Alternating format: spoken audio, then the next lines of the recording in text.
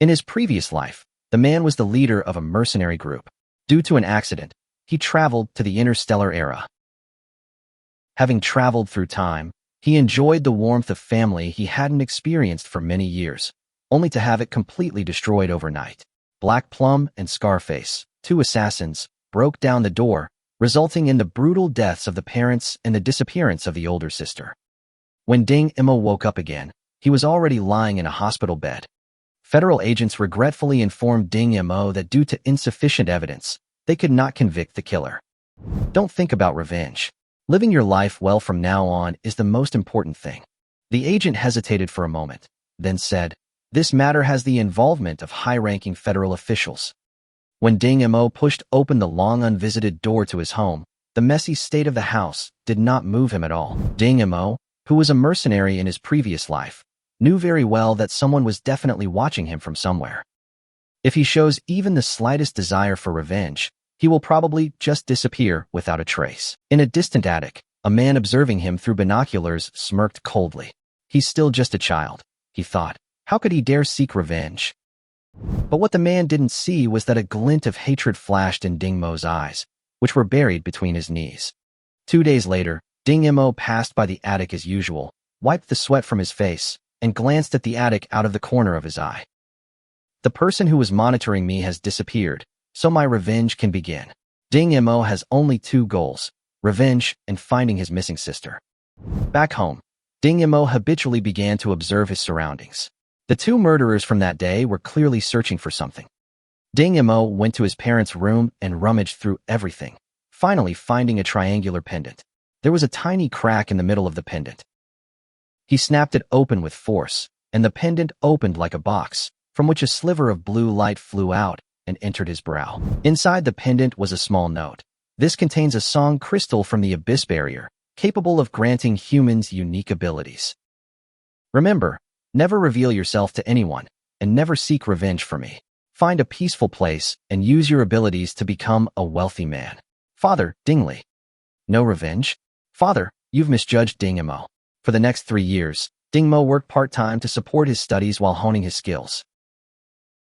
Ding Mo's acquired ability is similar to creation magic, except that he can only create things that he has a deep understanding of. He originally wanted to create finished weapons directly, but apart from making a dagger, he failed to create any others.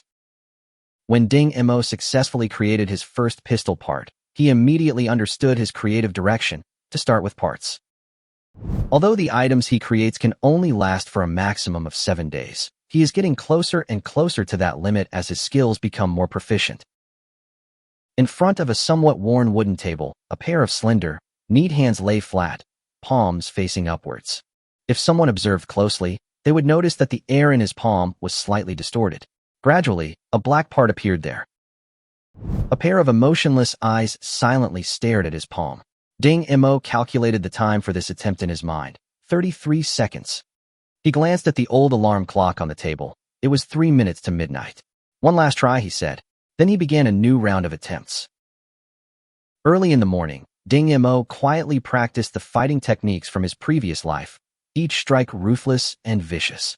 He constantly corrected his movements in his mind.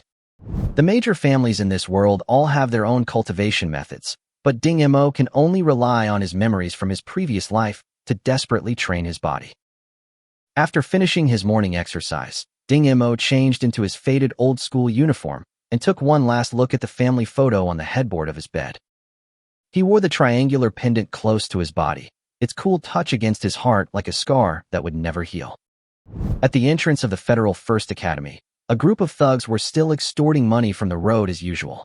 The boy in the lead spotted Ding Mo walking over. He hurriedly called several boys forward to surround Ding Mo, and then dragged Ding Mo into the alley.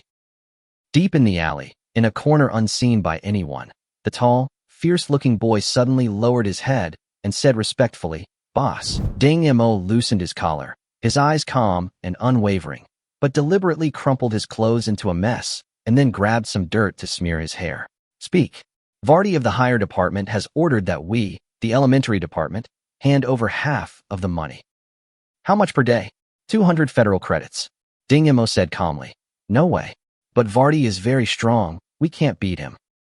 Ding Mo raised his eyes, a flash of coldness passing through them. You want me to take action? The tall boy immediately fell silent. He would never forget how he used his height and strength to bully Ding Mo, and for 3 consecutive weeks, he was beaten black and blue every night without anyone noticing. When he finally knelt down and begged for mercy, he realized that the seemingly useless person he could manipulate was actually a devil who could play him like a puppet. Ding Mo took the 140 yuan he handed over and put it in his pocket. Wait, he'll change his mind. After a while, Ding Mo, who had been taught a lesson and looked miserable, silently walked into the campus. When the boys in the class saw Ding Mo's disheveled appearance, they burst into laughter. Some even pulled his chair away just as he was about to sit down. Then, amidst the surrounding laughter, Ding Mo sat down heavily on the ground, then stood up with a grimace. The boy who pulled away Ding Mo's chair glanced at him disdainfully. He knew that this coward wouldn't dare to utter a single word. No one paid any attention to him, an orphan who was worse off than even a commoner, which led to Ding Mo being bullied for a long time, but no one cared. As the school bell rang, Ding Mo walked out of the building, only to be drenched in a bucket of cold water. He had considered taking revenge in private, but to avoid alerting the assassin from that night, he abandoned the idea. It'll be soon, it'll be soon. Ding Mo lowered his head and walked out of the school, a cruel and sorrowful smile appearing on his lips. Inside the cake shop, the manager looked at Ding Mo, who was soaked to the bone, and asked with concern, "Are you all right?" Ding Mo walked to the locker room door, paused for a moment, and calmly replied, "It's nothing." Watching Ding Mo walk inside, the shop manager's eyes showed even more affection. He had once received a favor from Ding Mo's father, Ding Li, so he took extra care of Ding Mo.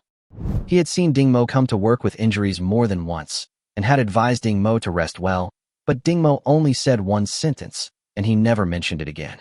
Ding Mo said, "My time isn't here, it's in the memories of that night." At that moment, the shop manager saw the depth and sorrow in Ding Mo's eyes. The cake shop was doing as well as ever. The shop manager watched Ding Mo demonstrate his cake-making skills in various ways and thought he was definitely a handsome young man. A wealthy-looking woman greeted him.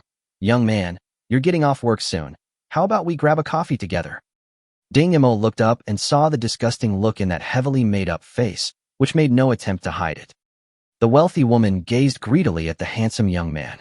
The aura emanating from him created an indescribable harmony that made one unconsciously want to be captivated by him. However, the boy's slanted hair obscured his left eye, and the wealthy woman couldn't help but reach out to lift the strand of hair covering his left eye. Ding Mo took a small step back, avoiding the short, chubby hand, his left eye, hidden by his hair, filled with disgust. The wealthy woman failed to lift her hair, which only fueled her competitive spirit. She tried to reach out again, but a slender hand slapped her hand away. The owner of the jade-like hand was a sunny girl, wearing a white pleated skirt, with blonde hair and sea-blue eyes that resembled ocean waves, shimmering with gentle and clear light. Far surpassed her own, so she slunk away without even the courage to look back. "Ding Mo, I helped you again. How are you going to thank me?" The girl's eyes were full of smiles, making her little face even more adorable. Ding Mo said coldly and distantly, "That's your business. It has nothing to do with me." After he finished speaking, he lowered his head and continued to work on the unfinished fancy cake in his hands. The girl was clearly dissatisfied with the answer, but she was too embarrassed to press him too much, so she found a corner in the cake shop and sat down, watching Ding Mo's hand movements. Ding Mo, seemingly unconcerned by the many gazes upon her, skillfully traced beautiful petals with her nimble fingers, and a row of various cakes slowly filled the cupboard. After get-off work, Ding Mo changed into his soaked school uniform and silently walked onto the street, with the girl beside him still following him relentlessly. "Ding Mo, you smell so bad," the girl said, covering her nose. "Ding Mo, aren't you going back to change your clothes? Ding Mo, where are you going?" As they drew closer to their destination, a cold glint flashed in Ding Mo's eyes, and he struck the girl on the neck with a palm strike. The girl's vision went black, and she collapsed to the ground. Ding Mo lifted the girl's slender wrist, turned on the smart communicator, and found a frequently used number.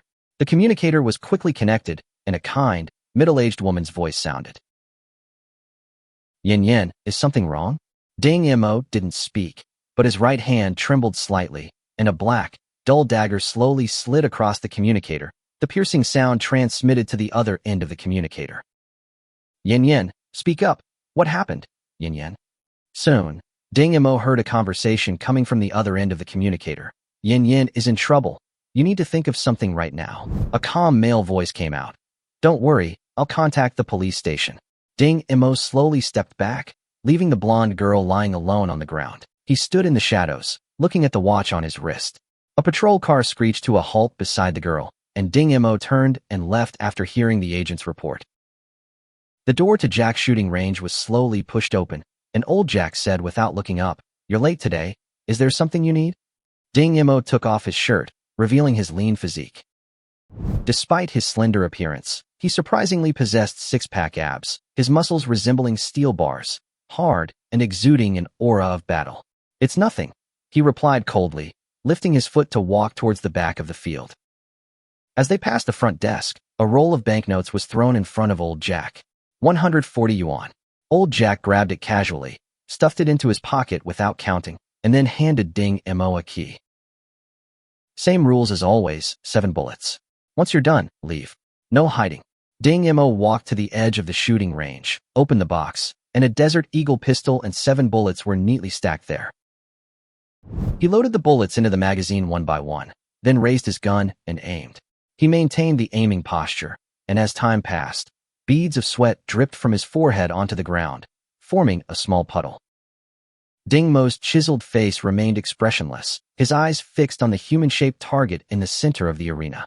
3 shots rang out, bullets grazing the target's head and shoulders, leaving faint scorch marks. The next 4 shots hit the target's feet and hands respectively, for a total score of 40. "Let's go. Remember to come earlier next time." Old Jack smiled as he watched Ding Mo push open the door. It was almost closing time, and old Jack lazily walked to the back of the arena to begin cleaning up the damaged targets. When he saw the target that Ding Mo had shot at, his pupils contracted sharply. It's that spot again. Ding Mo's firing positions were always the top of the head, both shoulders, both hands, and both feet. Ignoring the 4 holes in the hands and feet, old Jack carefully examined the scorch marks on the top of the head and both shoulders. With his extensive experience, he immediately recognized that the mark was not simply a bullet grazing the surface, but rather an extremely precise sweep from the edge of the bullet's tail, leaving behind this pale yellow, chrysanthemum-like color. Who exactly is this boy? Old Jack looked outside the stadium, his gaze seemingly piercing through layers of barriers. The next day, Ding Mo discovered that the boys were nowhere to be seen at the school gate. His pupils contracted almost imperceptibly. As he entered the school gate, he deliberately slowed his pace so he could hear the students' conversations more clearly. "Hey, did you hear? The leader of the elementary school division was seriously injured and hospitalized." "Really? I thought it was just a rumor." "Who would dare spread such a rumor? I heard it was the head of the higher education department who personally intervened. I never thought that people from the same school would have a conflict." After school, Ding Mo quietly followed the others out of the school gate this time. Perhaps because he was too close to others, the guys upstairs who were splashing water didn't do anything. Ding Mo looked at the information about the school staff on the communicator, 118, Milan Street. Interesting. The SkyTrain sped through 5 blocks and stopped at the middle station on Milan Street. Number 118 is an ordinary residence where Vardy has lived for over 10 years. At this moment, he is lying in bed looking at the latest beauty magazine. A knock sounded at the door, and Vardy called out impatiently, "Who is it?" "Delivery, 118, Milan Street. Is this the place?" a deep voice said. "Takeout." "I didn't order takeout." Vardy lay in bed, unwilling to get up. "The address is correct, and I've already paid." "You've paid?" Vardy jumped out of bed. "I forgot. I was the one who ordered." He then opened the door. "Where's the takeout?" Vardy saw a short man in black clothes standing outside the door, his face obscured by a hat, making it difficult to see clearly. When the delivery man looked up, Vardy realized he'd been tricked. The man was wearing a demon mask. Vardy moved his hand to close the door. Without hesitation, the newcomer punched Vardy in the chin, and Vardy's vision went black as he collapsed unconscious to the ground. When he woke up, he found his hands were tied behind his back and his feet were tied to the foot of the bed, unable to move at all. He was terrified and opened his mouth to scream. Don't scream. A black dagger was pressed against his neck, and the chilling aura instantly dispelled Vardy's courage, and he immediately shut his mouth. Very good. A deep male voice seemed to chuckle. Ding Mo, wearing a demon mask, sat on a chair by the bed, his two dark eyes staring intently at Vardy. Boss, why did you tie me up? If you need money, there's cash in the table behind you. Just take it. I won't call the police. After all, I'm a gangster too, Vardy said frantically. Who do you follow? Ding Mo asked indifferently. Scarface, I follow Boss Scarface. Vardy hoped that this person would let him go for Scarface's sake. Ding Mo paused in his hand as he tapped the dagger, then suddenly leaned close to Vardy's ear, his sinister voice seeming to come from the depths of hell. How could Scarface take in trash like you? You're lying to me. The hilt of the dagger slammed heavily against Vardy's knee, the crisp cracking sound ringing out clearly. Just as Vardy was about to scream, a rag was stuffed into his mouth. Wearing a demon mask, Ding Mo coldly watched Vardy writhe and struggle on the bed. In a short while, Vardy's sweat soaked the sheets. After Vardy's trembling body calmed down, Ding Mo pulled the rag out of his mouth. Vardy said incoherently, I didn't lie to you. I really did follow Scarface. Ding Mo leaned back, the chair creaking. You've seen that person with the mark on their face before, haven't you? Yes, the one with the black plum blossom on their face. It really was Scarface and Black Plum. Vardy felt the chill emanating from Ding Mo and couldn't help but beg for mercy. Don't kill me. I can tell you a secret. Ding Mo's lips curled into a barely perceptible smile. Speak, Vardy stammered. You have to promise not to kill me. Promise? I'm sure you'll die if you don't talk. Chapter 9. The Call, the Fury. Ding Mo slowly gripped the gun handle, a sensation like flesh and blood merging from his palm. Under the dim street lights, the cold light reflected from the gun was deeply etched into his eyes. Just then, his wristwatch beeped, pulling him back to reality. The electronic voice calmly announced that the caller was Luo Xian. Ding Mo frowned slightly. She should know that he never answers anyone's calls. But why would she call at this exact moment? His long, slender fingers hovered over the reject button, hesitating for a full 2 seconds. But in the end, as if pulled by something, he pressed the answer button. The next moment, a girl's painful screams came through the communicator, along with a man's fierce curses. The man was clearly drunk, his speech slurred, but Luo Xian's terrified screams were crystal clear. She's in danger. Ding Mo's brows furrowed even deeper. Tonight, he had planned to seek revenge on those 2 murderers who deserved to die long ago, but this sudden phone call completely disrupted his plans. His finger hovered lightly over the hang-up button, hesitated briefly, but ultimately didn't press it. The next second, Ding Mo turned and ran. Luo Xian had helped him out of several predicaments, allowing him to stay and work at the cake shop safely. More importantly, he might need to rely on her identity for some time to come. Therefore, the revenge plan had to be postponed for the time being. Ding Mo ran while using the static in his communicator to determine his location. In the distance, there were hawkers' cries, hotel doormen's calls to guests, and the screeching of vehicles on the road. Besides these, the familiar touting voices continued to drift over. Combining these sounds, the answer quickly became clear. It should be in the alley near the cake shop. Ding Mo kept walking. Although his body was lean due to long-term training, it was as explosive as a cheetah. The night wind blowing in his face ruffled his hair, and a cold, predatory glint flashed in his blood-red eyes. On the other side, Luo Xian was struggling desperately. She gripped the small bag tightly in her hand and kept hurling it at the drunkard in front of her. The drunkard was hit repeatedly, and blood even began to seep from his head. But the numbness and stimulation brought on by the alcohol made him even more frantic. He gripped Luo Xian's wrist tightly with one hand, and with the other, ignoring the small bag that had fallen to the ground, he roughly tore at her clothes. His eyes were devoid of reason, filled only with the lust of a wild beast. With a ripping sound, Luo Xian's top was torn open. Terrified, her face turned deathly pale. She desperately tried to back away, but her white strappy leather shoes couldn't support her weight. The drunkard shoved her violently, and Luo Xian fell to the ground. He immediately pounced on her, pinning her down, his reeking of alcohol. Luo Xian struggled fiercely, desperately turning her head away to keep him from getting closer. But the drunkard quickly lost patience, forcefully pressing down on her wrists and then tightly gripping her hands together. Luo Xian noticed his movement, and her eyes instantly filled with tears. Powerless to resist, she could only close her eyes in despair. But the next second, she felt a lightness on her body. Then, she heard the drunkard's piercing scream. A pair of icy, cold hands helped Luo Xian up from the ground. Luo Xian opened her eyes and saw Ding Yimo standing before her. At that moment, she could no longer hold back and threw herself into Ding Mo's arms, bursting into tears. Ding Yimo glanced at her expressionlessly and only breathed a slight sigh of relief after confirming that her clothes were only torn and she hadn't suffered any more serious injuries. If he had arrived any later, the consequences would have been unimaginable. Thinking of this, Ding Yimo slowly raised his head and looked at the drunkard who had almost ruined his plan. The drunkard was lying on the ground, clutching his back and groaning in pain. Ding Mo's kick had almost broken his spine. But Ding Yimo hadn't actually used his full strength. Otherwise, what would be lying there now wouldn't be a screaming drunkard, but a corpse. Ding Yimo gently patted Luo Xian's back and said in a low voice, "It's all right, I'm here." Hearing this, Luo Xian cried even harder. Ding Yimo could clearly feel that a large patch of his clothes was already soaked.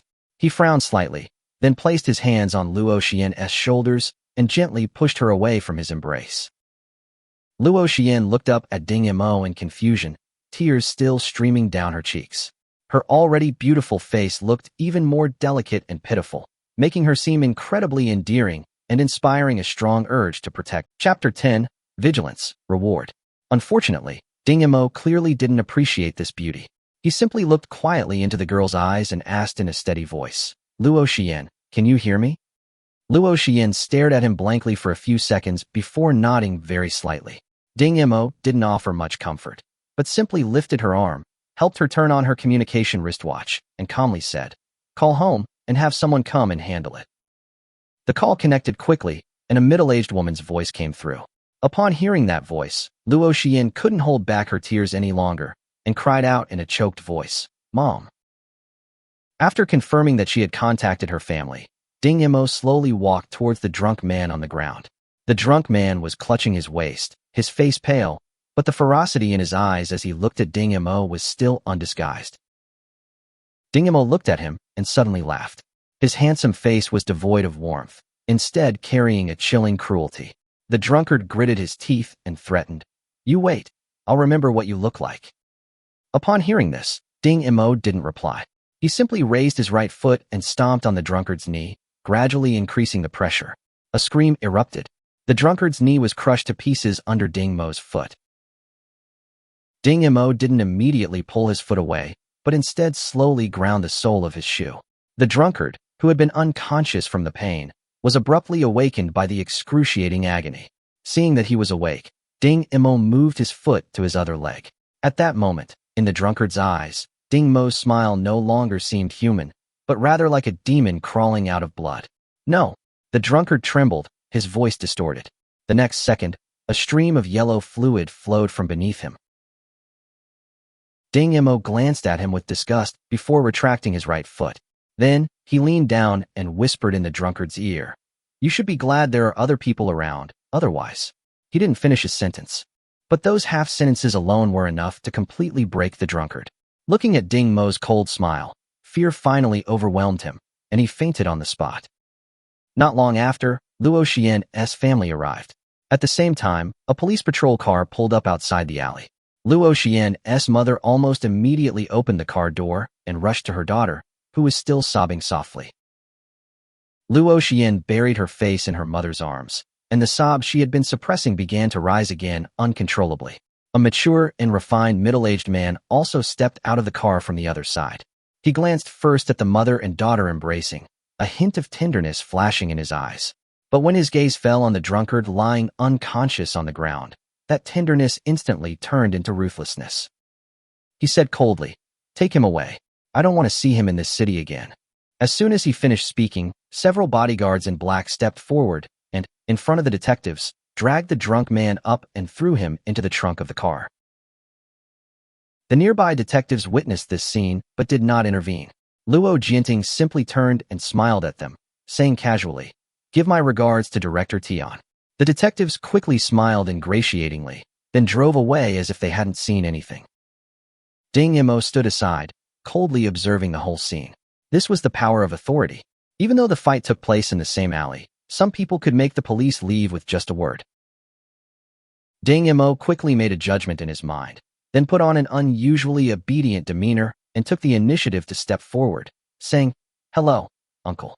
Luo Jianting had actually noticed the boy as soon as he got out of the car. From the moment he arrived until now, Ding Mo had stood quietly to the side, neither making a fuss nor rushing to claim credit. Only after everyone else had left did he come up to greet them. This showed that the young man was very perceptive. Luo Jianting smiled with satisfaction, patted Ding Mo's shoulder, and said in a kind tone, "Ding Mo, right? My Yin often mentions you. Thanks to you this time. Tell me, how would you like your uncle to repay you?" However, this simple pat on the shoulder instantly tensed Ding Mo's body. He desperately suppressed the instinct to retaliate with his right hand. Ding Mo was never used to being touched like this, especially being caught off guard and having his shoulder patted from the side. The moment that hand landed, he felt not affection, but wariness. However, he didn't show it on his face, and simply said in a calm tone completely unlike that of a teenager, "Luo Xian is my friend, no repayment is needed." Luo Jianting bent down slightly, looked at Ding Mo, and continued, "Do you know my identity? I can help you get into a better university and give you a generous reward. Even if you do nothing in the future, you will still be able to live a life of comfort." Any ordinary teenager in this situation would probably immediately cling to the powerful figure before them. But Ding Mo's first thought was something else entirely. He had investigated me. The moment this thought crossed his mind, Ding Mo's eyes turned slightly cold. However, he wasn't surprised. How could someone who could sit in such a high position be simple? Luo Jianting maintained his amiable smile, but a hint of contempt gradually crept into the depths of his eyes. In his view, Ding Mo's silence was not a refusal, but rather a weighing of which option would be most beneficial to him. Indeed, for an orphan like him, the reward he offered was far too much. Chapter 11. Bullying, Resist. No need. Ding Mo answered decisively, without the slightest hesitation. After speaking, he nodded politely. "If there's nothing else, I'll be going now." With that, Ding Mo turned to leave. Luo Jianting's expression changed slightly. He had thought the young man was weighing his options, but he hadn't expected Ding Mo to genuinely not want any reward.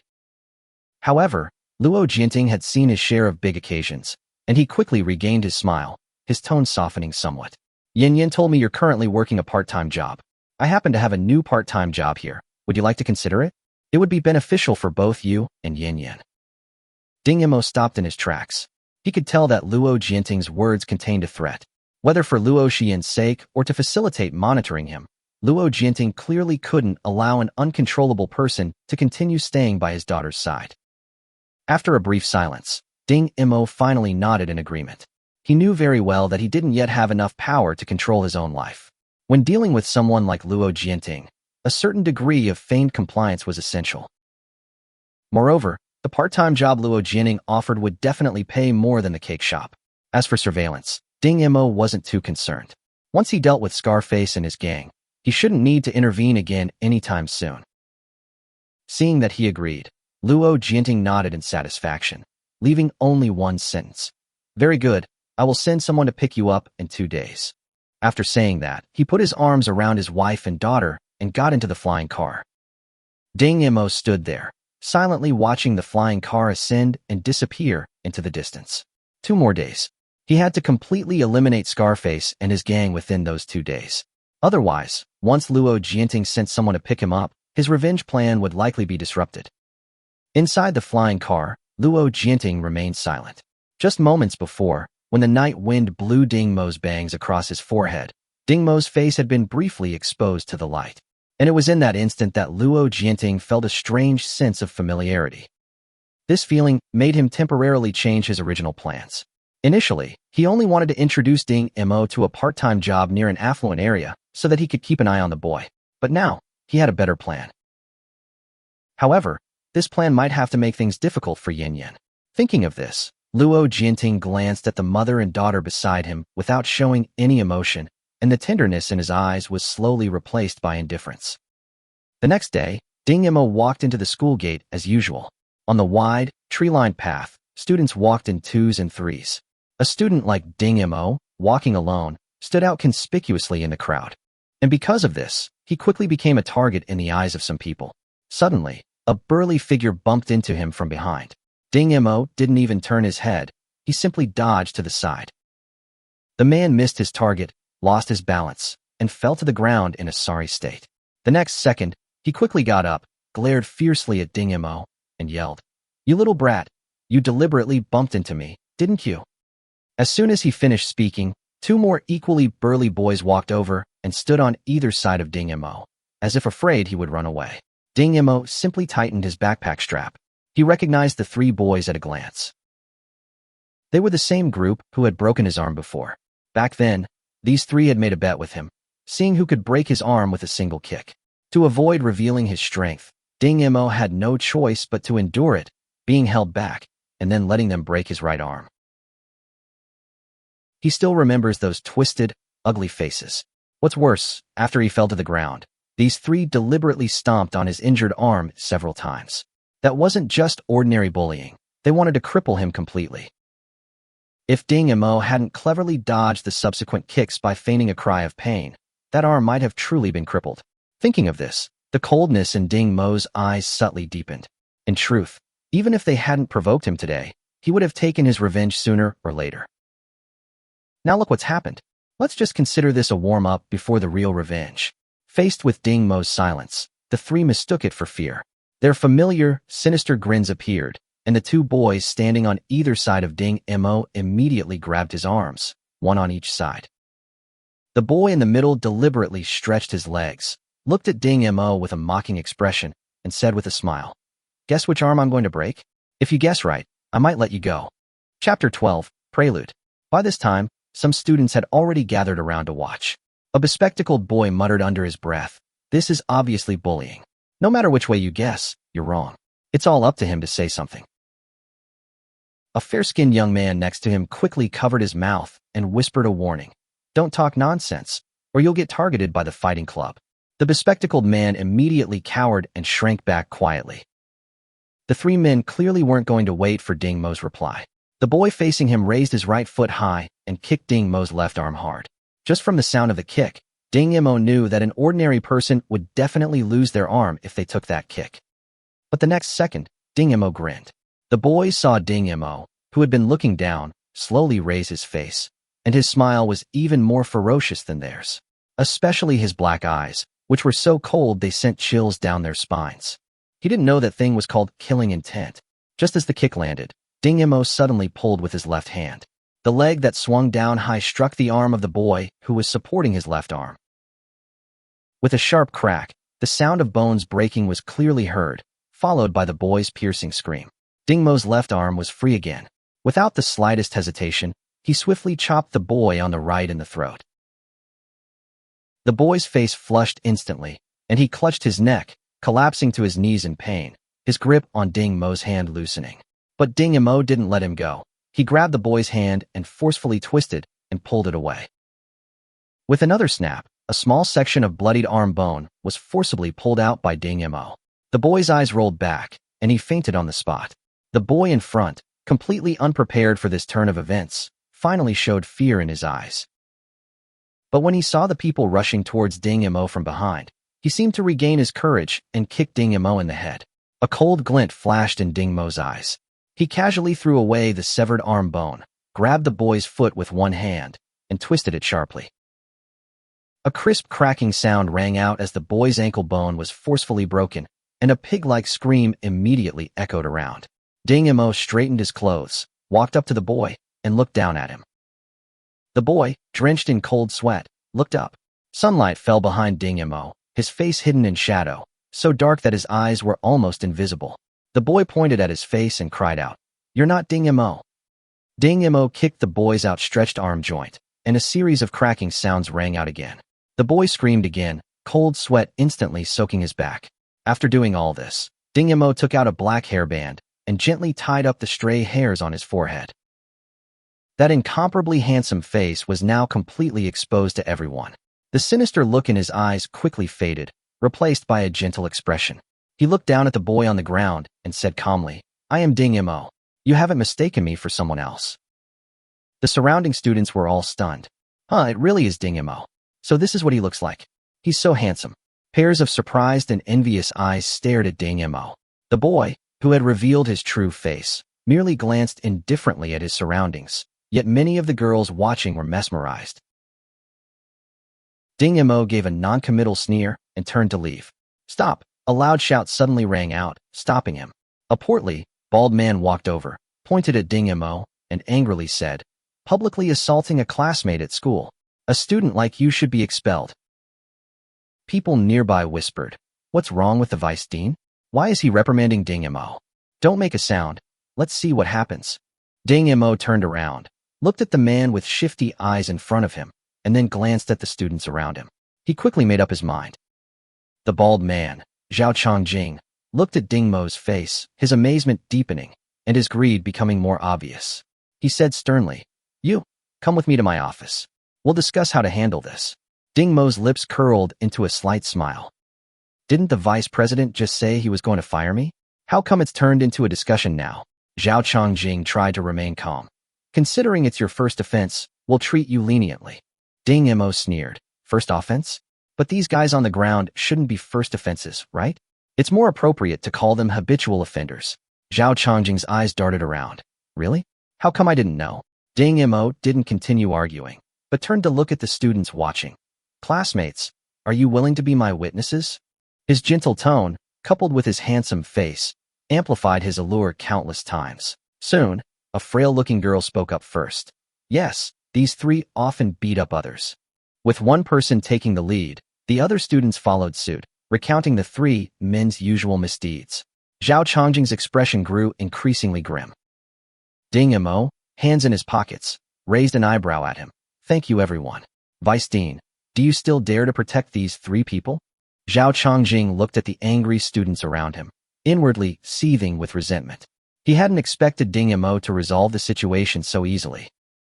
Now he was in a bind, and could only coldly say to the three men on the ground, "You lot, come with me to the disciplinary office." As for Ding Mo, he didn't mention the matter of punishment again, but Ding Mo didn't let him off so easily, and added with a cold smile, "Vice Dean, you must handle this impartially. But I suddenly realized that this boy looks a lot like you, Vice Dean. Could he be your relative?" Zhao Chongjing's heart sank, and he hurriedly denied it. "How could that be?" Ding Mo stared at the last boy who had been knocked down and deliberately said, "It really looks like him. The contours of his face, and that mole on his chin, are exactly the same as yours, Vice Dean. Could it be?" Zhao Chongjing's expression changed drastically, and he interrupted sharply, "Ding Mo, do you know what you should and shouldn't say?" His gaze was fierce as he stared at Ding Mo. But this level of intimidation meant nothing to Ding Mo compared to the dangers he had faced on the battlefield. This look was hardly a threat.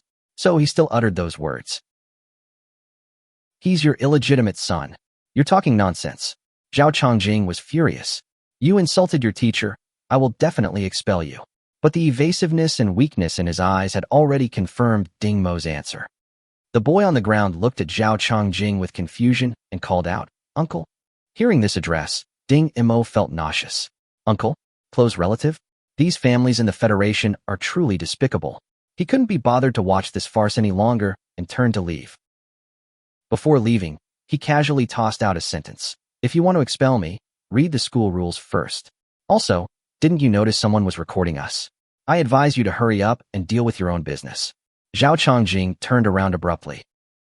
Sure enough, several students were seen holding communicators, their cameras pointed at them. When the vice dean noticed them, the students immediately turned and ran away. Enraged, Zhao Chongjing chased after them. Ding Mo, walking further away, gave a self-deprecating laugh. If he were still the same as before, how could anyone stand up to testify for him today? The people of the Federation, their hearts have long been corrupted. The darkness in his eyes deepened. In this strange world, in this strange era, only by being darker than darkness itself can one survive. Chapter 13, The Revenge Begins. The students who were playing and fooling around in the classroom were all stunned when they saw Ding Mo walk in. No one had expected that Ding Mo, who was always bullied and seemed so timid, actually possessed such a handsome face that it inspired envy. Many girls stared in disbelief, while the boys who had bullied Ding Mo exchanged glances after sensing the chill in his eyes, and none dared to approach him again. Hong Li, sitting behind Ding Imo, saw his true appearance and a hint of jealousy flashed in his eyes. People like him, despite being from the bottom class themselves, enjoy bullying the weaker to satisfy their vanity. Now, the person he used to bully has suddenly become so dazzling, especially with the class beauty Li Xiaoro constantly staring at Ding Imo, which makes Hong Li's mind even more twisted. His eyes flashed, and he stood up and left the classroom. Li Xiaoro had indeed never seen such a handsome boy. Although everyone was only 13 or 14 years old, at that age, they already knew how to appreciate beauty and also knew how to love and hate. Ding Imo was completely unconcerned about these gazes. He quietly sat back down, opened his book, but his mind was already planning his actions for the evening.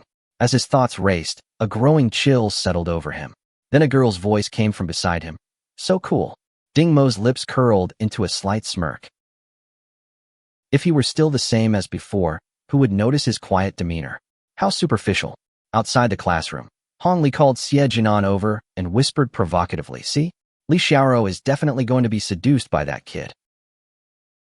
Xie Jinan always considered himself handsome and from a moderately influential family, and he always acted like a young nobleman.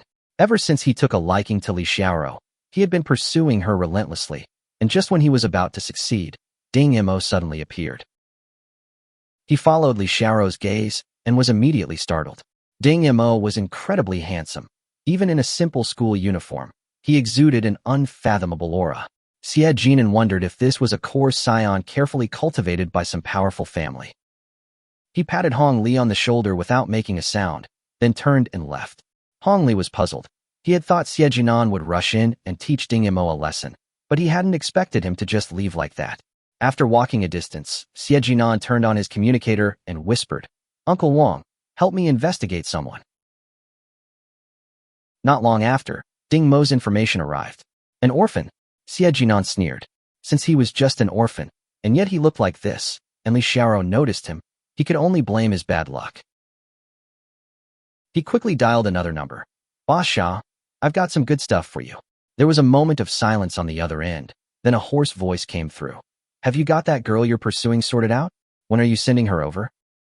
Xie Jinan gave a sinister smile. "Don't rush, I haven't played yet." The school bell rang, and students surged out of the school building like a tide. On the upstairs balcony, two boys carrying basins of water kept scanning the crowd. "Have you seen Ding Imo?" "Not yet, but he should be coming out soon."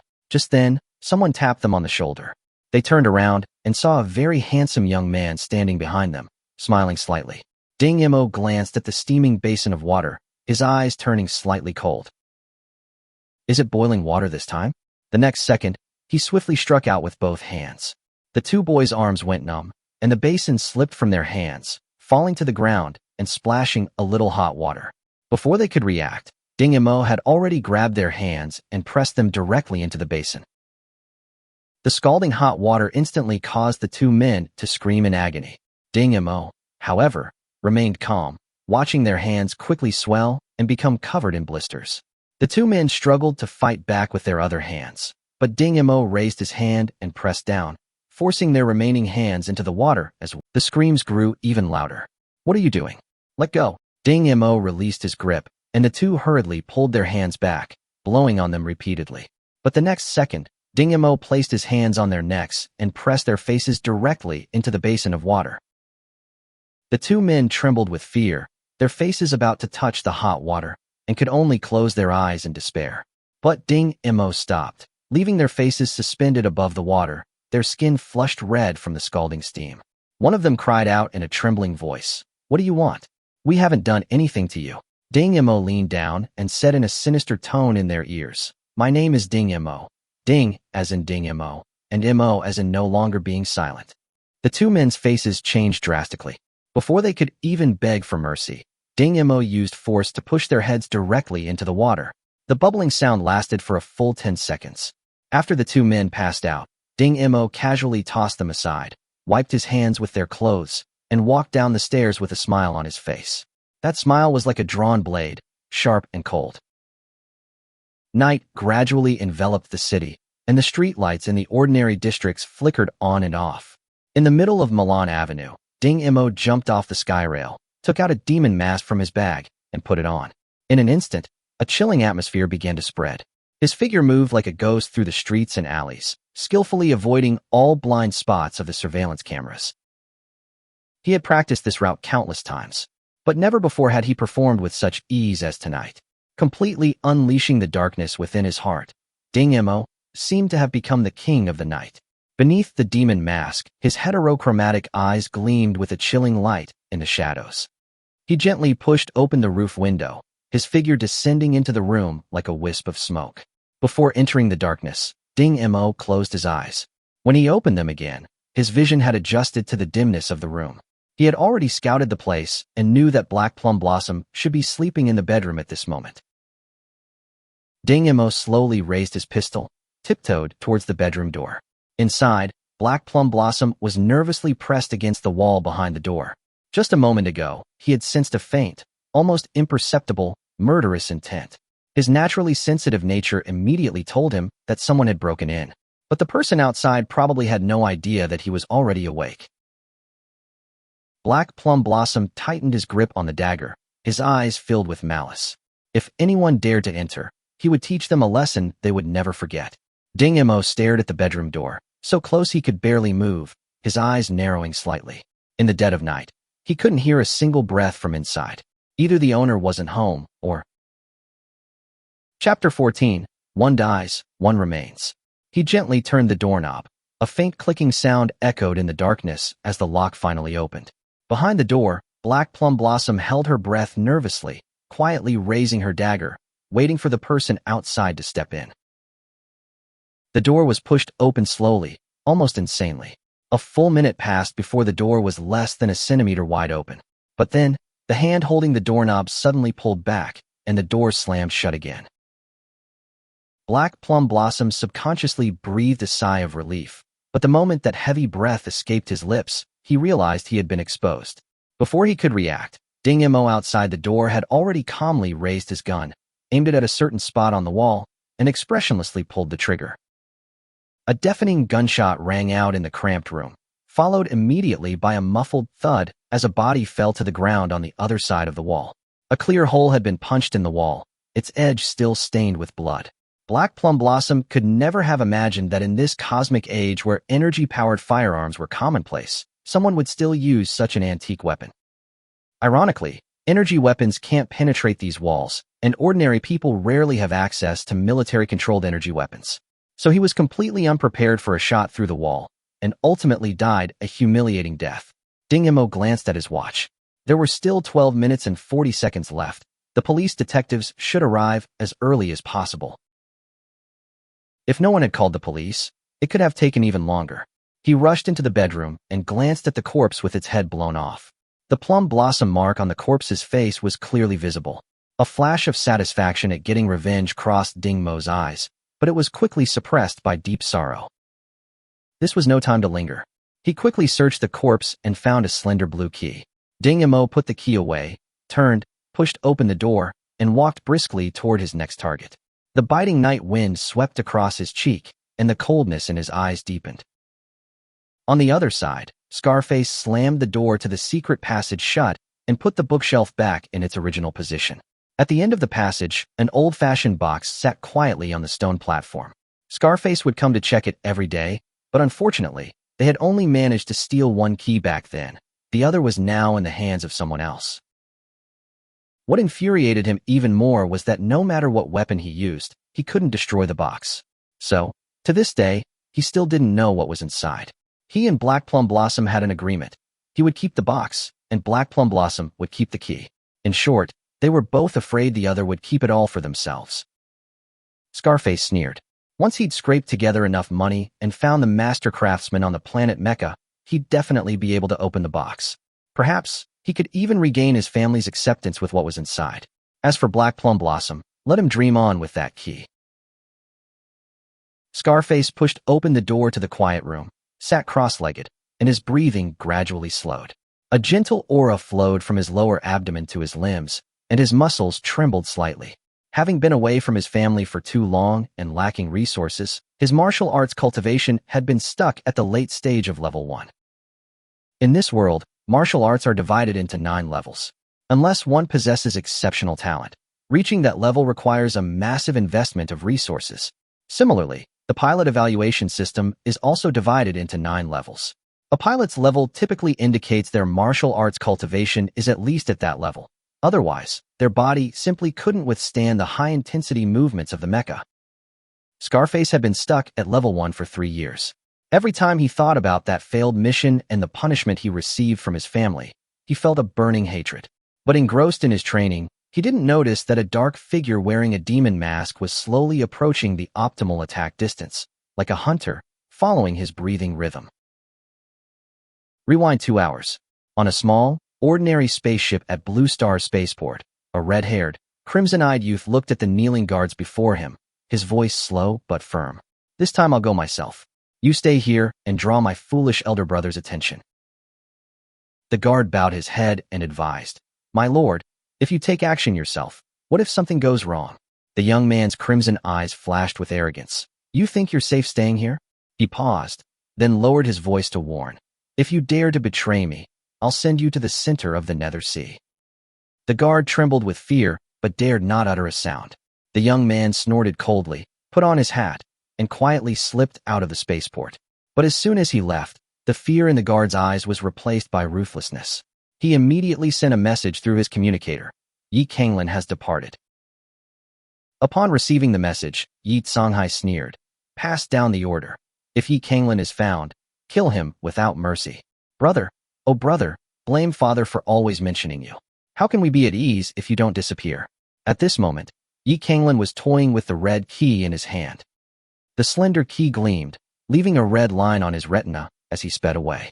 "Via Milano," he murmured, his figure nimbly leaping onto the roof of the skyrail. Under the cover of night, no one noticed the untied passenger on the roof. The skyrail gradually accelerated, heading towards Milan Street. Neither Ding Mo nor Yi Kanglin could have imagined that their intertwined destinies would begin tonight. At this moment, Ding Mo's face, hidden behind his mask, was stiff and cold. His enemy was right before him, but he couldn't kill Scarface immediately. Not that he couldn't, but there were still some questions he needed to get from Scarface. His crosshair moved back and forth between Scarface's head and chest. Finally, Ding Mo suppressed his murderous intent, aimed at Scarface's thigh, and slowly pulled the trigger. The moment the gunshot rang out, Scarface's body twisted strangely, the scorching bullet grazing his thigh, leaving only a shallow bloodstain. He dodged it. Ding Mo frowned. It seemed he had underestimated the martial artists of this world. Scarface quickly turned around, saw the ancient-looking gun in the hand of the man in the shadows, and grinned, revealing a mouth full of sharp teeth. An antique gun? The burning pain in his thigh only excited him more. "I didn't expect anyone to still use something like this. But with the bullet speed of an antique gun, it's impossible for it to hit me." With that, Scarface leaped up and charged towards Ding Mo, who was shrouded in shadow. He had hoped to see the other's terrified face, but to his disappointment, the face was completely obscured by the demon mask. All he could sense was the palpable killing intent emanating from him. Chapter 15. A Night of Revenge, a Fateful Clash. Neither of them, completely absorbed in their battle, noticed another figure who had just arrived, standing in the shadows, watching them with disdain. Yi Kanglin sneered.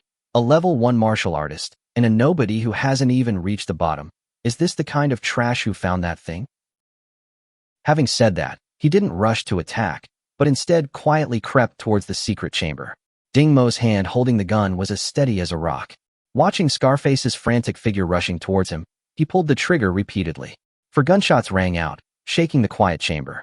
Yi Kanglin, who had just touched the door of the secret chamber, turned around and saw Scarface falling awkwardly from midair. Scarface never expected that Ding Mo's 4 shots weren't random. 3 shots forced him to dodge, and 1 cut off his escape route. If he hadn't reacted quickly enough, he wouldn't just have been shot in the thigh now. Blood gushed out, staining the ground red. Cold sweat poured down Scarface's forehead, his face contorted in disbelief. How could someone wielding an antique gun possess such terrifying shooting skills? He, of course, had no idea that Ding Mo was a top-tier mercenary in his past life. Ding Mo stepped forward, each step seemingly treading a path of death. Scarface looked at him and gave a self-deprecating smile. "Can you at least let me die knowing why?" Ding Mo stopped 5 meters away, not approaching any further. He had to be wary of Scarface's dying counterattack. Yi Kanglin, watching from the shadows, couldn't help but laugh. She could clearly see that the shot had disrupted Scarface's energy flow, and at this moment, Scarface probably couldn't use any of his cultivation at all. Ding Mo's voice was icy. 3 years ago, you broke into a family, killed the mother, killed the father. The eldest daughter disappeared without a trace, and the eldest son was treated like a cripple. Hearing this, Scarface instantly recalled the mission from 3 years ago. He quickly realized what had happened, his eyes darkening. So it was you. I really should have eliminated you completely back then. Ding Mo brandished the gun in his hand. Where did my sister go? Scarface's face contorted with rage as he chuckled. You think I'd tell you? Dream on. I'm going to die anyway. Why should I let you off easily? A slight smirk played on Ding Mo's lips, hidden beneath his mask. You think I'd let you die so easily? With my methods? I could make you scream for 8 hours before you finally breathe your last. Want to try? As he spoke, Ding Mo had already determined that Scarface was completely incapacitated and slowly approached. Scarface's expression changed several times before he finally spoke in a low voice. I don't know. After I killed your father, I was attacked and knocked unconscious.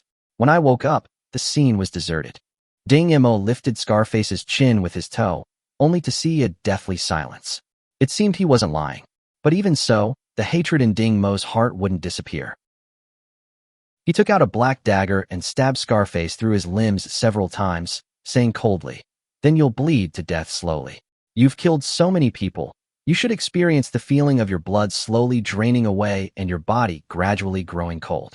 Scarface screamed in terror, You're lying. Give me a quick death.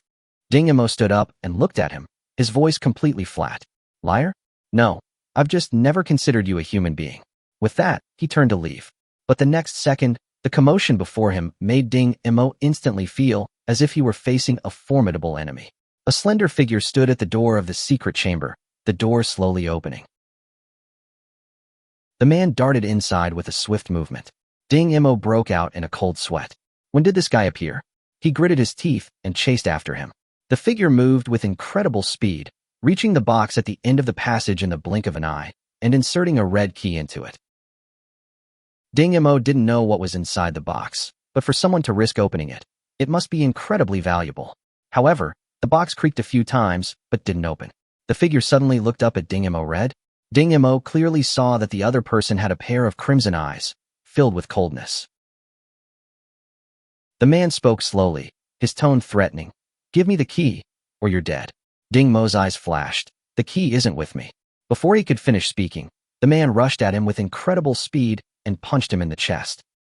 Ding Mo didn't have time to fire. He could only raise his hand to block.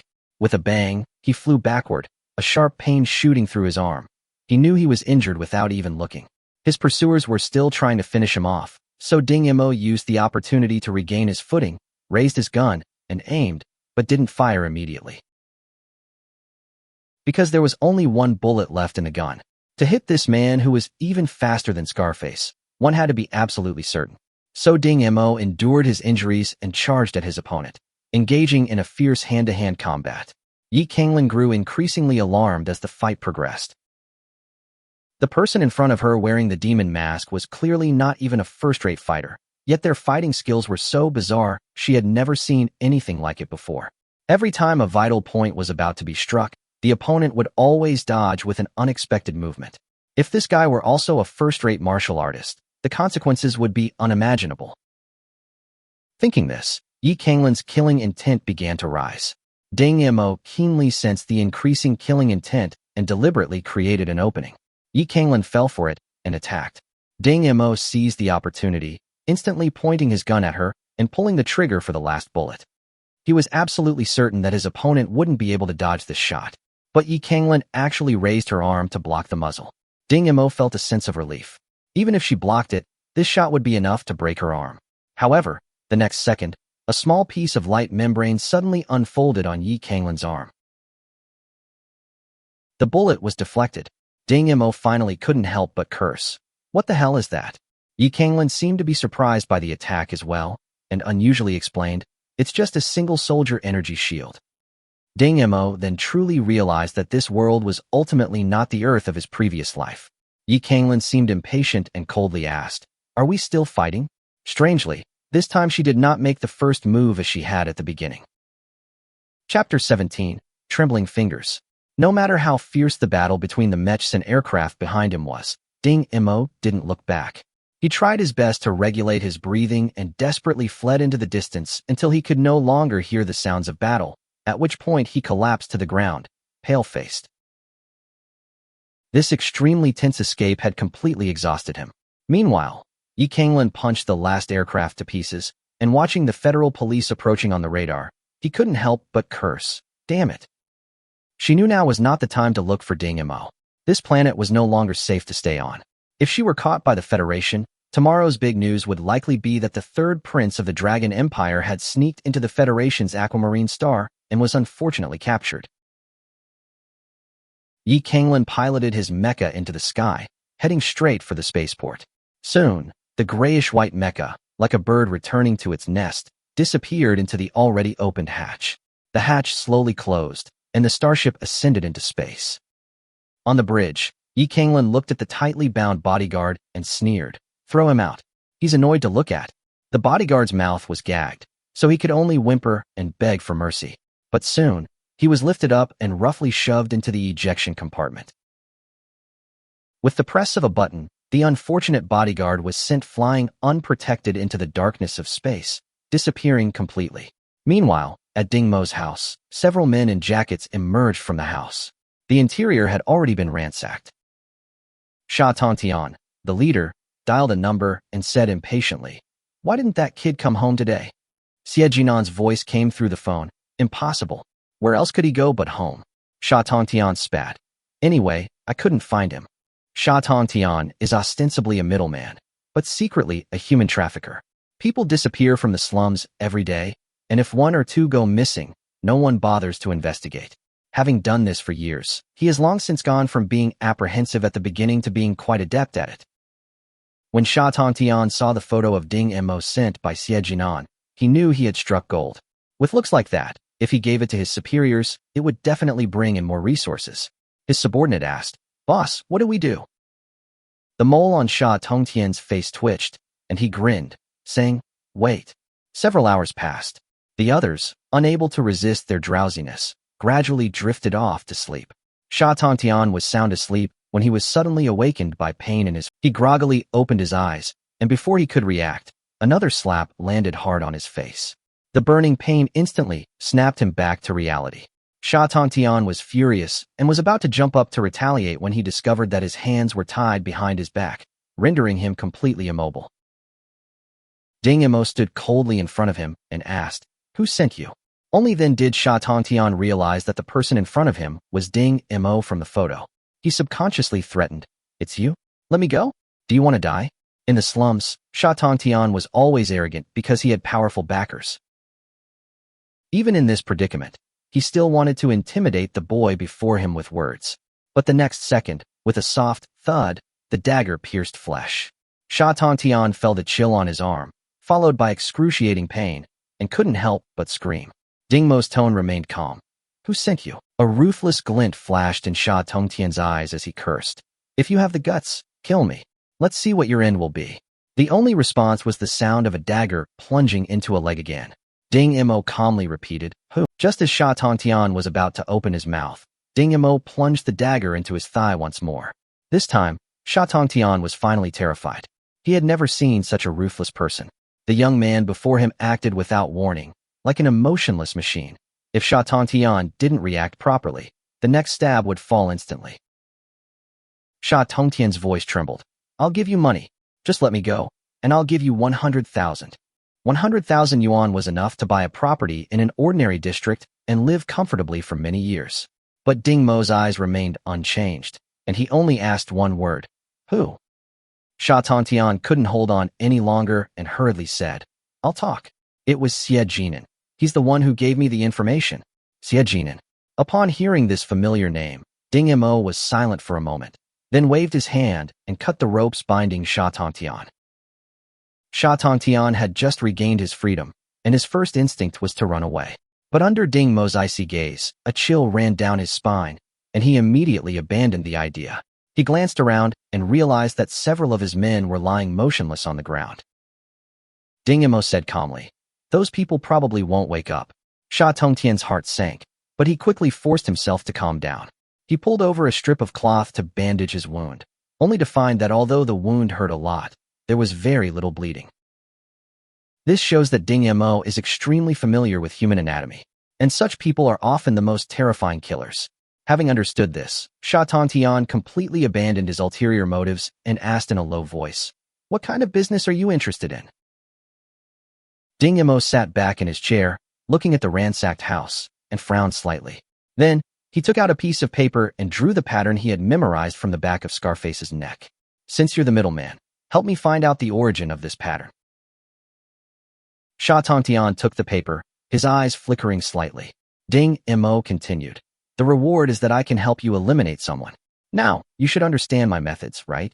Sha Tongtian held the paper, not doubting the truth of his words at all. The wounds on his body proved that the boy in front of him was definitely not an ordinary person. He even suspected that Ding Imo had deliberately left these wounds on him to make him understand the difference between them. Thinking of this, Sha Tongtian's fear deepened, and he could only nod. "Okay, but I need time. I'll come find you then." Ding Imo nodded, his tone as casual as if he were talking about a trivial matter. "And while you're at it, take care of Xiejinan for me. With your abilities, it shouldn't be a problem, right?" Looking into Ding Imo's dark, emotionless eyes, Sha Tongtian felt a chill run up his spine and quickly replied, "No problem, no problem." Chapter 18 Finger Trembling 2. "That's good. We'll deal with the body in the room later." Not long after Sha Tongtian left, two men arrived and skillfully dealt with the corpses in the room. Even though they were used to seeing dead people, these two men were still frightened by the eerie corpses in the room. Not only were there no wounds on the corpses, but what was most terrifying was that each of them had a smile on their face. The stiff, bluish-black faces with these eerie smiles sent chills down one's spine. The two men glanced furtively at Ding Imo, who stood expressionless outside the room, and moved even faster. After several trips back and forth, the room was spotless. Without another word, they drove away. "Brother, why did these people die so strangely? Does that boy really have such terrifying abilities? I've been working for so many years, and this is the first time I've seen such a bizarre way of dying. Since Basha said it was that guy who did it, then it must be." The two drivers discussed how Ding Imo had killed those people, and in their excitement, they forgot to dispose of the bodies and drove straight back to Sha Tongtian's courtyard. "You two, why did you come back before you finished dealing with the body?" The white-haired Gujian knocked on the car window. He had smelled the distinctive stench of a corpse as soon as the car drove in. Master! Master! The two men talked at once, which aroused Gu Jian's curiosity. He stroked his beard and said, "Bring over a corpse." Sha Tongtian was sitting in the room, having a pretty young nurse treat his wounds. He would deliberately touch and pinch them from time to time, laughing heartily at the nurse's angry but speechless expression. The mole on his face trembled with his laughter. "Old Gu, what are you doing?" Sha Tongtian saw Gu Jian followed by his two apprentices carrying a corpse. Gu Jian glanced at Sha Tongtian, pointed into the room, and said, "Come in and take a look. See what that guy is capable of." Sha Tongtian waved the nurse away, watching her leave quickly with a sigh of relief. He greedily licked his lips. "It'll be your turn sooner or later." Upon hearing his words, the nurse trembled and quickened her pace, though tears welled in her eyes. "Come and see. Have you ever seen this kind of death before?" In the room, Gu Jian stripped all the clothes off the corpse and asked, looking at the body that had no wounds on its body. Everyone shook their heads, and Sha Tongtian frowned even more. Gu Jian turned the body over and saw a bluish mark on its back. He touched it and found it soft. In a normal person, this should be the seventh vertebra of the spine.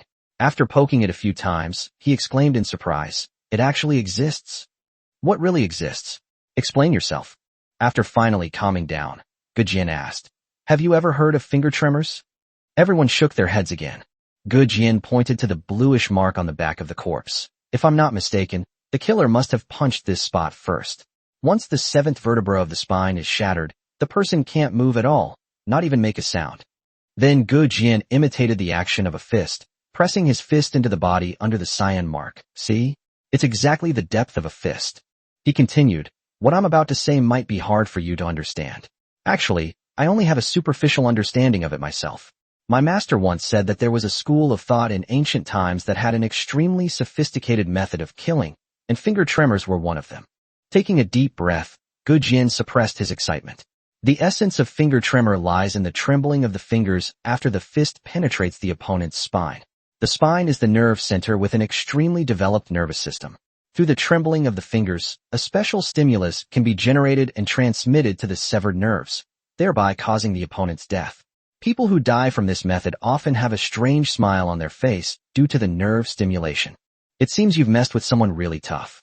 Sha Tongtian's face turned ashen. He had originally intended to arrange for someone to kill Ding Mo upon his return, but now he no longer had that thought. The bizarre method of killing combined with that expressionless coldness made Sha Tongtian certain that he couldn't afford to offend the other party. Ding Mo, who was staying at home, had no idea that his ancient killing techniques, which originated from Earth, would bring such a great shock. He was sitting cross-legged on the ground, looking at the lump in his hand that was gradually taking shape. He recalled the mecha that had shocked him today. Only now did he realize that he had arrived in an interstellar era with extremely advanced technology. Mechs, they're really good stuff. Ding Mo squinted slightly, recalling today's operation. When that enormous mech came to life, the sense of oppression it brought was unparalleled. Ding Mo was certain that if it were on Earth in his previous life, a single mech would be enough to dominate a small country. It seemed that he should try to get closer to the war system of this world. Looking at the half card gradually taking shape in his hand, Ding Mo smiled. If he could restore this half card, then he could practice the techniques inside. That red-eyed guy probably also practiced some kind of technique to have that terrifying strength and speed. Unfortunately, with a shake, the image in my hand disappeared, and the completion rate was less than 1%. Looks like there's no other way. Ding Mo held up the half card he had snatched, and on a sudden impulse, he stuffed the half card into the card slot of the smart computer. With a series of beeps, Ding Mo looked at the unknown error that appeared on the screen with disappointment, and angrily knocked on the outer shell of the computer. Reading successful, begin reading.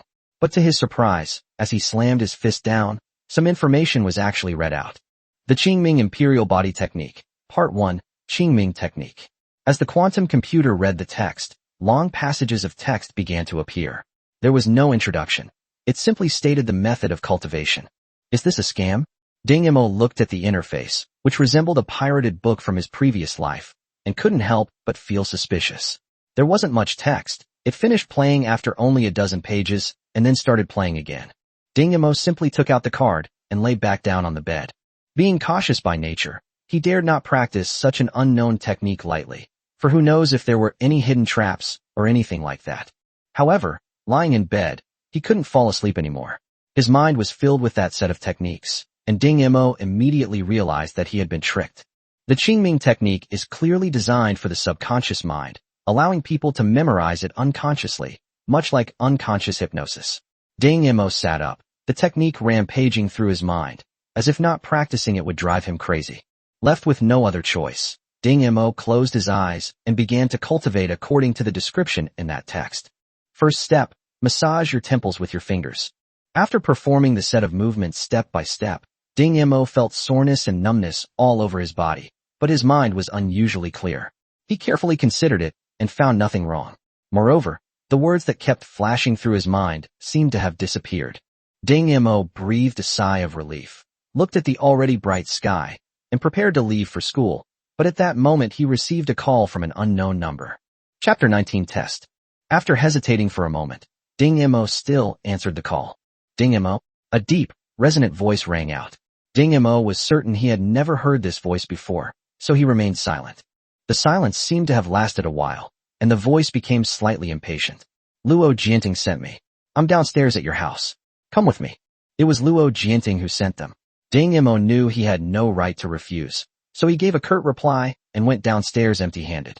A blatantly flashy second-generation lightning flying car opened the passenger door, and a bald man in the driver's seat gestured for Ding Mo to get in. Someone had drawn a cigarette on his bald head, which looked rather comical. Once in the car, the bald man in the driver's seat noticed that Ding Mo was silent and couldn't help but ask, "Not funny?" Ding Mo looked at him questioningly, then pointed to the cigarette on his head. "Isn't it funny?" Ding Mo nodded without saying anything. The man was clearly unwilling to give up.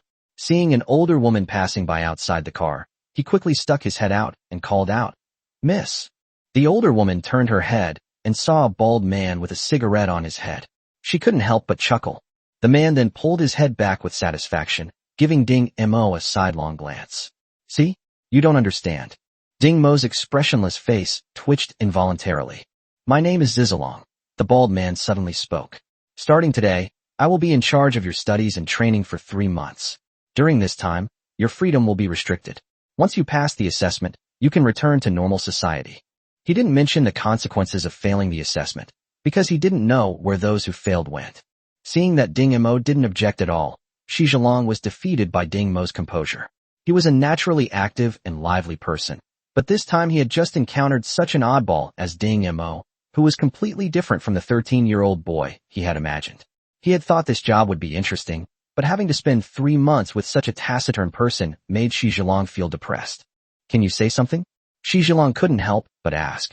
Ding Mo glanced at him, and finally opened her mouth. Speak. Shi Zhilong's lips twitched. You really only said 1 word? I said Ding Mo. Can't you say a couple more words? Shi Zhilong didn't notice that he was calling Ding Mo by his name directly, instead of calling these kids little brats, as he usually did. No, Ding Mo didn't know where he would be taken next.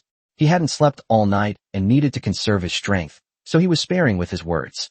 He leaned back and found a comfortable position before closing his eyes slightly. Shi Zhilong angrily started the car and deliberately slammed on the gas pedal.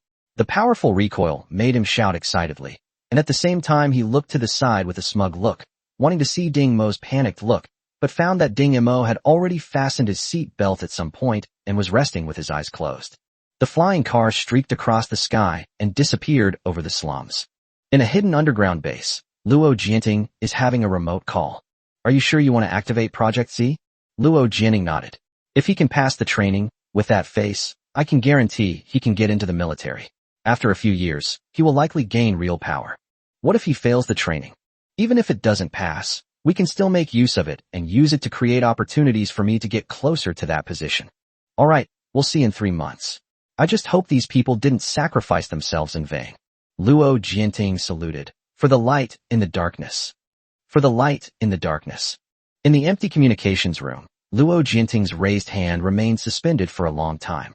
Shi Zhilong kept rambling on, but the person next to him seemed to be asleep, not saying a word, until the car stopped in a secluded corner in the suburbs, and Ding Mo finally opened his eyes. He glanced at Zizalong and felt admiration for him. He could talk to himself for almost 2 hours. It was a pity that such a person didn't participate in public speaking. Shi Zhilong tossed Ding Mo a tactical backpack, pointed south, and said, Start from here, head south, find the base, and that will be your first test. He then sat back in the car, lit a cigarette, and began to puff away. Out of the corner of his eye, however, he kept a close eye on Ding Mo's every move, wondering how that little brat had handled this test last time. It seems like he couldn't wait to leave as soon as I finished speaking, without even checking his backpack, which contained quite a few surprises. Thinking of that brat's pathetic state last time, Shi Zhilong grinned. What kind of surprise would this taciturn Ding Mo bring him this time? He was really looking forward to seeing his panicked expression. Shi Zhilong revealed a wicked smile, but the next second he froze. Ding Mo held up 3 pulse transmitters. What are these? Shi Zhilong gave an awkward laugh, but immediately straightened his face. You can't lose anything from your backpack, or you'll fail the test. Ding Mo frowned almost imperceptibly, silently put the pulse transmitter back into his backpack, tightened the strap, and turned to leave. Shi Zhilong wiped the cold sweat from his forehead. This guy had actually noticed. Luckily, he was a good actor, otherwise this test would have been a waste. The pattern on the cigarette on his head became clearer as he wiped it. The south was a dense forest, which, in Ding Mo's eyes, was indeed a good place to hide a base. He wondered how long it had been since anyone had been here. Ding Mo walked with uneven steps, the withered leaves on the ground crunching under his feet. Apart from that, all around was silent. After walking for about 10 minutes, Ding Mo took out 3 pulse transmitters from his tactical backpack, held them in his hand, and continued forward. Just as he expected, a moment later, one of the pulse transmitters in his hand vibrated. The vibration was so slight that it was imperceptible unless you held it in your hand. But Ding Mo knew that this vibration meant only one thing. The pulse transmitter had been activated. He immediately looked around warily, and sure enough, rustling sounds echoed all around, mixed with low growls from the throats of unknown wild beasts. For a moment, it was as if the entire forest had suddenly come alive. If it were an ordinary boy, he would have been scared out of his wits by now. Looking at the footage from the monitor, Shi Zhilong smirked. Ding Mo, let's see if you're really that composed. As time went on, the noise around them grew louder and louder, as if a wild beast was about to rush out at any moment. However, Shi Zhilong, who was next to the monitor, was not very happy, because he clearly saw that Ding Mo did not show any fear at all, and Ding Mo began to deviate from the route that had been planned in advance. Chapter 20 Attack. Shi Zhilong sat up straight. The route Ding Mo took at the beginning was carefully planned by him. He had deliberately cleared away some plants that were in the way. Normally, people would subconsciously follow the most comfortable path, but why didn't it work for Ding Mo? Fortunately, although Ding Mo had deviated from the route, his direction was still correct. The aerial stealth reconnaissance vehicle could catch up with him as long as it moved its position slightly. Noticing this, Shi Zhilong relaxed again. As long as the general direction was not deviated, his trap would still be useful.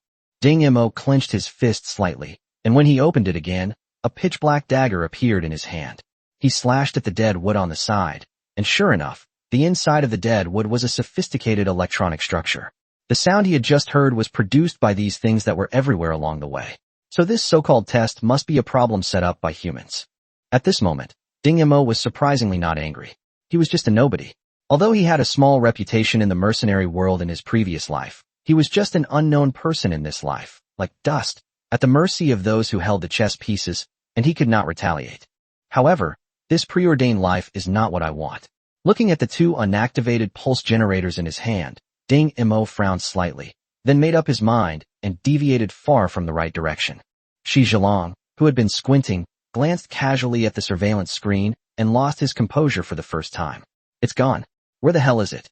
The drone, which had been invisible in midair, went berserk, buzzing and swirling with strong air currents as it weaved through the dense forest before finally coming to a stop. Shi Zhilong looked dejected. This is a disaster. How am I going to report this to the boss? Trembling, Shi Zhilong dialed the base's communication line and cautiously said, Boss, I have a small problem. Zizalong, what kind of trouble are you causing now? Do you believe I'll break your neck? A fiery female voice rang out. Boss, I really didn't mean to.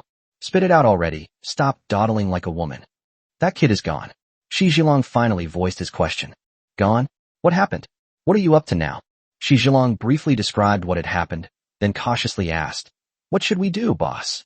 If Luo Jinting finds out, he'll definitely complain to the higher-ups. After a moment of silence, the woman's voice rang out. As far as I know, this Ding Mo should be very important, because I just received orders from above to conduct classified 3S level special training on Ding Mo. 3S level? Shi Zhilong was dumbfounded. In all his time on Blue Star, the highest level target he had ever seen was A level, and even that A level target used up 3 death slots during training. This time it was actually 3S level. Now that the person was missing, how could he take responsibility? Boss, I'll go find it right away. Shi Zhilong hung up the phone and rushed into the dense forest. On the other end of the communicator, a tall, agile woman frowned, pondered for a while, and then ordered into the intercom. Send out all the electronic bees to find this person. But, Captain, with such dense electronic fluctuations, we might be detected. We can't worry about that now. Even if we have to abandon this base, we have to find that kid. Let's act immediately. Ding Mo moved silently through the dense forest. The feeling of being watched had completely disappeared. He wanted to just leave like that, but he couldn't afford to offend these people now. Playing this little disappearing trick was fine, but he still had to find that base in the end. However, looking at the activated pulse device and the silent dense forest, a smile appeared on Ding Mo's cold face. It seemed that the 2 traps behind were useless. In that case, he could return to the correct route. But then a gust of wind came from behind him, and Ding Mo subconsciously turned his head. A dark shadow flashed by, and Ding Mo immediately felt a burning pain in his shoulder. Without bothering to look closely, Ding Mo dodged again, avoiding another attack from the dark shadow. This time, Ding Mo could see clearly that it was a black-furred creature, shaped like a leopard, but larger in size. It was standing on the tree trunk, its vertical pupils staring at its prey with the cold glint of a wild beast. Ding Mo glanced sideways at his shoulder. 3 deep scratches were bleeding, but fortunately, no bones or tendons were damaged, and his arm could still move. The man and the leopard stared at each other for only a few seconds before killing intent ignited between them. One was hunting for survival, while the other was fighting for it. Both used their most powerful skills, fighting and maneuvering with sharp claws. After several rounds, Ding Mo was panting heavily, his clothes torn all over, with clear claw marks visible inside. The Black Panther was clearly in better condition, with only a cut on its back from a dagger. Ding Mo hadn't expected the Black Panther to be so troublesome. He had lived alone in the Amazon rainforest for a month and dealt with many attacks from wild beasts, but he had never been in such a sorry state. Found it. A young woman's voice rang out from behind Ding Mo, but she fell silent after seeing the two sides facing off. Seeing another two-legged creature, the Black Panther's pupils constricted, and it pounced. Ding Mo didn't have time to turn around and charged forward again, his strength gradually waning as he slowly fell into a disadvantageous position. Just as the Black Panther pounced on Ding Mo again, a figure rushed out from behind Ding Mo and blocked his way, only to be knocked to the ground by the Black Panther. The figure let out a miserable groan, enduring the Black Panther's bites and scratches, yet it clung tightly to the panther's body. Ding Mo mustered all his strength and seized the opportunity to plunge the dagger in his hand into the panther's neck. The panther struggled for a while before finally falling silent. Ding Mo tried to push the beast away, but the person pinned under the Black Panther clung tightly to the panther's body. Only after Ding Mo pried open his fingers one by one could he finally push the beast aside. The scene before him made Ding Mo's eyes widen in shock. A young girl lay unconscious on the ground, her hands stiff and pale, as if she had exerted too much force. Her body was covered in claw marks, and on her shoulder was a deep wound from a Black Panther's bite, so deep that the bone was visible. Most seriously, there were 3 deep claw marks on her face, from her forehead to her chin. Half of her face was ruined. It seemed that the noise of the Black Panther being pushed away woke her up.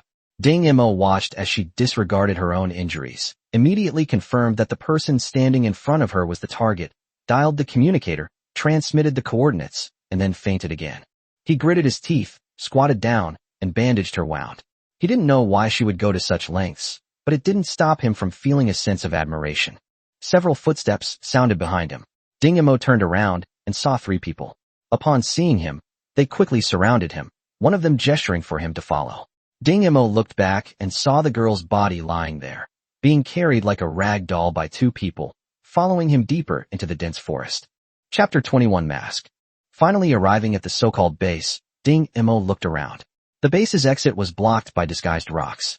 When the rocks moved away automatically, the passage inside appeared before him. This is a base that perfectly matches Ding Mo's vision. The long corridors are filled with densely packed small holes, and one can imagine the scene of these holes shooting out powerful lasers once an enemy invades.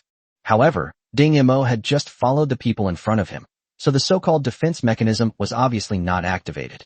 The group was silent, with only the sound of their footsteps echoing in the corridor. Team leader.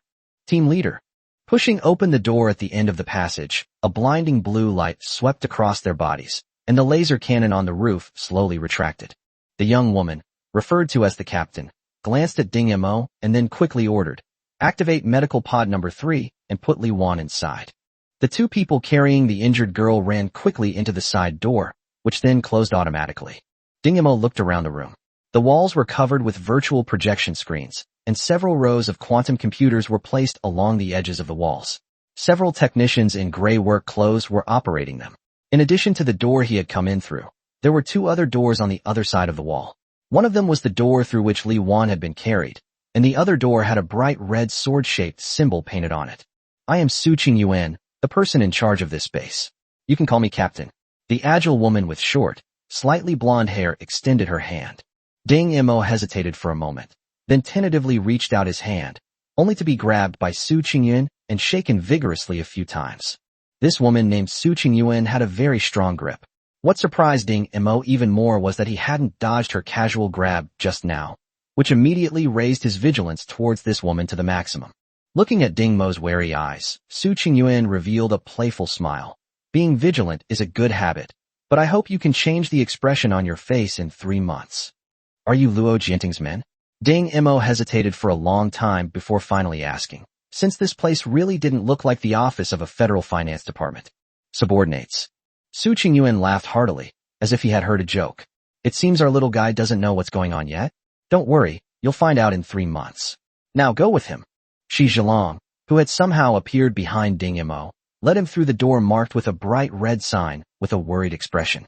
Behind the door was another passageway, from where Ding Mo was standing to the end of the passageway, with a total of 5 doors of different shapes, each labeled with a different name: logistics, medical, combat, reconnaissance, miscellaneous. As the two stepped into the corridor, the door behind them slammed shut. Su Qingyuan commanded, "Seal this door shut. It won't be allowed to open for 3 months." As she spoke, several huge metal plates were carried over. The high-intensity energy welding sealed 7 layers of metal plates. This level of protection would take the Federation's latest CM explosives a full 13 hours to break through, and 13 hours would be enough for Su Qingyuan to completely self-destruct the base. This is the first time I've ever seen a 3S confidential training program. Su Qingyuan stretched, a hint of curiosity showing on his face as he thought of the mysterious masked men who went in yesterday. Shi Zhilong led Ding Mo toward the innermost door marked miscellaneous, muttering to himself, "Why aren't you following the designated route?" Ding Mo didn't want to talk at all, but suddenly thinking of the girl covered in injuries, he paused. "Sorry."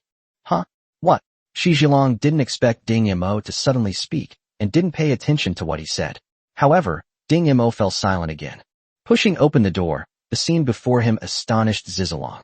This place is clearly like a warehouse. How could it be like this? Before Ding Mo lay a beautiful manor. On the lush pasture, several beautiful girls were laughing and playing. In the distance, under the blue sky and white clouds, a few leisurely horses could be vaguely seen. A beautiful and luxurious villa stood in the center of the pasture, and a person wearing a black robe and a golden mask was standing at the entrance of the villa, looking in this direction. Upon noticing the masked man's presence, Shi Zhilong quickly urged Ding Mo, "Hurry up and go over there. That person should be your instructor this time." Ding Mo looked around at the scenery as he walked toward the villa, with Shi Zhilong following closely behind, also looking around curiously. He even reached out and grabbed some grass, kicking up a patch of dirt. Really? It's really true. This place used to be a warehouse, and Zhilong wondered if he had remembered it wrong. The two walked to the villa entrance. On the high steps, a masked man sized up Ding Mo and nodded. "Come in." His voice was metallic, clearly indicating that he was using a voice-changing device. The villa was magnificent. The paintings on the side of the staircase alone were worth at least $1 million, according to Ding Mo's judgment. As for the other furnishings, they were all exquisite. Several slender girls dressed in maid outfits stood on both sides of the hall. The only pity was that all of them wore masks. "Sit down." The masked man waved his hand, and 2 maids immediately stepped forward to lead Ding Mo and Shi Zhilong to sit on the sofa opposite him. After the two sat down, 2 more maids brought tea at just the right temperature and placed it on the small tea table in front of them. "You can call me master." The masked man took out a card and handed it to Ding Mo. Ding Mo reached out and took the card. There was a small display screen on the card, which showed 300. The old man seemed quite satisfied with Ding Mo's attitude and patiently explained, "The number on this card represents your funds in this villa. You can buy anything you want: food, beautiful women, weapons, martial arts techniques, anything you can think of." He beckoned to a voluptuous maid, took out a card from his pocket, and swiped it on the nameplate at the maid's waist. With a soft beep, the number on the card decreased by 50. However, Ding Mo noticed that there was still a string of numbers of unknown digits on his card. The master gestured to the maid, who immediately and obediently took off all her clothes until she was completely naked, and then sat in the master's lap. The old man looked at Ding Mo and said, "Do you understand now? Although you are only 13 years old. Oh, you will be 14 in a month. I think you should be at the age where you are curious. How about it? Do you want to give it a try? I can guarantee that all the women here have undergone professional training and have not been explored by anyone." Ding Mo looked at the card in his hand and frowned deeply. He had thought that Luo Jianting would introduce him to some ordinary part-time jobs, but step by step, the mysterious base, the mysterious training, and everything in front of him made him feel like he had fallen into a fog. Moreover, this scene of extravagance and debauchery, and the mysterious masked man, did not seem to be something that a normal person could understand. If he were truly a 13-year-old boy, he would surely be mesmerized by the beauty. Unfortunately, his soul is that of a weathered old man, so he asked a question. "Can I buy a mech with these points?" Chapter 22. Mecha. Of course. The old man pushed away the girl in his arms, clapped his hands, and an antenna-like thing stretched down from the ceiling. After a 2-second pause, a virtual screen appeared at the top of the antenna, and various mecha videos began to play one after another. As long as you have enough points, you can totally do it. Not to mention a mecha, you could even buy a planet to play with. The old man gestured for the girl to sit next to Ding Mo. Ding Mo reached out and stopped her, making her sit down at Zhilong's table. Shi Zhilong immediately blushed, unsure whether to look or not, and even more unsure where to put his hands. "Take him in," the old man said casually. The girl gently pulled Zhilong up and led him upstairs. Zhilong offered no resistance and turned back to wink at Ding Mo. "Don't tell the boss when we get out."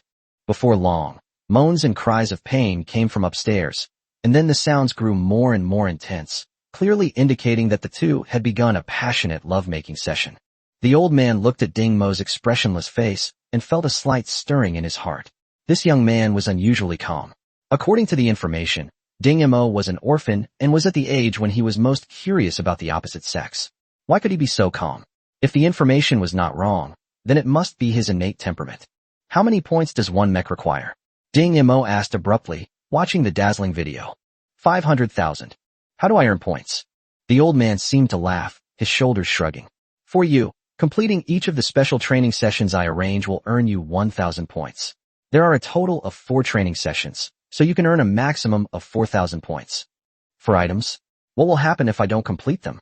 If you fail to complete the task, your fate will be handled by your employer. By the way, your employer's name is Luo Jianting, and we are hired to give you special training. Remember our name, Fengxingyi. You will need us in the future." Seemingly having high hopes for Ding Mo, the master told Ding Mo the name of his organization. At this time, Ding Mo had no idea how vast the Starry Night organization was or what level of attainment was required to access it. But that didn't stop him from remembering the name. Even the great master never imagined that one day Ding Mo would be associated with the name Starry Night. "All right, let's begin." The old man pulled out a thick book from somewhere. The old, yellowed pages showed that it had been there for many years. The old man handed the book to Ding Mo, gesturing for him to turn to the first page. First item, heraldry. The origins of heraldry can be traced back to a long time ago and are closely related to the history of each family. What you need to remember is that each family's heraldry is unique. This book contains more than 4,000 heraldry that I have collected, starting from the families that currently govern the Empire and the Federation, to those small families that have disappeared into the long river of history, and even some rare and reclusive families. The master then tapped the light screen in the air, and a pattern identical to the one on the book in Ding Mo's hand appeared on the screen. Let's start with the Wei family, to which Federal President Wei Yinhua belongs. Their family crest is. After a thorough and easy-to-understand explanation, Ding Mo firmly remembered the emblem featuring a lion's head. Whether intentionally or unintentionally, the master did not block out the sounds of Shi Zhilong and the young girl making love upstairs. Close the book, and now tell me about the characteristics of the Wei family's emblem.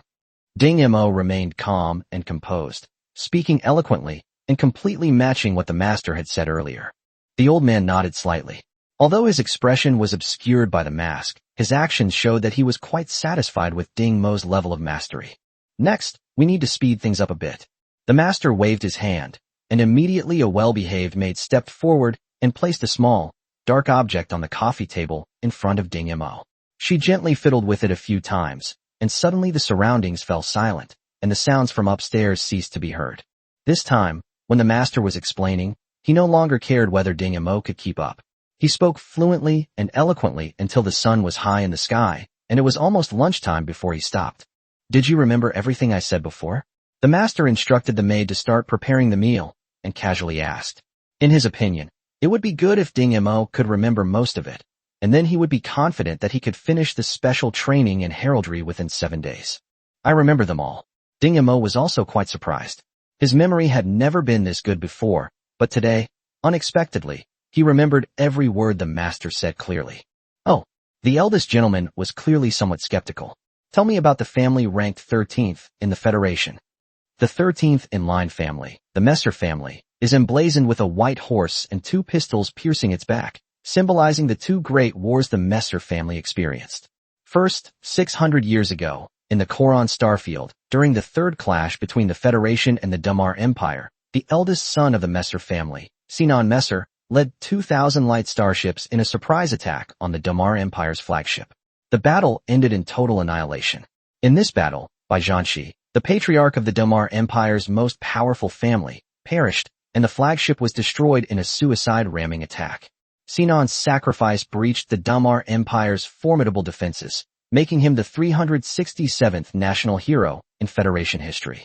Second, Ding Mo spoke eloquently, his expression hidden behind the mask, but his hands trembled slightly.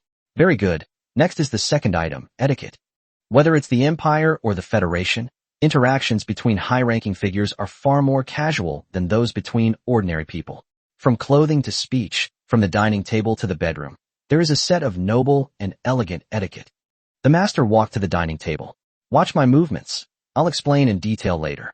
Although shrouded in a black robe, Ding Mo clearly sensed the master's mysterious aura gradually shifting, becoming noble and reserved. He sat down in a chair with a casual yet elegant posture. The master nodded slightly, and the prepared maid neatly set the tableware. So Ding Mo spent the whole day studying heraldry and aristocratic etiquette. Apart from being reminded once for making too much noise during a meal, he made no other mistakes and perfectly replicated the great master's language and actions. Late at night, Ding Mo practiced the clarity mantra again. After what happened today, he guessed that his suddenly enhanced memory was probably related to practicing the clarity mantra. Just as he was about to fall asleep, there was a knock on the door. He opened it, and a masked, hooded figure stood in the doorway. The master has ordered that I accompany you to bed tonight. If you refuse, you will lose 200 points. The voice was a sweet female voice. Ding Mo remained expressionless, turned around, and got into bed. The cloaked man stepped in, turned around, and closed the door.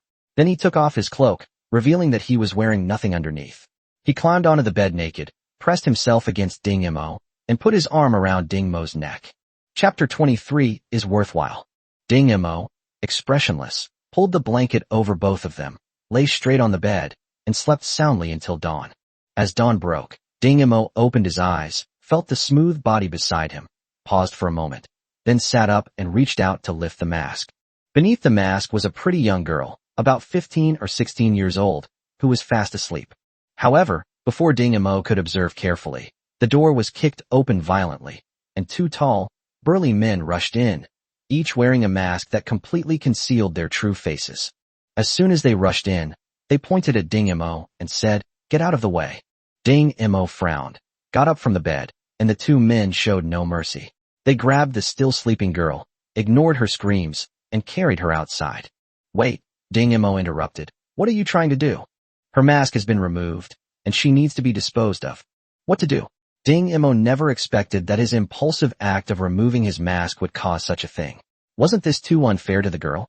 The two ignored Ding Mo and walked outside. Just as Ding Mo was about to chase after them, the eldest master suddenly appeared and blocked the doorway. "Are you thinking that this is unfair to her?" The old man gestured for Ding Mo to sit back on the bed. Ding Mo touched the lingering warmth on the pillow and asked through gritted teeth, "What do you plan to do with her?"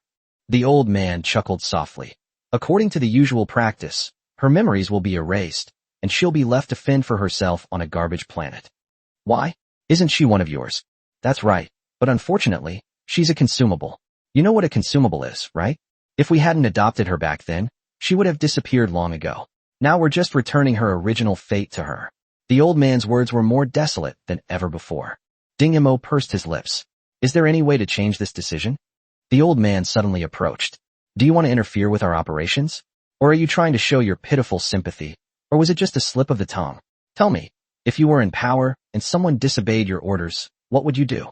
Would you carry them out to the end, or compromise for the sake of so-called sympathy?" Ding Mo fell silent. After a long while, he slowly opened his mouth and said, "Now I am neither a so-called person in power, nor am I acting out of so-called sympathy. I just feel that this rule is unreasonable." She was simply removed from her mask without her knowledge. She did not commit any wrongdoing. Why should she take responsibility for someone else's mistake? She had a responsibility to protect her mask from being removed, and that was her mistake. The old man remained unmoved. "But you ordered her to come, and you also told her to sleep here. Since you ordered her to sleep, you should be responsible for the problems that arise after she falls asleep." Ding Mo retorted sharply, quickly seizing on the loophole in the old man's words. "It seems you're not that you don't like to talk. It's just that nothing has touched your heart yet." The old man sneered, then continued. "So what if I arranged it? I can deny it outright. Who can come to me for proof?" "Ding Mo, this is the third thing I'm teaching you. Power and rules. Power is above the rules, and the rules are only made for those without power. Society is like a pyramid. At the bottom are ordinary people who struggle in the world and are bound by various rules. In the middle are those who have a certain amount of power and can ignore or take advantage of the rules within a limited scope. At the top are those who make the rules and do whatever they want. Ding Mo's eyes grew even more profound. If that's the case, wouldn't society be plunged into darkness? How can ordinary people see any hope? The old man spread his hands. That's the truth. Unless you can completely overthrow this social system, which is like a mantis trying to stop a karyote overestimating your own strength. Ding Mo sneered and remained silent for a long time. Looking at the smile on Ding Mo's lips, the old man felt confused for the first time, wondering if he had nurtured a fighter who yearned for the light or unleashed a beast that devoured darkness. As time passed, Ding Mo had completely mastered heraldry. The Grand Master was also very satisfied with his etiquette. Ding Mo possessed handsome features, and with a little dressing up and impeccable manners, he was just like the carefully cultivated scions of those prominent families. There were two things that displeased the master. One was the pretense. No matter what he did, Ding Mo always had that expressionless face, so even if his manners were perfect, it was difficult for him to pretend to be gentle and dashing. The second was that at night, Ding Mo did not touch any of the girls who were supposed to be his bedmates. According to the master, which young master did not indulge in nightly revelry? They were already used to such things. Some families even arranged for top beauties to serve them in bed regularly from puberty, simply to make these young masters of noble families accustomed to temptation. Ding Mo's words left the young master speechless. No need for that. I can resist temptation just the same. 3 months flew by, and the day of the final assessment finally arrived. Ding Mo, this test involves attending a cocktail party. If you can get to know 3 scions from different families and hook up with a beautiful woman, you'll pass. But remember, from this moment on, you're no longer an orphan, you're a scion of a family. If you're exposed, you know what will happen. The metal plates, which had been sealed for 3 months, were dismantled piece by piece. A dozen hours later, Ding Mo and Shi Zhilong came out. Ding Mo looked calm and was not much different from when he went in. He had even grown a little taller. Shi Zhilong, on the other hand, looked pale and had dark circles under his eyes, as if he had been indulging in excessive sexual activity. Ding Mo recalled Shi Zhilong's whispered words before he left. The girl in that villa was too wild. I almost couldn't get out of bed.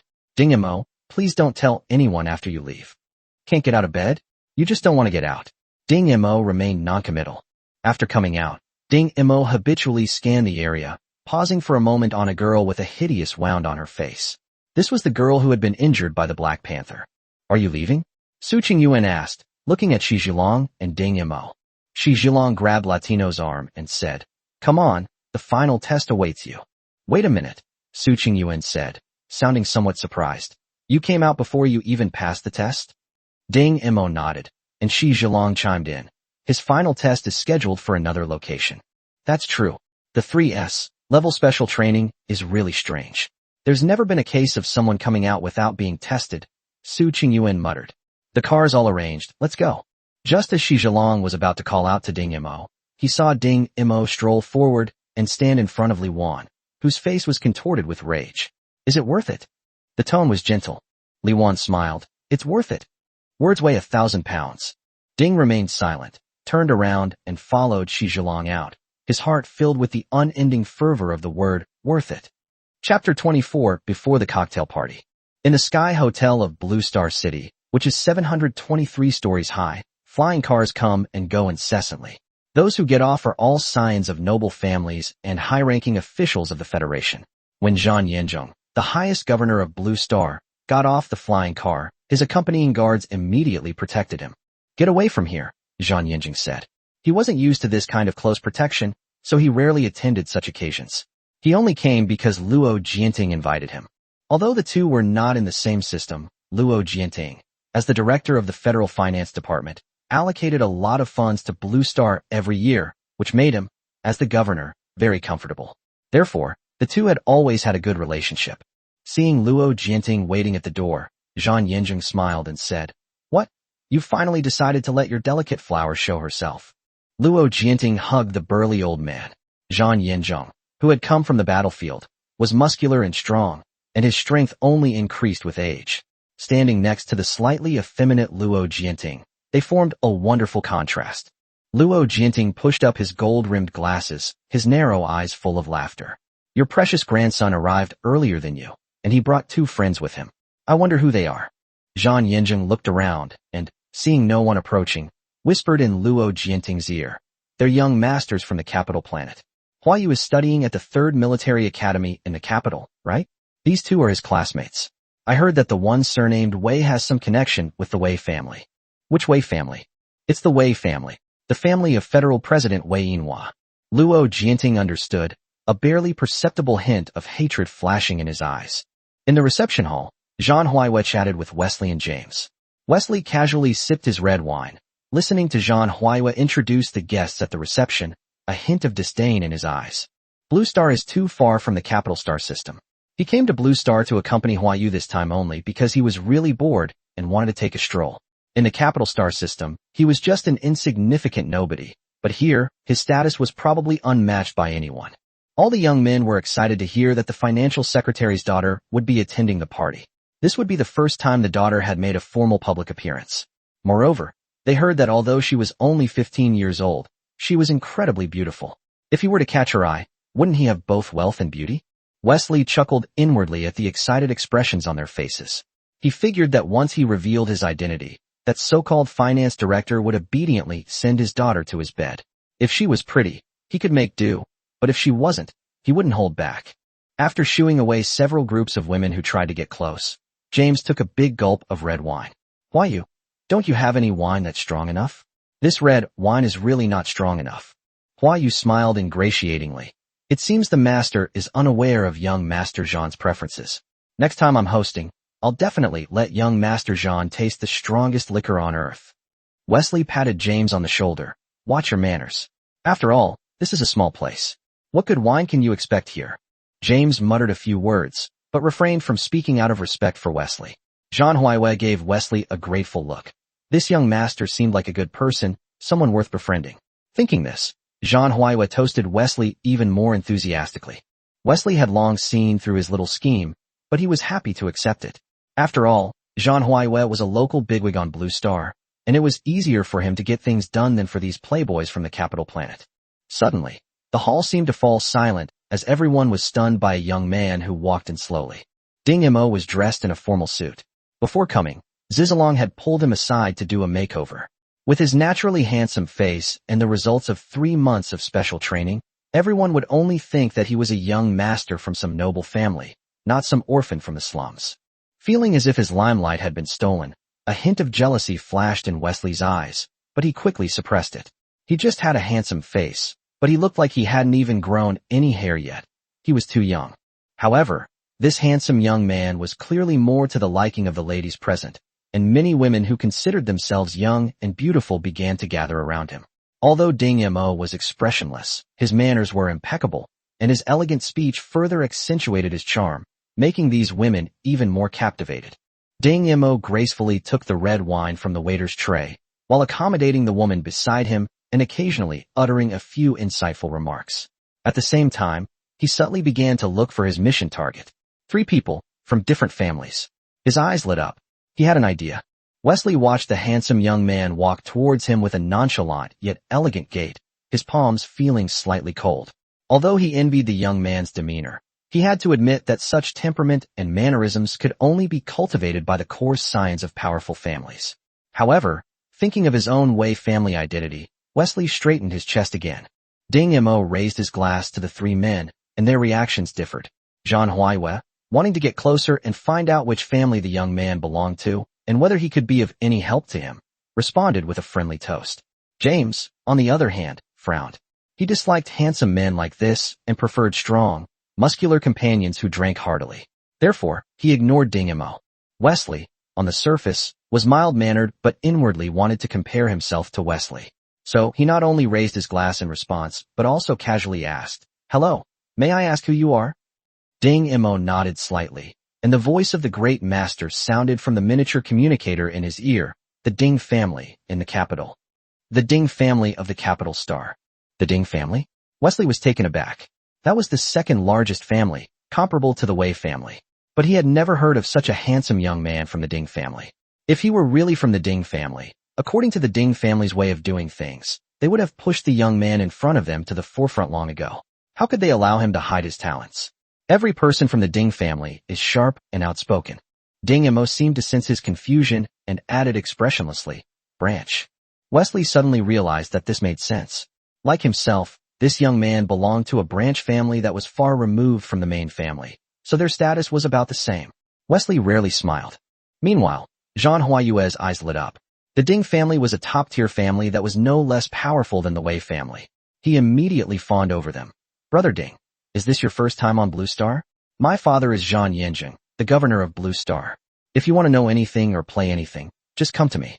James watched Jean Huayue's performance from the sidelines, scoffed, and cursed inwardly. Sycophant, the son of a mere governor, is only of any use on this wretched planet. Hearing James's sneer, Jean Huayue blushed, clenched his fists, then let them down. He couldn't afford to offend any of these three people. She's here. With a few soft exclamations, the leading lady of the party, Luo Xian, finally made her appearance. She wore a pure white dress, which made her already fair skin look even more delicate.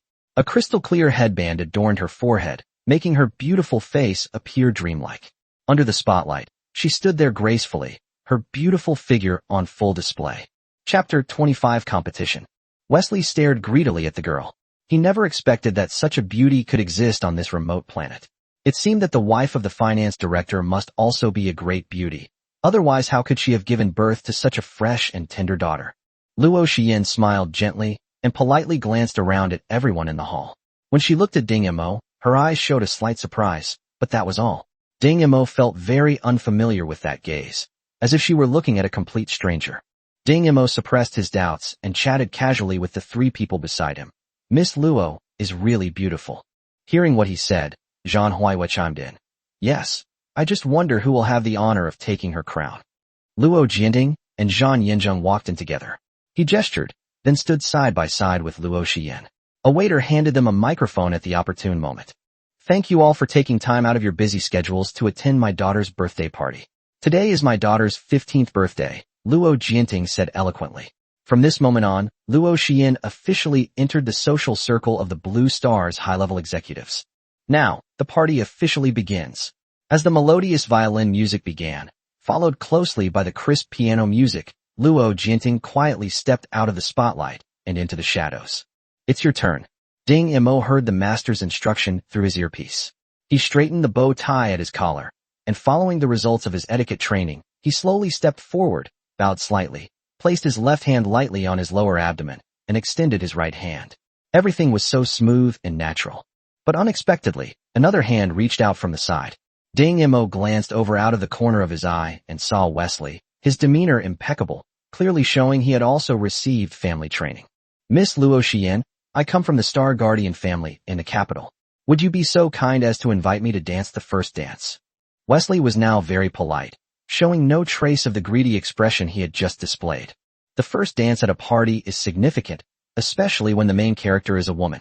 Her dance partner is usually a family member or relative. If it's an outsider, it means that the woman's family values her highly.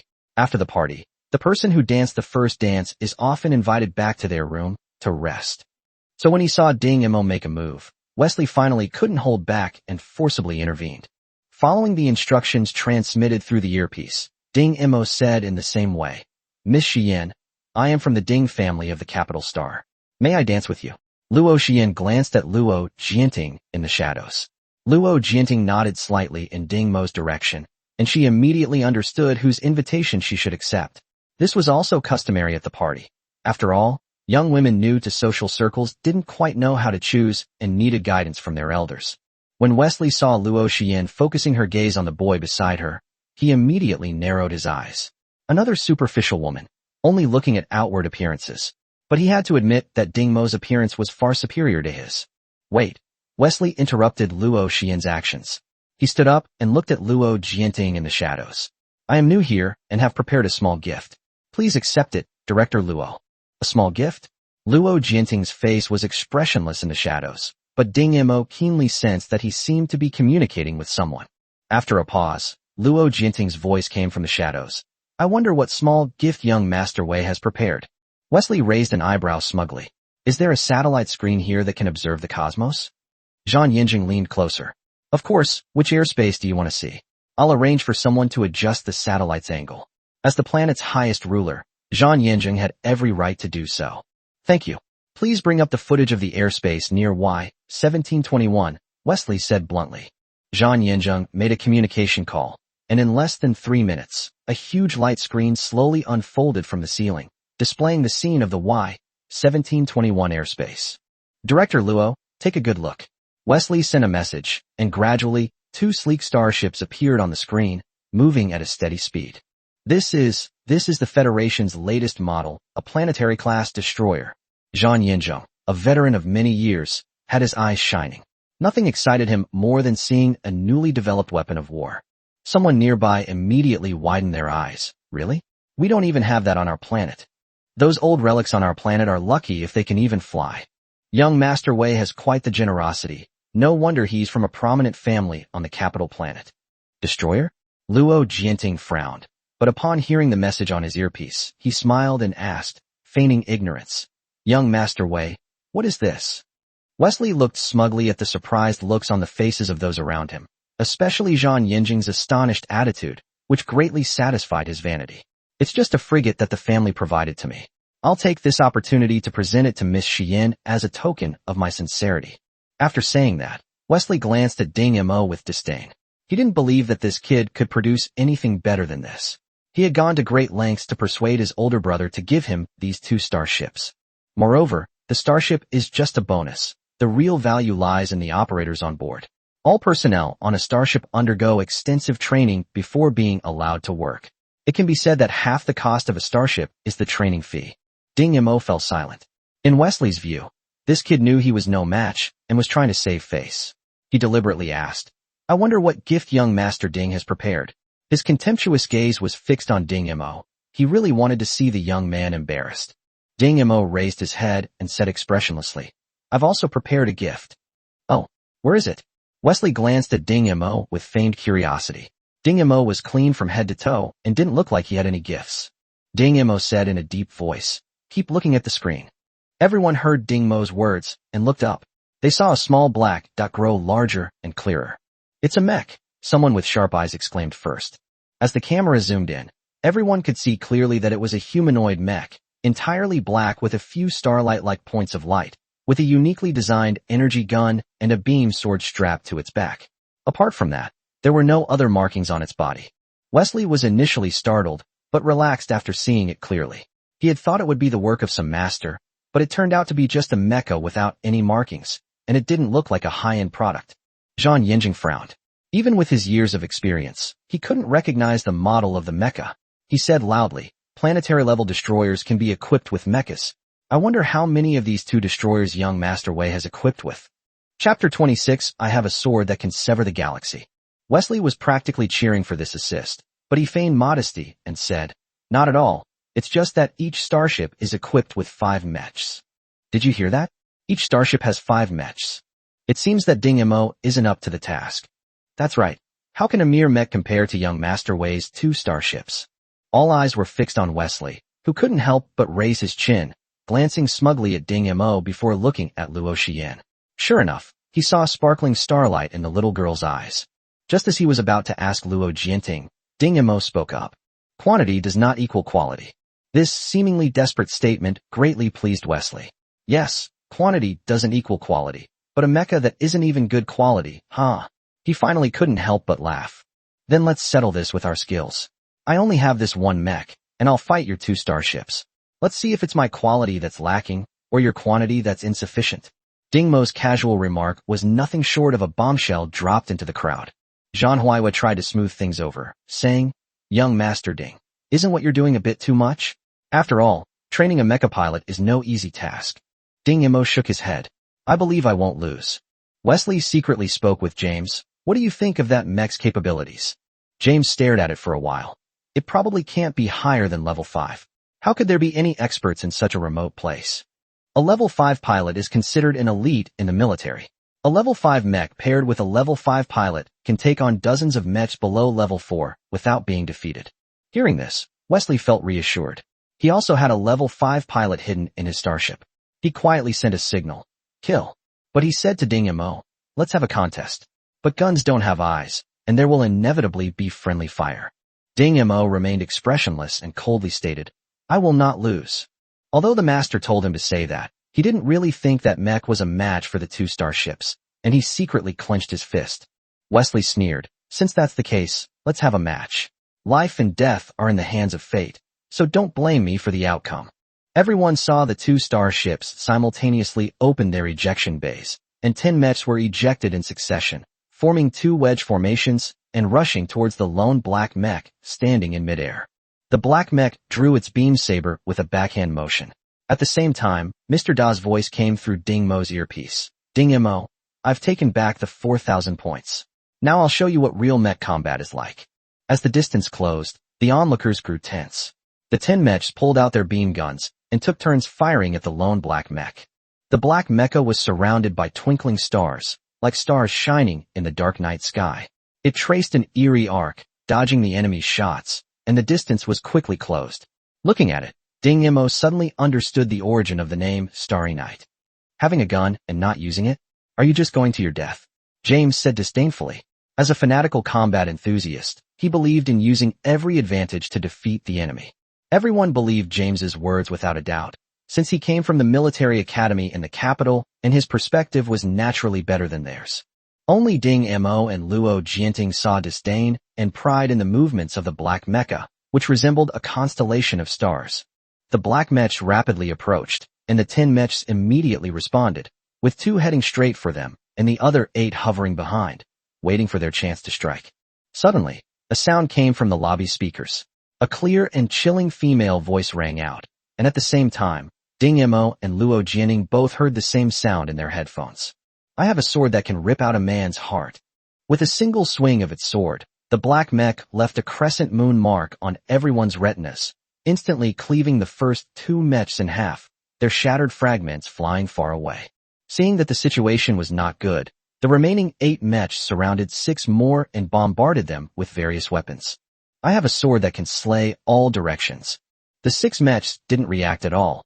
Their cockpits were pierced directly, and they immediately lost their ability to move. Wesley gritted his teeth when he saw this. This guy is so powerful. But thankfully, the level 5 pilot was hiding in the last 2 mechs. At the same time, Wesley secretly sent a message, and the 2 starships that had been stationary began to charge their main cannons and slowly aimed the cannons at the black mech. The last 2 mechs, taking cover, attacked the enemy from above and below. I possess a sword capable of cleaving heaven and earth. As before, even the level 5 pilot couldn't escape and became just another part of the background floating around the black mech. 2 silent beams of light appeared, marking the moment when the destroyer's main guns were fully charged. The next second, the massive beam cannons were about to fire. Zhang Yinjing shook his head. It seemed that the black mech was doomed this time. The warship's main cannon was simply beyond the mech's ability to withstand. He still remembered the time they fought against the Empire, when the Empire's warships, disregarding their comrades locked in combat, recklessly opened fire. After the blinding white light that filled the sky, 2 empty channels were left directly in the dense formation of mechs. All the mechs in that area were vaporized.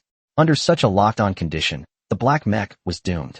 Wesley grinned maliciously.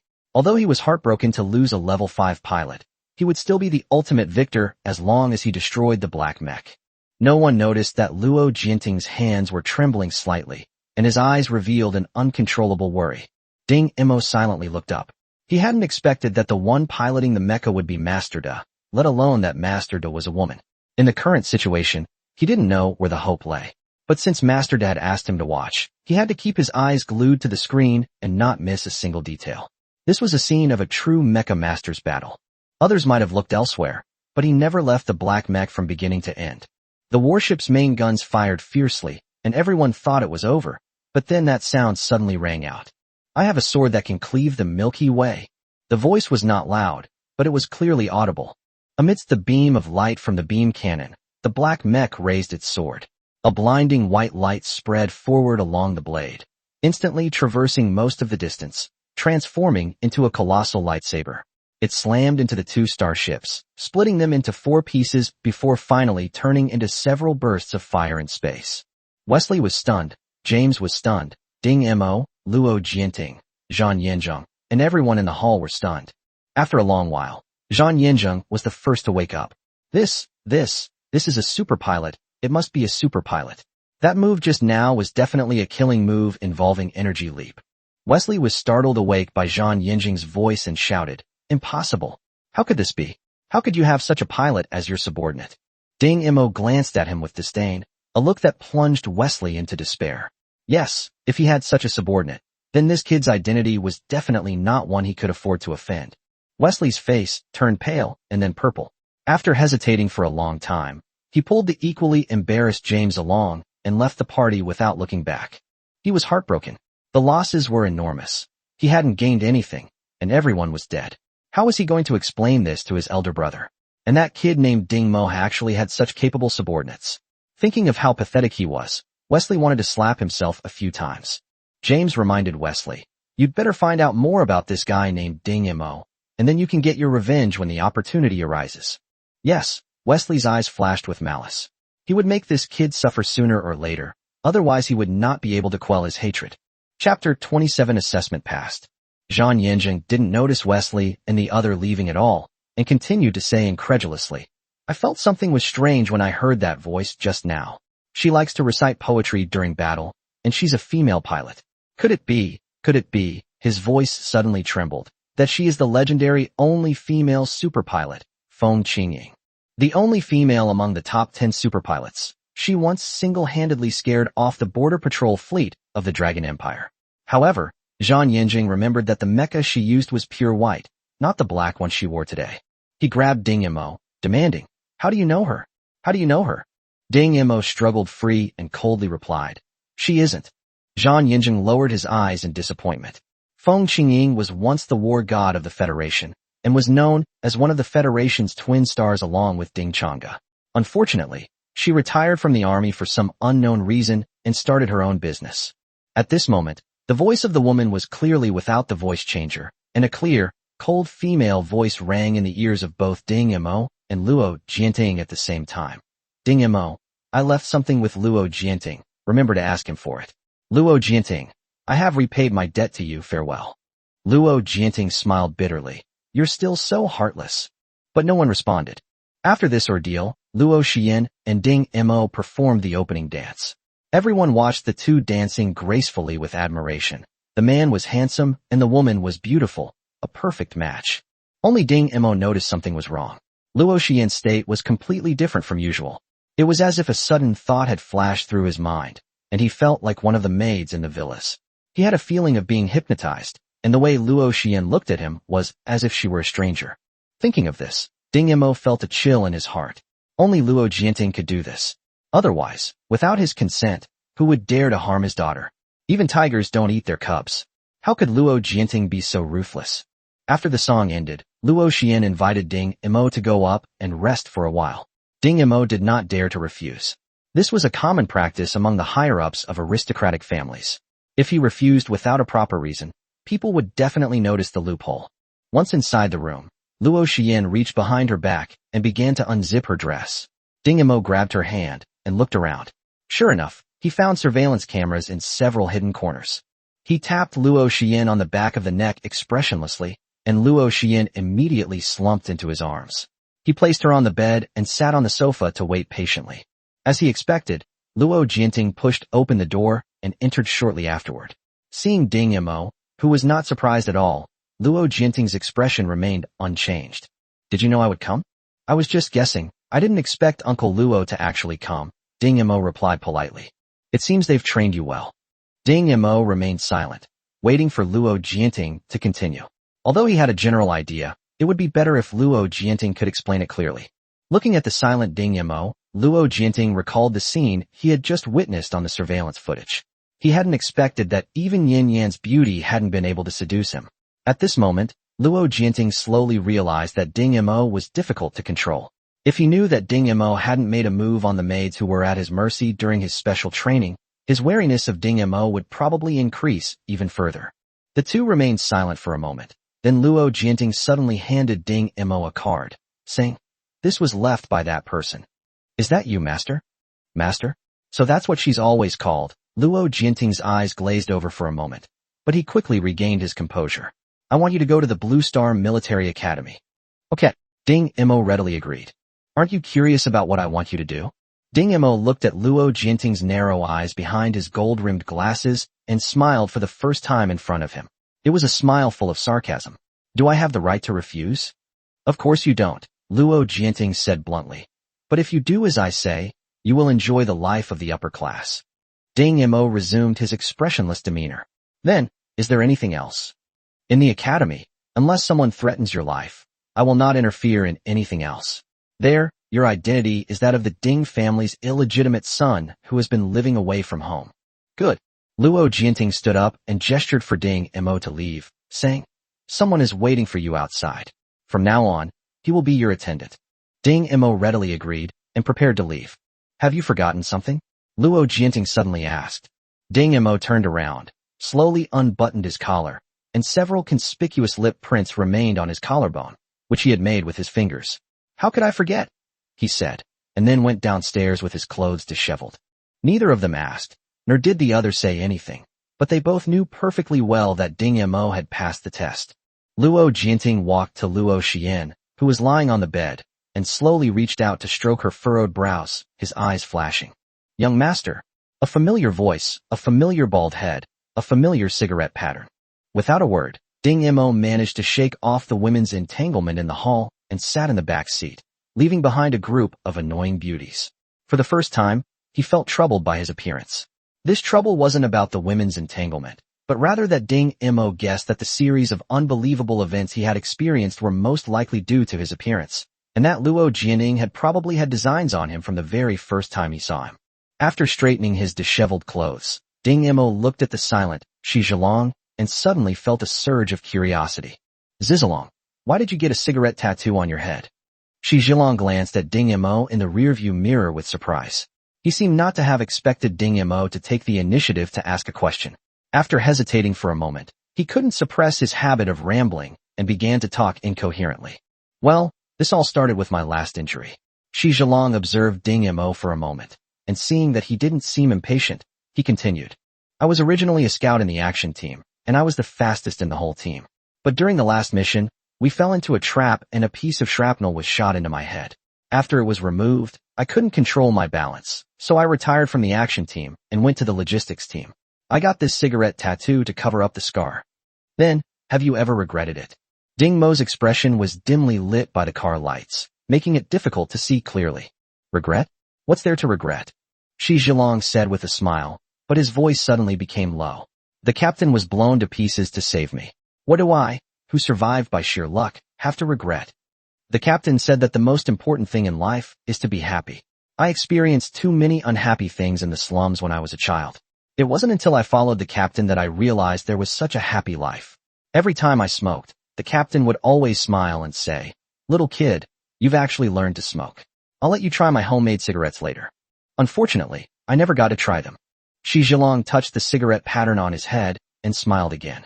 The most important thing in life is to be happy. Doing logistics now isn't bad. What do you think? Isn't my pattern hilarious? Ding Mo stared blankly for a moment, expressionless, then exclaimed, funny.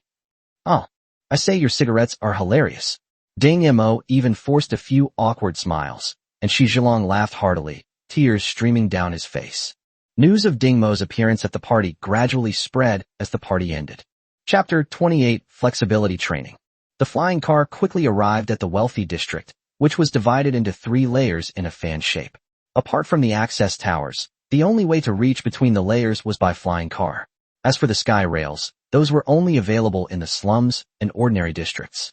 The star rails located at the highest point in the sky were the main channels connecting the various cities. Luo Jianting arranged for Ding Mo to live on the 2nd floor of the wealthy district. This floor was mostly inhabited by relatives of high-ranking federal officials or wealthy businessmen, while immediate family members lived on the 3rd floor, which was higher up. Young master. Shi Zhilong respectfully opened the car door for Ding Mo. Now that they were master and servant, they could not do anything that would arouse suspicion. Ding Mo slowly examined the building in front of him. Unlike the technologically advanced silver-white buildings on both sides, this building seemed to be older and had not been renovated or remodeled. The light gray walls gave it a sense of historical weight. Ding Mo pushed open the door, and the bell in front of the door jingled softly. Curious, Ding Mo reached out and pinched the bell tied to the thin string. The bell was of ordinary design, with D and F engraved on its surface. Perhaps due to the weathering outside, the bell's outer shell had slight wear. Ding Mo shook it, and the sound was clear and melodious.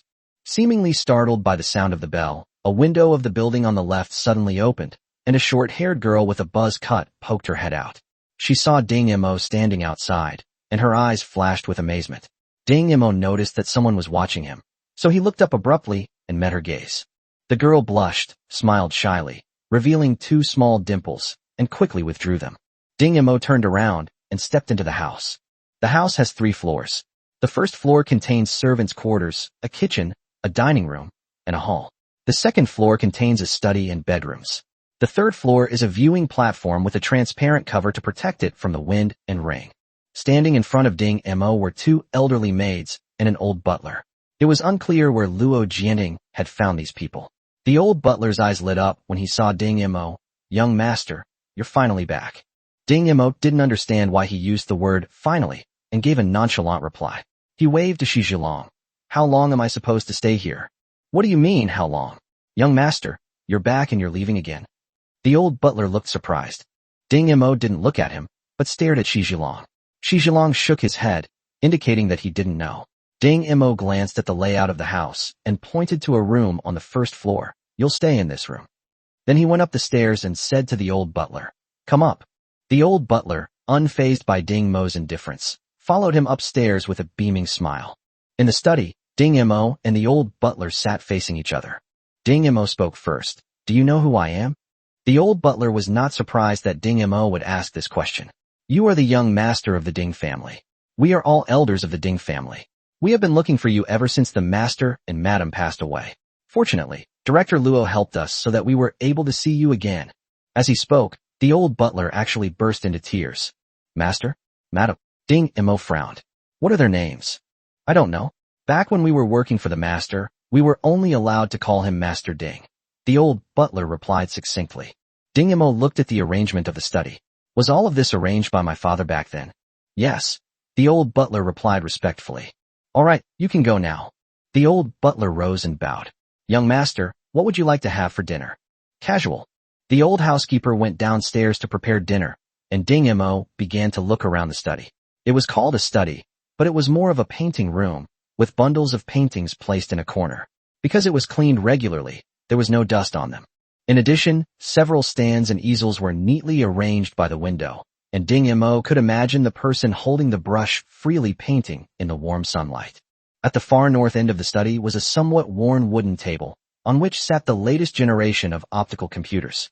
Ding Mo guessed that Luo Jianting had provided it, because the only thing that didn't fit into the house was this optical computer. Oh, and himself, and Zizalong too. Ding Mo took out the card left by the Great Master and inserted it into the card slot of the quantum computer. On the light screen that rose in front of him was the Great Master's message. "How do you feel about seeing real mecha combat? Do you want to learn those moves? I left you a manual for practicing basic skills. When you pass the highest level, you can come to me. I believe that by then you will have become a famous mecha pilot in the Federation." The basic training manual contains only one item, finger dexterity training. At the beginning, the master said, "Physical strength can be enhanced by any technique, but nerve reaction speed is the limit of nature. I see that your memory is extraordinary, so your nerve reaction should not be too slow.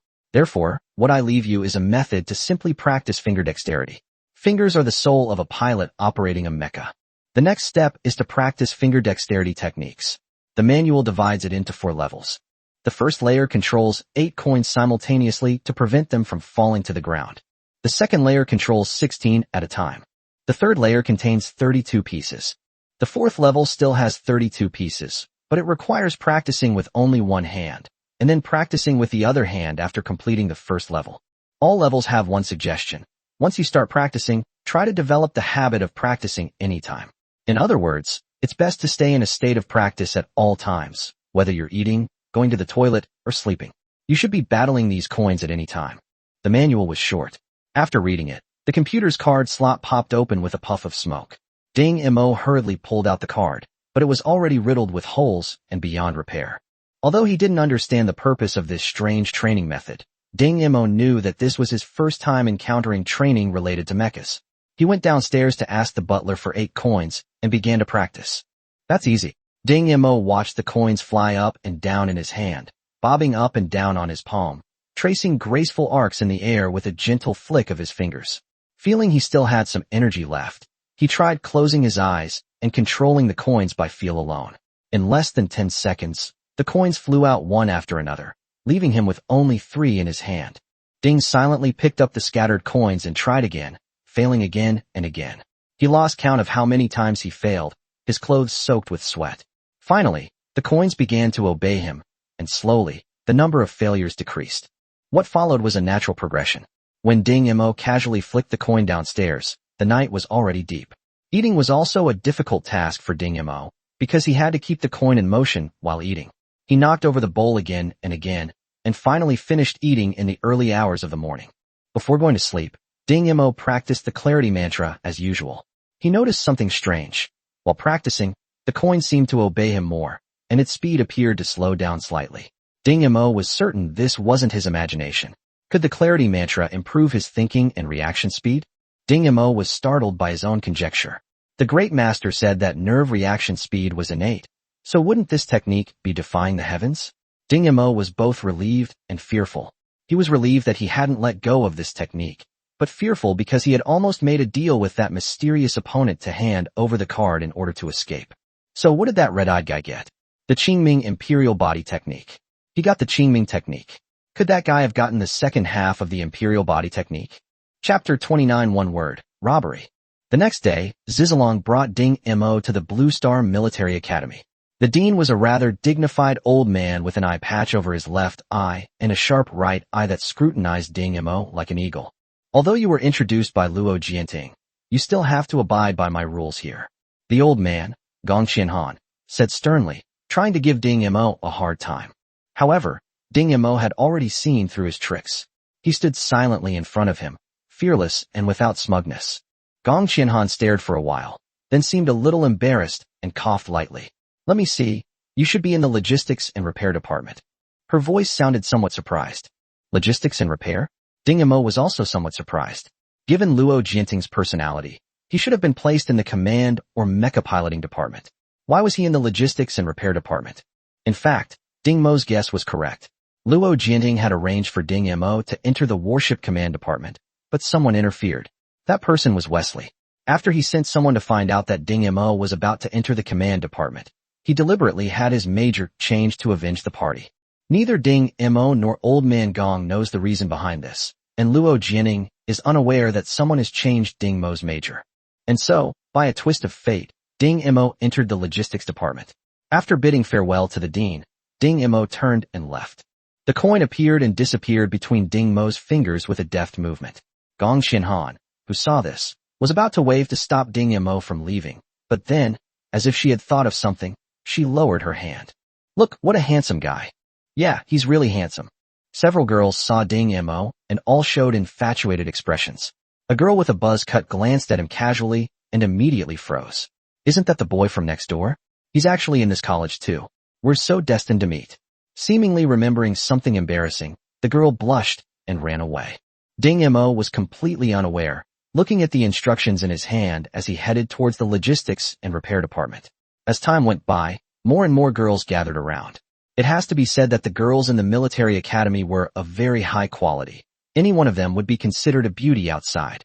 However, in front of Ding Mo, who exuded an air of nobility, they all felt inferior and couldn't muster the courage to strike up a conversation. Behind the glass window, 2 older boys watched the commotion outside. Are those freshmen outside? I think so. I've never seen him before. Should we go and meet him? Wait a minute, Luo Xian has gone over. Ding Mo stopped in his tracks as he watched Luo Xian walk out of the crowd. Luo Xian stepped forward, trying to grab Ding Mo's hand, but Ding Mo dodged back a step, causing her to miss her grasp. Who is this? She doesn't even give Luo Xian any face. She's one of the 3 beauties of our military academy. Luo Xian didn't expect Ding Mo to dodge, but she wasn't embarrassed at all. She took another step forward and took Ding Mo's arm. This time, Ding Mo didn't dodge. Those watching sighed at the sight. The boy lamented that such a beautiful girl was already taken, while the girl sighed that the handsome newcomer already had a girlfriend. Ding Mo, what department are you in?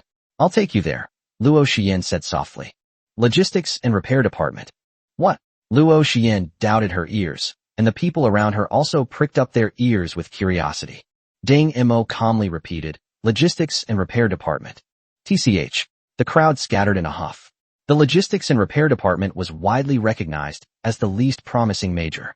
It seemed that this handsome guy's family background wasn't very good, as he hadn't been assigned to the popular command and mecha departments. Immediately, everyone lost the desire to get to know him. Can good looks put food on the table? No. I just don't know how Luo Xian could have fallen for such a hopeless guy. Zhao Lei, aren't you going? Your dream girl, Luo Xian, has been hooked up with by that guy. Zhao Lei's best friend and rich second generation, Carter, teased.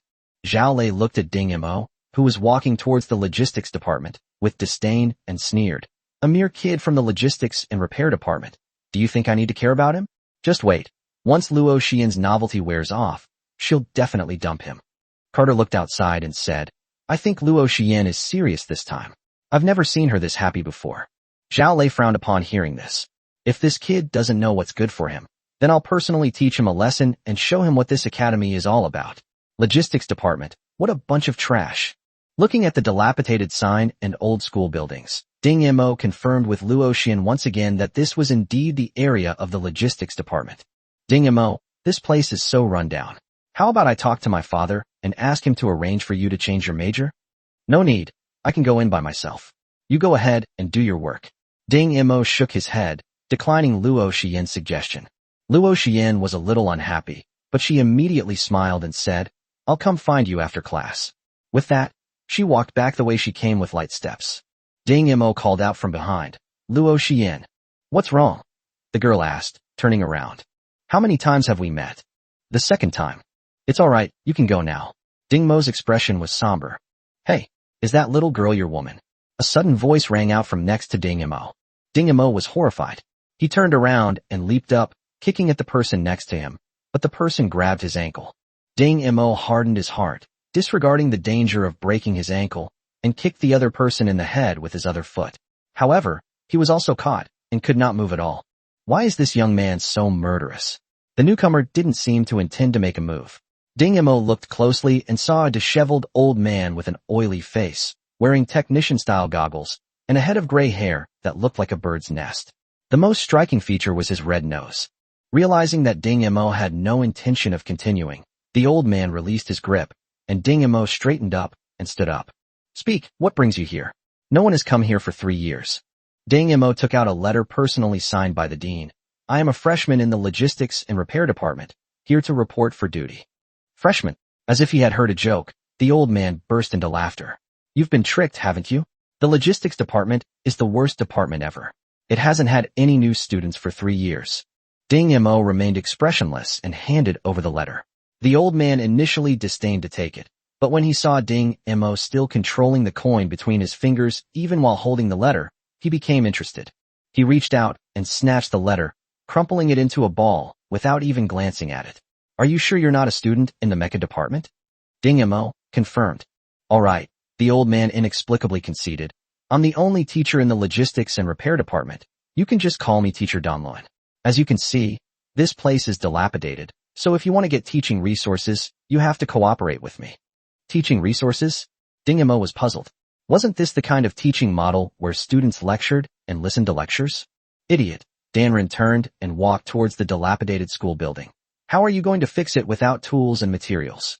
Then what should we do? Ding Mo asked. One word, robbery. Chapter 30, Unwilling. Robbery. Ding Mo didn't understand. Did they think it was allowed to rob people in the academy?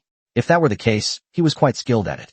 He had done some Robin Hood-style robbery in his previous life and had a lot of experience.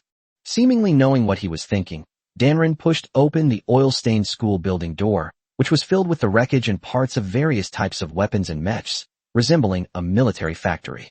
Robbing you means I can charge a higher repair fee. Nobody ever paid for repairs before, but now that you're here, I can openly extort you. Danrin laughed smugly, his bright red nose trembling. Why didn't you pay for the repairs before? Ding Mo realized the key point. The college rules state that teachers cannot lay a hand on students, so those brats just took the repaired stuff for free without paying a single penny. So, you want me to take action?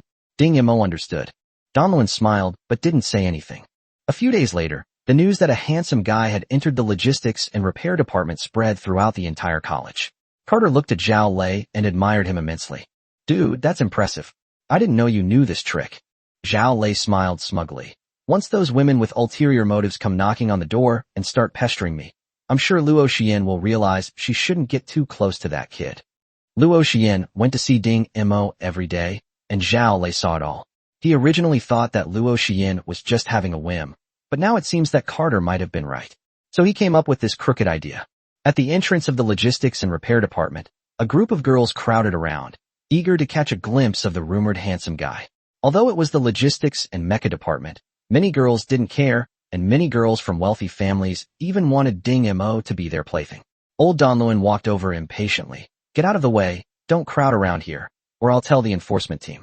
I don't know which tough girl interrupted. Go ahead and sue us. We didn't do anything. We were just resting here. Yes, we didn't do anything.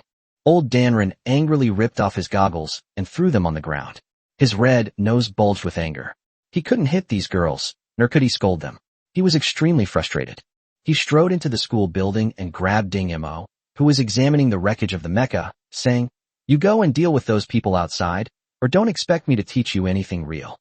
Ding Mo glanced at the girls gathered outside, then walked over with a cold face. Anyone who needs anything fixed, come in. Immediately, a girl had a bright idea. I have one. Ding Mo nodded. Come in. With the first one taking the lead, one after another, the girls said they had things to fix, and then, satisfied, they went into the school building under Ding Mo's arrangement. Upon entering the school building, all the girls covered their noses.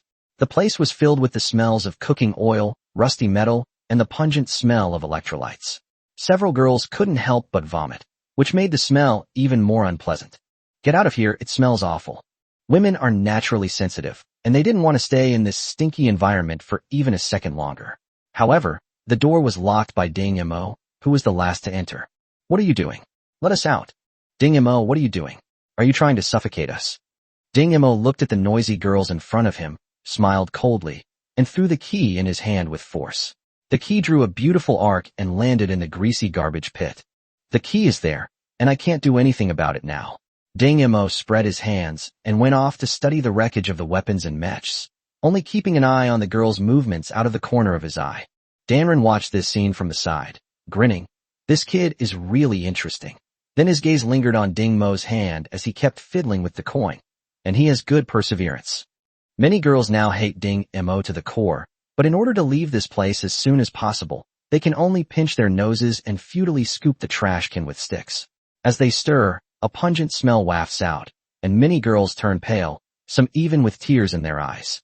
Several tough girls were also banging on the lock on the door with metal bars, but unfortunately, this kind of alloy lock was not so easy to break. After a while, Ding Mo felt it was about time, and slowly stood up. Now, do you want to go out? Everyone nodded frantically, too afraid to open their mouths and speak, lest they vomit. To them, the smiling Ding Mo before them was like a demon. No, even more terrifying than a demon, especially the smile on his lips, which was exactly like the demon in the church mural.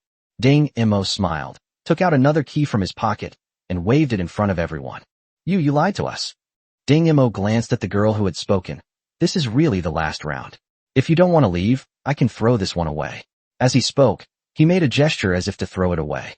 Don't throw it, everyone shouted. Ding Mo slowly unlocked the door, and a group of girls fled as if their lives depended on it. Today's experience was terrifying. They never want to come here again. And that Ding Mo, he actually stayed in that kind of environment for so long. He must smell terrible. They must stay away from him from now on. They must take a good shower when they get back. Ding Mo resumed his icy demeanor and shouted loudly from behind the crowd. Come back again. There will be even more delicious things waiting for you. I'm looking forward to it. Upon hearing his words, the girls fled even faster, as if a ferocious beast were chasing them.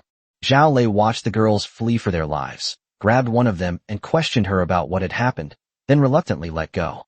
I never expected that this kid would actually use such a disgusting method to break my routine. Carter, who was standing nearby, had a sudden inspiration. Since this isn't working, why don't we? Inside the repair department building, Ding Mo emptied several buckets of garbage that had been placed in the corner into the garbage bin, and then poured in a bottle of cleaning agent. The stench gradually disappeared from the garbage bin, and the air inside the building returned to normal. Donlin looked at Ding Mo. This kid's cunning and methods were indeed impressive. He was even more satisfied with this. Only someone like this could live longer and better master the knowledge he had taught him. After Ding Mo finished dealing with everything, He walked up to Dan Lewin and said, "What are you going to teach me? I've already observed everything in this school building." Dan Lewin glanced at Ding Mo's hand, a few coins nimbly weaving between his fingers. "Looks like you want to learn how to pilot a mech." Ding Mo paused, the coin stopping in his palm. "How did you know?" Dan Lewin pointed to his palm. "I've seen this training method before. It's the rhythm manipulation technique of the Wind Clan of the Damark Empire." Rhythm manipulation technique. This was the first time Ding Mo had heard the name of this training method, while the Great Master simply referred to it as basic training. But how could an ordinary academy teacher know about such a thing? Ding Mo suddenly felt that Dan Lewin was not as simple as he appeared. Only Dean Gong Qianhan knew that Dan Lewin Leitang's true identity was astonishing. He had simply grown tired of the life of vying for fame and fortune, which was why he had hidden himself away in his own academy. Gong Qianhan was also very sensible and never bothered him, treating him completely as an ordinary teacher. Looking at Ding Mo's wary expression, Dan Lewin rubbed his messy hair and said slowly but firmly, "True mecha masters know mecha inside and out. From the overall power output, engine load, and extent of shell damage, to the wear and tear of a key component and the amount of lubricant in a joint, they have it all in their minds. Think about it. Where else can they have a more comprehensive, systematic, and in-depth understanding of mechas than the repair department? Don't be fooled by those arrogant students from the mecha department. They're all over the place. If they were to face someone like me, they would be no match for me. If the foundation is not solid, the ground will shake. So, kid, would you like to become my disciple?" Dan Lewin put on the air of a hermit master. "I don't want to." Chapter 31 Simulator. Unwilling? How can you be unwilling? Dan Lewin hadn't expected that his carefully crafted reasoning wouldn't convince Ding Mo. "Why? Do you know who I am? Do you know what I can teach you?" Ding Mo shook his head. "What you said is all right, but I haven't seen your true skills yet. It's not too late to become your apprentice after I've witnessed them with my own eyes." Dan Lewin laughed in exasperation. Fine, let's begin." On the first day, Danrin brought out a detailed explanation of the mech structure. The next day, Ding Mo recited everything from memory, and Dan Lewin then took out the weapons to analyze them. On the third day, Danrin brought out the complete book of runes. Day 4. On the 20th day, Dan Lewin couldn't help but admire Ding Mo's dark circles and ashen face. This kid was ruthless. He had only slept for a total of more than 30 hours in 20 days, averaging less than 2 hours a day, and had already mastered the basics to 100%. He had never seen a guy study so hard. It was as if something was urging him to die. This kid had almost exhausted all his energy. "All right, you can take a nap here tonight. After you wake up, I'll start teaching you the really useful things." Dan Lewin pointed to the only bed in the school building. Ding Mo didn't stand on ceremony. Although the clarity technique had greatly improved his memory, his brain had hardly had a rest after so many days of high-intensity work. Almost the instant he lay down, Ding Mo began snoring. Dan Lewin looked at Ding Mo with a complicated expression. After hesitating for a long time, he took out a glass bottle about the size of a finger and dripped the blue liquid inside onto Ding Mo's forehead. Almost instantly, the drop of liquid seeped into Ding Mo's skin. Ding Mo felt a cool sensation in his sleep, and the headache caused by lack of sleep disappeared instantly. Dan Lewin looked at the empty bottle with heartache.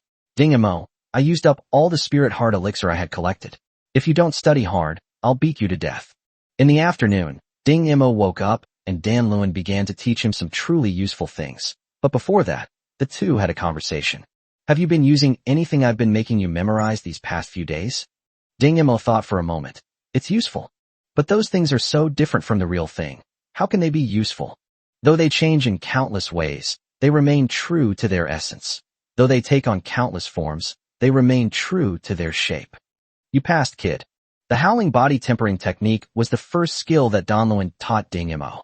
In his words, if any bastards who wanted to avoid paying for repairs came again, Ding Mo would at least have a technique to teach them a lesson. Before starting his cultivation, Dan Lewin tested Ding Mo's physique and was surprised to find that he was already close to the mid-stage of the first level without having cultivated at all. At this moment, Ding Mo was practicing a formal technique for the first time under Dan Lewin's guidance. The essence of the whistling body tempering technique lies in breathing. By coordinating breathing with certain special movements, the body cells undergo changes, and the trigger for these changes comes from the energy stone in Ding Mo's hand. Energy stones are the fundamental energy source of this world. Whether it's weapons, mechs, starships, flying cars, or the lighting and heat generated by people in their daily lives, they all originate from energy stones. As an internationally accepted currency, energy stones are a better store of value than gold, and only some energy stones with a purity of 70% or higher can be absorbed by the human body. According to Danron, the small piece of energy stone in Ding Ma's palm is worth 30,000 federal dollars. With changes in his breathing and specific movements, Ding Mo could clearly feel a faint energy seeping into his body from the energy stone in his palm, bringing a slightly stinging sensation. Each training session takes about half an hour. Ding Mo pulled his leg back from behind. This set of movements is based entirely on the limits of the human body. You can only train once a day at most. If you train beyond that, it will damage your body. Unless you have an expensive medicine like a recovery fluid to restore your body, you can train multiple times a day. Although his whole body ached after each training session, Ding Mo could sense that in addition to the improvement in his physical fitness, his flexibility and suppleness had also improved. After all, this yoga-like set of movements had fully stretched his muscles and bones. Looking at the energy stone in his hand that was gradually decreasing, Ding Mo estimated that this one energy stone could only last for 3 uses, so he asked, "Where can I get energy stones?" Donluin sat to the side, fiddling with the anti-armor mine in his hand. The academy distributes them regularly, but only students in the mecha department receive them. After all, other departments don't require such strong bodies, and mecha department students can only get one a month. Is there any way to obtain a large number of energy stones? Donluin placed the landmine in his hand aside. Of course there is, but you're not ready yet. I'll tell you when you've used up this energy stone. Late at night, Ding Mo put away the coin that was still flying between his fingers, held the energy stone in one hand, and tried to activate his ability with the other. The green image gradually took shape in the palm of his hand, but with a ripple, the image vanished in an instant. Ding Mo tried again with a blank expression, but still failed to achieve even 1% completion. After all, even experts hadn't figured out the structure of the energy stones in this world, so how could Ding Mo create them out of thin air? It was just like the pistol bullets he used before. Due to his lack of understanding of gunpowder, he simply couldn't make bullets. Putting away the energy stone, Ding Mo stretched out his palm again, and a black component gradually formed, eventually landing in Ding Mo's hand. A slight smile appeared on Ding Mo's usually calm face. The Eagle sniper rifle, his favorite long-range weapon from his previous life, should be able to be assembled successfully soon. After finishing his training the next day, Donluin began to explain the principles and structure of various weapons to Ding Mo. In his words, if one day you were to go to the battlefield, knowing what weapons your opponent uses and how you should deal with them are all skills for survival. He picked up a uniquely shaped rifle, touched its smooth, curved barrel, and said to Ding Mo, the GAR-3 assault rifle uses energy stones with over 50% purity.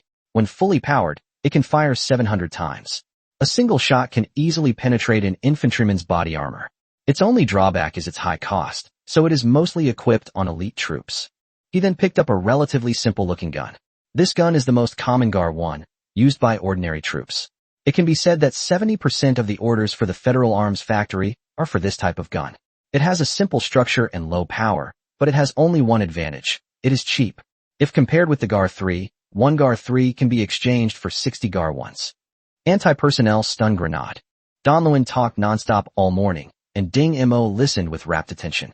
He knew that the more he learned now, the better his chances of survival would be in the future. Trading sweat for blooded was a worthwhile trade. On the third day, Donluin opened the deepest door in the school building, a door that had never been opened before, and led Ding Mo inside.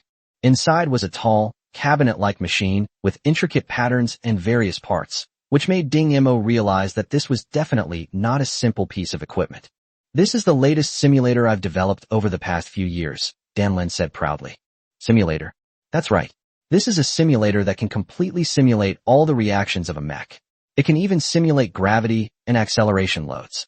The popular devices on the market cannot accurately reflect the load that the pilot should bear inside the mech. It is no exaggeration to say that this is the most advanced training device. Here, you give it a try. Donluin pressed a button, and the cabinet immediately opened to reveal a space resembling a mecha cockpit. Ding Mo's eyes shone with barely suppressed excitement. Seeing his expression, Donluin smiled. This was the most satisfying expression a creator could have when their work was appreciated. Chapter 32 First Encounter with Mechs. Seeing the open cockpit door, Ding Mo quickly climbed inside. Seeing his nimble movements, Donluin realized he was only a 14-year-old boy. However, Their usual interactions had led him to treat Ding Mo as an adult, and even adults rarely possessed Ding Mo's extremely calm and composed demeanor. There is an operation manual next to you. The cockpit in front of you is manufactured to the latest Federation standards at a 1-to-1 scale. After you finish reading the operation manual, you can connect to the StarNet and enjoy the fun of piloting a mech for the first time. Ding Mo looked to the side and sure enough, there was a yellowed manual with the words First Generation Infantry Armor Operation Procedures written on it. The book was quite thick. Ding Mo opened the cover and a line of sharp, handwritten words appeared on it. In our duels, we had both victories and defeats. Observing their forms and understanding their bodies, I felt inferior. Only after exhausting my efforts did I write this book to pay tribute to the martyrs, Wei Qingcong. Wei Qingcong, the first president of the Federation, actually wrote a book like this? Ding Mo curiously entered the main text and gradually became immersed in it. Donluan, observing from the outside, was filled with satisfaction. Nowadays, most pilots, in pursuit of power, focus on mastering simple, fast-paced mech piloting techniques. While their skills improve quickly, their foundation is lacking. True mech combat isn't simply about using the mech as a machine. It's about achieving a unity between pilot and mech. As Wei Qingcong stated when designing the first generation of mechs, the goal is to treat the mech as an extension of the body, ensuring victory in every battle. In fact, the manual in Ding Mo's hand is not a mysterious thing. Most colleges' mecha departments have it. However, because the operation described in it is too old and complicated, very few people pay attention to it. Most people are learning techniques such as reverse dash kill move, two-stage burst technique, extreme thrust, Thomas spin, etc., which are both gorgeous and lethal. At this moment, Ding Mo, who was encountering mech piloting techniques for the first time, had no idea that Dan Luan had deliberately placed this manual here. When he first saw the nimble coin between Ding Mo's fingers, he had this idea. With Ding Mo's dexterity, he could completely perform the complicated operations in the manual. After quickly reviewing the information, Ding Mo began to attempt to operate the controls. The cockpit doors slowly closed, plunging Ding Mo into complete darkness. Relying on his previous memory, he flipped a switch, and the virtual screen slowly unfolded before him. Donluan's voice rang out in the cockpit, instructing Ding Mo to first connect to the Star Network and then enter one of the programs, Star Legend.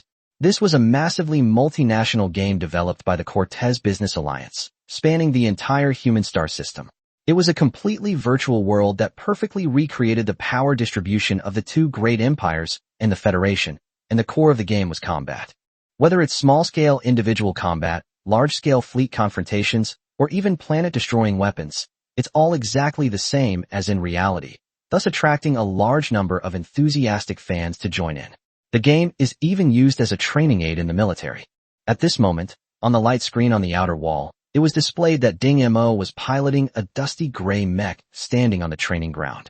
Donluan chuckled to himself, activating the recording function to document Ding Mo's embarrassing first attempt at piloting the mecha, intending to use it as a source of amusement later. Given Ding Mo's talent, he'd likely stand out quickly, making this recording invaluable to Donluan. Inside the cockpit, Ding Mo took a deep breath and began training according to the manual. On the screen, the mecha first tried to move its hands. It was a little clumsy at first, but it gradually became more flexible. After a few attempts, Ding Mo began to try the most difficult step for a beginner, making the mecha walk. For beginners, the most common mistake when piloting a mech is tripping and falling. To prevent this, almost all mechs were equipped with auxiliary programs to help pilots maintain balance. These programs have their advantages and disadvantages. Experienced pilots disregard them, but they are very convenient for beginners. Ding Mo piloted his mech and took his first step. This single action alone required 5 steps. Ding Mo's current hand speed is a maximum of 32 operations per second. In the mech world, an effective operation is called a knot, meaning Ding Mo's current hand speed can reach a maximum of 32 knots. This number may not sound like much, but some level 2 pilots only manage around 20 knots per second. Just as Ding Mo confidently took that step, before his front foot even landed, the mecha's body began to tilt, and he hurriedly performed a recovery operation. Donluan was grinning from ear to ear. He was just waiting to see Ding Mo make a fool of himself. But to his surprise, the mecha wobbled and staggered a few steps before miraculously regaining its balance. Donluan was dumbfounded, his mouth agape. Inside the cockpit, Ding Mo's forehead was covered in sweat. After a series of operations, Even with his incredibly fast hand speed, he felt a little nervous. However, he was naturally calm and composed, and his operation was flawless, allowing him to steadily regain his balance. Next, Donluin's mouth opened wider and wider, and the gray mech walked more and more easily, slowly jogging, then gradually accelerating, starting to sprint in different directions, sprinting back and forth, doing somersaults, and even performing a double somersault in the air and landing easily. Then Donluin saw the mech begin to make attacking movements. Punches, kicks, sweeps, straight punches, clean and crisp movements, body swaying sweeping kicks, body shaking impact punches, just like a real fighting master practicing. Donluin's eyes lit up. He had really found a good seedling. Now he had something to brag about when he met those old guys. It wasn't until the indicator light showing the pilot's exhaustion sounded that Danrin snapped out of his daze and opened the cockpit. Inside, Ding Mo was soaked through, his sweat pooling on the ground. How about it? The excited light in Ding Mo's eyes lingered for a long time. As expected of the mainstream weapon of war in this world, compared to this, the battles in his previous life were simply child's play. Thinking of how the soldiers at the beginning of the Federation used the most rudimentary mechs and the most complicated operations to repel wave after wave of invading enemies and conquer planet after planet, even someone as cold as Ding Mo felt a sense of admiration. After a short rest, he began his training for the day, still in the bizarre and twisted yoga poses. Donluin felt his body ache just watching him. He had tried to practice this whistling body technique before, but the bone-deep, needle-piercing pain made him give up completely. He never imagined that anyone could find pleasure in cultivation. Seeing Ding Mo making one incomprehensible move after another with a blank expression, Donluin was once again certain that Ding Mo was clearly a freak. This pain was nothing to Ding Mo. Only after the energy stone completely disappeared from his palm did he slowly adjust his movements. With a sickeningly loud cracking sound of bones grinding together, Ding Mo finally returned to his normal posture. Now, tell me how to obtain the energy stones. Chapter 33, Joining the Battle. Donluin coughed, rubbed his sore cheeks, glanced at Ding Mo who had a calm expression, and said, because the official ban on the sale of high-purity energy stones is strictly prohibited, only the military and some commercial alliances can obtain energy stones besides the Academy. It's not very realistic for you. Besides that, there is only one other place, and that is the black market. No matter how bright a place is, there will always be darkness. The black market gives those who want to exchange energy stones for money and opportunity, and it is also a good place for various families to obtain information and collect energy stones. For various reasons, the authorities have tacitly accepted the existence of the black market. However, it is also a chaotic place, not bound by the law. Even if you kill someone in the black market, you can still walk away without a care in the world, provided that no one seeks revenge. A cold glint flashed in Ding Mo's eyes. The black market was a perfect place for murder and robbery. Thinking of this, his fingers trembled slightly. Perhaps it was because he hadn't seen blood for too long and his hands were itching. Seeing Ding Mo's expression, Donluin poured cold water on his enthusiasm. You want to double-cross me? Wait until you reach level 4. There are only level 3 and 4 mercenaries and bodyguards there. With your current strength, you'll be lucky if you don't get killed. Then what other options are there? Donluin raised an eyebrow smugly and twitched his red nose. The answer is right here. He pointed to the simulator. There are plenty of opportunities to make money in Star Legend. As long as you can perform exceptionally well, money is a piece of cake. Special performance? Donluin turned on the screen and said, look at this. These videos of solo 5-kill streaks, famous assassination scenes, and peak duels are all paid. Moreover, the more famous masters in them all have sponsors. Their money is practically handed to them for free. Ding Mo casually opened a video of a solo player's 5-kill streak. It showed a battlefield engulfed in flames, where the protagonist was surrounded in a corner. With a dagger, he eliminated 5 enemies before being killed. This one video cost 10 federal coins to watch, and the number of viewers had exceeded 5 million. In other words, the video creator had earned nearly 50 million from this. Converted into energy stones, it would be worth at least 1,700, enough for several years of cultivation. Actually, Ding Mo misunderstood 2 things. First, video creators have to share revenue with the platform, so the actual amount they receive is far less. Second, in the later stages of cultivation, a single cultivation session cannot be solved by just 1 energy stone. Even so, Ding Mo saw a tremendous business opportunity. Donluin patted Ding Mo on the shoulder. How about it? Are you confident? Ding Mo silently turned around and walked outside. Dan Lewin hurriedly shouted. You're not going to give up, are you? Time to eat. Ding Mo entered the simulator again, while old Danrin, due to his advanced age, had gone to rest early. Ding Mo easily connected to the Star Network, and Star Legend was activated again. Looking at the several options in front of him, he moved his finger away from the training option and finally clicked to participate in the battle. A dazzling flash of light appeared before his eyes, and Ding Mo found himself in a huge armory, not in the cockpit of the simulator. Was this virtual reality or brainwave transmission? Ding Mo could only guess, and at the same time, he confirmed that the simulator was not just a simple simulator. It could obviously be used as some kind of access device. Hello, new recruit. A sweet voice rang in Ding Mo's ears. Ding Mo hurriedly turned his head to look, but saw nothing.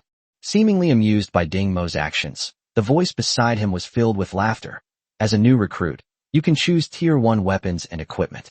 There are 2 minutes left before the battle begins, so please make your selection as soon as possible.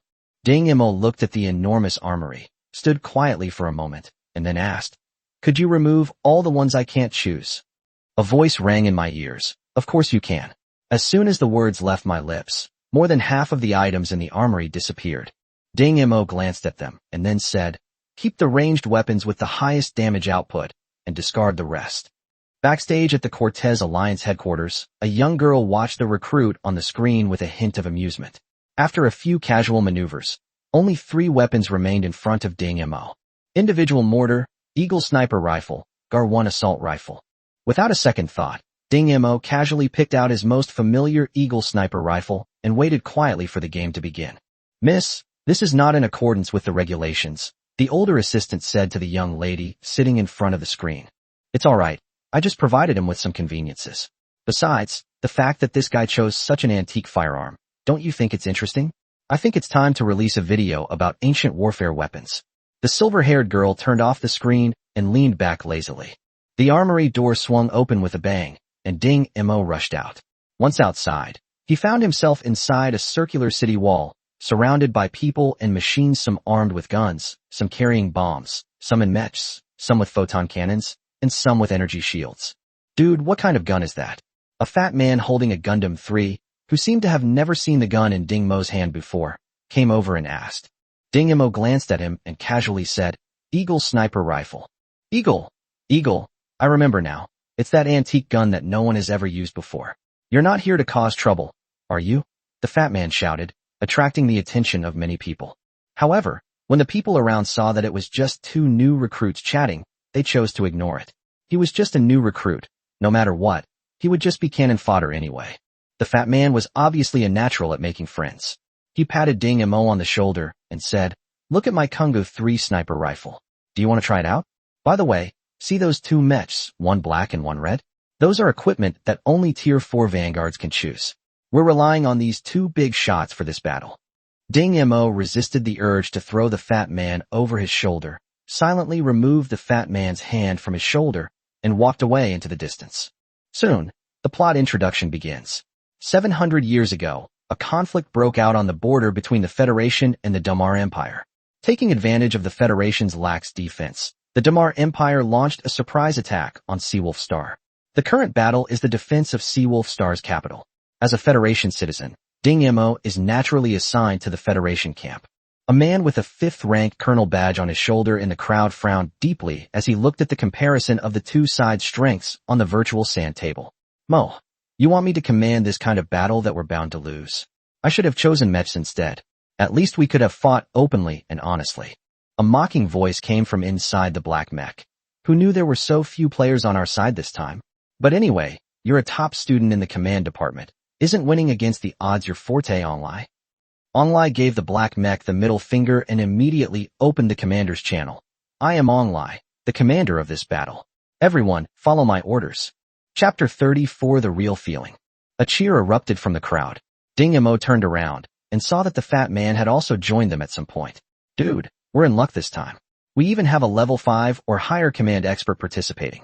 That's great. We don't have to fight a chaotic battle anymore. Ding Mo nodded. That's right. The combat effectiveness of troops with and without command is completely different. With a major battle imminent, Onlai took it upon himself to continue assigning tasks. Heavy firepower is in the 2nd tier. Mechs, start your engines and attack on my command. The new recruits find their positions on the city wall and fire in unison on my command. The repairmen and medics are in the innermost layer. Onlai issued orders methodically, and the players quickly sprang into action. The fat man glanced at the Imperial army in the distance from the city wall, his fat face twitching twice. Damn it, how come there are so many of them? Ding Mo lay prone behind the city wall, tilted his head slightly, and brought the scope to his eyes. Just as the fat man had said, the enemy force was indeed far too numerous. He silently estimated that their numbers were at least twice that of his own. A bright red signal flare fell from the sky, marking the start of the battle. The fat man, trembling all over, hid behind the city wall. He looked up and saw stray bullets flying overhead. Looking at Ding Mo, who had no expression, he said admiringly, "Dude, you're really calm." Ding Mo ignored him. In his previous life, he had actually been on the battlefield. Now it was just a virtual game, so what was there to be nervous about? Instead, he felt a familiar sense of excitement. Through the information carried by the wind, he seemed to smell the familiar scent of gunpowder and blood again, and his blood-red pupils behind the sniper's scope grew brighter and brighter. In the scope, the enemy surrounded them from all directions, led by 4 mechs, followed by armored units, with infantry lurking between the armored units. Ding Mo stroked the barrel of the gun and loaded a bullet into the chamber. He hadn't expected the armory to only provide him with 20 rounds in total. He chose 10 standard rounds and 10 armor-piercing rounds. The more advanced magnetic storm and concussion rounds were no longer usable with the Eagle sniper rifle. With limited ammunition and too many enemies, he could only selectively eliminate the most threatening targets. Outermost layer, fire at will. When the enemy had advanced to a certain extent, Aglai finally gave the order to fire. Suddenly, a burst of gunfire erupted from the city wall. The beams of energy guns shot down at the enemy troops below like arrows. The fat man also roared and stood up, his Kunga 3 sniper rifle firing beams of blue and white light. Ding Mo coldly observed that the new recruits' shooting did not kill many enemies, as it was mostly blocked by the mechs and armored units in front. Only a few guys, like the fat man, who were carrying advanced firearms, caused some damage to those below, but it was not very effective. Instead, it caused the enemy to focus their firepower on those few spots. Whether by chance or not, a mortar shell flew in an arc and landed straight at the fat man. The fat man was obviously unaware and continued firing excitedly. Ding Mo pursed his lips, grabbed him and pulled him down, rolling him to the side. A violent roar suddenly rang out, and Ding Mo felt dizzy and his ears rang. He saw the fat man opening his mouth and saying something, but he couldn't hear anything. A few seconds later, Ding Mo returned to normal and then heard the fat man still rambling on. "Brother, thanks a lot. Otherwise I would have quit the game early again this time." Ding Mo frowned. The fat man should have been closer to the explosion point than him. So how come he seemed unaffected? "Fatty, didn't you experience any dizziness or tinnitus just now?" The fat man seemed to have heard a joke. "Bro, this is a game. It's not that realistic. You must be kidding me." "A joke? A game?"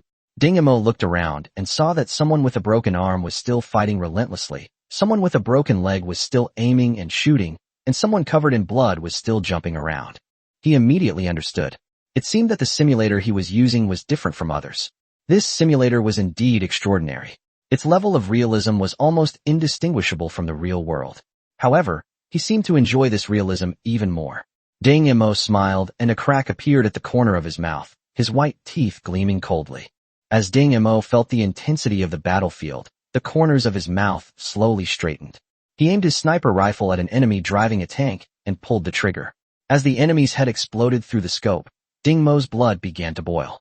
He quickly loaded another bullet, aimed at another driver, fired, and the enemy fell. He fired again, and another enemy fell, sniping 5 drivers in a row. Both commanders noticed this simultaneously, as the enemy's advance in Ding Mo's direction had slowed considerably. "What's going on?" Mu Qingyang asked the front line hurriedly, noticing that the attack in one direction on the tactical sand table was blocked. "Someone sniped the tank driver." "Have you located the enemy?" "No, it doesn't seem to be an energy-based weapon. I can't see the beam path." In this chaotic battlefield, players who were used to determining the enemy's location by the beam trajectory never expected that someone would use such an antique firearm. The Eagle sniper rifle was not loud to begin with, and it was completely masked by the constant explosions. Onlai quickly ordered in the public channel, "The sniper who just shot the enemy tank driver, please retreat immediately." Upon hearing the order, Ding Mo ran down the stairs from the city wall without saying a word and arrived at the positions of the repairmen and doctors in the inner circle. Some wounded soldiers had already been brought over. Onlai was somewhat surprised to see Ding Mo running in. Although everyone's face in the game was randomly generated by the system, the person in front of him made him feel like a veteran of many battles. Seeing the other's recruit rank, Onlai thought that the other was some big shot from the army who came to play the game. Hello, what's your name? Ding Mo thought for a moment. You can just call me Eagle. Alright, Eagle, the turning point of the battle may very well depend on you. After all, I haven't found a sniper better than you here. Seeing the Eagle sniper rifle in Ding Mo's hand, Onlai was even more convinced that Ding Mo was a master in the army. After all, only a master's hobbies are different from others. You mean, a decapitation strike? That's right. Onlai slammed his fist on the sand table. With so many enemy troops, they'll definitely commit them all, trying to break through our defenses in one fell swoop. So, there can't be many enemies guarding the commander's position. The commander must be poorly guarded. The two said in unison. Onlai seemed to have found a kindred spirit and gave Ding Mo a high five. Without saying much, he immediately continued to command the battle. All mechs, attack together and take down the mech in the north first. The mechs charging from the north were the fastest, and they were about to reach the city walls. Onlai had to take them down first.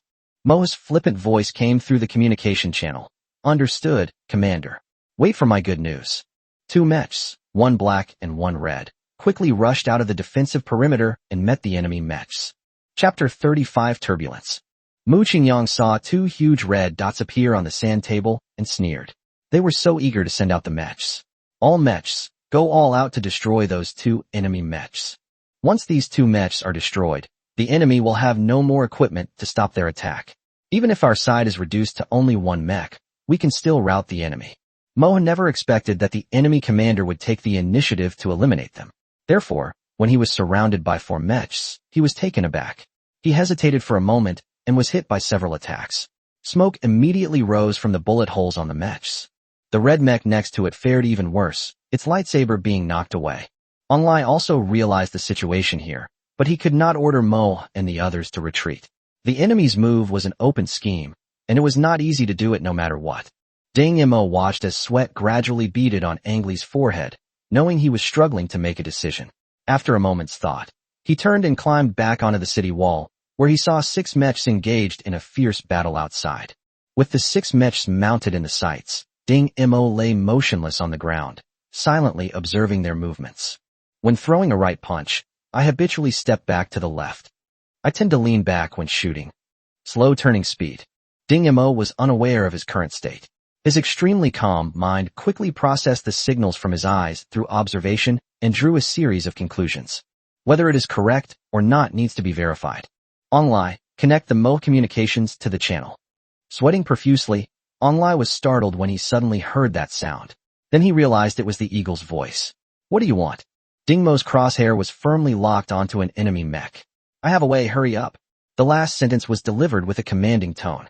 In that instant, Onlai thought he heard the cold and ruthless voice of a general in the army and subconsciously connected the channel. Turn around, draw your sword, 70 degrees. A cold voice suddenly rang in Mo's ears. He was in dire straits and subconsciously did as he was told, only to find that he was facing a large axe, which was coming down on his head. Damn it, you've ruined me, Mo yelled, only to find that the giant axe had inexplicably swung off course, while his sword had pierced the enemy's cockpit, causing the mech in front of him to freeze in place. Roll backward, then thrust forward at a 30-degree angle. However, to Ding Mo's surprise, Mo only took 2 steps back and did not roll at all. He was almost pierced through the head by a spear that came chasing him. Even so, he had a big hole in his shoulder. Fortunately, it was not his right arm that was holding the sword, otherwise he could have just admitted defeat. A backflip? How could that be possible? The balance assist system won't let you fall down so easily, Mo complained. Ding Mo was speechless. He didn't know that apart from him, this oddball, most players were using the auxiliary system. After carefully observing the current situation, it was 2v3, and Mo and his partner were barely holding on. Ding Mo continued to give orders. Left front, bend your knees, and slash horizontally. Mo looked at the spear thrusting towards him. There was clearly no one to his left front. He gritted his teeth and followed Ding Mo's instructions. Just as he bent his knee and swung his sword, a mech staggered over. The horizontal slash just missed the opponent's waist. A flash of sparks appeared, and the enemy mech immediately lost control of its lower body and slowly fell to the ground. Mo's mech had its right arm pierced by the spear, and the long sword in its hand clattered to the ground. Mo looked to the other side and saw his partner's red mech being pierced through the cockpit by an enemy alloy dagger. It's over. The tide has turned. With only 2 enemy mechs left, Mo closed his eyes in despair, bracing himself for being wiped out. Ding Mo silently switched to armor-piercing rounds, his commands continuing uninterrupted. Charge forward, bend over, crash into it. Commands rang in Mo's ears, and he subconsciously followed Ding Mo's instructions. Could this guy still turn the tables? A mech that had lost both arms, curled up, crashed into the enemy. On the opposing side, Mu Qingyang watched this scene and thought, it seems we've already won this round. Their desperate struggle is nothing to worry about. On the city wall and below, everyone watched this tragic final scene, unable to bear seeing this last struggle completely extinguished. As Onlai looked through the tactical sand table and saw the last blue dot representing his team rushing towards the 2 red dots in front, he felt a strange sense of familiarity with the scene, as if he had seen it somewhere before, and his eyes inexplicably welled up with tears. Boom. Mo and the enemy finally collided. At the same time as the sound, the cockpit was pierced, and a green light flashed behind Mo's mech. The frequency of the light flashing increased rapidly in an instant. Oh no, get out of the way. Mu Qingyang shouted into the communication channel. Anyone could tell that something was wrong in this strange situation. No sooner had he finished speaking than a violent explosion flashed, leaving the scene in complete disarray. Mech fragments were scattered all over the ground, a result of mutual destruction. Onlai slammed his fist down hard. Good. Mu Qingyang also threw a punch, yelling, damn it. The entire audience seemed to freeze for a moment. Then they heard Mu Qingyang's furious voice. Attack with all our might. We outnumber them. Suppress them with firepower. Seemingly feeling that watching from afar wasn't enough, Mu Qingyang simply went to the rear of the troops to witness the siege firsthand. On the Federation's side, Onlai finally ordered the heavy weapons on the second floor to open fire, and explosions rang out one after another in the crowd, slowing down the Empire's offensive momentum. Onlai suddenly noticed that the golden dot representing the local commander on the tactical sand table had moved forward and appeared not far behind the enemy siege force. He hurriedly contacted Ding Mo. Eagle, at 12 o'clock, the enemy commander should be there. Have you spotted him? Ding Mo searched through the scope. A guy hiding behind an energy shield. Seems to be of a pretty high rank. Onlai frowned upon hearing this.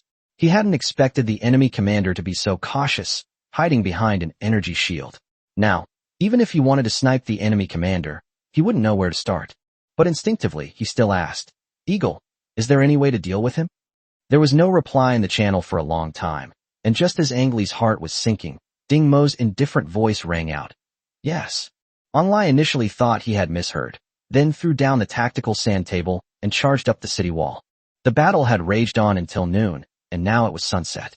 The last rays of sunlight shone on the man lying on the ground, half of his face hidden in the shadows, but there seemed to be a faint red glow in those shadows. A gentle evening breeze blew by, and Ding Mo seemed to move slightly, yet he also seemed not to move at all. But the next second, Onlai noticed the chaos among the attackers. He looked out and saw a splash of blood behind the energy shield, staining it bright red. A golden opportunity.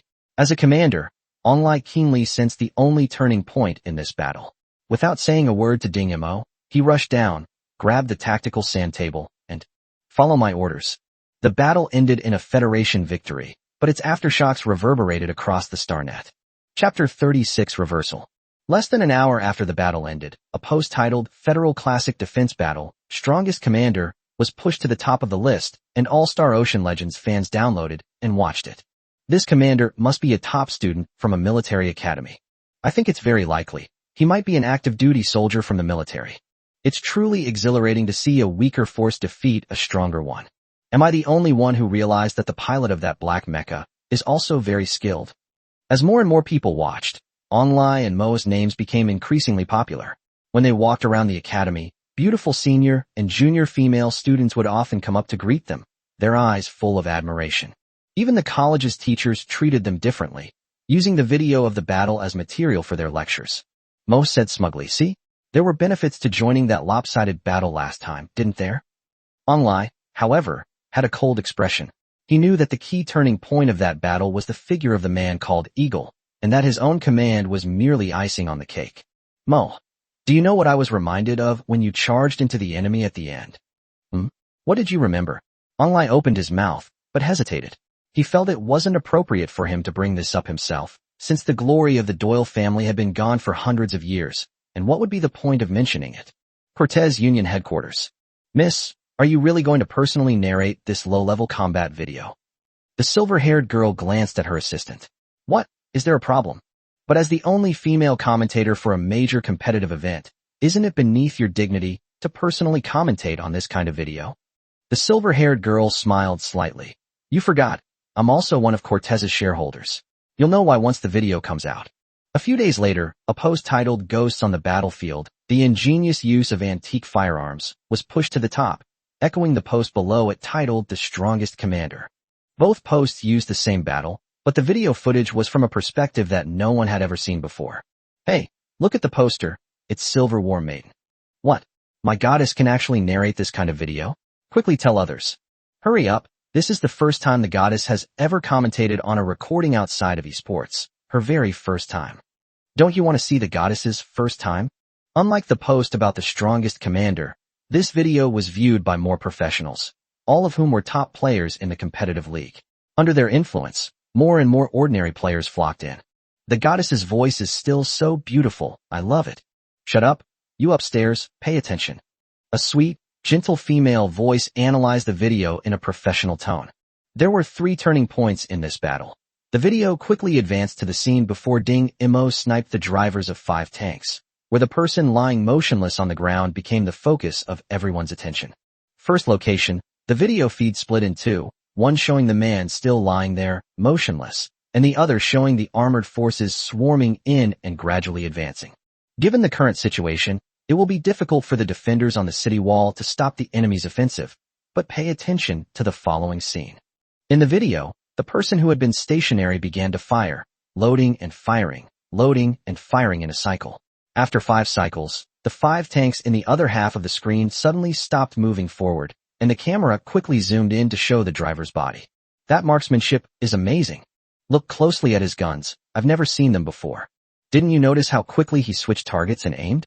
He must be a veteran who's been on the battlefield. Eun-ji continued her explanation. This wave of fire slowed down the enemy's attack speed in this direction, while the unaffected mechs advanced even further, which led to the ensuing mech melee. The video progressed rapidly, showing Mo and his partner engaged in a fierce battle with 4 enemy mechs in the area. Next comes the second turning point in this battle. Let's listen to the communication between this ghost sniper and his comrade.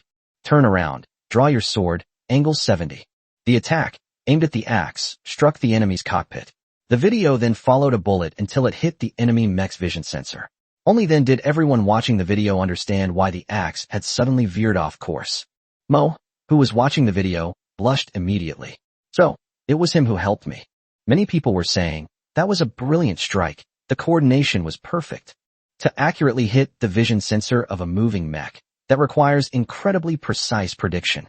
Eun-ji's voice continued. Many people may think this is the most exciting attack of the battle, but personally, I think it only ranks 4th. Let's continue watching. Left front, bend your knees, and slash horizontally. Everyone heard the cold voice, but no one cared. They only knew that there was no one in front of Mo to the left. So what made this ghostly man make that judgment and give the order? From the perspective of a single bullet, this bullet passed through the gaps between several mechs and struck the knee transmission device of the mech behind it. The mech staggered a few steps and was caught by the sword that Mo was waving. So that's how it is. That was a truly brilliant strike. I'd guess this is the most brilliant strike in the goddess's eyes. However, Eun-ji's words were a slap in the face again. Personally, I think this is the 3rd shot. Although it had a precise angle and prediction, it was still a level below the next 2 shots. I think many shooting experts in the Arena League could do the first 2 shots. But the next 2 shots, I can only say, have transcended the scope of war and can be called art. Next comes the most important turning point of this battle. You may be wondering why I didn't talk about the mech battle scene at the end. You'll find out after I finish explaining. In the video, the man lying on the ground put his thumb in his mouth, then raised it to examine it before preparing to aim again.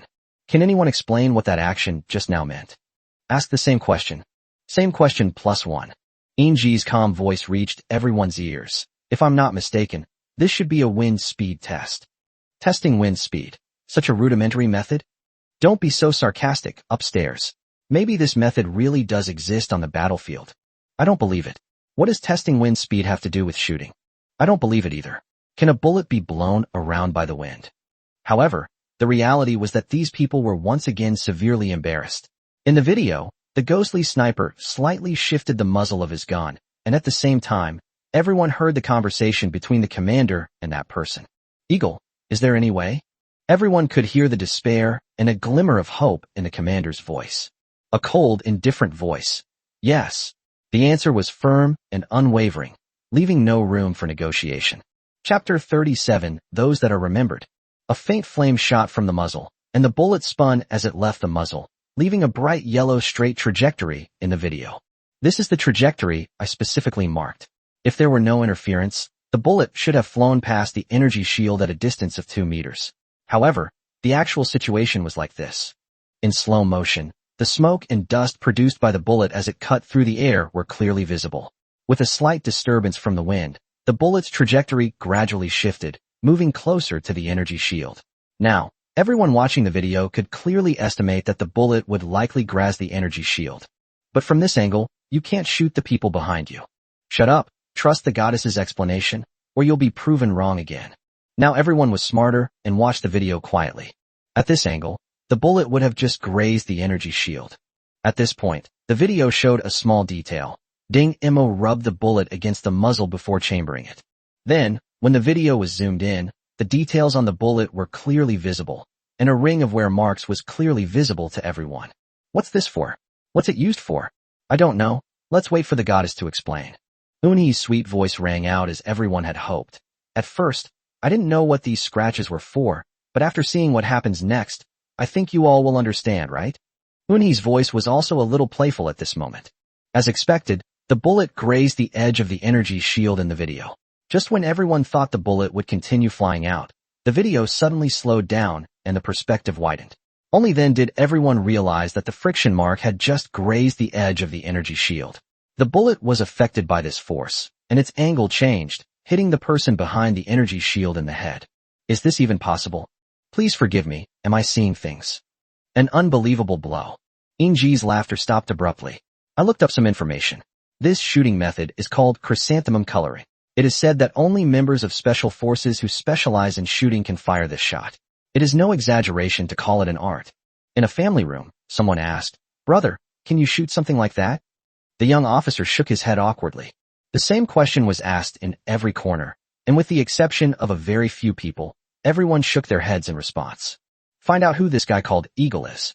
I want him to be a member of my personal guard, a high-ranking military official ordered. Find out exactly who this person is. If he's unclaimed, fine. But if he's someone from my mortal enemy, we must eliminate him at all costs. These were the words of a spoiled brat from a certain family who was afraid of death and hid his entire body in protective armor. Check it for me. However, the explanation of Silver Valkyrie was not over yet. Next, in Jinheim's opinion, was the most spectacular strike of the entire battle. To be honest, Jinheim's eyes turned red when she saw it. Are you kidding me? A battle could make the goddess Silver Princess's eyes turn red. Inji's voice slowly drifted over. This final blow, besides precise marksmanship, perfect timing, extensive knowledge, and thorough understanding, most importantly, required perseverance and courage. What the hell? What does shooting, perseverance, and courage have to do with each other? Goddess, are you sure you're not mistaken? Waiting for the explanation, Ding Mo's emotionless voice rang out.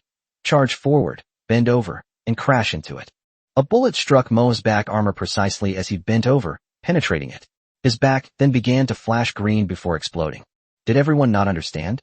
Let me explain it to you. Behind this armor is the energy conduction line. The bullet just happened to get stuck here, causing the energy flow to be blocked. The back and forth impact and vibration eventually caused the engine to overload and explode. It can be said that this ghostly sniper not only has a very good understanding of the structure of the mech piloted by Mo, but also clearly calculates that after the armor-piercing round penetrates a layer of armor, it can just get stuck on the energy line instead of passing through. More importantly, he knows the working status of the mech engine like the back of his hand. Ordinary people probably would never think that cutting off the energy line here would cause an explosion. Everyone who watched the video was speechless. This strike was definitely a combination of skill and knowledge. Inji's voice continued. However, what Inji believes is most important is the sniper's decision. Who would have thought to use such a suicidal attack to completely destroy the enemy's mech? After realizing that the situation was instantly unfavorable to him, he was able to make a response immediately. Such a choice is even more valuable. I feel like this is cold-blooded. Is it about using any means necessary to achieve victory? That makes sense. Why would anyone think of sacrificing their teammates? Don't talk nonsense, upstairs. This is what real war is like. There's no time for you to plan properly. When things come to a head, there's only death. Same as above. Just to clarify, I am from the 13th Army of the Federation. Inji continued. Does everyone still remember how our Federation Army responded when faced with the invasion of two great empires at the beginning of the Federation's establishment? Do you remember the scene when the Federation's first president, Wei Qingtsong, with more than 100 scars, finally declared victory in the war? Do you remember the 7,439,869 compatriots who bravely sacrificed their lives in the Federation Army? Inji's voice trembled slightly. Does everyone still remember that battle in Federation history that turned the tide of the war? The video suddenly changed, the blurry video filled with a sense of historical vicissitude. A bloodstained hand set up the camera. In front of them was a dark mass of enemy troops, while their own side had only a few dozen mechs that had run out of ammunition. The mechs were covered with bullet holes and oil stains, and a few mechs were still emitting wisps of white smoke. The sky was already obscured by the pervasive smoke, a dim yellow. Captain, do you think future generations will remember us? The mech known as the Captain stood at the edge of the camera. Whether we can do it or not, there are some things we still have to do, brothers. I need to create an opening. I'll do it. I'll do it. Everyone move aside. I'll handle this. As the enemy drew closer, the Captain finally gave the order. 328th Mech Squadron. All personnel, proceed, in order. His voice was hoarse, filled with the pain of his throat being torn apart. Wei Qianming, go into battle. Charge forward, bend over, and crash into it, the ripping voice commanded. Without the slightest hesitation, Wei Qianming's mech slammed violently into the enemy's mech, and then the explosion that shot into the sky kicked up a cloud of dust. Wei Qianya, go into battle. Commander is going to fight. Ding Heng, go into battle. Sun Jun, advance into battle. The scene gradually splits, with one side showing Mo crashing into something under Ding Mo's orders, and the other side showing the back of the last mecha standing in front of the camera. The sound and visuals in the two images are abnormally synchronized. Charge forward, bend over, and crash into it. Charge forward, bend over, and crash into it. Angrador looked up to the sky and wept. After 600 years, someone still remembered the fighting heroes of the Doyle family. The scene is completely silent at this moment.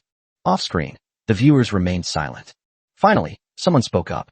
Colonel Wang Chengyan, of the Mechanized Regiment of the 31st Brigade, 136th Division, 4th Army Group, pays tribute to the martyrs. Shi Qingming, Staff Officer of the Artillery Regiment of the 13th Brigade, 21st Division, 11th Group Army, pays tribute to the martyrs.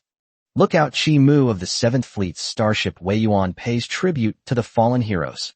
Lu Dazhu of the Tianmu Star Orbit Protection Company pays tribute to the martyrs. 3rd Garrison Army. Today, this video from Silver Valkyrie has been viewed by millions, remembered by tens of millions, and cherished by hundreds of millions. Chapter 38 Delicate Fingers.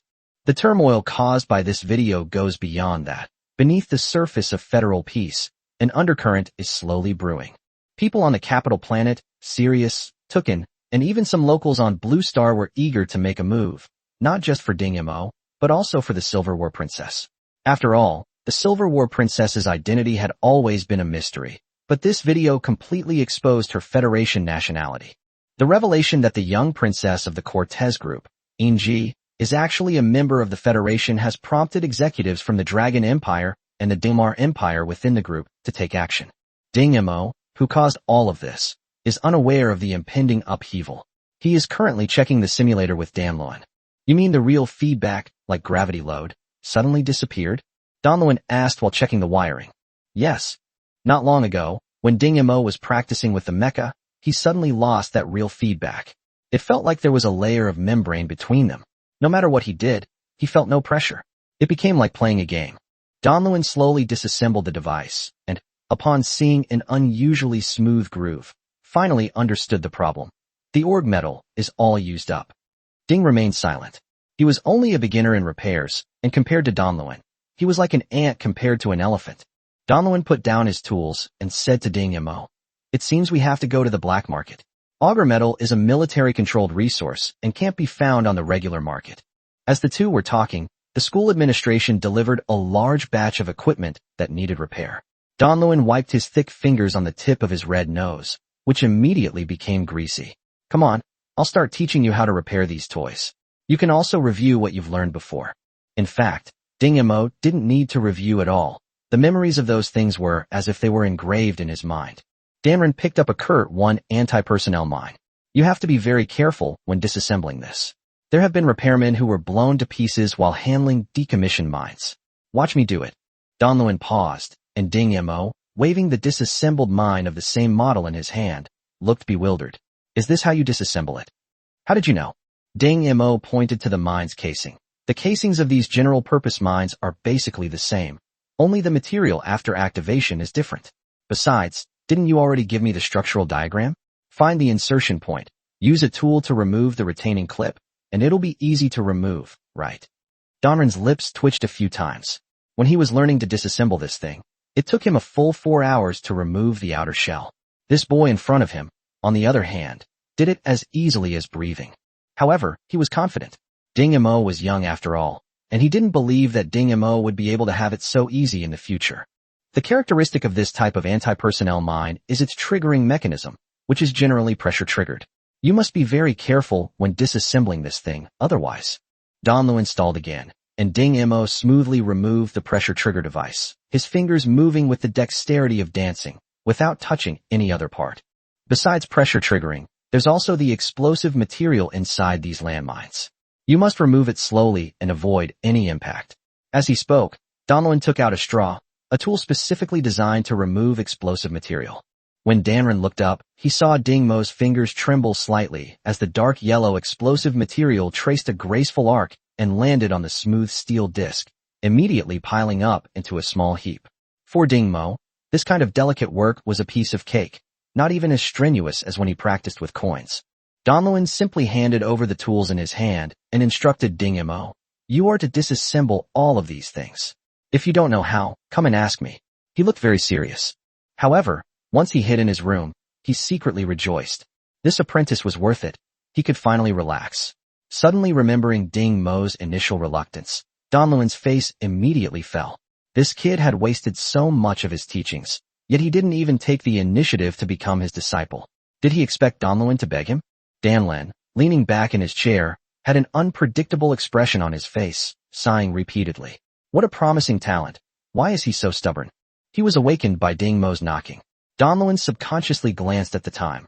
Just 1 hour and 34 minutes had passed. What is it? Danren both loved and hated this kid. Ding Mo's indifferent voice came through. "I've already disassembled everything." What? Donluin couldn't believe his ears. In the past, it would have taken him 5 or 6 hours to disassemble so many weapons and equipment himself. Even if Ding Mo had been particularly skillful, it was impossible for him to finish disassembling them so quickly. Little did he know that Ding Mo had deliberately slowed down when he was explaining things. Given Ding Mo's personality, he never wasted time. Since Donluin had assigned him the dismantling task, he was naturally going to give it his all. Donluin got up and walked outside. "You've really finished disassembling it? Let me tell you, disassembling isn't enough. You also need to sort and neatly stack everything." Pushing open the door, Donluin saw piles of neatly stacked parts and materials. Ding Mo stood helplessly to the side, only a coin flipping between his fingers. Donluin carefully inspected the equipment, and Ding Mo placed each faulty device together separately so that the disassembled parts would not be mixed up. Donluin was becoming more and more satisfied with Ding Mo. He had never taught Ding Mo these things before. It seemed that the kid had figured them out on his own. Ding Mo, though he had never eaten pork, had seen pigs run. He had worked in a repair shop in his previous life, so he knew some basic rules. No matter which world he was in, the general rules of the repair industry wouldn't change much. After Donluin finished his inspection, his eyes lit up. "Ding Mo, you can do the repairs. Ask me if you don't know how." This time, Donluin stood next to Ding Mo, watching Ding Mo clumsily inspect each part. Initially, Ding Mo could quickly identify the cause of the malfunction for some parts with obvious external damage, and after replacing them and reassembling them, the parts returned to normal function. However, upon encountering the first undamaged magnetic storm generator, Ding Mo fell into deep thought for the first time. 10 minutes passed, and just when Donluan thought Ding Mo had finally run out of ideas, Ding Mo unexpectedly picked up a light container, replaced it, and everything returned to normal. Donluan stopped Ding Mo, who was about to continue repairing it, and asked, "How did you determine that the light container was faulty?" "The fault is insufficient excitation. According to the structure of the magnetic storm generator, the fault can only be in the core energy, excitation path, and peripheral restraint coil. The materials used in the core energy and restraint coil are more wear-resistant than the materials used in the excitation path, so the probability of them failing is smaller. Therefore, I judge that the most sensitive photocell in the excitation path is the fault point." Donluan nodded in satisfaction, then suddenly asked, "Is replacing the light container the only solution? What if there are no replacement parts available on the battlefield?" After hearing this, Ding Mo fell into deep thought. The situation on the battlefield is ever-changing, and anything can happen. Donluan's words made sense. Seeing Ding Mo deep in thought, Donluan finally couldn't resist showing off. "Let me show you why I'm called a master." With that, Danrin put the broken light container back in. Chapter 39 Black Market. Since the broken light container had been replaced, the magnetic storm device naturally could not be activated properly. Donluan unplugged a broken energy gun and connected both ends to the light container. Pulling the trigger, the broken energy gun didn't fire a beam. Instead, a tiny amount of energy was transferred into the light container. Then, Donluan randomly short-circuited it, and the energy accumulated in the light container was released. After doing this several times, Danrin assembled the magnetic storm device and activated it in front of Ding Mo. Looking at the magnetic storm device that was activated normally, Danrin looked at Ding Mo triumphantly. "Do you know why?" Ding Mo shook his head. "When a light container is stimulated by energy, it will remain in an oscillating state. As long as the oscillation frequency is high enough, it can return to normal function." Donluan suddenly asked again, "On the battlefield, what is the quickest way?" Several ideas flashed through Ding Mo's mind, finally settling on what he considered the most unbelievable method. Shoot the light container directly with a beam gun? Donluan laughed heartily. "That's right. Just use the minimum power, otherwise you'll turn the magnetic storm into scrap metal." Donluan's words were like opening a new door. What he had learned before quickly merged and sublimated in Ding Mo's mind. From individual weapons to planet-destroying cannons, from repair to use, from this moment on, Ding Mo could be said to have truly stepped onto the right path. If it weren't for Donluan's guidance, he might have wasted several more years.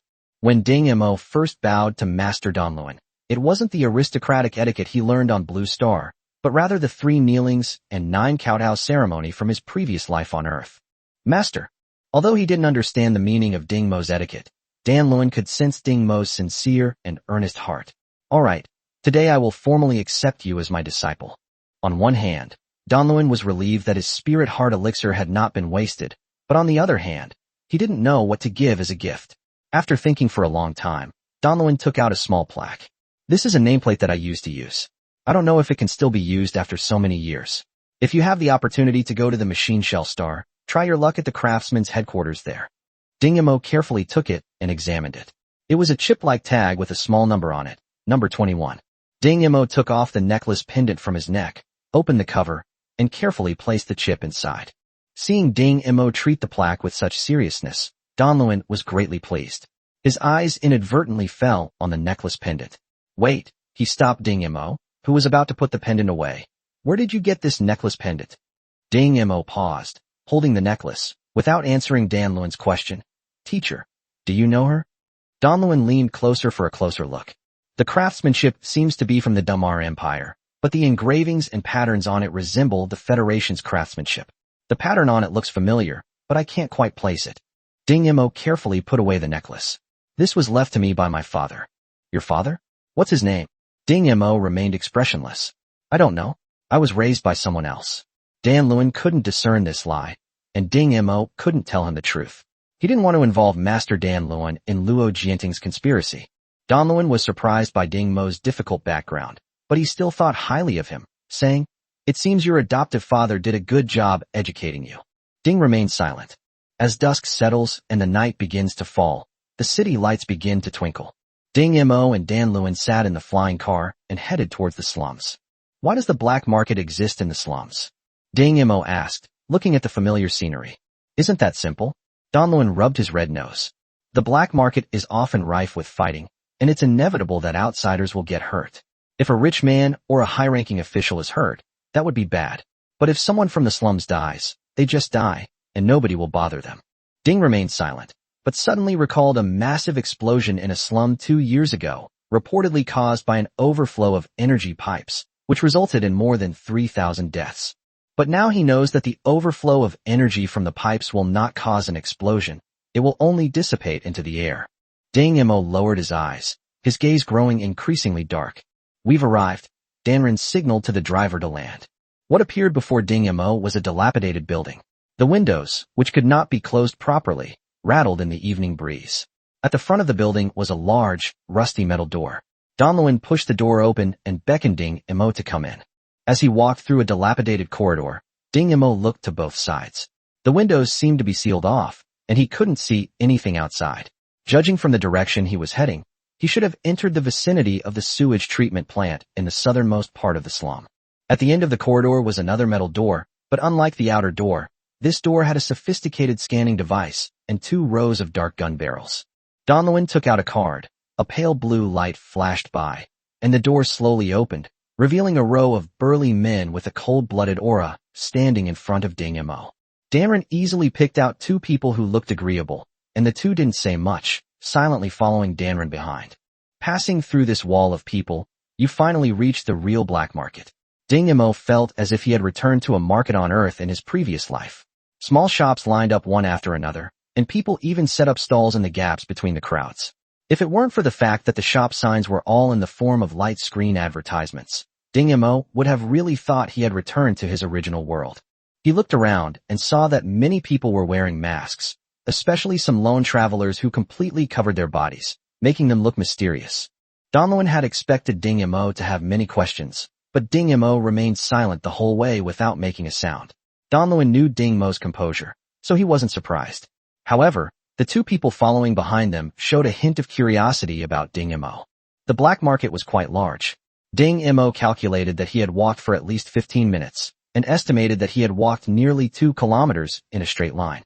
He had lived in the slums for so many years and had never known that there was such a large complex of buildings near the sewage treatment plant. Unwittingly, Ding Mo glanced at the crowd and unexpectedly spotted a familiar face, Sha Tongtian, whose black mole on his face was truly unforgettable. Sha Tongtian had obviously noticed Ding Mo and was about to come closer when Ding Mo subtly waved his hand. Sha Tongtian understood and immediately pretended not to know him, following far behind. Danren, who was walking in front, was completely unaware of Ding Mo's movements, as were the 2 people following behind. Ding Mo had taken advantage of their blind spots. If it were the old Ding Mo who did it, there would be an 80% chance of him being noticed. However, after practicing the clarity technique, Ding Mo's 5 senses have been greatly enhanced, making him more sensitive to the gazes of others. Therefore, only Sha Tongtian, who was keeping a close eye on Ding Mo, noticed his waving gesture just now. Bang! Danren was bumped into by a tall, masked man and stumbled. The man seemed to be looking for trouble, but after seeing the 2 people following behind Danren, he turned and walked away without saying a word. However, the person he was carrying on his shoulder looked somewhat familiar to Ding Mo. Chapter 40 Tanks. She was a lovely girl, but now her mouth was taped shut, her hands and feet were tied together, and she was being carried on the shoulder of the tall, masked man like a piece of cargo, her eyes filled with fear and despair. Her eyes lit up when she saw Ding Mo. She struggled a bit and made sounds through her nose, hoping that Ding Mo would notice her. When she saw that Ding Mo had indeed noticed her, her eyes suddenly lit up with hope. Ding Mo glanced at it indifferently, then quickly searched his memory. It was the girl next door, the one with the shy smile and dimples on her face when he first arrived in the wealthy area. However, he only paused for a moment before looking away. This was the black market, and he didn't want to cause trouble, especially since he wasn't a good person. As Ding Mo coldly withdrew his gaze and gradually walked away, the girl watched his departing figure, seemingly losing her last glimmer of hope. Her eyes gradually dimmed, and she completely lost the will to live. Just then, a hand patted the tall man's shoulder. He turned around, and a man with a mole on his face grinned at him. "Brother, how much for this guy?" Upon hearing his inquiry about the price, the tall man seemed to hesitate for a moment. Then, noticing the men behind the man with the mole, he appeared to have made a decision. "Ha, old Tom, I'm here again." Danrin seemed to be very familiar with the shop owner, and greeted him loudly as soon as he entered. The old man, who was playing a virtual game while leaning on the counter, looked up. A pair of large sunglasses almost covered half of his face. Even in the dimly lit indoor environment, he showed no intention of taking off his glasses. "Old Danrin, what brings you here? Let's make it clear beforehand. Pay off the debt from last time first, then we'll talk about today's business." He spoke while playing a game in his hands, and the sound of a woman's panting came from the virtual screen in his hand. "You perverted old man." Danrin slammed his hand on the counter. "All you do is play games. Why don't you just buy a beautiful woman and have a real one?" "Be gentle, don't break my counter." Old Tom turned around, his back to Ding Mo and the other man. "I bought it, but I just couldn't bring myself to do it, so I let the girl go." "You've got the desire but not the guts. Tell me, what do you want me to fix this time to pay off the debt?" Old Tom nodded toward the side door behind the counter. "There's a big guy inside. If you fix it, I'll let you take a piece of supplies for free this time." "Big guy, how big can it be?" Danrin walked to the back and saw Ding Mo still standing there motionless. He called out, "Come here." Just as Ding Mo was about to step forward, Old Tom stopped him with a gesture. Old Tom looked at Danrin and said, "You know the rules here. Newcomers aren't allowed in." Donluin feigned anger. "He's my apprentice. Listen carefully, my apprentice." Old Tom seemed stunned. "Didn't you stop taking on apprentices a long time ago? Could it be that this guy threatened you?" "No, who could threaten you?" "Stop guessing. He really is my apprentice. If you don't believe me, just look at his repair skills." Old Tom was skeptical, so he put down his hand and let Ding Mo go over. He carefully saved his game progress and followed Ding Mo inside. Behind the small door lies a completely different world, towering robotic arms, exquisite control panels, alloy supports, stamping nozzles, high-intensity arc welding machines, and surge emitters. It's practically a small repair shop, and with its spacious interior, it's even more advanced than a military academy school buildings. In one corner of the hall stood a massive machine, over 20 meters high, 50 meters long, and 10 meters wide, with 2 rows of thick cannon barrels large enough for a person to climb inside. Several technicians were busily disassembling and inspecting it. "Where did you get such a big thing, Ding Mo? Tell me the specs." Donluin wanted Ding Mo to show off a bit. A young man above heard him and laughed. "Master Donluin, where did you find this kid? Does he even know what this is?" Danrin looked up and said, "Roddy, this is my new apprentice." "What? You're not happy about it?" Roddy's jealousy flashed across his eyes, and he leaped down after a few bounds. "Master Donluin, didn't you refuse to take on disciples?" Roddy had once wanted to become Donluin's disciple, but he was rejected. Now that he heard that this young man was Donluin's disciple, he couldn't help but feel a little unconvinced. Donluin didn't look at him. "Do I need to report to you when I take on apprentices?" Roddy awkwardly walked to the side, his eyes darting around, and said to Ding Mo, "So, do you know what this big guy is?" Then he waited jokingly for Ding Mo to embarrass himself. Ding Mo glanced expressionlessly at the massive vehicle before him and said calmly, "Arc-class land assault vehicle, total mass 232 tons, height 21 meters, length 53.4 meters, width 11.2 meters. Roddy was surprised that Ding Mo was mostly right, but Ding Mo was wrong about one thing, so he said with a hint of sarcasm, "Master Donluin, your disciple's basic skills are not up to par. He overstated the length of the chariot by 0.3 meters. I didn't say much, you can measure it yourself." "Hey guys, did you hear that? He says he didn't say anything wrong. Do you believe him?" Several other young technicians on the train jumped off with grins. How could Roddy be wrong? This kid must have misspoke. Roddy glanced smugly at Donluin, then turned to Ding Mo and said, "So, shouldn't you thank your senior for his guidance?" Ding Mo didn't look at Roddy, but instead asked Old Tom, "Are these people your employees?" Old Tom waved his hand. "They were just temporary repairmen I hired." Ding Mo nodded. "That's good. If all your employees are this good, you might as well close down your shop." "What do you mean? Are you looking down on us?" Roddy shouted angrily, while several technicians beside him also looked displeased. "A frog in a well." Danrin interjected from the side. Roddy didn't dare do anything to Danrin, but he couldn't control his anger either. "You call us frogs in a well? Your apprentice can't even remember the parameters correctly. What's there to be proud of?" Donluin wanted to say something more, but Ding Mo stopped him. The Ark-class land assault vehicle, originally manufactured at the He family's military factory in Turksing, has a general-purpose model that is 53.1 meters long. Hearing this, Roddy looked at Ding Mo with disdain. So, you realize you were wrong after I reminded you? Ding Mo ignored him and continued. During the exploration of Coal Star, we discovered a wild animal that can ram through the front armor of assault vehicles. Therefore, we specially developed a special model for the Coal Star exploration team, with the front armor thickened by 0.3 meters, which is the model we see now. What? Roddy couldn't believe his ears. Special model? You're not making this up, are you? Ding Mo continued. The special models have an extra T symbol engraved on the general purpose markings, located on the side and rear of the vehicle, next to the general purpose markings. Before Roddy could even speak, one of the technicians next to him, unable to contain himself, exclaimed, "So that's what the T means. I thought it was an engraving error." Roddy's face turned pale with embarrassment, muttering, "So what? The key to fixing things is your hands-on ability. Practical skills? Fine, I'll show you why he's my apprentice and you're not." Danrin waved his hand. "Old Tom, want to see the practical skills of a true master?" Chapter 41, showing off a skill. Old Tom, always eager for chaos, adjusted his large sunglasses and asked, "What? Want to have a contest here?" Donlin looked at Ding Mo and said, "How about we have a competition to make your master proud?" Upon hearing this, Ding Mo looked at Roddy and asked, "How long will it take you to repair this tank?" Roddy's lips twitched. If they could fix it themselves, they wouldn't need to call Master Donlin. But he still forced a smile and said, 10 hours. Okay, Ding Mo said without hesitation, leaping onto the chariot and beginning the inspection. Roddy hurriedly shouted, "Quickly start the timer. We've all worked so hard, and we still haven't fixed it. I don't believe he can finish it in 10 hours. As everyone watched Ding Mo working on the platform, Roddy's lips curled into a sinister smile. Sure enough, this kid was still too green.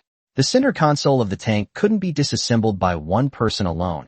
It would take at least 2 people working together to barely complete it, and those 2 people had to be extremely skilled at cooperating. Ding Mo tried to start the vehicle with a blank expression, and the red warning indicator light immediately sounded. Error, error, command transmission obstruction, command transmission obstruction. Those below heard it clearly. Even an outsider like Old Tom knew that there were many possible points where the command transmission was blocked. If they were to check them one by one, it would take several hours. Then, the time left for Ding Mo to solve the problem would be even less. He hadn't anticipated the difficulty of disassembling the tank's center console, though Donlin was aware of it. However, he trusted Ding Mo more. The kid always did things unexpectedly and never boasted. Although they hadn't known each other for long, Ding Mo's resilience and composure were already evident.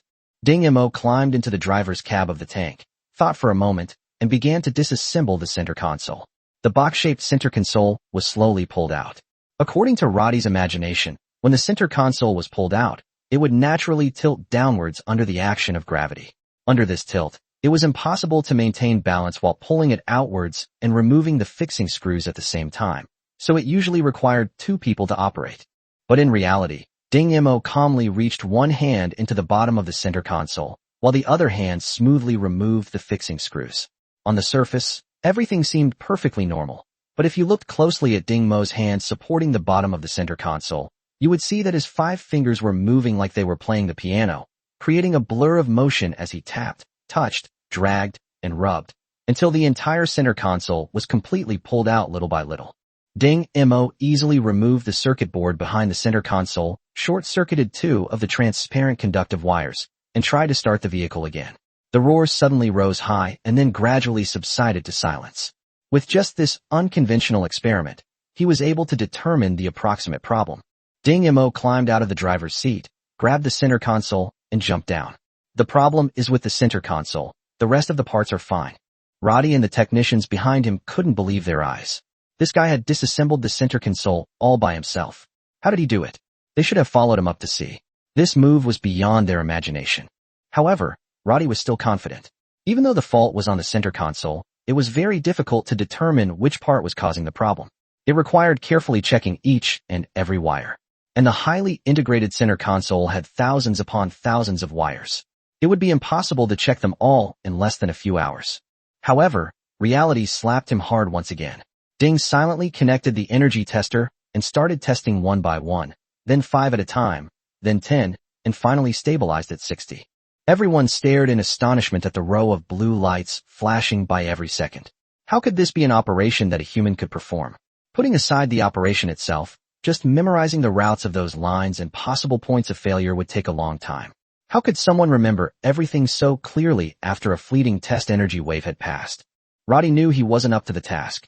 He could barely remember the routes of 3 or 4 lines. But with the added distraction of operating the machine, he could only remember even less. He secretly glanced back at his companions, who were equally dumbfounded. No one could have imagined that Ding Mo could investigate so quickly. Roddy suddenly laughed. Show off. How could anyone remember the direction of these lines and observe the fault points while operating them? This show of skill is too fake. Hearing Roddy's soft hum, the technicians believed him without a doubt. After all, Ding Mo's current performance was beyond their comprehension, so they were convinced that Ding Mo was just putting on an act to avoid looking too embarrassed if he lost later. Old Tom nudged Danlin. Is this really your apprentice? Is this skill real? I'm afraid you couldn't do it either. Danlin smiled awkwardly yet smugly. Whether he's good or not, he's still someone I taught. In his heart, however, he was greatly surprised by Ding Mo's performance. He had always thought he had overestimated Ding Mo's memory, but now it seemed that his previous estimate was greatly underestimated. If Ding Mo was really as monstrous as he was showing now, then he could definitely participate in the Craftsman Master competition on the Machine Shell Star. With this skill alone, no other craftsman could catch up. As a result, the test, which was originally expected to take at least 6 hours, was shortened by Ding Mo to 9 minutes. The problem lies in the energy feedback circuit. Ding Mo specifically conducted a test on the energy feedback circuit, and the result was very clear. The feedback energy was stuck at a certain node, causing a blockage in the command transmission of the entire central control system. Danrin glanced at the pale-faced Roddy and the group of technicians. Now you know there are always people more capable than you. All the technicians looked ashamed, but Danlin continued. The most skilled are the best teachers. There's nothing shameful about being less skilled than others. When I was a repairman, I was also verbally abused. However, Danrin didn't say that it was because of that furious outburst that he made up his mind to embark on the path of a master craftsman. Looking back on all these years, he still has to thank that little girl.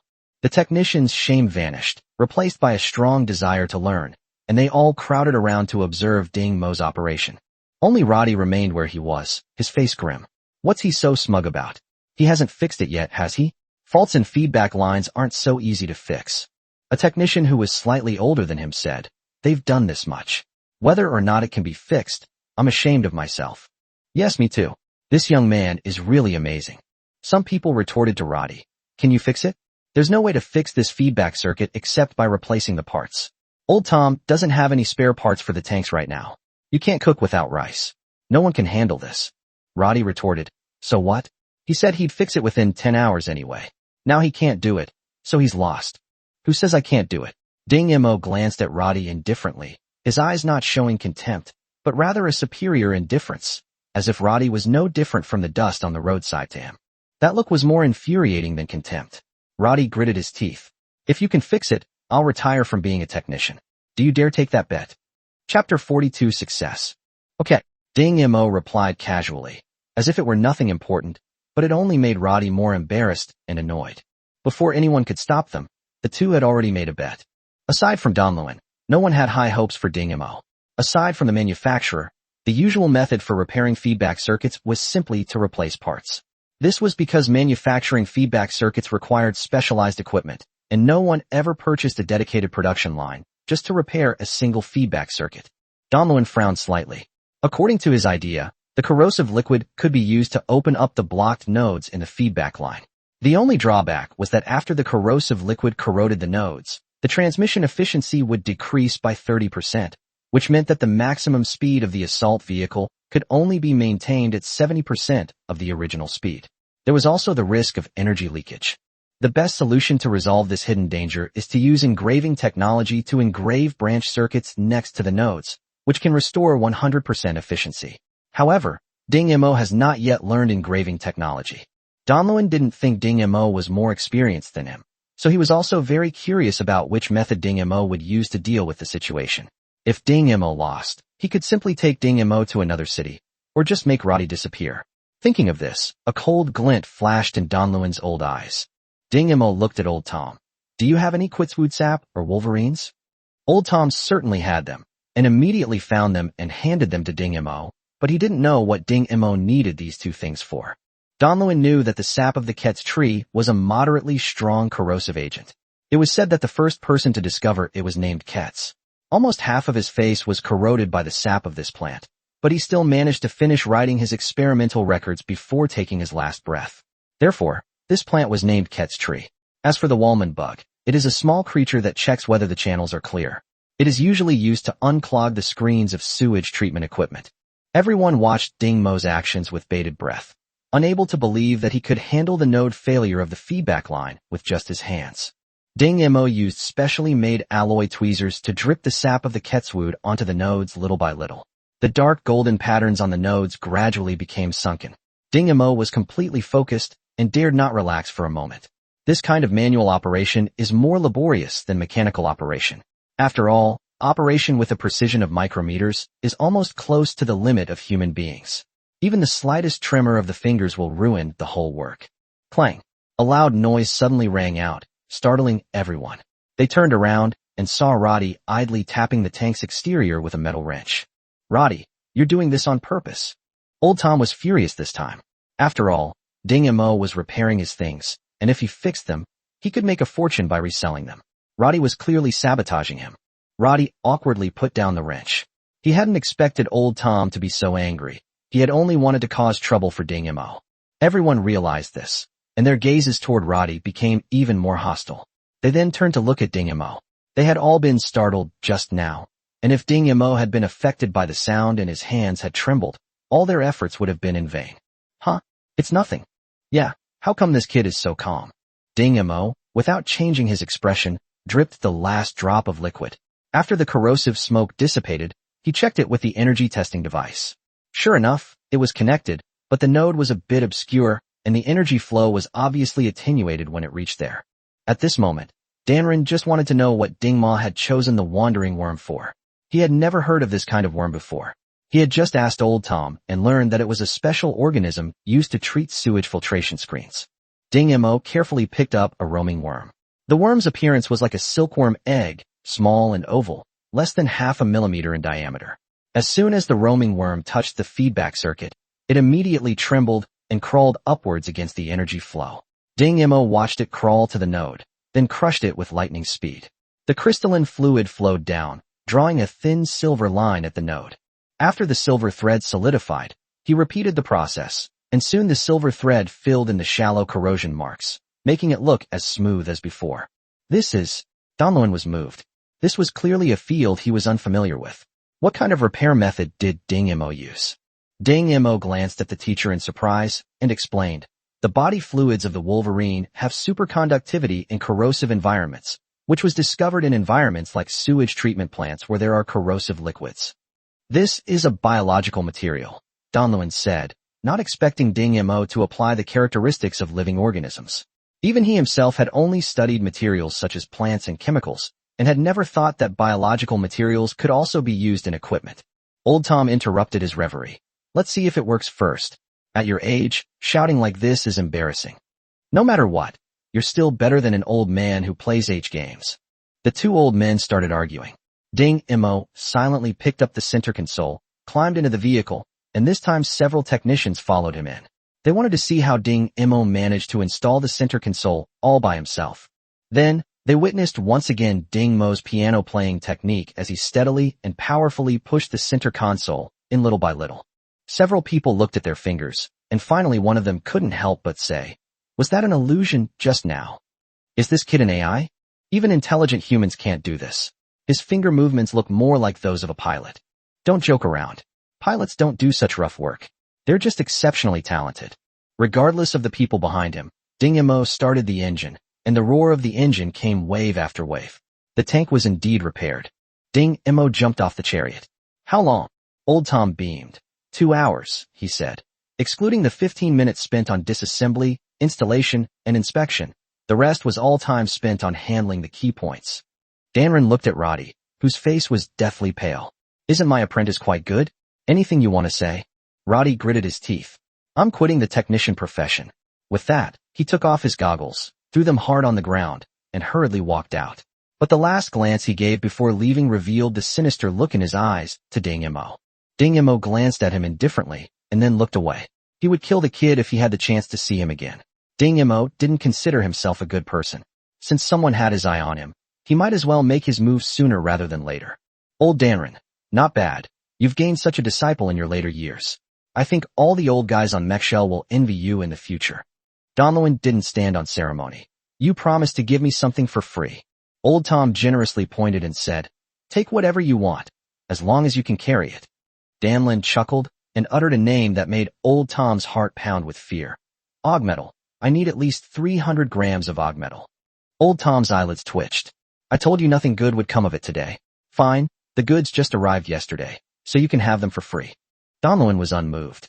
Just based on the chariot you repaired today, you saved over 100,000. A mere piece of org metal isn't worth that much. Stop playing the victim. Old Tom pulled a small box from under the counter, slowly opened it, and took out a square piece of silver-white metal. Thanks. Danron casually handed the org metal to Dingmo. Keep it safe. Once you install it when you get back, you'll be all set. Ding Imo examined the metal in his hand and felt a strange sense of familiarity. It seemed that this August metal was silver from Earth, which was relatively soft and had good ductility. He pinched it in his hand, and sure enough, it was silver, just as he had thought. Based on his deduction, he should be able to create this metal, since he knew the properties, chemical formula, and molecular weight of silver very well. He quietly put his hands behind his back and tested it where Donlewin couldn't see. Completion rate 30%. This completion rate meant that he could create this so-called August metal after just a few dozen practice sessions. As the two left the shop, Ding Imo noticed Sha Tongtian's subtle gaze in the distance. Teacher Donlewin, can I wander around by myself? Chapter 43, Saved a Girl. You want to go around by yourself? It's very dangerous here. Danron refused outright. He didn't want his disciple to become a missing person on his first visit to the black market. However, the next second, Donlewin suddenly went black and collapsed unconscious into Ding Mo's arms. Ding Mo withdrew the chop he had made to Donlewin's head and said to his two henchmen, who looked like they were facing a formidable enemy, "He's fine. You can take him away." The two henchmen breathed a sigh of relief and reached out to take the unconscious Danlan. Although they had been randomly chosen by Danlan in their line of work, if their employer really got into trouble on the black market, they wouldn't be able to continue working there. Ding Mo rubbed his palms together slightly. It seemed that his teacher hadn't practiced any body-strengthening techniques, otherwise he wouldn't have been able to take him down so easily. As Ding Mo approached, Sha Tongtian immediately turned around and led the way. The two walked into a small shop one after the other, as if they didn't know each other. The shop was empty except for a few communicators on the counter. Sha Tongtian pressed a switch on the wall, and after a burst of ear-piercing noise, the room became eerily quiet. Sha Tongtian then relaxed and said, "Brother, I haven't been able to get in touch with you lately.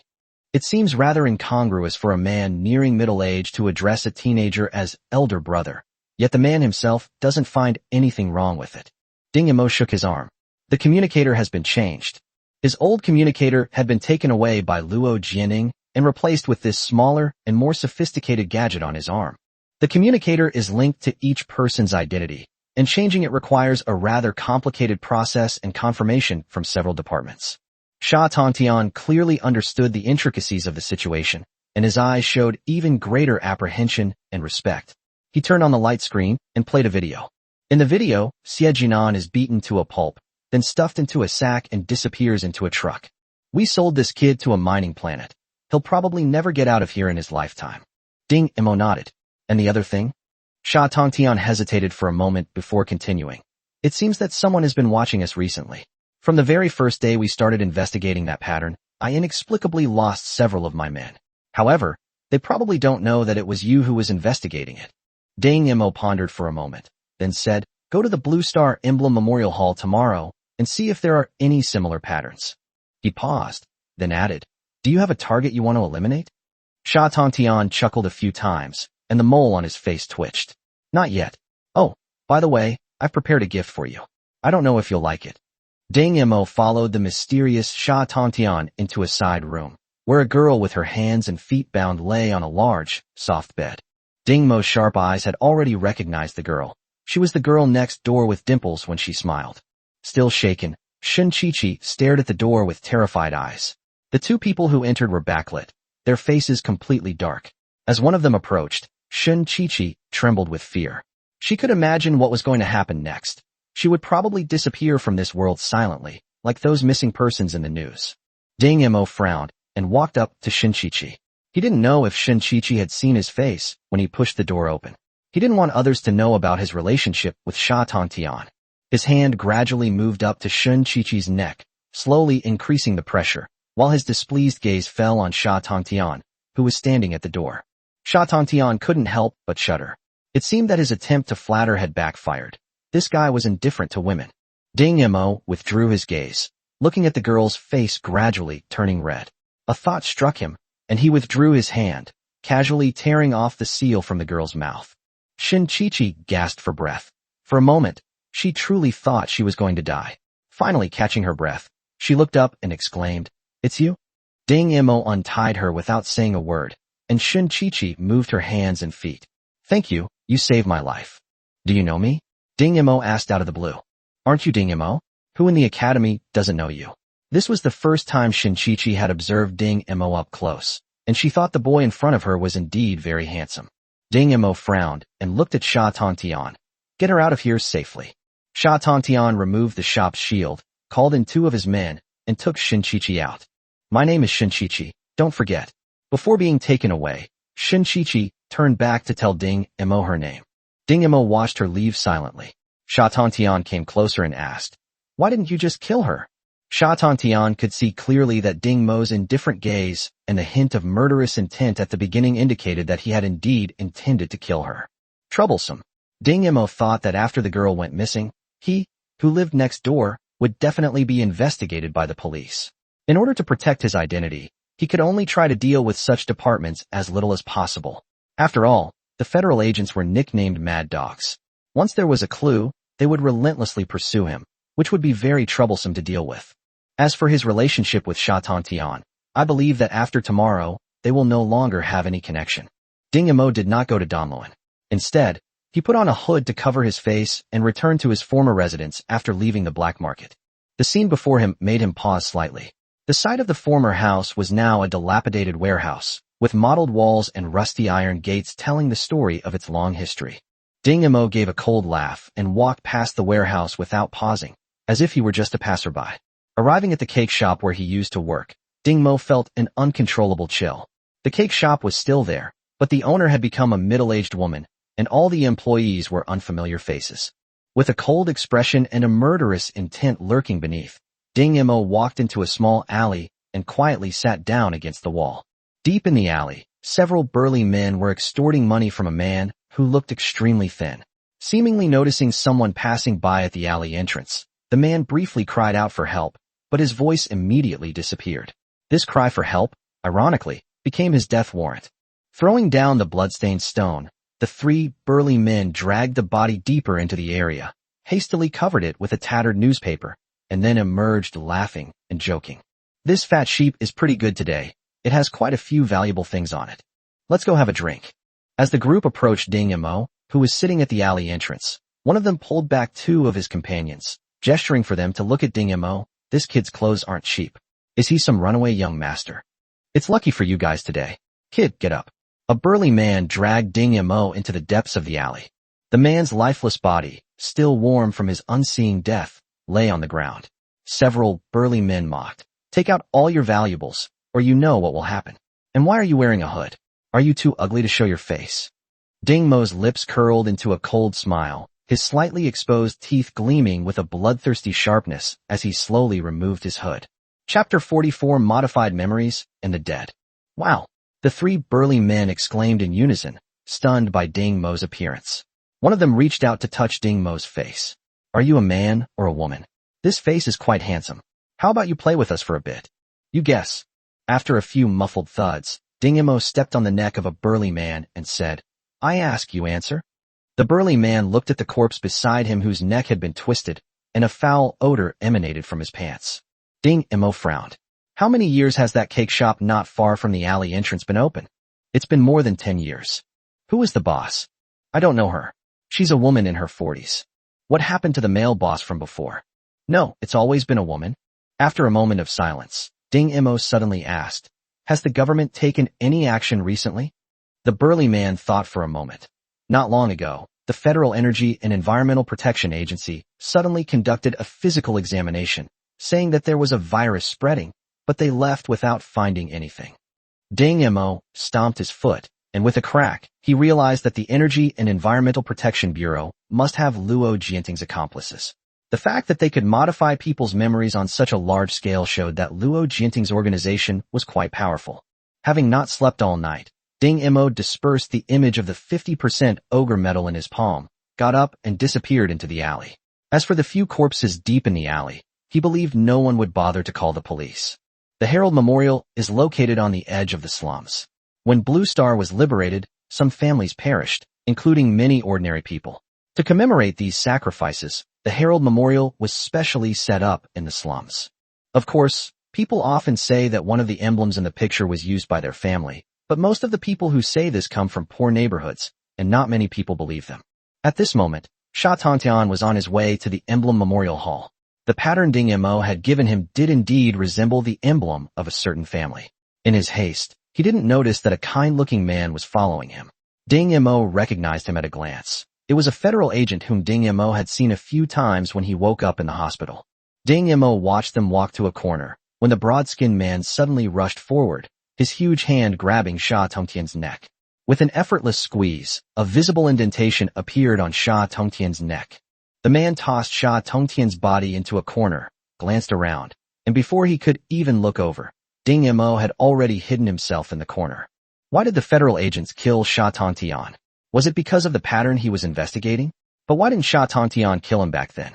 Ding Mo felt as if an invisible net was covering his head, a net deeper and more hidden than Luo Jianting's. After silently counting to 10, Ding Mo emerged from the corner and called out to Shi Zhilong with a normal expression. Soon after, Shi Zhilong, with a cigarette on his head, stopped the flying car in front of Ding Mo. "Young master, where are we going?" Shi Zhilong touched his bald head. "Go home," Ding Mo said calmly. He hadn't been back to his so-called home even once during his many days at the academy. "Has Luo Jianting contacted you recently?" Director Luo asked about it not long ago, but after learning that you hadn't returned, he didn't ask any further questions. "Who lives next door?" Shi Zhilong glanced at Ding Mo in the rearview mirror with surprise. In his memory, Ding Mo was not the kind of person who would ask such a question. However, as a qualified driver and assistant, he had already figured out the situation within a 1-kilometer radius of the residence. The Shin family lives on the left. The Shin family is a second-tier manufacturer. Apart from the chairman, Shin Wanchuan, the family only has one daughter named Shinchichi. They also employ 2 nannies. However, one of the nannies suddenly disappeared yesterday, along with Shinchichi. But Shinchichi was brought back in the middle of the night yesterday. The one living on the right. "Stop," Ding Mo suddenly said. Shi Zhilong instinctively slammed on the brakes, and the flying car was suddenly suspended in midair. "I told you to stop talking, not to stop the car." Ding Mo looked at the cigarette on Zhilong's head. Could it be that his injury had lowered his IQ? Shi Zhilong wasn't embarrassed at all. He scratched his head and laughed. "Young master, you don't have feelings for Shinchichi, do you? With your status, as long as you spread the word, there are plenty of women throwing themselves at you. It wouldn't be impossible for you to even get Shin Wanchuan to send his daughter over." Does Shin Wanchuan have any enemies? Of course there are. Who doesn't have a few enemies and allies if they can make it into the rich neighborhood? It's just that most of them are business competitors and rarely involve taking lives. After all, if you take someone's life, it's like breaking the rules of the game, and you'll be boycotted by the entire social class. Ding Mo sneered inwardly. Then Shin Wanchuan's enemies were going to be in trouble. Ding Mo thought for a moment. "I'm not going back. I'm going straight to the academy." Shi Zhilong was not surprised at all. He and Ding Mo both knew that this so-called home was just a facade. However, they were also unaware that the people in that home were actually all intricately connected to Ding Mo. "You still know how to come back." As soon as he stepped into the school building, Donluin shouted in his loud voice. He never expected that his newly accepted apprentice would knock him unconscious while he was shopping. "Teacher, I'm sorry." Ding Mo bowed. Donluin cursed for a long time, while Ding Mo remained bowing and did not get up. Donluin was also tired of scolding. "All right, get up. I'm not an unreasonable person. Next time you go to the black market, remember to tell me and I'll prepare some self-defense items for you." Ding Mo bowed again, but old Danrin waved his hand impatiently. "Go install the Orgrim medal. You still need to earn money to buy energy stones." Stepping back into the simulation chamber, Ding Mo had barely connected to the StarNet when he heard a barrage of notifications. He checked them and found they were all unknown messages. Clicking on a few at random, he saw they were all recruitment messages, requests for battle, and requests for guidance. He shook his head non-committally, casually set the messages to Do Not Disturb, and prepared for today's training. In the corner of his mailbox, he also ignored a message from the Cortez group. "Miss, hasn't that guy replied to your message?" Inji rolled her eyes at her assistant. Since he's an expert, of course he has a personality. He won't agree to our conditions so easily. The young assistant said, "Miss, the board approved the development plan for live fire weapons yesterday and put the energy weapon plan on hold. It seems your video worked." "Nonsense. If it didn't work, why would I bother explaining it? It seems like the group needs another major reshuffle. Please rest assured, Mississippi. The Lin Yuan Mech Regiment is on standby at any time. Those people should not dare to cause trouble. I actually hope they make a move, so they can seize power legitimately." The silver-haired girl's cold smile was just like the aloof and beautiful woman in the photo hanging behind her. After practicing the controls once more, Ding Mo finally chose to engage in battle. This is one of the joys of Star Legend. Every player dreams of becoming a pilot, and Star Legend fulfills that dream. Whether you're a newbie or a veteran, you can engage in simulated battles in Star Legend. Star Legend also offers a strict promotion system. Once you reach the highest level, you can not only get endorsements from major mecha manufacturers, but also receive bonuses from the Cortez group. Ding Mo just wanted to test his practice results, so he created a room, 1v1. Tiger Robe was browsing these battle rooms. His biggest hobby was pretending to be a newbie and stomping noobs, often uploading the videos of these stomps online, which earned him a terrible reputation. However, he didn't challenge any skilled players. He would just seize an opportunity to enter a room, stomp on a few noobs, and then leave, leaving many who wanted revenge unable to do anything about it. 1v1. Judging from the name, it's a room created by a newbie. Experienced players usually choose distinctive names to make it easier for viewers to choose which one to watch. Tiger Robe chuckled a few times. "Let me, your grandpa, teach you a lesson." He immediately clicked to enter the room. Chapter 45 Transcendence. Opponent has entered. Please select a mech. As a complete newcomer, Ding Mo didn't have many mechs to choose from. Apart from the special beast type and fixed type mechs, the only remaining option was the Zaka 1, which was the most common mech in the Federation Army. It had a rough appearance and simple weapons. Its only advantage was that it was tough and adaptable, so it wouldn't be targeted by other models. Ding Mo chose the Zaka 1 without hesitation. Just as he had imagined, the Zaka 1's control panel was basically the same as the training machine, and this sense of familiarity made Ding Mo feel a little at ease. Tiger Robe, on the other hand, prefers to use assassin-type mechs. He especially enjoys appearing silently before his opponents know what's happening and delivering a fatal blow. The frustrated screams of novices always excite him. Moreover, he was a Tier 3 veteran with a wider selection of mechs. He immediately took a liking to the Hummingbird too. The most distinctive feature of this mech was its stealth reactive armor, which could simulate the colors of the surrounding environment at any time. It was a favorite among assassin-type players. Tiger Robe could imagine the reaction of his opponent when he swaggered past him and was suddenly killed by his attack. He became increasingly excited. During environment generation, the random environment was determined to be a rocky forest. Rock forest, Tiger Robe chuckled. Although it wasn't his favorite city or rainforest environment, the rock forest offered more room for maneuver. As he manipulated it, the hummingbird's figure gradually blurred, becoming like a transparent piece of glass. If it didn't move, it would be difficult to detect the presence of a mech. Tiger Robe carefully maneuvered the mecha, moving its position cautiously, afraid of being discovered by the enemy, which would greatly reduce the effectiveness of the surprise attack. However, when he peeked out and saw his opponent, he was completely dumbfounded. Was his opponent practicing? He watched the Zaka 1 charge back and forth, jumping, punching, kicking, shooting, and slashing, seemingly completely unconcerned that it was a 1v1 battle. He's definitely a newbie. Tiger Robe quietly took a step back. Although he was certain that his opponent was a novice, he still dared not let his guard down. He manipulated his mech to grab a rock and throw it behind him. The stones hit the rocky forest, stirring up large clouds of dust. Ding Mo silently familiarized himself with the mecha. Recalling the mecha novels he had read before, he couldn't help but scoff. How could any genius be able to master different models of mecha right away? Putting aside everything else, he would need to get used to the different layouts of the control buttons. Moreover, the engine output and feedback were different. If he rashly engaged in battle, even the slightest mistake could lead to his death. Actually, Ding Mo didn't know that this game could fix the key bindings, and no matter what type of mech it was, it could be fixed to the same keyboard layout. However, Ding Mo was an exception. His simulator would naturally change the key layout according to the different mechs, just like in the actual situation. So the first thing he did was to familiarize himself with the operation. He noticed the dust kicked up not far ahead and maneuvered his mech toward it. Tiger Robe gripped the alloy dagger in his hand and silently observed Ding Mo's movements. Ding Mo never imagined that there was such a thing as stealth mechs. Just as he passed in front of Hu Pao grinned and swung his arm, aiming for the cockpit of the Zaku-1. Ding Mo keenly noticed the sound of the wind generated by the movement. Although the transparent figure on the screen in front of him was blurry, he still managed to capture the other party's movements.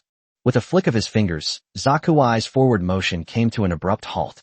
His foot, which had been hovering in the air, swept out swiftly, kicking Hummingbird 2 out of stealth mode. Ding Mo leaped forward without changing his expression, but Hu Pao was greatly surprised. The reason he was surprised was that the mecha's forward movement only had 2 stages, with only 2 control spaces from lifting the foot to landing. When he attacked just now, the Zaku-1's right foot was indeed raised to mid-air, and the second stage of the operation should have been completed. There should have been no room for maneuver. How could it suddenly kick out like that? He didn't know that Ding Mo's operation was not 2 segments, but 5 segments. In other words, Ding Mo had at least 5 opportunities to switch operations for the single action of taking a step forward. The reason for the 5-segment operation was that Ding Mo did not use any auxiliary programs. Tiger Robe had no idea of this. He only assumed that Ding Mo had seen through his disguise and was using it against him. Seeing the Zaku-1 rushing towards him, he couldn't afford to retaliate. His first reaction was to retreat and look for another opportunity. The Hummingbird 2's engine roared loudly, and the already small mech retreated at an extremely fast speed. Ding Mo missed his target and hurriedly drew the Zaku's unique weapon, aiming at the Hummingbird. Tiger Robe felt relieved when he saw Ding Mo pull out his gun. With Hummingbird's speed and changing direction, his opponent should have no chance of aiming. Ding Mo was in a very special state at this moment. When he concentrated, everything in front of him suddenly slowed down, and a faint, cool feeling swirled in his brain. He immediately realized that this was the effect of the clarity technique. The Hummingbird's movements ahead seemed to be in slow motion. Ding Mo manipulated the mecha, raised his gun, and aimed. Hu Pao saw the direction of the gun muzzle and immediately turned around. Ding Mo then moved the gun muzzle accordingly. However, the Hummingbird was clearly faster, and Ding Mo's gun couldn't keep up with it at all. Ding Mo immediately realized that it wasn't that his thinking and actions were lagging behind, but rather that the Zaku-1 mech itself wasn't fast enough. In the mech world, this situation is called overlimit, which occurs when the pilot is too powerful and the mech is too outdated. The best solution to this situation is to equip pilots with more advanced mechs, or to reduce pilots' attention span and brain frequency. In order to win, Ding Mo could not lower his brain frequency. He pursed his lips slightly and began to shoot at the Hummingbird. Since he could not keep up with the movement speed of the gun muzzle, he simply used a pressure shot to force the Hummingbird to move. Sure enough, as the Zaku fired, the Hummingbird had to dodge the bullets while also keeping an eye on the direction of the Zaku's gun, making its dodging become more complicated. Tiger Robe roared. What the hell is this spear technique? It's so awkward. But despite his anger, he still had to obediently dodge bullets while piloting the mech. He didn't want to be caught off guard and lose his reputation as a rookie killer, or people would laugh at him. The Hummingbird hopped and dodged the bullets, and before it knew it, the distance between the Hummingbird and the Zaku was getting closer and closer. Ding Mo estimated the ammunition in the magazine and fired 3 shots in quick succession, just like when he shot Scarface. 2 shots compressed the Hummingbird's hiding space, and the 3rd shot hit the Hummingbird's left arm. Tiger Robe was taken aback and immediately checked the damage to the machine. After seeing that his left arm was only slightly injured, he remembered that the Zaku-1's firearms were not very powerful. So why was this kid so persistent in shooting at him? Just as Hu Pao realized something was wrong and came to his senses, a large axe came crashing down on his head. Chapter 46, Chasing Shadows. Damn, that's really insidious. Tiger Robe gritted his teeth and maneuvered the Hummingbird to dodge to the side, but the great axe changed direction and landed exactly on the side he was trying to dodge. Tiger Robe's face darkened, and he made one last maneuver with all his might. The Hummingbird trembled and dodged to the other side, but the great axe had already caught up and cleaved the hummingbird in two with a single blow. This was a complete crushing defeat in terms of strength. Hu Pao's hand speed was only about 15 beats per minute, which was more than half that of Ding Mo. How could he possibly dodge such a change of direction attack? The winner is the eagle. Damn it! Damn it! Damn it! Tiger Robe emerged from the game pod, unleashing a flurry of punches and kicks. He'd really been outmaneuvered today. He had to get his revenge.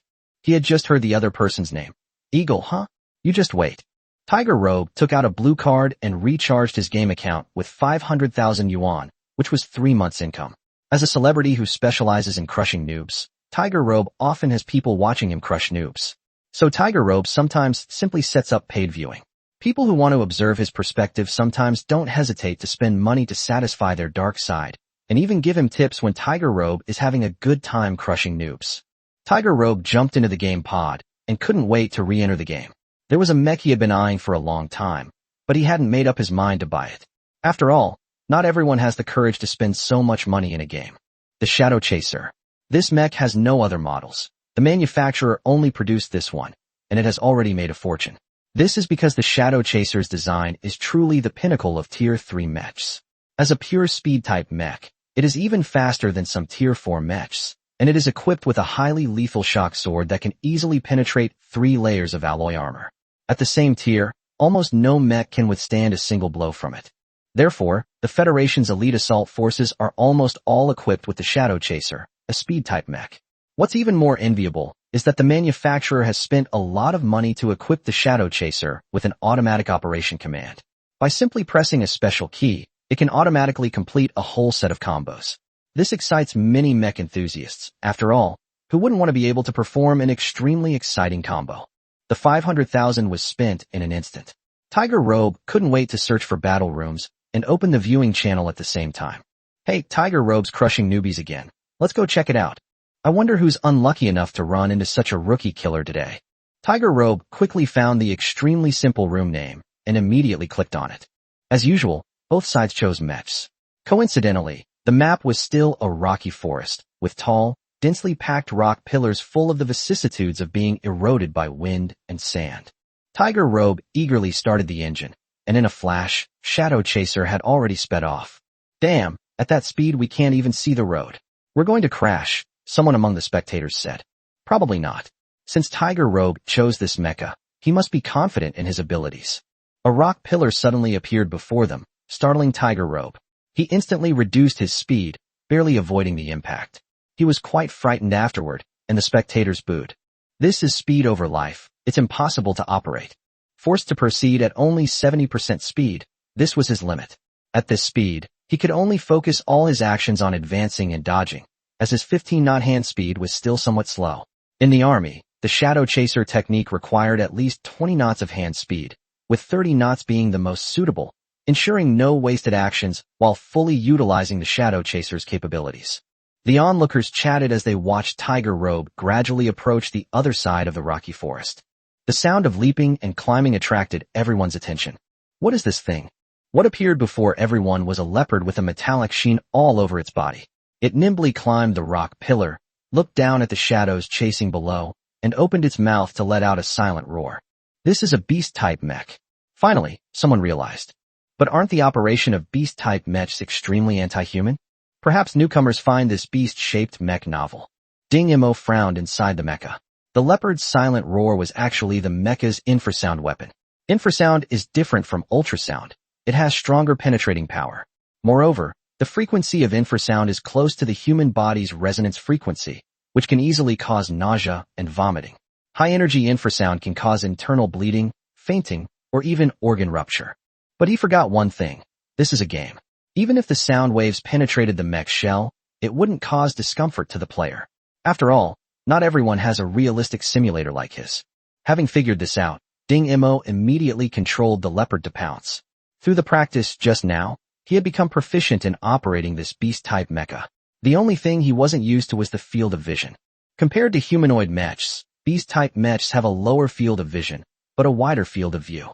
Tiger Robe instinctively tried to dodge the leopard's attack, but with a flick of his finger, Shadow Chaser quickly retreated 2 steps, and the leopard controlled by Ding Mo missed its target. This immediately caught Ding Mo's attention. The opponent's retreat was too fast. If it wasn't due to operational factors, then the only explanation was that the opponent's mech was of a higher level than his own.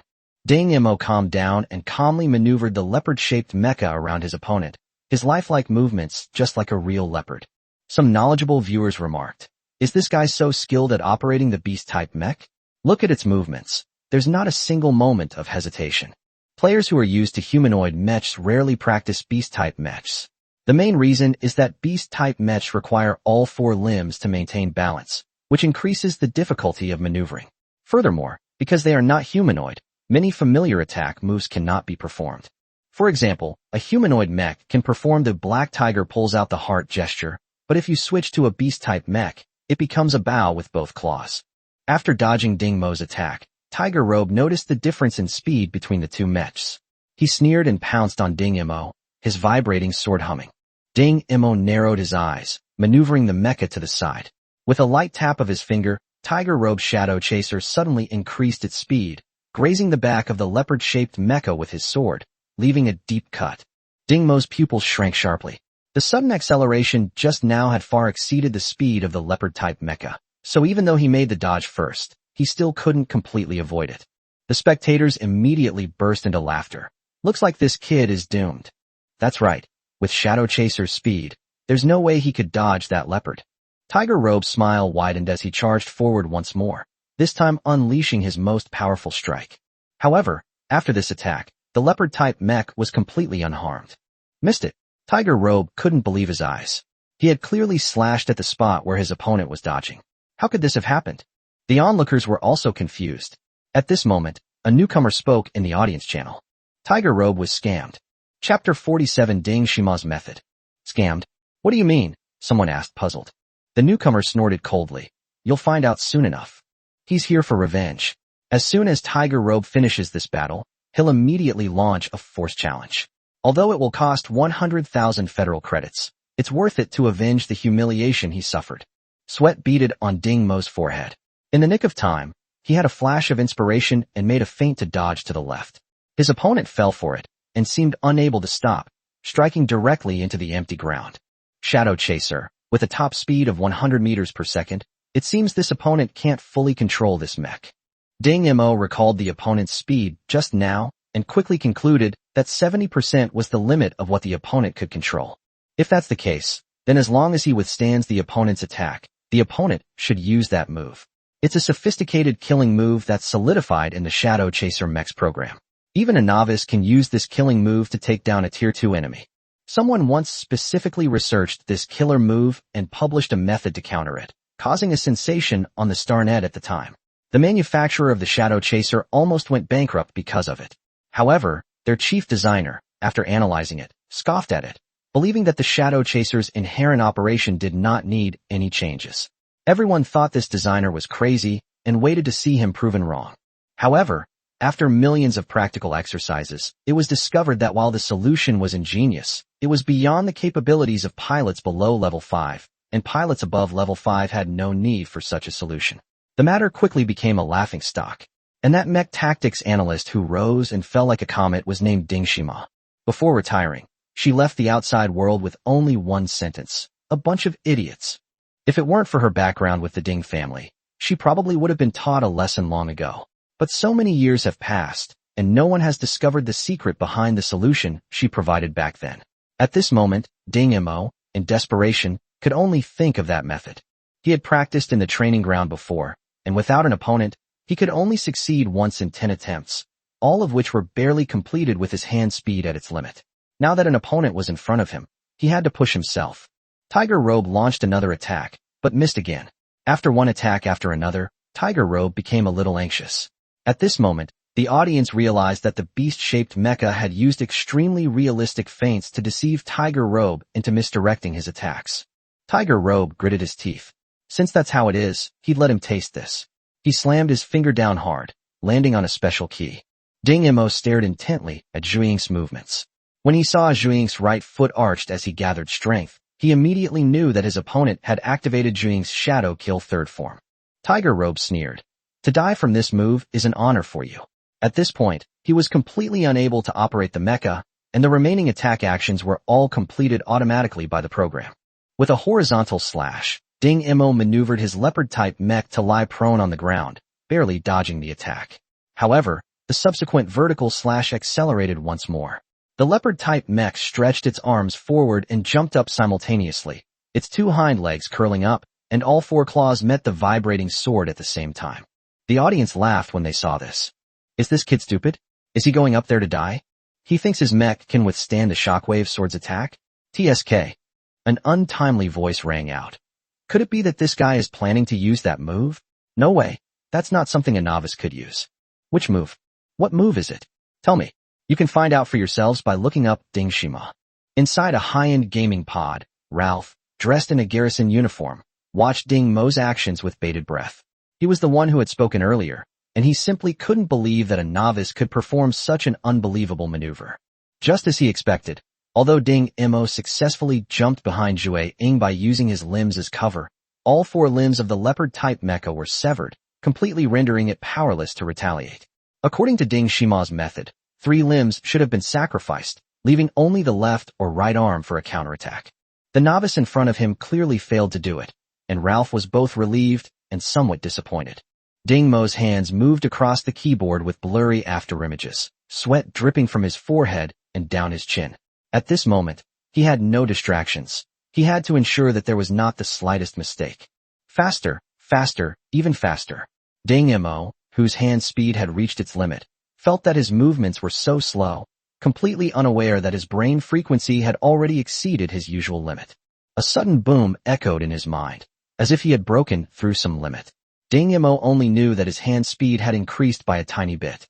However, it was this tiny increase that allowed Ding Mo to complete this operation, which was almost legendary for a low-level pilot.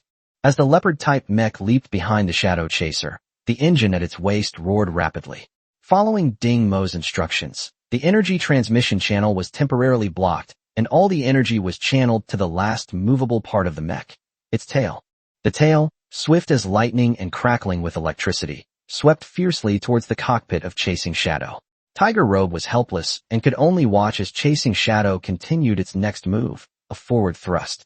The combined force of the forward thrust and the piercing tail ejected Tiger Robe from the game almost the instant the cockpit shattered. A friendly notification sounded. Your brainwaves have been detected to be excessively oscillating. The system is forcing you offline. Tiger Robe was pale and panting heavily, the image of the menacing, barbed tail piercing the cockpit still lingering in his mind. He no longer felt the anger he had felt the first time he lost. Instead, he felt fear. He seriously wondered if those newbies were just as afraid when he was crushing them. Hey, Tiger Robe has been forcibly taken offline. Coward, were you scared?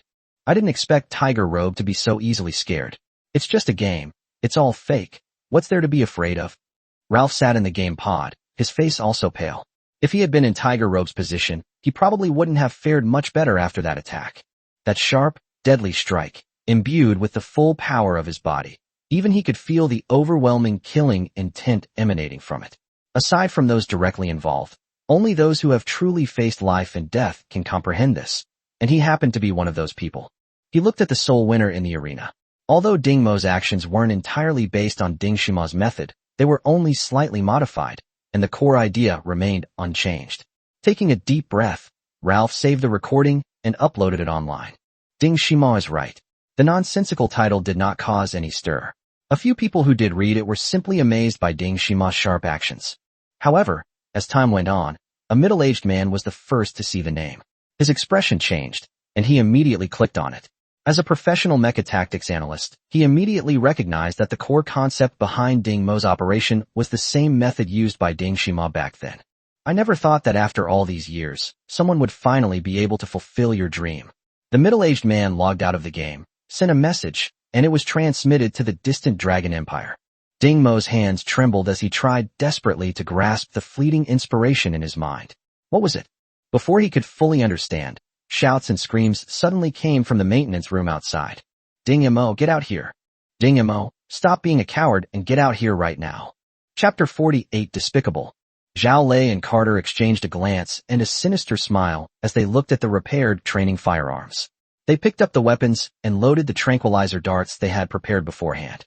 Ding Mo stepped out of the simulator, pushed open the door, and saw two people standing in the distance. "Ding-mo, we've taken the repaired guns," Carter said casually, but made a subtle hand gesture to Zhao Lei.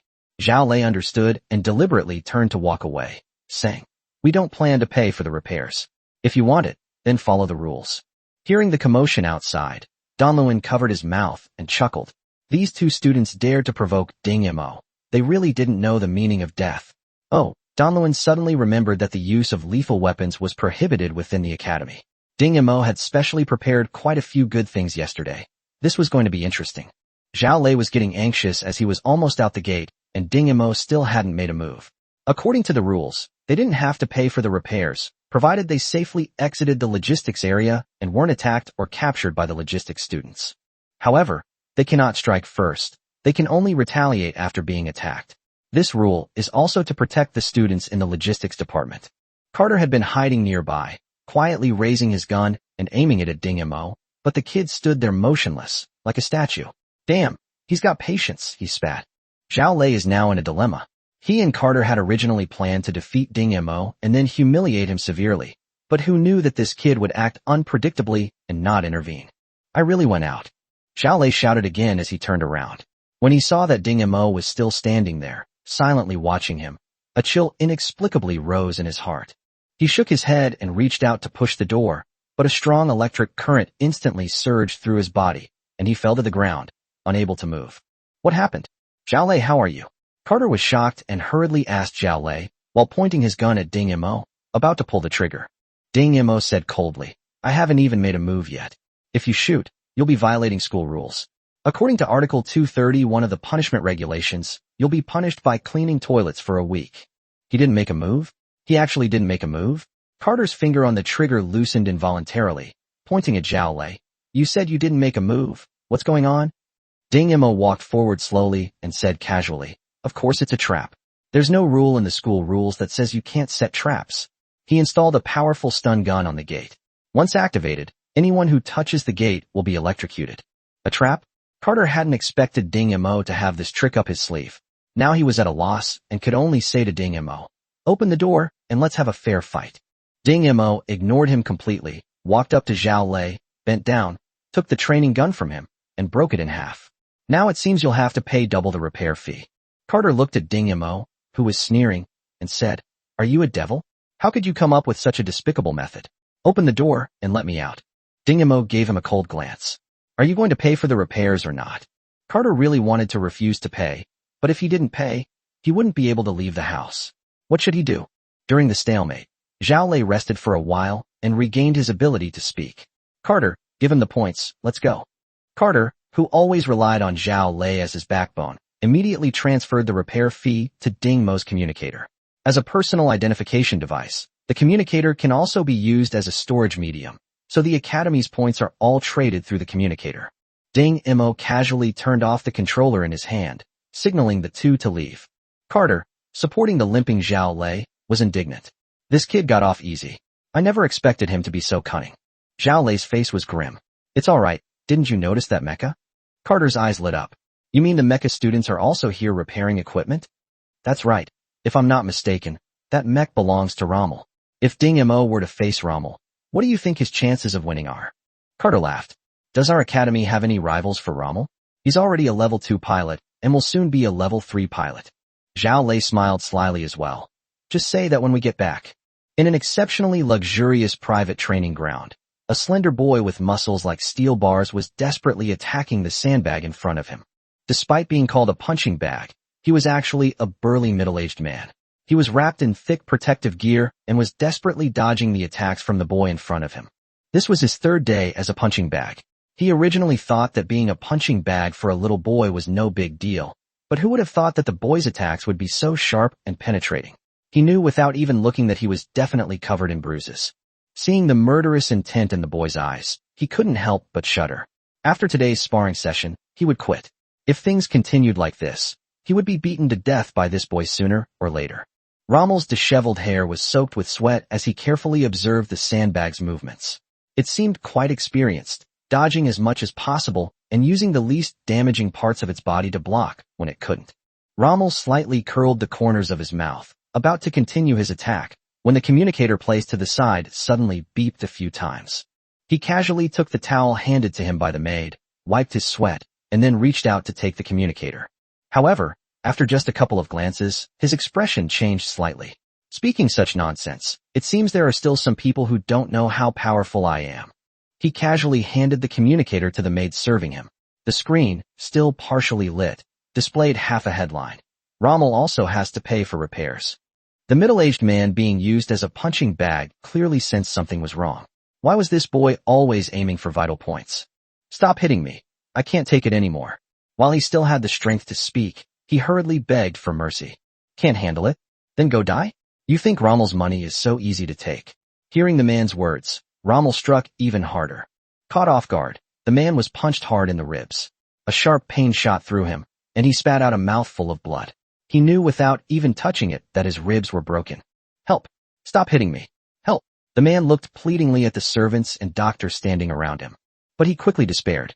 Those people didn't even have a trace of pity in their eyes. They just looked at him indifferently without making any move. You're not human. Seemingly realizing something, the man cursed angrily, and at the same time, seeing the boy attacking again, his eyes flashed with a fierce determination to die together. Yes, that's the look in his eyes. That's what makes it interesting. Rommel laughed maniacally, meeting the man's charging fist with another attack. The man, coughing up blood, clung tightly to Rommel's arm, straining to break it. You'd rather die than let you get away with this, he said. Despite the pain in his arm, Rommel used his remaining hand to forcefully insert 2 fingers into the man's eye socket. The man screamed in agony and instinctively released Rommel's arm. Rommel quickly withdrew his fingers and struck again, shattering the man's Adam's apple. Several doctors immediately surrounded Rommel to examine his injuries. After they were treated, Rommel put on his clothes, turned around, and walked outside. Behind him, the man's body was quickly pulled away and cleaned up. This is the logistics department? Rommel frowned, pushed open the door, and walked towards the school building. The school gates were not closed, and Rommel immediately spotted the handsome boy practicing. Ding Mo felt a burning gaze fixed on him. He slowly opened his eyes and saw Rommel stepping into the room. Chapter 49 The Bet. Rommel sneered. The boy's eyes were interesting. They resembled those of some of the assassins he had killed before. Ding Mo? Rommel asked. Ding Mo nodded. I've come to retrieve the repaired mech. Rommel said this, but showed no intention of entering the cockpit. Before he came here, he had already figured out Zhao Lei and Carter's little schemes. At the same time, he was also wary of Ding Mo. Anyone who could set up a trap would definitely tamper with his mech. If he were in Ding Mo's shoes, he would do the same. When Ding Mo heard that the person who came was there to retrieve a mecha, he couldn't help but take a second look. Donluin said that the students in the mecha department were all cultivation fanatics, and now that he saw Rommel, he instantly felt a sense of oppression. Just like the red-eyed man he had encountered at Scarface, Rommel before him made him wary.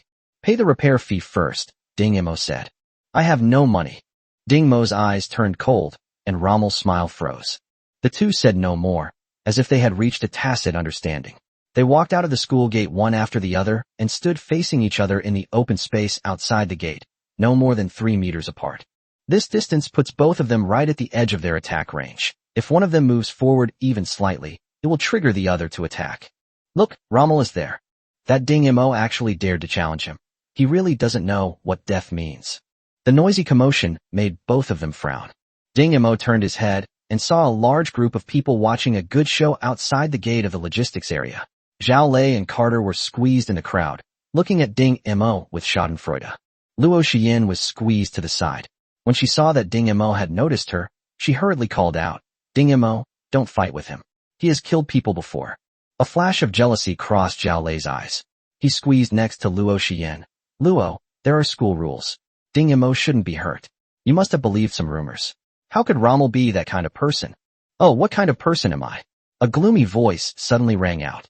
Zhao Lei looked up and realized that Rommel was standing in front of him at some point. Zhao Lei's face turned pale instantly. Senior Rommel, I just. He stammered for a long time, unable to utter a complete sentence. Rommel gave a strange smile. The rumors are true, he said, gesturing with his chin toward the crowd. You've brought all these people here, haven't you? Zhao Lei felt an inexplicable chill emanating from Rommel and couldn't help but take a step back. He had indeed brought these people to see Ding Mo humiliated in public. He had also deliberately leaked the news to Luo Xian. His idea was that as long as Ding Mo made a fool of himself, Luo Xian would probably stop bothering Ding Mo out of consideration for his reputation. There was one thing he hadn't expected. Rommel already knew he was being used. He had originally disdained to pay attention to a clown like Zhao Lei, but when he saw Luo Xian, his eyes changed slightly. Rommel grabbed Zhao Lei by the neck. How about we make a bet? What kind of bet? Zhao Lei didn't dare to break free from Rommel's hand. In terms of both strength and family background, Rommel was a top figure in the academy. Let's bet on who wins, me or that kid. Rommel pointed at Ding Mo, then said in a sinister tone, the stake is your life. Zhao Lei was startled at first, but then quickly came to his senses. With Rommel's strength, Ding Mo would only be crushed. He forced a smile and said, then I bet you'll win. Rommel released him, but his words made Zhao Lei's face turn ashen. No, if I win, I'll take your life, so you'd better hope he wins. After saying that, Rommel ignored Zhao Lei, who was lying on the ground, and turned to Ding Mo. Show me your strength. Your little girlfriend's life is in your hands. Ding Mo looked stern and did not refute. The two stared at each other for a while, neither making a move. Finally, someone nearby couldn't hold back any longer and shouted, make your move. These words seemed to ignite a fuse, and the two charged forward simultaneously, exchanging blows and clashing head-on. Ding Mo felt that Rommel's punches and kicks were incredibly powerful. Every time he blocked an attack, the part of him that was hit would be in excruciating pain. However, he did not show it on his face at all, and instead attacked even more fiercely. Rommel was initially relaxed and at ease, but as soon as they clashed, he realized that Ding Mo's strength was definitely not at level 2, while he himself was already at the late stage of level 2 and could step into level 3 at any time. Watching Ding Mo suffer under his punches and kicks, the excitement in his eyes grew stronger. He never fought back against the sandbags he used to practice with, but this battle was exactly what he wanted, a chance to have a good, unrestrained fight. Hit him. Kill him. The spectators were also thrilled, as such scenes were rare in the academy, and this kind of brutal, hand-to-hand combat was sure to excite them. Seeing Ding Mo struggling to stay upright, his face growing increasingly ashen, Zhao Lei suddenly scrambled to his feet. Ding Mo, you have to hold on. I don't want to die. However, his voice was barely audible amidst the cheers of the crowd. Luo Xian looked at Ding Mo with concern.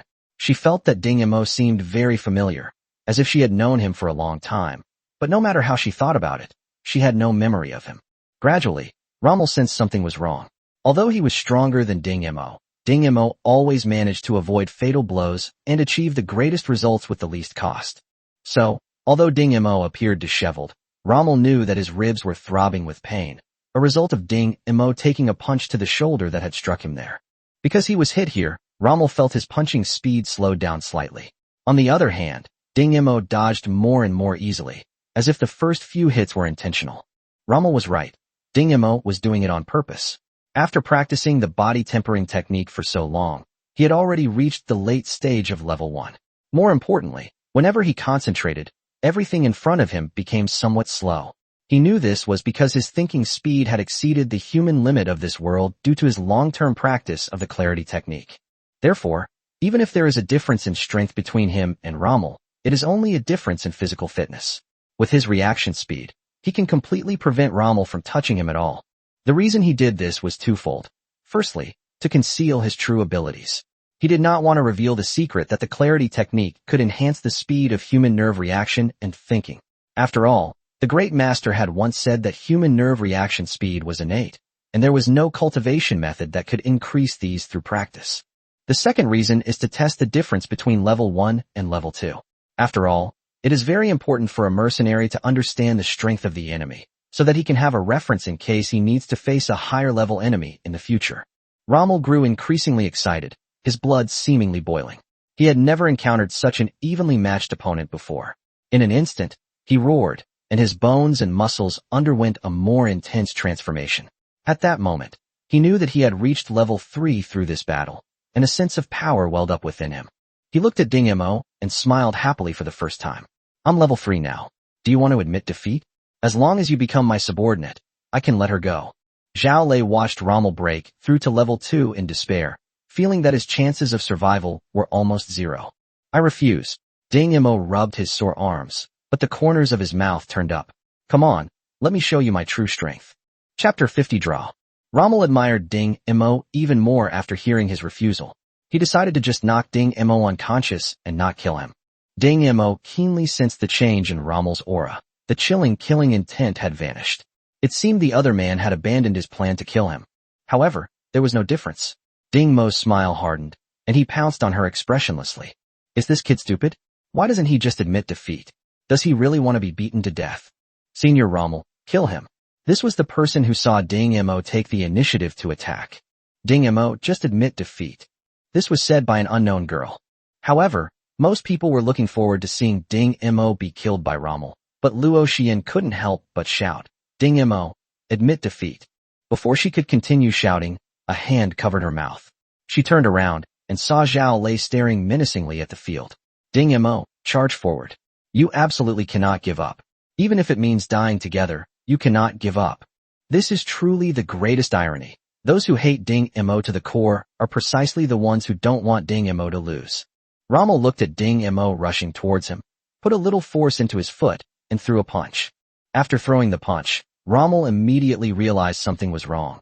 He had been fooled by Ding Mo's feint. He immediately changed the direction of his punch. He missed? Rommel could hardly believe his eyes.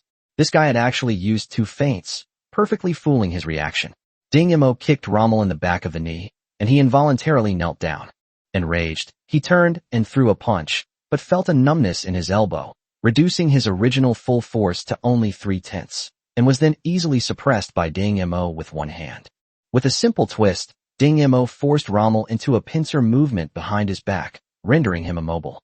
Noticing that Rommel was still struggling, Ding Mo whispered in his ear, if you move again, your arm will break. Rommel sneered. So what if it's broken? I can still defeat you with one hand. It's a draw. What? Rommel thought he had misheard. So what if it's a draw? Ding Mo wasn't afraid of Rommel, of course. He could beat Rommel even when both his hands were intact. Ding Mo just suddenly thought that even if he beat Rommel, there would still be people in the academy who didn't like him. It would be better to do Rommel a favor and let him handle things, which would make things much easier for him. Rommel looked at Ding Mo's serious eyes and suddenly laughed. All right, a draw it is. The onlookers were greatly disappointed, not expecting the two to shake hands and make peace, so they dispersed. Only Zhao Lei and Luo Xian remained in the same spot. What kind of result is this? Zhao Lei looked at the two of them, feeling lost and unsure of what to do. Luo Xian breathed a sigh of relief. If it weren't for her father's request, she would never have been so close to Ding Mo. She never expected to cause Ding Mo such a big trouble, but fortunately, Ding Mo was all right this time. Rommel stood up, raised an eyebrow, and a hint of a smile appeared in his narrow eyes. I'm taking the mech. Pay the repair fee first. Ding Mo repeated. Rommel smiled. Consider it a favor I owe you. 2. One is the cost of repairing the mecha, and the other is the result of the draw. Rommel's smile widened. All right, 2 favors. He then looked at Zhao Lei. Consider yourself lucky. Don't let me see you at the academy again. Zhao Lei nodded quickly, relieved. He didn't want to be used as a gamble again. Men often become friends through conflict. Rommel had no idea what price he would pay for these 2 favors, and Ding Mo would never know how many lives those favors would save. In a wormhole 10 light-years away from Earth, several commercial starships slowly appeared. The flagship's emblem was a capital D with a thorny rose in the middle. If Ding Mo were here, he would definitely recognize it as the emblem of the Ding family of the capital star. In the flagship bar, Ding Chulan looked at the alluring woman sitting across from him with a wry smile. Aunt, what brings you here? The woman addressed as Aunt appeared to be in her early 20s, with long, wavy hair draped over her shoulders. She was examining the red wine in her hand when she heard Ding Chulan's question. She casually flicked her wine glass, the crisp clinking sound lingering in the air.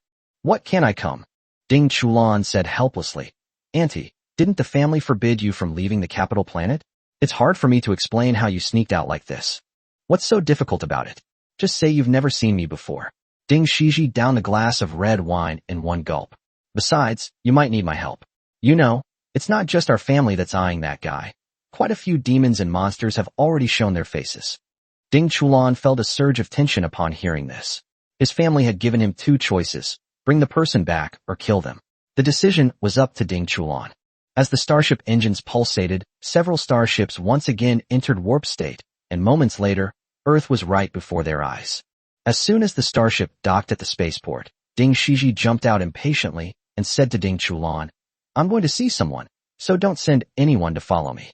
All right, Ding Chulan watched the woman's departing figure, but gave a completely different order. Follow her and protect her safety. His little aunt was the family's darling. Ever since his eldest aunt, Ding Shima, left home, Ding Shiji, as the only female among the younger generation, was deeply loved by his grandparents. "Sister, I've arrived," Ding Shiji sent an encrypted message.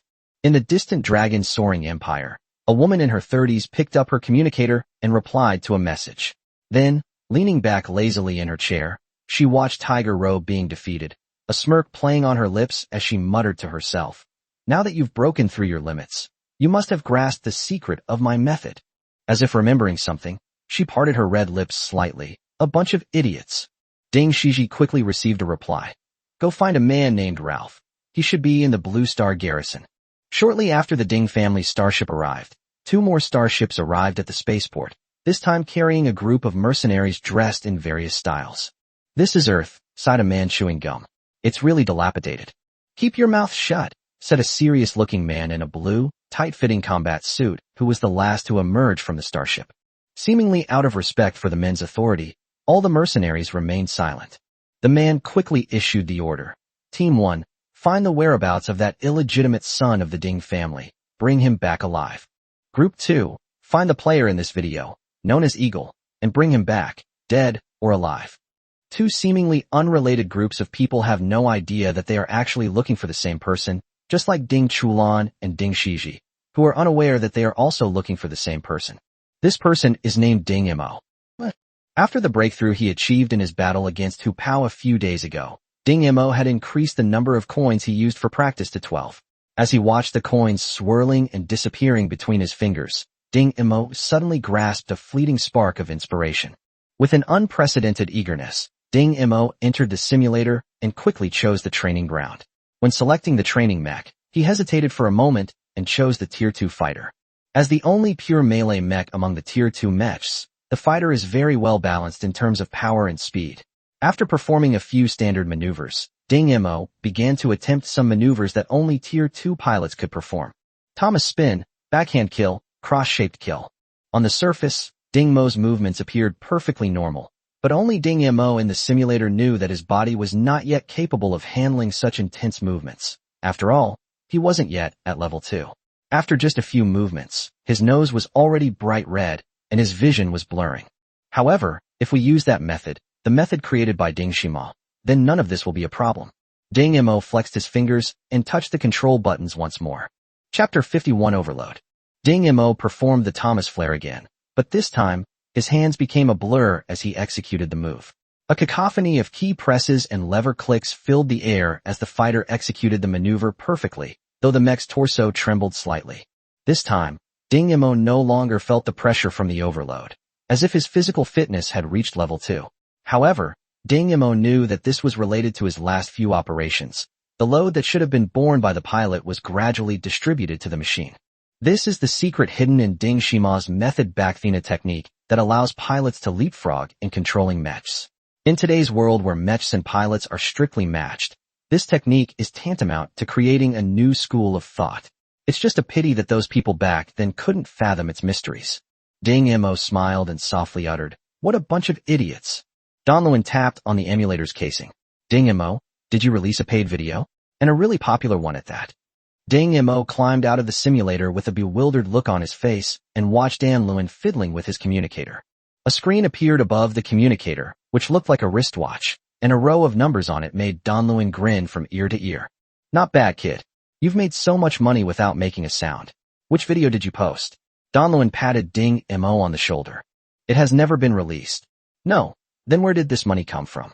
"Never mind. With this money, I can buy energy stones." Donluin walked out happily. "Going to the black market tonight. Let's get ready." At the headquarters of the Cortez Group, Inji was in the laboratory looking at the latest weapon parameter report. After quickly scanning the conclusion, she looked up at the person in charge who was standing in front of her with trepidation.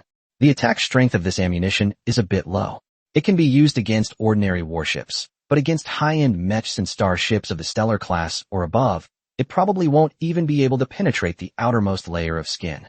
The person in charge wiped the sweat from his face. "Don't worry, We'll work on a new plan right away. Would you like to take another look at the individual weapons? Ji waved her hand. You haven't even found suitable test subjects. What am I supposed to look for? She then looked at her assistant beside her. So, have you contacted Eagle yet? The assistant bowed respectfully. We've already given Eagle 1% of the profits from your last video commentary. He should have received our message by now, but we don't know why he hasn't replied. Perhaps the money we gave him was too little? Ji turned and walked out of the laboratory. Then let's continue to make contact and increase the profit share to 5%. In the 3rd Battalion of the Blue Star Garrison, Ralph sat in the reception room, waiting anxiously. He had just received a notice from the battalion commander that a high-ranking federal official was coming and had specifically requested to see him. He didn't know why, and his mind was filled with thoughts of the reason. The crisp sound of footsteps approached from afar, and the door to the reception room was pushed open. Ralph subconsciously looked over, his eyes filled with amazement, and a charming woman sat down opposite him with a smile on her face. Ralph, a woman with long, wavy hair, a beautiful face, and a good figure spoke first. Ralph quickly replied, Yes, that's me. And you are? Ding Shiji. You can call me Sister Ji, Ding Shiji said. Paper Sister? Ralph felt that the name sounded strangely familiar, but after thinking about it carefully, he couldn't remember where he had heard it before. Did you post that video? Ding Shiji asked. Yes. Ding Shiji and Ding Shima. It seems they came for that kid. Ralph quickly guessed the truth. Ding Shiji activated the communicator's recording function. Tell me when? Where? Any follow-up? For hours later, Ding Shiji stood up. Thank you for your cooperation. This interrogation will be classified as S-level secret, so you understand. Her casual tone made Ralph tense up. S-level classified information. This was the first time in so many years that he had come into contact with such a top-secret information. He quickly recalled the confidentiality regulations and immediately made a guarantee. I will forget about this completely, and I will apply for memory erasure procedures later. Ding Shiji nodded in satisfaction, looked at Ralph's second lieutenant rank, and smiled. Someone will take your place soon. Ralph seemed unable to believe his ears, but Ding Shiji clearly saw the gleam in his eyes. The two stopped talking, and Ding Shiji walked straight out the door. It was so much easier talking to smart people. She stretched and said, Looks like I'll have to stay up late tonight. Tonight is destined to be anything but a peaceful night. When Ding Mo heard that someone was buying eagles on the black market, he knew trouble was brewing. There were 6 people in this group. There were 2 intelligence dens in the entire black market. They split into 2 groups to buy intelligence. Ding Mo's eyes flickered. It seemed that he needed to make some moves. Teacher, I want to go for a walk by myself. Donluan was about to refuse when he suddenly remembered what happened last time and instinctively protected the back of his neck. Go ahead, take all the little trinkets I gave you. Ding Mo tapped his chest, indicating that Donluan didn't need to worry. After turning around, he gradually quickened his pace. The best strategy was to take advantage of the group's dispersion and defeat them one by one. Pretending to be casual, Ding Mo deliberately bumped into one of the women wearing camouflage clothing. The woman glared at Ding Mo with a fierce expression, but her eyes lit up when she saw he was a handsome young man. Seeing him disappear into a nearby alley, she eagerly chased after him. Such a rare talent, even on the capital planet, would only be the exclusive domain of powerful families. Now, suddenly, one had appeared on this rustic planet, Aquamarine. She greedily licked her lips, thinking that she could enjoy it herself first, and then sell it to make a fortune. Her thoughts ended there when Ding Mo appeared behind her, a fist shattering her spine.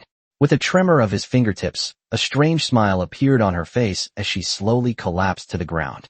Ding Mo slowly disappeared into the darkness, like a seasoned hunter, motionless. Damn it, where did that woman go? She didn't even say goodbye. The other 2 accomplices were clearly exasperated at not getting any useful information. But that's how the black market intelligence network works. You pay first before you can ask, and whether you get any useful information is entirely up to fate. The 2 men, cursing and swearing, arrived at the alley entrance and saw the body lying on the ground. They rushed over, and one of them reached out to turn the body over, but was pulled back by the other. Be careful, it might be a trap. The 2 carefully turned the corpse over, but there were no traps. The corpse's eerie smile made them realize something was wrong. Let's go, get out of here. The lovers rushed out of the alley, but their bodies were torn to pieces as they ran, and blood was splattered all over the ground. Ding Mo retracted the nanowire fixed at the alley entrance, sneered, and moved towards another group of people. Chapter 52 Battle. The 3 people in this group looked much more mature. A middle-aged man with gray hair, an old man who had lost all his hair, and a short man hidden in a black robe. They obviously hadn't found out any information either, but they didn't look as dejected as the previous three. The person hidden in the black robe seemed to be wearing a voice changer. A textured, metallic voice came from beneath the robe. It seems this guy called Eagle is hiding very well. It's because we don't have connections with the Cortez group, otherwise we could have directly locked the login address. The middle-aged man lit a cigarette and took a deep drag. The bald old man fanned himself with disgust. Stop smoking. Can't you let this old man live a few more years? As if he had heard a joke, the middle-aged man held the cigarette between his fingers and said, "You've been saying that for 20 years. I met you when I was 18, and you haven't changed a bit. How many years have you lived, Maupassant?" Maupassant's face was full of wrinkles as he smiled. "Anyway, I'm older than both of you combined." Ding Mo followed far behind, watching the three walk towards the alley where the previous group of people had died. On a whim, he slipped away from the other side first. When the three of them reached the alley entrance, they happened to see three other people gathered together, looking at something. "Hey you guys, any news?" The middle-aged man approached and patted one of the men on the shoulder. To his horror, the man seemed to have no bones, collapsing to the ground, his body smashed into pieces. "A trap," Maupassant exclaimed, but the middle-aged man realized he could only see his own back. Maupassant watched helplessly as the man's head suddenly flew off. A jet of blood spurting from his neck was dead beyond any doubt. A nanowire that has popped out of the wall is swaying in the wind. With a sharp clang, the man in black robes extended a short stick, blocking Ding Mo's sudden attack. A master. Ding Mo quickly made the judgment. Judging from the force feedback from the tip of the dagger, the black-robed man was at least level 3 in strength. Coupled with the old man of unknown strength, Ding Mo immediately prepared to retreat. Ding Mo threw the dagger in his hand at the old man, jumped backward, and disappeared into the darkness. The short stick intercepted the dagger in midair once again, and the dagger clattered to the ground. "Shall we pursue them?" The man in black robes looked at Maupassant. "No rush. I've already memorized his scent. As long as he reappears within 100 meters, I'll be able to find him." A glint of shrewdness flashed in Maupassant's cloudy old eyes. "This person smells so good. If I could eat him, I could probably live a few more years." Just thinking about it made his mouth water. They didn't catch up?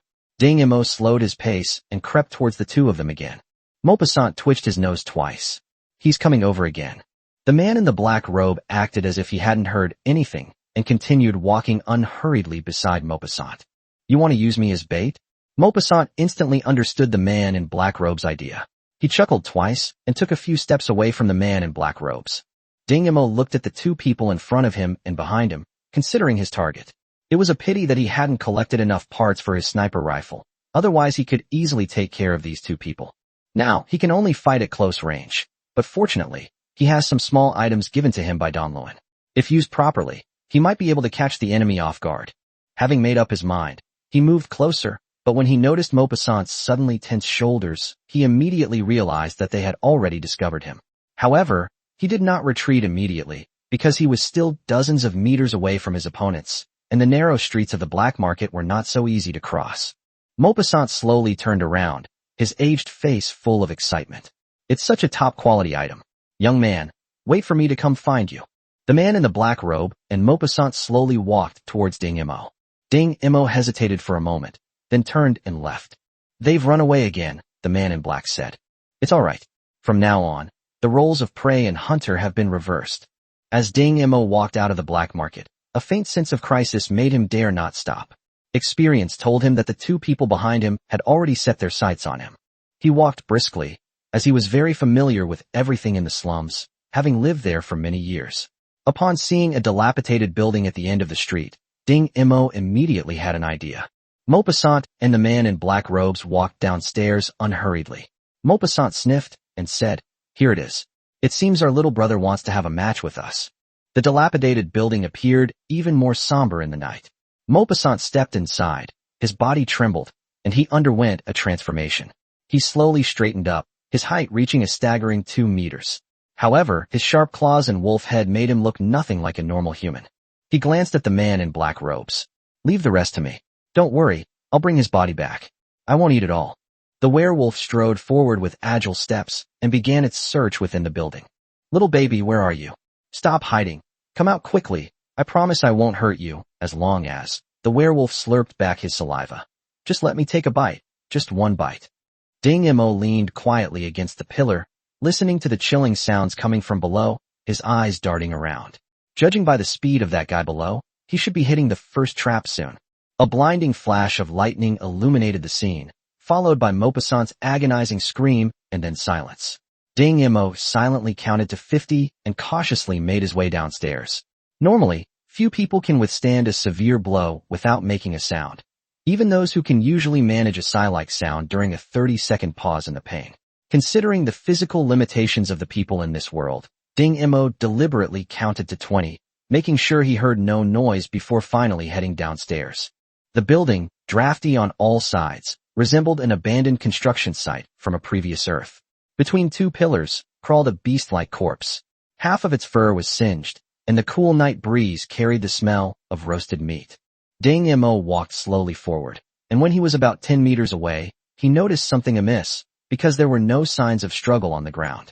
Even though plasma mines are incredibly powerful, the corpses on the ground showed no signs of painful struggle. Ding Mo laughed, stood still, and didn't move forward. He took out something that looked like a gyroscope from his body and started fiddling with it. I know you're faking death. If you don't get up, you'll really die once I finish assembling this nanobomb. Upon hearing Ding Mo's words, the werewolf Maupassant lay on the ground, his body trembling uncontrollably. This is really interesting, kid. I'm getting more and more eager to eat you. What should I do? Maupassant, who was lying on the ground, slowly raised his head, and his two green eyes looked so terrifying in the night. Chapter 53 from the Abyss. Seeing Ding Mo calmly squatting on the ground assembling the nanobomb, Maupassant opened his blood-red mouth, exerted force with all four limbs, and pounced on him. The werewolf's frenzied advance seemed to be tearing Ding Mo apart, but when it was less than 2 meters away from Ding Mo, it suddenly stopped. It cautiously looked up, down, left, and right and found a small thing on the inconspicuous wall. He stretched out his claws and easily pried the end of the nanowire off the wall. I knew you'd pull a trick. Now you're helpless. But he didn't notice the detonation device connected to the end. The werewolf, who had risen to its feet again, brandished its sharp claws and lunged at Ding Mo's shoulder, only to see Ding Mo raise his head and reveal a cruel smile. Maupassant felt his feet go weak, and a large hole suddenly appeared beneath his feet. He was about to fall in uncontrollably, but in his haste, he grabbed the edge of the hole with his two paws. Just as it was catching its breath, it was horrified to discover that a round object rolled right in front of Ida Nanobomb. Maupassant gritted his teeth and let go. After all, falling down wouldn't necessarily cause any harm, and even if he got injured, he could heal quickly. The gene enhancement serum wasn't for nothing. But when he actually let go and it fell downwards, a glimpse out of the corner of his eye made it utterly despairing. Several nanowires were scattered haphazardly below it, and it was in midair with nowhere to hold on. With a wolf's howl, Maupassant's body was torn to pieces in midair, falling heavily to the ground amidst blood. Ding Mo picked up the outer casing of the nanobomb with a blank expression. Looking at the wolf head still wriggling below, he marveled at the werewolf's tenacious vitality and casually put away the detonation switch connected to the nanowire. It was just a simple series of traps. I didn't expect to fall for it so easily. Suddenly, the sound of gunfire came from outside. Ding Mo immediately hid behind the window and heard the sound of energy bursting below. In an instant, Ding Mo identified the sounds of 3 different guns, including the familiar sound of the Gal one. It must be the garrison, but who are their opponents? Ding Mo quietly straightened up and peeked out. The black-robed figure remaining outside pulled out a Gauss rifle from somewhere and exchanged fire with the garrison.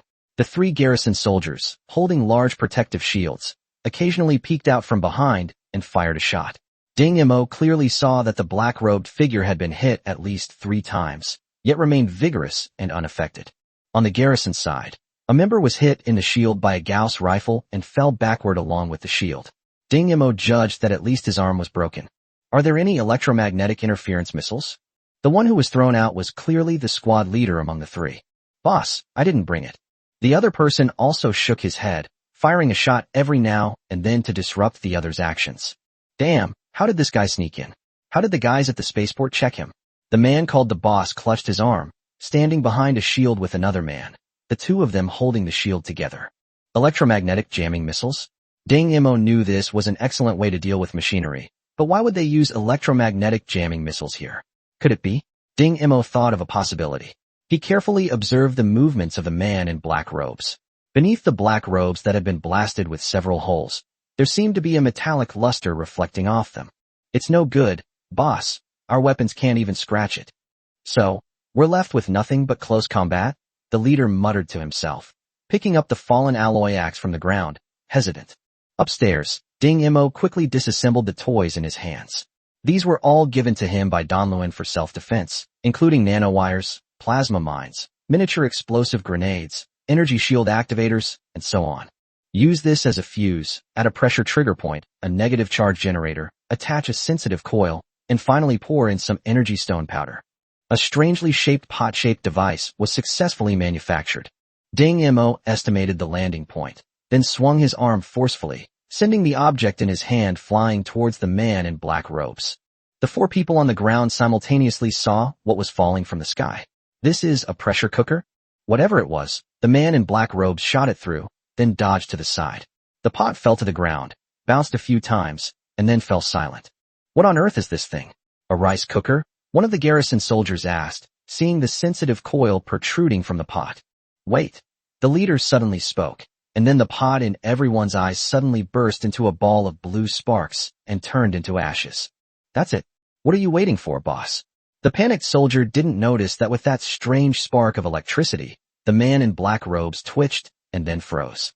Upon discovering this, the leader darted out like the wind, swinging his alloy battle axe at the man in black robes. The man in black robes did not fight back, letting the leader hack him to pieces. This time, Ding Mo saw clearly that under the black robes was a metal body, and the eye sockets of the metal head, which resembled a skull, were still flashing red. Robots? Terminators? Ding Mo silently observed every move below. Boss, what exactly is this thing? This is a ranger from the abyss, the leader explained. These are the soldiers from the abyss who attacked us? Is the abyss full of things like this? The leader chopped off the metal head and said smugly, Rangers are just low-level troops. Back when I was guarding the exit of the abyss, what came out was a big guy. An entire mech regiment was wiped out there. It was only when the main guns of the warships fired salvo that we were able to completely destroy that guy. At that moment, the head held in the leader's hand suddenly spoke a sentence. Those who betray their ancestors will eventually be judged by God. Then the head began to flicker. Run. This guy's about to self-destruct. The leader was so frightened that he threw down the metal head he was holding and turned to run away. The 3 garrison soldiers didn't turn around until they had run 100 meters away. The silent shockwave behind them had already leveled the surrounding area. Fortunately, the damage area was only a few dozen meters away and did not cause too much of a commotion. Ding Mo hid on a distant building, his gaze blank. The words spoken by that metal head were clearly in Chinese, the Chinese from his previous life on Earth. As if struck by lightning, Ding Mo trembled uncontrollably. What kind of world had he entered? Why was he hearing this most familiar language again? Countless guesses came rushing in, and Ding Mo covered his head, almost fainting. Boss, it looks like that pot was thrown down from that building. A soldier reported to the captain. The leader straightened his fractured arm and said, I guess someone wants to help us. Don't worry about it too much. Let's hurry back and report. It's not good news that Blue Star has infiltrated the Rangers. The 3 turned and left. After a few steps, the one called the leader suddenly turned back, smiled, and shouted, Thanks, brother. Ding Mo struggled to his feet, the sweat dripping from his body dampening a small patch of the ground. He went downstairs and carefully examined the spot where the metal head had exploded. Finally, he found a metal fragment with several Chinese characters engraved on it. Pioneer Intelligence Nanjing. Nanjing. Chapter 54 Schemes. Nanjing. A name that was once so familiar, yet its appearance here filled Ding Mo with a strange sense of dread. Could it be that Earth still exists? Late at night, Ding Shiji looked at the results of the program analysis and drew circles on the paper. The first time it happened was during a siege by the Federation, she said, drawing a large circle around the Federation's sphere of influence. The second appearance, a rookie mech battle, based on the matchmaking odds, she drew another circle on the blue planet. Exceptional sniping skills, quick-witted, and adept at operating mechs. She drew a circle around both the Army and the Military Academy. He's low-key, doesn't talk much, and his sudden appearance suggests he's a freshman. She set her sights on the Blue Star Military Academy. Judging from their appearance, they should be freshmen in the mecha department of the Blue Star Military Academy. Ding Shiji twirled the pen in her hand and made a heavy tap on the paper. Meanwhile, In a secluded private room at the Los Angeles Sky Hotel, Ding Chulan looked at the refined-looking Luo Jianting and bowed slightly. Thank you for your trouble, Director Luo. Luo Jianting looked at Ding Chulan and thought that she was indeed a direct descendant of a large family. Her conduct and actions were impeccable. Even when facing him, a finance official who was not a big shot, she was still very polite. However, Luo Jianting dared not put on airs. Although Ding Chulan did not hold any official position, a single word from him could bring Luo Jianting down. Young Master Ding, you're too kind. Luo Jianting raised his glass in a gesture of acknowledgement. Looking at Luo Jianting's gentle smile, Ding Chulan couldn't help but think of the shrewd old men in her family. Always trusting her intuition, Ding Chulan instantly became wary of Luo Jianting. Director Luo, as the head of the Federal Finance Department, why doesn't he settle down on the capital planet? You know, countless people have tried desperately to settle down on the capital planet but failed, yet Luo Jianting, who is qualified, chose such a remote corner of Blue Star. It's hard not to be suspicious. Luo Jianting looked nostalgic. This is where I grew up. It's hard to leave one's homeland. His beloved girl used to be here, but he had let her down. Luo Jianting's sorrow deepened. Seeing Luo Jianting's genuine expression, Ding Chulan's doubts lessened somewhat. I wonder how Director Luo came to know Ding Mo. Luo Jianting took a sip of red wine, gently put down the glass, and stared at the wine in the glass. It's quite a coincidence. My daughter once encountered danger, and fortunately Ding Mo came to her rescue. That was the first time I had met him. Later, after investigating his records, I began to suspect his identity. However, it wasn't until the last party that he revealed his identity for the first time. The sheer volume of information left Ding Chulan momentarily speechless, but she overlooked the subtle glint in Luo Jianting's eyes. According to his investigation, Ding Mo did indeed save Luo Xian, and it was on that occasion that he met Luo Jianting. Moreover, residents in the vicinity, including the cake shop staff, could testify to this. He also used a lie detector, and none of those people were lying. However, Luo Xian, another party involved in the incident, lost part of her memory due to the trauma. If Luo Jianting wasn't lying, then this Ding Mo could very well be the child of his uncle from back then. Thinking of this, Ding Chulan smiled slightly. It seems that Director Luo is in luck. If Ding Mo is indeed a descendant of my Ding family, Miss Luo will definitely be Ding Mo's fiancé candidate. Luo Jianting smiled, and Ding Chulan continued to say the remaining two words, one of them. Luo Jianting's smile froze instantly, and he awkwardly took off his gold-rimmed glasses. Of course, how could I presume to presume? His originally refined demeanor was now filled with unease. Ding Chulan leaned back. But thank you very much, Director Luo. If I have the chance, I will put in a good word for my father. Luo Jianting understood that Ding Chulan's body language indicated that he had finished talking, so Luo Jianting put his glasses back on, apologized, and turned to leave.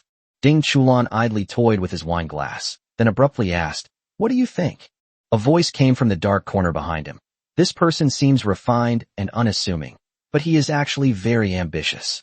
When you mentioned the Ding family, his pupils contracted noticeably, which shows that he has a lot in mind. Ding Chulan smiled, looking at his palm. I'm not afraid of his ambition. No matter how fierce the beast is, it can't escape the control of the Ding family. The person in the shadows behind him continued. When he was describing his meeting with Ding Mo, his eyes were fixed on the wine glass, and I couldn't see any change in his expression. Ding Chulan was silent for a while, then muttered to himself, whether it's true or not, I think it's necessary to meet with Ding Mo. Luo Jianting, who was going downstairs, was expressionless. He had cast all the bait, and was now waiting to see if he could catch this big fish. The rest depends on whether Ding Mo can gain Ding Chulan's trust. He deliberately didn't tell Ding Mo his plan, so that Ding Mo's reaction would be more genuine during this meeting. Sitting in the private room, Ding Chulan and standing in the elevator had identical expressions on their faces, both full of scheming. The long night eventually came to an end. Today, the Blue Star Military Academy received news that a very important person would be visiting the academy, and everyone sprang into action. The teachers and students of the command department began to discuss the tactics of several famous battles of the Federation in the tactical seminar room. The teachers described the most boring background introduction in a vivid way, just like telling a story. The teachers in the mecha department specially applied for the latest training mechas, one for each student, and they followed the teachers meticulously to do various basic training exercises. There are also reconnaissance and special operations departments. As for the logistics department, Ding Mo arranged all the equipment and weapons that were still relatively intact and had a decent appearance neatly, as requested by Dan Lun. According to old Don Lun, although the possibility of a big shot coming to the logistics department is almost zero, he still has to give the dean face. After all, the Dean Gong Qianhan took a considerable risk in accepting him. At 9 a.m., the female students from the medical and nursing department, dressed in their beautiful uniforms and holding welcoming flags, waited on both sides of the school gate. It must be said that the youthful and beautiful girls were indeed pleasing to the eye, and Gong Qianhan's cold and stern face showed a satisfied expression. Every now and then, boys would pretend to pass by and secretly glance at the group of girls, each one looking like a lecherous lecher. These medical students are really beautiful. I wonder which important person is coming. They'll definitely be pleased to see this. The important person they were talking about finally arrived late. A low-key yet luxurious wind and thunder-flying car slowly stopped at the gate, and everyone gasped when they saw it. The wind and thunder-flying vehicle costs as much as a small starship. This person must be no ordinary individual. The car door slowly rose, revealing a fair and graceful leg that touched the ground. The men present couldn't help but swallow hard. Then, the beautiful woman's figure slowly appeared before them. Chapter 55 Investigation. Everyone present had guessed that the important figure would be a dignified old man or a cold and serious young military officer, but no one expected that it would be a graceful female military officer with flowing waves in her hair. Large sunglasses covered most of her face, but her small chin and moist red lips showed that she was definitely a beauty of above-average quality. Yes, it was a woman, and a military officer at that. Upon seeing her uniform, everyone's expression changed instantly, their smiles quickly turning serious. It was a major general's uniform, the gold stars on the shoulders almost blinding. But this wasn't the main reason for the change in expression. More importantly, this uniform belonged to the Military Inspection Department, a department that only appeared in the news. Almost all actions taken against military personnel were handled by the Inspection Department. So, what exactly is this Major General here for? The only one whose expression remained unchanged was Dean Gong Qianhan, whose rank was the same as the person before him, Major General. He stepped forward, raised his right hand in salute, and said, "Gong Qianhan of Blue Star Military Academy welcomes Your Excellency Major General for your guidance." The newcomer removed his sunglasses, revealing a face that was once bright and clear, but now appeared extremely serious. He returned the salute and said, "Ding Shiji from the Military Inspection Department. I have been ordered to come and investigate." After saluting, Ding Shiji took the initiative to shake hands with Gong Qianhan, and the two walked towards the dean's office in full view of everyone. "Disperse, everyone disperse." The teachers directed the welcoming crowd to quickly disperse, giving a special shout to the few restless boys, those from the inspection department. "If you don't want to live, go and mess with them." The boys' faces immediately changed. The inspection division was a place that inspired fear. Anyone taken away by them would suffer greatly. They had heard of a frontline officer who, on the day he was taken away by the inspection division, had vowed, "I'll come back a hero." But when he returned, everyone found that this once tough man had become listless and extremely afraid of noise. Whenever he heard a loud noise, he would cower in fear. At that time, his superiors requested that he be transferred to the rear, but the military headquarters rejected the request and ordered him to go to the front lines. The artillery fire at the front was deafening. The officer finally stopped flinching and bravely charged to the front. Everyone thought he had recovered, but when he died from exhaustion, people realized that he had just gone mad. The terrifying power of the inspection department was evident. Although Gong Qianhan believed he hadn't done anything wrong, he was still uneasy until Ding Shiji said with a smile, "I need the information of everyone in your mecha department, both teachers and students." Gong Qianhan immediately arranged for the teachers from the mecha department to go to the archives. Before long, the teachers, trembling with fear, brought over everyone's files. A total of 731 people, excluding those who have already graduated, are all here. Ding Shiji looked at the thick stack of paper documents, gently patted off the dust, and turned to look at Gong Qianhan. "Dean Gong, you've put your heart into this." Her tone was not sarcastic, but rather complimentary. Gong Qianhan's eyes were filled with deep sadness. After all, they were soldiers sent out by my own men. I dare not use electronic materials. It's just a pity about those young men back then. Ding Shiji flipped through the documents and casually asked, "Do you know anyone in there?" "My son." Ding Shiji paused, then looked up at the old man. Gong Qianhan pointed to the eye patch over her left eye, a souvenir from that assassin. Watching her loved ones die before her eyes, Gong Qianhan still felt a mix of grief and anger when she recalled it. That electronic materials leak incident resulted in the deaths of as many as 3,000 people, all of whom were key personnel slated for promotion to junior military positions. Because of that incident, all materials related to military personnel were never electronically backed up again. Ding Shiji said calmly, "Please accept my condolences." Gong Qianhan laughed heartily. "So many years have passed, I've long since let it go. I just hope that something similar won't happen again in the future." In the garrison's medical room, Ralph, wearing a treatment device on his head, lay on the bed. In accordance with Article 212 of the Federal Military Code of Secrecy, Lieutenant Ralph has voluntarily accepted the memory erasure procedure, and preparations are underway. After the emotionless electronic voice sounded, the treatment device on Ralph's head began to beep softly. Paper Sister, Knuckles? Ralph suddenly remembered why the name sounded so familiar. The Federation had a secret unit called the Hand, which was divided into 5 battalions based on the finger designations, each responsible for intelligence work in a specific direction. And the ones in charge of coordinating the hand were the 5 knuckles and the palms above them. No wonder, Ralph chuckled, realizing that the woman's way of doing things was somewhat different from the military.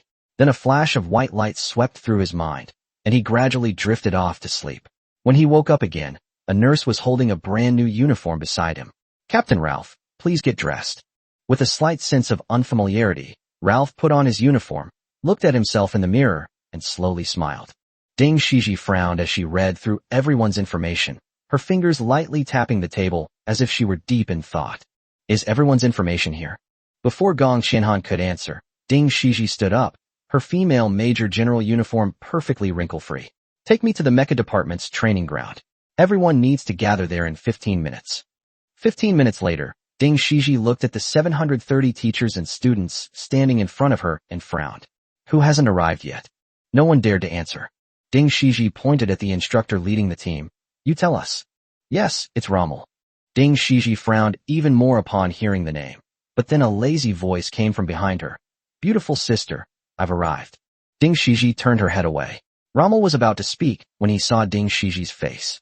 He froze for a moment, then immediately fled like the wind. How could I have run into this jinx here? Damn it. He hurriedly dialed the communicator. "Prepare a starship for me, immediately." Ding Shiji watched his departing figure, her memory flashing through her mind, and she immediately locked onto a name, Rommel Western Union. "I didn't expect that the fish that escaped from back then has come here." She calmly dialed a number. "Rommel Western Union has been detected. Request the deployment of orbital cannons to blockade the spaceport. Fire directly at any escaping starships without warning." Having casually arranged something that would shock the entire planet, Ding Shiji looked at the people in front of her again. "Everyone, mecha sparring. Until I say stop. No stopping allowed. Begin immediately." The instructor in charge of deploying the mechs wiped the cold sweat from his brow. Luckily, he had put on all the new mechs today. Otherwise, it would have been incredibly embarrassing. However, when he looked up, he found that terrifying woman staring at him. I'm in charge of deploying the mechs. Go in." Ding Shiji's eyes were as cold as knives. The teacher had no choice but to bite the bullet and climb into the cockpit. Ding Mo stood at the entrance of the mecha training ground and saw a huge scene of hundreds of mechas fighting. Ding Shiji happened to turn her head and saw Ding Mo standing on the side of the field. Chapter 56: Speculation and Probing. Their eyes were as cold as a knife and as deep as an abyss. Ding Shiji pointed at him and said, "You come here." Her tone was cold and stern, brooking no refusal. Ding Mo walked over expressionlessly, secretly sizing up the female officer. She was slender yet well-proportioned, with long, powerful limbs and a subtle chill emanating from her, which told Ding Mo that this woman was definitely not an ordinary person. When Ding Mo saw her face, he slowed his pace slightly. Her eyes had a lot of white, and the pupils were smaller, making them look like silver eyes at first glance. At this moment, the owner of those eyes was also looking him over. Ding Shiji looked at the student in front of her. He wasn't wearing a uniform, but his handsome face was still quite attractive. Moreover, Ding Shiji felt that this young man looked somewhat familiar, but she was certain that she had never seen him before. When Ding Mo walked up to her, Ding Shiji reached out her hand. Ding Mo suppressed the urge to dodge and let her hand lift the hair that was covering her left eye, revealing her heterochromatic eyes, one red and one black. Most people would be startled, since heterochromia is extremely rare, and those blood-red eyes look rather frightening. Ding Shiji, however, showed no fear and withdrew her hand. Name? What are you doing here? Ding Mo, come and repair the mecha. Ding Mo? Ding Shiji looked Ding Mo over again. Now she knew where that sense of familiarity came from. This boy bore a resemblance to the woman in the photo. He was probably her child. He was quite good-looking, but unfortunately, the Ding family didn't value looks. They valued potential. Since she's seen it, I'll reluctantly help her with the test. Wait, he just said repair? Could he actually be a student in the logistics department? Ding Shiji sighed. Everyone knows that the logistics department is the most hopeless department. It seems that it's unlikely that Ding Mo will be noticed by Chulan. Ding Shiji examined Ding Mo's hands. His 10 fingers were long and slender, and they didn't look like hands that often handled tools. Ding Shiji sighed again. Which mech do you need to repair? Hurry up. Ding Mo nodded, ran to a mech standing on the field, testing its movements, and gestured for the pilot to pause. Then, he expertly opened the mech's engine and began inspecting it. Ding Shiji looked at the groups of students and teachers battling it out, her expression somewhat disappointed. These people were not eagles. Although they might be able to hide their strengths, unless the pilots reached a high level, even if they wanted to hide their strengths, they would inadvertently reveal a slight inconsistency. Her fingers, however, were most adept at observation. None of these people matched the eagle's operating habits. She circled them again, confirming once more that the person she was looking for wasn't among them. So, only the last 2 people are left. Ding Shiji turned her gaze to Ding Mo, who was repairing the mecha. She hadn't paid much attention to him at first, but when she saw Ding Mo's operating method, her heart stirred. Ding Mo's fluid movements were full of rhythm. His nimble fingers easily disassembled the mecha's engine wiring, and the energy circuit malfunction was quickly restored to normal under his skillful handling.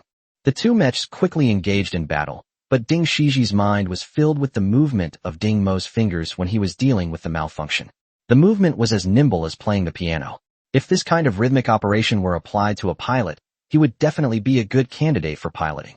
Thinking of this, Ding Shiji looked at Ding Mo, only to find that Ding Mo was not curious about the battle between the mechs at all. He was packing up his tools and about to leave. Seeing this, Ding Shiji's suspicions were magnified. Stop. Ding Shiji called out to Ding Mo, my mecha is broken too. I wonder if you can fix it. Ding Mo looked up at the silver-eyed woman. Your mecha? I need to check it to know. Ding Shiji smiled almost imperceptibly. Stop. The mechs in battle immediately stopped. All of you, leave this training ground. Although she didn't understand the purpose of the order, Ding Shiji's status was undeniable, and in no time at all, she had left without a trace. Ding Mo looked at the woman in front of him. Although he didn't know her specific identity, he could sense that she was no ordinary person. Moreover, the students and teachers of the mecha department were all arrogant and conceited, yet she was so obedient. This made him secretly raise his opinion of the woman's status several levels. Where is your mecha? Ding Mo asked when he saw that the woman showed no sign of moving. Ding Shiji reached out and pulled a necklace from her chest. Seeing Ding Mo staring intently at her, her ears felt hot, but her long experience allowed her to quickly return to normal. With a gentle pinch of her fingers, a mecha appeared out of thin air on the training field. Ding Mo was certain that he was not seeing things. The mecha had appeared out of thin air. Ding Shiji put the necklace back and gestured to Ding Mo. The right knee of this mecha is stiff. You can fix it. Ding silently examined the mecha before him, comparing it to his memories. He confirmed that this mecha was definitely not a standard model, meaning it was custom-made. Only elite military personnel and experts from various families could pilot custom-made mechas. Thinking of this, Ding Mo became wary. He picked up his tools, partly to check, but the other half of his attention was on the woman next to him. Ding Shiji was of course aware of Ding Mo's wariness. She chuckled and said, You don't need to be wary of me. If I wanted to attack you, you wouldn't even have a chance to fight back. Ding Mo remained uneasy. He wouldn't fully trust anyone but himself. However, when he opened the knee of the silver-blue mecha in front of him, what was inside drew all his attention. Beneath the deck of the mech's right knee were dozens of small, constantly bouncing beads. Ding Mo immediately realized that this was a catapult-type knee joint specifically designed for space combat, with the entire joint's movement adjusted by these bouncing alloy beads. Since the operation was sluggish, it must be related to these alloy beads. Ding Mo observed carefully, completely forgetting the woman beside him. Of course, this was also related to the fact that Ding Shiji had no ill intentions. Ding Mo was observing his knee joint, while Ding Shiji was observing Ding Mo. This knee joint malfunction could only be repaired by a craftsman who was also a level 2 pilot. She had Ding Mo handle the problem to see if his skill level truly matched that of a level 2 pilot. Because Ding Shiji's operating method was so subtle that only those with insufficient physical strength, but whose operational skills exceeded level 2, could perceive its intricacies. Ding Mo observed for a while before tentatively reaching in. Instantly, he controlled the ejection of the alloy bead with his fingers. Ding Mo thought to himself that this task seemed simpler than playing with coins, since the trajectory of the alloy bead was fixed. However, Ding Shiji's expression changed drastically. This guy actually controlled the launch of the alloy bead with his bare hands. You know, all the craftsmen she had seen had to use tools to complete this task, and it took several attempts to succeed. She had never seen anyone control it with just his bare hands like Ding Mo. Ding Shiji watched as Ding Mo's nimble fingers transformed into a blur, firmly restraining the ejection of the alloy bead. His other hand began to examine the original ejection fragments of the alloy bead. A smile appeared on her lips, but her eyes turned cold. She gradually walked behind Ding Mo and placed her hand on his waist. Chapter 57: Probing and Counterattack. Ding Mo was completely unaware of Ding Shiji's actions. He felt exhilarated by handling the mecha in front of him, allowing him to unleash his swift and precise hand speed and showcase his ingenious handling techniques. Combined with the previous load reduction operation method, Ding Mo was certain that the mecha in front of him was definitely not an ordinary one. Based solely on these alloy beads, he could determine that the mecha itself possessed the ability to reduce load. Therefore, the pilot operating this mecha must also be a highly skilled operator to be able to use such a mecha with ease. Could this pilot actually be that woman? A chill suddenly ran down his spine, and Ding Mo turned around abruptly to find a dark gun barrel pointed at his head. The woman holding the gun smiled charmingly, but her eyes remained completely expressionless. I was careless. Ding Mo turned his head expressionlessly, his hands continuing their movements without pause. It wasn't that he didn't want to stop, but in this situation, if he suddenly stopped, his hands would be pulverized by those alloy beads. This woman had actually devised such a trap with such ease. Ding Mo knew he had encountered the most troublesome opponent yet. Sweat slowly seeped from Ding Mo's forehead. Although his expression remained unchanged, his brain was working at breakneck speed, and his high body temperature caused wisps of steam to rise from his head. Ding Shiji held the gun still, wanting to see how long this kid could hold out under such a threat. Her record for holding a gun was 3 hours and 17 minutes, with an absolute deviation of no more than 1% in her arm. Ding Mo was working very slowly, gambling on whether the woman behind him would put down her arm first or he would finish first. However, his fingers, which were manipulating the alloy beads, were gradually losing their grip, and several times the alloy beads almost slipped out of his fingers. Ding Mo's back was gradually soaked with sweat, but even so, his fingers remained steady, as if the previous close calls had never happened. His mind raced, and he clearly heard the woman's breathing behind him, its frequency unchanged. What he didn't know was that when the alloy beads almost fell off those times, Ding Shiji's pupils contracted slightly, because she also knew that if Ding Mo made a mistake, then the right leg of this mecha would be completely ruined. This was her only leap-level mecha, and despite feeling heartbroken, she remained calm. The two remained in this stalemate, wary and fearful of each other, for nearly 2 hours. Ding Shiji watched with admiration as Ding Mo finished up the work. She had already realized that Ding Mo's right hand, which was controlling the alloy bead, had reached its limit.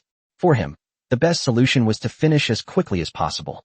But this kid stubbornly held on for another 30 minutes, and if it weren't for the bulging veins on his arms and his slightly trembling arms, Ding Shiji would have really thought he was faking reaching his limit. But now, he couldn't hold on any longer. If he didn't finish quickly, his hand would definitely be shredded. Ding Shiji's smile grew wider. She was looking forward to seeing what kind of expression this kid would have when he turned around. Her arm holding the gun remained motionless, as if it were a sculpture. Ding Mo's expression remained unchanged, but from an angle that Ding Shiji couldn't detect, he slightly hunched his chest and slowly withdrew his hands from the mecha's knee joints, closing his arms as he did so, as if someone was about to attack him. Here it comes, right now. Ding Mo's brain is working at an unprecedented speed. If controlling a mecha can be overclocked, then Ding Mo's overclocking has increased by at least 2 levels. His forehead is bright red, and the steam rising from his head is almost tangible. With a deafening roar, Ding Mo, under such intense concentration, could clearly see the metal fragments flying around his ears, the alloy beads shooting everywhere, and the shockwave gradually approaching his body. He did his best to block several fragments that were aimed at his vital parts, and several deep bloody holes immediately appeared on his arm. The shockwave directly sent Ding Mo and Ding Shiji behind him flying. Ding Mo slowly turned around in midair. Everything in front of him seemed to be in slow motion. He saw the woman's surprised eyes, her efforts to maintain her balance, and the pistol flying in the air. He didn't know that in Ding Shiji's eyes, his expression was a ferocious smile, his heterochromatic eyes flashing not with cruelty, killing intent, or malice, but with pure excitement. This excitement made Ding Shiji feel cold all over. He was a person who was born to embrace death. For him, death was as simple as breathing, and indispensable, regardless of friend or foe. Ding Mo watched as he slowly approached the woman, and in the instant she lost her balance, he forcefully broke her arm. Then, he bent down to catch up, grabbed the pistol, and pressed it against the center of her forehead. Time returned to normal, and Ding Mo, whose arms were riddled with bloody holes, held his pistol steadily. In front of him was a woman who had lost her balance and was kneeling on one knee. The woman's right arm was bent at an odd angle, but she did not show any pain on her face. How did he do that? Ding Shiji knew that the right leg of her mecha was completely ruined, but she couldn't see how Ding Mo had done it. What is your purpose? Ding Mo didn't answer her question at all, but asked her in return. Ding Shiji slowly stood up, reaching out to cover her twisted right arm. I had no intention of killing you. I just wanted to test you. I didn't take the safety off my pistol. Ding Mo's gun remained motionless, still pointed at her forehead. I'm not used to being tested, he said, as he released the safety on the gun with his other hand. Ding Shiji's expression remained unchanged. She hadn't expected Ding Mo to be so tough, and correspondingly, she was fearless. If you shoot me, I can guarantee you won't escape, Blue Star. Ding Mo shook his head slightly. Who are you? How do you know I can't escape? Of course I know, Ding Shiji glanced at the time. Look up at the western sky. You should be able to see beautiful fireworks. Ding Mo cautiously circled around behind the woman, held his gun low to the back of her head, and looked up at the sky. A few seconds later, several huge balls of fire appeared near the star orbit. Ding Mo saw them clearly. They were starships that were taking off and exploding after being hit by orbital cannons. Ding Shiji, with her back to Ding Mo, smirked. If I don't lift the ban, not a single starship will leave the entire Blue Star. Where do you think you can hide? Ding Mo gritted his teeth and put away the pistol. Ding Shiji finally breathed a sigh of relief, but felt a little dizzy and fell backward, almost falling into Ding Mo's arms. Ding Mo instinctively dodged to the side, and Ding Shiji fell solidly to the ground, hitting her right arm. She saw stars and couldn't get up for a moment. He really doesn't know how to cherish a woman. Ding Shiji cursed inwardly as she looked at the indifferent Ding Mo struggling to get up. She dialed the communicator, called the medic over. Soon, the Academy's medics arrived quickly. Seeing the two in such a disheveled state, they immediately raised their guns and aimed them at Ding Mo. Ding Shiji gestured for them to put down their guns. Give him treatment. A male doctor, seeing Ding Shiji's twisted right arm, came over to offer his help. Don't touch me. Ding Shiji flinched, unaccustomed to being touched by men. She pointed to a female doctor. You come here. But I don't know how to set bones, the female doctor said hesitantly. Ding Shiji frowned.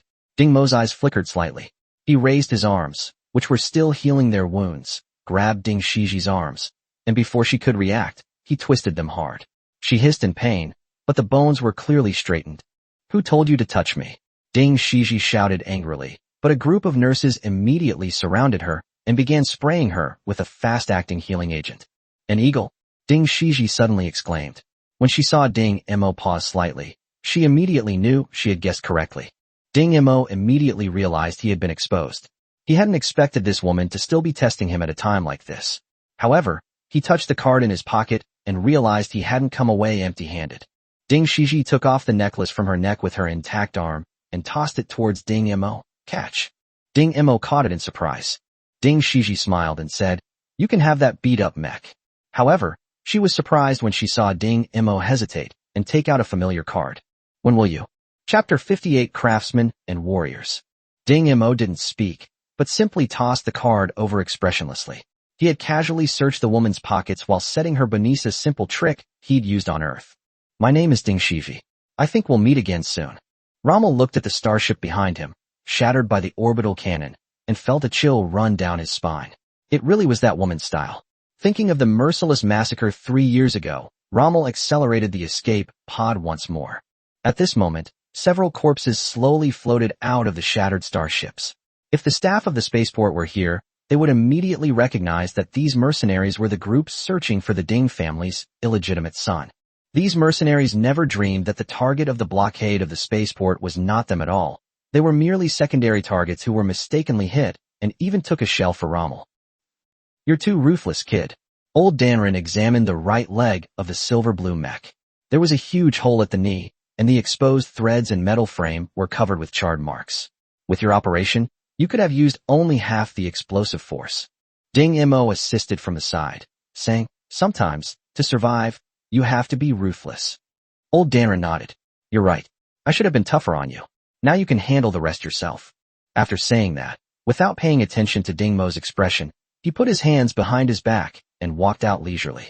Ding Mo looked at the tools scattered all over the ground in front of him and began to tidy them up with a blank expression. Then he sat on the specially made repair chair, raised it high enough, and inspected the area around the hole. His mind raced through various mech designs, transmission systems, energy transfer mechanisms, and data on load-reducing catapult-type torsion joints. After some consideration, he surprisingly came up with 3 different repair solutions. Old Danrin strolled back and saw Ding Mo staring blankly. He chuckled. "What's wrong, stuck?" Ding Mo ignored him, hesitated for a moment, and then his hands suddenly moved quickly, like mercury flowing across the ground, and the outline of a framework slowly formed in the hole. Old Danrin glanced at it. It was a standard support structure, more than enough for this mech, but it lost its load-bearing effect on the right leg. Ding Mo paused for a moment, seemingly dissatisfied with the structure, then reached out and disassembled it, trying out another frame. So old Danrin watched as Ding Mo, as if possessed, installed, disassembled, installed again, disassembled again. Old Danrin's eyes grew brighter and brighter. Is this kid experimenting with the optimal solution? The frame structure of a mech is like solving a math problem. Some people can solve complex problems, while others can solve simpler ones. The simpler the solution, the less burden the mech will have, and the more additional functions it can have. And there is an optimal solution, which is a frame structure that is simplified to the extreme. However, the optimal solution is not necessarily the most suitable structure for the battlefield, because the more complex the structure, the less likely it is to fall apart under attack, and the more damage it can withstand. This involves a balance between the optimal solution and the ability to withstand damage. Ding Mo is clearly aiming for the optimal solution now, and old Danrin plans to give him a good talking to after he finishes. After spending an afternoon experimenting, Ding Mo looked at the final frame and smiled with satisfaction. Just as old Danrin was about to call Ding Mo down to emphasize the balance between complexity and stress resistance, he saw Ding Mo climb onto the control panel, activate the mechanical arm, pull out a dark, dull dagger from a pile of broken mech weapons, and attach it to the simple frame on his leg. Seeing this, old Danrin's eyes almost popped out of his goggles. This was hardly the optimal solution. It was clearly a dagger case. Originally, this mech was purely a ranged mech, but now with an extra dagger, it was like adding wings to a tiger. Only now did old Danrin realize that Ding Mo's perspective was different from his own. He was a pure craftsman, while Ding Mo was a warrior. Turning away silently, old Donluin knew that there was little he could teach Ding Mo anymore. The boy had embarked on a path completely different from that of traditional craftsmen. Zizalon's communication suddenly came in. "Young master, someone is coming to visit you tonight. The old butler hopes you can come back." Ding Mo pondered for a few seconds. "Any news from Luo Jianting?" It seems not." Shi Zhilong scratched his head. Ding Mo sneered. It seemed that Luo Jianting was not in a position to show up, and it was very likely that the person who was visiting had already met Luo Jianting. So, it would be up to him to make his move. Ding Mo believed that Luo Jianting must have made 2 preparations. Even if he was exposed, Luo Jianting would not suffer any loss. On the contrary, if he was exposed, he might disappear from this blue planet. Power. He still lacked sufficient power. Ding Mo looked at the half-repaired mecha. Unless he could traverse the universe alone, he would never escape this cage. Ding Mo paced around the residence, making sure he familiarized himself with everything before the visitors arrived, without giving himself away. A clear bell rang, and the old butler opened the door. Ding Mo stood in the living room, watching the young man playing with the bell. The young man was neither tall nor muscular. The only word Ding Mo could use to describe him was fox. Indeed, This thin young man gave him the impression of a lazy fox, especially his narrow, squinting eyes, which occasionally flashed with a cunning glint. Seeing the gate open, the young man released the bell in his hand. Ding Imo? Ding Imo nodded, and the young man smiled, a smile as warm as a spring breeze. He walked into the living room and extended his right hand. Ding Chulan. The two shook hands. Ding Imo could feel that the hand wasn't very strong, just like an ordinary person's. It seemed that this Ding Chulan hadn't practiced any body-splitting techniques or similar skills. However, this only made Ding Imo more wary. Such a person was very likely a genius with extremely high intelligence. The next person to enter, a middle-aged man, made Ding Mo's hair stand on end. The middle-aged man had an ordinary face and looked like an ordinary bodyguard. He even smiled at everyone in the room when he entered. The old housekeeper and the two middle-aged nannies smiled back, but Ding Mo's expression remained unchanged. However, he knew that his back was ice cold. This middle-aged man had definitely fought his way out of a bloodbath. The strong smell of blood on his body was enough to make even Ding Imo, who had experienced many life-and-death situations in his previous life, feel intimidated. Ding Chulan, oblivious to Ding Mo's nervousness, asked with a smile, "You don't seem to react much when you hear my name?" Ding Imo was taken aback. "How should I react? I don't even know you." This performance was exactly what Ding Chulan expected. Within the Ding family, he rarely appeared in person, always staying behind the scenes. Who would have thought that Ding Chulan, known as the Ghost Fox, would be such a frail young man? "Mind if I go upstairs for a look around?"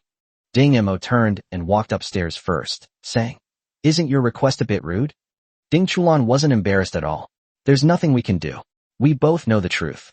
As Ding Imo went upstairs, the middle-aged man suddenly bypassed Ding Chulan and reached out to grab Ding Mo's neck. This immediately elicited several gasps of surprise. Chapter 59, Feigning Compliance. What are you doing?" Ding Chulan frowned and called out as she saw the man's back.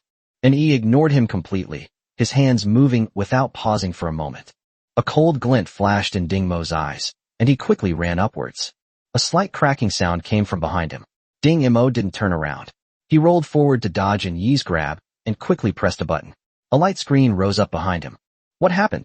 Panting as he ran upstairs, Ding Chulan saw the two people facing off through the light barrier and said, "Young master, look." He opened his palm, holding a section of nanowire with its end in his hand.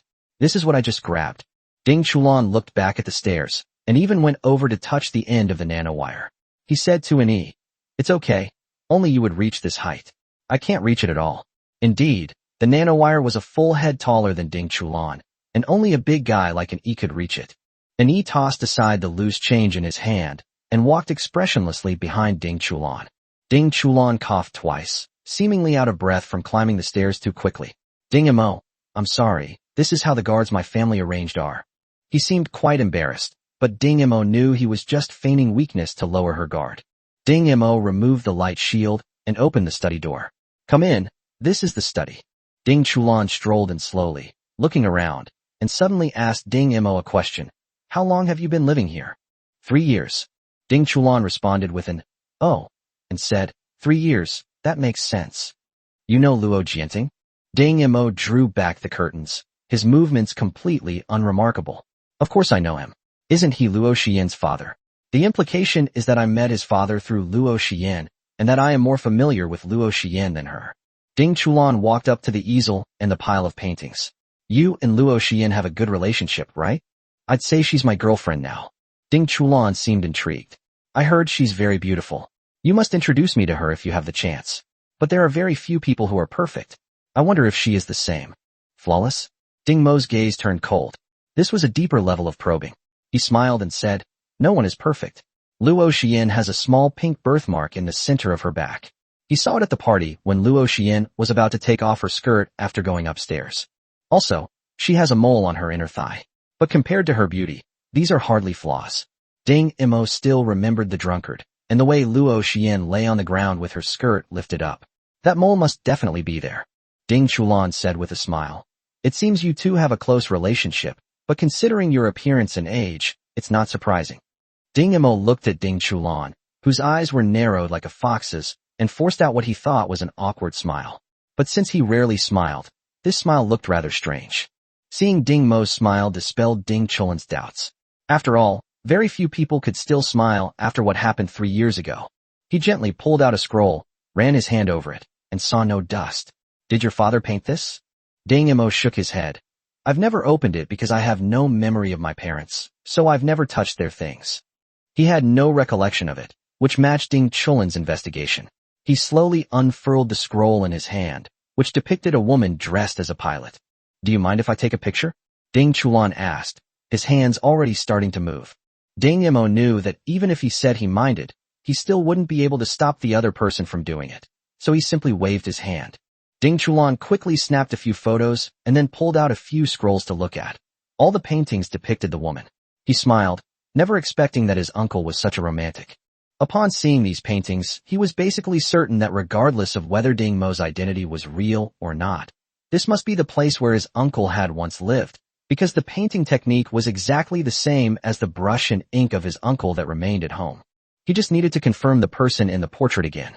Ding Chulin walked up to Ding Mo, but didn't notice in Yi's nervous expression.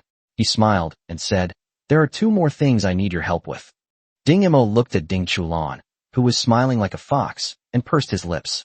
What is it? Can I borrow a strand of your hair? Without saying a word, Ding Mo casually plucked a hair and handed it to Ding Chulin. Secondly, you need to participate in the college competition. Academy versus academy competition? What? Don't ask why. Do you think you can refuse? Ding Chulin said with a smile. Ding Mo frowned. What if the school doesn't select me? Then I'm sorry, Ding Chulin shrugged. I guess you don't want to know what the consequences will be. As he spoke, he reached out and tapped Ding Mo's furrowed brow. Think about it carefully. Watching the two leave, Ding Mo secretly pondered, but unexpectedly Ding Chulin suddenly turned around and asked, that bell in front of the door is quite unique. Could you give it to me? Ding Mo was about to agree when a thought suddenly flashed through his mind. I'm sorry, that's a keepsake. I can't give it to you. Although he guessed that it was probably a keepsake from the original owner of the house, he wasn't 100% sure, so he just used the excuse of a keepsake and left it to the other person to imagine whose it was. Ding Chulin didn't ask any more questions and got into the flying car parked by the roadside. Ding Mo picked up the scroll the fox had just looked at and slowly unfurled it. The woman in the painting bore a striking resemblance to himself, which was probably why Luo Jianting had taken a liking to him. He casually put the scroll away, unaware that the woman in the painting and he shared almost identical features.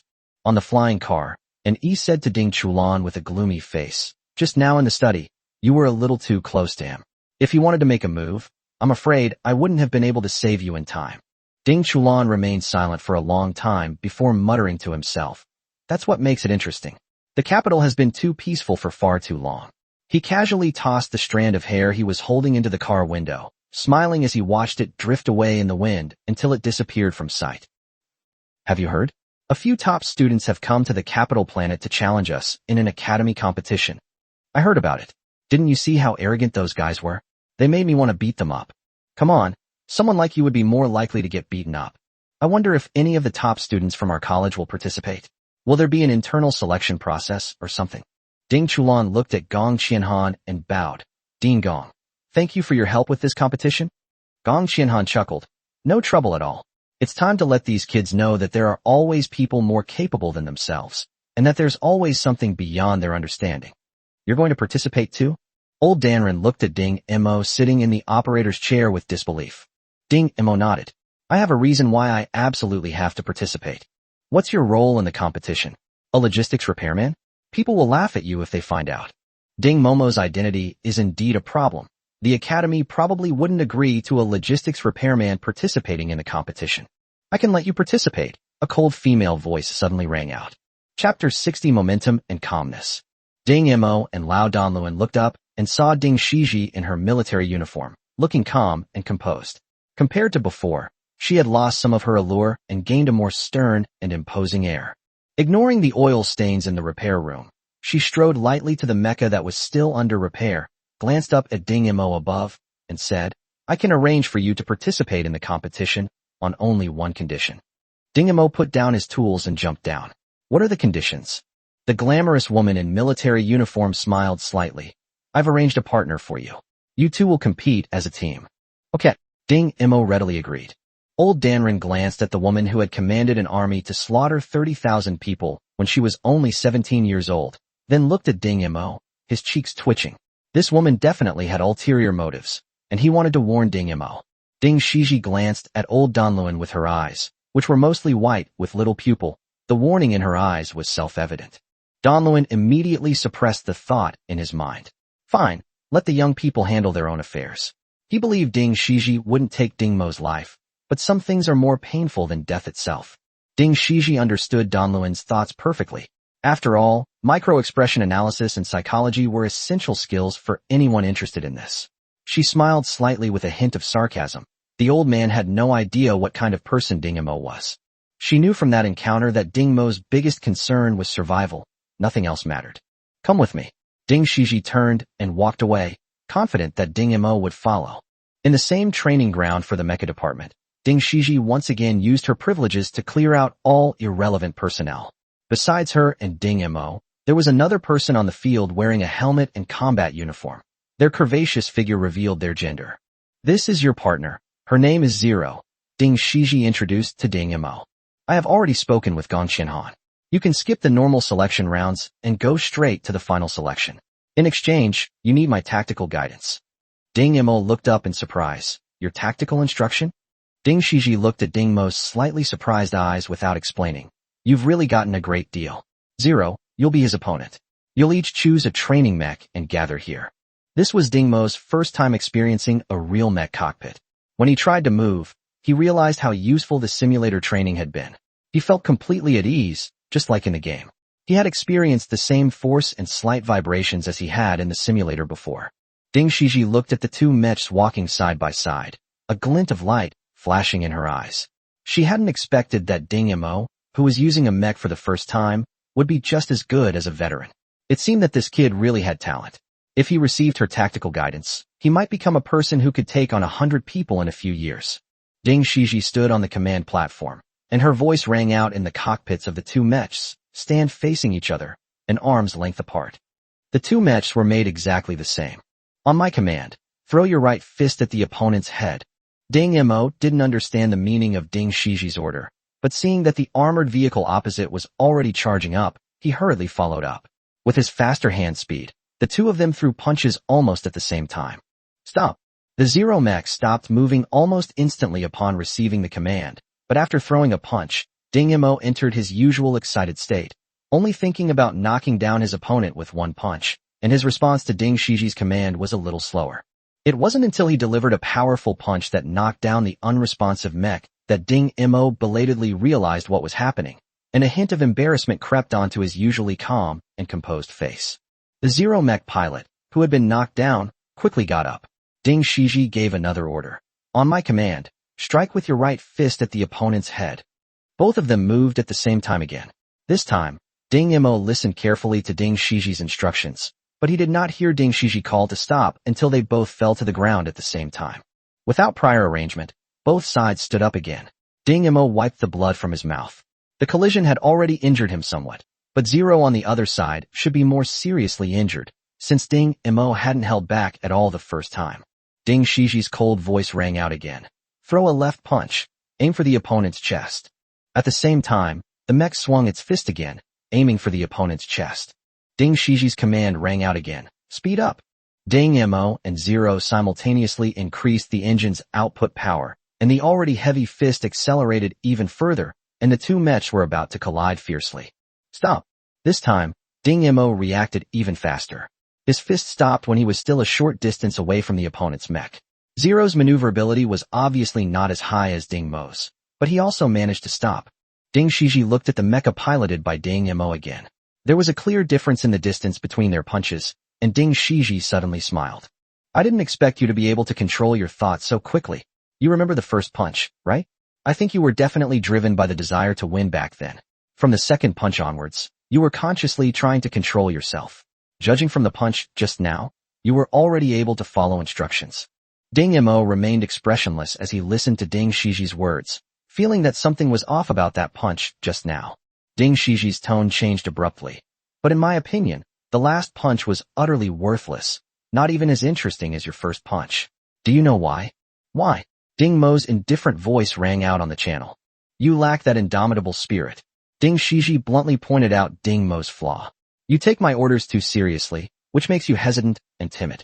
This is the first thing I want to teach you. When facing an opponent, an enemy, you must show the spirit of striking with certainty. Ding Imo seemed to understand somewhat and remained silent, knowing that Ding Shiji would definitely continue. And then there's your first punch. Why didn't you stop?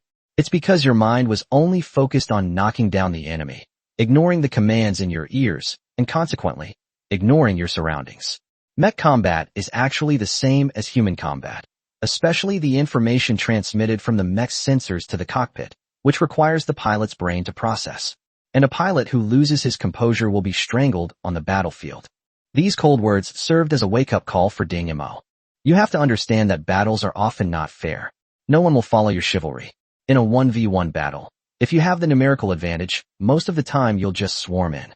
When you have fewer people, your momentum might give you an advantage, but when the number exceeds 10, calmness becomes the most important weapon for a pilot to win. Power and composure are not contradictory. You felt it from Zero's operation before. The pilot pursues a shocking blow that bursts out from extreme calm. Simply put, it is a burning body and a cold mind. Upon hearing this, Ding Imo finally understood the mystery in his mind. Again, he exclaimed excitedly, but his mind remained remarkably calm. Ding Shiji seemed to know Ding Mo's current state, and her tone also carried a hint of excitement. Throw a right punch. Target the enemy's cockpit. Ding Mo's pupils contracted slightly. Although it was a training mecha, hitting the cockpit could still kill someone. As the enormous fist hurtled straight toward the cockpit, 1,000 thoughts flashed through Ding Mo's mind, but his body still followed the instructions to maneuver the mecha toward the opponent's cockpit. Chapter 61 Trust.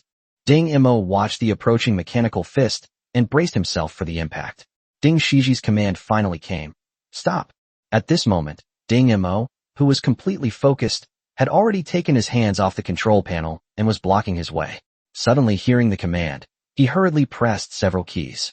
With the passage of time slowed down, Ding Imo could see everything clearly, but he wished he could be like an ordinary person and not see this scene at all. He clearly saw the opponent's fist pressed against the cockpit, the cracks in the cabin wall gradually widening before stopping. Meanwhile, his own fist was sinking inch by inch into the opponent's cockpit, the shattered fragments of the cockpit wall slowly bouncing into the air, until his mech's fist was halfway in before finally stopping. Ding Imo knew that it was because he had taken his hands off the control panel to protect his body that his operation was slightly slower. He gritted his teeth, pulled his fists back from the mecha, and saw the unconscious body in the cockpit falling limply downwards. He quickly reached out and caught it, gently placed it on the ground, and then hurriedly jumped out of the cockpit. Zero, lying on the ground, had multiple fractures all over his body, and blood was seeping out from the edge of his helmet. Ding Shiji walked up to him. This is the third thing I want to teach you. Ding Imo waved his hand to interrupt her. Quickly call a medic. If this continues, she will soon go into shock and die. Ding Shiji remained expressionless, spreading her hands. Unless you hear me out, I cannot allow any medical personnel to come here. Ding Imo stood up and looked at the indifferent Ding Shiji. This is your soldier. Are you just going to watch her die? Ding Shiji laughed, her laughter bloodthirsty and cruel. If I were you, I would listen to my story and maybe I could save her in time. Ding Imo took a deep breath and regained his composure. Speak. At the same time, he squatted down and placed his hand on Zero's neck to check her pulse. Ding Shiji's smile faded, and she glanced at Ding Imo with a complicated expression. Had she made a mistake in her judgment?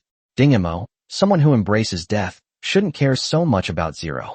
Thirdly, it's called trust in the tactical commander, trust in your comrades, and trust in yourself. Obviously, you didn't do that just now. Trust is not just believing that the other side won't harm you, but more importantly, knowing that you will die at their hands, yet believing that it is their only option. After she finished speaking, she sent a message, and several medical staff arrived at the scene shortly afterward. Ding Imo stepped aside expressionlessly, ignoring Ding Shiji's cold gaze. Her heartbeat has stopped. Are you satisfied? Ding Shiji raised her chin, her mostly white silver eyes glancing at Ding Imo. Satisfied? This kind of injury that won't kill you makes you realize your kindness? How naive. She's not dead? Ding Imo hurriedly looked at number 0 on the ground. Sure enough, with the medical staff's care, her chest was rising and falling again. It seems he had some misunderstandings about the Federation's medical capabilities. That's enough for today. Come back tomorrow. Ding Shiji waved to Ding Imo, signaling him to leave. Ding Imo looked at the busy medical staff, then finally turned and left. Ding Shiji walked up to Zero and lowered her body. How about this, partner? Zero typed a few words with difficulty on the communicator.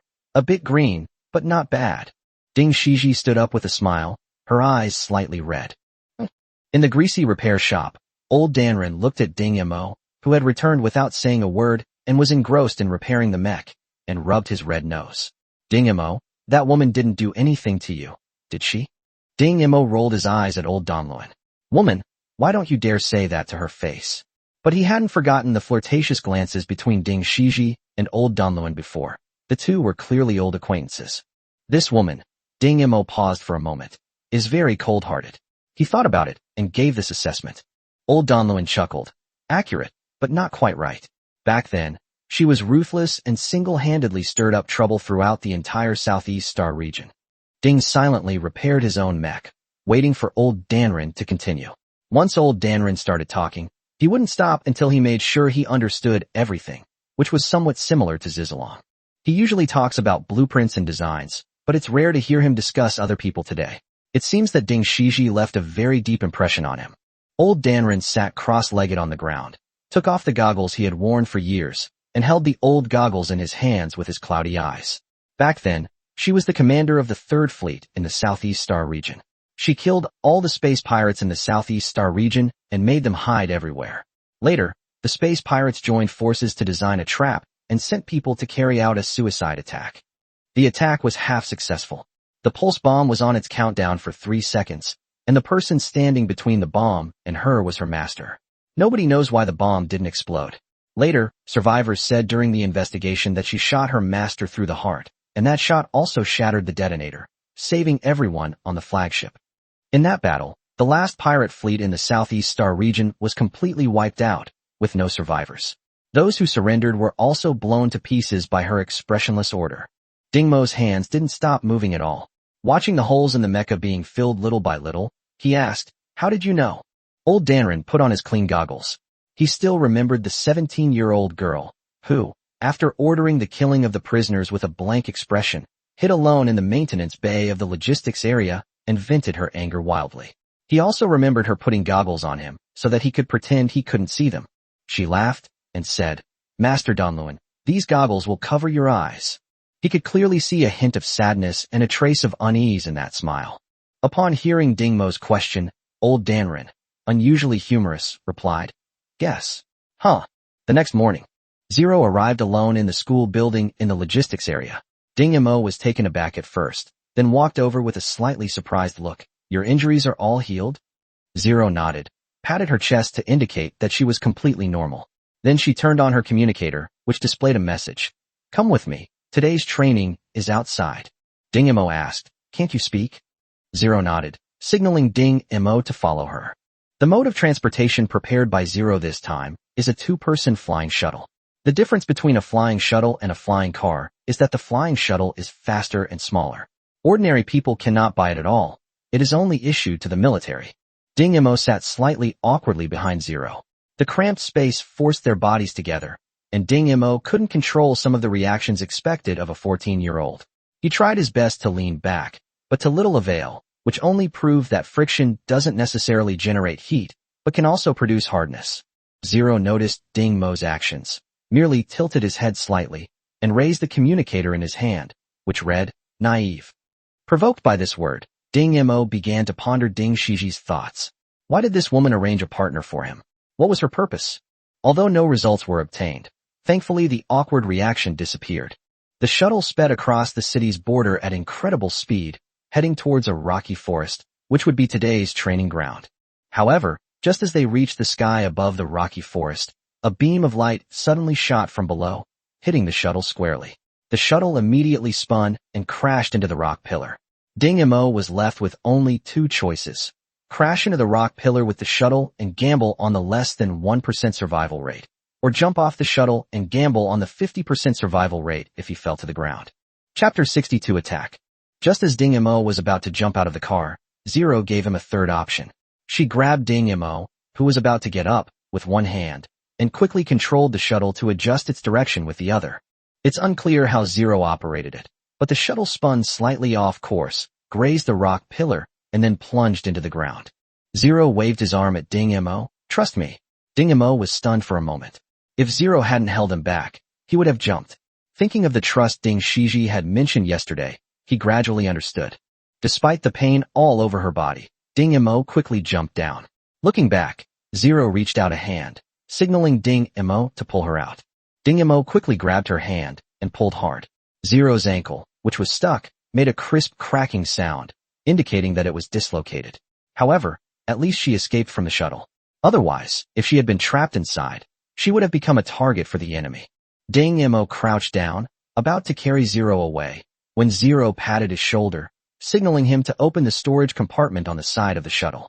Inside were two Jinlin-type beam pistols, known for their penetrating power, capable of easily piercing through individual armor. Just as Ding Mo opened the storage compartment, Zero twisted his ankle forcefully, successfully repositioning his dislocated foot. Although the pain persisted, simple movements were no longer a problem. Ding Mo secretly gave him a thumbs up, knowing that this method of bone setting was extremely painful. Without saying a word, the two quickly left the spot where the shuttle had crashed. Ding Shiji's mocking laughter came through the communicator. The cat and mouse game has started now, Ding Mo. In this rocky forest, there are 5 other people. They are real ruthless murderers. I really want to know who the cat is and who the mouse is. Ding Mo glanced at Zero, then immediately raised her arm. I don't know either. Then she typed a few more words. Hide first. Ding Mo understood, glanced around briefly, and hid in a crevice in a rock pillar. He then saw Zero hiding behind another rock pillar. Both of them were positioned so that they could observe the open area near the shuttle, meaning that anyone trying to inspect it would not escape their notice. Brother, I didn't expect that shuttle wouldn't be destroyed. Huang San, with his weasel-like face, looked at the empty shuttle and said in a low voice. The burly Huang heir brandished his axe. Even if they weren't destroyed, they should be injured. Once I find them, I'll take them down one by one. He then made several chopping motions. Keep your voices down, Huangda said after observing the shuttle again. There's no blood, so their injuries aren't serious. Don't go near that shuttle to avoid an ambush. Huang San scoffed. Brother, do you think what that woman said is true? That as long as we kill those 2 people on the flying shuttle, our criminal records will be erased. Huangda examined the pistol in his hand and said without looking up, is it true or not? We're here now. The person who managed to get us out of the federal prison must be someone special. Huang Er said nonchalantly, why worry about so much? Let's take them down first. You 2 stay here and keep watch. I'm going to check on Lao Si and the others. Huangda crouched down and quickly left. If someone were looking down from above, they would see that Ding Mo and his companion were positioned on either side of the shuttle, forming a standoff. Watching his elder brother leave, Huang San couldn't suppress his restless heart and secretly moved closer to the flying shuttle. Those 2 people have long since run far away.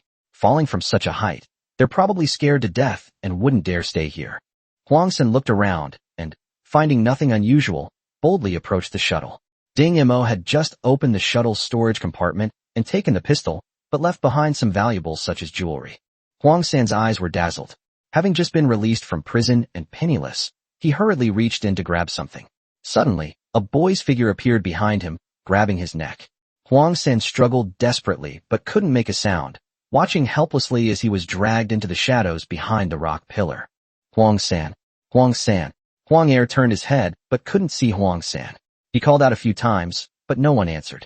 He immediately realized something was wrong and ran towards the flying shuttle, shouting as he ran, hoping to see Huang San's figure. But he didn't know that Huang San's limbs were all broken and he just wanted to die quickly. I've told you everything I know, just kill me.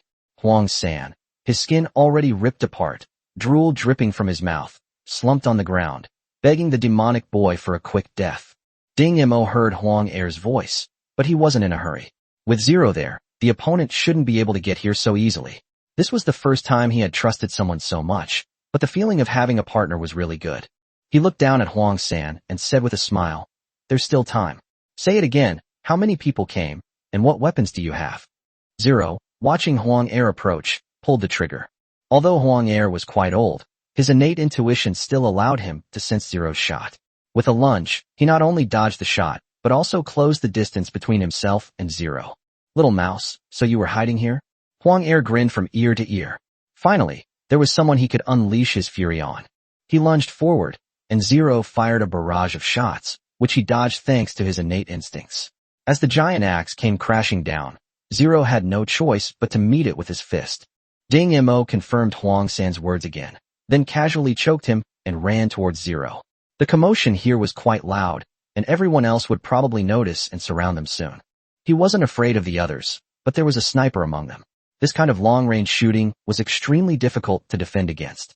He had to meet up with Zero as soon as possible to discuss countermeasures. Zero is currently being beaten down by Huang Er, with one arm hanging limply at her side, clearly broken by Huang Er. She is desperately dodging Huang Er's axe, facing imminent danger. Ding Mo wanted to fire, but Huang Er and Zero were too close to be sure he could hit them.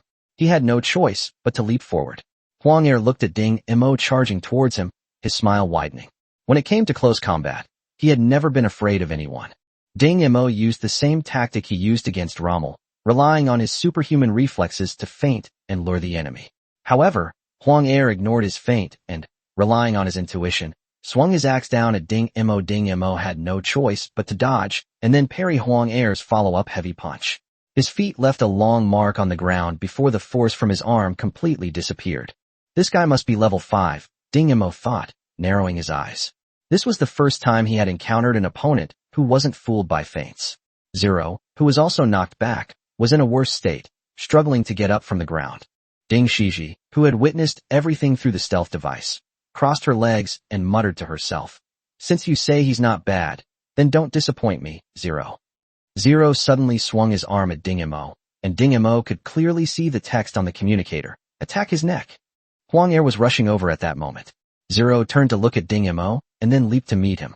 Although there was a helmet between them, Ding Mo could feel the fervent gaze under Zero's helmet, a gaze that hoped he would disregard everything and trust her.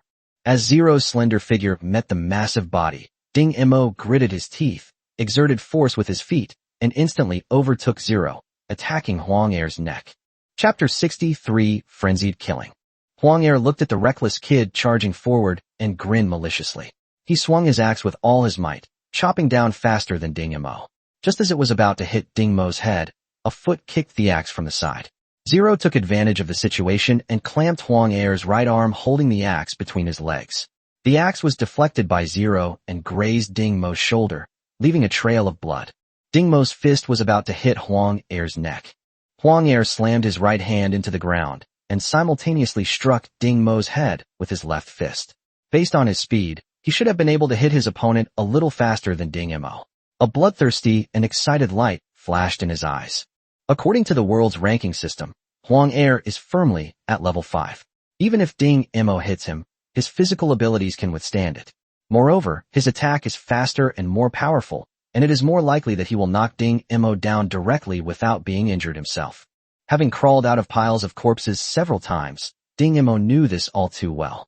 But when he caught a glimpse of Zero, who was being slammed to the ground, coughing up blood, yet still refusing to let go, he thought of the word trust, and finally gave up the idea of running away. It was nothing more than giving it his all, and he wasn't so bad at it. His dark eyes gradually flashed with fire, like a vicious dog from hell, a pleasure brought by the burning pain of burning himself. It's all about speed, let's see who's faster. Ding Mo gritted his teeth, his right hand's 5 fingers pressed together like a knife, while his free left hand lightly flicked the nerve in his elbow. In an instant, the sharp pain caused his pupils to contract violently. The spontaneous reflex from his nerves made him straighten his arm at a breathtaking speed, his 5 fingers like knives, instantly slicing across Huang Er's neck. As expected of a level 5 body, Ding Mo clearly saw his finger bones gradually break and his arm bones slowly twist. However, he still succeeded. A dark dagger disappeared in his hand. He had a smile on his lips, both violent and calm, so contradictory that people thought he had a split personality. Huang Er felt a cold wind brush against his neck, and a hissing spray of blood gushed out. It was as if all the strength in his body had been released from there. Naturally, he couldn't throw that punch. His eyes were filled with disbelief. How could this be? How could this kid be so fast? And how could he hurt him? He covered his neck with both hands, but still couldn't stop the blood gushing out. He staggered a few steps and fell to the ground. Ding Mo looked at his broken fingers and twisted right arm, gritted his teeth, stretched out his left hand, and dragged Zero backward. The commotion here was too great, and the enemy must have discovered him. Staying in the same place would undoubtedly make him a sitting duck. Just as he retreated, Zero in his hand suddenly twisted its body, and then vibrated violently. Ding Mo instantly felt a burning pain in his back. In the instant he dodged, He saw the wound that had pierced Zero's abdomen. His eyes narrowed. The charred mark indicated that it was a wound left by a beam sniper rifle. Thanks to Zero's intervention, he would have been killed on the spot. Without time to think about why Zero had spotted the sniper before him, Ding Mo pulled Zero's seemingly unconscious body behind a rock pillar and quickly disassembled 2 Gemlon pistols. These guns had strong penetrating power, but short range. The sniper was clearly a highly skilled marksman, and Ding Mo estimated that if he risked getting close, there was an 80% chance he would be killed. Zero's body trembled slightly, and he raised his arm. What do we do? Ding Mo disassembled the pistol expressionlessly, and some tools appeared out of thin air in his hands. This was the result of his long-term efforts. Through long-term contact, he was finally able to create some simple repair tools. Carefully adjusting the power of the energy activation circuit, I adjusted the activation energy of these 2 pistols. Their range should be comparable to that sniper rifle, but each shot can only fire once. After reassembling, Ding Mo placed the 2 guns next to Zero. One of us needs to act as bait. I'll draw their attention, and you can snipe them. Zero shook his head and raised his arm. I'll be the bait. You're a better shot than me. Ding Mo looked at her mangled body. You're here as bait? You're going to your death? Can you even move? Without another word, he grabbed a gun and shoved it into her hand. You trust me, and I trust you. His gaze was firm and unwavering. After saying that, Ding Mo leaped out of the rock pillar and began running erratically. Zero watched Ding Mo's running figure. Noticing the sweat dripping from his forehead, gripped his gun tightly, and, enduring the excruciating pain in his abdomen, slowly leaned forward. Is this kid out of his mind? Huang Si asked, watching Ding Mo running frantically. It's definitely bait, but your shot just now should have hit the other one in the abdomen. He's probably trying to escape now. Huang De looked at Huang Er's corpse lying on the ground from afar and slammed his fist on the ground. Huang Wu loaded several grenades and said, Fourth brother, hurry up and kill that kid, then go find another one. Huang Si pursed his lips, held his breath, aimed the scope at Ding Mo, and slowly pulled the trigger. With a soft click, a beam of bright white light shot out.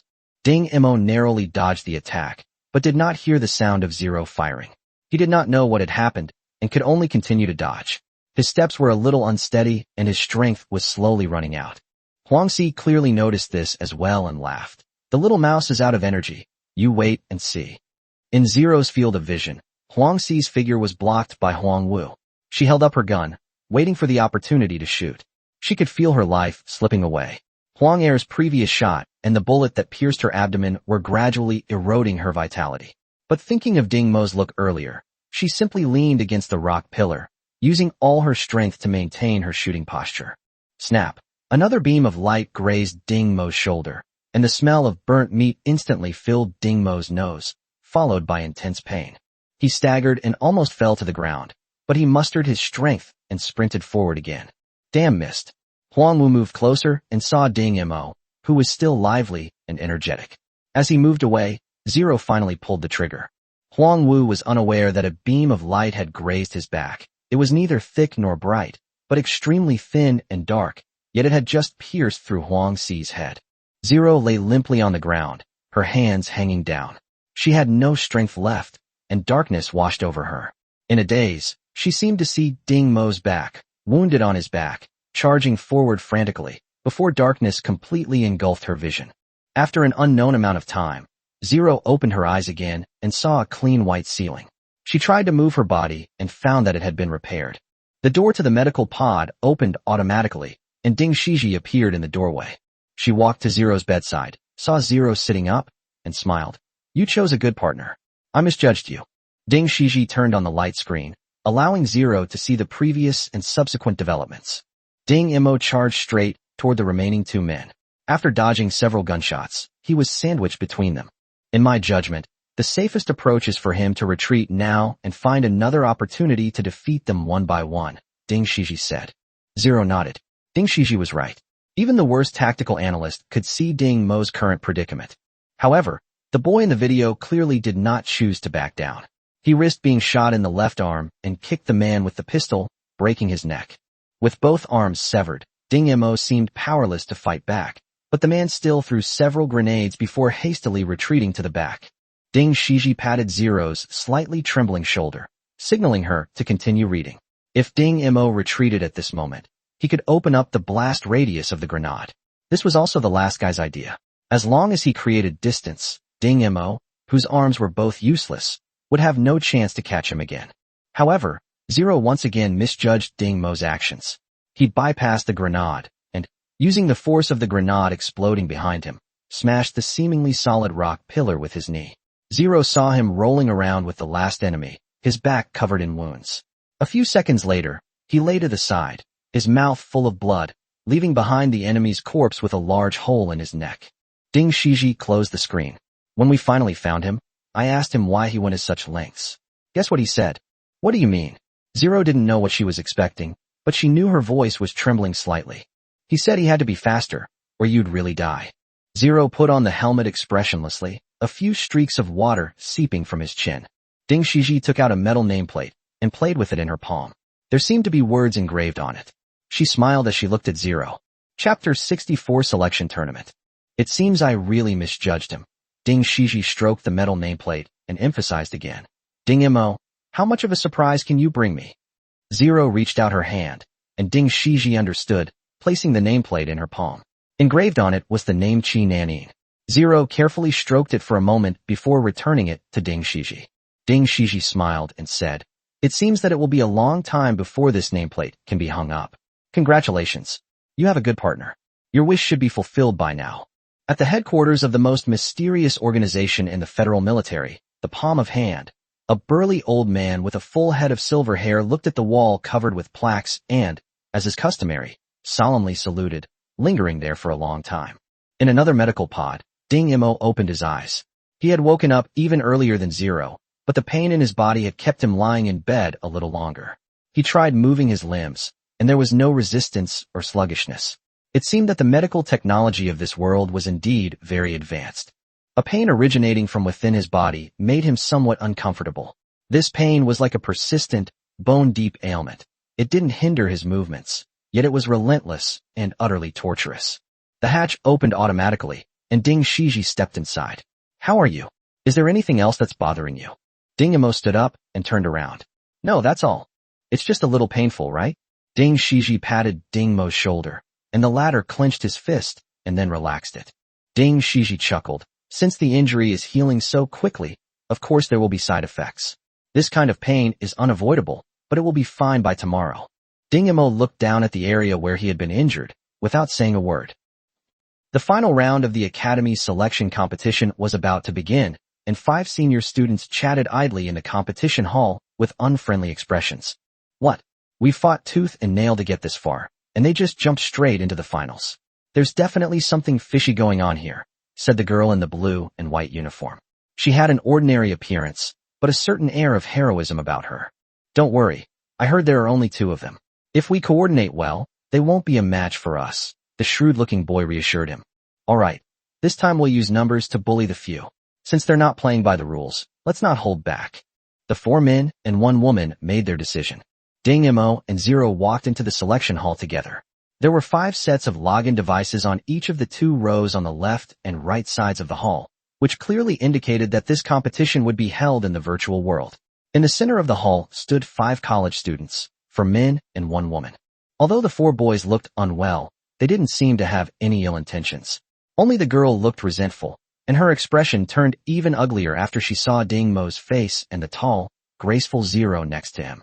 Women are even more prone to scorn than men, especially women like the girl in the blue and white uniform who come from good families and have considerable strength. They tend to be very arrogant. Initially, she felt a pang of shame upon seeing Ding Mo's face, but upon seeing Zero beside him, she felt a sudden surge of anger for no apparent reason. I wonder what kind of back door they used to get into the final competition. The girl's voice wasn't loud, but the audience and judges present heard it clearly. Immediately, a student muttered, "Oh, I see. No wonder we haven't seen them in the previous competitions. That boy looks familiar. Isn't he Ding Mo from the logistics department?" Logistics department? Hearing the whispers of the students around her, the girl looked disdainful and stepped forward to stop Ding Mo, right? I didn't expect you from the logistics department to dare to participate in the competition. Even if you used underhanded tactics to get here, you'll only lose even more miserably. If I were you, I would slip away as soon as possible to avoid being humiliated in public.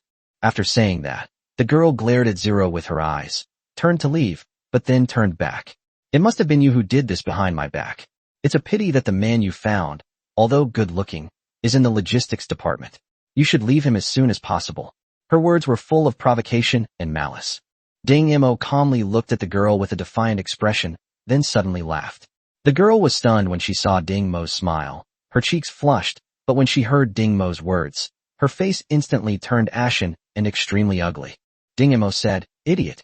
His voice wasn't loud, but it was still audible to those around him. The woman looked around and immediately felt that everyone's eyes were full of ridicule, making her feel like a clown. Enraged, she slapped Ding Mo across the face. Ding Mo raised his hand, grabbed her wrist, and showed his white teeth. "Wanna fight? I'm ready."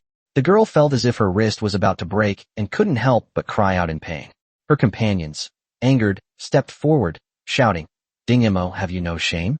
What kind of person bullies a girl like that?" Ding Mo released his grip. "It was just teaching a fly a lesson. You want to fight?" Zero raised his arm. "The game will decide the winner."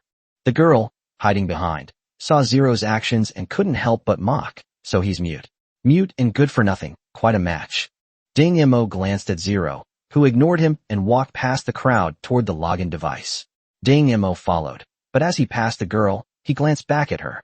That glance, filled with coldness and bloodlust, made the girl involuntarily shiver. However, when she looked again, Ding Mo still had that indifferent expression, as if that glance had been nothing more than the girl's imagination. With Dean Gong Shinhan's voice, the final round of the Academy selection competition finally began. Map: Wild Forest. Victory condition: one side is completely wiped out. Ding Mo first familiarized himself with the surroundings as usual, then said to Zero, "Let's finish this quickly." Zero nodded, and the two figures vanished from their spot in an instant, with only the leaves falling in the dense forest marking their movements. "That's way too fast." The audience gasped in amazement as the giant screen in the center of the hall displayed Ding Mo and Zero's movements. The two, one after the other, traversed the dense forest with fluid movements, agile figures, and precise exertion of force, creating a sense of extreme speed. When faced with obstacles, they braced themselves with their hands and feet, using each other's momentum to bounce to the sides. This tacit cooperation was breathtaking. There is a tactic called winning hearts and minds, a momentum called unwavering determination, and a trust called life and death bond. At this moment, in this place, and in this scene, Ding Mo and Zero undoubtedly gave people the feeling that none of those standing in their way were their match. The five-person team, following the Shrewd Boys arrangement, split into three groups, 1, 3, and 1, carefully and cautiously searching the jungle. The only girl in the team, holding a sniper rifle, lay prone in the leaves, with two boys escorting her beside her. The girl gritted her teeth, wanting only to find the enemy and kill them with one blow, then humiliate them thoroughly. Imagining Ding Mo's face turning red under her humiliation, the girl felt a surge of excitement. Trash is trash. Let me teach you a lesson. They had gone through layers of selection to get here, so they were inevitably a bit arrogant. Plus, with only two opponents, they were even less concerned. Do you think they might be hiding? Possibly, but don't worry, this jungle isn't very big, they can't hide for long. I'll handle that guy named Ding Mo in a bit. This is a guy who likes a girl and wants to show off. Unexpectedly, undisguised footsteps came from afar, one on the left and one on the right. Clearly their opponents were approaching. The girl quickly aimed to the left, muttering, "Ideally, it's that girl. The rest of the guys can have their fun." Several boys quickly prepared themselves, raising their guns and standing ready for battle. With a whoosh, Ding Mo's figure flashed past them. Everyone moved their guns in that direction, but the next second Ding Mo disappeared into the leaves. The group hurriedly aimed at the sound coming from another direction, but that sound suddenly stopped. Chapter 65 Cheating? Ding Mo chuckled inwardly, quietly slipped back, jumped down from the tree, and gently swung his dagger. Blood gushed from the vulnerable neck of the lone boy. A white light flashed, and the boy's body disappeared, clearly having been killed. He smiled slightly at the crowd, his expression chilling. His figure flickered and disappeared again. The trio who had turned their guns to aim at Ding Mo heard the news of another boy being killed behind them. When they turned around again, they only had time to see the burst of white light. The three of them were dumbfounded, and the girl was even more flustered. She had never encountered this situation before, and the two of them had timed it perfectly. The audience erupted in commotion.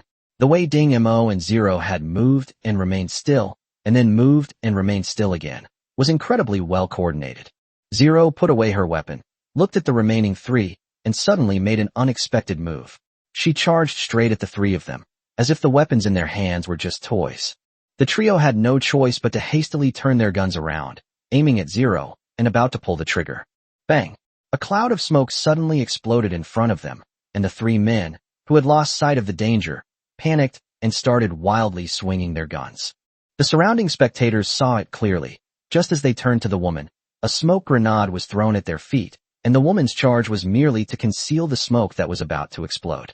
But now that the smoke had burst open, the woman's charge became even faster. Correspondingly, Ding Mo's figure emerged from the forest and also charged towards the three of them. Fortunately, although the three were momentarily flustered, they quickly regained their composure. One of the boys, covered in grenades, rushed out and charged at Zero, intending to take his opponent down with him. However, Zero was already sprinting at an extremely fast speed, directly overtaking the boy and jumping into the smoke. The boy, seeing the hissing fuses on his body, could not retreat and finally rushed towards Ding Mo in despair, only to explode halfway, bursting into a white light. The girl in the tree couldn't see what was happening below, but she heard the huge explosion, a tactic they had used in previous battles. Based on this, she deduced that the enemy should only have one person left. Hearing the sounds of her teammates fighting each other below the tree, the woman couldn't hide the fear in her eyes. She quickly jumped down from the other side and quietly ran away into the distance. However, as soon as she emerged from the smoke, a blank face was right in front of her. Then she felt a chill on her forehead, and the last thing she saw was a cold smile in those heterochromatic eyes. As the smoke cleared, Zero's opponent was dissipating into white light. Ding Mo and Zero exchanged a glance and then logged off. Before the match, the proud girl crawled out of the login machine in a disheveled state. Her blue and white uniform pants were soaked with sweat. Several boys quickly surrounded her, but the surrounding area was filled with boos and whistles, making the girl's already pale face look even worse. She glimpsed Ding Mo and his companion, who were both calm and collected, through the gaps in the crowd. Her eyes flashed with a sinister light, and she pointed at Ding Mo, shouting, "They cheated. They should be judged as the losers. They cheated." As she shouted, most of the surrounding audience members changed their expressions, and Gong Qianhan's face turned even uglier. What's wrong with the trainees these days? They lose, and they still resort to slander. Shut up. What's there to say if you're not as skilled as others? Gong Qianhan finally couldn't help but shout angrily. The girl was clearly going all out. They definitely cheated. Since they were able to pull strings to advance directly to the finals, it's highly likely they would have used some underhanded tactics to cheat. Some students were now skeptical, since Ding Mo and Zero had indeed advanced directly to the finals, and it was hard to say whether there was any foul play involved. Gong Qianhan's face was grim. His agreement with Ding Shiji was confidential and could not be revealed, which made things difficult. Seeing Gong Qianhan remain silent, the girl became even more emboldened. Where are the judges? I demand that they be judged to have lost and be expelled from the academy. This kind of trash should not tarnish the academy's reputation. The judges looked at the dean with a troubled expression, seemingly unsure of what to do. Just then, a lazy voice rang out from the audience. How interesting, the winners can't win, and the losers won't admit defeat. The girl blushed and said, "Who said that? Step forward. Who said we're not admitting defeat?" I said, "Do you have any objections, huh?" A tall, sunny-looking boy walked onto the stage, wearing the uniform of the 2nd Military Academy of the Capital Star. He looked down at the girl and said, "My name is Zhang Lingyu. I'm telling you," he tapped the girl's forehead with his finger, "it's you who's refusing to admit defeat." "Get away from me." The girl shoved his fingers away. "They were the ones who cheated." Zhang Lingyu said with a smile, "You're saying they cheated? Then tell me what the suspicious points are." Ding Mo looked at Zhang Lingyu, wondering why he was speaking up for him. Zhang Lingyu turned his head, smiled slightly at him, and gave him an okay sign. Ding Mo was taken aback, then heard the girl say, "When I rushed out of the smoke, why was he standing there, waiting for me to walk right into his trap? And how could that woman see my teammate and kill him in the smoke? Isn't that blatant cheating?" Zhang Lingyu smiled and said, "How about we ask this student to explain how he found and killed his opponent in the smoke?" Zero stepped forward, holding up his communicator, and typed out a few lines. "I have an innate sensitivity to sound, and I can determine the location of an opponent by sound." "I don't believe it," the girl exclaimed. "Unless you can prove it." Zhang Lingyu was taken aback, then laughed even harder. "All right, tell me how you're going to prove it." I haven't even asked yet. What's your name? The girl smiled smugly. My name is Xie Jinglan. As for the method of proof, let her figure it out herself. If she can't figure it out, then she's cheating. Zhang Lingyu smiled, but Ding Mo could see a hint of mockery and sarcasm in that smile. It seemed that this guy named Zhang Lingyu was not as harmless as he appeared. Zero communicated with Gong Qianhan, and soon people came and carried in 4 cylindrical covers. Upon seeing the cover, Ding Mo and Zhang Lingyu immediately understood Zero's intentions. Zhang Lingyu pointed and said, "You can send any one person to hide inside the enclosure, and this young lady can use her ears to determine which enclosure has someone inside. How about that?" Xie Jinglan glanced at Ding Mo, who had no expression, trying to see a hint of guilt in his eyes, but all she saw was annoyance and something that chilled her to the bone. Gritting her teeth, she forced herself to say, "Okay, but my teammates have to do the test." Zero nodded, then walked to the front of the stage, with 4 shields lined up behind him. Xie Jinglan pulled her teammate, the one with the shrewd look on his face, and whispered, "Jingli, it's all up to you. We absolutely can't let that guy figure out your location." Jingli nodded, then deliberately took off his shoes and socks and walked barefoot to the 4 covers so that almost no one could hear his footsteps. Even Xie Jinglan, who was closest to him, did not hear his footsteps. He slowly stood under a dome, and 4 domes fell simultaneously, firmly covering the object below. Zhang Lingyu clapped his hands. Let's begin. Chapter 66, Under the Helmet. Zero turned around and stood in the center of the 4 enclosures, carefully distinguishing the sounds inside. Xie Jinglan watched nervously from the side, worried that if this woman made the right choice, she would become a laughingstock. Upon hearing the start of the sound, Jingli immediately held his breath. He refused to believe that anyone could hear him through the cover. The scene fell silent as everyone watched Zero's choice with bated breath. Some hoped she would guess right, while others hoped she would guess wrong. A sinister glint flashed in Xie Jinglan's eyes, and she suddenly coughed violently, drawing everyone's attention. She waved her hand sheepishly. "Sorry, I'm feeling a little unwell," and coughed again. Zhang Lingyu curled his lips. He knew Xie Jinglan was deliberately creating interference, but he wasn't worried. Since Zero could confirm the enemy's location from the battle, what did this little bit of interference matter? He glanced at Ding Mo, pretending not to care. He was very curious about this handsome young man who had been expressionless the whole time. From the moment Ding Mo entered the room until now, he had hardly seen any other expression on his face.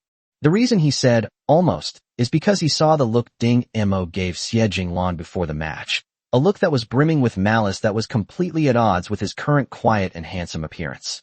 Looks like another freak. If he were to come to the capital planet, the upper class would probably be in an uproar. Zhang Lingyu chuckled and touched his nose, a gesture he habitually made whenever he discovered something interesting. Zero stood quietly in the middle of the 4 helmets. No one knew her expression under the helmet. Everyone was waiting for her to make a choice. Unbeknownst to Jingli inside the enclosure, although he held his breath, his violent heartbeat was unstoppable. The pounding sound, like a drumbeat, sounded exceptionally bright to Zero, like a torch in the darkness. Zero slowly raised his arm and pointed to one of the covers. The cover slowly rose, revealing Jingli standing inside with his mouth covered. The crowd was immediately in an uproar. They had actually guessed correctly.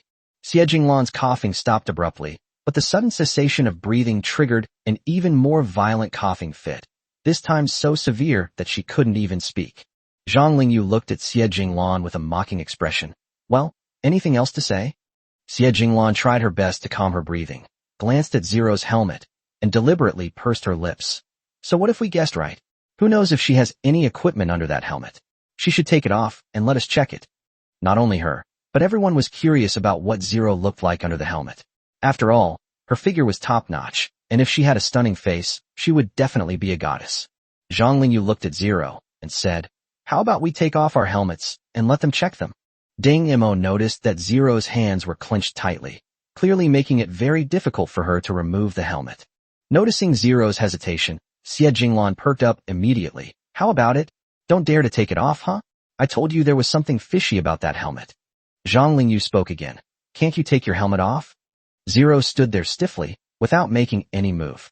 Ding Mo patted Zero on the shoulder. "Leave it to me." Zero's body trembled, and he turned to look at Ding Mo. Ding Mo raised an eyebrow and stepped forward. Zero seemed to feel the lingering warmth of Ding Mo's hand on his shoulder. "Since that's the case, why don't we have another match?" Ding Mo said calmly. Since you suspect my partner of cheating, this time I'll take on all 5 of you by myself. Gong Qianhan couldn't sit still any longer. If they really had to compete again, it would make him, a student of the academy, look incredibly dishonest. He stood up. No need for another competition, I declare. However, he was interrupted when someone tapped him on the shoulder. He turned around and saw the alluring Ding Shiji standing behind him. Ding Shiji raised her chin towards the stage. Just watch how they handle it. Why are you getting involved in this at your age? Just pay more attention to the student's character in the future. Gong Qianhan's face twitched. Was he being lectured by a little girl who was practically his granddaughter's age? However, since they were in the same grade, he didn't say anything more and just stared coldly at the stage. Zhang Lingyu looked at Ding Mo. Are you sure you want to fight 5 of them by yourself? Ding Mo nodded, his eyes lowered. He didn't want anyone to see the savagery in his eyes. He had gone too lightly earlier. This time, he didn't mind giving this noisy girl a lesson she would never forget. However, Ding Mo was startled when someone suddenly touched him from behind. His whole body stiffened for a moment. Heaven knows how much willpower he used to overcome the urge to retaliate. Turning around, Zero raised his arm, and the communicator displayed the words, "No need to bother, I'll take off my helmet." Everyone watched as Zero loosened the buckle on his helmet and slowly took it off, revealing first his fair chin, then his pursed lips, followed by his small, hurt nose, and finally his pure eyes. Zero handed the helmet to Xie Jinglan, who snatched it and examined it carefully. In her heart, she thought, I thought it was some kind of ugly monster, but it's not. What's with all the secrecy? TCH. Zero, who took off her helmet, was a pretty young girl, which was completely unexpected for Ding Mo. He had always thought that she should at least be a battle-hardened adult woman. At this moment, Zero simply kept her head down, seemingly unwilling to be seen by more people. Zhang Lingyu laughed after seeing Zero's true face. No wonder she was always wearing a helmet. It turned out to be her. It seems tomorrow's competition is going to be interesting. Xie Jinglan gritted her teeth and gripped the helmet tightly. How could this be? There was nothing inside. Her guess was wrong. She was so angry that she tried to break the helmet to pieces. A cold hand gripped her wrist, and her hand loosened, causing the helmet to fall off due to gravity. It's better if it's broken. Xie Jinglan was now annoyed by everything. However, another hand nimbly reached out and caught the helmet that was about to fall to the ground. Xie Jinglan then realized what was happening and looked up to see Ding Mo, who was full of hostility. Ding Mo clapped his hands, wiped his helmet, gave Xie Jinglan a sharp, knife-like look, turned around, and put the helmet on Zero's head, leaving Xie Jinglan standing there, her body ice-cold. Zero then looked up and hurriedly fastened the buckle. Zhang Lingyu looked at Xie Jinglan, whose face was alternating between pale and flushed, and said, Do you still want to know why Ding Mo was waiting outside the smoke for you to walk into his trap? Xie Jinglan gritted her teeth and said, I want to. She could only grit her teeth and pray that Ding Mo really had cheated. She had only belatedly realized that the academy would definitely be unhappy with her after causing such a big commotion. Now she was in a dilemma. Zhang Lingyu then looked at the surrounding audience. Does anyone know how Ding Mo did that just now? No one answered, only a sea of heads shaking. Ding Shiji said to Gong Qianhan, Ding Gong, it seems that your teaching methods need to be changed. Gong Qianhan's face was gloomy, and he deeply agreed with her. Zhang Lingyu asked the judges to turn on the replay, picked up the microphone, and began to commentate. The outcome of this competition was actually predetermined from the very beginning. Why? How did you know? The audience erupted in commotion, and the 5 people on stage also looked at him with unfriendly expressions. Zhang Lingyu was not afraid at all, and smiled smugly. Of course I know. Watch this replay. He pointed to the screen. Chapter 67 Commentary, Night Talk, Opening Ceremony. As he gestured with his fingers, the video replay precisely pinpointed the moment after Ding Mo and Zero finished saying quick and decisive. Ding Mo's calm and confident gaze suggested that the enemy opposite him was utterly insignificant. Even Ding Mo himself, watching the replay, hadn't expected to appear so assertive. Zhang Lingyu smiled strangely and quickly dragged the video to the scene where Ding Mo and Zero were moving forward in the woods.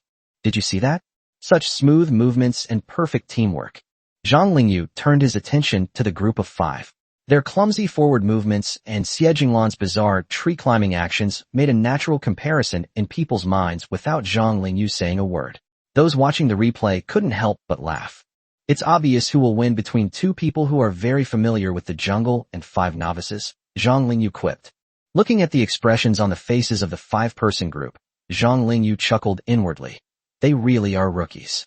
It's fortunate that their opponents tomorrow are not them. Otherwise, if those people from the capital planet found out, they would laugh at us to death.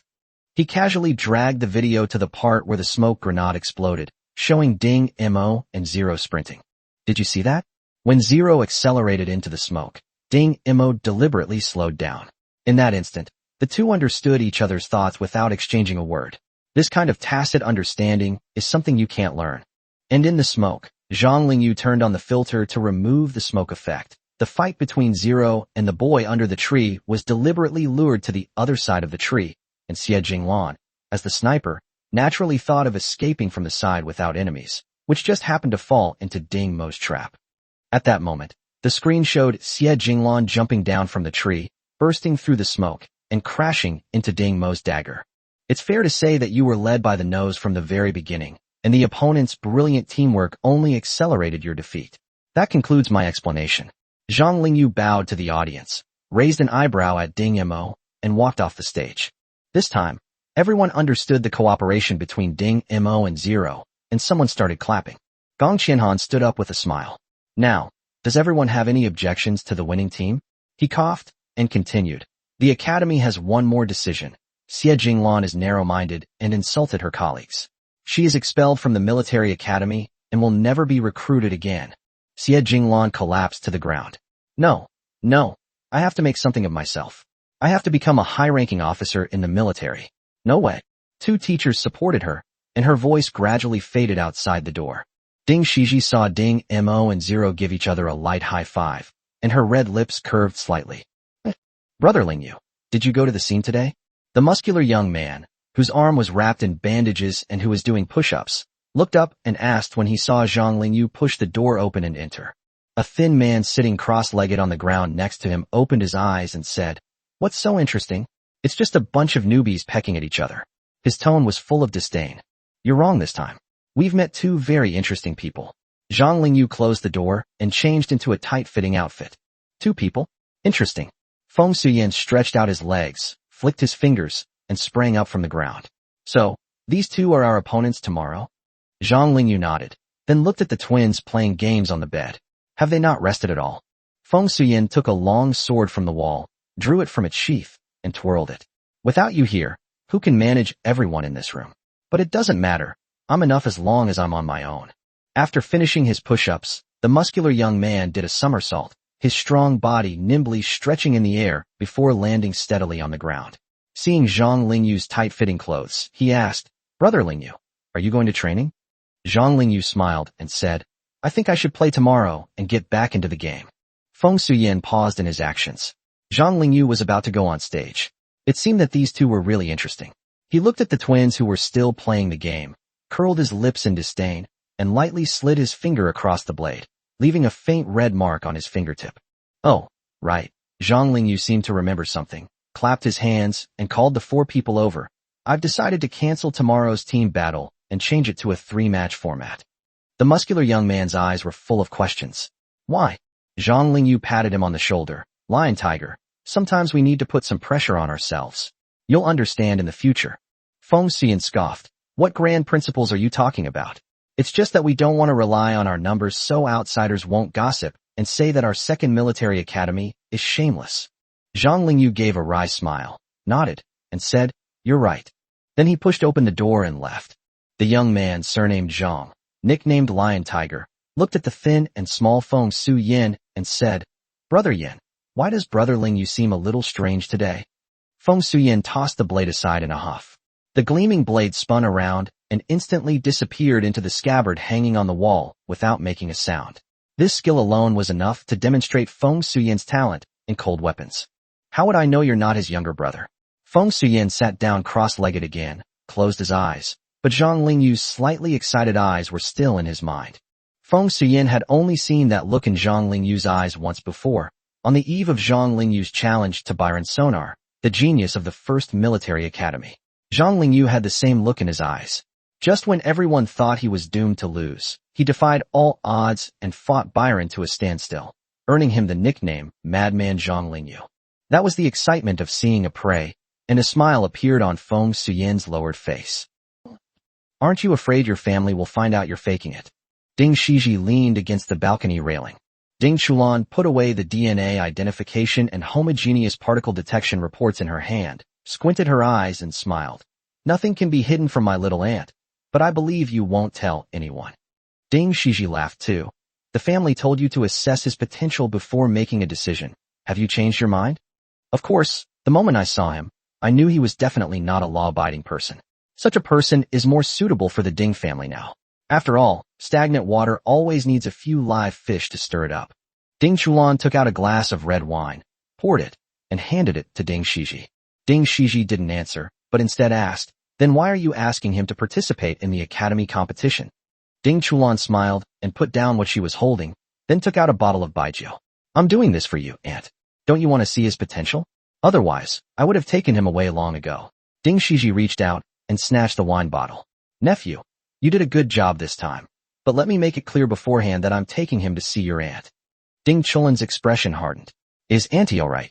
"She's doing very well. She's been doing quite well since leaving the Ding family." Ding Shiji tilted her head back and took a big gulp of strong liquor, her eyes somewhat glazed over. "That's good." Ding Chulan could be said to have been raised by Ding Shimo. His biological parents were always busy with work, and only Ding Shimo, his nominal aunt, often accompanied him. It can be said that the person he respected the most was Ding Shimo. Ding Shiji stood on tiptoe and patted his head. "Don't worry, the Ding family won't take care of you, and I'm still your aunt." Ding Chulan remained silent, picked up the red wine on the table, and slowly drank it down. The morning of the second day, all the trainees gathered in the huge venue, and the scene was several times more lively than yesterday. In particular, when the 5 guests from the Capital Star entered the venue accompanied by Gong Qianhan, the cheers almost shook the roof. "Look, that's Zhang Lingyu I was talking about. Isn't he super handsome? But I still think Ding Mo is more handsome." "Are you stupid? They're from the capital planet." "They told me. The capital planet. How about that? Doesn't it feel special?" The above is the girls' conversation. As the team leader this time, Zhang Lingyu certainly has the right to be proud. He is sunny, handsome, and approachable. In addition, with his background, Ding Mo is completely outclassed by him, except for his better looks. However, neither of them seemed to care. As they took their positions, their eyes met, and they both saw what they wanted in each other's eyes: excitement, elation, and a strong desire to fight. Zhang Lingyu picked up the microphone and said, "I have a suggestion for today's match." Chapter 68, Crossing the Line of Fire. He looked around, then raised the microphone again. "I suggest canceling the team battles and changing them to a 3-match system." This statement immediately sparked a flurry of discussion both on and off the stage. "What are they up to?" "I don't know, but I have heard of the 3-match system. You choose 3 out of 10 different battle scenarios to compete in, and only the team that wins all 3 matches is considered the winner. By doing this, isn't he just handing over his team's advantage?" It seems the people from the capital planet are indeed impressive. On stage, Gong Qianhan and the judges looked on with admiration. Gong Qianhan laughed and said, "It seems you were intentionally letting me win." Zhang Lingyu smiled slightly and remained silent. Ding Shiji and Ding Chulan sat in the audience. Ding Shiji wore sunglasses and changed into a ladylike outfit, which completely changed her temperament, making her gentle and elegant. The people sitting next to her did not recognize that this was the female devil of the investigation department. Ding Chulan admired his aunt's ability to change her clothes and temperament. As for Ding Chulan, nobody knew him. At this moment, Ding Shiji snorted, "Giving way? I don't think so. But she's playing a clever game." Ding Chulan smiled, but didn't say anything. After all, he had brought these people with him, so how could he sabotage them? Ding Mo remained vigilant. If he was right, these people were a temporary team, and their teamwork must be terrible. Otherwise, Zhang Lingyu wouldn't have chosen to give up on the team battle. It's important to understand that a 5-person team without coordination is likely to lose its composure in battle, exposing its weaknesses, and could very well be defeated by Ding Mo and his companion. However, switching to a 3-match system might seem like they're giving up their numerical advantage, but it's actually a more stable approach for them. It's like a rotation of players, which will put Ding Mo and his partner through a very tough test of their physical endurance. However, Ding Mo didn't care. His only goal was to participate in the competition. Anyway, Ding Chulan hadn't made him feel obligated to win. He had already decided that he would just admit defeat as soon as he entered the competition. But then the communicator suddenly vibrated. Ding Shiji said, "Win this match, or you'll be in big trouble." This was followed by a picture of someone getting shot in the head. Dingemo. It now seems he has to do everything in his power. Just then, 3 randomly selected battle scenarios appeared. Crossfire, melee combat, and mecha battle. Crossfire? What a coincidence.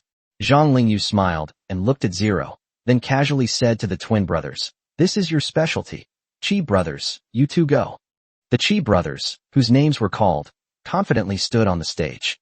Dingemo also walked onto the stage, only to find Zero standing motionless in place. He turned around in surprise and saw Zero's body stiffen. Then he raised his arm, and the communicator read, "We must win this game. We must win. We must." The repeated use of "we must" made Ding-Emo narrow his eyes. He didn't know how many seconds had passed when Ding-Emo suddenly smiled. This was the first time in years that he had opened his eyes and brows. His original cold and melancholy temperament was completely swept away. At least, at this moment, he was full of passion. "We will definitely win," he said, each word with emphasis, each one hitting his heart. Crossfire, as the name suggests, requires participants to pilot 2 mechs, navigate through multiple blockades, and reach the final escape point.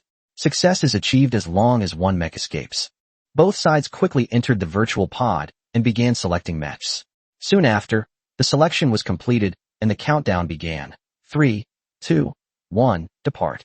The warehouse door disappeared, and the viewing screen split into 2 parts. One side showed the Chi brothers, and the other side showed the Ding-Emo duo. Brothers Chi.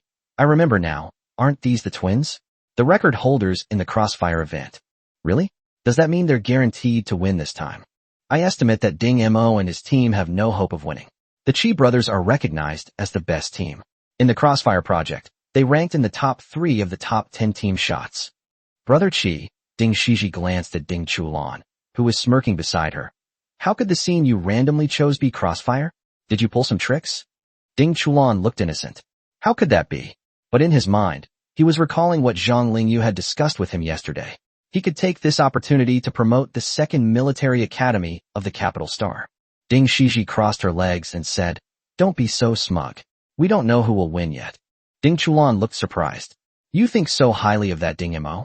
Ding Shiji smiled mysteriously. "No, I'm optimistic about Ding-Emo, who was stimulated by Zero. Ding-Emo, don't disappoint me." So, it seems that number 0 is also a member of the Chi family.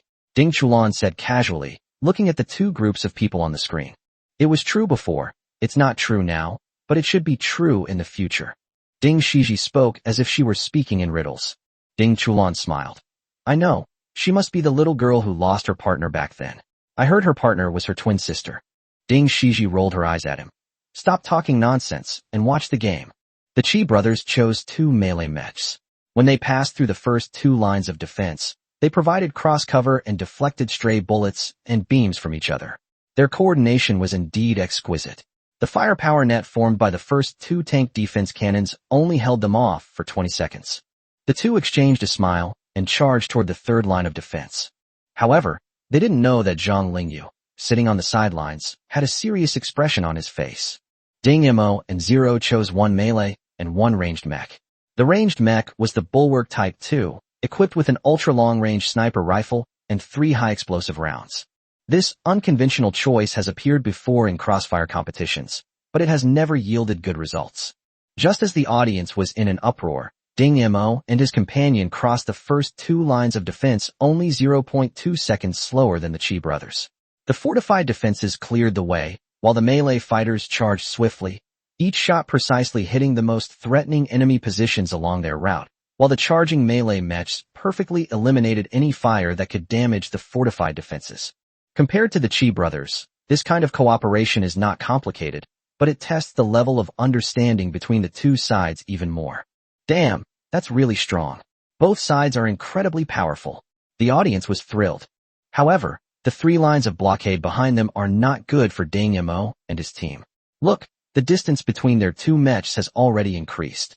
Zhang Lingyu relaxed slightly. Once the distance between the 2 mechs was increased, the mech that charged first would bear all the firepower, and its speed would definitely be slowed down. With their minds in unison, the Chi brothers activated their charge mode simultaneously, the engines on the back of their mechs roaring loudly as they charged into the blockade formed by the mechs ahead. On the other side, the barrier abruptly stopped, its form changing from a humanoid mecha to a turret shape. Are they preparing for an ultra-long-range attack? But this distance is just too far. Aren't they afraid of accidentally hurting each other?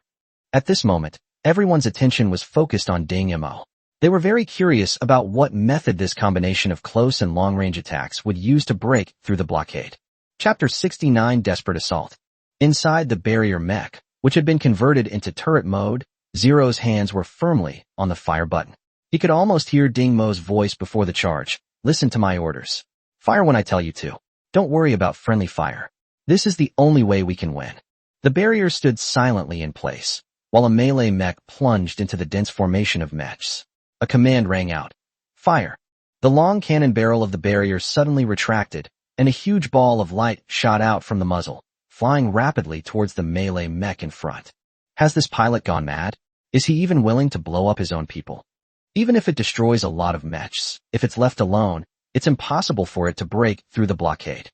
Regardless of the surrounding audience's comments, the high explosive shell, already fired from the cannon, slammed heavily into the dense group of mechs with unstoppable force. A dazzling white light shone through the gaps in the mechs, flashing by in an instant, followed by a massive shockwave that spread out with debris everywhere, instantly tearing a large gap in the blockade. At the forefront of the shockwave, a melee mech, covered in wounds, stood out like a black vulture against the backdrop of billowing dust behind it, cutting through the blockade with unstoppable momentum. On the other side, the Chi brothers also broke through the blockade. Compared to Ding Mo's group, their mechs only had a few insignificant scorch marks, which were traces left by beam weapons. Obviously, it was easier for them. Although everyone's attention wasn't initially focused on the Chi brothers, seeing the current situation, it's clear they have the advantage. After all, Ding Mo's group is disjointed, and the melee mechs charging ahead are riddled with wounds, while the remaining two lines of defense can only face greater challenges, with more intense firepower and denser mech formations. Zhang Lingyu's expression was serious. Ding Mo's group had overtaken him by 0.2 seconds. Although the current situation was unfavorable for Ding Mo, Zhang Lingyu did not believe that he was the type to give up. Ding Chulan looked at the camera on the screen and found it hard to believe that the calm and cold young man could have such a passionate and violent performance. He curled his lips, but Ding Shiji next to him saw it. You misjudged him. Ding Shiji was happy to see that her nephew had made the same mistake as her in judging Ding Mo. This meant that it wasn't that her judgment was inaccurate, but rather that Ding Mo was indeed a contradictory person. This young man gives the first impression of being calm and composed, yet he is explosive and passionate in battle, ruthless and decisive when in danger, and cautious in his interactions with others.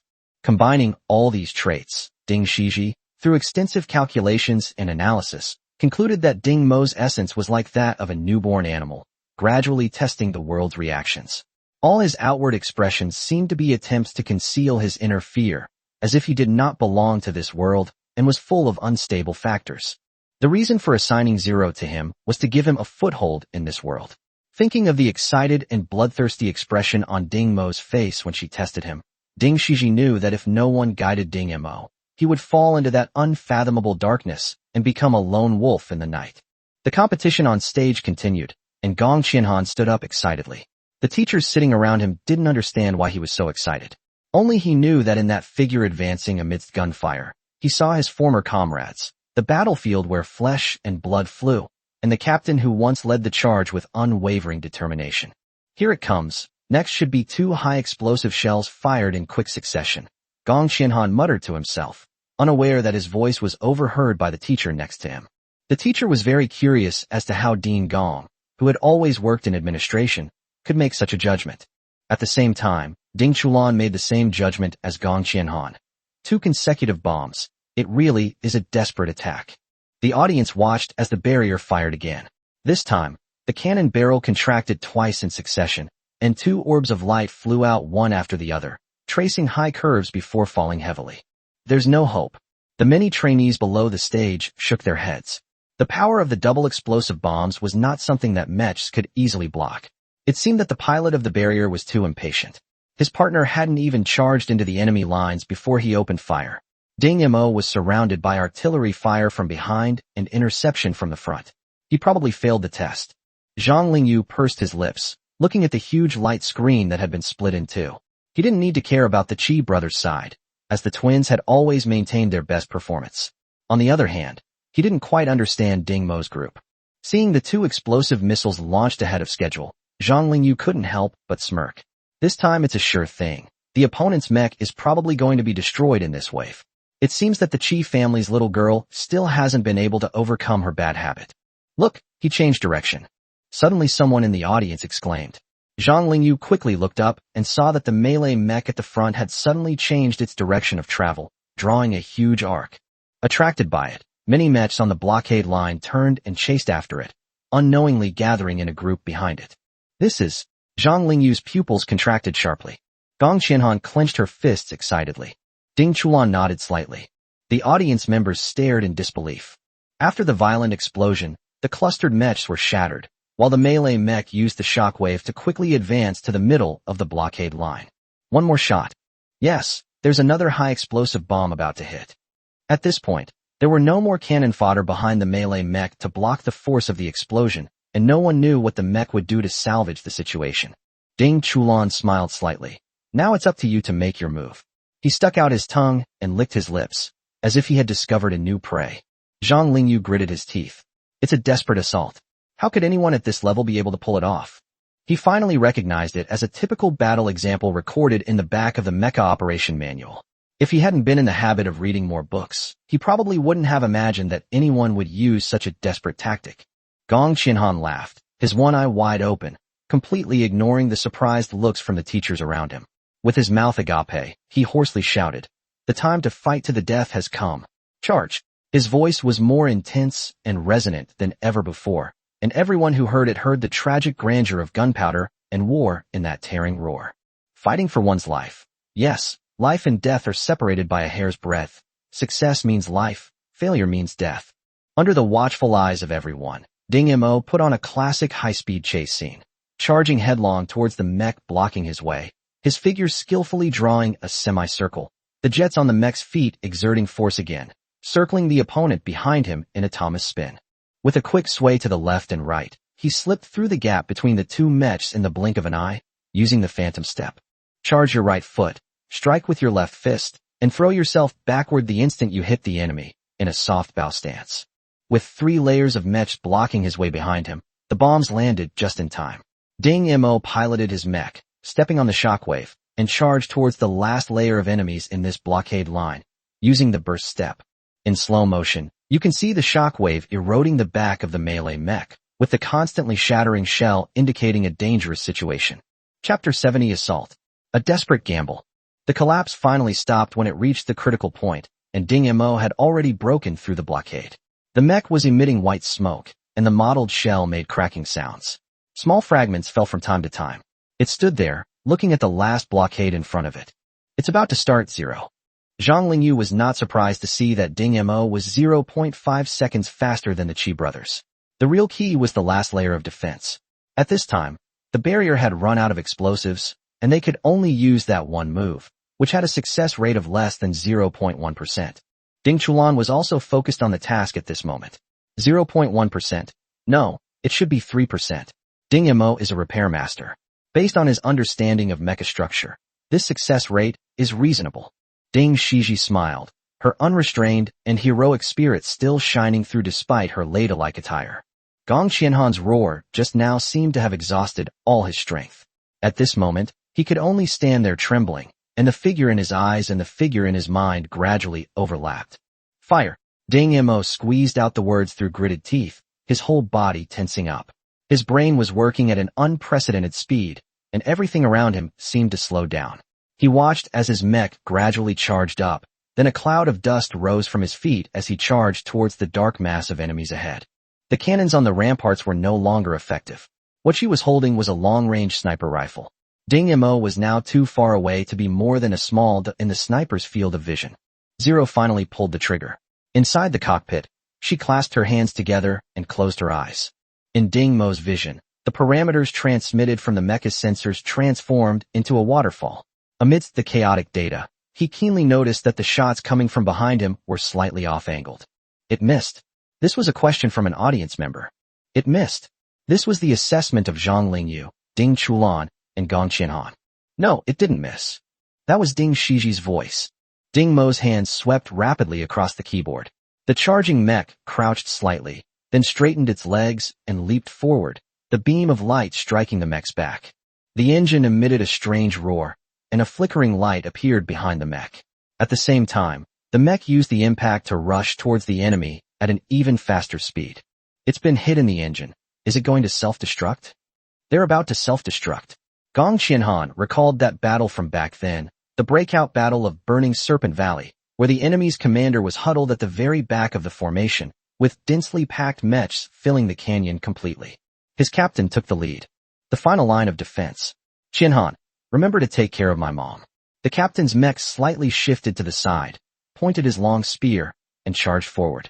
Gong Qianhan set up her sniper rifle, her face covered in blood and tears. Fire! The captain's booming voice rang out over the channel. He pulled the trigger, and a thin beam of light flashed past, striking the captain's engine. Same as now. It's about to self-destruct, Gong Qianhan muttered to himself again.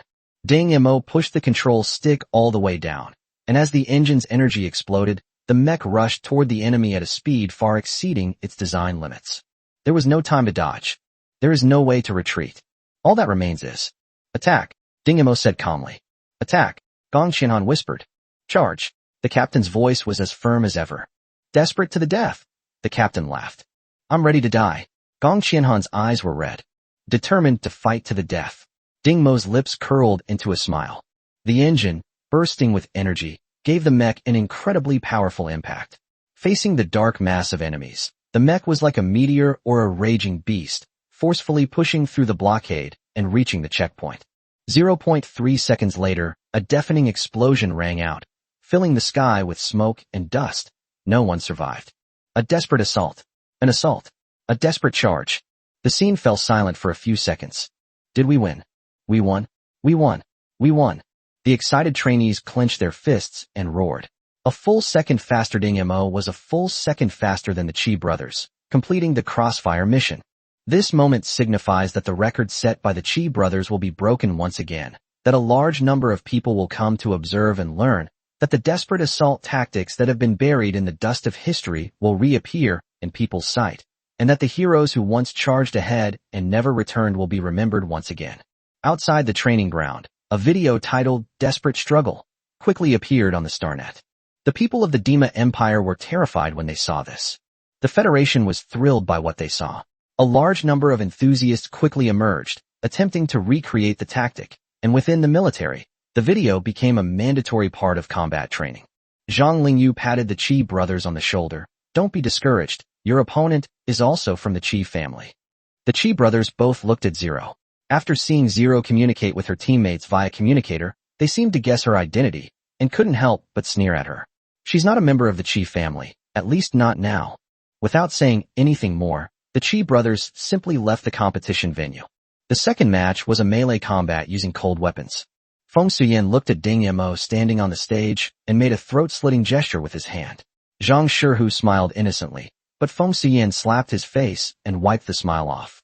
In terms of melee weapons, Feng Suyen is definitely the best among his group. After all, not everyone can start practicing kendo at the age of 3 and continue for more than 10 years without interruption. As for Zhang Lingyu, no matter how arrogant he is, he wouldn't dare to compete with Feng Suyen in cold weapons, because when Feng Suyen wields a samurai sword, he can cleave the bullets fired from an antique gun. As for Zhang Shihu, he is the pride and joy of his Zhang familia martial arts genius who, at such a young age, has already reached the 3rd level of body tempering, possessing incredible strength and speed. If it weren't for his slow hand speed, he would probably have become the youngest level 3 pilot. Ding Mo and Zero took a breath and re-entered the virtual pod. The competition scene was a ring, and the two quickly took their places on the stage. Feng Suyen naturally chose his most familiar katana. Zhang Shihu chose a pair of gauntlets. Ding Mo chose his usual dagger, and Zero chose a long spear. The light barrier in front of them suddenly disappeared, and a chilling aura erupted. Without exchanging pleasantries or conversation, both sides simultaneously chose to rush forward. Feng Suyen was slightly slower, so Zhang Shihu was the first to meet Ding Mo. Both of them were using short weapons, and neither dared to let their guard down. With a flash of wind and flames, the blades slashed towards Ding Mo. In a 2-on-1 fight, taking down one would make the remaining one much easier to deal with. Ding Mo had the same idea, and Zero's spear also thrust towards Zhang Shihu. Feng Suyin frowned. Based on his judgment, Zero's gun would have to hit Zhang Shihu first. The longer the gun, the stronger it would be. He had no choice but to change his target and slash at Zero, forcing her to stop and defend. A smug smile appeared on Feng Suyin's lips. As long as his opponent returned to defense, he could turn around and deliver a blow to Ding Mo, because it would take a little longer for the spear to be withdrawn and then struck again. Unexpectedly, Zero neither dodged nor avoided Wind Speed Flame's attack, but instead accelerated and thrust out the spear in his hand. Chapter 71 Fighting and Combat. Feng Suyin didn't expect his opponent to fight so desperately right from the start. By the time he made up his mind to slash at Zero, Ding Mo and Zhang Shihu's fight had already ended. Zero's spear pierced Zhang Shihu's abdomen. Zhang Shihu endured the pain and punched Ding Mo's cheek. Ding Mo turned his head to dodge, and the whistling wind from the punch made Ding Mo's black hair messy. While dodging, Ding Mo grabbed the spear and gave it a sharp shake. Zero used the force to shift his body and actually dodged Feng Suyan's slash. At the same time, the spear he pulled out left a circular wound on Zhang Shihu's abdomen. From the start until now, only 2.7 seconds have passed. One side is unharmed, while the other side already has one player seriously injured. This exquisite teamwork made Feng Suyin narrow his eyes. He had been careless and misjudged the enemy's strategy, which caused him to be a fraction too slow in his attack. Otherwise, the enemy would have at least left one alive. How is it? Feng Suyin slowly retreated, his long sword swaying slightly, like a venomous snake ready to pounce at the slightest movement. Zhang Shihu clutched his stomach. I'm not going to die yet, but I can't hold on much longer. Feng Suyin laughed. Then let's do it again. Let's go. The two leaped up again, and Zhang Shihu's speed was surprisingly not slow at all, as if he were not injured. Ding Mo glanced at Zero and charged towards his opponent, while Zero slowly followed behind Ding Mo, waiting for his chance to strike. Ding Mo entered a state of extremely high brain frequency again.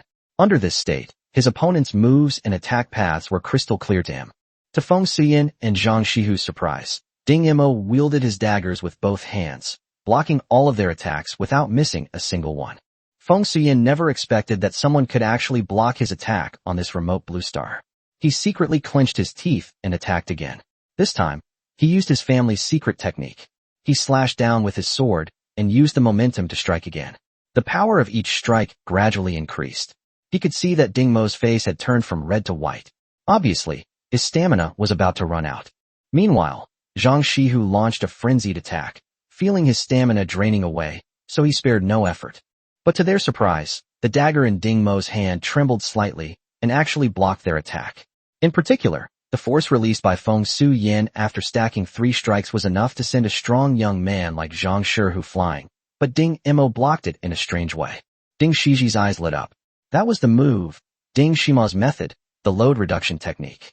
It used the trembling of the dagger to disperse the opponent's force into countless intermittent forces, thereby improving one's ability to withstand blows. I didn't expect you to use mecha combat techniques with cold weapons. Impressive. Ding Mo endured the soreness in his arm. The excessively high frequency of vibrations had put considerable pressure on the muscles of his forearm and hand, a fact that Feng Suyin had clearly noticed.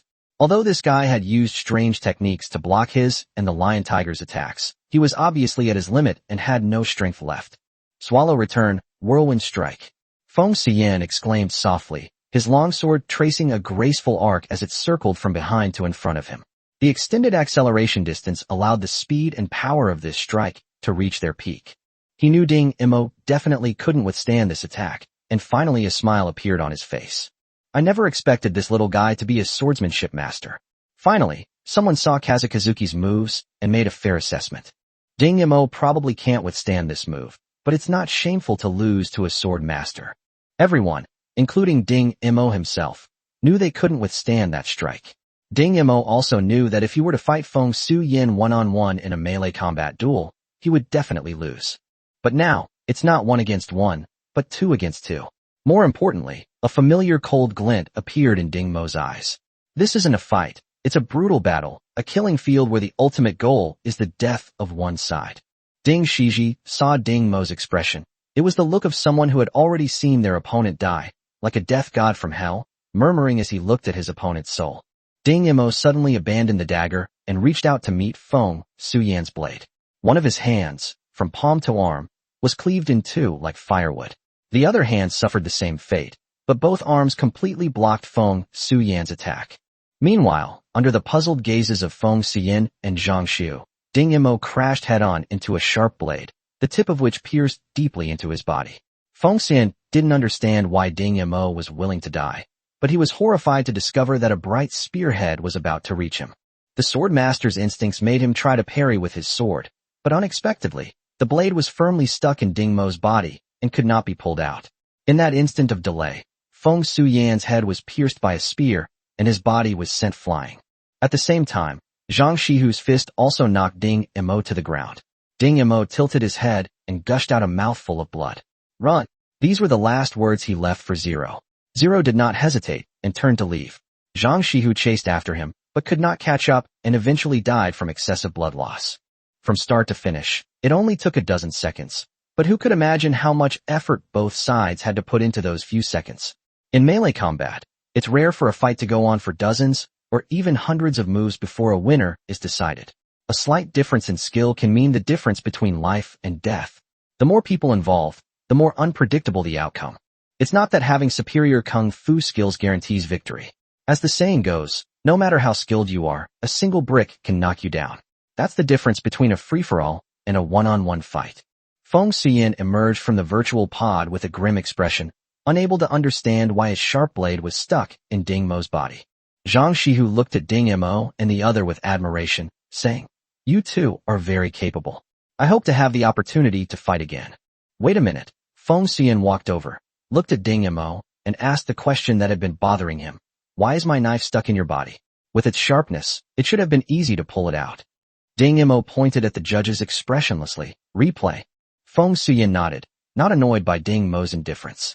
The winner takes all, and Feng Suyan's family motto since childhood was to respect the strong. Now, Ding Mo was the strong one. "Let's watch the replay," Ding Chulan said, crossing his legs and leaning back in his chair as he looked at the huge screen. This was the replay that Feng Suyan had requested to watch, and Ding Mo and the other man were taking the opportunity to recover their strength. Feng Suyan's blade cleaved Ding Mo's two arms in succession, and then Ding Mo deliberately ran into the blade, the scene frozen there. "Retrieve Ding Mo's skeletal structure," Feng Suyan demanded. Under the rapid analysis of the optical computer, Ding Mo's muscles and skin all became transparent, and his bones were clearly visible. So that's how it is. The scene erupted in uproar, not for any other reason than that Ding Mo had gone too far in hurting himself. The blade was stuck in the ulna of Ding Mo's forearm. If Feng Suyan had pulled the blade out at that moment, it would have been easy. However, Ding Mo's deliberate act of charging into the blade caused Feng Suyan to subconsciously maintain his original posture. The blade pierced into Ding Mo's body, passed through, and finally got stuck. It was Ding Mo's spine. The two ulni and the spine formed a mechanical lever, firmly jamming the blade. Unless Ding Mo was completely cleaved in two, it could not be pulled out. And the blade, having lost its speed, would also find it difficult to cleave Ding Mo in two. Ordinary people would never imagine such a method of restricting weapons, piercing the nerve-rich spine, which is tantamount to cutting directly into the brain with a knife. This is truly a pain that penetrates to the bone marrow. From the very beginning, the two sides were not on the same level. The one on the higher level, of course, is Ding Mo. Ding Shiji said lightly. Ding Chulan looked at Ding Shiji in surprise. "Why? It's clearly Feng Suyan's skill level that's higher." Chapter 72 Warriors and Warriors. Purely in terms of skill, Feng Suyan is indeed slightly better than Ding Mo. Ding Shiji interlaced her fingers and clenched her fists. But this is a fight. The ultimate goal of a fight is to kill the opponent, and skill is just a means to achieve that goal. Ding Chulan laughed. "According to your opinion, Aunt, where does Ding Mo's skill level lie? Actually, I can't figure out why Feng Suyan lost either." Ding Shiji rolled her eyes at him. "You really can't figure it out?" asked Feng Suyan. He should know the answer himself. On stage, Feng Suyan watched the replay and seemed to know where he had lost. From the very beginning, the two sides' determination and purpose were not on the same level. Whether it was Zero's fearless thrust or Ding Mo's selfless act of clamping his own blade, neither of them intended to win unscathed from the start. If he wasn't mistaken, these two were prepared to die, hoping to die a little later than them. Therefore, whether it was Ding Mo's powerful block or Zero's waiting for the right moment, it was all to seize that one and only opportunity to severely injure or kill himself. After achieving her goal, Zero withdrew without hesitation. Whether it was because she listened to Ding Mo or made the decision after calm analysis, she still retreated. If it were him in that situation, Feng Suyin thought for a moment and realized that he would definitely have rushed forward. After all, Zhang Shihu was already seriously injured and almost powerless to fight back. Perhaps this is the difference between a pure martial artist and a warrior. Zhang Lingyu stood up and walked onto the stage. Ding Mo also stood up, and the two smiled at each other. Zhang Lingyu's laughter was flamboyant and wild. His extremely excited eyes made him seem somewhat insane. Ding Mo's smile was subtle and composed, and his extremely calm gaze made him seem somewhat mysterious. Just a reminder, I'm using a Tier 3 mech, Zhang Lingyu said with a smile. Don't think I'm bullying you. In a real battlefield, it's never about soldiers versus soldiers or generals versus generals. Instead, given the opportunity, high-tier mechs will mercilessly eliminate the enemy's manpower, which of course includes those low-tier pilots. Moreover, there is an unwritten rule in the armies of all countries that once a battle begins, even if victory cannot be achieved, the priority should be to eliminate the enemy's pilots. Do you know why? Ding Mo shook his head, and Zhang Lingyu pointed to the sky. This is to minimize the chances of the enemy pilots advancing to superpilots. You know, superpilots are trump cards that can influence the course of a war. So, do you still want to compete with me? Zhang Lingyu's gaze was fixed on Ding Mo. Ding Mo lowered his head, then slowly raised his eyes. The coldness in his eyes caused Zhang Lingyu's pupils to contract sharply. When he looked again, Ding Mo's excited and warlike gaze had returned. Zhang Lingyu's smile grew even more manic, his whole body trembling with excitement. What an interesting prey. Both sides quickly entered the virtual pods, and the final battle, the mech battle, began. Zhang Lingyu, Tier 3 mech, Berserker. Ding Mo, a second-tier mecha fighter. Battlefield, Desert. Third tier against second tier, Ding Mo is in trouble now. A difference of 1 level is fine, but the Berserker is the most powerful of the Tier 3 mechs. It would be difficult for a melee-only mech like the fighter to get close. Ding Chulan looked surprised when she saw Zhang Lingyu's choice. Oh, Zhang Lingyu is going to use his trump card, huh? Frenzy. It seems Zhang Lingyu's hand speed has improved again. A breakthrough in hand speed. Ding Shiji scoffed dismissively. If you knew how fast Ding Mo's hands are, you probably wouldn't be laughing. Oh, how fast is Ding Mo's hand speed? Could it be over 24? That's impossible. If he had that kind of hand speed, he could operate a Tier 3 mech. Ding Shiji shook her head, her mind filled with the scene of Ding Mo controlling the alloy bead. The speed at which he turned into a phantom was probably faster than her own. She knew that she was also a level 5 pilot with a hand speed of 39. Generally speaking, for mechs below level 5, the basic requirement for operation speed is 7 sections to advance 1 level, which means you need to reach at least 21 sections of hand speed to operate a level 3 mech with ease. Zhang Lingyu's hand speed recently reached 23 beats per minute, which is why he saved it for today to show off. Ding Mo's situation is somewhat special. Because of the special simulator he uses, all the load can be realistically reflected on the pilot. Therefore, his current physical strength has just reached the second-tier standard. This was only recently upgraded. In old Donran's words, this upgrade speed is only slightly faster than that of an average person. Ding Mo was unaware that there was no real feedback in the virtual pod. He simply followed his habit and chose the second-tier mech, only to soon realize that he had made the wrong choice. The moment the battle began, Zhang Lingyu launched the first wave of attacks, unleashing maximum firepower from the 4 micro-missile ports on Ding Mo's body and 2 long-range Gauss rifles, creating a dense network of fire that covered him. Damn, it's a fishing net. They've even used this kind of technique. This Zhang Lingyu is terrifying. This was the exclamation of a knowledgeable student. The fishing net is one of the killing moves of the long-range mechs, especially the fishing net of the Berserk attack, which requires a very high hand speed. The micro-missiles and the alloy bullets of the rifle form a deadly fishing net, and the target of the fishing net is that black fighter. Ding Mo's hands swiftly swept across the control panel, causing the fighter to tremble slightly, but strangely, no action was taken. What's wrong with Ding Mo? Did he make a mistake? I don't know, but if he doesn't take action soon, he won't be able to escape. Ding Shiji saw the fighter trembling and immediately laughed. This kid miscalculated. Ding Chulin's expression turned serious. Auntie, that kid must have cheated, right? Ding Shiji raised her eyebrows. Guess. Overoperation, commonly seen in the superlimit state, occurs when the pilot performs multiple operations in a short period of time, and the mecha cannot keep up, resulting in a jam-like phenomenon. Ding Mo is currently in the superlimit state. He immediately realized his mistake.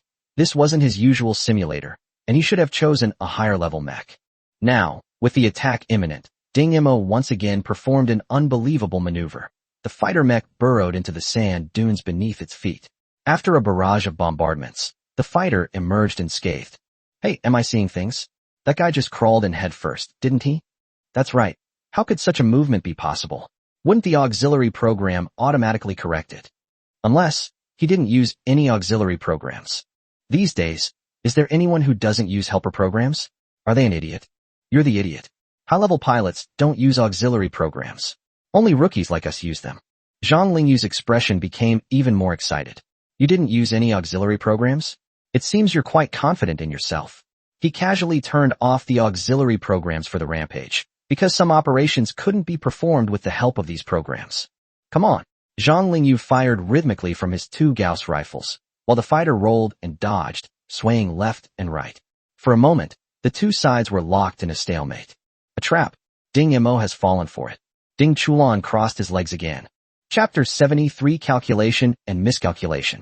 Ding Shiji also noticed this and nodded without saying anything. However, the student next to Ding Chulan heard what he said and asked curiously, "Senior brother, how do you know that Ding Mo has fallen for the trap? He seemed to be dodging it with ease." Senior brother? This address made Ding Chulan smile, his smiling face making him look even more like a cunning fox. "Since you call me senior brother, I'll give you a brief explanation. This attack by the rampage set up 2 traps, one a conspiracy, the other an open scheme," Ding Chulan said, swinging his legs. "You all understand the operating rhythm of the matches, right?" Seeing the crowd gradually gathering, Ding Chulan shook his head slightly, while an E, who was some distance away, sat down again. The open strategy is that the berserker is pressuring the fighter's operational rhythm.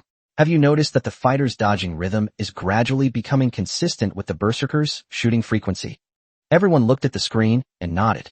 On the screen, 2 Gauss rifles were firing at a steady pace, preventing the fighters from getting close while constantly forcing them to dodge. "What's the use of this?" asked the same student. "The pilots of the berserker are waiting for an opportunity. This is the sudden variation attack after the berserker has completely grasped the rhythm of the fighters. The initiative of the variation is in the hands of the berserker. Now it depends on whether Ding Mo can perceive this. What about the conspiracy? What is the conspiracy behind the rampage?" Ding Chulan glanced at the student and asked, "What's your name?" "Shin Chichi. My name is Shin Chichi." "So you're from the Shin family." Ding Chulan smiled. "You like Ding Mo?" "Ah." Shin Chichi blushed and covered her cheeks. No, don't talk nonsense." Ding Chulan snorted and then explained, "The scheme of the berserker is to use this kind of attack to force the fighter to use the same dodging action for a long time, which will accelerate the wear and tear on the important joints of the mecha. Once the wear and tear on the joints of a pure melee mecha like the fighter reaches a certain level, it will inevitably affect his movements. At this frequency, the fighter's knee joints will not be able to withstand it for long, and then things will get interesting." Ah. Shin Chichi watched the match with worry. Deep down, she was biased towards Ding Mo. She hadn't properly thanked him after he rescued her from the black market. But she was about to leave Blue Star, and she didn't know if she would have the chance to see him again. Thinking of this, Shin Chichi felt inexplicably sad. On the field, both Zhang Lingyu and Ding Mo were scheming. Zhang Lingyu's aggressive shooting was certainly a calculated move, but Ding Mo's evasion was no less so. The 2 sides are currently in a delicate balance, and it remains to be seen which side will be unable to hold on first, whether due to mistakes, accidents, or physical and mental exhaustion. Zhang Lingyu's arms gradually began to ache, but he persisted in firing. He was waiting for that opportunity. As long as he could completely control Ding Mo's rhythm, he was confident that he could unleash powerful firepower in an instant and completely defeat the enemy. However, he frowned, even though Ding Mo was being controlled by the oppressive firing rhythm, just as he had expected. However, Ding Mo's dodging rhythm always fluctuated within a certain range, making it impossible for Ding Mo to control. Or perhaps, a cunning glint flashed in his eyes as he glanced casually at the fighter's knees. If his calculations were correct, the fighter's knees had already endured 387 changes of direction. If the pressure continued, the fighter's knees should experience a level 1, where on the 437th change of direction, at which point the fighter's dodging movements should pause slightly. However, no one knew, not even Ding Shiji, that inside the fighter's cockpit, Ding Yamo felt no tension whatsoever. He was calmly calculating like a robot. After another 50 shots, the Gauss rifle's self-protection mechanism will activate, at which point he can close the distance. Meanwhile, on his side, the fighter's worn knees can still withstand at least 300 changes of direction. It wasn't that Zhang Lingyu miscalculated, but rather that Ding Yamo, in his superlimit state, used the extra operational sections to reduce the load. Instead of transferring the pressure on the pilot to the mecha, he transferred the pressure on the knees to the entire leg. Thus, the actual load on the knee joints was not what Zhang Lingyu had imagined. 48, 49, 50. The fighter turned around. 436, 437. The berserker opened all the firing chambers. The Gauss rifle clicked, and at the same time, Zhang Lingyu was horrified to see the fighter charging straight towards him. Without time to think, the berserker opened its firing bay and unleashed a barrage of 428 micro-missiles at the fighter. The fighter's forward momentum suddenly shifted, his foot stomping down and then exploding in a burst of sparks. The instant he lifted his foot, a large amount of air jets shot out from the nozzles behind his calves, causing the fighter's body to lean forward violently and his speed to double. The swirling yellow sand formed a yellow dragon behind it, and countless missiles bombarded the sky, sending up clouds of dust and smoke as they rolled away and rushed in. Two-stage assault. Zhang Lingyu gritted his teeth and snorted coldly. He threw away 2 Gauss rifles, reached out with both hands, and pulled out 2 high-energy particle pistols from the magazines on his legs. At the same time, he pushed off with his feet, and the mighty berserker leaped into the air, forming a head-down, feet-up position. At the same time, the black-clad fighter rushed to the bottom of the berserker. Zhang Lingyu sneered, "It's over." Ding Chulan glanced at it and said, "Ding Yamo is finished." Many viewers are still watching both sides' performances, and no one knows how things will unfold next. Suddenly, the mad assault, mid-air, began to spin, unleashing a barrage of fire from his high-energy particle gun and open firing bay. Mad Assault's third-tier special skill, Ammunition Whirlwind. This move could only be executed with the auxiliary program disabled. In this respect, Zhang Lingyu truly lived up to his name as a madman. Ding Yamo firmly gripped the control lever, pushing the engine's power output to its maximum. His fingers nimbly tapped the commands, and the black fighter began to spin, leaping into the air towards the raging onslaught. At the same time, the fighter's leg armor showed obvious deformation. Triple Assault. The second-tier mech performed the techniques of the third-tier mech, which obviously put a lot of strain on the fighter's legs. In order to avoid the barrage of fire, Ding Yamo could no longer afford to reduce the strain on his legs. All his attention was focused on the missiles and ion clusters flying in the air. Zhang Lingyu frantically operated the device, and a hidden firing chamber appeared directly in Quan Chiu's chest, from which a single high-explosive round fell downwards. In this scenario, the fighter would be the first to be blown to pieces, while the berserker would suffer damage to most of the mech, though it should still be able to move. He truly lives up to his reputation as a madman. Windspeed Flame curled his lip. I'm afraid only he would use a high-explosive shell in such close combat. Everyone present watched as the explosive bomb approached the dark mech inch by inch. Chapter 74, 4th Tier? The sinister smile on Zhang Lingyu's lips had not yet faded. Before Ding Chulan could finish saying Ding Yamo is finished, the dark warriors below continued to rise amidst the onslaught. The audience's attention was focused on the bomb. Inside the cockpit of the fighter, Ding Yamo did not show the despair that the people outside expected. Instead, he smiled confidently and tapped his fingers lightly a few times. In Zhang Lingyu's vision, the fighter's figure swayed strangely and suddenly disappeared. Then came the shockwave that rushed towards him. The powerful energy of the high-explosive bomb caused huge damage to the strike force. Zhang Lingyu struggled to control the crazy attack as it landed on the ground. There was no one in front of him.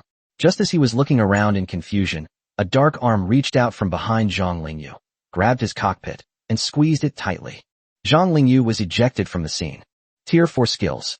Ding Chulan looked at Ding Shiji seriously for the first time. After all, Ding Shiji was the real master of mecha tactics. Ding Shiji didn't even glance at him, her sharp eyes fixed on Ding Yamo as he emerged from the virtual pod. The instant he stepped out, not a drop of sweat was visible on his body. His relaxed expression suggested that the intense battle hadn't even occurred. Only then did fatigue slowly begin to show. In contrast, Zhang Lingyu climbed out of the virtual pod, covered in sweat, his steps unsteady. The battle had just taken a toll on his physical and mental strength. So you were hiding your true abilities all along. Ding Shiji's lips curled up. Receiving no response, Ding Chulan habitually narrowed his eyes. 4th rank or higher. The academy competition ended with Ding Mo and Zero's duo winning. Zhang Lingyu shook hands with Ding Mo. I didn't expect you to use such crazy moves. It seems you should be called a madman more than me. Just now, the fighter mech sacrificed one leg and used the explosion of a micromissile to perform a Thomas flare in midair. It's unclear what level this technique should be classified as, but Zhang Lingyu estimated it to be at least level 4. Therefore, his eyes were full of admiration as he looked at Ding Mo. Ding Mo smiled nonchalantly, as if he wasn't the one who had just performed the incredible aerial Thomas flare. He was simply watching Ding Chulan in the crowd. Ding Chulan nodded and gestured the number 3 to him. 3 days. I should be able to leave this planet in 3 days, Ding Mo said, tilting his head slightly, as if deep in thought. In the pitch-black outer space, several starships painted to resemble the starry sky rested silently. You said the Ding family starship will definitely pass through here. Is that true? Of course it's true. As long as you kill that guy named Ding Chulan, the reward our family had promised will be delivered immediately. Sure thing, sure thing. Just remember to provide me with plenty of those high-powered explosive mines. They're incredibly useful for blowing up starships. No problem. It should arrive in about 20 hours. You can receive it then. The mysterious communication was eventually cut off, and the starship slowly shifted its position before returning to its stealthy state. Ding Mo looked at Luo Jianting sitting on the sofa, then sat down opposite him without saying a word. Luo Jianting waved his hand, and a man in black standing behind him walked up to Ding Mo, took out a syringe containing a clear, colorless liquid. Ding Mo's eyes turned cold, and he was about to make a move. Luo Jianting adjusted his gold-rimmed glasses, his refined face showing no sign of malice, but rather a gentle and approachable demeanor.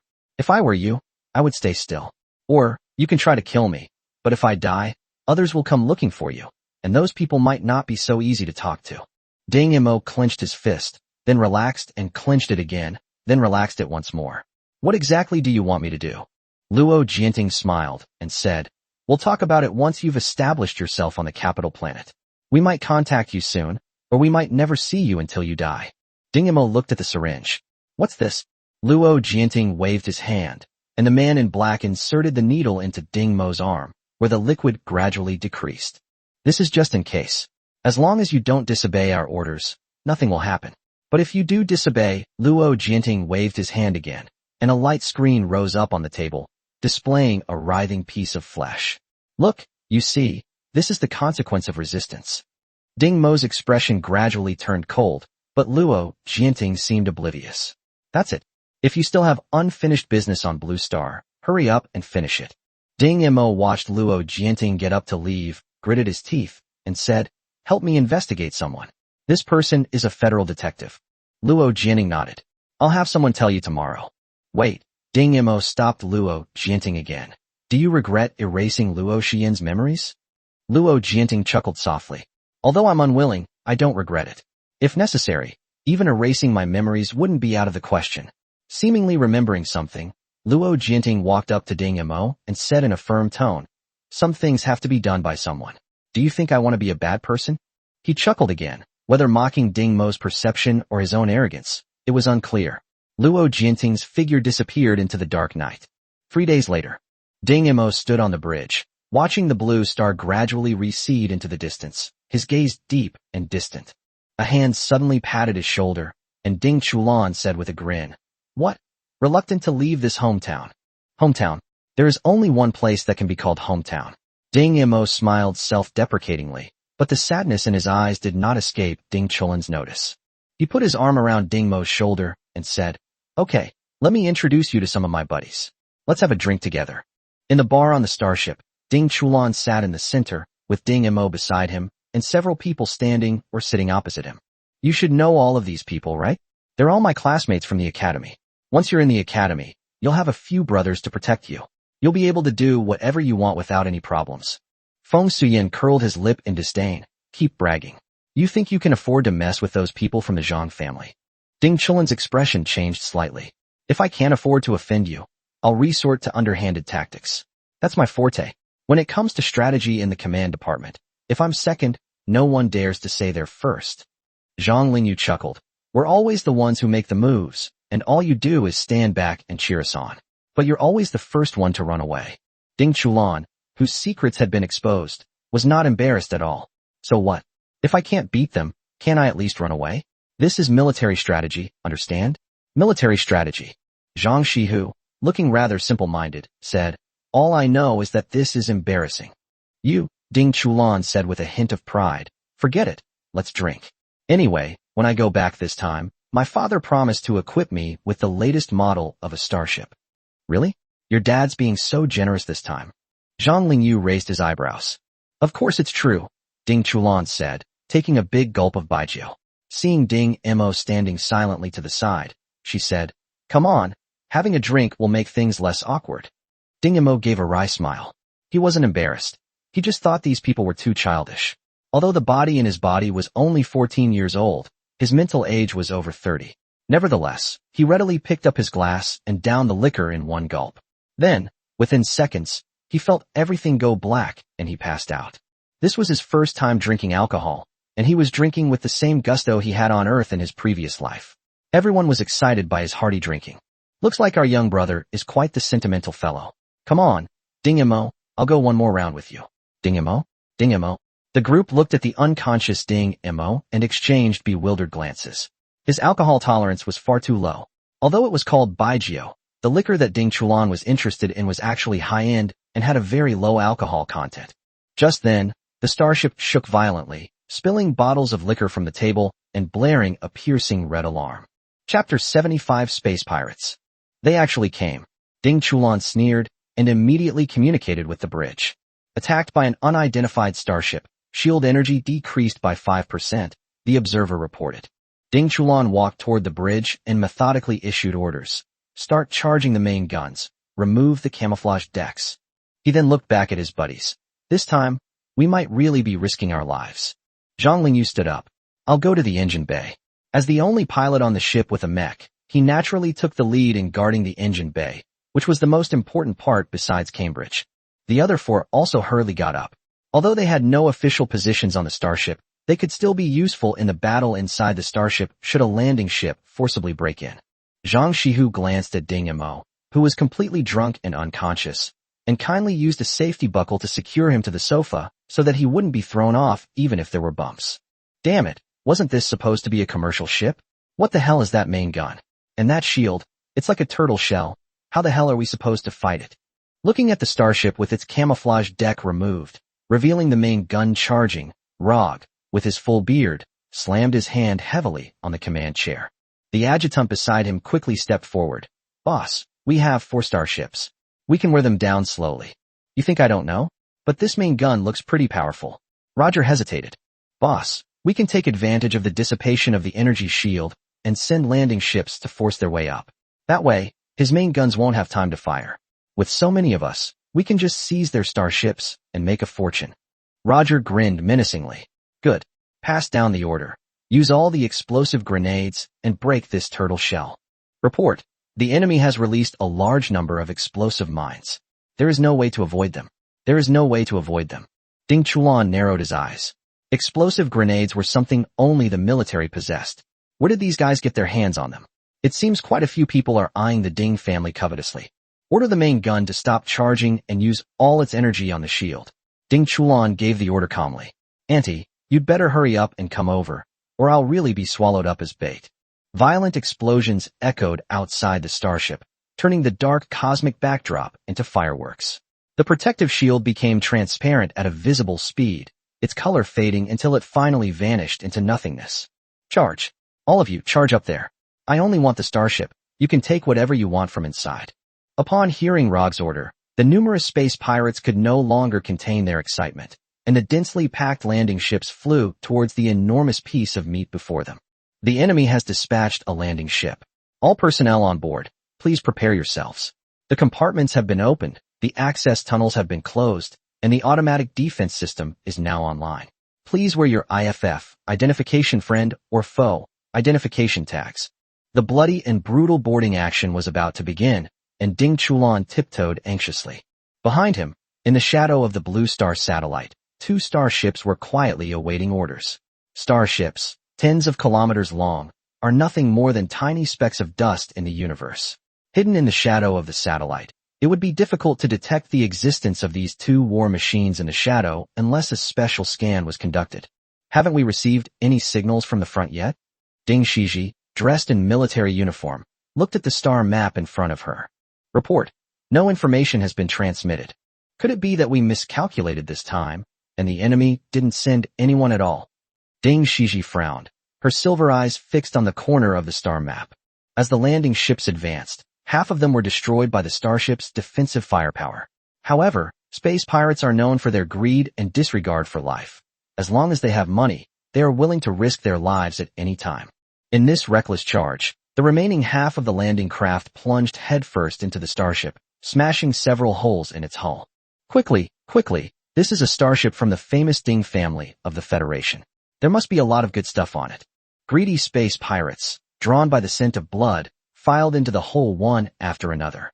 Seeing this, Rog sat down in his command chair with satisfaction. All personnel, leave no survivors. Fire. The guards, who were already prepared for battle, dealt a heavy blow to the space pirates who had just emerged from the isolation chamber. After a fierce gunfight, with several bodies left behind, the remaining space pirates immediately changed direction. The enemy over there is too troublesome. Let's go explore other places first. Watch out for the automatic defense system.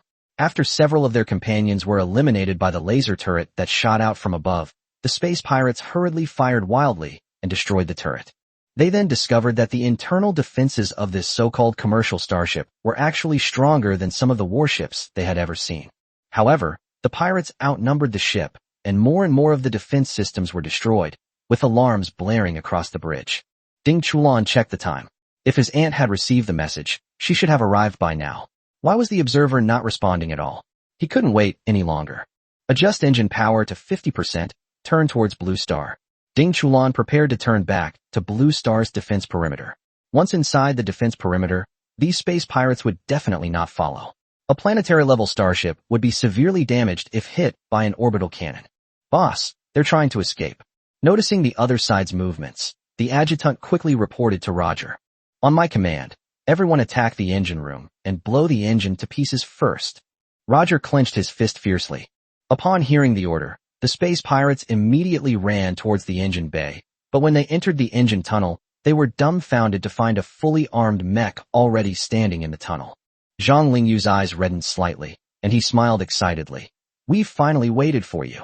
The rapid-fire machine gun in his hand rattled, and the space pirates in front of him, who couldn't dodge in time, were instantly riddled with holes. Corpses were piled up on the ground, and blood meandered into streams, flowing out along the passage. Boss, there's a mech guarding this spot. We can't get through, the space pirates shouted. Roger roared. A bunch of idiots, standing there guarding. I don't believe he can stay still when the engine is firing. When the starship's engines roar to life, the engine tunnels are engulfed by a scorching energy storm, capable of burning even the mechs. Therefore, regardless of the circumstances, when Ding Chulan prepares to escape and starts the engines, Zhang Lingyu must emerge from the tunnel, or he will die. Meanwhile, inside the starship's bar, a mysterious figure appeared, dressed in a silver metallic bodysuit and wearing a silver metallic helmet. As she moved, the colors on her body changed constantly with the environment. She tiptoed into the bar, wrinkling her nose greedily. The smell of alcohol in the air was an irresistible temptation to her. These guys really know how to enjoy themselves. Without her noticing, she saw Ding Mo fast asleep on the sofa. The fighting outside is so fierce, and he still hasn't woken up. How much has he been drinking? With his eyes slightly closed, Ding Mo looked like a handsome young man, completely devoid of any sense of danger. Out of a sense of morbid curiosity, she couldn't help but take another look, and then quietly walked over. How beautiful! She looked at Ding Mo's handsome face, and sharp claws sprang from her 5 fingers, reaching towards Ding Mo's face. It must feel so good to slash this face to pieces. Ding Mo, who had been lying on the sofa, suddenly opened his eyes, his slightly dazed gaze, made by alcohol, fixed on the mysterious figure. Chapter 76 Slaughter. Boss, it seems our captain has also rushed in. A frantic voice suddenly reached Rog's ears. Roger grinned maliciously. Go ahead and go in. I was worried that without any experts to follow, our offensive would be hampered. Thinking of his ever-restless subordinate, Roger bared his teeth. Although she, nicknamed Black Widow, always seemed to contradict herself. Her fighting skills were second to none in her pirate crew. It's just a pity she has such a great figure, but a frightening face. Otherwise, she would have been in her bed long ago. Moreover, this guy has a particular fondness for torturing and killing handsome young men. She must have been tempted because she heard that there were many military academy students on the starship. On the starship, Black Widow hid in horror to one side, not daring to move. Her iridescent bodysuit was working to its fullest potential, making her figure blend into the room completely, and no one could tell that she was there. Black Widow's hands trembled slightly. In that split second, if she hadn't sensed something was wrong and retreated in time, she would likely have died at the boy's hands. Thinking of the boy's unconscious attack, she touched her arm. A deep wound was still oozing blood. Damn it, she thought, not daring to move an inch. The demon was wandering aimlessly around the cabin, his steps unsteady and staggering. If it weren't for his terrifying eyes, anyone who saw him would probably think he was a drunkard. His heterochromatic black and red eyes were unfocused. Ding Mo kept his head down, occasionally tilting it awkwardly to reveal a chilling smile. His breathing was strange and rhythmic, and his limbs were twisted, performing contortionist movements that pushed the limits of human endurance. He looked inexplicably terrifying and eerie. This was the first time Ding Mo had demonstrated the howling body tempering technique in action. While his body contorted, his mind, under the influence of the clarity technique, was in an extremely calm state. However, it seemed that alcohol had blocked some nerves in his brain. He was as if in a dream, and what was truly clear-headed was his fighting instincts. Bang! The cabin door was kicked open, and a dozen or so space pirates rushed in, only to see Ding Mo behaving strangely. "Don't shoot," shouted one of the space pirates, who had caught a glimpse of Ding Mo's face as he casually raised it. "This chick's not bad. Let's have some fun with her before killing her." Whether Ding Mo was too handsome or the space pirates were blind, they mistook him for a woman. As he spoke, the space pirate swaggered over. A good opportunity. Black Widow moved stealthily, wanting to take this chance to leave the cabin and get as far away from this demon as possible. However, as soon as she moved, Ding Mo's head suddenly turned to her, and she felt as if she had fallen into an ice cellar. His dark red eyes were terrifyingly bright in the dim light of the cabin. Black Widow didn't know if the devilish boy had discovered her, but she simply didn't dare to move. When the space pirate saw Ding Mo turn his head away, he thought Ding Mo was scared, and he grinned smugly. "Don't be afraid, I will take good care of you." As he spoke, he reached out to touch Ding Mo's face. His companions slowly surrounded him, their faces full of ill intent. The lead pirate was puzzled as to why he hadn't been able to touch the face of the little beauty in front of him.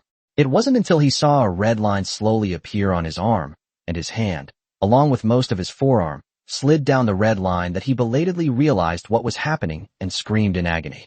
My hand, my hand." Then the voice stopped abruptly as a dark, unyielding dagger pierced his throat. Ding Mo slowly withdrew his hand, and the numerous space pirates, not knowing who started it, began to fire their guns indiscriminately. Physical ammunition can be dodged, but beam weapons require prediction and deception because the speed of light is the fastest speed in the universe. Ding Mo's unfocused eyes swept over the group of space pirates as he staggered through the hail of bullets, his dagger casually slicing across one warm body after another, yet not a single shot hit him. The Black Widow, hiding nearby, saw clearly that Ding Mo's evasion was extremely erratic, his movements sometimes fast and sometimes slow, interspersed with strange pauses. At first, she didn't understand why Ding Mo paused for a moment. Later, when she noticed that each brief pause left a clear image on everyone's retinas, and after numerous attacks were desperately aimed at that image, he would just happen to leave that position. She finally understood that this was a feint, exploiting human visual distortions and bodily inertia. What kind of training could enable someone to master such a technique? Black Widow only knew that she had never encountered such an enemy before. Unbeknownst to her, this was the Phantom Step, which Ding Mo had evolved from mecha combat techniques. Originally intended as a trick to deceive the mecha's fire control locking system, Ding Mo had modified it to use subtle pauses and body movements to exploit people's sensitivity to center of gravity. This was the first time it had appeared in public, and Ding Mo had used it subconsciously while intoxicated. Seeing that Ding Mo hadn't noticed her at all, she desperately sprang up, turning into a blurry shadow as she rushed towards the hatch. Out of the corner of her eye, she saw that Ding Mo was still entangled with the space pirates, and she finally breathed a sigh of relief. As long as she escaped, she would order the warships to bombard the starship directly. She never wanted to fight this weirdo again. As she drew nearer, the hatch came into view. Black Widow excitedly reached out her hand, but froze in that moment. A metal bullet pierced through her chest from behind, and she collapsed helplessly. All she could see were a pair of boy's feet, resting in front of her head. With unfocused eyes, Ding Mo seemed oblivious to the corpses scattered on the floor. He threw down his gun, staggered back to the sofa, laid down like a mummy, closed his eyes, and the smile on his lips slowly returned to calm. Bang! The hatch was opened again, and this time Zhang Shihu and Feng Xian entered. The corpses scattered on the ground made their faces change. Why are there so many corpses here?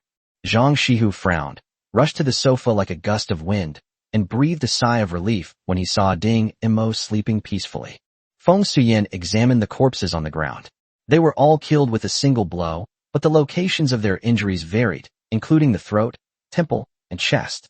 He flipped over a strangely smiling corpse. A deep fist mark on its back revealed the cause of death. What kind of move is this? Feng Xian shook his head. Based on his judgment, at least 2 experts had intervened to resolve the situation so swiftly. Upon seeing Black Widow's corpse, he thought, a stray bullet? No, there should be another skilled gunman. From Black Widow's posture, he could tell that the body was in a state of high-speed movement, and a bullet had hit a vital spot without missing, while cleverly avoiding the hatch's switch. He looked at the hatch's switch controller, his face showing hesitation. Could it be internal strife? Could this guy have been behind it? Zhang Shihu carried Ding Mo on his back. After the space pirates invaded, his first thought was of Ding Mo, who was drunk and still tied up, so he quickly dragged Feng Xian over. If Ding Mo had been killed by the space pirates while he was asleep, he would definitely feel remorse and blame himself. This guy. Feng Xian first scrutinized Ding Mo. He was clean all over, and his clothes were not wrinkled at all. He shook his head. Get out of here quickly, a large number of space pirates are coming soon. Zhang Shihu obediently carried Ding Mo on his back and followed Feng Xian towards the logistics area, where the complex organization made it the perfect place for melee fighters like them to make their mark. However, they both intentionally or unintentionally overlooked one fact. When Ding Mo was lying on the sofa, his safety harness was not fastened. Chapter 77. In my youthful arrogance, I now know my blood is still hot. Start the engine and prepare to accelerate for evacuation. Ding Chulan issued the order without changing his expression. The operator responsible for starting the engine immediately contacted Zhang Lingyu, who was still in the engine bay, saying, the engine is about to start. Please evacuate the engine bay immediately. Zhang Lingyu wiped the sweat from his brow. The temperature in the engine tunnel was rising rapidly, and the mech's warning lights were flashing frantically. Ignoring the warnings, Zhang Lingyu searched every corner outside the tunnel. If an enemy managed to sneak in and damage the engine while he was retreating, things would be extremely dangerous. Ding Shiji checked the time. As expected, information should have arrived by now. Regardless of whether any enemies had taken the bait, Ding Chulan would definitely send her a message before she entered the warp location. However, 10 seconds had passed, and there was still no movement. Ding Shiji's expression changed. Let's go. Target, jump point 3. Starship jumps require a safe space. If there are other things in the space during the jump, it could have catastrophic consequences. Once, when a starship was nearing a jump, a meteorite suddenly entered the jump space. After the jump ended, at the target space point, people found the meteorite embedded in the bridge. The entire bridge and the meteorite were combined into one, along with the people inside. The most terrifying thing is that these people are still alive in this bizarre state. Ultimately, to avoid causing panic, the Federation exiled the starship to an unknown star system, leaving it to fend for itself. Since then, the Federation has explored and marked countless safe jump points over a century, providing guidance for future generations. Of course, many classic and tragic battles have also taken place around these jump points. Seeing that Ding Chulan's starship was trying to escape, with the exhaust flames of its engines gradually lengthening, Rog immediately banged on the command chair. Use sticky solidification bombs to seal the engines. Quick. How can we let such a fat piece of meat escape? The 4 starships fired simultaneously, and the dark, sticky substance chased after the burning exhaust flames at lightning speed, quickly sticking to the engine nozzles. The elongating tail flame gradually dimmed, eventually leaving only a sliver of light shining through. However, inside the warship, the engine temperature rose rapidly at a rate far exceeding normal. It's a sticky solidification bomb, something the military uses to deal with space pirates, Ding Chulan muttered to himself. Reduce engine power and stop the energy supply. It can't be stopped. The engine is overloaded and out of control. What do we do? Are we just going to wait for it to explode?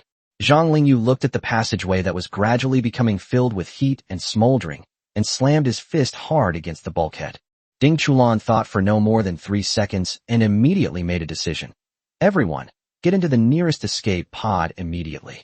What? Everyone was surprised to hear this news.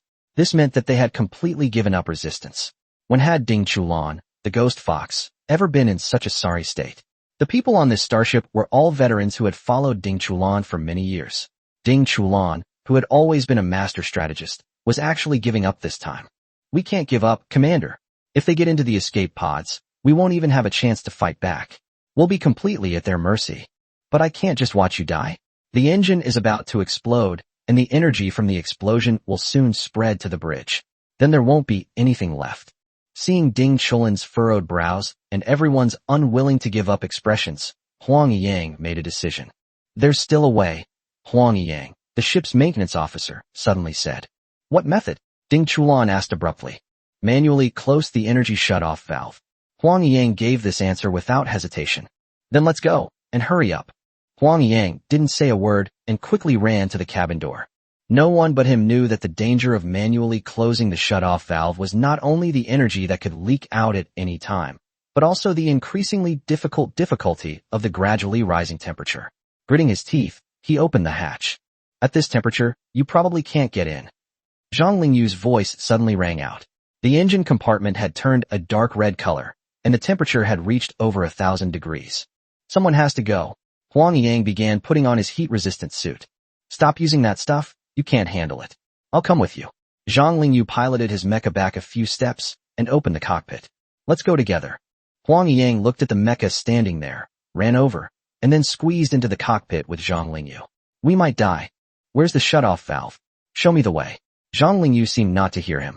This way. Inside the logistics area, Feng Suyin wiped the blood off his knife. The intricate passageway was filled with the corpses of space pirates. Zhang Shihu poked his head out of the escape pod entrance and asked, Didn't they say we could go into the escape pod?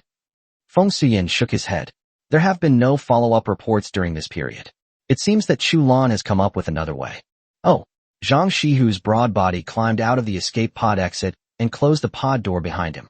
Ding Imo was fast asleep inside. Looks like we can't get through. Looking at the shut-off valve right in front of him and the raging energy flow, Zhang Lingyu gritted his teeth, his whole body burning hot. How are things over there? Everyone could hear the urgency in Ding Chulan's voice. No problem, it'll be shut down right away. Huang Yang replied, pursing his lips and speaking in the most serious voice he had ever used. First Class Sergeant Huang Yang served for 3 years and 5 months. Zhang Lingyu glanced at Huang Yang. Their eyes met, and both looked determined. Huang Yang smiled, and he smiled too.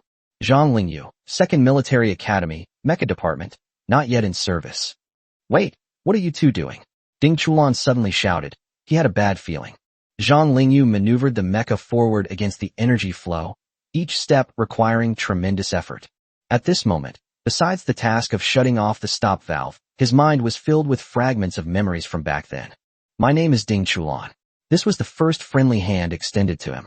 Zhang Lingyu, I'll cover your tuition. Just remember, once I become the commander, you'll be my mech captain. To avoid being bullied, you at least need a bad reputation. This was what Ding Chulan told him before he endured the pain, was severely injured along with Byron, and earned the title of Madman. From then on, no one in the academy ever bullied him again. Huang Yang was the same. He watched Ding Chulan grow from that boy into the unparalleled commander he is today. Chulan, it might be time to replace your mecha captain. Zhang Lingyu, Huang Yang, what are you two doing? Oh. With 2 soft laughs, the shut-off valve was finally forcibly closed. The surging energy flow rapidly diminished, and the engine cooled down. A charred mech stood motionless in front of the shut-off valve, maintaining the action of turning the valve. I was young and impetuous then, but now I know my blood is still hot. Ding Chulan rushed out of the bridge, the still warm passageway scalding his face with countless blisters, but he ignored them until he saw the charred mech. The fox's squinty-eyed face was devoid of any smile. His eyes were bloodshot, and he raised his right hand in a salute. The guards who followed closely behind raised their right hands in salute. Commander, communication has been established. Connected. A few seconds later. This is the Wu. I am Commander Ding Shiji. I have arrived at star system coordinates Y0342. I am ready to enter the battlefield at any time. This is Ding Chulan. I request a full force attack. My request is, for the first time in his life, Ding Chulan felt he should say this. Leave no survivors. The decision was firm and left no room for negotiation. Ding Shiji smiled. This was the first time she had heard Ding Chulan's demand to leave no survivors.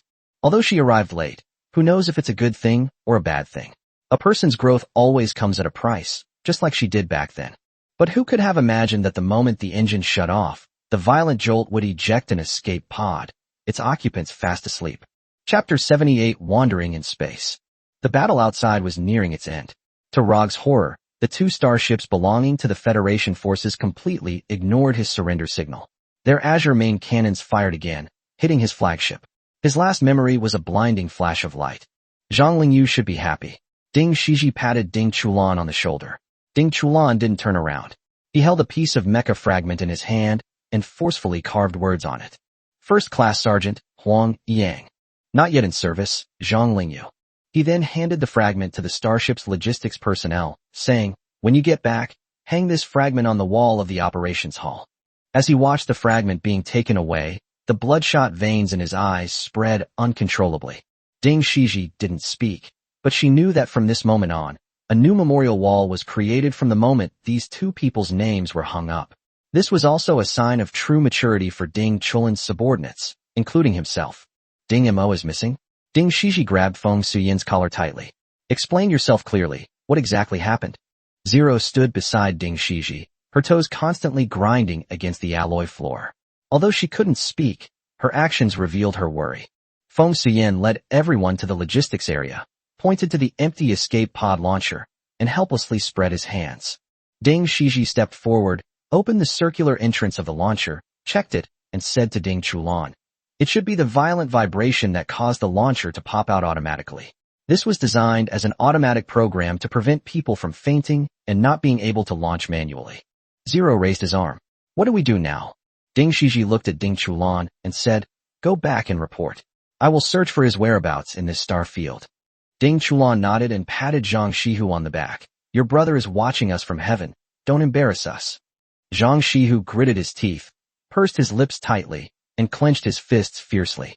Feng Suyin wiped the dark red longsword, the red gradually fading, revealing a gleaming blade again. Don't worry, I'll send many people down to keep you company. In any era, the growth of young people is always accompanied by pain and obsession. Ding Mo was awakened by a rustling sound. The first thing he did when he opened his eyes was to check his surroundings, a small escape pod. Although it was his first time riding in an escape pod, the complete structural analysis diagram in his mind allowed him to quickly confirm that it was a multi-person escape pod equipped on a Federation planetary starship. However, the escape pod, which was large enough to accommodate 5 people, now only had him all alone. Outside, everything was shrouded in a gray haze, and the rustling sound came from the vibrations caused by stardust brushing against the outer shell of the escape pod. Even with Ding Mo's composure, his first concern was whether the escape pod's outer shell could withstand the impact of the stardust. Fortunately, after a while, no alarm sounded, and Ding Mo breathed a sigh of relief. He unbuckled his safety harness, floated gently to the window, and quietly watched the stardust drift by. A few minutes later, his vision suddenly opened up. In the pitch-black universe, Ding Mo looked at the unfamiliar starry sky, and a sense of loneliness welled up within him. However, Ding Mo, who was already used to being alone, knew that now was not the time to rest. The stardust had lasted for a full 3 minutes and 42 seconds, and he couldn't be sure how long it lasted before he woke up. However, judging from the speed at which the stardust was moving away, Ding Mo silently estimated that the escape pod he was in had passed through a thickness of at least 10 kilometers. And there simply couldn't be stardust of that thickness near Blue Star. Because of the gravity of planetary systems, stardust is attracted to nearby orbits, forming astronomical phenomena such as Saturn's rings. Ding Mo observed and confirmed that there were no planets nearby, meaning he had clearly drifted to a place far from the planetary system. If he were still within the star system, he could hope that someone would find him. But if he had left the star system, in an era accustomed to long-distance travel through wormholes, his chances of survival were virtually zero. However, Ding Mo checked his communicator. Although there was no signal, the time showed that he had only slept for 24 hours. The ejection speed of the escape pod was only a few kilometers per second. He was now no more than 700,000 kilometers away from the accident site. He shouldn't be able to see any planets.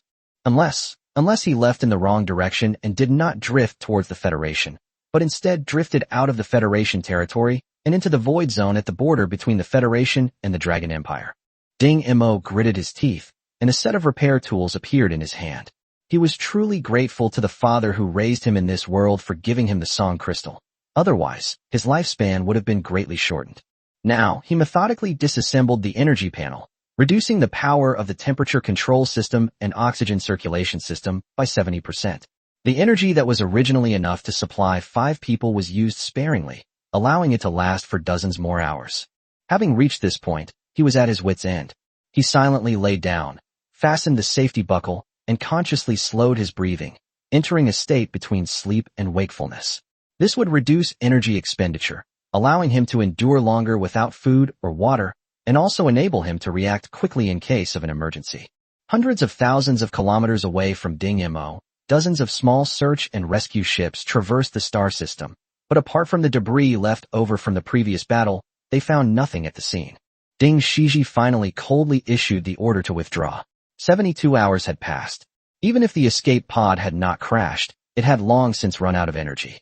An escape pod without energy was just a cold coffin. Ding Shiji had seen such coffins more than once, with the corpses inside, drifting in space. Zero searched the airspace once more, finally returning to the flagship, utterly dejected. Ding Shiji said nothing. As her subordinate, she allowed Zero to be listless for a few days, but not for too long. The military was never a place where sentimentality mattered.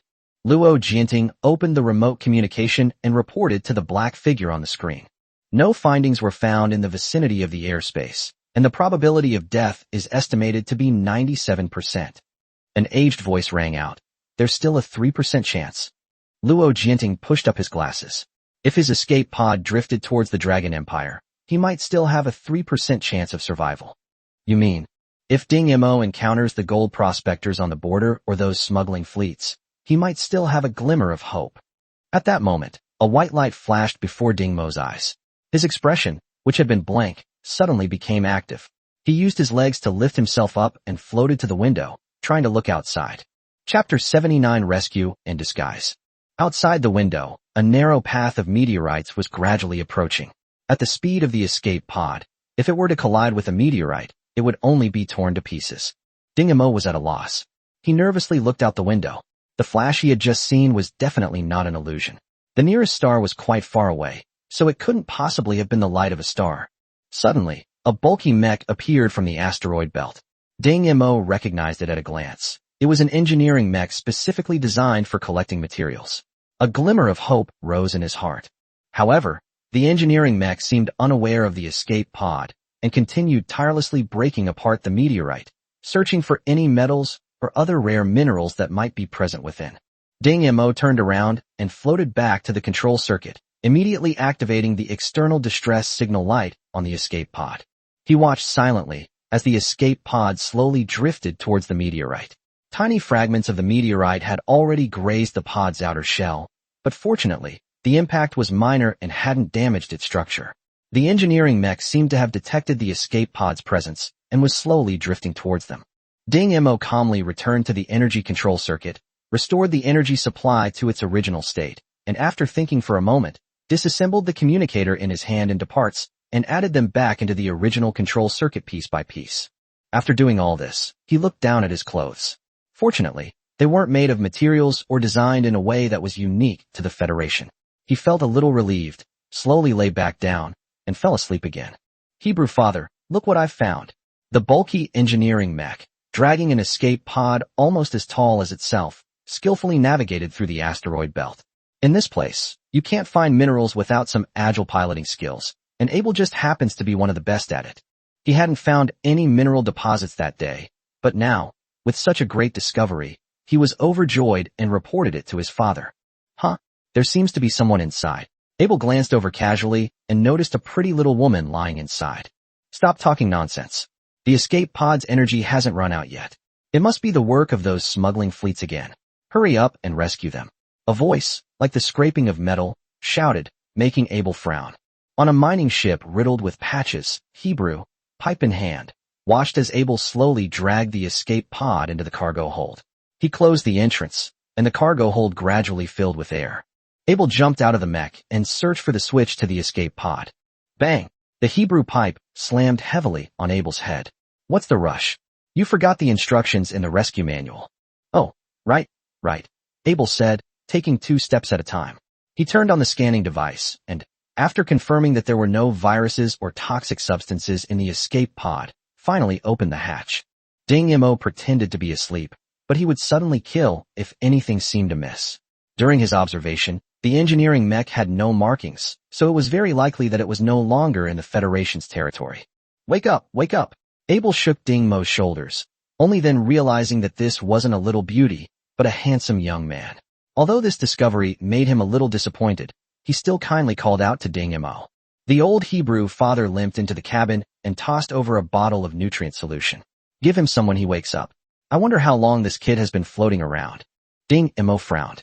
He hadn't understood those 2 sentences at all, but he knew he couldn't pretend to be asleep any longer, otherwise it would be counterproductive and arouse their suspicion. He slowly opened his eyes, feigning a narrow escape from death, and looked around. He finally saw Abel's face clearly. He was a smart and strong young man, wearing an old pilot's uniform with no words that Ding Mo recognized. At that moment, Abel was looking at Ding Mo with his blue eyes. You're awake. Do you want something to eat?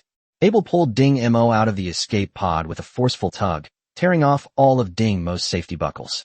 What incredible strength! Ding Mo was secretly surprised, but his face remained blank. Hey, can't you understand me? Abel waved his hand in front of Ding Mo, and after confirming that Ding Mo wasn't unresponsive, he turned around and shouted, Dad, bring me the translator. Are you stupid? We don't have those things on our ship. The Hebrew's hoarse voice was full of dissatisfaction. Abel had to use gestures and words to make Ding Mo understand what he meant. Ding Mo drank his nutrient solution and looked at the starship, which was dilapidated on the outside and not much better inside. To be precise, it should be called a manned spacecraft. It was only a few 100 meters long, which was really insignificant compared to the several kilometers long planetary starships. Has that kid eaten? Hebrew asked casually as he saw Abel climb into the cockpit. Looks like he hasn't eaten in a long time. He drank that awful-tasting nutrient solution so fast. Abel complained.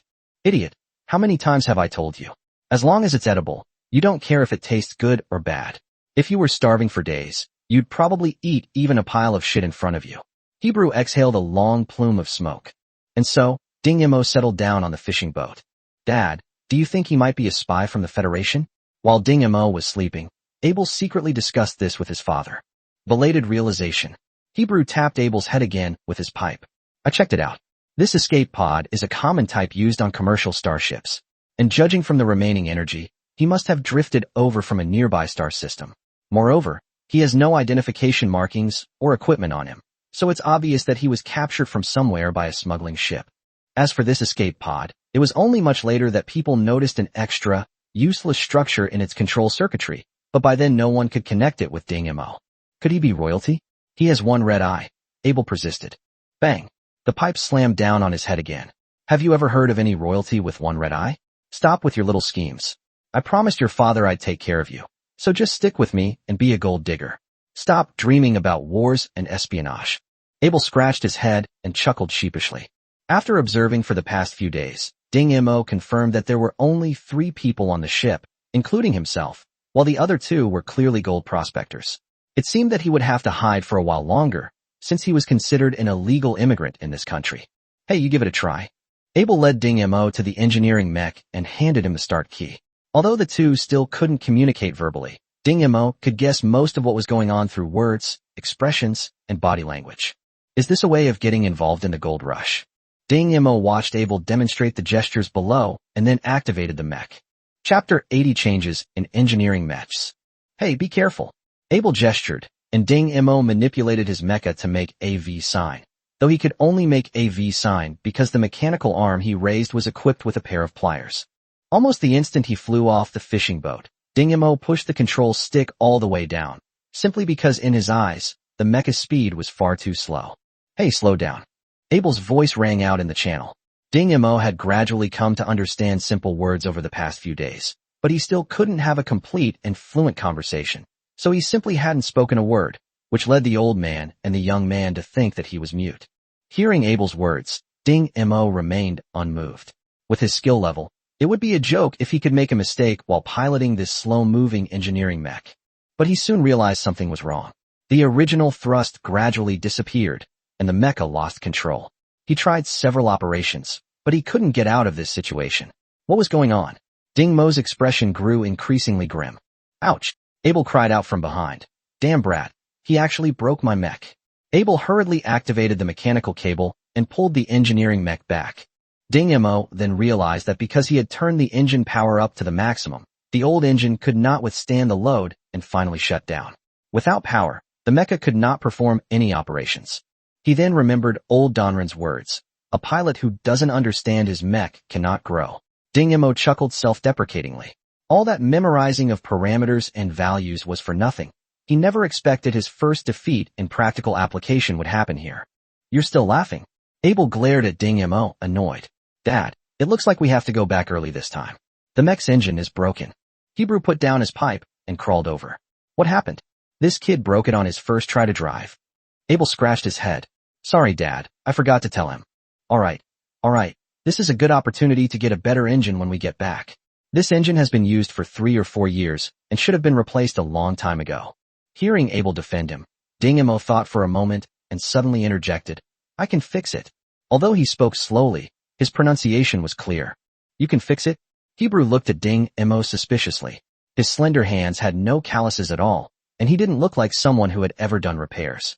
Then give it a try. Abel became interested. You can fix it? Did you go to school? Well, smuggling ships don't just arrest people randomly. I thought they arrested you because of your face. However, after waiting for a long time, Ding Mo still didn't make a sound. I said, why don't you do it? I want to learn. I don't have the tools.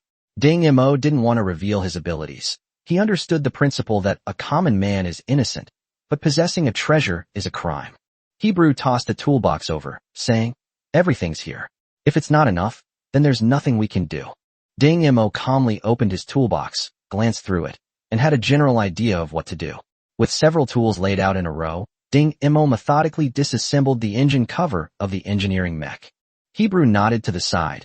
Judging from the skillful disassembly movements, he must have at least some experience. After the rear cover was lifted, the engine emitting white smoke came into view. It's so badly damaged, can it even be repaired?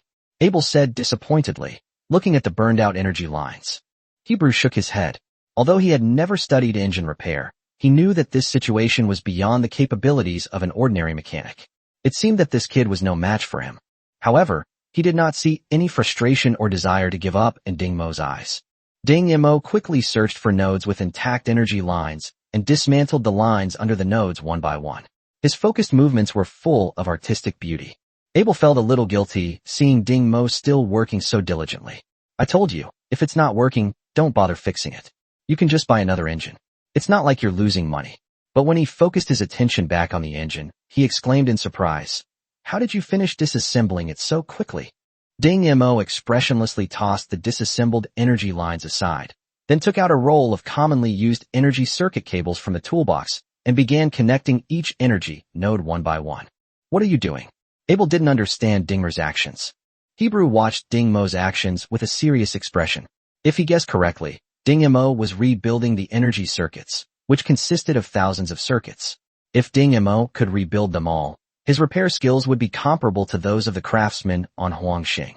Ding Mo operated the machine rapidly without saying a word. As his proficiency increased, his speed became faster and faster, and Abel's mouth remained open the entire time. Ding Mo's hands moved with a strange rhythm, and with each stroke, an energy circuit was successfully constructed. He originally estimated that it would take at least a few hours to repair, but it was completed in less than half an hour. In the later stages, each stroke of his hands would create several energy circuits. Hebrew was certain he had struck gold. This kid was far more capable than any of the so-called masters he had ever met. At the very least, even those masters probably couldn't have handled the situation as smoothly and perfectly as this kid. Thinking of this, he suddenly remembered something he hadn't noticed before. You can speak. Ding Mo nodded. Not familiar with them. Abel quickly closed the hood, saying, "I'll try and see if it's fixed." Eagerly, Abel piloted his engineering mech and flew off. Soon, his laughter came through the communication channel. "This engine is amazing. The output power is a whole level above what it used to be." Abel excitedly shattered piece after piece of meteorite, unable to stop. Ding Mo observed Abel's operation. In fact, he had tampered with the energy circuit. If a special command was used, the engine could unleash energy comparable to that of a combat mech. However, in that case, it would be completely destroyed after just one use. The next day, Ding Mo piloted the mech and tried mining work again. This time, he didn't deliberately perform any extreme operations, but instead occasionally swung the mechanical arm a few times and made some strange movements like moving the nozzle. Abel and Hebrew were unaware that Ding Mo was testing the mech's endurance. If the engine power increased drastically and the mech itself couldn't keep up, the effect would be greatly reduced. After several rounds, Ding Mo had already come up with a complete modification plan in his mind. While sleeping at night, Ding Mo quietly replaced some parts of the engineering mecha and made some adjustments to the energy circuits throughout its body. Looking at the final product, Ding Mo finally breathed a sigh of relief. Because the Blue Crimson Owl was not fully repaired, he left it on Blue Star. Old Danron promised to transport it to the capital planet once it was repaired. Now he finally had a mech that could fight again, and he felt a little more at ease. Thousands of kilometers away from the fishing boat, a dilapidated mech was slowly drifting towards them, and inside was none other than Rog. No one expected that the space pirate leader Rog would actually use a mech to escape the battlefield. However, Rog was now running out of steam. After drifting for so many days, the food he had stored in the mech had long since run out. Just when he was about to despair, he saw an engineering mech and the fishing boat behind it. "There's always a way out." Rog's eyes gleamed with malice, and his hand involuntarily went to the attack button. Chapter 81: The Vanished Rogue. Ding Mo had already spotted the suspicious mech. Being cautious by nature, he didn't rush forward, pretending not to notice as he shattered the meteorite. When he saw the mech's gun barrels intentionally or unintentionally pointing at him, a long-lost cold glint flashed in his eyes. Inside that mech was the enemy. Just as Rog was about to fire, he noticed that the engineering mech had drifted towards a huge meteorite, dodging his gun. "It's just a coincidence." Roger slowly followed. Sure enough, the engineering mech reappeared behind the meteorite, and Rog slowly approached. At that moment, the engineering mech had its back to him, and he grinned maliciously, raising his gun once more. But before he could pull the trigger, the engineering mech seemed to lose its grip on the meteorite, which drifted away. The engineering mech hurriedly followed, and Rog's gun once again missed its target. Damn it! Roger had no choice but to rush forward again, bypassing the obstructing meteorite. Roger saw the engineering mech pressed against the meteorite in front of it, motionless. He raised his gun again. This guy's finally not moving. In his excitement, Roger didn't notice that a figure floated over from behind and landed on his hood. Roger pulled the trigger hard, grinning maliciously. After taking down this mech and stealing the search and rescue boat, he could enjoy a period of freedom again. However, to his surprise, the particle gun in his hand did not fire. Unconvinced, he pulled the trigger again, but still nothing happened.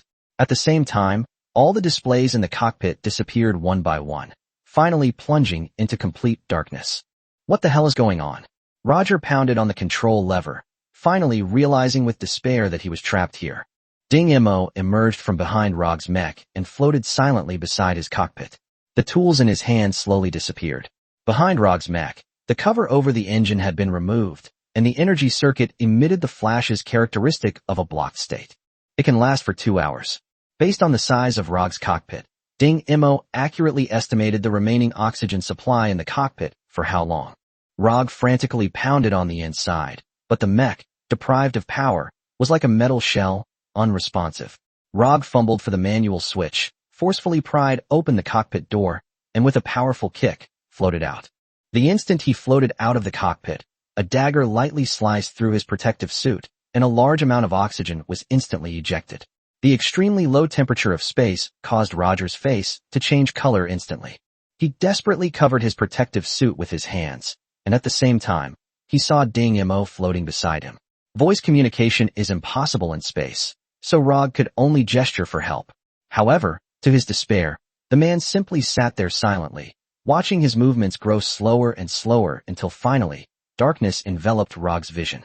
Ding Mo coldly watched as the person before him grew increasingly weak, finally falling into complete stillness, before the cold smile on his lips vanished. He immediately climbed into the engineering mech, and as he dragged the spoils back, he casually kicked Rog's corpse into the darkness of space. Who would have thought that the infamous leader of the space pirate crew, Roger, would die so quietly in this asteroid belt? Where did this come from? Abel looked at the mecha that Ding Mo dragged in with surprise. This mecha was obviously a combat mecha, and Abel, who had always wanted to join the army, was overjoyed. It floated over here, Ding Mo pointed outside. No one's in the cockpit. It seems it was abandoned nearby by someone, Abel thought to himself, while excitedly jumping into the cockpit, wanting to try starting it. Why won't it start? Is it broken? Abel jumped down. Ding Ma, can you fix it? Ding Mo shook his head. This was a combat mech, and if he could repair it so easily, his origins would be highly suspicious. After all, only the military and military academies had access to combat mechs. An ordinary repair technician would never have the opportunity to access one. Sigh. It seems we have no choice but to take it back first.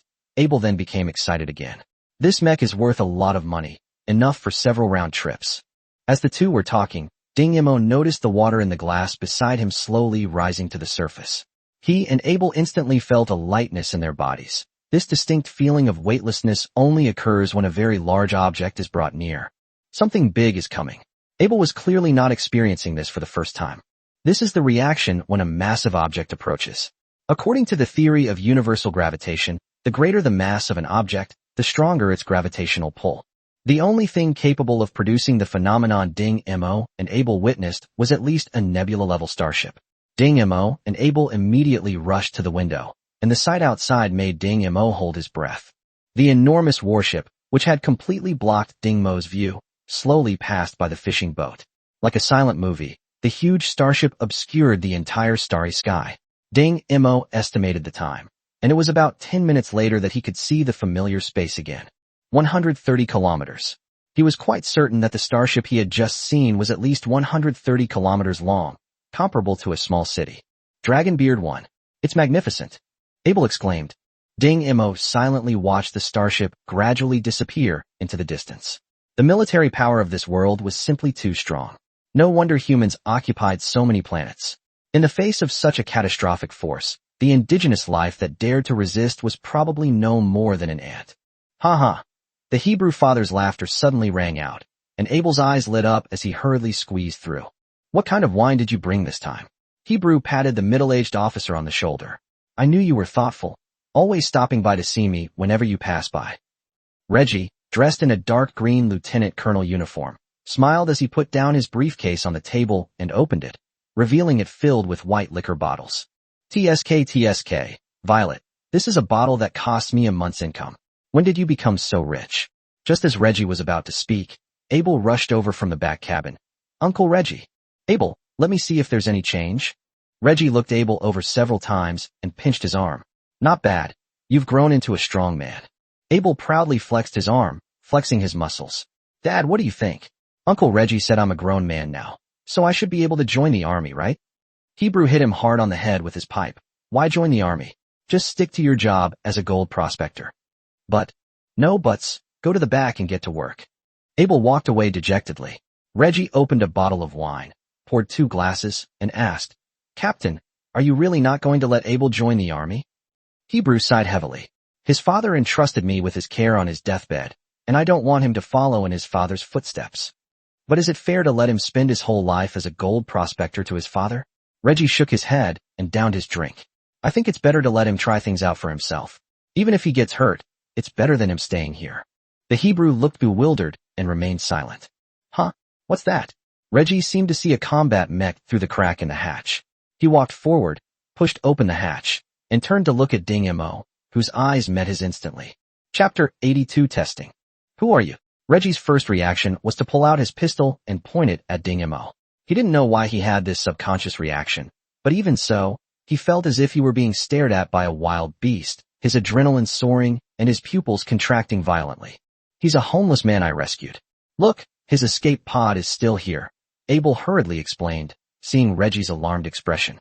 Wanderer escape pod. Reggie's suspicion lessened slightly. Abel, open the escape pod. Abel hurriedly opened it, while Reggie aimed at Ding Mo and slowly searched the escape pod, finding no markings or suspicious equipment. Ding Mo squinted at Reggie's fingers, ready to kill him with lightning speed the moment Reggie made a shooting move. Seeing that there was still 30% energy left, Reggie breathed a sigh of relief. It seemed to have drifted over from a nearby star system and was probably not a spy from the Federation. But a vague sense of crisis lingered in his mind. He felt that he had overlooked something, but he couldn't figure it out right now. He pointed to the mech left behind by Rog and asked, "Where did this come from?" He had just seen the mech through the crack in the hatch. It was clearly a combat mech and shouldn't be on a fishing boat. It drifted over from over there. Abel pointed in the direction Dingma had indicated. Reggie circled the mech. The mech was covered in old wounds, so it seemed he had worried too much. Besides, the fishing boat didn't have any weapons that could destroy the mech. Reggie put away his pistol, and the sense of crisis immediately disappeared. "How did you get here?"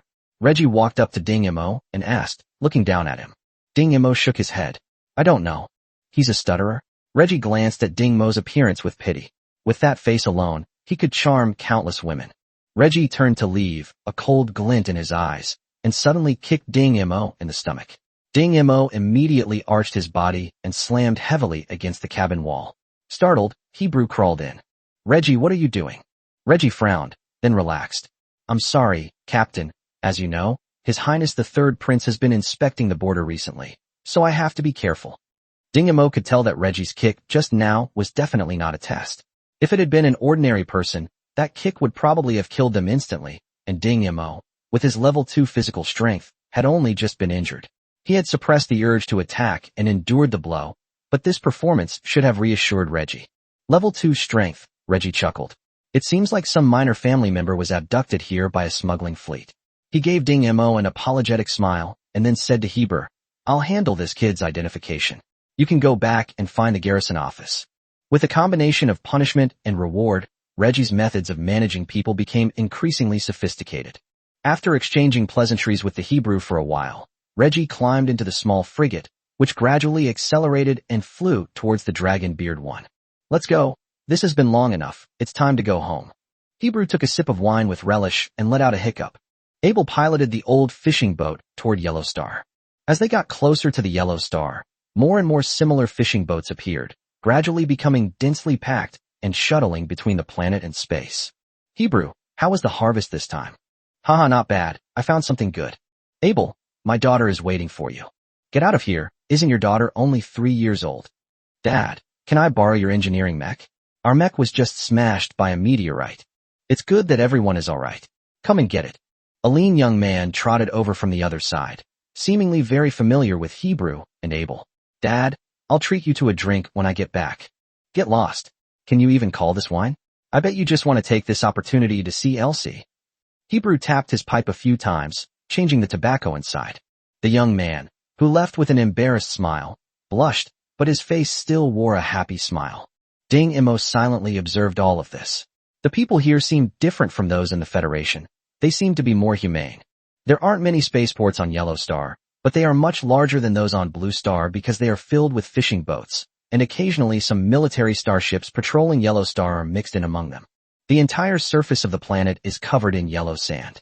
It is said that during the colonization, in order to eliminate the natives on the planet, a Nalban desiccant was used. The moisture on the entire planet evaporated in a single day, leaving only the remains of yellow sand. It was only later, when someone discovered that the meteorite belt surrounding Huangxing was rich in rare minerals, that people gradually settled down on Huangxing, eventually multiplying into the bustling scene we see today. While it's described as bustling, it's really just a few cities. Outside the cities, vast deserts are ravaged by deadly sandstorms year-round. "Abel, you take care of the stuff? I'll take Dingma to register." Hebrew rented a shuttle with practiced ease, and the two jumped on. Hebrew exerted force, and the shuttle sped off. Ding Mo squinted, braving the oncoming gale, and looked around. The place was even worse off than the slums of Blue Star. He watched as a roof was blown by the wind and wobbled and fell down. Suddenly, several shuttles sped past him at high speed, accompanied by laughter and joking. The turbulent air currents made it difficult for Hebrew to maintain his composure. "These little bastards, damn it." Hebrew cursed as he drove the shuttle, but it seemed the group heard his curses. With a swift arc, several shuttles charged towards Hebrew again. Just as they were about to collide, Hebrew slammed on the brakes, but the shuttles once again narrowly missed him.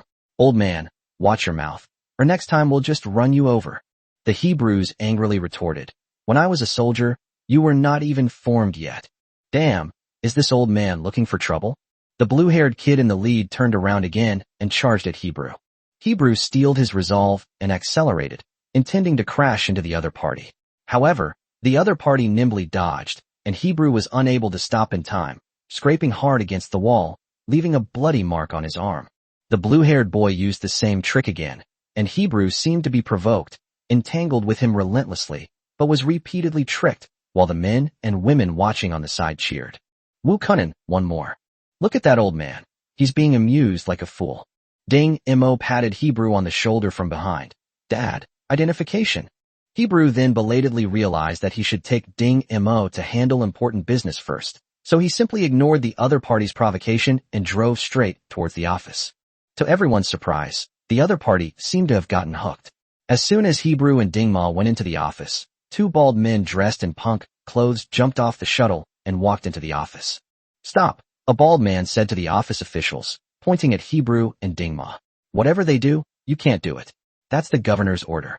The official looked at Hebrew with difficulty. Reggie has given his instructions, but given the current situation. Hebrew looked at the two bald men and said, What do you want? Let me tell you, I'm also a retired soldier. If you piss me off, I'll report you to the military headquarters. The two bald men exchanged a glance and laughed mockingly. Military headquarters? I'm so scared. But don't worry, as long as you agree to one condition, we won't stop you. Chapter 83 Shuttle Competition. The Hebrew looked at them suspiciously. What are the conditions? One of the bald men pointed at the blue-haired young man outside and said, Have a shuttle race with us. If you win, we won't stop you, and we'll even give you a shuttle. If you lose, just say, I'm not as good as you. Hebrew thought about it carefully. All right, I promise you, when will it be? We will find you in 3 days. Young master, why do you suddenly want to compete with that old man? Yeah, Wu Kunin, have you gone mad? The speaker was a young man dressed in luxurious and expensive clothes. Wu Kunin chuckled. What do you know? That old guy was definitely a ruthless veteran from the battlefield. If you're going to bully someone, you have to bully someone tough as nails. By the way, didn't you find a few shuttle experts to compete with me? Let's have a match together. Thinking of Hebrew publicly admitting his inferiority, Wu Kunin laughed smugly. An old soldier? What a load of rubbish. He hated those old men who relied on their age to get ahead. Just like those lazy old folks in his family who only ate and did nothing. If it weren't for his father protecting them, he would have kicked them all out long ago. Hebrew led Dingma back to his dwelling, a very simple house with light shining through the walls and ceiling. Its only advantage was that it was spacious. Most of the furniture inside was old and worn. In Hebrew's words, he rarely stayed there anyway. He just needed a place to rest. As for the competition 3 days later, Hebrew didn't take it seriously at all. A bunch of kids. He'd let Abel take the field. With the skills he'd honed in the asteroid belt, the mere shuttle race would be a piece of cake. However, when Abel returned home beaming after selling his wares, his face turned ashen upon hearing Hebrew's arrangements. Dad, why did you agree? Abel squatted pitifully on the ground, looking just like a wronged child. Shuttle racing isn't about starting on the same footing. It's about using a series of modifications and enhancements to bring out the rider's full potential. That's the essence of shuttle racing. Dad, you old bones, it seems you're falling behind the times. Abel plopped down on the ground. Or are you saying, Dad, you'd rather admit defeat to those guys? Hebrew frowned. It seemed he had oversimplified things. But to admit defeat? No. How could a veteran who had fought his way back from the battlefield admit defeat to those guys? Ding Mo watched Abel's performance for a while. Indeed, he thought Abel was just acting. After all, if he were truly dejected, there wouldn't be any excitement shining in his eyes. Sure enough, seeing Hebrew frown, Abel cautiously said, Actually, there is a way. A light shone in the Hebrew's eyes. What's the solution? Abel rubbed his hands sheepishly.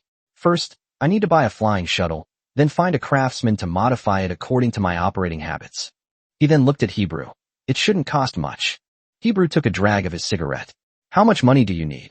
Abel gave a number, and Hebrew frowned again. Abel looked at Hebrew, who looked unwell, and said, Actually, it's okay if it's cheaper, but some parts can't be made up of high quality. Hebrew's brow furrowed even more deeply. He knew, of course, that the better the parts, the better the shuttle's performance. But compared to having a master craftsman do the modifications, it was just a drop in the ocean. Suddenly, he turned his gaze to Ding Mo. He remembered that when this kid repaired the engineering mech engine, his skills were incredibly proficient. At the time, he thought that even the master craftsman here couldn't compare to him. Now it seemed that it was time to let this kid do his part for him. Ding Mo, you'll be in charge of the modifications. If you need anything, just have Abel buy it. Ding Mo glanced at Hebrew and the equally surprised Abel with surprise, and nodded lightly. Since the matter was caused by him, he could not get away from it no matter what. Abel asked with some concern, "Are you sure you can do it? Modifying a flying shuttle is a technical job, not just a simple repair." Ding Mo didn't speak, but simply lowered his head in thought. He appeared to be daydreaming, but he was actually recalling the shuttle's structural diagrams. After about 15 minutes, he looked up. "Is the competition venue fixed?" Abel said, "Of course it's fixed. It's the most famous flying sandrock forest outside the city. Almost all the shuttle races are held there."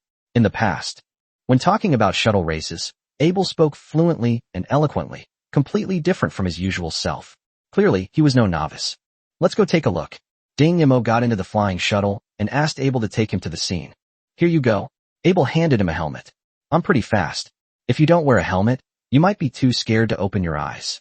The flying sandstone forest is located in the northwest of Spaceport and is a unique, naturally formed landscape. Abel led Ding Ma to the southeast corner of the forest, which is a common starting point for the race, while the finish line is in the northwest corner. Abel was clearly very familiar with the area and easily led Ding Ma on a lap around the forest. "How was it? Wasn't it cool?" Abel asked, beaming with pride after performing a few stunts, such as continuous aerial drifting. Ding Mo didn't reply, silently estimating the best route in his mind. "How fast can you run at the fastest?" Abel started the engine again. "Even at its fastest speed, this shuttle doesn't meet my requirements, so you'd better get a more powerful engine." Ding Mo patted him on the shoulder. "Run another lap at your fastest speed." Abel laughed and suddenly started the shuttle. This time, he ran a lap like his life depended on it, almost crashing into the rock pillars several times. Ding Mo recorded his performance. It seems that simply increasing speed is not very useful for Abel. His control still needs improvement. "Come on, let's switch." Ding Mo gestured for Abel to sit in the back, and he would drive the shuttle. Abel looked at him curiously. "Are you sure you can do it? By the way, where's your helmet?" "Helmet?" Ding Mo then remembered that he had casually thrown away his helmet earlier to get a closer look. "No need," he said, starting the shuttle. Abel watched Ding Mo's clumsy, starting maneuvers with amusement, clearly a novice. However, his laughter soon faded. Ding Mo's driving route was completely different from the one he usually drove. If he had been teetering on the edge of danger, Ding Mo was demonstrating what it meant to escape danger with his life. Several times, he watched Ding Missouri drive straight toward the rock pillar, only to miraculously miss it and veer away. When Ding Mo stopped, Abel felt his legs go weak. Ding Mo silently calculated the route. "I have a good idea," he said, unaware that his smile at that moment looked like a devil to Abel. "What a great idea." Abel suppressed the urge to vomit. "A brilliant idea that guarantees your victory. It's just a matter of whether you have the courage." Ding Mo's tempting words were like a devil crawling out of the abyss, alluring yet fraught with deadly danger. Chapter 84: Modifying the Flying Shuttle. Ding Mo abandoned Abel and drove the flying shuttle around the rocky forest at will. At least in Abel's eyes, Ding Mo was just strolling around. "Let's go." Ding Mo jumped off the shuttle. Abel got back into the driver's seat. "Shall we go check out the shuttle market?" Ding Mo shook his head. "No need. I told you, I have a good idea." It's unclear when it started, but Ding Mo's language skills have become increasingly fluent. A moment later, Abel looked at Ding Mo in shock. "This is your brilliant idea?" Ding Mo calmly operated the robotic arm, removing the engine from the back of Rog's mech. He then measured it against the shuttle and determined that it could be replaced, but this would require some adjustments to the shuttle's shape. Abel chimed in. "This engine is so big, how can it be installed on the shuttle? And the shuttle's material simply can't withstand this kind of energy circuit." Ding Mo rolled her eyes at him and started disassembling the shuttle piece by piece on her own. "Young master, that old guy hasn't made any moves, nor has he contacted any modification technicians." Wu Kunan said, "Oh," and then smiled as he said to the people around him, "It seems that old guy has given up. The real competition will still be between us. Kuan Nan, this is a top-quality flying shuttle crafted for me by the best craftsman in Huangsha City. I won't hold back this time." A proud young man laughed, with a jet blue flying shuttle beneath him. Wu Kunin smiled and lifted the cover beneath him, revealing a sleek, silver-gray shuttle in front of everyone. Wow, everyone exclaimed. Isn't this Master Danny's latest work? Where did you get it? Wu Kunin patted his mount proudly. I spent 700,000 yuan to get this through the Starnet. The crowd gasped again. $700,000 could buy a combat mech, and they were spending it on this? No wonder he's the governor's only son. He can control such a large sum of money. Dingamo, is there really nothing wrong with this shuttle? Abel sat nervously on the shuttle, preparing to start the engine. Dingamo removed his goggles. I replaced the engine's energy stone with the common quality used by the flying shuttle, and at the same time limited the engine's energy power. I added turbine blades to the outer shell to enlarge the airlock, and replaced the flying shuttle's head with a high-strength drilling alloy. He paused for a moment. So, don't worry. Even if you crash into a pulp, the flying shuttle won't be damaged. Abel's face darkened. But, he said, looking at the huge metal box behind the shuttle, which contained the shuttle's engine, carrying such a big box will definitely affect my speed. A cold glint flashed in Dingmo's eyes. Speed? You'll find out once you try. Abel didn't know how Dingmo had calculated it. He just wanted to test whether the shuttle could actually run. But as soon as he started the engine and turned his wrist, there was a loud bang, and the shuttle broke the sound barrier and shot straight into the sky. Abel returned after a long while, his face beaming with barely suppressed excitement. Amazing, absolutely amazing. No technician in Yellow Sand City could achieve this speed. Dingmo shook his head. It's still a bit too fast. I'll turn it down a bit more. Wait. Abel stopped Dingmare. Why turn it down? Isn't faster always better? Dingmo glanced at him indifferently. You'll know once you try it outside the city. Without saying much, Abel flew the shuttle straight to the flying sandrock forest. A moment later, he returned to Dingmo's side with a bruised and swollen face and handed the shuttle to Dingmo without saying a word. Just now in the flying sandrock forest, he thought that with his skills and the speed of the shuttle, he would definitely be able to achieve a very good result. However, in reality, he simply could not control such a fast shuttle and crashed into rock pillars one after another. If Dingmo hadn't replaced the shuttle's front with a high-strength alloy, the shuttle would probably have been scrapped there. Stand there, don't move. Dingmo made Abel stand still. He examined Abel's injuries, occasionally pinching them, causing Abel to yelp in pain. What are you doing? Dingmo pondered for a moment, then began to adjust the shuttle, explaining casually. Based on the extent of your injuries, we can determine the force you experienced during the impact, and thus estimate the speed you can skillfully control. Also, Dingmo looked at Abel seriously. You must drive according to the route I told you. Otherwise you have no chance of winning at your level. Abel nodded in agreement, but Dingmo saw a hint of dissatisfaction in his eyes. After thinking for a moment, Dingmo adjusted the controls of the shuttle again. 3 days later, the flying sandstone forest. Why didn't that guy who claims to be a veteran come? Wu Kunin asked Abel. Abel said, my father sent me here. Someone like you doesn't even need him to do anything. Wu Kunin sneered. I hope you won't regret it. If you want to deny your defeat, I can make sure you never leave Huangqing again. Enough talk. Let's get ready for the match. Dingmo pushed the shuttle to Abel's side, and immediately everyone's eyes fell on the strangely shaped shuttle. Ha! Ah! A red-haired youth clutched his stomach, laughing uncontrollably, pointing at Abel's shuttle. Look at that guy's shuttle. Is he going to deliver goods? Ah! Abel sat on the shuttle with a grim expression. Behind him was a huge metal box, which did indeed look like a deliverman's. He couldn't help but give Dingmo a reproachful look, but Dingmo didn't care at all, and was just seriously observing the people participating in the competition. Everyone laughed, but an old man behind the red-haired man laughed particularly contemptuously. Young man, who modified your flying shuttle? Tell me, so I can see which colleague is so talented. Abel's face darkened further. He recognized the old man as Eni, the famous shuttle modification master in Huangsha City. Presumably, the pure blue shuttle next to him was the result of this operation.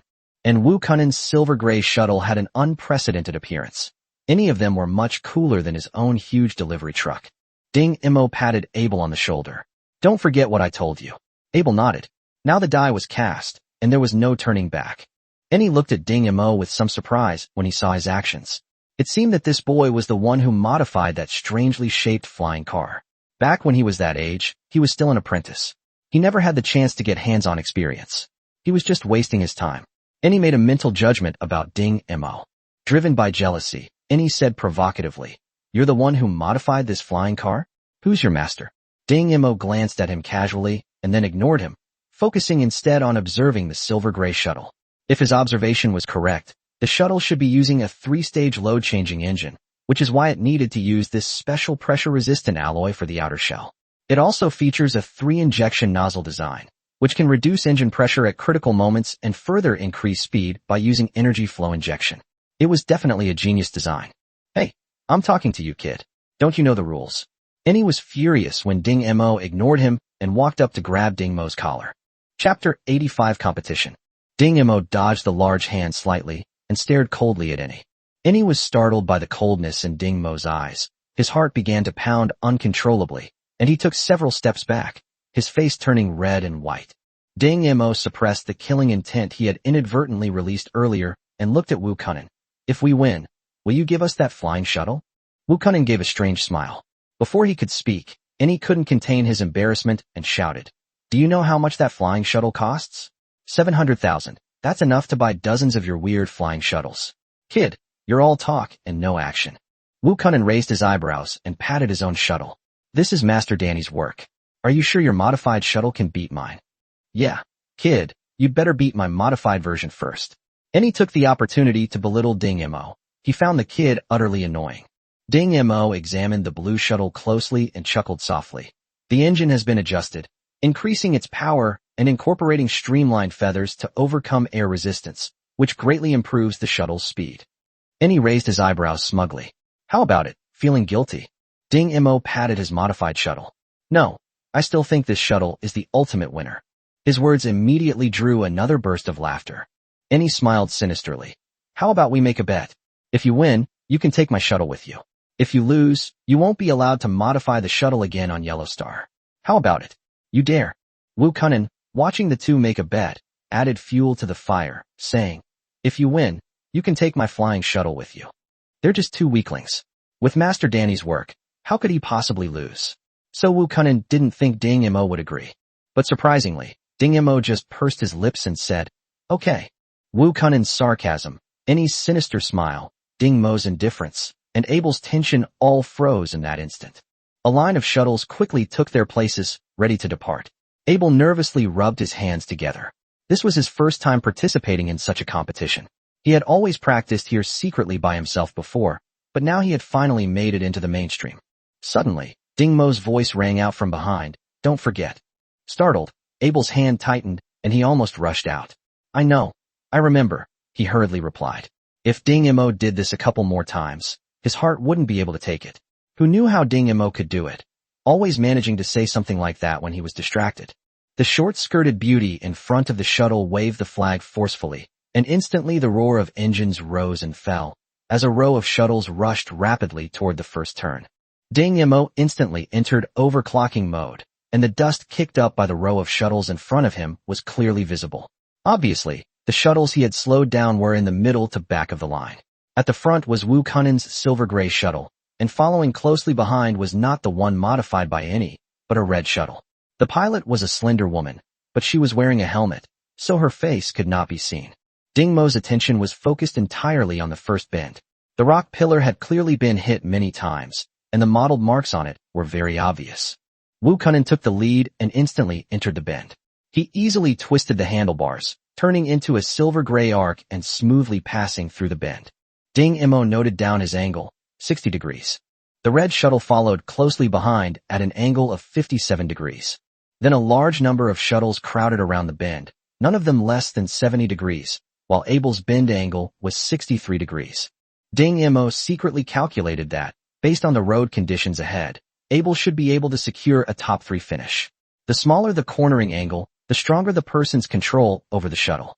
The woman driving the red shuttle was clearly more skilled than Wu Kunin. The only thing limiting her speed was probably the shuttle's performance. That silver-gray shuttle was indeed impressive, and it only used 2-stage load, far from reaching its maximum speed. It seems that Wu Kunin is a smart man. If he had used 3-stage boost load from the beginning, he probably would have lost control of the shuttle before even entering the curve. However, that's all. To fully utilize the performance of this silver-gray shuttle, he should change his route. According to Ding Mo's own calculations, there is a route that is longer than the currently accepted optimal route, but it has more straight sections. If he makes full use of the shuttle's speed advantage, he can reach the destination in a shorter time. As for the flying shuttle that any modified, Ding-Mo sneered. Simply pursuing speed is a limitation of the mechanic himself. This guy named Any probably has never personally driven the flying shuttle through this sand dune forest. If he knew that after the first bend, most of the remaining journey was full of dangerous hairpin bends, he probably would no longer be so smug. 1 minute later, the blue shuttle grazed a rock pillar and flew off, leaving the driver dazed and injured.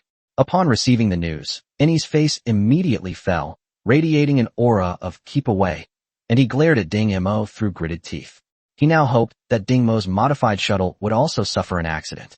Time ticked by, and through the sky and the invisible detectors placed in various corners, the people remaining at the starting point could clearly see the progress of the competition so far. The silver-gray shuttle and the red shuttle were far ahead, closely following each other.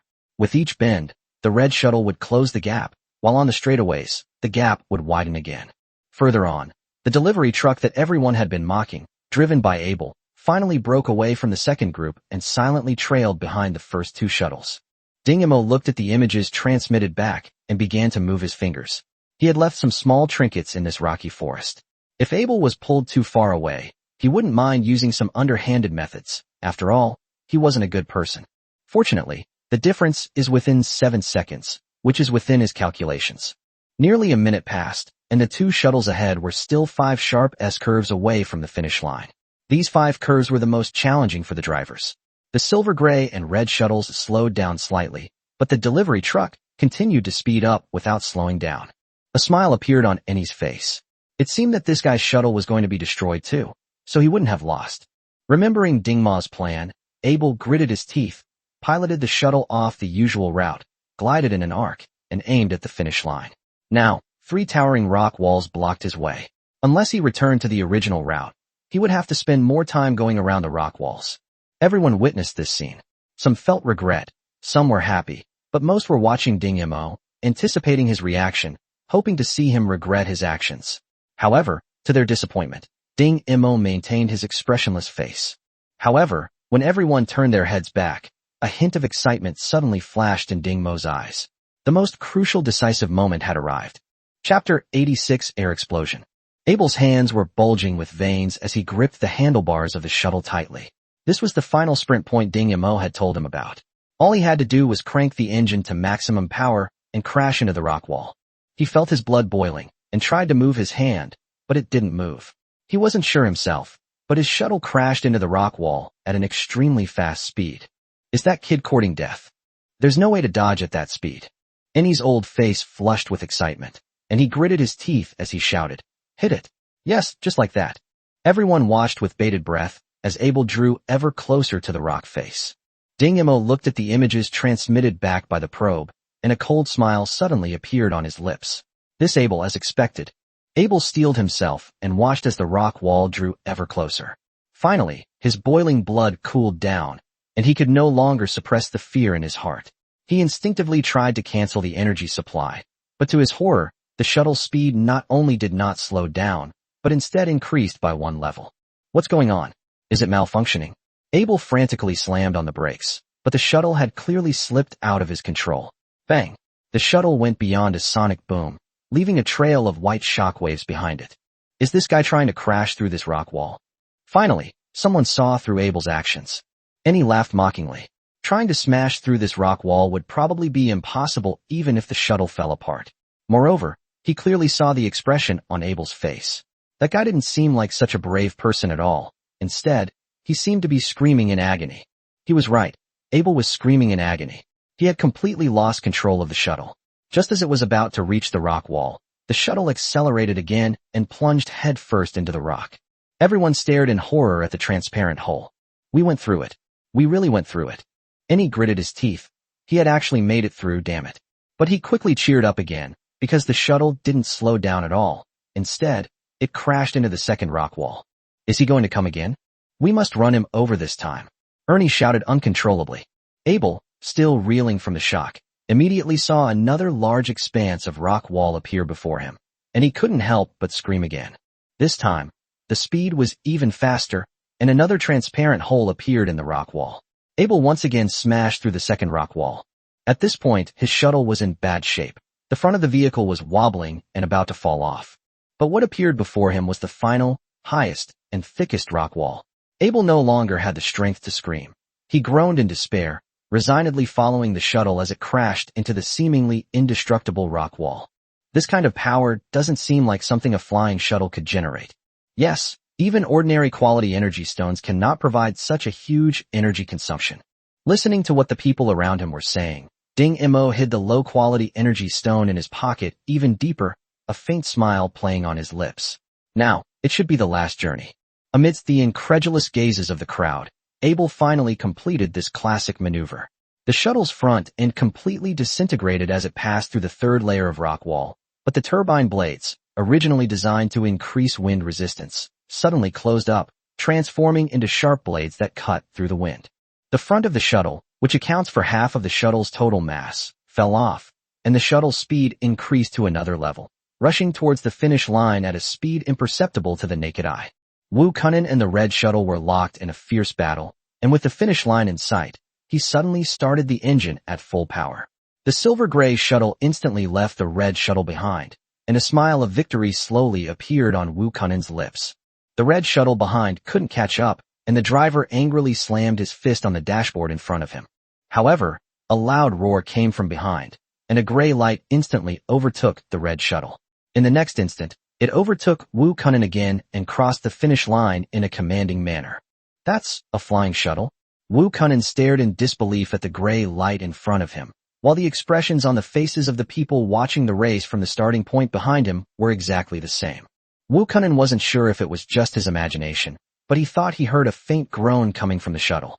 It's over, and he slumped to the ground. Losing a shuttle wasn't a big deal, but if word got out that what happened today, his title as the most skilled shuttle modification master in Huangsha City, would have to be given to someone else. However, no one's eyes left the screen. Out of the corner of Wu Kunin's eye, he saw the red shuttle suddenly fly off at an angle, as if it were fleeing for its life. What is she doing? The next second, Wu Kunin immediately realized that the speed of that shuttle had definitely exceeded the speed of sound. He hurriedly changed direction. If time were slowed down, it would be clear that Wu Kunin was trying her best to deviate from the normal route. The silver-gray shuttle's 3 jet nozzles were spewing red flames, and the white airburst circle behind it was gradually appearing. It was an airburst. Wu Kunin finally realized this at the last moment and made an evasive maneuver, but the huge explosion still made him stagger. Fortunately, the airburst was not directional. Otherwise, Wu Kunin would have been turned into a pile of minced meat on the spot. Is that a flying shuttle too? Wu Kunin cursed as he watched the gray shadow disappear into the distance. You win. Although his face was grim, Wu Kunin didn't bother to renege on his promise and reluctantly handed the silver-gray shuttle to Ding Mo. On the other hand, handed the blue shuttle to Ding Mo with an even uglier expression.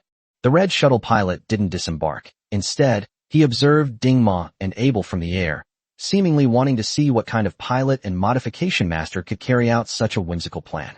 To be precise, the only person carrying out the plan was Ding Mo. Abel, who wanted to back out halfway, was completely held hostage by Ding Mo's tricks. When he reached the designated location, the energy circuit that Ding Mo had calculated began to automatically increase the engine power and break through the power limit that Ding Mo had intentionally left a loophole in. Therefore, in the final stage, it was the shuttle that led Abel to victory, which can be seen from Abel's still shaken eyes. Ding Mo, why did the shuttle eventually go out of control? Abel wasn't stupid. After a moment's thought, he realized that Ding Mo must have been behind it. Ding Mo walked to the shuttle and began to open the huge metal box at the back of the shuttle. I guess I miscalculated. Do you know I almost died? Abel's face turned bright red. Ding Mo rolled his eyes at him. According to my calculations, your probability of death is less than 1%, and as it turns out, my calculations were correct. Abel was furious, but couldn't utter a word. The huge metal box was quickly opened, revealing a large space inside besides the shuttle's engine. Ding Mo silently pushed the 2 shuttles he had won inside, locked the metal box, and smiled with satisfaction. Abel, Wu Kunin, and Annie were all dumbfounded. Did this guy plan this all along? In the most famous bar in Huangsha City, the proprietress, Carol, looked at the 3 photos, her red lips curving slightly. I didn't expect 3 groups of people to come looking for you. You really are a handsome young man. She casually pulled out a lighter and lit the photo on fire. Ding Mo's handsome face gradually turned to ashes in the flames. Two bartenders stood in front of her, looking at the still attractive proprietress nearing middle age with no infatuation in their eyes, but rather with stern expressions. Carlyle lazily blew the dust off the table. Same as always.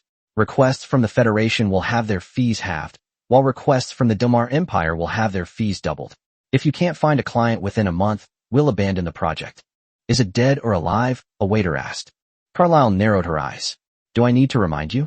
We only provide information, we don't do anything ourselves. As for the little guy's fate, let's leave it to destiny.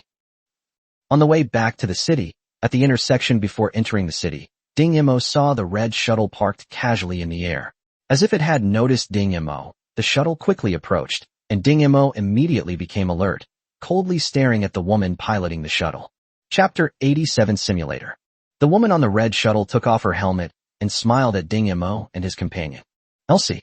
Abel was clearly very surprised. In his memory, Elsie had always been a quiet person who would often blush when teased in the bar. He couldn't imagine that the dashing female rider from just now was Elsie. Ding Mo sized up the girl named Elsie. She was about 1.5 meters tall, with yellowish-brown hair, small freckles on her cheeks, and a pair of eyes that were frighteningly bright. At this moment, those bright eyes were fixed on Ding Mo. You're the technician who modified this shuttle, right? Could you please help me modify it? Under the girl's expectant gaze, Ding Mo withdrew his scrutinizing look. No. Huh. Elsie looked bewildered, seemingly taken aback by the unexpected answer. Why? Not interested. Ding Mo said, starting the shuttle on his own, leaving Elsie with only the silhouette of a huge metal box. The girl, who considered herself extraordinary, was naturally unhappy. As a favorite among many gold prospectors in Huangsha City, she always felt she deserved all kinds of preferential treatment. Unexpectedly, she ran into a wall with Ding Mo. In fact, the girl also had her own thoughts. After all, Ding Mo's appearance was quite extraordinary, and the girl couldn't help but have some intention of befriending him. Watching the delivery truck drive away, Elsie pouted. You'll agree sooner or later. Her face was full of cunning and calculation. The naive girl probably didn't know that from the moment she crossed paths with Ding Mo, her carefree life was about to end. News of Huangsha City spread quickly, and within half a day, most people knew that Abel had won first place in the flying sandrock forest. Besides the friends who came to congratulate him, many more people wanted to witness Ding Mo's talent, since such imaginative modifications weren't something just any mechanic could pull off. Ding Mo, however, kept the door locked, planning his work inside. The first thing is to find a way to contact the Federation. Ding Mo wrote down the most important thing. After all, he still had the gene bomb injected by Luo Jianting in his body, and no one could guarantee that this thing would not suddenly cause problems. It must be said that Luo Jianting was very meticulous in his work. If it weren't for this threat, Ding Mo might have left the Federation and disappeared without a trace. The second thing is to continue investigating the origin of that pattern. Before leaving Blue Star, Luo Jianting failed to find the federal detective, as if the person did not exist at all. This, on the contrary, confirmed for Ding Mo that there was another group of people watching him, and they should be related to that pattern. Abel, sell those 2 shuttles. Ding Mo said to Abel as he heard the voices outside gradually quiet down. Abel stopped stroking the silver-gray shuttle and said reluctantly, Why? This shuttle is the work of Master Danny. It can practically be called a work of art. Ding Mo glanced at him disdainfully. A defeated opponent. No use keeping him around. Abel was speechless, but he immediately leaned closer and asked, What do you need so much money for? Ding Mo sized up Abel, and that strange look sent a chill down Abel's spine. Why are you looking at me like that? Even though you're very beautiful, I still prefer women. Do you want to pilot a mech, a combat mech? Abel didn't expect Ding Mo to ask such a question, but he immediately realized, You have a way? Heaven knows how much he longed to pilot a real mecha. After all, mechas are a man's romance. Ding Mo gestured with his chin toward the 2 shuttles he had won back. Sell them, and I'll have a plan.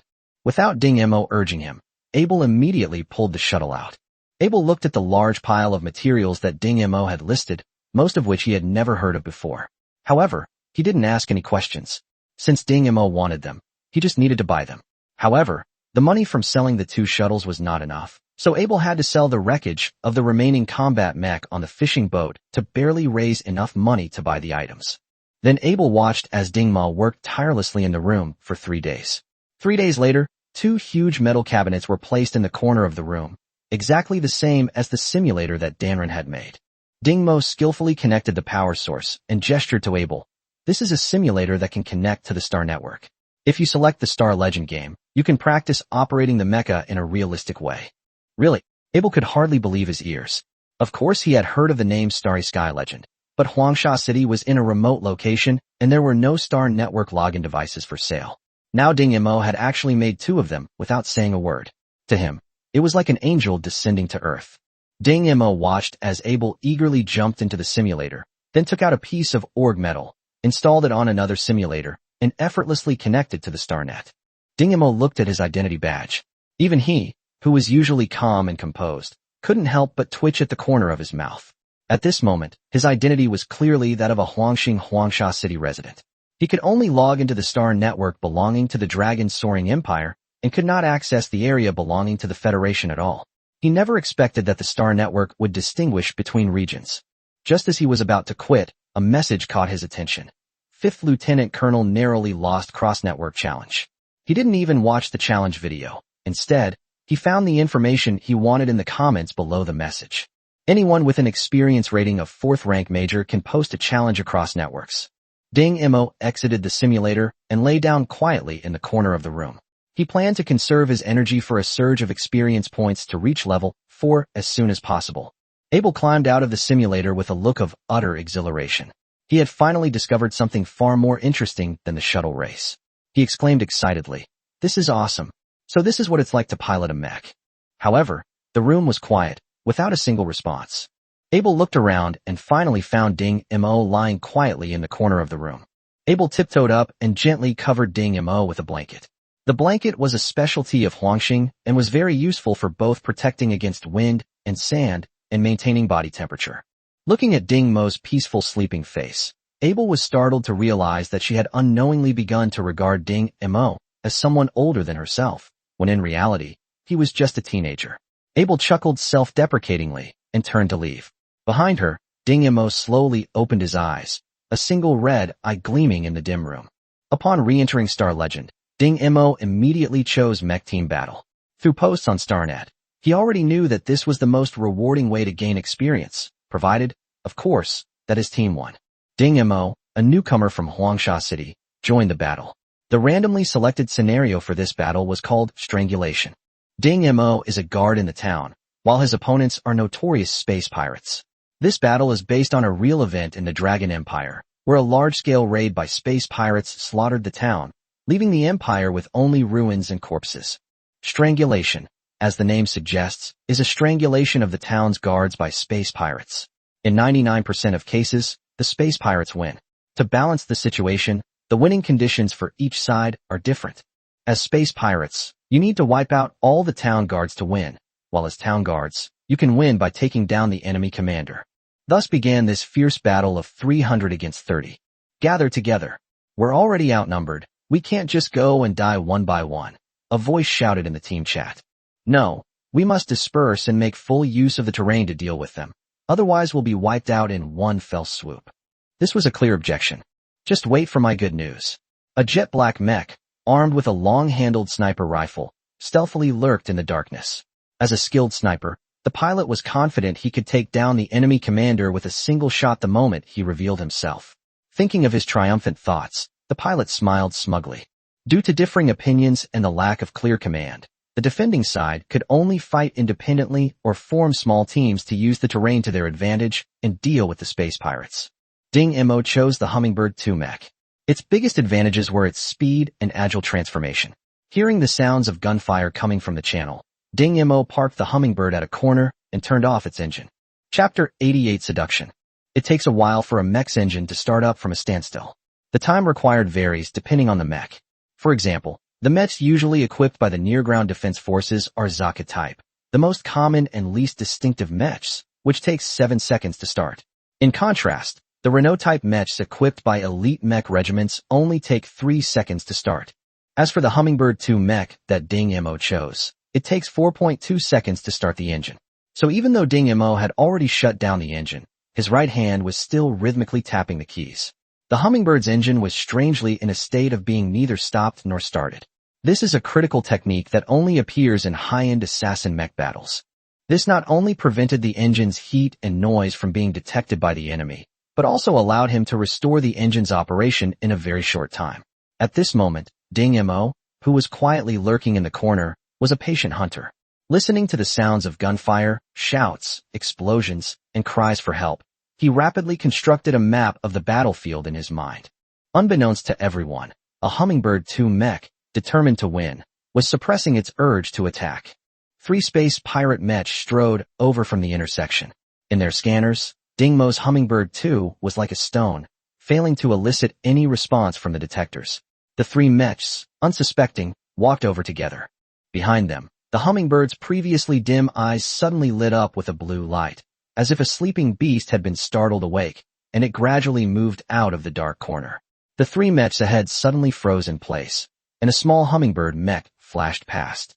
"Commander, we have lost more than 20 mechs in Area C3 and have not found any trace of the enemy." Finally, someone on the pirate side realized something was wrong.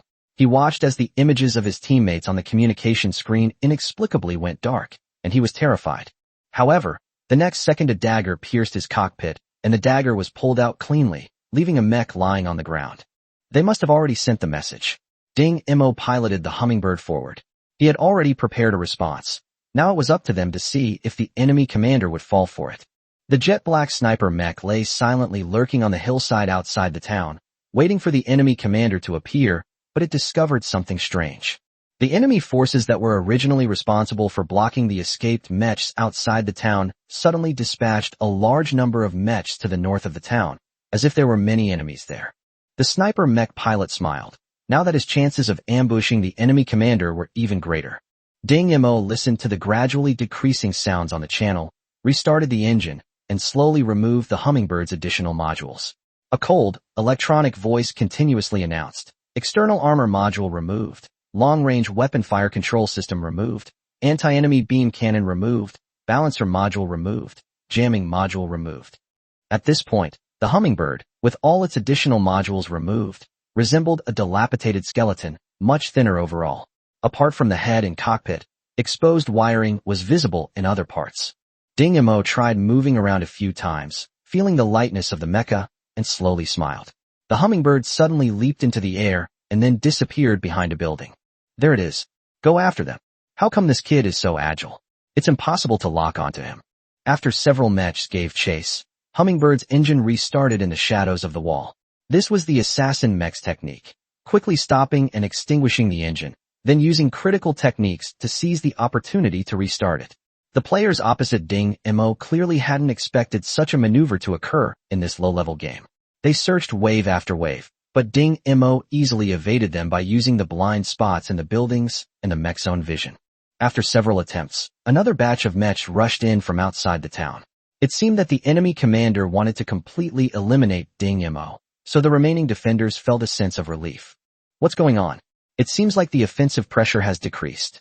"I don't know either. There were 3 mechs chasing me just now, but I don't know where they went."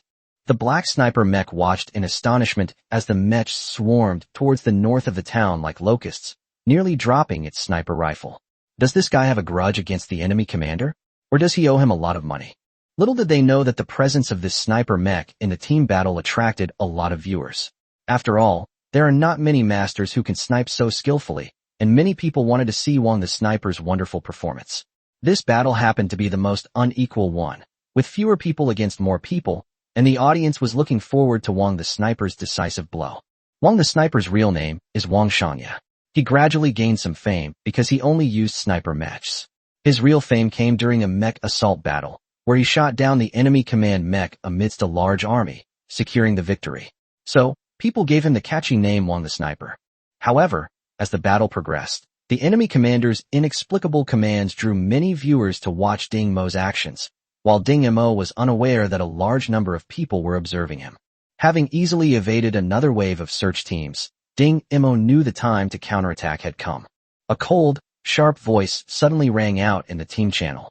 The enemy commander should not have many guards left. If you want to win, now is the time. Who's speaking? How did you know? You're not lying to us, are you? Wang Shanya saw the opportunity and shouted, "I'm Wong the Sniper. The time for a counterattack has come. Brothers, charge." Suddenly, he remembered something and added, Remember to avoid the northern area. Ding Mo pulled the dagger from the back of the enemy mech and began running towards the enemy commander's location. He had already diverted most of the enemy's forces. Now, all he needed to do was deliver the final blow. Unlike other players, Ding Mo never placed his hopes on others. Just as he rushed out of the town, he saw a few mechs advancing towards the enemy base. It seemed that many of his comrades had sacrificed themselves in the previous battle. Yes, charge.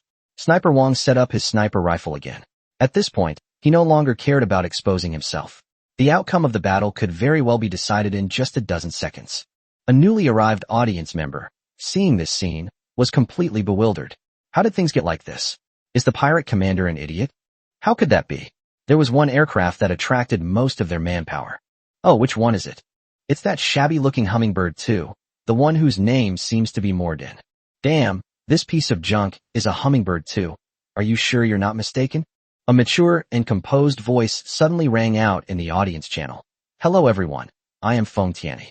The dilapidated mecha you just mentioned is indeed the hummingbird type 2. As for why it turned out like this, let me explain it to you. The channel immediately erupted in excitement. The wind god himself is giving a lecture. I didn't expect the wind god to be here too. Hello, Fengshen. Quiet down, everyone, and listen to Fengshen's explanation.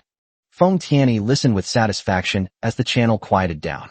As a senior commentator for Star Legend, he had personally commentated on 2 championship tournaments and 4 honor battles, making him one of the best commentators. Originally, he just wanted to see what kind of tricks Wong the Sniper would pull off today and gather some material, but he didn't expect to encounter such an interesting battle. Hearing the lively discussions in the channel, he also became interested. The pilot of this hummingbird must be a very experienced expert. I estimate he is at least 30 years old. Over 30 years old. The audience speculated about which masters were over 30, unaware that they had been led astray by Feng Tianyi from the very beginning.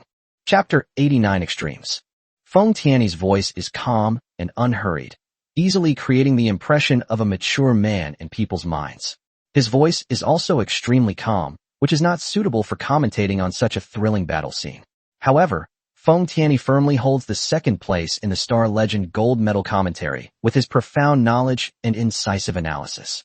As for the first place, it is of course the little princess of the Cortez group, the Silver War Maiden. There are many skilled players over 30 years old, but only a handful are adept at close combat and enjoy playing multiple accounts.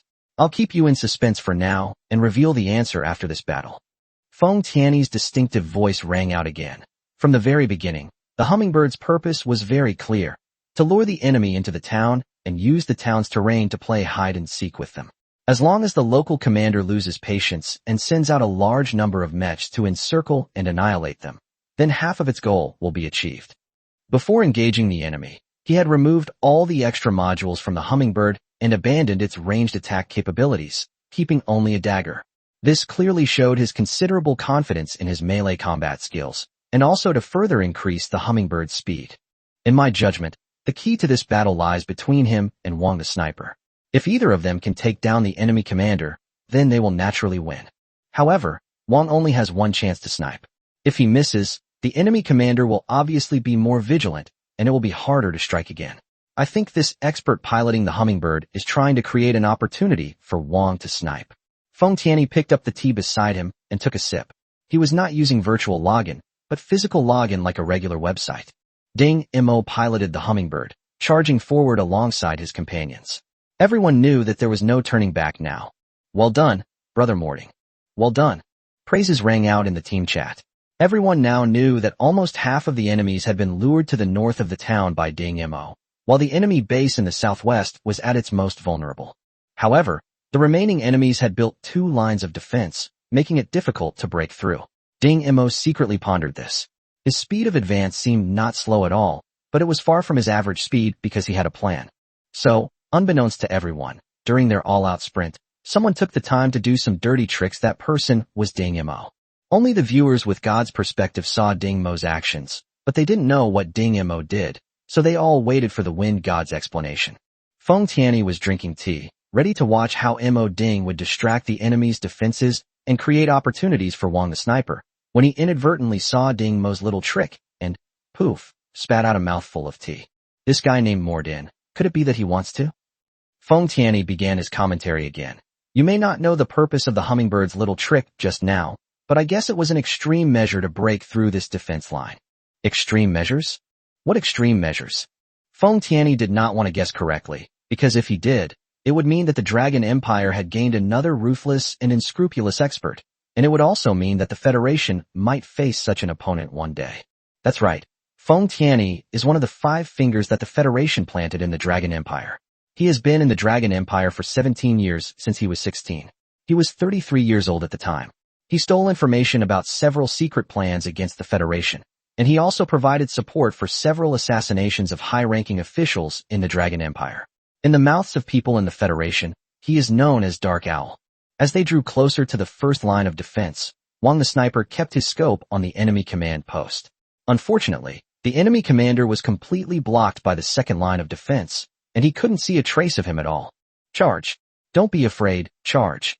Facing an enemy force several times their size, Ding Mo and his group shouted and charged forward. Intentionally or unintentionally, Ding Mo quietly fell behind by a step. Then what happened next stunned everyone. Hummingbird suddenly swooped past the side of a mech, paused, assumed a lunge position, grabbed the back of its own mech with its right arm, and threw it forward with force. The pilot, hovering in midair, frantically maneuvered the mech, only to find himself unable to control it. He was pierced by several beams of light and crashed into the enemy's defenses. The next second, a towering inferno illuminated everyone's faces as the mech self-destructed. The matter was far from over. Taking advantage of the moment when everyone was stunned, Ding Mo repeated the same tactic, throwing all of his own mechs over one after another. Then Hummingbird leaped up and forcefully passed through the first line of defense through the gap created by the self-destruction. This guy is too ruthless. He can even do this to his own people. This was a viewer who was clearly dissatisfied with Ding Mo. How did he do that? Why couldn't those mechs move after they were thrown out? This was a question from an audience member who wanted to get to the bottom of it. Wang the sniper hadn't expected this turn of events.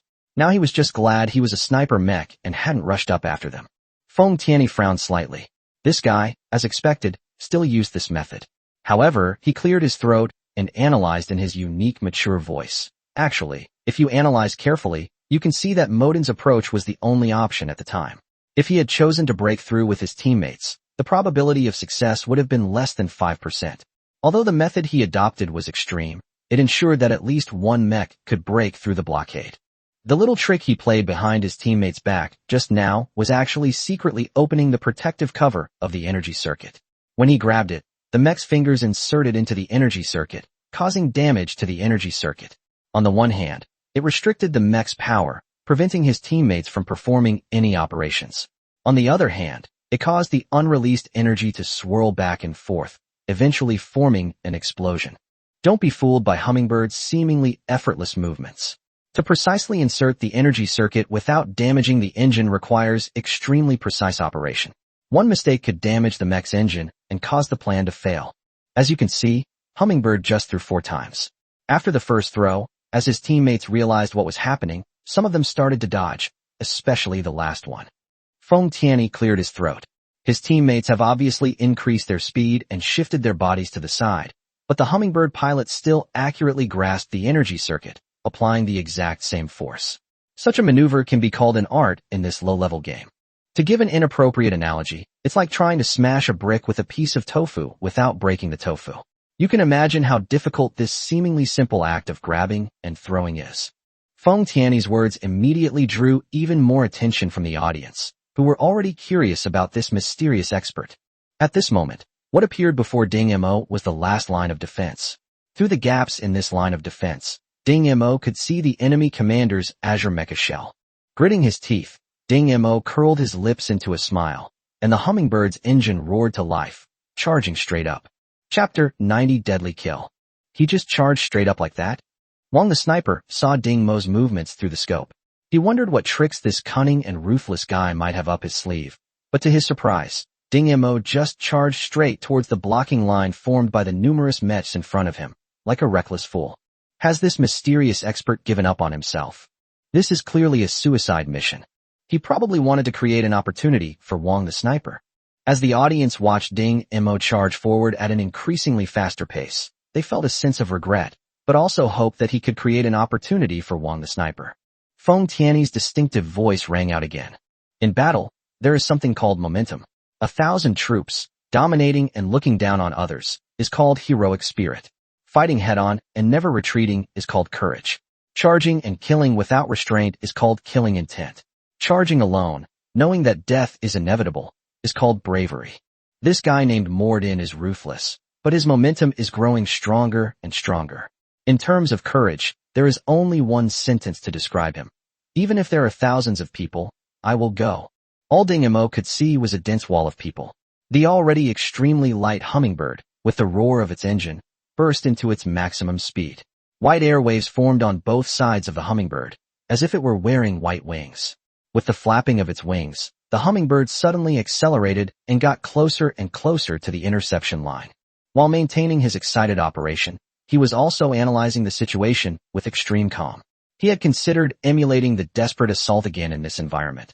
But firstly, he had no teammates he could trust, and secondly, even if the hummingbird's engine self-destructed, it wouldn't cause much damage. The only remaining way is to get through, and the only thing to rely on is speed. Ding Mo knows that his current speed is not enough. Only by exceeding the reflexes of the people in front of him can he get through this barrier before the enemy can react. The interceptor mechs in front finally began firing, a dense barrage of beam weapons and ammunition forming a barrage that swept in from all directions. We can't get through. That was Wang the sniper's opinion. We can't get through this. That's the audience's opinion. Feng Tiany remained silent, a rare occurrence. He didn't know what this guy named Mo Ding was planning to do, but he knew that a master who could forge ahead would never admit defeat so easily. A dazzling light flashed in Ding Mo's eyes.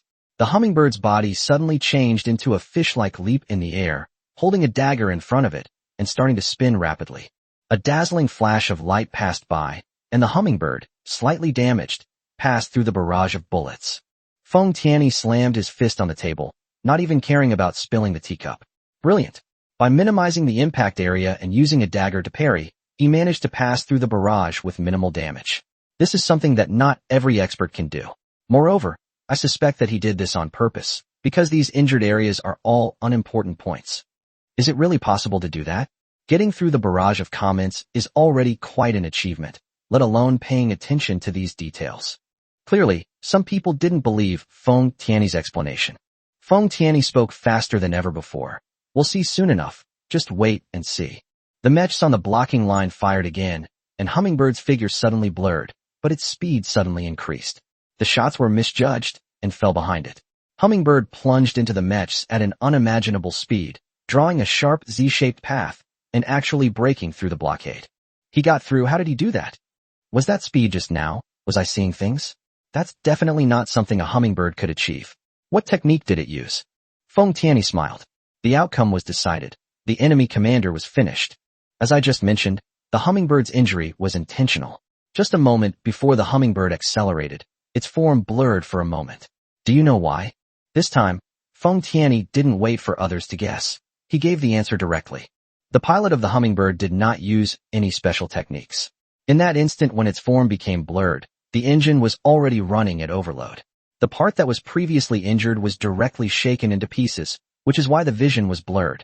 And the hummingbird, which further reduced its mass, achieved a speed that no one had ever reached before because of this slight difference.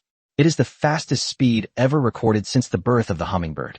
It was this speed that caught the mechs off guard, allowing the hummingbird to easily penetrate their defenses.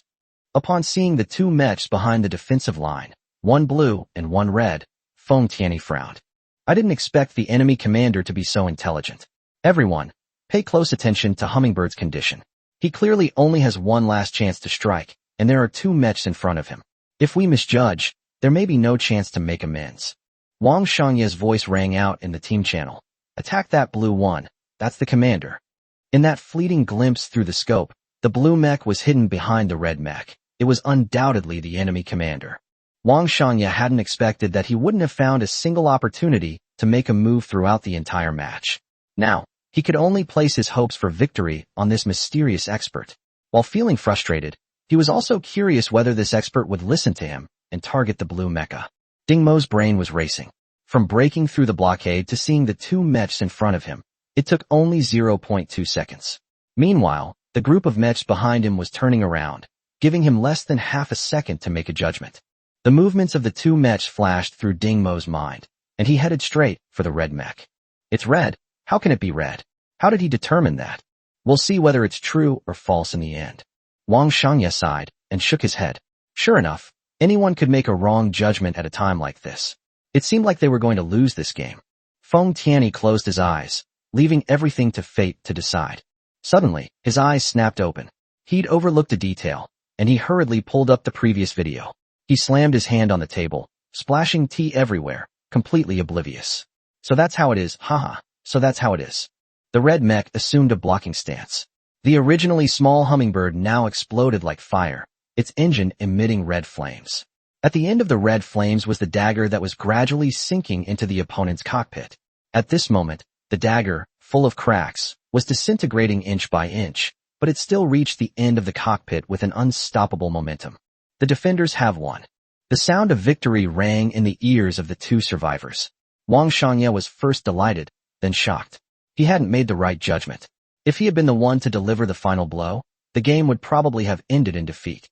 How is this guy named Morden so amazing?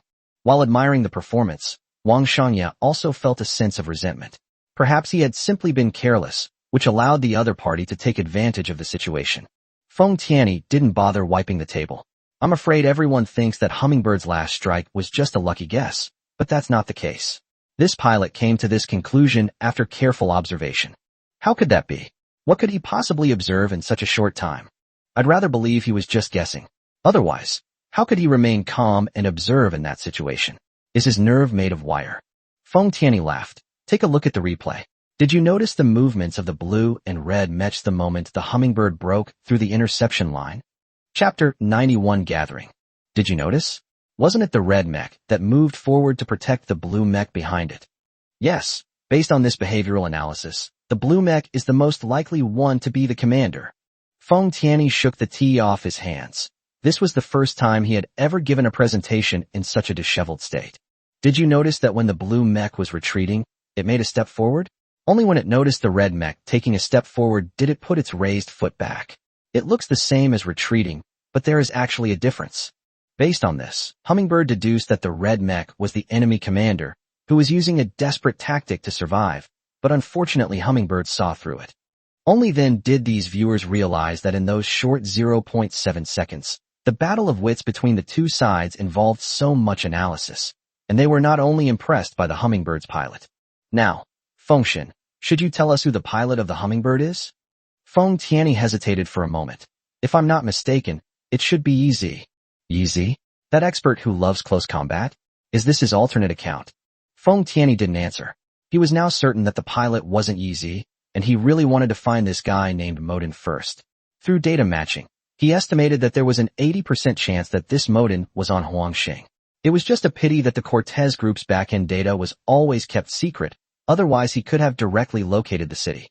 After thinking for a moment, Feng Tianyi activated the Level 2 encrypted communication channel. Sender, ring finger knuckle, objective, find or eliminate the following targets. The encrypted message was transmitted to the headquarters of the Palm at an extremely fast speed. After being decrypted and analyzed, it was immediately relayed to Ding Shiji, who was closest to Huangxing. Ding Mo didn't know why his father, Hebrew, had been invited to the gathering by the governor. He had originally planned to continue his efforts and fight a few more battles after seeing that he had already reached the experience level of a Tier 1 elite soldier, but Hebrew had dragged him here. Of course, Abel was also with them. Hearing that the governor had invited his father to a gathering, Abel insisted on coming along. Thinking of this, Ding Mo was a little surprised as to why he had been singled out. The governor couldn't possibly know him.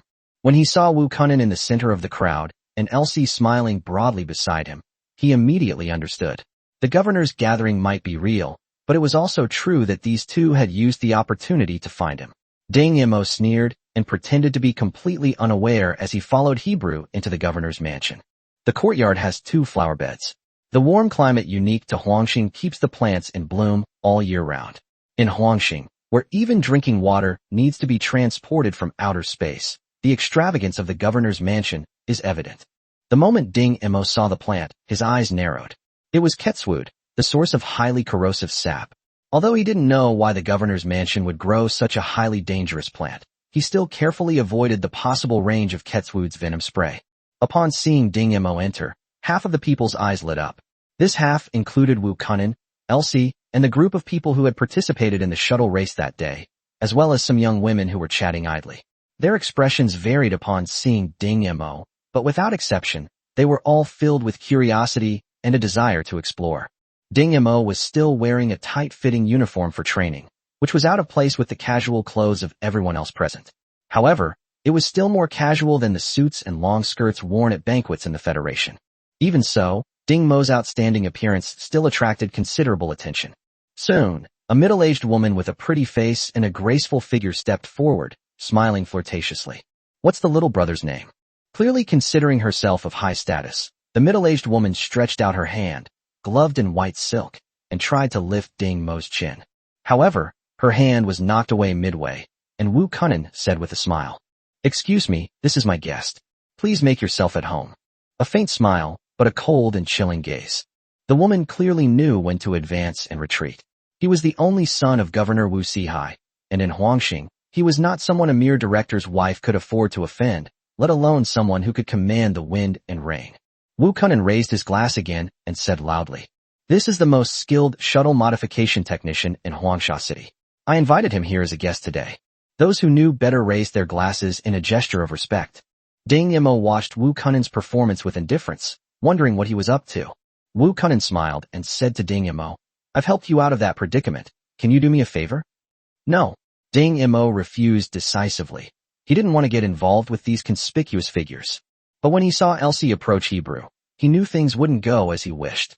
"Ding Mo, do your old man a favor," came the hoarse voice characteristic of Hebrews. Ding Mo did not refuse directly. He had very mixed feelings about Hebrew and Abel. After all, they were his saviors, and Hebrew had even helped him obtain resident status in Huangsha City. "What kind of help?" "Help Elsie modify her shuttle. Her father saved my life back then," Hebrew said, half ashamed and half nostalgic. Ding Mo didn't hesitate this time. "Okay." It was just a matter of modifying a flying shuttle. He was simply afraid of trouble, not that he was truly ignorant of human relationships. He could refuse Elsie's request because they didn't know each other, but if Heber asked him to modify a shuttle or even a mecha, he would agree without hesitation, even if it was just a matter of time. Elsie, who had been listening intently, beamed with delight. "Dad, thank you so much. Ding Mo, come with me." She grabbed Ding Mo's hand and led him to the back. At his father's prompting, Abel hurriedly followed. He and Elsie were practically kindred spirits and childhood sweethearts. Their fathers died on the same day protecting their comrades. Elsie was raised by her mother, Carol, while Abel, who had long since lost his mother, was taken home by his father. Carlyle watched her daughter walk towards the back of the crowd, holding the hand of a handsome young man. A slight smile appeared on her lips, but it quickly froze. It was him, the boy in that photo. Who would have thought? It came to me so easily. Carlyle's smile vanished for a moment, then immediately became even brighter. After all, who wouldn't be happy about the large sum of money that was about to be earned?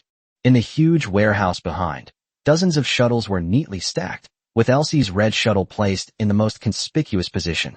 Ding Mo looked at the large group of people who followed him in, then at Elsie, his eyes filled with questions. Wu Kunin tried to smooth things over, saying, "We all want to see your craftsmanship. Master Ding Mo, may we watch it?" Although Wu Kunin made things difficult for Hebrew when he was processing his identity documents, it was out of his own dislike for veterans. He was not an unreasonable person by nature. Wu Kunin was very willing to befriend Ding Mo, who was young and capable, so he spoke to Ding Mo with exceptional politeness. Ding Mo glanced at Elsie with a scrutinizing gaze and said calmly, "I have 2 modification plans. One is that you personally take me flying through the sandstone forest, and I will make adjustments based on your characteristics. Secondly, take off all your clothes so I can examine your musculoskeletal condition before making any targeted adjustments." Chapter 92 Attack. Elsie hadn't expected the second option to be like this, and her face flushed red, so red that even her freckles were barely noticeable. She pointed at Abel, somewhat embarrassed and annoyed. "And him? What method did you use when you modified his shuttle?" Abel scratched his head somewhat embarrassedly. "I have both, and I only kept 1 pair of underwear." "That's right." When Ding Mo examined his injuries, he also took off his clothes to check, but since they were both men, he didn't think much of it. Meanwhile, several newly arrived smuggling ships were docked at Huangxing Spaceport. The guard stationed at the spaceport conducted a routine inspection and found that, except for one ship, the others were carrying mecha parts and some loose weapons. They waved their hands and marked the identification tags with normal markings. After they left, clandestine operations began aboard the smuggling ship. The mech's components were assembled one by one. The frame, external modules, engine, energy circuit, armor, and sensors. In the governor's mansion, on the second floor of the study, the governor, Wu Sihai, stood at the lower end of the table, while sitting at the head of the table was a red-haired, scarlet-eyed young man with a spirited face and eyes that exuded an air of dominance. My lord, all the veterans who once belonged to the Third Guard are here today. What do you intend to do? Yi Kanglin waved his hand. When my mother left you here, did you ever resent her? Wu Sihai knelt down on one knee. My subordinates only know how to obey orders and never harbor any resentment. What about the others? What do they think? Yi Kanglin did not miss any expression on Wu Sihai's face. What my subordinates think is what they think. Wu Sihai's words were resounding. Wu Su, who had single-handedly trained them into elite guards, was like a second parent to them. The woman who rescued them from the orphanage gave him this name herself. From now on, you will be called Wu Sihai, meaning the 4 seas and 8 wastelands, which are all the king's land. A violent roar suddenly erupted, and the intense shockwave instantly changed Wu Sihai's expression. A shockwave grenade. Someone is attacking. The guests in the courtyard had already seen the attackers, 3 battered mechs. The worn-out markings reminded them that this was an assassination attempt that could not be named. As for who the main target of the assassination was, no one knew better than Wu Sihai and the veterans. The area where the stun grenade exploded was now littered with corpses. The women who had been joking around and the self-proclaimed handsome young men all turned pale and scattered in all directions. Carlyle anxiously looked back and saw Ding Mo expressionlessly knocking away the falling rocks, while Elsie remained in the same spot with a look of horror on her face. Had he saved her daughter? Carlyle frowned. Wu Kunnan, who was in the warehouse being renovated, hadn't figured out what was going on when he suddenly heard someone beside him say, "Activate energy shield, defense system, stabilization support system, and emergency evacuation system."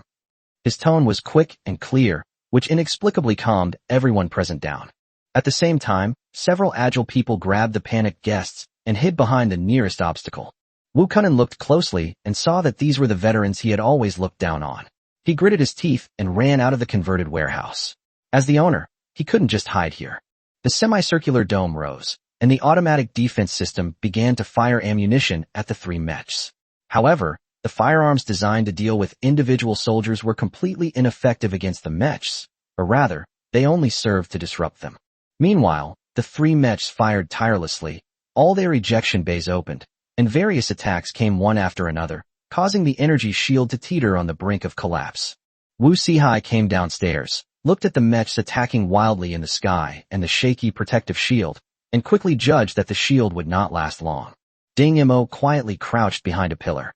7 minutes and 40 seconds was the estimated time the energy shield could last. Moreover, the 3 mechs' frantic attack posture clearly indicated that they were suicide soldiers, the kind who didn't care about their escape route. Ding Mo's eyes flickered uncertainly. There were clearly no weapons in this governor's mansion that could counter the mechs. His greatest hope was that the nearby garrison could arrive in time. Hold on for 5 minutes. The garrison will arrive soon, and none of these guys will escape. Wu Sihai spoke loudly, feigning composure, and everyone's expressions relaxed. Wu Kunnan, who had also heard his father's words, breathed a sigh of relief. But then an old soldier suddenly came over and pulled him into a corner. He angrily tried to pull his hand away, gritting his teeth as he asked, "What are you doing?" The veteran had an incredibly strong grip, holding Wu Kunnan's hand tightly and refusing to let go. Old Wu is lying. It will take the garrison at least 10 minutes to get here. What? Wu Kunnan's expression changed. The veteran continued, "If the energy shield breaks later, you'd better seize the opportunity to slip away. The shuttle here is a very suitable tool, if you're lucky." "And what about you?" Wu Kunnan asked with difficulty. The veteran smiled but didn't say anything, but Wu Kunnan understood instantly, and his face turned extremely ugly. "There's still a chance." Ding Mo suddenly interrupted. He had heard clearly that the garrison wouldn't be able to get here in time, and he had to find a way to save himself. "What opportunity?" Wu Kunnan asked hurriedly. Ding Mo glanced at the flying shuttle in the warehouse. "Flying Sandrock Forest, how did you lose?" "How did you lose?" Wu Kunnan instantly understood.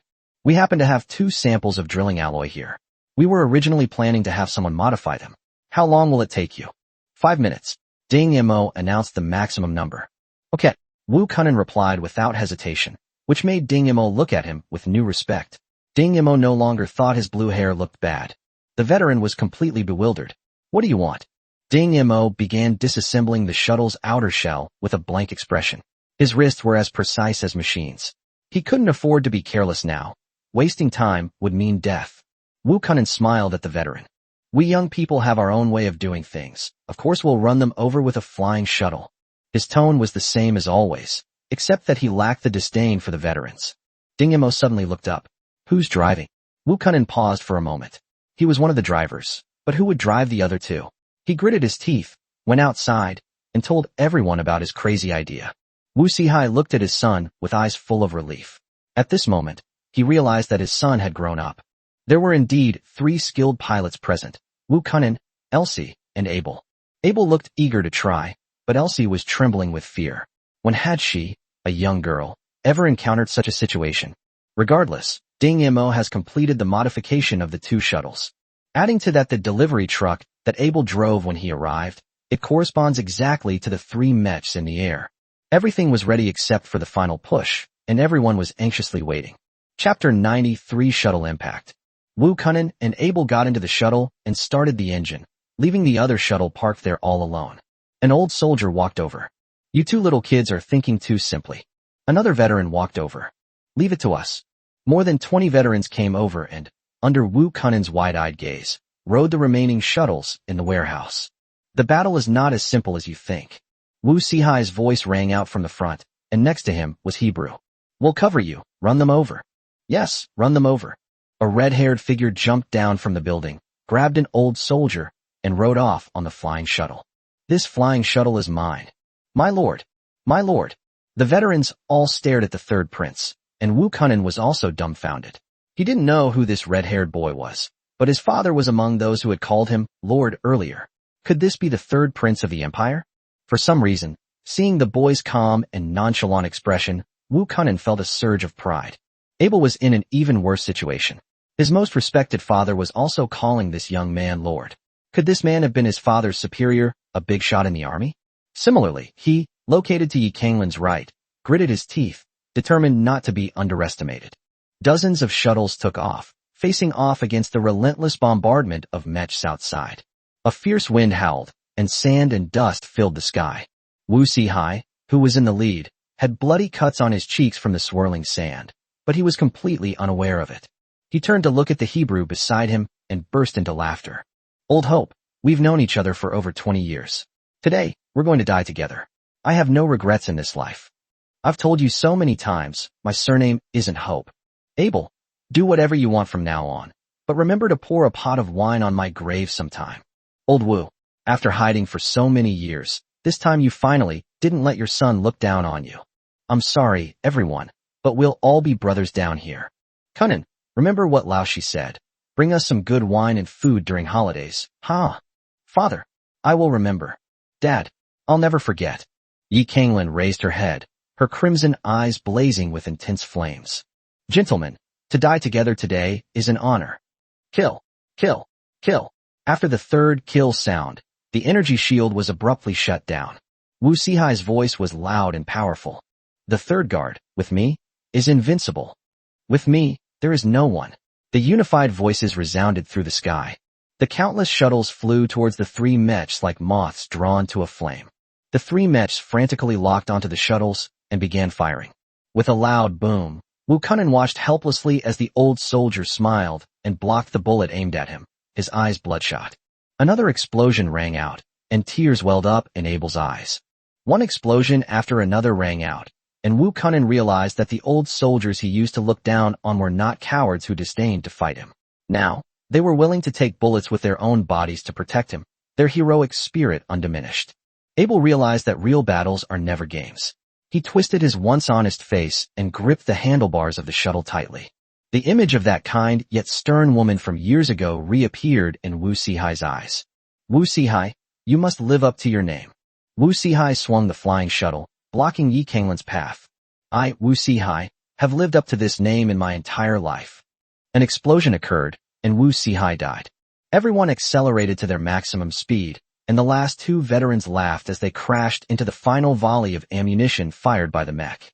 Old Zhang, raise a glass. Old Li, let's drink together. Happy. Amid the explosion, Abel heard the red-haired boy beside him reciting something. Today we fight together against the enemy. Tomorrow I will toast you with 3,000 cups of wine.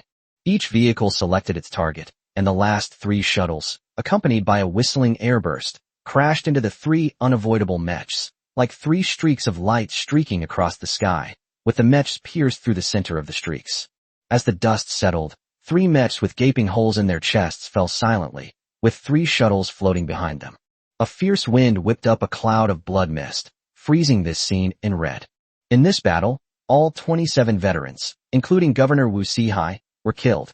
Since there were no intact bodies at the scene, Wu Kunin had to arrange for people to gather all the bodies together and erect a tombstone. Yi Kanglin raised his wine glass, pouring the wine onto the tombstone. May you all go ahead on the road to the underworld, and we who follow will never forget you. The clear, sweet wine washed the tombstone clean, but the dark red stain would never fade. Inscription: Wu Sihai and Hebrew, members of the 3rd Imperial Guard, sacrificed themselves here to protect the 3rd Prince. Their will is unwavering, and they have no regrets in this life. Would you like to join my personal guard? Abel looked at Yi Kanglin with surprise and excitement, unable to speak. My men will come to pick you up once this matter is settled. Yi Kanglin then looked at Wu Kunin. Your father earned the position of governor for you, and I also need a trustworthy person to control Huangxing. I am very reassured to entrust it to you.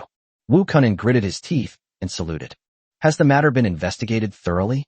It's been confirmed. 2 smuggling ships at the spaceport belonged to the 2nd Prince. They had already left Huangxing before the attack. A cold glint flashed in Yi Kanglin's eyes. Let them be buried with us. It's time for Dragon Beard No. 1 to get some exercise. Seeing Yi Kanglin casually issue the kill order, Wu Kunin knew that the 2 smuggling ships were doomed, and he saluted again. My lord. Explain. Another person deserves credit this time. He modified all 3 flying shuttles. Oh. Yi Kanglin became interested. It was rare to find someone so calm and collected in the face of danger, and she wanted to see for herself. Ding Mo, come in, Wu Kunin called out. Ding Mo slowly walked in, looking at the red-haired boy standing in the center of the hall, who was even more handsome than himself, and felt inexplicably familiar with him. Yi Kanglin's expression suddenly changed when he saw the heterochromatic eyes, one red and one black. It's you. Ding Mo also remembered. Scar's secret passage, 2 halves of a card, a mecha in the smoke and dust. His pupils contracted sharply, and without hesitation, he turned and jumped off the building. The sound of something cutting through the air came from behind him. Without turning around, Ding Mo knew that it was that guy who had caught up with him. How come he hadn't recognized him before? Without hesitation, Ding Mo rushed into the courtyard, slightly tilted his head, and locked Yi Kanglin's position in the corner of his eye. He clenched and then released his hand, and a dull dagger appeared in his hand. He gently slashed at the side of Ketsmu while his figure rushed forward at high speed. Hiss! A slight spray of venom escaped, and Yi Kanglin instinctively raised his hand to block it.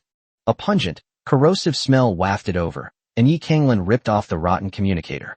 Kid, let's see how I deal with you. This isn't Federation territory, Yi Kanglin sneered. However, her smile vanished the next second. Without the communicator, she had no way to contact her guards. This kid had even thought of that. Seeing the agile figure ahead, Yi Kanglin abandoned the idea of going back to call for reinforcements and chased after him. She was afraid that if she delayed, the boy would slip away somewhere. The 2 chased and fled, quickly disappearing into the streets of Huangsha City, leaving Wu Kunin and Abel bewildered and looking at each other in confusion. Damn, that's incredibly agile. Yi Kanglin cursed inwardly. Several times she almost caught up with Ding Mo, but who knew that this kid was not fast at all, but his changes of direction were extremely agile. Ding Mo was also secretly lamenting that the guy following behind him had definitely reached level 4 in physical fitness. Could it be the effect of the Imperial body technique? Little did he know that although Yi Kanglin's speed was only level 4, his resistance to blows had reached an astonishing level 6. The greatest effect of the royal body technique was to enhance a person's resistance to blows. What was originally a complementary set of techniques was forcibly split in 2 by them. Whether it was an arrangement of fate or a trick of heaven remains to be seen. But right now, the chase between life and death has just begun. Chapter 90 for the chase. Running through the chaotic streets and dense crowds, Ding Mo headed towards the outskirts of Huangsha City. He had tried several times to escape using the crowd as cover, but the other party was chasing him too closely. Several times, just when he was about to lose sight of them, the other party smashed through the obstacles without slowing down at all. Ding Mo knew he had encountered a formidable opponent. Such an opponent would relentlessly pursue his target once he set his sights on him. In his previous life, all the escape methods he used, such as escaping by using shops or toilets as cover, had one prerequisite. That means temporarily escaping the opponent's sight, but the current arrogant opponent clearly won't give him that chance. On several occasions, he even slowed down while testing the waters and was almost overtaken by his opponent. Yi Kanglin stared intently at Ding Mo. This kid was too cunning. He might slip away if she wasn't careful. On the scorching yellow sand, two figures, one in front of the other, ran as fast as they could, ignoring the blazing sun. The two run in different ways. Ding Mo lightly touched the yellow sand with his toes. If you looked closely, you could see that his toes trembled rapidly twice when they touched the sand. The sand's surface was slightly concave, and the sand that should have scattered only trembled once before returning to calm. He seemed to float across the sand, moving at a great speed without getting stuck in the gravel. Yi Kanglin, on the other hand, seemed to be a frail man, but he unleashed tremendous power. With each step, he crushed the sand beneath his feet, creating a deep crater. The loose sand was made incredibly firm by his footing, and his speed of progress was no slower than Ding Mo's. As Ding Mo ran, he kept glancing at the red-haired boy behind him out of the corner of his eye, and the power contained in that body startled him. He originally planned to use the desert's characteristics to shake off this guy, but he didn't expect that the other party would barely keep up with him with his powerful explosive force. Ding Mo gritted his teeth. Let's see how long you can keep chasing me. He was very glad that he had used Ketsmu to destroy the other party's communication device when he left. Otherwise, if the other party had called for backup, he would have been trapped. We are getting further and further away from Huangsha City. Ding Mo hadn't expected the red-eyed guy behind him to have such good stamina. He could easily estimate that his opponent's stamina consumption was at least twice that of his own. The estimation was based on the sand pits under both sides. Ding Mo's sand pit was only 3 centimeters deep, while the opponent's sand pit was at least 10 centimeters deep, not to mention the incredibly solid bottom of the sand pit, which was as smooth as a mirror from the opponent's stomping. From a purely physics-based perspective, the work done by the opponent is at least 3 times that of him, and the corresponding energy consumption should be the same. But the guy behind him seemed tireless. Each step he took was still powerful and explosive, and his breathing was not rapid at all. Yi Kanglin secretly admired him. The guy's strange skills allowed him to move like a fish in water in the desert and run very fast. If it weren't for the fact that his physique had been greatly enhanced since he started practicing the Imperial Body technique, he might have been able to escape. Thinking of the benefits of the Imperial Body technique, she became even more determined to obtain the half of the technique in Ding Mo's hands. Ding Mo, that should be his name, Yi Kanglin suddenly said. Ding Mo, why are you running? Ding Mo didn't stop walking, his voice carried by the wind to the back. What are you chasing? If you don't run, how can I catch you? If you don't chase me, do you think I can run away? How about we all call a halt together? Yi Kanglin suggested tentatively. Okay, you shouted. 3, 2, 1, stop. Neither of them stopped walking. Yi Kanglin angrily said, You are truly despicable. Ding Mo thought to himself, Same to you. However, he didn't speak. For him, every bit of strength was a hope for escape. Huangxing is plagued by sandstorms year-round, and the area outside Huangsha City is no exception. The wind gradually grew stronger. The two pursuers saw that the sky to their side was dark, like the scene before the end of the world, with rolling yellow sand sweeping across the sky and roaring in. If you chase after them any longer, it will be too late to get back to Huangsha City. Ding Mo reminded the guy behind him to be careful. Yi Kanglin knew this all too well, but she just didn't want to give up. Besides, this guy in front of her was so cunning, he must have other ways. As long as she kept chasing him, she wouldn't have to worry about not finding a safe place before the sandstorm hit. Damn it, Ding Mo rarely uttered a curse word. The guy behind me wouldn't listen to any advice and kept staring at me intently. Aren't you afraid of dying? Yi Kanglin laughed and retorted with a self-righteous air. Aren't you afraid of dying? Ding Mo gritted his teeth, abruptly turned a corner, and ran towards the flying sandstone forest. Yi Kanglin followed closely behind. To their side, A sandstorm was gradually approaching, and the sand whipped up by the gale had already begun to pelt them. Ding Imo suddenly felt a pain in his cheek. When he reached down and touched it, a trace of blood was clearly visible on his hand. Ding Mo's expression turned serious. The sandstorm was more powerful than he had imagined. He glanced behind him out of the corner of his eye, and the guy had obviously sensed something was wrong too, but by now, neither of them had a chance to turn back. The sandstorm was almost upon them, and the black and yellow sand filled them with fear. The howling wind was sharp and whistling, piercing their eardrums. The flying sand rock forest was just ahead, but Ding Imo suddenly stopped in his tracks. Yi Kanglan kicked Ding Imo in the head without any mercy. Ding Imo had no doubt that if the kick hit, he would die on the spot. Ding Mo's lips curled into a sinister smile. If you want my life, then gamble with yours. In the nick of time, he blocked Yi Kanglan's attack with his hands at an eerie frequency, and at the same time, he lunged forward, using his hands, elbows, fists, knees, and even his teeth as weapons.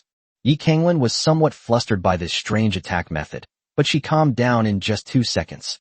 Every strike of her ancient dragon soaring empire was powerful and heavy, forcing Ding Imo to not dare to take it head-on.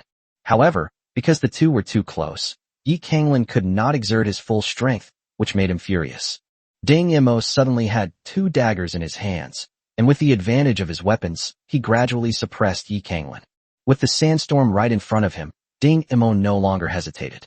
He threw 2 daggers at Yi Kanglan's neck and kicked out hard with his feet at the same time. Yi Kanglan dodged the dagger, but she could not dodge the kick aimed at her abdomen. She gritted her teeth and endured the kick. Ding Imo felt as if he had kicked a piece of cowhide. His force couldn't penetrate at all, but this still achieved his goal.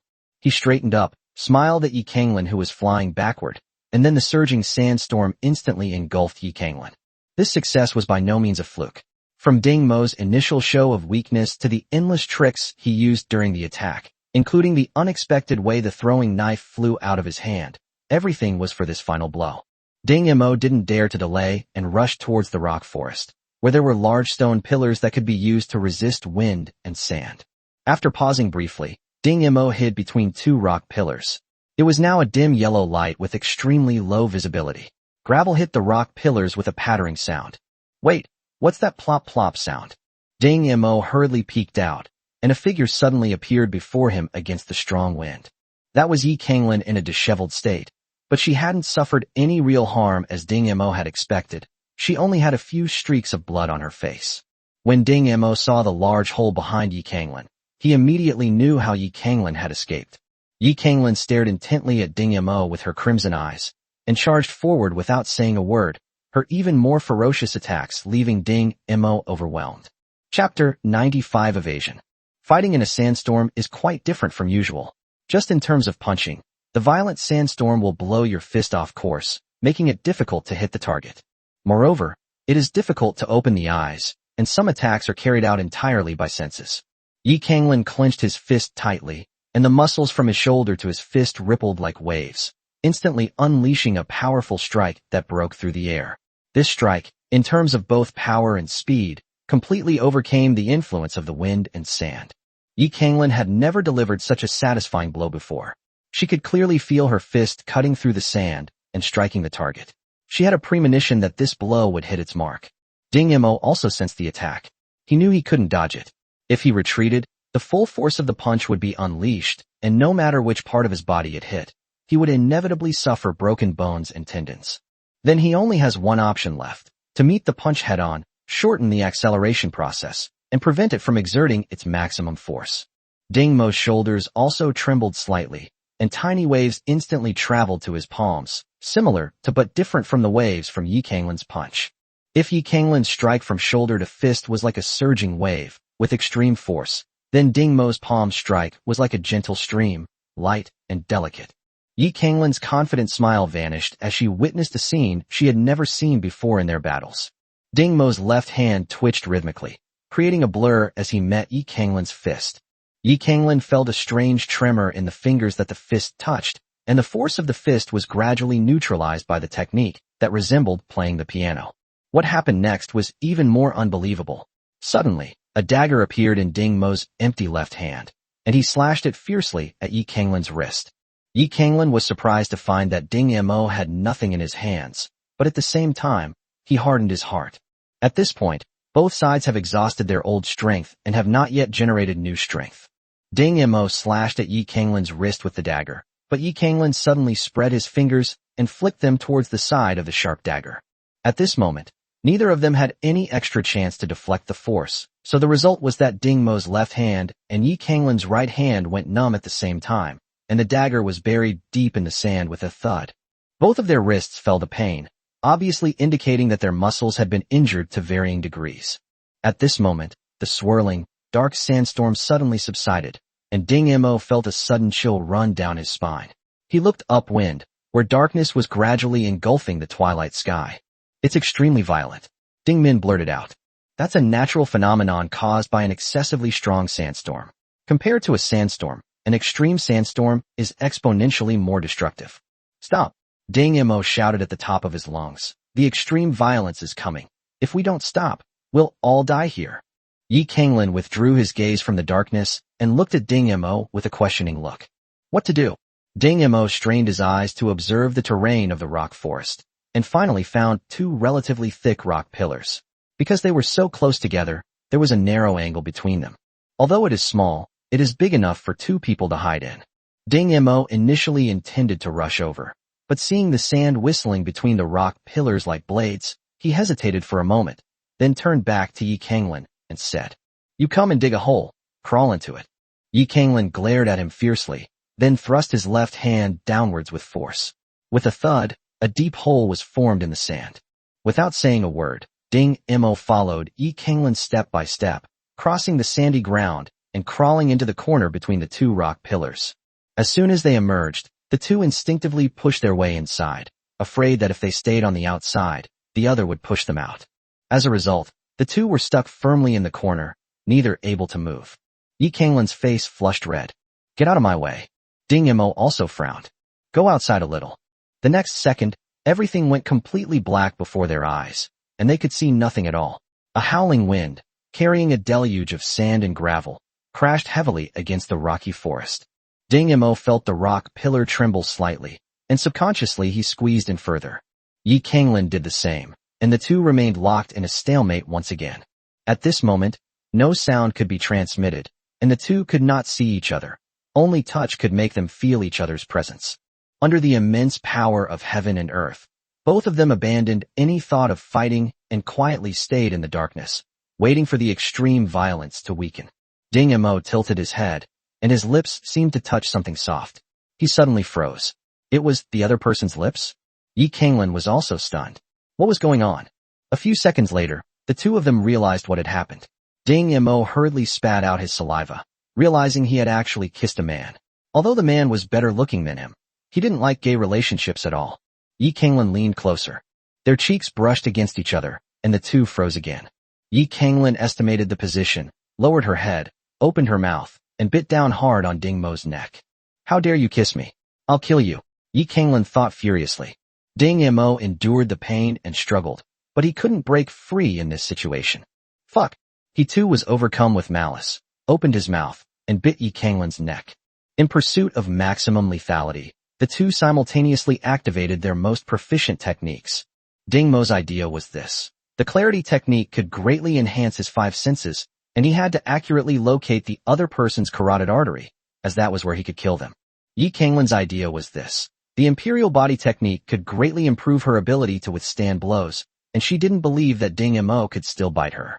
Thus, the originally unified Qingming imperial body technique, after being violently separated, once again completed a perfect cycle in an inconceivable way.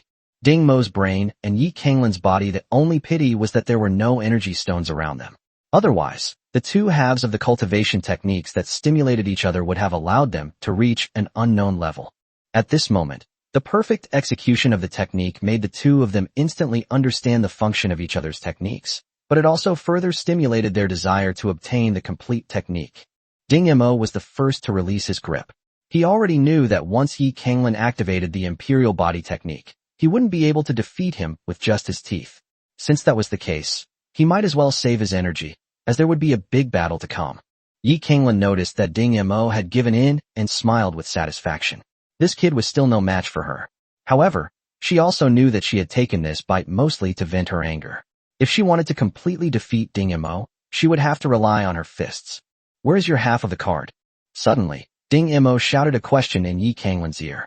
Yi Kanglin snorted. You go first. It's shattered into powder. Yi Kanglin knew immediately that Ding Mo was telling the truth, because her half of the document had also been shattered into powder. Same. Both sides fell silent, knowing that they could no longer kill each other and that the only way to obtain the technique was to capture the other alive. The sky remained pitch black, the wind howled, the rock pillars crackled, and a biting chill slowly seeped in. Ding Mo was the first to notice this, and only then did he belatedly realize that without the sun, the temperature in the desert would drop drastically, not to mention that the strong winds almost carried away their body heat. Cataclysmic disaster is imminent. Chapter 96 Escape. Ding Mo felt as if the rock pillar behind him was a huge block of ice, and the unbridled chill it emitted was rapidly eroding his back. The muscles in his back began to feel cold and then painful, and he was gradually losing sensation. At the same time, he could clearly sense that the raging wind swirling around the rock pillar was gradually taking away the heat from his body, leaving his skin ice cold. Driven by an involuntary human instinct, Ding Mo began to shiver. He knew he couldn't continue like this. His almost frozen brain raced as he tried to think of a way to survive. Yi Kanglin didn't know why Ding Mo started trembling. The operation of the Imperial Body Technique gave her great resistance to low temperatures, but even so, she gradually felt discomfort in her body. The human body is not a machine, which can be clearly specified at what temperature it can function normally. As the most intricate structure in nature, the human body is susceptible to spontaneous resistance from any temperature change. Discomfort in the body indicates that the temperature has already caused damage to the body. Ding Mo squeezed outwards. He had already come up with a solution: dig a hole in the ground, imitating the Inuit people who live in the Arctic. Yi Kanglin couldn't see Ding Mo's movements, but she felt Ding Mo slowly squat down. After a moment's thought, she instantly understood. Ding Mo felt himself being pulled up by the other person, and then his feet lost their footing, and both of their bodies sank into the ground. Then the other person exerted force with their foot again, and a solid sand hole was formed beneath their feet. The two fell down instantly. Due to the obstruction of the rock pillars, the sand cave was not wide, and the two were still tightly squeezed together. However, the two of them no longer had the mindset of fighting to the death, and were both figuring out what methods they could use to capture each other alive. Extreme weather events like storms come and go quickly. Ding Mo was the first to notice the wind weakening. He poked his head out of the sand cave, ignoring his discomfort, and stuck out his tongue to feel the change in wind speed. As the coolness traveled down his tongue, the gust of wind quickly carried away the moisture from his tongue. Ding Mo judged the change in wind speed based on the rate at which the moisture was lost. He knew that his opponent's senses were not as sharp as his own, and he had to seize this opportunity to either defeat his opponent or escape from their clutches. After considering the balance of power between the two sides, Ding Mo decided to give up the idea of defeating his opponent. He had limited resources at hand, and it would be difficult for him to contend with his opponent purely based on physical strength. He withdrew his right hand discreetly, and since the world was still pitch black, he figured the other party wouldn't know about his little move. Ding Mo subtly waved his hand a few times before letting out a sigh of relief. Time passed slowly, and the sky gradually brightened. Ding Mo suddenly opened his slightly squinted eyes, used both hands and feet to dart out of the sand cave, and ran outside. He clearly heard another person dart out of the sand cave behind him and chase after him. He deliberately slowed his pace, but the person behind him also slowed down. Ding Mo tilted his head slightly and saw the red-haired figure bending down to pull out a dagger with its tip pointing upwards, stuck in the sand. Only then did he completely abandon the idea of fighting back and start running wildly.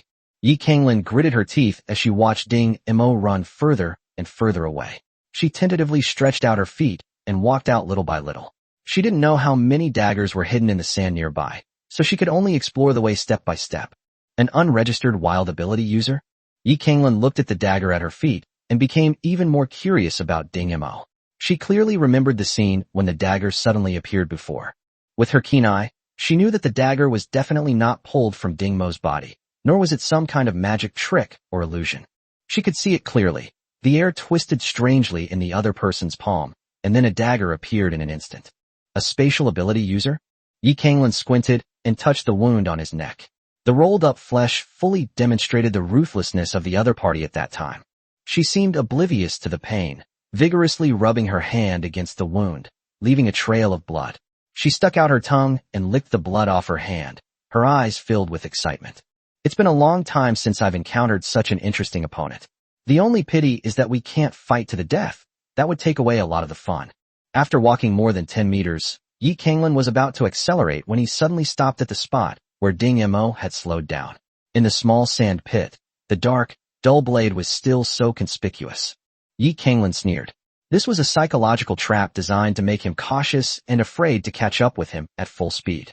Through this small gesture, the other party deliberately exposed the blade in a conspicuous place, wanting to make him cautious at all times and not dare to pursue with full force. Since he could no longer catch up with Ding Mo, Yi Kanglin simply stopped chasing him and ran towards Huangsha City. Ding Mo wiped the wound on his neck with his right hand. Compared to Yi Kanglin, his wound was smaller, but deeper. Looking at the blood-stained palm, Ding Mo licked it clean, just like Yi Kanglin. The moisture helped him recover some of his strength, and the taste of blood made him give up the idea of asking for help. Standing quietly outside Huangsha City, Ding Mo took off his tight-fitting technician uniform, revealing shorts and a vest underneath, an outfit that was exactly the same as that of the local residents of Huangsha City. He raised his arm and looked at it. The scorching sun of the past few hours had turned his originally fair skin bright red. If he was not mistaken, his skin would soon turn a deep tan. This disguise should not be detected by anyone in the short term. The rotation period of Huangsha Star is 30 hours. As the huge star in the sky slowly sank below the horizon, Ding Mo once again sneaked into Huangsha City under the afterglow of dusk. As expected, Huangsha City was already on edge, with uniformed garrison soldiers frequently searching and questioning people. Ostensibly, they were searching for the assassin who tried to kill the third prince, but Ding Mo was certain that the real purpose was to hunt him down. He hid in a dark corner, revealing 2 pale white teeth. Ding Mo easily sneaked into Hebrew's dwelling. He was very glad that Hebrew had chosen a place without any security measures to save trouble. Abel was fast asleep in bed. Ding Mo stood quietly by the bedside watching him. After thinking for a long time, he finally woke Abel up. In his dazed state, Abel saw a dark figure standing in front of him, and he was jolted awake. He looked at Ding Mo hesitantly. "You're Ding Mo?" Ding Mo nodded. "Why did the third prince chase after you? And he was injured when he came back. Did you do that?" Ding Mo didn't answer, but instead asked, "Can you help me?" "How can I help? Tell me how to leave Huangxing." Abel frowned and thought for a while. "Go ask at Elsie's bar. The people there are well informed, especially Aunt Carol. I heard she works as an information broker, but I don't know if it's true." Ding Mo nodded. "If anyone asks you if I've been back, just tell them the truth." Abel retorted angrily.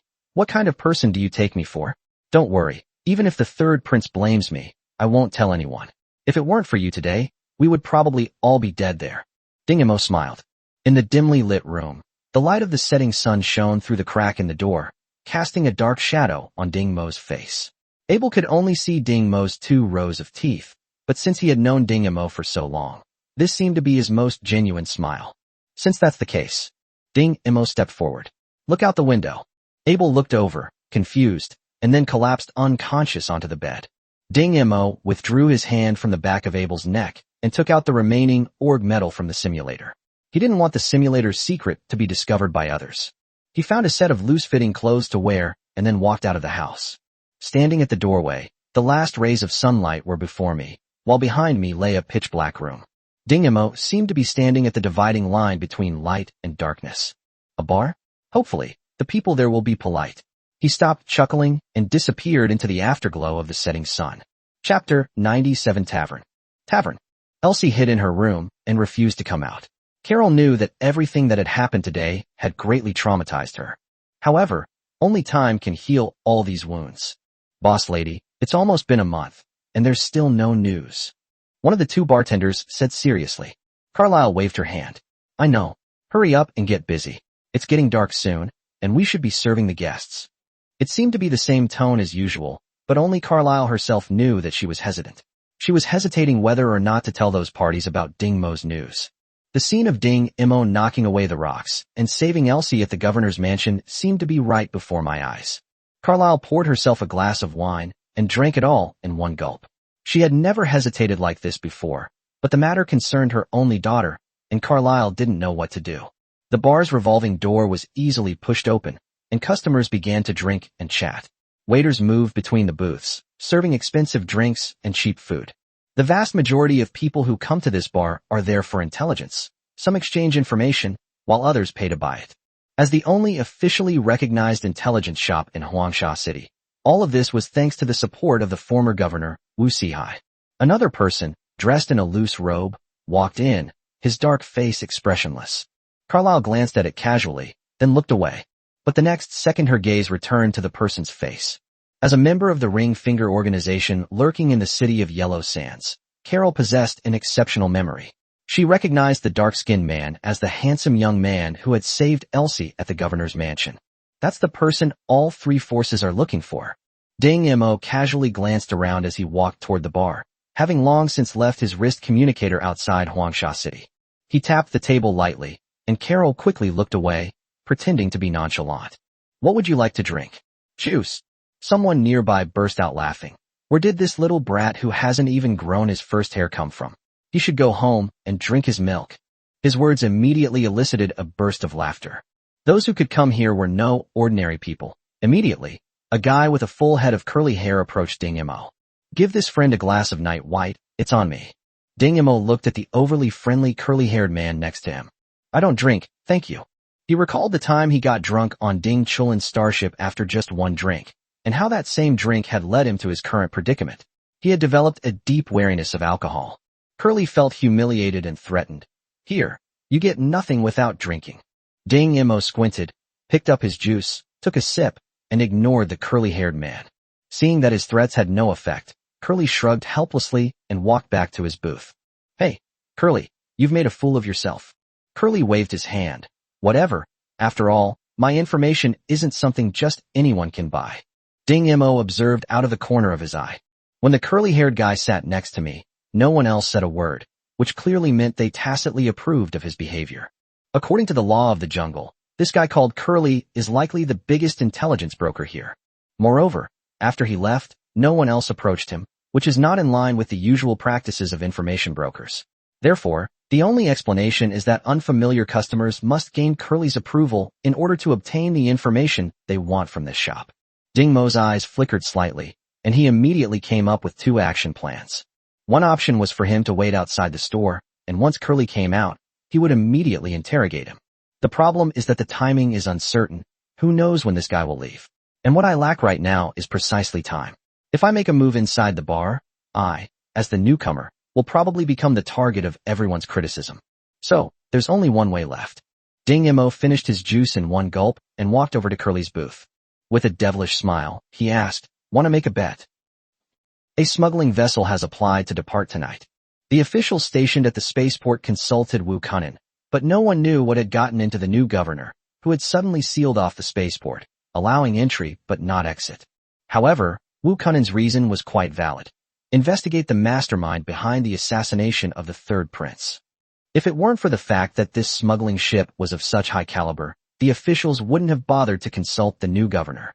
He added cautiously, they possess the seal of the eldest prince. Upon receiving the call, Wu Kunin frowned and remained silent for a long time, just as he had not received a reply to the message he sent to Ding Mo. After considering it for a while, Wu Kunin had no choice but to report to Yi Kanglin. Yi Kanglin walked out of the medical pod, fully dressed, and the wound on his neck had disappeared, but he knew he would never forget the feeling he had at that time. Qing Mingju. She clenched her fist tightly.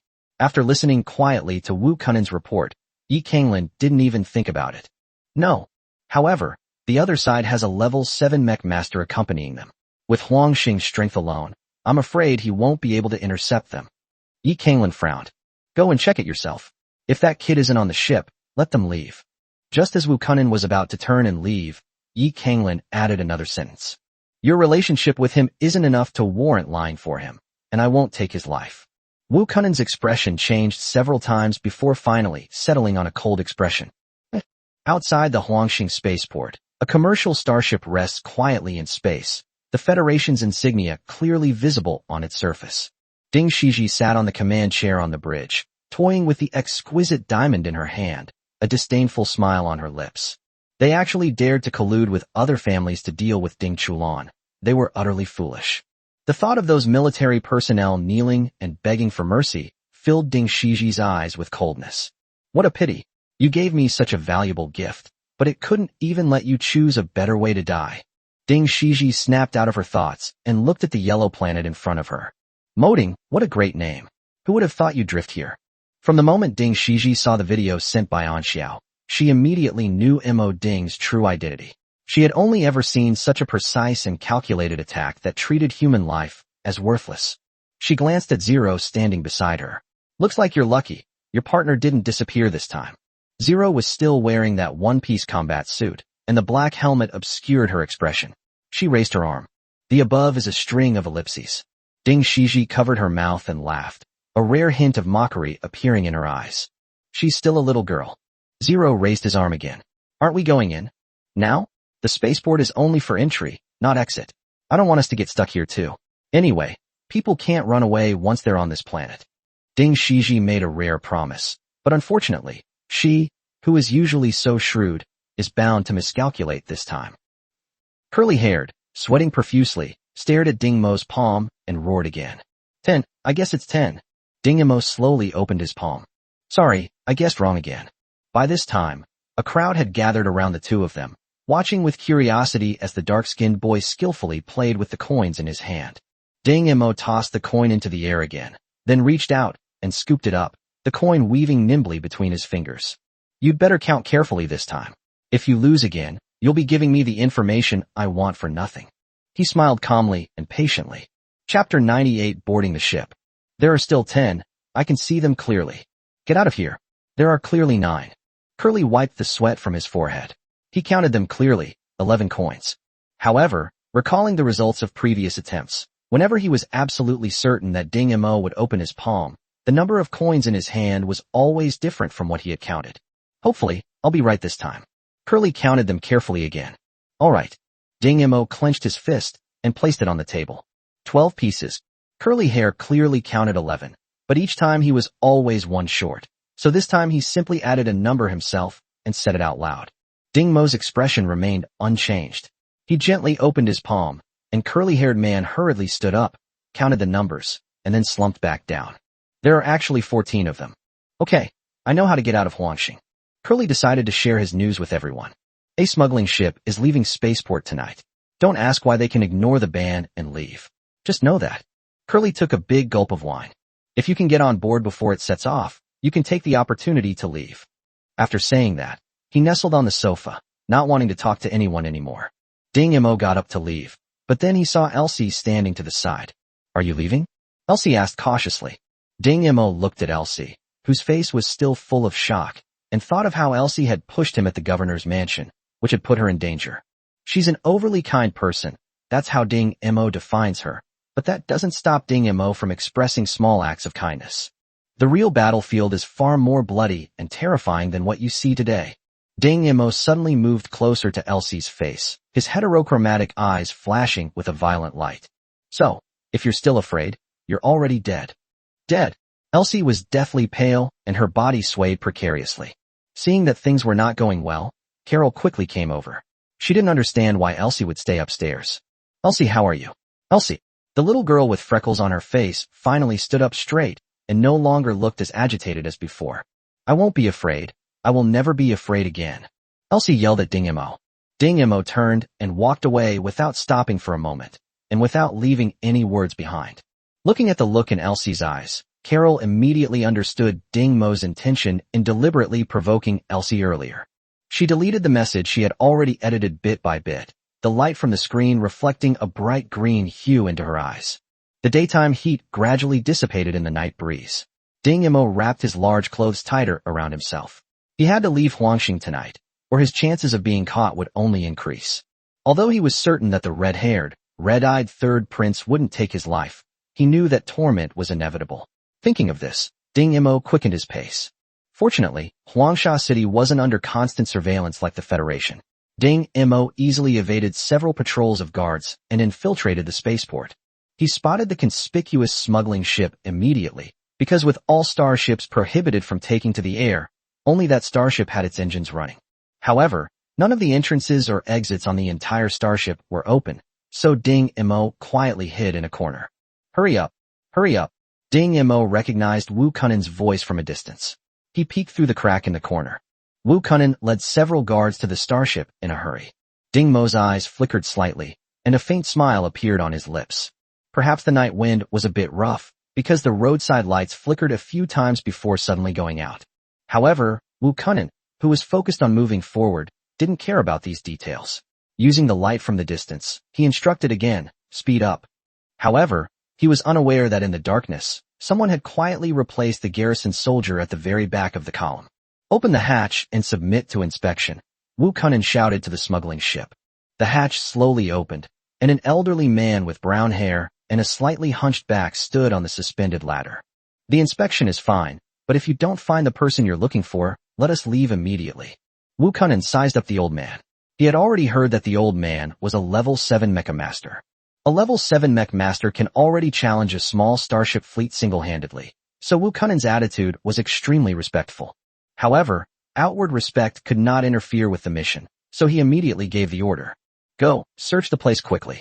Several garrison soldiers hurriedly ran onto the starship and dispersed to search. Ding Mo slowly opened the hatch and searched the room by room, while the guards on the starship chatted amongst themselves, and no one noticed the somewhat strange behavior of the garrison. Ding Mo paused for a moment as another hatch opened.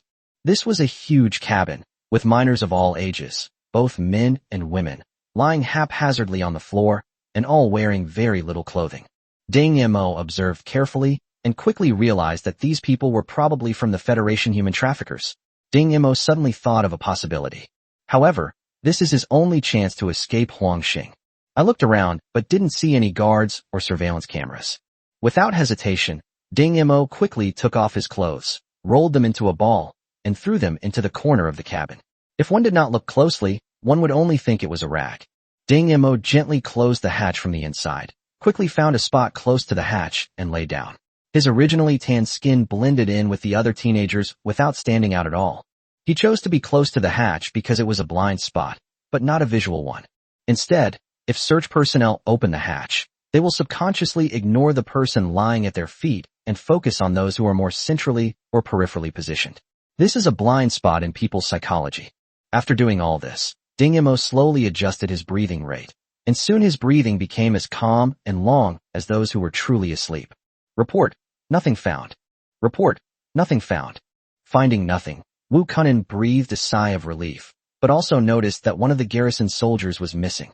He wondered if the soldier had gotten separated on the way or was still inside. But then the hunchbacked old man, Su Yuan, became unhappy. He had already wasted too much time. If you haven't found anything, get out of here. Wu Kunin's eye twitched. There's still one person who hasn't returned. I'll have to wait a little longer. Su Yuan turned on the communicator. Are there any of Huangxing's people inside? No, they all went out a long time ago. Su Yuan looked at Wu Kunin and said, You heard that? Get out of here.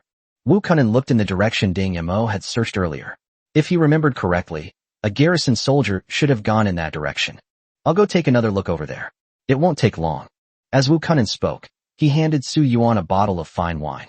Fortunately, he found out that Su Yuan preferred strong liquor, so his bottle of liquor came in handy. Su Yuan grinned. Go and come back quickly. After saying that, he couldn't wait to open the wine cap, take a sniff, and close his eyes in ecstasy. Wu Kunin opened each hatch one by one, searching carefully, until he opened the hatch of the one filled with boys and girls. Chapter 99, A Missed Opportunity. Upon seeing this cabin for the first time, Wu Kunin almost cried out. It turns out that the cargo this smuggling ship was carrying was humans. Moreover, they were all miners. But this was the Crown Prince's starship, and he could not make any move. Otherwise, all the garrison troops present, including himself, would disappear without a trace. Wu Kunin took a deep breath and carefully looked at the people in the cabin. He found nothing, but by observing their physical characteristics, he could determine that these children were all from the Federation. He turned around and inadvertently saw the dark-skinned boy lying at his feet. He curled his lip. They're even arresting people this dark-skinned. This human trafficker is really too indiscriminate. Although he did not find the garrison soldier from before, Wu Kunin knew he could not continue to obstruct the ship, so he and his men left the starship and watched it depart. Ding Mo noticed the starship shaking, slowly got up, and tried to open the hatch. To his surprise, the hatch was locked from the inside, probably because the guards wanted to slack off and did it on purpose. Hissing sounds came from the vents. Oh no. Ding Mo immediately held his breath, but after a while, he couldn't hold on any longer, and after a few breaths, he truly fell asleep. The next day, the spaceport was unsealed because Yi Kanglin had confirmed that Ding Mo had left Huangxing, and that he had left on that smuggling starship. Wu Kunin stood dejectedly below Yi Kanglin. After that day, on his way back, he discovered the garrison soldiers who had been stripped naked, and he also saw the lighting energy box that had been deliberately damaged. Although Yi Kanglin looked displeased, she didn't blame Wu Kunin too much. After all, he was a newcomer and hadn't received professional investigative training. If anyone is to blame, it's only themselves for sending the wrong person. Then, the Crown Prince's human smuggling ship happened to leave Huangxing, with Carol intentionally concealing the truth. Due to Wu Kunin's negligence and inability to withstand pressure from Su Yuan, the matter was handled hastily. In the case of the starship, guards neglecting their duties, Ding Mo used tanning his entire body as a cover. All these factors combined led to Ding Mo being transported to an unknown, distant place by a starship used for human trafficking.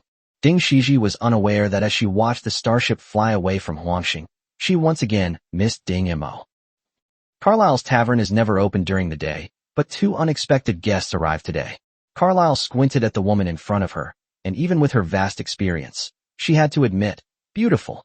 The woman, dressed in ordinary business attire, wasn't deliberately dressed up, but her clean and neat demeanor and her pair of silver eyes, which should have been unattractive but were unexpectedly beautiful, made people fall in love with her charm at first glance. Until the woman tapped lightly on the table, and Carol said irritably, "We're not open during the day." The woman smiled slightly and tapped the table a few more times. Carol's almond-shaped eyes widened, about to erupt in anger, but then she suddenly remembered something. She focused on the woman's fingers tapping on the table, the rhythm simple, with only a few beats. But the rhythm struck Carol's heart with a profound and moving impact. "Close the door." Carol instructed the waiter to securely bolt the tavern door shut. Then Carol immediately became serious and quickly stood up straight. "Ring finger 496 reporting to you." Index finger Ding Shiji. Ding Shiji's introduction was brief, but it shocked Carol even more. Because, in the entire hand structure, only 5 finger joints are unnumbered, and even the palm's central leader has a lifelong number.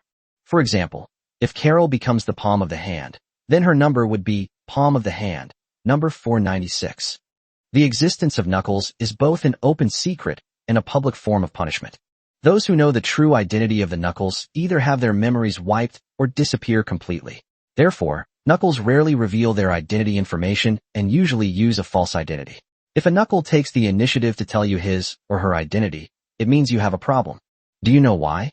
Ding Shiji stopped tapping the table. Carlyle's ramrod straight body trembled slightly. I know. She had planned to send out Ding Mo's message later, but who knew that someone named Ding Mo would come here in person ahead of time? Could it be that Ding Mo is that important? Ding Shiji looked at Carlyle with regret. You are an excellent agent, but unfortunately, you still couldn't control your emotions.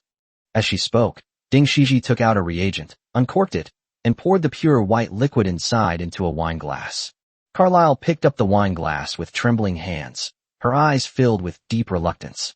Her man, number 495, had deliberately sacrificed his life to save Wu Sihai in a battle in order to bring her closer to him. As a result, she became one of Wu Sihai's most trusted people. And what about her child Elsie? What will happen to Elsie after she dies? She raised and lowered her wine glass, then raised it again, then lowered it again. Mom, what are you doing? Elsie's scream came from the bottom of the stairs. Elsie, go back inside. No. Are these two people threatening you? I'm going to ask Wu Kunin for help. However, her steps froze instantly as a pistol was silently pressed against her chest. Zero's helmeted figure was incredibly menacing at that moment. Don't hurt her. She doesn't know anything. Carol's face was full of anxiety. Ding Shiji tapped the table again with her fingers, seemingly deep in thought. I'll give you a chance. Let her join the action team. After she completes 3 missions, I'll release her, and you won't have to die. Ding Shiji looked at Carlyle's expression. Carol's expression shifted constantly as she gripped her nameplate tightly, finally letting out a sigh of relief. Elsie. I do. Elsie agreed to Ding Shiji's request before her mother could even ask. Ding Shiji smiled. You're a brave little girl. You'll soon experience the warmth of a big family. Zero put away his pistol and stood next to Ding Shiji again. Well then, goodbye. Ding Shiji gently took the nameplate from Carlisle's hand, smiled as she looked at Carlisle's touched eyes. The bar returned to calm. Carol looked at the glass, reached out, picked it up, drank it all in one gulp, and laughed. Her smile was charming and radiant, just like the one she had when they first met. As if by telepathy, Ding Shiji on the starship raised her right hand and saluted the receding yellow star. "Why are you saluting?" Elsie asked, still somewhat curious, overcoming her nervousness. "I salute the warriors of the Federation." After saying something completely nonsensical, Ding Shiji grabbed Elsie's hand. "Come on, I'll tell you a story about soldiers and honor." The background of space is mostly black, but when Ding Mo woke up, the space he saw was colorful, with nebulae hanging in the sky like rainbows, and under the starry sky was Ding Mo wearing a collar around his neck. At this moment, they, a group of more than 500 teenagers, were standing in a valley, with a fierce-looking old man standing in front of them. The old man had pure white hair, and where his nose should have been, there were 2 holes, which made his already fierce face even more frightening. Several girls couldn't help but cry. Although the others did not move, their faces showed alarm. Chapter 100 Mutual Killing. Ding silently surveyed his surroundings, and the first thing he noticed was the collars around everyone's necks. According to his observation, the collars were completely mechanical creations, and each collar had a number on it. He could not see his own number, but he could clearly see the numbers of other people around him. The valley where they were located was unusually lush with vegetation, but what Ding Mo found strange was that, in this warm temperature, he did not detect any signs of small life in the valley. Not to mention birds, there didn't seem to be a single insect. This strangeness made him squint. It seemed that the crying of the girls had annoyed the old man at the front, and he roared, "Shut up, all of you." The girl, startled by his loud shout, immediately stopped crying, and the white-haired old man nodded in satisfaction. However, before he could speak, the crying, which had stopped, started again. The old man's eyes turned cold as he quietly looked at the crying girls. The boys around the girls sensed the old man's malice and quietly moved away from them, but a few boys who immediately recognized the girls gathered around them and gently comforted them. The old man turned on the communicator and read out the collar numbers of the girls with a sinister grin. 423, 112, 406, 274, 351. With each number he announced, a soft explosion was heard. To the horror of all the boys and girls, the collars around the necks of the crying girls exploded one after another. The explosion wasn't powerful, but it was enough to sever a person's neck. 5 headless corpses slowly fell to the ground, and the blood spurting from their necks immediately stained the people gathered around them red. One of the boys who was closest to the sprayer was covered in blood. He seemed stunned by the scene before him. He wiped his face and saw his hands covered in blood. He couldn't help but scream. 342. With a soft thud, the boy's scream came to an abrupt halt. The headless corpse stood motionless for a moment before stiffly falling backward. Everyone instinctively moved far away from the corpses, while simultaneously covering their mouths tightly, fearing they might become the next victim. Ding Mo touched the collar around his neck and tapped it lightly. It was hollow inside, so the explosive device was obviously inside. However, after searching around, he couldn't find a place to attack it, and he couldn't help but frown. "Now, you can listen to me quietly." The old man's words now seemed to carry immense power. This was the threat of death. "There are 200 cards in the bucket in front of you. From the moment I say start, you can grab the cards. After 10 minutes, those without cards will be sent away. Believe me, leaving here is not something to celebrate. Now begin." The group of teenagers looked at each other, and without knowing who took the lead, they shouted and rushed towards the bucket full of cards. Instantly, everyone rushed forward, and the scene became chaotic. The strong young man at the head of the group gripped a handful of cards tightly, trying to squeeze out of the crowd, but several people immediately set their sights on him. After he accidentally tripped over someone, he never got up again, leaving only a corpse on the ground, with none of the cards left in his hand. Soon, when someone cried out in alarm, "There's nothing left in the bucket, nothing left." This bloody game of survival of the fittest has only just begun. Everyone who grabbed a card saw their eager companions and turned to run without hesitation. If they can hold on for just 10 minutes, they have a chance to survive. Those chasing behind were even more enraged, sparing no effort as they frantically pursued, attacked, and slaughtered. A boy with blood on his hands had just snatched a card, but before he could put it away, a fist slammed into the back of his head. The attacker then twisted the neck of the body, which collapsed. The attacker grabbed the card and ran away quickly, while cautiously looking around. The stones and sticks in the valley became the most rudimentary weapons, creating the bloodiest massacres.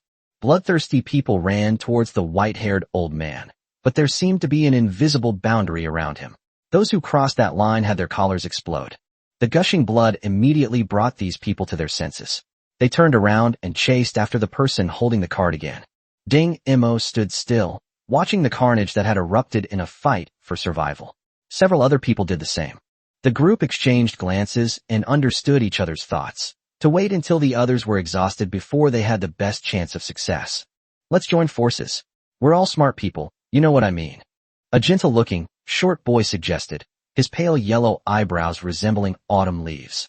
Why should we believe you? A girl said. I can take the card last, but you can be the first to have the right to keep it, Huang Meimao said without hesitation. A few seconds later, Ding Mo suddenly spoke. I agree. Ding Mo was well aware of people's herd mentality. The girl had clearly been tempted, and the boys who were closely watching them were also somewhat interested. If I disagree, they might unite and attack me. Don't doubt it. Loners are always the first to be targeted. People always dislike those who are unconventional, and when the number of such people reaches a certain level, it greatly stimulates the evil side of people's hearts. Rather than being in a passive position, it's better to take the initiative and speak up to gain some control. I can make traps, Ding Mo said, providing himself with security and indirectly revealing his plan. Sure enough, after a moment's thought, the group immediately began to divide the work. Chase after her, don't let her get away. Two fierce-looking boys chased after a panicked girl who clutched her sleeve tightly, as if afraid something inside would fall out. Two people nearby saw this and immediately chased after them. However, when they turned the corner, they didn't see a single person. Instead, they seemed to trip over something, followed by a whooshing sound as several stones slammed into their heads with tremendous force, leaving two corpses on the ground. Huang Mei quickly searched the area and found a card, which he casually handed to the panicked girl. The girl shook her sleeve to remove the small pebbles inside. Now we even have the bait. Yellow Eyebrows laughed. He looked at Ding Mo. How do you know those people hiding the cards will come after us? Ding Mo watched as the others dragged the body away and said calmly. The reason is simple. Chapter 101 Fireworks. Since they are hiding the cards, they certainly don't want to expose themselves, so they have to pretend they don't have the cards. Since I don't have the card, wouldn't it be a waste of my knowledge to not pursue someone who has it? Moreover, as the number of people dwindles, even bigger, fat sheep will likely take the bait. Our method can be called a public strategy. Yellow Eyebrow's smile widened even more. That's right, an open conspiracy.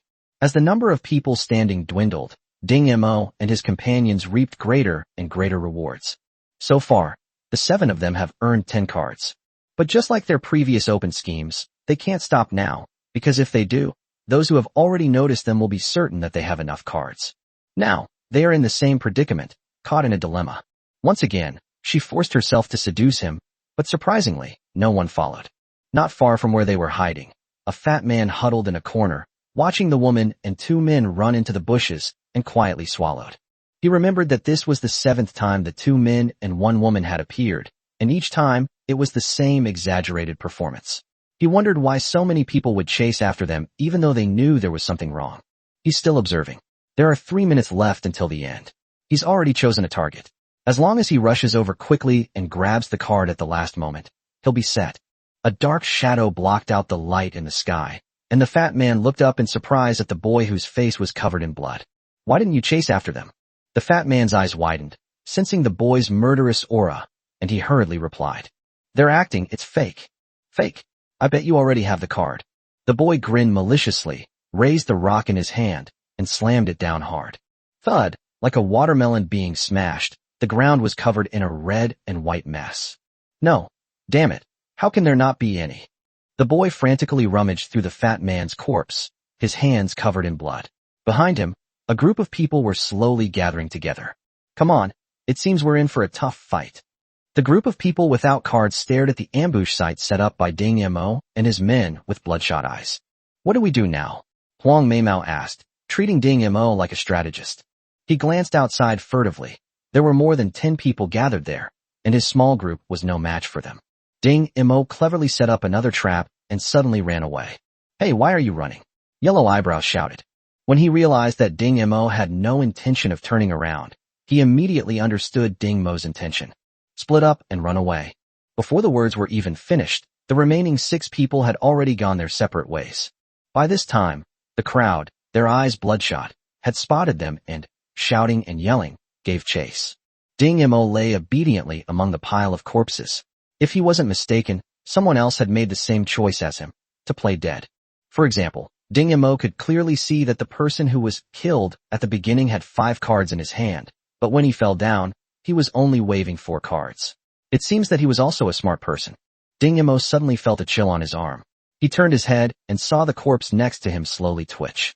Its head, which had been smashed to pieces by sharp stones, slowly turned to the side, and a pair of unfocused eyes met Ding Mo's gaze.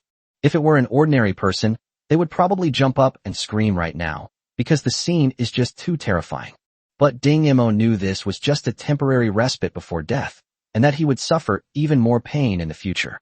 He pressed his hand against the man's throat expressionlessly, and only withdrew it when he felt the other man's breathing slowly stop. "Time's up. Stop." The old man's voice, amplified by a loudspeaker, resounded throughout the valley. "Now, those who hold the cards, stand over here." One after another, figures appeared from various corners, walking with faltering steps toward the location indicated by the old man. Those without cards looked utterly dejected. One of them glanced around, then suddenly rushed out, a stone in his hand, and smashed it hard on the back of the head of one of the people with a card. Bang! A slight explosion rang out. His hand froze in midair, and the headless corpse convulsed and fell, startling the person in front of him who hadn't noticed anything. That person immediately quickened their pace. Ding Mo stood at the back of the crowd, his eyes scanning the area. He noticed that the 7 people in the previous line were all holding cards. He sneered. It seemed that no matter where you were, the smart ones always lived longer. "Then, those without cards will be sent away," the old man said regretfully, and at the same time, a circular gate appeared on one side of the valley. "Go inside. If you stay here, things will get worse." Bang! The old man gestured at his neck, his noseless face grinning horribly. Those who received the warning hurriedly ran through the gate. Whatever was inside was better than staying there and being blown to pieces. A moment later, the door closed. A small aircraft flew over the valley and into the vast expanse of space. Huang Meimao had somehow gotten close to Ding Mo. "Where do you think they'll be sent?" Ding Mo glanced at him. "What do you think?" "I think they won't be sent back. Most likely they'll die." Huang Meimao looked worried. Ding Mo was expressionless, and the worry on his yellow eyebrows was obviously an act. Was he deliberately trying to show weakness to those around him? The sky suddenly brightened. Ding Mo looked up and saw a huge ball of fire slowly disappear, like fireworks that had finished burning, heading in the direction that the spacecraft had just flown. The people in the valley, their faces illuminated by the firelight, were filled with trepidation. If they didn't get the card, then they would be the ones on that flying machine. The white-haired old man saw the expressions on their faces and said with satisfaction, "You all performed well just now. Some of you formed gangs and attacked as a group, while others used covert methods. Some were ruthless and took the initiative, while others were cautious and survived until now. However, in any case, you have passed the first test." There are still 143 people alive, not bad. Fewer than I expected, but it would be even better if there were fewer, then I wouldn't have to worry about how to reduce the number. Now, look at the cards in your hands. The numbers on them will be your lifelong identification numbers. If you have more than one card, please choose the first number. Everyone flipped through their cards, but Ding Mo didn't. He had already observed them beforehand. Number 0 was the card in his hand. The old man suddenly added, "I forgot to tell you, from now on, in any operation, 0 will be the first to start.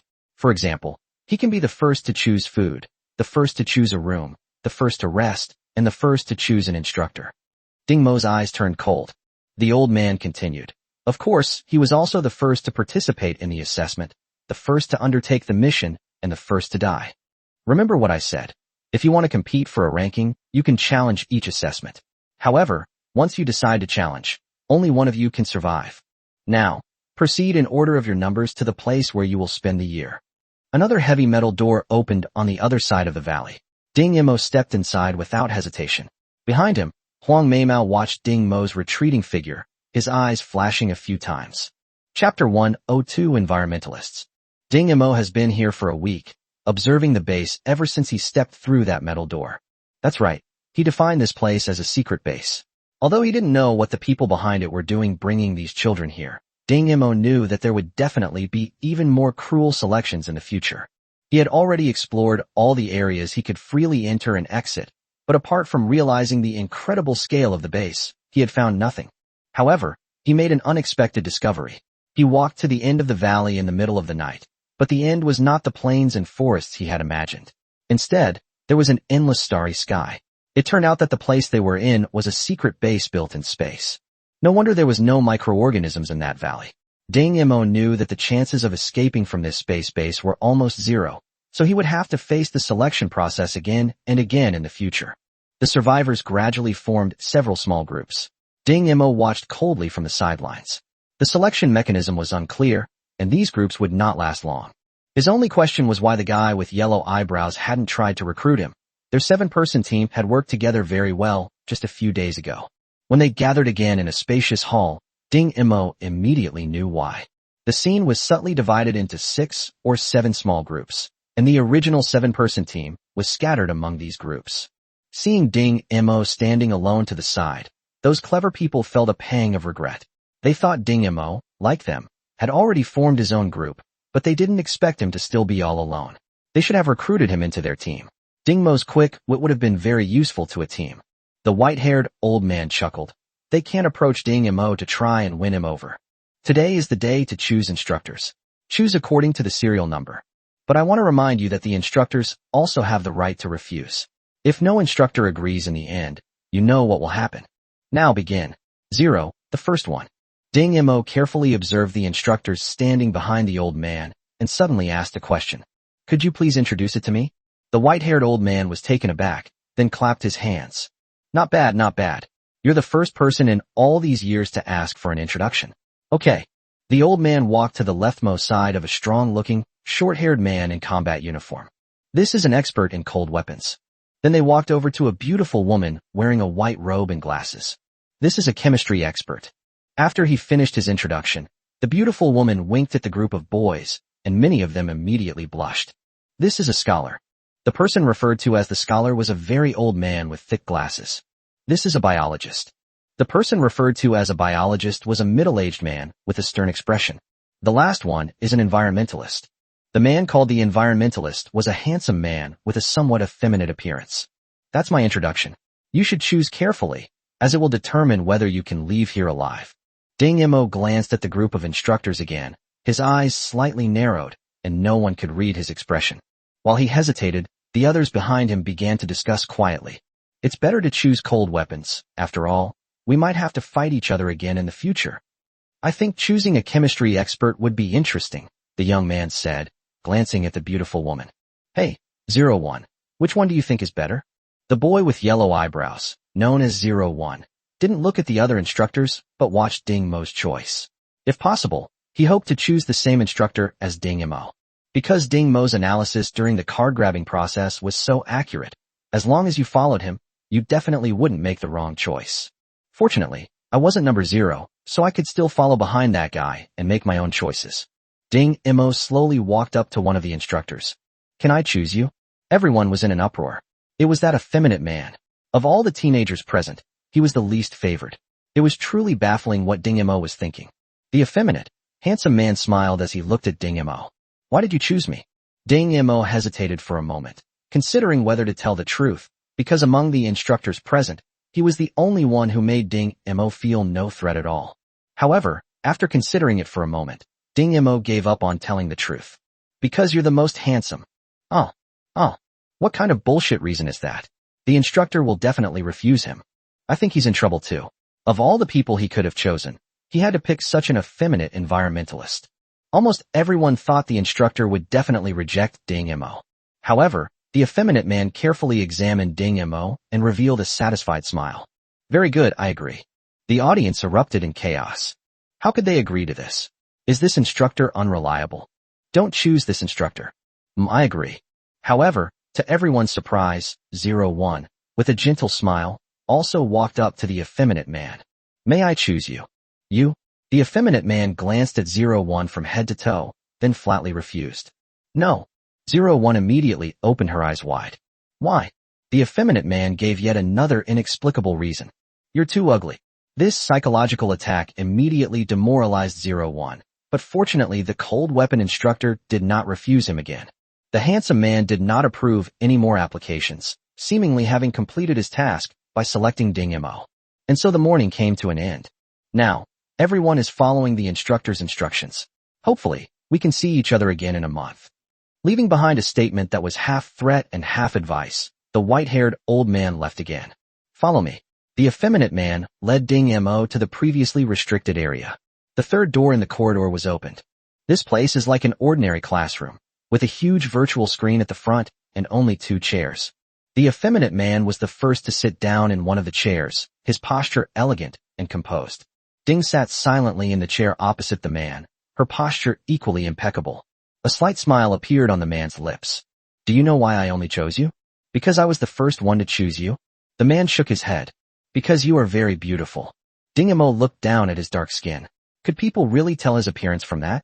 The man noticed Ding Mo's movements and said casually, skin that has been exposed to the sun will recover in about a week. You don't need to doubt my eyesight. You can call me Instructor Sue. As you can see, I only intended to recruit one person because teaching environmental science requires both verbal instruction and hands-on experience. I can't teach many people at the same time, so cherish your opportunity. Ding Mo spoke up. Instructor Sue, may we begin? Su Nen smiled gently, a smile that was indescribably alluring, filling his handsome face with a sinister air. Environmental science is actually a science of killing. It may not be as direct as cold weapons, as convenient as toxins, or as safe as high-tech methods. However, environmental science is the most insidious and difficult to defend against field of murder. Chapter 103, Acquittal Murder. Su Nen tapped a few times, and the huge virtual screen displayed a picture of Huangxing's sky, filled with yellow sand.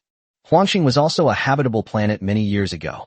In order to eliminate the local natives, an environmentalist observed the characteristics of Huangxing and used a desiccant to completely eliminate the water on Huangxing, resulting in the situation we see today. Compared to the dozens or hundreds of people who use cold weapons, the tens of thousands of people who use high technology, and the hundreds of thousands of people who use toxins, that environmentalist alone caused the deaths of up to 3 billion people on Huangxing. Of course, reaching this level is not something that can be done in a short time. Over the next month, I will gradually pass on what I have learned to you, and we'll see how much you can absorb and comprehend on your own. Now, I'll start with a simple test. Su Nen took out a ball-shaped instrument. This is the sphere of the white Rin star of the dragon soaring empire. You have 10 minutes to see how much you can memorize. Ding Mo reached out and took it. It was something like a globe, but the information marked on it was many times more abundant. If the globes of my previous life indicated continental countries, oceans, mountains, latitude, longitude, and altitude, then the globes of this white Rin star, in addition to those things, also indicate climate and temperature, population density, radiation resistance, crustal solidity, major spaceports for incoming and outgoing starships, the distribution of star orbits, population movement trends, and the width of gaps at plate boundaries. Su Nen smiled as he looked at Ding Mo. Back then, when his teacher tested him with this, he memorized it all in just 7 minutes, making him the fastest among that group of students. The only pity is that in the final competition, he actually lost to He Qingyan, who took the longest time and was the slowest thinking. So now he is still a carefree hermit, while He Qingyan is already the youngest major general in the Imperial Military Academy. All right, Ding Mo put the sphere aside. Su Nen glanced at the time, his pupils contracting slightly. 3 minutes. This kid is probably just trying to attract attention. He probably didn't actually remember much. Su Nen asked a few questions casually, and Ding Mo answered them flawlessly. Su Nen's questions became more and more in-depth, and Ding Mo spent more and more time thinking, but he answered them all correctly. What could be the cause of the sudden and complete death of all residents of Fenglin City overnight? Installing a continental shelf oscillator to directly destroy the continent where Fenglin City is located can achieve this. Planting cherry blossoms upwind of Fenglin City will conflict with the local water quality of Fenglin City. The toxicity produced overnight is enough to kill everyone. Besides, as Ding Mo answered, Su Nen's eyes lit up. Had he stumbled upon a treasure? After Ding Mo answered the last question, Su Nen fell silent. He had abandoned his original plan and was now preoccupied with how to impart as much knowledge as possible to Ding Mo as quickly as possible. Didn't He Qingyan take on a disciple? Then let's see who is more capable, the one he taught or the one he taught. Very good, come with me. Ding Mo and Su Nan were in a huge shopping mall. Ding Mo didn't know which planet or city this was, but he didn't dare to run away until the collar around his neck was removed. Moreover, this guy named Su Nan seems to be of high status, as he casually arranged for a starship to bring them here. The first step in environmental science is observation. Su Nan pointed to the people in the mall. From now on, you have 20 minutes to memorize the entire environment of this shopping mall, including the movement patterns of at least 80% of the people in the mall. Su Nan and Ding Mo strolled around the mall one after the other, with Su Nan covering the collar around Ding Mo's neck with a turtleneck sweater. Occasionally, people would look at Ding Mo with curiosity. After all, such a skin color was really rare. However, they were unaware that this dark-skinned boy was also observing them, and even more deeply and discreetly. 20 minutes passed in the blink of an eye, and Su Nan and Ding Mo stood in a corner of the mall again, like two people who were tired from shopping. There's a fat guy on the second floor. If you want to kill him, what's the most discreet way? Ding Mo searched his mind and instantly came up with several answers, but Su Nan shook his head slightly after hearing them. Your methods all have clues. If a skilled investigator were to come, there would be an 80% chance of determining that it was murder. After saying that, Su Nan walked to the railing on the second floor and suddenly said, "Sigh, this railing seems to be loose." Then he came back and said to Ding Mo, "What I just said will kill that fat guy." Ding Mo frowned. He couldn't imagine how Su Nan could kill someone with just a few words. What followed taught him a profound lesson. Someone overheard Su Nan's previous complaints and dialed the warning number. Soon, people dressed in maintenance worker uniforms began dismantling the bottom corners of the railing after conducting an inspection. Just as he was about to finish disassembling the document, a child suddenly ran past him and took his tools. The repairman, cursing and swearing, chased after him, and at that moment, the fat man walked to the railing and leaned against it as usual. He watched as the people transporting the sculpture struggled to move it. The loose railing couldn't support the fat man's weight and fell down with him. The fat man's body was pierced through the sculpture's arm and hung in midair, where he stopped breathing a few seconds later. All of this seemed like a complete accident, but Ding Mo knew it was definitely not an accident. He immediately became deeply wary of the profession of environmental scientist. This was truly a case of killing without leaving a trace. No wonder Su Nan was so arrogant. See, this is what I meant when I said that environmental science is the most insidious and difficult to defend against science of murder. Over the next 20 days, Su Nan imparted all the knowledge she possessed to Ding Mo. Faced with a massive amount of information, Ding Mo had to repeatedly circulate the clarity technique to relieve mental fatigue. Unconsciously, his clarity technique seemed to have improved as well. While Su Nan was surprised by Ding Mo's speed of learning, she also secretly admired his perseverance. After all, not having left the classroom for 20 days and browsing through tedious information day and night was not something everyone could endure. In 10 days, you will face another round of selection. I have found you a teacher. Following Su Nan into the classroom was an ordinary-looking middle-aged man, the kind of person who would be completely inconspicuous in a crowd. However, if the true identity of this man were revealed, half of the Dragon Empire would probably tremble. This is Moko, the vice president of the Mercenary Association and the recognized king of assassination. Unlike Su Nan, Imoku always carried out assassinations alone, taking down his target in one move and then disappearing into the distance. He has never failed in any mission he has taken on. No one knows what country he is from, let alone where he is. Su Nan hired him to train Ding Mo this time, which used up a favor that the Mercenary Guild owed him years ago. Ding Mo looked at Su Nan with a puzzled expression, not understanding why he had specifically asked someone else to come. Su Nan walked up to Ding Mo. These days, you should have noticed the biggest weakness of environmentalists, right? Ding Mo did notice, and he nodded. That is, the means of direct attack and defense are insufficient. While environmentalists can naturally kill a person, they are not much better at dealing with assassinations and surprise attacks. A dagger, a bullet, or an accident can all kill an environmentalist. In order to save Ding Mo's life in this selection, Su Nan reluctantly used his connections to invite Imoku, such a powerful figure. Imoku walked up to Ding Mo and threw a punch without warning. Chapter 104: The Undetectable Attack. Ding Mo felt that this middle-aged man was just like an ordinary person, just like this punch, which was no different from fighting with an ordinary person. Ding Mo was certain that he could easily dodge or block it, and that's exactly what he did. However, just as he was about to block Moko's fist, his body involuntarily flew backward, leaving a large footprint clearly visible on his abdomen.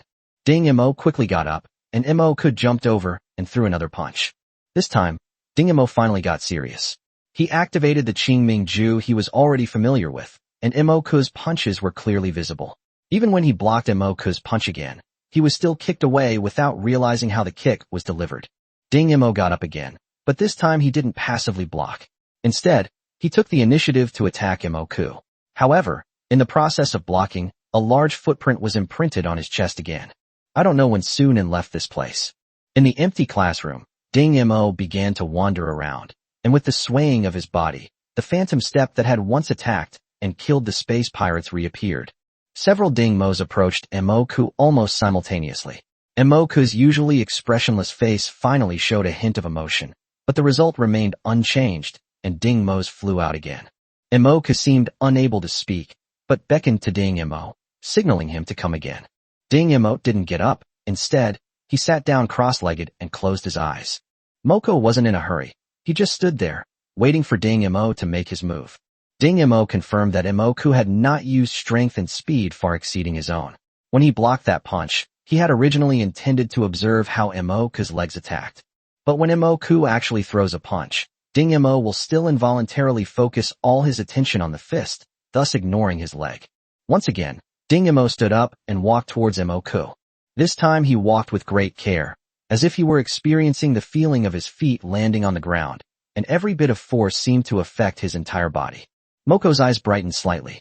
This time, instead of using his fist, he kicked out. Here it comes. Ding Mo narrowed his eyes. From the moment Mo started to the moment he kicked out, his center of gravity did not change at all, but this time Ding Mo noticed a slight bounce in his back. Ding Mo's lips curled up slightly. He understood. He raised his knee to block Mo's kick. At the same time, Mo was also stunned. Ding Mo's right fist had already quietly struck his chest. Seeing that his fist had not yet been fully thrown, Ding Mo finally revealed a smile. Mo hadn't expected that the boy was even more perceptive than he had anticipated, cracking his moves in less than 10 minutes. Ding Mo showed no excitement. He had indeed cracked the secret of Mo's punch. It was simple. Use all the muscles in the body to shift the center of gravity and create an illusion. For example, when Mako throws a punch, a normal person's center of gravity will slightly lower and shift forward. Mako simulates this shift in center of gravity through muscle movement. In reality, his center of gravity moves to his side, and he uses this momentum to lift his foot and kick out. This is a very clever feint. People who are used to determining their direction of movement based on the shift in their center of gravity will be fooled 99% of the time. Ding Mo was deceived from the very beginning.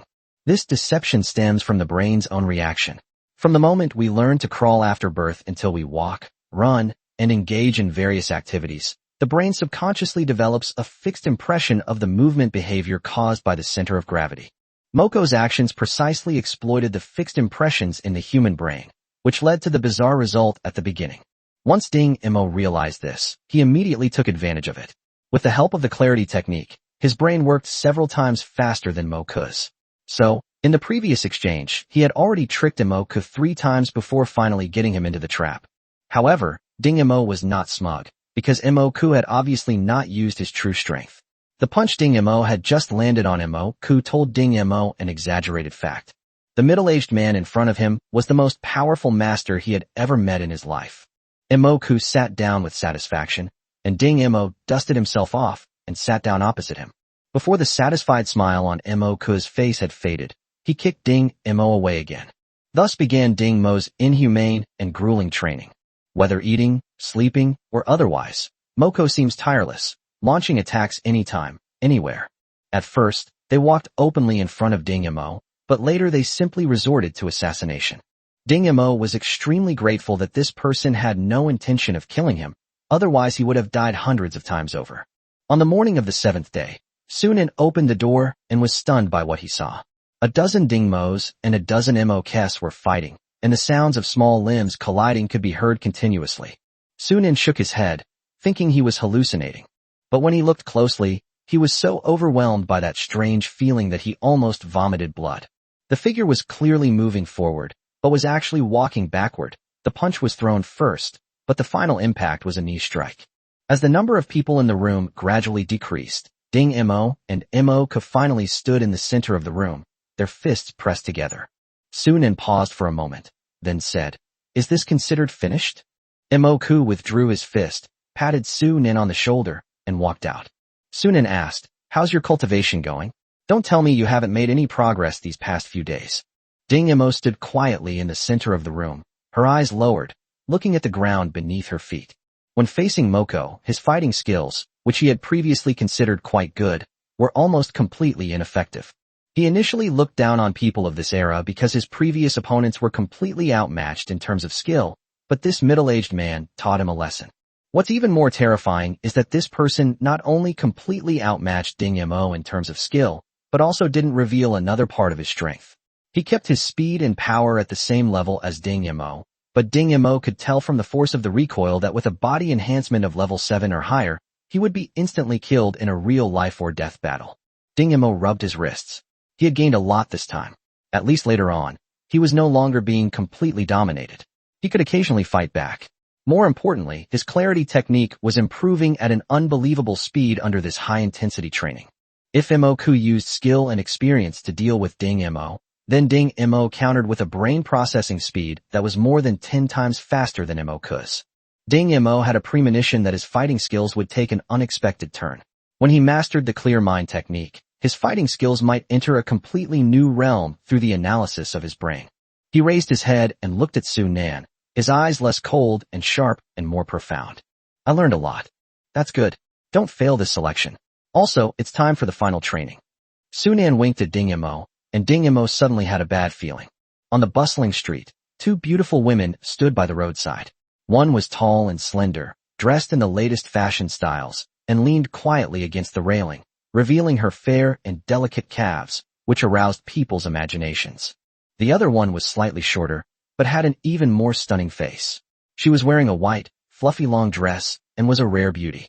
The only surprise was that her posture was a bit stiff, as if she wasn't used to wearing a dress. Chapter 105. The second selection begins. Dingmo's eyes twitched, and he said through gritted teeth, "This is the final special training? Watch your expression. A real beautiful girl would never make such a ferocious face." The tall, beautiful woman lectured Dingmo while glancing at the pedestrians on the street with a faint smile. "These 3 days of special training are to perfectly transform you into a woman, or rather, a young girl for you." Sunan rose from the railing and walked unsteadily ahead of Dingmo. "You need to observe how real girls should act. After all, this might become your means of survival in the future." Dingmo's anger gradually subsided. Sunan was right. He might need to dress as a woman to protect himself one day. At this moment, he looked at Sunan with a scrutinizing gaze, only to find that even though he already knew she was a man, what he saw now was an absolute tall and beautiful woman, whose every smile, every step and sway exuded alluring charm. Dingmo's stiff body slowly began to move. His observation and memory were far beyond those of ordinary people, so his movements went from clumsy to skilled and finally to completely natural in just half an hour. This is because he has to overcome his muscle memory. After all, he has always been on guard and could not fully express the softness of a young girl. But once he truly relaxed, he tried moving his arm. "What did you do?" Sunan felt that Dingmo seemed to have moved slightly, but he didn't notice it at all. "Nothing." Dingmo threw away the broken branch in his hand. Just now, he suddenly stretched out his arm and broke the branch of the roadside plant. He was surprised to find that, unlike when his whole body was tense, the force transmission was faster and more rapid when he exerted force in this situation. He suddenly remembered the man named Moko, who seemed to have always been in this state. Dingmo lazily closed his eyes, letting his body relax completely. "My skin seems to have become more sensitive. I can clearly feel the differences in airflow even when the wind brushes past my hair." He could clearly feel the air currents caused by Sunan walking ahead, and he could also sense the vortices that appeared in the air when passersby passed by. This feeling made him unconsciously flick his nimble fingers, feeling the invisible airflow passing between them, and a smile slowly appeared on his face. 3 days passed in a flash, and the second selection process arrived as scheduled. Everyone gathered in the hall again. After a month of absence, a huge arena had appeared in the center of the hall, about 100 meters long on each side, occupying almost half of the hall space. Dingmo quietly observed these people who were about to become his rivals. Those with cold expressions and numerous scars on their bodies must have trained with experts in cold weapons. Their eyes gleamed with a ferocious light, as if they were about to devour their prey. It's anyone's guess what they've been through this past month. However, the only exception among that group was 01 Yellow Eyebrows, who was completely unharmed and the only one with a smile on his face. The group of people, whose clothes were full of pockets, who wore masks and kept their distance from each other, were definitely studying with a chemistry expert. Every now and then, someone would take out a tube of reagent and pour it into their mouth. Then their face would show a bitter taste. It seems that some of them have already been poisoned. The remaining two small groups, consisting of people dressed in animal skins with unidentified creatures perched on their shoulders or arms, were probably the biologist's apprentices. The 2 or 3 people carrying briefcases and wearing research uniforms were definitely the scholar's subordinates. Similarly, Ding Mo, standing alone to the side, became the focus of everyone's attention. After his dark skin was removed, Ding Mo's handsome face was revealed, making him even more eye-catching, especially since he was already in the spotlight. The white-haired, noseless old man looked at the people gathered in the hall, then leaped onto the arena. Today is the second round of screening, and there are 90 people left. 90. Ding Mo's eyes turned cold. It seemed that some people had died during the month-long training. He just didn't know whether they were killed by their teammates or tortured to death by the instructors. The old man's voice continued to ring out. This selection will be a 1v1 arena battle. The survivor can stay here. The match order is 0 versus 89 and 0-1 versus 88. After reciting a long string of battle numbers in one breath, the old man laughed strangely again. Before it officially begins, as is customary, does anyone want to challenge anyone? The challenge matches can also be used as a selection process. Those who survive the challenges can stay. As soon as the old man spoke, Ding Mo immediately noticed a large number of eyes focused on him. These eyes were no longer those of appreciation and curiosity, but were filled with bloody violence, cruel malice, and barely perceptible contempt. 01 I remember the cold weapon instructor saying.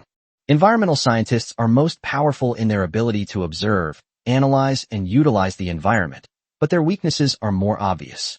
They are most afraid of face-to-face battles and surprise attacks. Without the protection of the environment, they are like fragile eggs, snapping and dying. 01 I've never seen Ding Mo make a move, but I know he sets traps. If I were to challenge him, I should have a very good chance of winning. However, seeing the menacing gazes around him, 01 slowly gave up the idea of challenging Ding Mo. He didn't want to become the target of everyone's attacks. I want to challenge number 0. I want to challenge 02. Calls to challenge number 0 arose one after another. The white-haired old man on the arena grinned maliciously at Ding Mo. Pretty boy, it seems you're considered a noob by everyone. You can choose your opponent. Upon hearing this, Ding Mo glanced calmly at those who wanted to challenge him, observing them one by one. Those who challenged Ding Mo were all under the command of the cold weapon instructor. It seems they all remembered the instructor's comments about the environmentalist. When they noticed Ding Mo looking over, they quickly suppressed the murderous intent in their eyes, hoping that Ding Mo would choose the one who looked weaker. Ding Mo gave a cold laugh, pointing to a person who was much taller than the average teenager. Come on. The man looked on incredulously. He had already given up, but he never expected that this kid would be so reckless as to choose him. He was instantly filled with ecstasy and couldn't help but burst into laughter. It's number 14. He actually chose number 14 as his opponent. He miscalculated. Number 14 is the best among us. 01's gentle gaze instantly turned cold. Number 14 was the fastest learner of combat techniques and the most ruthless in their group. Of the 20 people who died, 8 were killed when he struck vital points during sparring. Moreover, his body was incredibly resilient to blows. Even the instructor said that given time, he would definitely become a renowned fighting master. It all depends on how you handle it.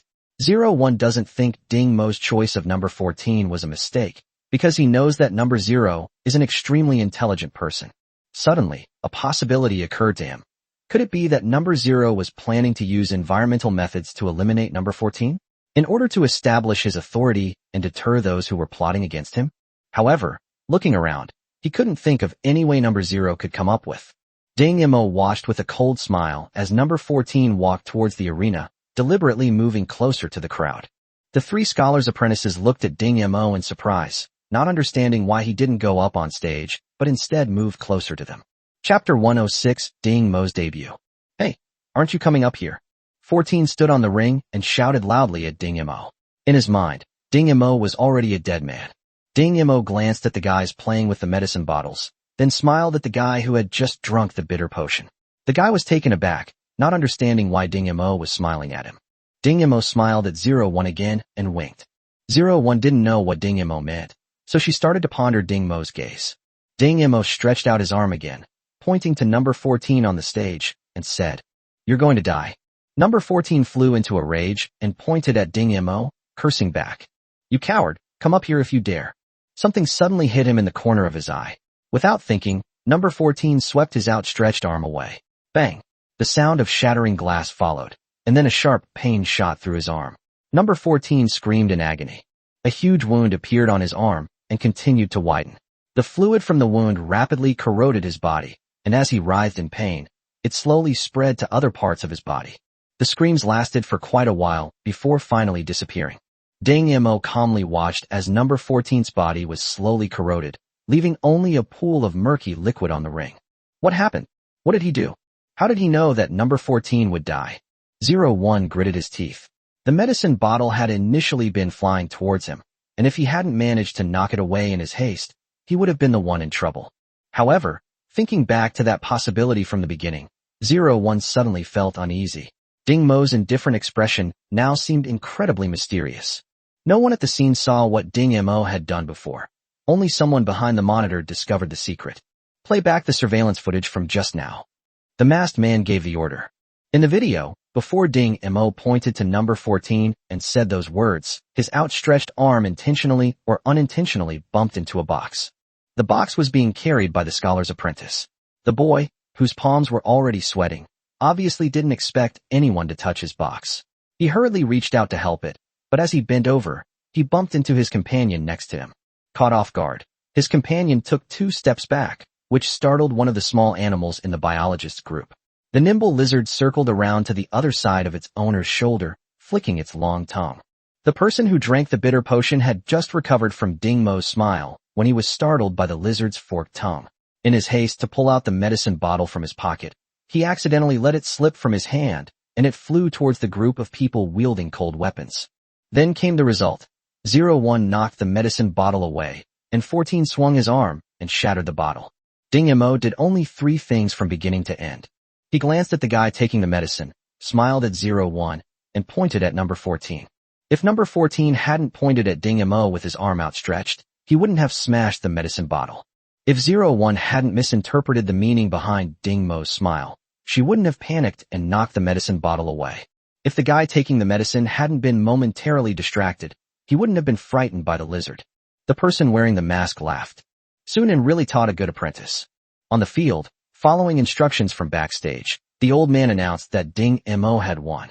Although some of the people present were still unconvinced, no one dared to refute the old man's words, and could only look forward to challenging Ding Mo again next time. Seeing the unconvinced looks in their eyes, 01 cursed inwardly, a bunch of idiots. Even the strongest number 14 died at the hands of number 0, and these people still don't understand. He looked at Ding Mo with a hint of fear in his eyes. He knew that Ding Mo had intentionally chosen to watch the most powerful number 14. Unfortunately, apart from himself, no one knew that number 14's death was not an accident at all. It seemed that he would have to be more careful of this guy in the future. The following matches were equally bloody, but Ding Mo's attention was no longer on the ring. Sunan once told him, "Perhaps the scholars know how to remove the collar from your neck." The collar is the most important factor preventing Ding Mo from escaping. As long as the collar remains in place, any attempt to escape is a joke. The bloody battle that had lasted all day finally came to an end, with only 30 people remaining alive, as several pairs of combatants had perished together. The white-haired old man was clearly satisfied with the result and immediately announced the disbandment of the group, with the selection of instructors to take place the next day. At the headquarters of the Cortez group, a silver-haired girl looked at the light screen in her hand. "So, all the assassins Yi Tsangtian sent have been eliminated?" The middle-aged assistant replied respectfully. "We deliberately set up an ambush in the live fire weapons research lab, and at the same time leaked the false information that you were going to inspect it, Mississippi. Sure enough, those assassins rushed in without fear of death." The girl smiled. "And then? Did you get any answers?" The assistant handed over a damaged collar. "They were all carrying this, and then their necks were blown off. It seems like the people behind them don't want us to know who did it." The girl took the collar and examined it.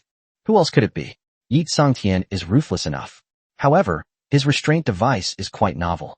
It looks like it could cause an explosion if not properly disassembled. The assistant whispered to himself. Should we have the research lab look into this? No need, I'll try it myself. It's been a long time since I've discovered something so interesting. The Federation, headquarters in the palm of your hand. Ding Shiji solemnly hung Carol's nameplate on the wall, took a step back, and saluted. The wall is covered with plaques, some new, some old, some complete, some incomplete, and each plaque tells a story. Ding Shiji lowered her raised hand and looked at the stern old man who was already standing to the side. Admiral Gertz. Major General Ding Shiji. The two exchanged a salute before Gertz softened his tone. You didn't find him in Huangxing? Ding Shiji's eyes dimmed slightly. Yes. Gertz handed him a card. This is your new role. Chief of Staff of the 2nd Fleet in the Northwest region of the Federation. You will be working with Commander Zhang Xinghai to provide support to the Cortez group. Ding Shiji took the card, swiped it on the communicator, and her identity verification immediately changed. She looked at Gears with a hint of confusion. General, is there a problem with the Dragon Empire? According to the message sent back by Dark Owl, Yi Sangtian, the eldest prince of the Dragon Empire, has launched 3 assassination attempts, targeting Nicole, one of the 3 major shareholders of the Cortez group. Reason? Gertz turned around and turned on the virtual screen in the Combat Command Center.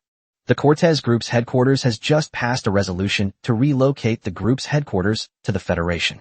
Obviously, the Dragon Empire is not sitting still. They want to completely control this behemoth, but they can't completely break off relations. So Yi Sangtian, under his father's instruction, launched the assassination. Ding Shiji immediately understood, saluted, and turned to leave. Gertz added, as the chief of staff, be nicer to Zhang Xinghai. Ding Shiji remained expressionless, her steps never faltering.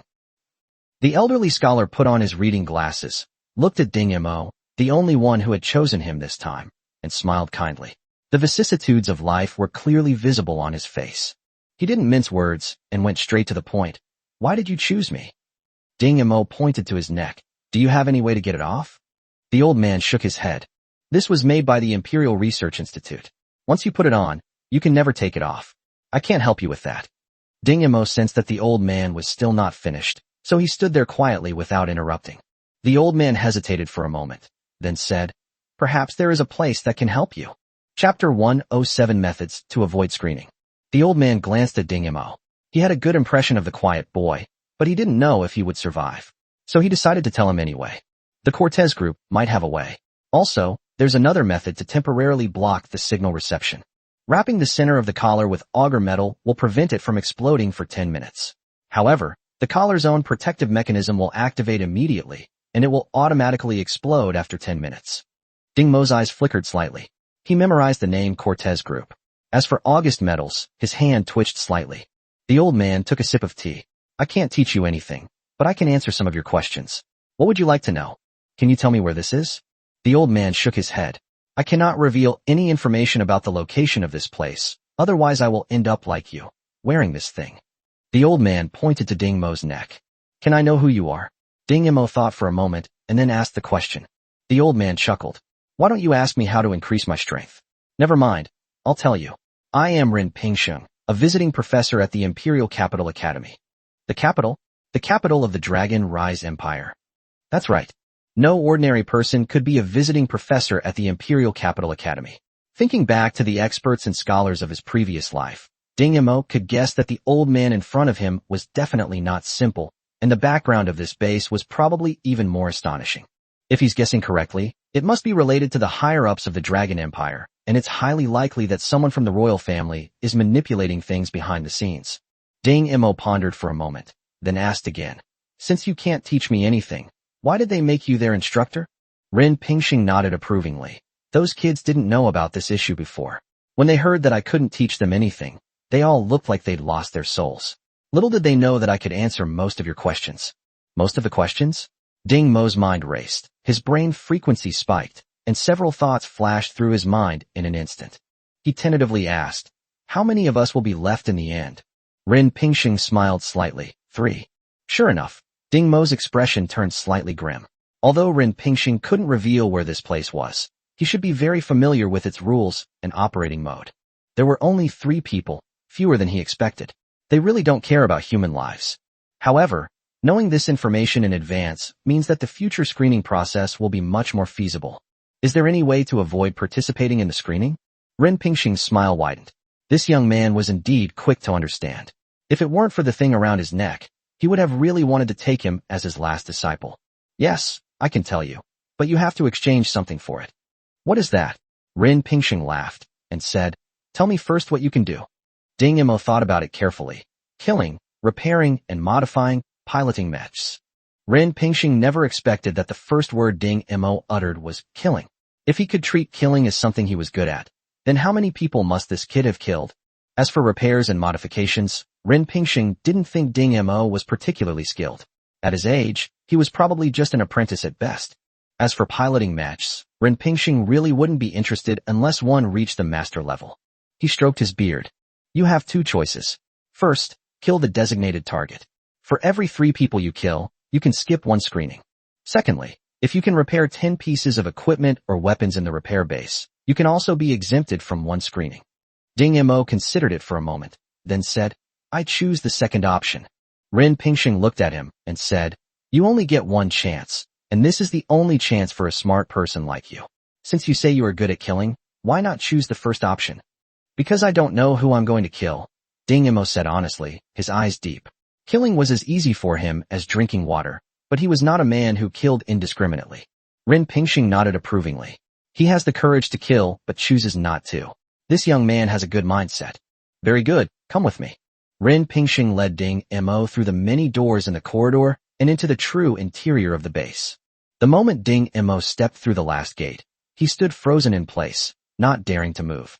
Dozens of small red dots hovered over him, serving as aiming points for the dozens of automatic weapons in the towering, spacious plaza ahead. If it weren't for Ren Pingxing guiding him, Ding Mo was certain that he would have been riddled with holes the moment he entered. How to describe this square? It's like the Bird's Nest Stadium magnified dozens of times. Busy robots, soldiers, mechs, loading vehicles, and aircraft. It has all the elements of a high-tech military base. A strangely shaped, round robot floated over. Ding Mo was sure he wasn't mistaken. It was indeed floating. However, Ding Mo didn't see any propellers or nozzles. It seemed to be an effect caused by anti-gravity or strong electromagnetic force. The round robot spoke in a soft, feminine voice. Identification of the person approaching. Identification in progress. Professor Ren Pingxing, please contact the relevant personnel. Otherwise, you may not proceed any further. Ren Pingxing smiled and said, please help me contact Fatty. Okay, please wait a moment. The round robot whizzed away, leaving Ding Mo and the other person standing in place. A short while later, a tall, thin officer with a Berry 3 pistol tucked into his waistband walked over. Professor Ren, is there something you need? Fatty, according to the agreement, this teenager has applied to participate in equipment maintenance and is exempt from the screening process. Equipment repair? The thin officer looked Ding Mo up and down suspiciously. Professor Ren, you're not joking, are you? When did someone choose repair to avoid screening? Ren Pingxing coughed awkwardly. This kid doesn't want to kill anyone, and he doesn't have any other skills. He just says he can do repairs, so give him a chance. All right. The thin officer agreed, but then said to Ding Mo fiercely, don't think you can escape the selection process. I'll follow the rules. If you don't meet my requirements, you'd better go back and undergo the selection process. Come with me. Ding Mo glanced at Ren Pingxing, who waved for him to follow the thin officer. Watching Ding Mo's retreating figure, Ren Pingxing sighed. It is helplessness. It is melancholy. It is a humanities scholar's reflection on this practice and this era. Number 0, right? You're the first person to come here. What have you fixed? The skinny officer asked casually as they walked. Magnetic storm mines, energy guns, battle vehicles, flying shuttles, mechs. The thin officer suddenly stopped and raised his hand to salute the person walking in front of him. Ding Mo obediently lowered his head and stood aside. The newcomer swaggered past, paying no attention to the 2 people. Watching the man walk away, the skinny officer spat. What's so smug about? Wait until I get promoted. I'll teach you a lesson. Seemingly recalling Ding Mo's earlier words, the thin officer looked at the light gray mech standing in the center of the field. You said you've repaired mechs? Chapter 108 Repair Master. Ding Mo nodded. Okay, see that Huilong? Its right arm and engine have problems. If you can fix them, I can exempt you from the next screening. I'll give it a try. The thin officer led Ding Mo to the foot of the mecha's repair platform. Several technicians were whispering among themselves on the repair platform, which was supported by a mechanical arm high in the air. It seemed that the problem they were dealing with was difficult to solve. You lot, get down here. The technicians above looked down, and one of the burly men wearing goggles laughed. Fatty, what brings you here today? The skinny officer chuckled. Mata, this kid said he can fix mechs. Why don't we let him go up and give it a try? Mata pressed a button, and the repair platform slowly lowered. He casually tucked his tools into his belt, then looked Ding Mo up and down. This kid? Has he finished his apprenticeship yet? The thin officer spread his hands. Professor Rin told me to bring him here. I had no choice. Mata wiped the oil off his hands and gestured for Ding Mo to come up. You give it a try? Suddenly a furious voice came from behind. What are you doing? Mata, you little brat, you want to die, don't you? A tall, handsome blonde man in a red pilot's uniform was glaring at Mata. The thin officer hurriedly explained. Professor Rin sent this kid to repair the equipment. The blonde-haired handsome guy waved his hand. I don't care. In short, no one is allowed to touch my mecha except for the motor. Especially this guy with no connections. Don't let him cause me any more problems. Mata waved helplessly at the thin officer and raised the maintenance platform back up. The blonde-haired handsome man glanced at Ding Mo, snorted coldly, and turned to leave. The thin officer glanced at Ding Mo, his eyes filled with helplessness. You're lucky, kid. Come with me to the repair area. The maintenance area is enormous. Compared to the maintenance warehouse at the Blue Star Military Academy, it's like comparing a basketball court to a football field. Hundreds of technicians were scattered throughout this vast area, each surrounded by a large number of devices awaiting repair, mostly weapons, with some mechs also scattered throughout the area. Zhang Guangji. The thin officer called out to an old man who was engrossed in working on the barrel of a Gauss rifle. The old man had lost most of his hair, but his face didn't look too old. His honest face made him look more like a farmer. He looked up, saw the thin officer, and chuckled. Fatty, what's up? The thin officer shoved Ding Mo forward, saying, Kid, today's repair task is 10 pieces of equipment. If you don't finish, send them back for selection. Zhang Guangji gave Ding Mo a careful look and gestured for the thin officer to leave. Okay, go ahead and do your thing. Kid, don't you want to participate in the selection? After saying that, he chuckled to himself and pointed to the items beside him that needed repair. Choose whichever you can fix. The tools are all on the workbench. Take them yourself. Here's a suggestion. Start with the easy ones. If you can fix 10 of them, Fatty won't send you back. Ding silently walked to the pile of things, picked up one item at random, and headed towards the control panel. Zhang Guangji looked at the ion blade in Ding Mo's hand and shook his head. The ion blade was one of the most difficult pieces of personal equipment to repair. Anyway, he has said what he needed to say, and he can't control what others think or do. It's just a pity that he has to go back to participate in the selection at such a young age. It was a pity, but Zhang Guangji was no saint. He continued to deal with the firearm in his hands. The problem with this kind of firearm was mostly due to the insufficient speed of the impact hammer, and his only solution was to replace the impact hammer. This required completely disassembling the Gauss rifle barrel to replace the tiny impact hammer. The guy behind him, number 0, had already run back and forth several times. He probably realized he wasn't capable enough and was trying to choose simpler equipment. Zhang Guangji smiled with a hint of sarcasm. After replacing the impact hammer, his forehead covered in sweat, Zhang Guangji straightened up, took a breath, and, after all, was getting old and his body was not as strong as before. He touched his sparse hair and walked towards the control panel. The control panel was surrounded by various guns, landmines, and some anti-aircraft laser cannons, among which the high-frequency oscillating ion blade that Ding Mo had chosen as the first item was lying casually on the ground. Ding Mo was quietly disassembling his tactical helmet, seemingly unaware that Zhang Guangji was observing him. Zhang Guangji curled his lip. He didn't even know the most basic classification. Had this kid really studied repair? Picking up the damaged ion blade, Zhang Guangji wanted to check what was wrong with it. The azure blade suddenly appeared, casting a deep blue hue over Zhang Guangji's face. No problem. Zhang Guangji tested it, and the ion blade in his hand was in good condition in terms of both excitation speed and energy field stability, without any problems. Shaking his head, Zhang Guangji neatly arranged the ion blades, and then casually picked up a single soldier protective shield. As the energy was activated, the thin light film spread out into a standard regular hexagon. Zhang Guangji tested the intensity, and found that it fully met the excellent standard. With a hint of doubt, he picked up a Kurt 1 particle gun, aimed it at the test target, and pulled the trigger. The blazing white energy ball flew out, blasting the target with a loud bang. Zhang Guangji could no longer maintain his calm expression. Looking at the scattered items on the ground, he asked in a trembling voice, "So you fixed all of these things?" Ding Mo stared at the helmet in his hand, disassembling the optical circuit board inside, and casually replied, "Yes, it's all fixed." Zhang Guangji almost shouted out loud. Who was this kid? He actually had such a high level of skill. You have to know that he used to be an apprentice in the Tunglong fleet. Back then, even the most skilled repair master in the fleet couldn't achieve such speed and such a high rate of availability. He excitedly opened the communicator. "Fatty, this kid is amazing. He's worth 4 of us. No, 7 of us. You've struck gold. Stop joking. Did you secretly help me? Let me tell you, military law is unforgiving. If you're lying, I can't save you. Come and see for yourself," Zhang Guangji said, then hung up the phone. The thin officer returned to the maintenance area only to find a group of people surrounding number 0. "What are you doing? Get back to work."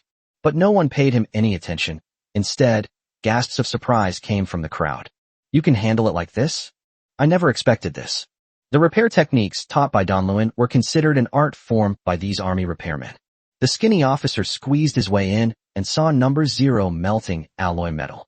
He stretched the molten metal into long threads and poured them onto the laser cannon's activation circuit. The previously damaged activation circuit was instantly transformed, revealing a somewhat ferocious appearance under the light. "This is a master." The skinny officer wasn't ignorant. Seeing Ding Mo's skill, he knew that apart from Mata, no one else in the base could do it. But Mata had received specialized training at a military academy.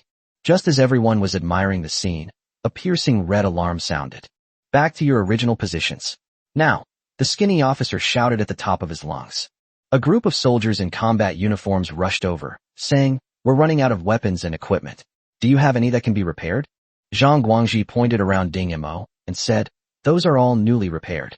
Hurry up and take them." "How many enemies have rushed out this time?" The soldiers hurriedly began packing their equipment, answering as they did so. "Who knows? Something's been weird these past few days. A bunch of them keep popping up every now and then. I'm starting to wonder if they're planning something big." "Hey, who arranged this equipment? It's pretty handy." "Just doing it casually?"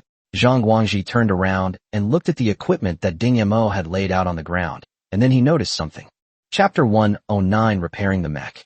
What appeared to him as haphazardly arranged equipment was, in fact, a perfectly organized arrangement for the soldiers about to launch an attack, with primary and secondary weapons, tactical gear, and protective equipment all grouped together, making preparations much faster.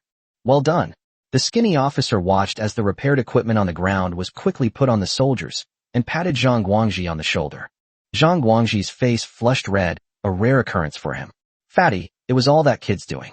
The thin officer smiled at Ding Mo in surprise. "Well done, you'll be exempt from the next selection." Then, as if he had thought of something, he asked again, "You really know how to fix mechs?" Ding Mo nodded. The thin officer gritted his teeth. "Come with me." When the two arrived at the location of the huge gray mech Huilong, they saw the engine on the back of the mech spewing flames as it rushed towards the ejection port. "You fixed the motor?" The motor removed the goggles. "It's temporarily back to normal, but I don't know how long it will last." In the pitch-black space, a black vortex continuously spewed outwards. Mechs, starships, spacecraft, and all sorts of war machines flew out of the black vortex in an endless stream, while dozens of starships that had been waiting nearby kept firing, and various mechs and unmanned turrets attacked desperately. Char piloted the Huilong and swiftly charged into the battlefield, flying towards the enemy's mechs. "Damn, this right arm is still a bit sluggish." Xiao frowned, dodging a charging mech and slashing it from behind. The mech, cleaved in two, exploded, and then Huilong burst out of the flames, charging towards a spacecraft that had just emerged from the vortex. Although most of them were wiped out by the troops guarding the vicinity of the vortex, the enemies rushing out of the vortex were fearless and continued to charge forward despite the fierce artillery fire. The defending side's turrets and mechs were also gradually worn down in the fighting. Fire and salvo, angle 31. The flagship's commander directed the remaining starships. Several thick beams of white light appeared, opening a wide passage through the enemy's army. Another volley. The battle between the two sides gradually intensified, and the defenders suffered heavy losses. Xia gritted his teeth and pierced through another enemy mech. Seeing his comrades locked in combat, he rushed over with trembling hands. His physical strength was almost at its limit. If Huelong's right arm and engine hadn't been in trouble, he might have had an easier time. Seeing the 3 jet-black mechs that had surrounded them without them even noticing, Xia gritted his teeth and charged forward. He was getting increasingly clumsy in the fight, and moves that he used to execute with ease were inexplicably going wrong. This mistake nearly cost Xia his life. Seeing the oncoming attack, Xia pushed the control stick to its maximum, and the engine of the Qirlong roared violently. Braving the enemy's gunfire, he slashed through the enemy's cockpit with his sword, at the cost of the Qirlong completely losing its combat capability. Captain Char, I'll cover you. A similarly gray mech rushed over, covering Char's retreat, who had already lost his fighting ability. I'm here too. Another mech flew over. Char Aznable didn't know what to say. Who told you to be our ace? Hurry up and repair your mech. We'll hold out until you can sortie again. Seeing the warning indicator flashing repeatedly, Char had no choice but to pilot his mech erratically back towards the shore. During the journey, he saw a starship that had been forcibly attacked by the enemy and forced into hand-to-hand combat. He then self-destructed, and the 300 officers and soldiers on board perished along with the enemy who had invaded the starship. They saw the starship, having run out of ammunition, crash heavily into the enemy starship, causing a massive explosion. Motor! Motor! Xia shouted frantically. The sturdy motor rushed over. What happened? Char grabbed him by the collar. Tell me what happened. This Huelong couldn't even last through the battle. It's also having trouble getting going. Get it fixed right away. The guys outside are waiting for me. Xia roared, his heart filled with anxiety, wishing he could transform into a mecha and rush out. Mata glanced at the mecha's condition and shook his head helplessly. I'm sorry, it will take me at least 3 days to fix it. You fucking don't want to live anymore. Charles's eyes quickly became bloodshot, and a barely perceptible fear was hidden in his ferocious face. Yes, he was afraid. He was afraid that every minute he delayed would mean another brother would die outside. Mata remained expressionless as he was shaken, his eyes filled with helplessness. Ding Mo looked at Xiaoya's expression, but his thoughts drifted to the distant yellow star. Those veterans, dying with smiles on their faces, seemed to have once again shown him what courage and selflessness truly mean. He touched the collar around his neck and said hesitantly, Perhaps I have a way. He was just worried that the base would be destroyed and threaten his safety. No matter who the enemy was outside, if the people in this base could not see any hope of victory, they would probably activate the self-destruct mechanism. He was doing all this for himself, he told himself. You have a way? Xia's bloodshot eyes seemed to want to devour someone. You really have a way? The skinny officer and Mata asked in surprise at the same time. Ding Mo quickly climbed onto the repair platform, opened the toolbox, and raised the repair platform. If you don't mind this mech being scrapped, I can temporarily restore it to combat capability, but it definitely won't be usable afterward. Char touched the mecha that had been with him for years, hiding the reluctance in his eyes. Please, the sooner the better. The blonde-haired handsome guy bowed to the boy for the first time. Without hesitation, Ding Mo quickly disassembled the mecha's engine cover and right arm joint. Through his observation, it was clear that these two parts had the biggest problems. Mata and the skinny officer climbed onto another maintenance platform to observe Ding Mo's operations, while Xiaoya waited anxiously below. This engine is badly damaged. What's this kid planning to do about it? Mata frowned as he looked at the engine's exterior, where the energy transmission channels were mostly damaged. Ding Mo also looked serious, but he didn't delay and focused his attention on the right arm joint of the mecha. The outer armor here has been opened, and the joint's transmission mechanism is clearly completely damaged. There are no spare parts, said the thin officer. The motor was also thinking that if it were up to him, he would probably use the tank's drive shaft instead. Although the strength would be slightly reduced, it would still be able to maintain movement. Ding Mo glanced around the repair area and immediately fixed his gaze on one spot. Please help me bring the escape pod ejection device from area C3 over. Ding Mo issued the orders without any hesitation. At this moment, Mata and the thin officer showed no sign of delay. Mata quickly manipulated the mechanical arm to bring over the ejection device. Ding Mo quickly removed the original joint axis of the mecha and then instructed Mata to place the ejection device at the joint. The size is just right, but the ejection mechanism simply can't handle the joint's turning movements. Mata watched Ding Mo's actions from above, his mind filled with confusion. Chapter 110 Red Comet. Ding Mo ignored Mata's words. He took out a handful of alloy beads from his toolbox, curled his lips into a smile, and suddenly changed the direction of his hand movements, starting to move with the phantom. Mata and the skinny officer watched as Ding Imo smoothly and effortlessly modified the right arm joint of the mecha.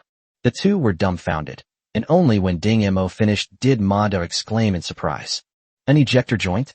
It's actually an ejector joint. Although the joints of this mecha are modified from ejection bays, they are already sufficient to meet Char's needs. What surprised Motor the most was Ding Mo's installation method. He installed them one by one without using any tools, simply by holding the alloy beads in the gaps where they were ejected, and installed them perfectly. The artistry was so remarkable that even his teacher couldn't achieve that level of skill. Moreover, the ejection joint can withstand a greater load output, which is exactly the kind of method that Char, a pilot who can desperately squeeze the potential out of his mecha, likes best. Sure enough, upon hearing Mata's exclamation, Char was first taken aback, then overjoyed.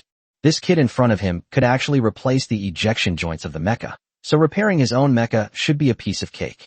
Xia paced anxiously. The sounds of gunfire outside seemed to be pounding on his heart, and his anxiety was growing uncontrollably. Ding Imo glanced down and saw Xia's barely suppressed anxiety, causing his hand, which was inspecting the engine, to pause slightly. Since that's the case, let's modify the structure to match your anxious mood with a flamboyant and violent one. Ding Mo's confident maneuver left Mada and the skinny officer completely baffled. What are they trying to do? Aren't they going to use the energy channel? But without an energy channel, what does he plan to use instead? At this moment, Ding Imo had completely disassembled the energy transmission channel. Seeing the bullet holes on the mech, he was even more confident. Find the energy stone activation device quickly. Mata and the skinny officer dared not slack off in the slightest, because they knew that every second before them was bought with the lives of their brothers who were fighting bloody battles outside. The sharp outer casing of the heavy energy stone activation device cut the thin officer's hand. Mata reached out to help. Are you alright? The skinny officer smiled through gritted teeth. This little injury is nothing. Just take it over quickly. The motor picked up the ignition device and quickly climbed onto the maintenance platform. The bloodstains on the outer shell slowly seeped into the grooves of the device, leaving large patches of bright red. Ding Imo reached out and took it. Seeing the bright red of the outer shell, his eyes darkened. He glanced at the thin officer below who was clutching his wound, then at Xiaya with bloodshot eyes, and then at Mada with a face full of anxiety. His palm twitched slightly, and a small piece of August metal was quietly clenched in his hand. The speed of his hand movements increased to another level. His fingers, which appeared as phantoms, connected the circuitry of the activator to the original transmission channel. The ogre metal that was quietly produced turned into thin silver foil and wrapped around the joint. The final product was extremely seamless. The armor shell was fastened and the original gaps were welded shut. Now, unless there is violent destruction, no one will be able to find the extra August metal added to the engine. However, if violently destroyed, the auger metal will be scattered by the strong external force in a short time, melting into the ordinary alloy it is connected to, leaving no trace. Looking at the final product, Ding Imo smiled slightly. Alright. Char couldn't wait to climb into the cockpit, start the engine, and rush out, but he saw Ding Imo standing in front of the mecha, his mouth moving slightly. What is he saying? Neither Mata nor the skinny officer could hear Ding Mo's voice. Char shouted anxiously, "Get out of the way." 3, 2, 1, 0. Ding Imo, who had been silently counting, listened to the roar of the engine reaching its maximum power, smiled slightly, made way, and said softly, "I hope you can survive." Char Aznable jerked the control lever, and in a flash, the Curalong had already burst out of the recovery tunnel. Xia's eyes widened in excitement. This speed, this power, is this really my Kajiro?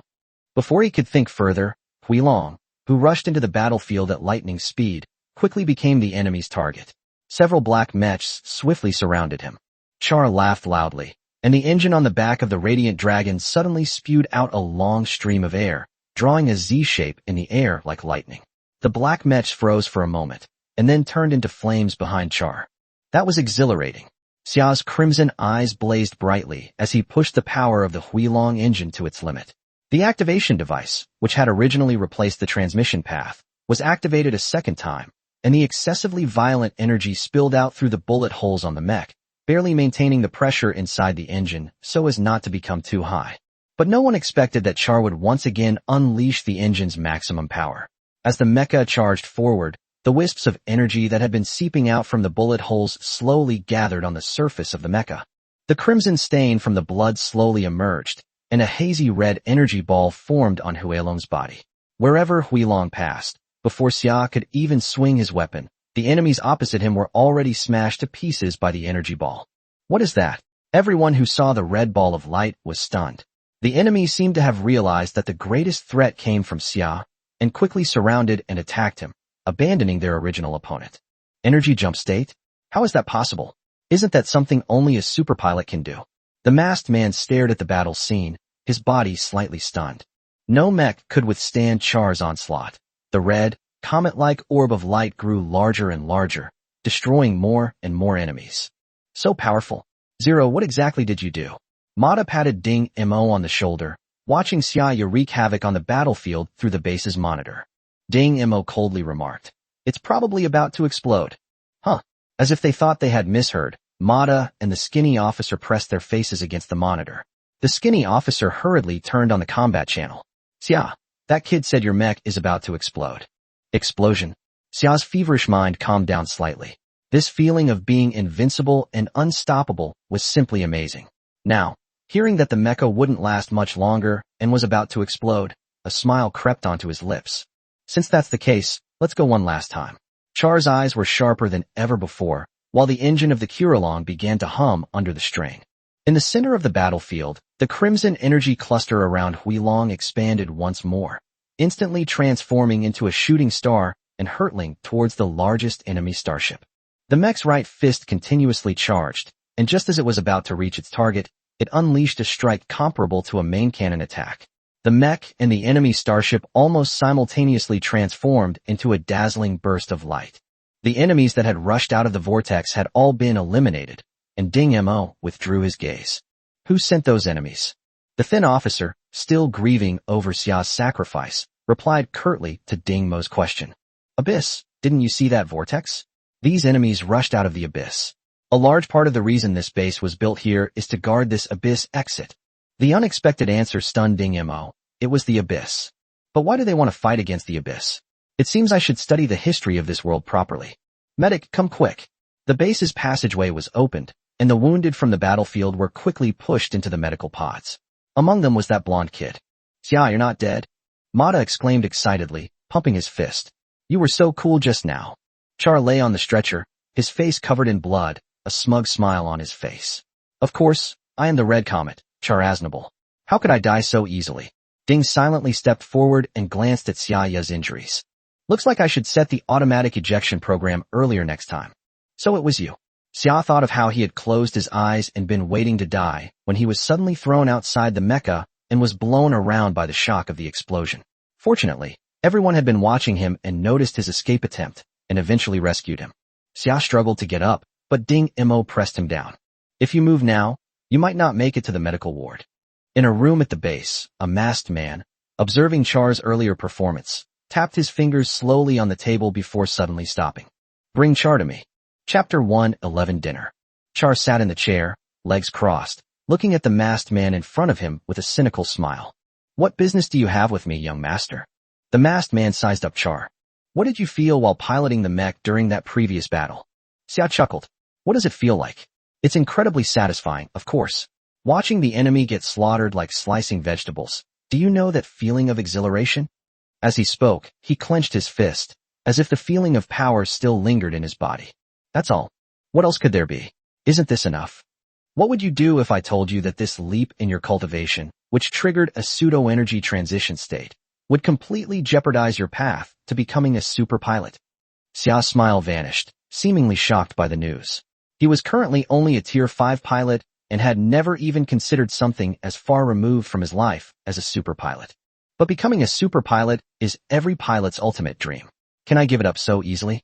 Char, torn between his inner turmoil and his own will, slowly lowered his head. A few seconds later, his shoulders trembled, and he burst into laughter.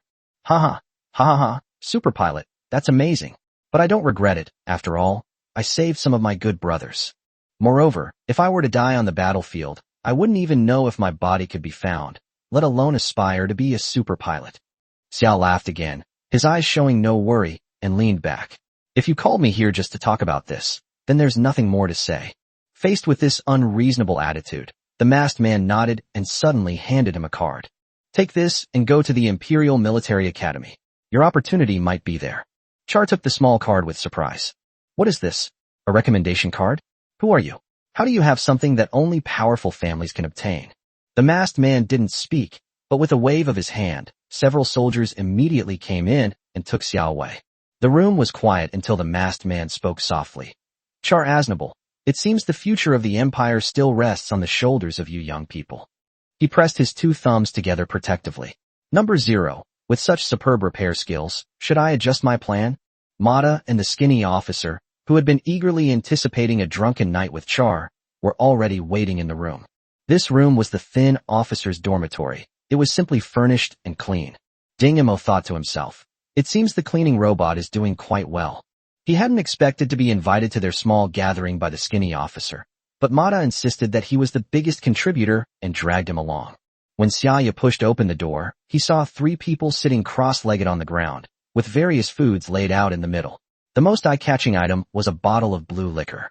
He laughed heartily and, without any hesitation, squeezed into the gap between the 3 of them, sitting cross-legged in the same manner. Looking at Ding Imo beside him, he put his arm around Ding Mo's shoulder and laughed loudly. Number 0, this time it all depends on you. Putting everything else aside, just for the mecha you modified, I made a name for myself on the battlefield. You have to drink the first cup of wine. I've been hiding this for a long time. Luckily, the military law team didn't find it. I'll finish it today, so I don't keep thinking about it. The skinny officer laughed. With a gentle twist of his thick fingers, Mata opened the bottle, filled a glass, and handed it to Ding Imo. I don't know where you learned your repair skills, but I, Mata, admire you. Come on, let's have a drink together. The 3 of them tilted their heads back and drank, but they saw that Ding Imo was holding his glass and didn't move. Xia patted Ding Imo on the shoulder. Never tried it before? That's true, you're not that old. Don't worry, alcohol is a good thing. I guarantee you'll never forget it after you drink it. I can't drink, Ding Imo said calmly. 1 sip and I'm completely drunk. Really? The 3 of them had never seen such a person before. You really can't drink it? It's okay, it's not fun if you get drunk. Xia looked at Ding Imo and suddenly asked curiously, what's your name? We can't keep calling you 0 all the time. Ding Imo. The Imo in silenced. The skinny officer took another sip. So you're Black Dog. How about we call you Black Dog from now on? It sounds mysterious and intimidating.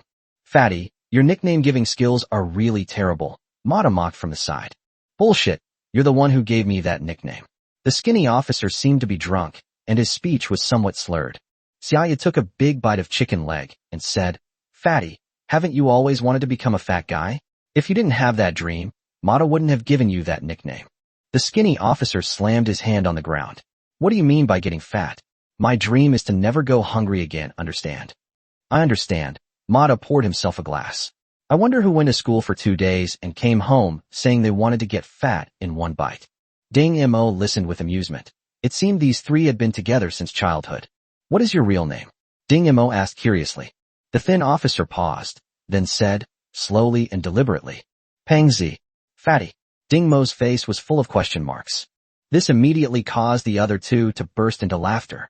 After the laughter subsided, Xia took out the card. Hey guys, I'm going to the Imperial Military Academy tomorrow. Mata punched Xia on the shoulder. Fine, that's the place we most wanted to go back then. Char smiled smugly. That's right, don't you know who I am? But, Xia put his arm around Ding Mo's shoulder. We also have to thank our Black Dog. If it weren't for the mecha he modified that made me stand out, I wouldn't have had this opportunity. Ding silently picked up a shrimp and put it in his mouth. Xia continued. When I come back after I've been promoted and made a fortune, I'll protect you all. Especially you, Black Dog. You'd better try your best to survive. Ding Imo looked up in confusion. Haven't I already avoided the screening process? Pangzi lowered his head and took a vicious bite of the chicken leg. But after this selection, you should receive training and prepare to participate in a death mission. Mata patted Ding Imo on the back. So what if it's a death mission? We face death every day. It's just a matter of luck. Forget it. Let's not talk about it anymore. Let's drink. Char clearly didn't want to bring up such an unpleasant topic again. However, at this moment, Ding Imo suddenly fell to the ground. Hey Ding Imo, Black Dog, what's wrong? Xiaya turned Ding Imo over and found that his cheeks were flushed, and he was fast asleep as if he were drunk. Xiaya picked up the shrimp from Ding Mo's hand and smelled it. Drunken shrimp. This guy really can't drink? He was knocked out by just one shrimp. The door was suddenly kicked open roughly, and several soldiers carrying weapons rushed in, quickly pointing their weapons at the three people sitting on the ground. Chapter 112 Shipboard Repairman. Stand up, everyone. The military law team is conducting an inspection. A leading soldier quickly identified himself. Another soldier picked up the bottle from the ground. Captain, this is high-proof liquor. The soldier called the captain glanced at the wine bottle, a hint of envy flashing in his eyes before his face turned cold again. Drinking alcohol is strictly prohibited at the base. Anyone who violates military discipline will be locked in the punishment room. Huh? This guy on the ground didn't drink alcohol. He just ate a drunken shrimp. Drunken shrimp. The captain looked at Ding Mo, who was completely drunk and unconscious, and the collar around his neck, but a sinister smile appeared on his face. Take him with you. Wait. Pang Zi saw the smile on the captain's face and immediately thought of something bad. I heard that there were also teenagers who were exempted from the selection process, but somehow ended up in the hands of the military law team and then disappeared. Missing? He was probably killed by the military law squad. Pang Zi knew that the perverts in the military law squad maintained the same expression year-round and had no entertainment or leisure activities. Even a normal person would find it unbearable to stay there. If Ding Mo falls into their hands, the consequences will be unimaginable. You want to stop us? The captain poked Pang Zi in the chest with his gun. I can shoot you on the spot for disobeying military orders. A soldier nearby recognized Ding Mo's face and grinned maliciously. Captain, this kid is pretty good looking. He didn't say the rest, but those who understand, understand. Pang Zi immediately glared at the soldier. As a seasoned veteran in the base, he knew better than Xiaya and Ma the character of a soldier who is desperate. Hey, we're all colleagues, why the rush? Pang Zi casually pulled another bottle from under the bed. This bottle doesn't seem to be opened yet. Should we confiscate it? The captain took them with a cold smile, weighed them in his hand, and still sneered. Take them all. You. Pang Zi was surprised that the captain didn't follow the rules. Little did he know that the captain had just seen Ding Mo's face and had completely forgotten about the rules. The soldier reached out to grab Ding Mo's clothes, but before his hand could even touch them, he heard a cracking sound and his wrist twisted at an odd angle. A slender hand left his wrist, and looking up, Ding Mo opened his heterochromatic eyes. His black eyes were full of chaos, indeed the eyes of someone who was drunk, but his red eyes were clear and bright, and a trace of violence was gradually forming. He couldn't help but scream, and several military law enforcement soldiers immediately pointed their guns at Ding Mo on the ground. However, as the gun was aimed, Ding Mo's body became unrealistically blurred. Xiaya, Ma and Pang Zi were surprised as one soldier after another fainted. Neither they nor the other soldiers noticed Ding Mo's location until the last soldier fell, at which point Ding Mo's figure was revealed from behind that soldier. What's going on? Pang Zi and Ma looked at Ding Mo, who was standing there last, in surprise. Xiaya exclaimed excitedly. This is the first time I've ever seen such a technique. Where did you learn this eye avoidance technique? Black Dog, you're amazing. Ding Mo suddenly raised his head and glanced at everyone in the room. They're not enemies. He closed his eyes and collapsed again. Was he sleepwalking just now? I don't know, but that look was terrifying. Don't drink with him anymore. Pang Zi frowned, looking at the soldiers lying unconscious on the ground. This is a big problem.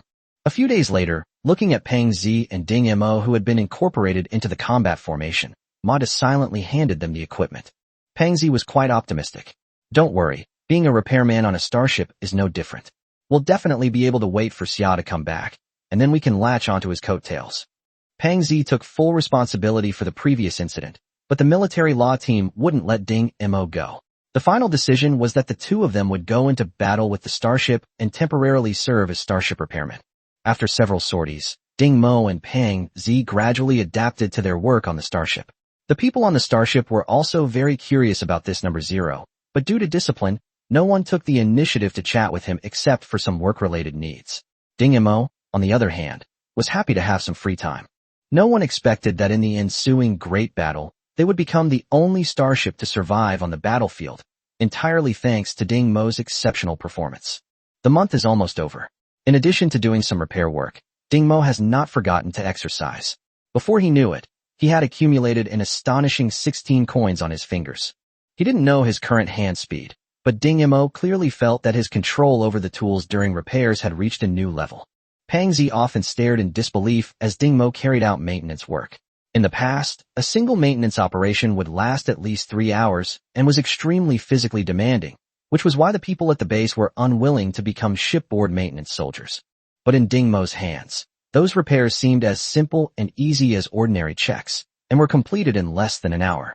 After all, not everyone has the ability to check the continuity of dozens of circuits at the same time, nor can everyone test the stability of hundreds of components simultaneously, and certainly not everyone can use precise force to easily and accurately install the optical path module, which originally required mechanical operation by hand. Several times, Pang Zi was still worried and thoroughly checked everything again. After finding no problems, he simply handed over all the maintenance work to Ding Mo, only responsible for checking and assisting. So, Pang Zi found the originally arduous starship repair work quite enjoyable, and he even noticed that he seemed to have gained a little weight, which was truly remarkable. Ding Mo, you'll be going back after the selection process ends tomorrow. Pang Zi leaned lazily against the bulkhead, watching Ding Mo inspect the engine ignition device. Ding Mo nodded. Pang Zi suddenly felt sentimental. Are you confident about the death mission? Ding Mo shook his head. That's true. If I had known that it was so easy to die in the army, I would have preferred to stay in my hometown. Although it would be poorer, at least I wouldn't have to face death all the time like I do now. The inspection is complete. Ding Mo put down the tools in his hand. Pang Zi straightened up. Let's go. I'll see you off today. A tense and piercing alarm suddenly sounded. Unlike the alarms Ding Mo had heard before, this one was a much sharper, highest level alarm. Without saying a word, Pang Zi pulled Ding Mo straight to the armory. There was an old mech in the armory of this starship. Although it could not fly out of the ship, it was still very useful when dealing with the enemy in the landing battle. Ding Mo, you drive, keep a close watch on the engine lane. Pang Zi pushed Ding Mo hard. Ding Mo didn't refuse, and readily climbed up and started the engine. He had inspected this mech many times, so he was very familiar with it. Pang Zi, on the other hand, knew that Ding Mo's hand speed was much faster than his own, so he placed his hopes on Ding Mo. More enemies than ever before surged out of the abyss's exit. The fleet commander, witnessing this scene, instantly lost all color in his face. He gritted his teeth. Contact the Tunglong fleet immediately. A large number of enemies have appeared at the exit of Abyss number 13, Danger Level S, requesting support. Chapter 113 Pentakill. The fleets of the Dragon Empire rarely request aid, especially those that are stationed in a region year-round. If there is even the slightest hope of victory, they will fight to the last man and never stoop to asking for help. In stark contrast to the commander's pale face, countless fireballs exploded in the sky like blooming fireworks, densely packed and dazzling. This is revenge from the abyss. More and denser weapons of war are pouring out than ever before. If the frequency of the previous outpouring was a monophonic etude, then now, a cruel and bloody symphony of fate is being played. The multiple starships, resembling multiple accents, were interspersed with densely packed mechs, unmanned floating cannons, and even lone warriors using jetpacks to follow the main force, giving the commander a sense of the enemy's desperate gamble and madness. The frequency of firefights between the vanguard troops who had already engaged in combat formed an almost straight line, with no breaks in the change of tone. The deep, heavy notes belong to the starship's main cannons. The slightly raised notes are from exploding mechs and starships. The high-pitched notes are from charging mechs and aircraft. The sobbing notes are from floating turrets that have exhausted their energy, and occasionally, one or two heavy bass notes are from starships that have self-destructed and perished together with the enemy. Ding Mo sat in the cockpit, closed his eyes, and listened quietly to this extremely heroic and cruel symphony. He still couldn't understand why soldiers of this era were so full of the courage to sacrifice themselves for their country. Human history has progressed from bare hands to cold weapons, and then to the era of firearms, which he is most familiar with. Both sides in a war have a psychological defense line. In the era of cold weapons, a force that dares to continue fighting even when its casualties reach 30% can be called a strong army. In the era of firearms, this ratio will increase further, but there are very few armies that collapse only when 100% of their soldiers die in battle. After all, a war in which people around you fall one by one, and there is no hope in sight, can truly make people despair. However, once in this world, Ding Mo encountered soldiers who were all ready to die for their cause. In reality, the world is not as he imagined. Armies can also desert or collapse. It just so happens that the army he encountered could not desert or surrender. Given the intensity of the Abyss's attacks today, there was absolutely no chance of escape. Moreover, the people of the Abyss never accept surrender, so the commander could only grit his teeth and endure it. At this point, the two sides had already engaged in close combat. The main cannons of the starship were no longer effective, and only the small side turrets could still flexibly inflict damage on the enemy. The energy shield has been breached. A notification came from the bridge through Ding Mo's communication channel. Hold the engine lanes and immediately recharge the energy shields. Ding Mo's eyes narrowed slightly, instantly entering a state of excitement. With the energy shield shattered, the next second would either be met with artillery fire or a direct assault from enemy assault landing ships. The starship shook violently, and immediately commands came from the bridge. Enemy has invaded the warship. The escort team is to proceed immediately to Area B2 to assist in the defense. Actually, Ding Mo knew even without the bridge's command, because the huge hole appeared not far in front of him. He glanced back at Pang Zi and saw that the other party had already put on a protective helmet, so he felt relieved. Even with enemy landing ships blocking the way, the massive impact created a hole that could not prevent oxygen from leaking out of the ship. If helmets were not worn in time, personnel near the hole would be directly exposed to a vacuum and would suffocate. Ding Mo did not rush forward rashly. Firstly, the landing ship that had entered the starship could not be pushed out by the power of a single mech. Secondly, the enemy inside the landing ship had already stepped into the starship. 5 black mechs emerged from the landing ship at an extremely fast speed and rushed towards Ding Mo. At this moment, on the bridge, the captain's eyes were filled with despair as he looked at the surveillance of the intrusion area. There were 5 mechs, and only 2 repairmen were defending them. Even if one of them activated the mech, how could that old model mech deal with 5 fully armed enemies? Moreover, if he remembered correctly, that mech was only equipped with a beam gun and had no melee weapons. In such a close-quarters encounter, he probably wouldn't have time to fire before the enemy got close. Once the engine channel is breached and the engine is destroyed, all the starship's energy will be lost, leaving only self-destruction as the only option. Where is the guard? 5 more cabins. Speed up. At this moment, Ding Mo was unusually calm. His brain was working at an extremely high frequency, allowing him to quickly analyze the enemy's weaknesses. He kept his beam gun firmly aimed at the first mech that rushed at him. The passageway inside the starship was not wide, at most enough to accommodate 2 mechs walking side by side. At this moment, the mech in front occupied the center, naturally blocking the charge of its companions behind it. Ding Mo could naturally see this. His eyes narrowed slightly, and he slowly shifted the target of his beam gun. His goal was not just to block the enemy, but to annihilate them all. His shot grazed the shoulder of the leading mech and struck the head of the mech behind him, instantly disabling the sensors located in the head. The captain, watching all this on the monitor, looked extremely grim. Was the repairman too nervous? He managed to miss at such close range. Moreover, he is just a repairman. He doesn't know how to use the position of the first mech to deal with them. If this kid could fight the first mech to a standstill, he could use the terrain to delay them for a longer period of time. What a pity. The captain couldn't bear to look at the scene in front of him any longer and slowly closed his eyes. Hurry, hurry, hurry. The guards rushed through the passageway, having just passed through the first cabin. At this moment, Ding Mo blocked the incoming alloy sword with his left arm, which was not holding a gun.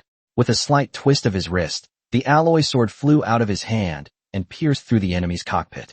The escort team passed through the second cabin. The mech, shot in the head, stood there blindly. As a mech whose sensors suddenly stopped working, it was no different from a blind man. Its choice was correct. With its side having a numerical advantage, standing still would reduce the chance of getting in the way. But Ding Mo wouldn't let him have his way. The alloy sword that had been knocked away pierced through the cockpit of the first mecha, exited from its back, grazed its cockpit again, and landed in front of the third mecha. The opponent hurriedly parried, producing the sound of weapons clashing. Upon hearing the sounds of combat, the blind mech momentarily mistook the person who had just passed by for its opponent. Instinctively, it swung its alloy sword, blocking Ding Mo's attack. However, the mech was too late to defend itself and was struck squarely, instantly losing its combat capability. The fourth and fifth mechs, however, could not see what was happening ahead. They only saw the third mech in front of them slowly collapsing, and assumed that the enemy had rushed close. So they all drew their weapons, with their usual cruelty and ruthlessness, attempting to pierce through their own mechs to harm the enemies behind them. And they did succeed. 2 alloy swords pierced through the mech in front of them, one above the other. Unfortunately, Ding Mo was not there. The escort team passed through the third cabin. Ding Mo's mech swept past, passing through the third mech. While the weapons of the fourth and fifth mechs were stuck inside the third mech, he pointed his beam gun at the two cockpits, and the blinding light flashed twice in succession. The fourth and fifth mechs fell to the ground simultaneously. The escort team passed through the fourth cabin. Ding Mo turned around and easily dealt with the second mech that had lost sight of him, then returned to his original position. The escort team passed through the fifth cabin. They witnessed a scene that they could hardly believe. Chapter 114 Volley and Perseverance. 5 mechs lay scattered in the passageway, all with their cockpits destroyed and crackling with electricity. What's going on? The guard captain, who had expected a fierce battle, was so flustered that he could barely speak. Pang Zi peeked out from behind. My brother did it. How about that? Pretty impressive, huh? The captain of the guard looked at Ding Mo's ordinary, even somewhat dilapidated, mecha and blinked hard. It didn't seem like the mecha in front of him had done anything wrong. You're just bragging. Did the enemy have internal strife and kill each other? The captain of the guard looked at the two cockpits pierced by the alloy sword and became more and more convinced that his guess was right. At this moment, the captain opened his eyes and saw the previously invading mechs lying on the ground. He excitedly pumped his fist. Well done, guards. No, captain. Just as the captain of the escort team was about to explain, he heard an emergency communication from the bridge. His voice trembled, but he still insisted on finishing his explanation. The Tunglong fleet is adjusting its formation nearby. They need us. They need us to hold off the enemy. Immediately, everyone's expression changed. To put it nicely, they were trying to entangle the enemy. To put it bluntly, they were using these cannon fodder as bait. However, immediately afterward, the captain's voice came through the communication channel. The enemy is fighting our comrades. Did you hear those dense explosions? That's them using their last bit of strength to entangle the enemy. We may all die today, but the Tunglong fleet will avenge us. We are now bait, but also poison to seal our throats. My dear comrades, brothers and sisters, now is the time for us to make a choice.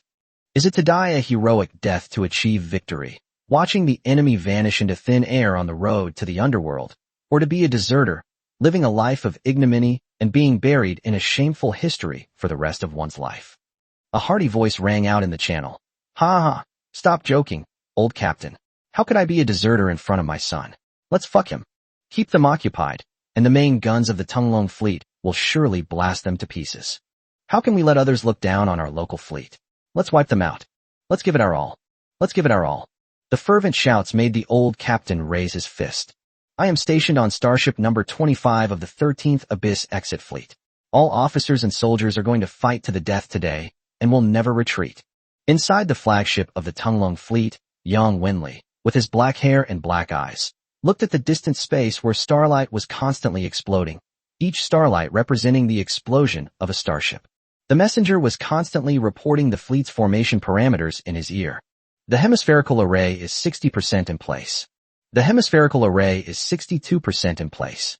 Yang Wenli clenched his fist. Order all warships to start the main gun energy refill and use inertial guidance for the remaining in situ propulsion.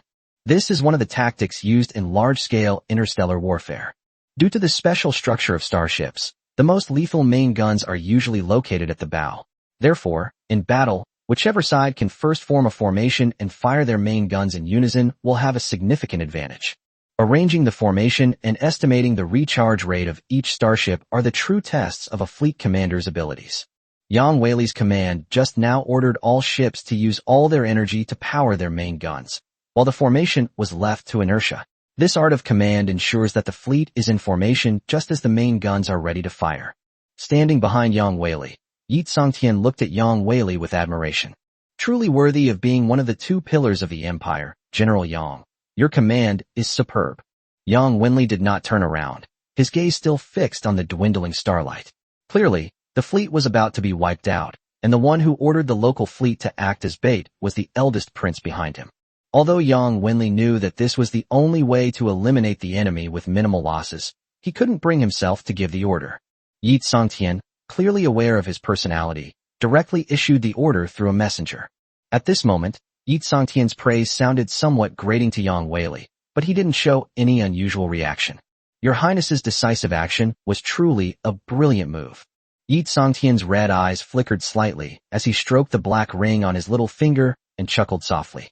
General Yang probably thinks I'm too cold-blooded. Yang Weili did not speak. Yi Songtian continued. If I were on that fleet, my orders would remain unchanged. General Yang, would you believe me? Yang Weili then turned around and looked at Yi Songtian seriously. If that's really the case, I, Yang, am willing to follow your highness's lead. Yi Songtian's expression was stern. Then, General Yang, the battlefield is ready. Prepare for revenge.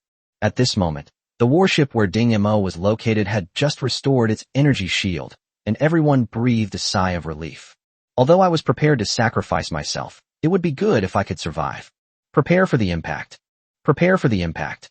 Everyone secured themselves. Ding Mo looked at Pang Zi and found that he had somehow pulled out a chicken leg and was gnawing on it fiercely. The thin air made it difficult for him to breathe, but he still managed to take a big bite. Pang Zi noticed Ding Mo looking at him and mumbled, even in death, you should die with a full stomach. You've gained a little weight, but you haven't even maintained it yet. Before he could finish speaking, a violent tremor reverberated throughout the entire starship. The area outside the ship was filled with blinding white light. The salvo from tens of thousands of starships swept across this airspace, leaving no trace of life in the area afterward, leaving large blank spaces. Energy shield is low on power, recharging in progress. At this moment, the enemy outside the ship also realized the problem, but instead of retreating, they attacked even more frantically. The guard captain stood in front of the engine tunnel with several team members, hoping that the energy shield would recover as soon as possible. The landing ship had been pushed out by them, leaving only a huge hole. More and more enemies noticed the hole and began to swarm in, and a fierce battle broke out right next to it. Energy shield is 20% charged. No, this is too slow. The next salvo is coming soon. Ding Mo suddenly opened the cockpit door and jumped out of the mech. I have a plan. Fatty, you stay here and keep watch. Okay. Pang Zi hurriedly climbed onto the mecha and took Ding Mo's place guarding the passage. At the huge gap, the guard team's mechas were struggling to withstand the enemy's attacks. Ding Mo hurriedly disassembled the outer casing of the engine transmission channel. All he could do was short circuit, directly connecting the excitation circuit and the charging circuit. He was faster than ever before, and sweat rolled down from his head to his neck, and then into his chest and back, leaving a puddle on the ground almost immediately. Damn it, get out of here! The guard captain roared as he charged toward the breach, using his mech to firmly block the enemy's attack. But a spear pierced through his cockpit in an instant, and his voice vanished. Hold on, don't let them in. Several guards rushed forward and stood in the gap in place of their captain. The repeated attacks left the guards severely wounded and killed one by one, but not a single one of them retreated. Everyone on the bridge who witnessed this scene was moved to tears. Energy charged to 30%. As Ding Mo watched the breach about to be opened and thought of the threat of another volley, his hand speed improved once again. Thin streaks of blood trickled down between his fingers, only to be flicked into a mist of blood by his phantom fingers. Faster! Pang Zi saw the sweat stains on Ding Mo's feet and chuckled. Black dog, you've got a scaredy cat too, huh? Ding Mo didn't even look up. You're the one who peed your pants in fear. That was just sweat. Pang Zi's voice sounded a little strange. I know, I'm sweating too. Hurry up, my nickname isn't living up to its name yet. Pang Zi's mecha reached the gap and blocked the enemies outside. The mecha's two hands firmly gripped the edge of the gap. No matter how desperately the enemies outside waved their weapons, Pang Zi did not retreat. Beside him were the guards who had all been killed. Black dog, I'll treat you to chicken legs next time. Chapter 1: 15 Pyrrhic Victory and Retraining. Ding Mo roughly pulled out the transmission cable, his hands moving incredibly fast. He pulled out dozens of meters of cable in a few seconds, at the cost of flying fingernails and his hands covered in blood. He seemed completely oblivious to the pain, forcefully pulling on the charging circuit's port and slamming it into the activation circuit. Instantly, a surge of violent energy rushed into the charging circuit, and the energy shield's charging speed rapidly increased. 40%, 60%. Ding Mo's hands trembled as he gripped the interface tightly. The overflowing energy gradually eroded his hands and arms, but he knew he absolutely could not let go now. Every second was a race against time, a race he could only win and could not lose. Energy shield fully charged. Activate energy shield. At the same time, Ding Mo leaped onto the black mech on the ground, dragged the person in the cockpit out, and climbed in himself. The black mecha roared to life, and its massive mechanical arm yanked Pang Zi, who was blocking the gap, back into position. Ding Mo, wielding his alloy sword, fended off the enemies outside. The blinding white light shone again. Ding Mo closed his eyes tightly. When he opened them again, the outside world was empty space, with no trace of the enemy. Ding Mo jumped out of the cockpit and saw the medic girl who had rushed over open Pang Zi's cockpit. The girl's tears instantly flowed. Ding Mo knew something was wrong and rushed forward. He saw Pang Zi's half-body left in the cockpit. There was a huge gap in the back of the mecha from which the enemy's attack had reached the cockpit. The medic pried Pang Zi's fingers off the control lever one by one. She couldn't imagine how this person could endure such immense pain to hold onto the levers so tightly. Want me a chicken leg? Ding Mo ripped the chicken leg off Pang Zi's mouth, took a big bite, and found it extremely bitter. In the Battle of the 13th Abyss exit, the enemy was completely annihilated, and only one starship of the defending fleet miraculously survived. No victory celebration was held for this victorious battle. Those who needed to celebrate had vanished into the vast sea of stars. A month later, Ren Pingsheng, wearing reading glasses, picked up Ding Mo. Ding Mo remained silent as he looked at the unfamiliar soldiers and officers along the way. When he returned to the base, he learned that Mada had also sacrificed his life. In that battle, almost everyone stepped onto the battlefield, making it the most brutal battle in the base's history. In Imperial history, this battle is described as a classic example of a decoy tactic, which further enhanced Yang Wenli's reputation and solidified his title as a pillar of the empire. It wasn't until many years later, when Yang Wenli personally recounted these people and events at the largest military lecture hall in the capital, that everyone learned that there was another group of people who silently sacrificed their lives for victory, without leaving any last words. They vanished beneath the sea of stars like a speck of dust. Ren Pingsheng and Ding Mo walked side by side, and Ren Pingsheng said slowly and deliberately in the tone of an elder, "A soldier dies on the battlefield, and dies a worthy death." Ding Mo paused slightly, glanced at the new faces behind him, pursed his lips tightly, and then strode forward again. In the familiar hall stood 4 teenagers. Only these 4 had survived this selection process. As soon as Ding Mo stepped into the hall, he noticed the other person's gaze. 01 couldn't hide his surprise. Ding Mo hadn't appeared during the selection process, and he thought Ding Mo had died in training. He never expected him to be here now. The other 3 people obviously thought the same thing.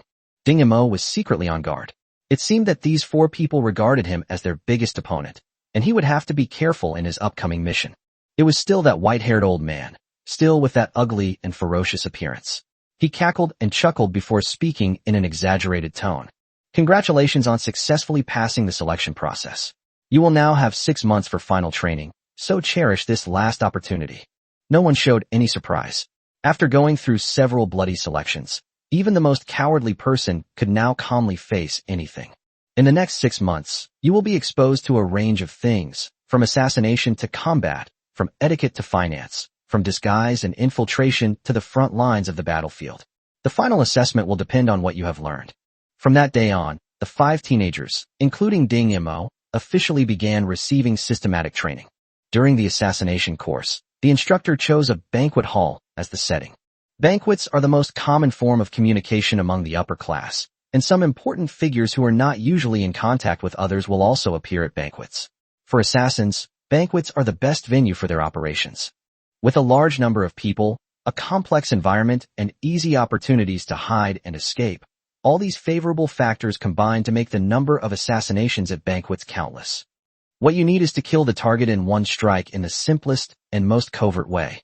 The instructor picked up a dinner knife from the table. Most banquets don't conduct body searches, so you can bring in any concealed weapon.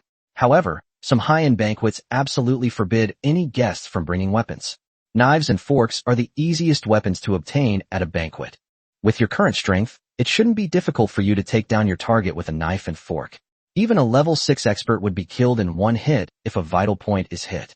However, the security personnel at the banquet are not to be trifled with. Once you pick up your knives and forks, you will be under their special watch, making it even less likely that they will be able to take action. You will need to make your own choices. A more covert method is to use small, readily available objects, such as toothpicks. Toothpicks can also kill instantly when inserted into the temples or crown of the head, but it takes a long time to practice using such a thing as a weapon. The instructor casually flicked out 2 toothpicks, which pierced the model's throat and temple with perfect accuracy. More advanced techniques, such as with paper, can be just as effective as sharp knives when they reach a certain speed. The instructor picked up a piece of white paper from the table, swung his arm forcefully, and a crack slowly appeared on the model's neck before the entire head fell off. You may choose whatever you want to use as a weapon, but it's best not to let the people around you know, because they might be your future opponents. Ding Mo, 01, and the other 3 teenagers exchanged glances, all seeing the wariness in each other's eyes. During combat training, the burly instructor watched as several teenagers, drenched in sweat and engaged in explosive power exercises, shouted loudly from the sidelines. Put in more force, increase your speed. You want to know the essence of fighting, right? Let me tell you, it's power, speed, and precision. No technique can be separated from these 3 categories. Therefore, I will not teach you any fighting techniques. You can practice on your own, or you can attack me, but I warn you in advance that I will not hold back. After the practice session ended, Ding Mo quietly followed the instructor, and 01 followed suit. As a result, the 2 were seriously injured and carried into the medical pod. 01 grimaced and crawled out of the pain, looked at Ding Mo who had no expression, gritted her teeth, and continued to follow Ding Mo to find the instructor.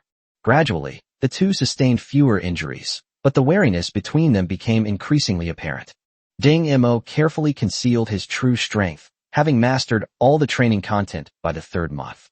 Especially his fighting techniques. Combining what he learned in his previous life, he was confident he could hold his own against the instructor for 2 minutes in a one-on-one duel. As for a life-or-death struggle, Ding Mo raised an eyebrow, a chilling smile playing on his lips.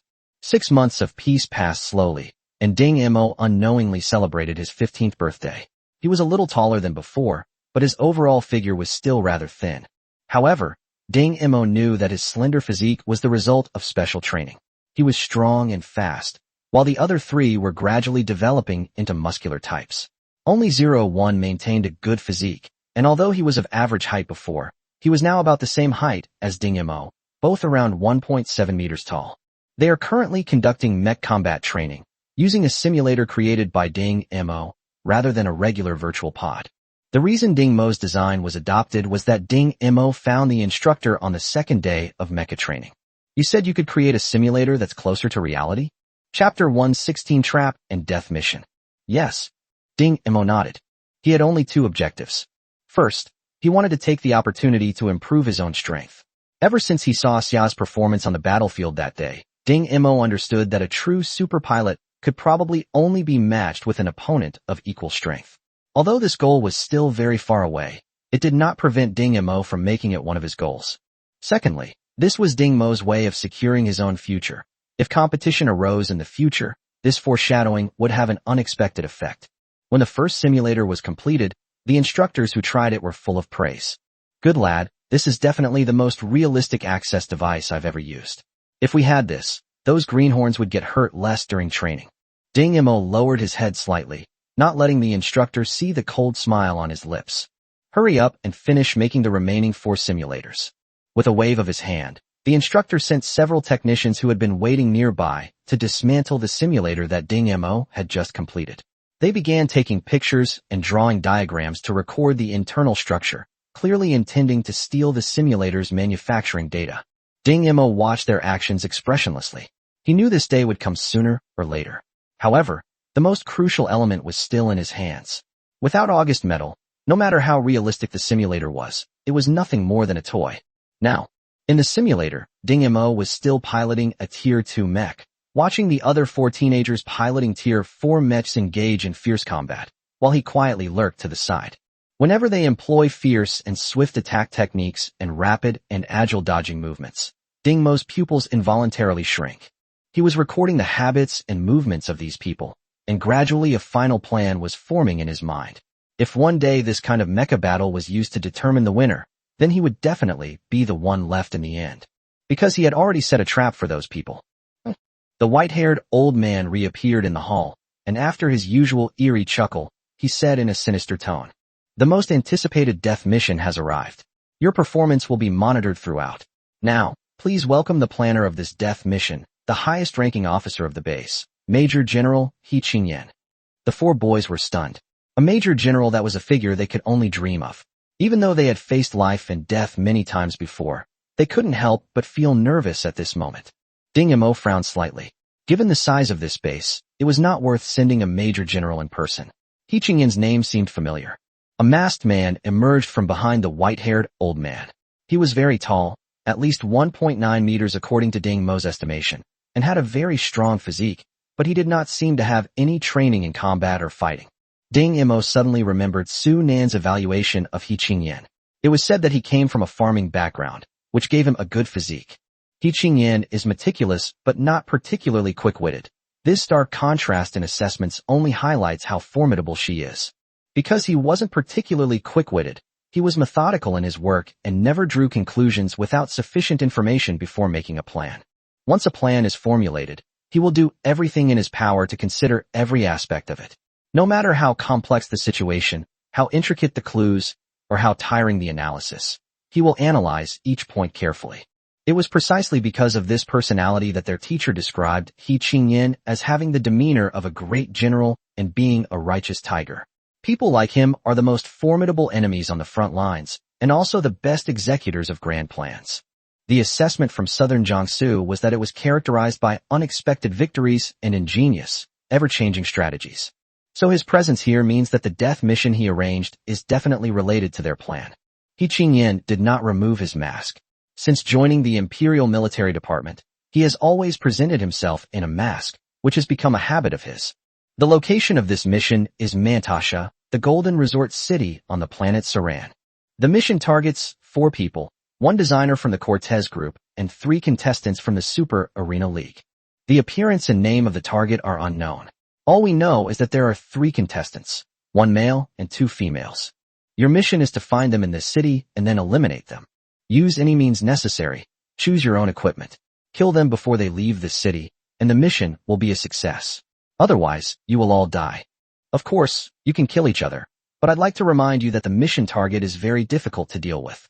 If you don't join forces, it might be quite difficult. After He Qingyan finished speaking, he stood there quietly. 01 suddenly asked, what if I used poison to kill everyone in the city? As long as those 4 people die, I don't care about anything else. But the city's law enforcement team isn't to be trifled with. You'd better figure it out yourself. I see. 01 smiled, and the other 3 people, seeing his smile, unconsciously moved a little further away from him. Ding Mo watched the 4 men's movements and sneered inwardly. It seemed they were preparing to join forces. The 3 men had exchanged a glance with 01 when they retreated. Luckily, his observation skills were sharp enough. Otherwise, he might have been tricked this time. He Qingyan paid special attention to Ding Mo for a while and was somewhat disappointed to find that the handsome young man remained silent. He had specifically changed his plan, since there were originally only 3 targets to deal with. Before they could think any further, the white-haired old man led them into the equipment depot. Can we choose a mech? A boy asked. Of course you can, but if you try to openly pilot a mech over there, you'll be torn to shreds by the automatic protective firepower, the old man said sarcastically. Now, you can choose for yourselves. You can take everything here, as long as you can carry it. Mantasha, a seaside city on the planet Saran, attracts a constant stream of tourists every year. Due to Mantasa's unique climate, there is a huge temperature difference between day and night. The daytime is scorching hot, which is the perfect time for surfing and swimming, while the nighttime is bitterly cold, but it is the time when hot and spicy food is most popular. After landing at the spaceport on Solon Star, Ding Mo and his group immediately dispersed. Only 4 people actually arrived in Mantasha, as one of them was found to be carrying weapons and was deported. He is currently sitting in a corner of the spaceport waiting. Is that the guy who was deported? A young thug wearing floral shorts and with brightly colored hair asked the girl next to him, chewing gum in his mouth. The girl gave a disdainful smile. Her long pink hair made her look exceptionally dazzling. She twisted her wrist, and the small plastic gun slid into her palm. Should I do it? Or should you? I'll do it. That way you won't make excuses to slack off later. The man in floral shorts strolled over lazily, patted the man on the shoulder, and said, Hey, are you a local? Can I ask for directions? No, get out of the way. The deported boy was in a bad mood and replied irritably. Okay, I'll go right now. The man in floral shorts staggered back and said to the pink-haired girl, Let's go, it's all done. A few minutes later, a corpse was carried from the spaceport to the cremation site. The corpse was a strange blue color all over, and the tongue in its agape mouth was also a bluish color. A dark blue handprint on its shoulder looked as if it were branded onto the skin. The law enforcement team determined that it was highly poisonous, so they immediately ordered it to be burned. How many of these newcomers do you think will survive? The man in the floral shorts sat on the back of the flying car, fiddling with the test tube in his hand. The pink-haired girl grinned, the sunlight shining brightly, revealing two sharp canine teeth at the corners of her mouth. Who knows? But it definitely won't be more than 3. Why? Chapter 1:17 0 and 0. Because the secret order requires that only 3 can survive. What if there are still 4 people alive? A cold glint flashed in the girl's eyes, her smile both bright and cruel, her 2 canine teeth gleaming. Of course, take 1 down. Unbeknownst to Ding Mo and his companions, they were already being watched by someone who was monitoring their every move via satellite and ubiquitous surveillance networks. Ding Mo stood at the entrance of the Immigration Management Center of the spaceport, leaning against the railing, waiting for the people who might appear. Number 0, let's cooperate, came the voice of 01 from the small communicator hidden in the ear. Upon hearing 01's suggestion, Ding Mo smiled and adjusted his sunglasses. How can we cooperate? It's simple. We'll split up to gather information and share it periodically. This way, we can find the target as quickly as possible, and we won't have to worry about fighting each other. Before completing the final mission, we must agree not to attack our comrades. Okay, I agree. Several understated, yet impressive flying cars were parked outside the management center. 2 officials in imperial uniforms stepped out of them, followed by several staff members and guards. Ding Mo laughed, his eyes behind his sunglasses watching the rhythm of those people's movements. He got up and walked towards the group, stopping precisely at the end of the line. To onlookers, Ding Mo's demeanor was exactly the same as the others, suggesting he was a companion who had been waiting there. Those in the group glanced back and assumed Ding Mo was just an ordinary tourist who happened to be heading in the same direction as them. With a plan in mind, Ding Mo casually followed the group into the immigration center. The more nonchalant he was, the less suspicious he became. The staff at the management center all regarded him as an attendant of the 2 leading officials.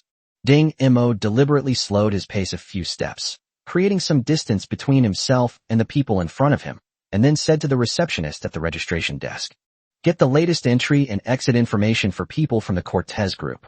The tone was gentle yet stern, perfectly mimicking the imposing manner of a superior. The receptionist didn't know why this person wanted to access this information, but she dared not be negligent. The other party was a high-ranking official who had come to inspect the work, and how could a mere receptionist like herself dare to disobey? Ding Mo quickly skimmed through the brief personnel information, and in just over 10 seconds, he had firmly memorized the information of these dozen or so people related to the Cortez group.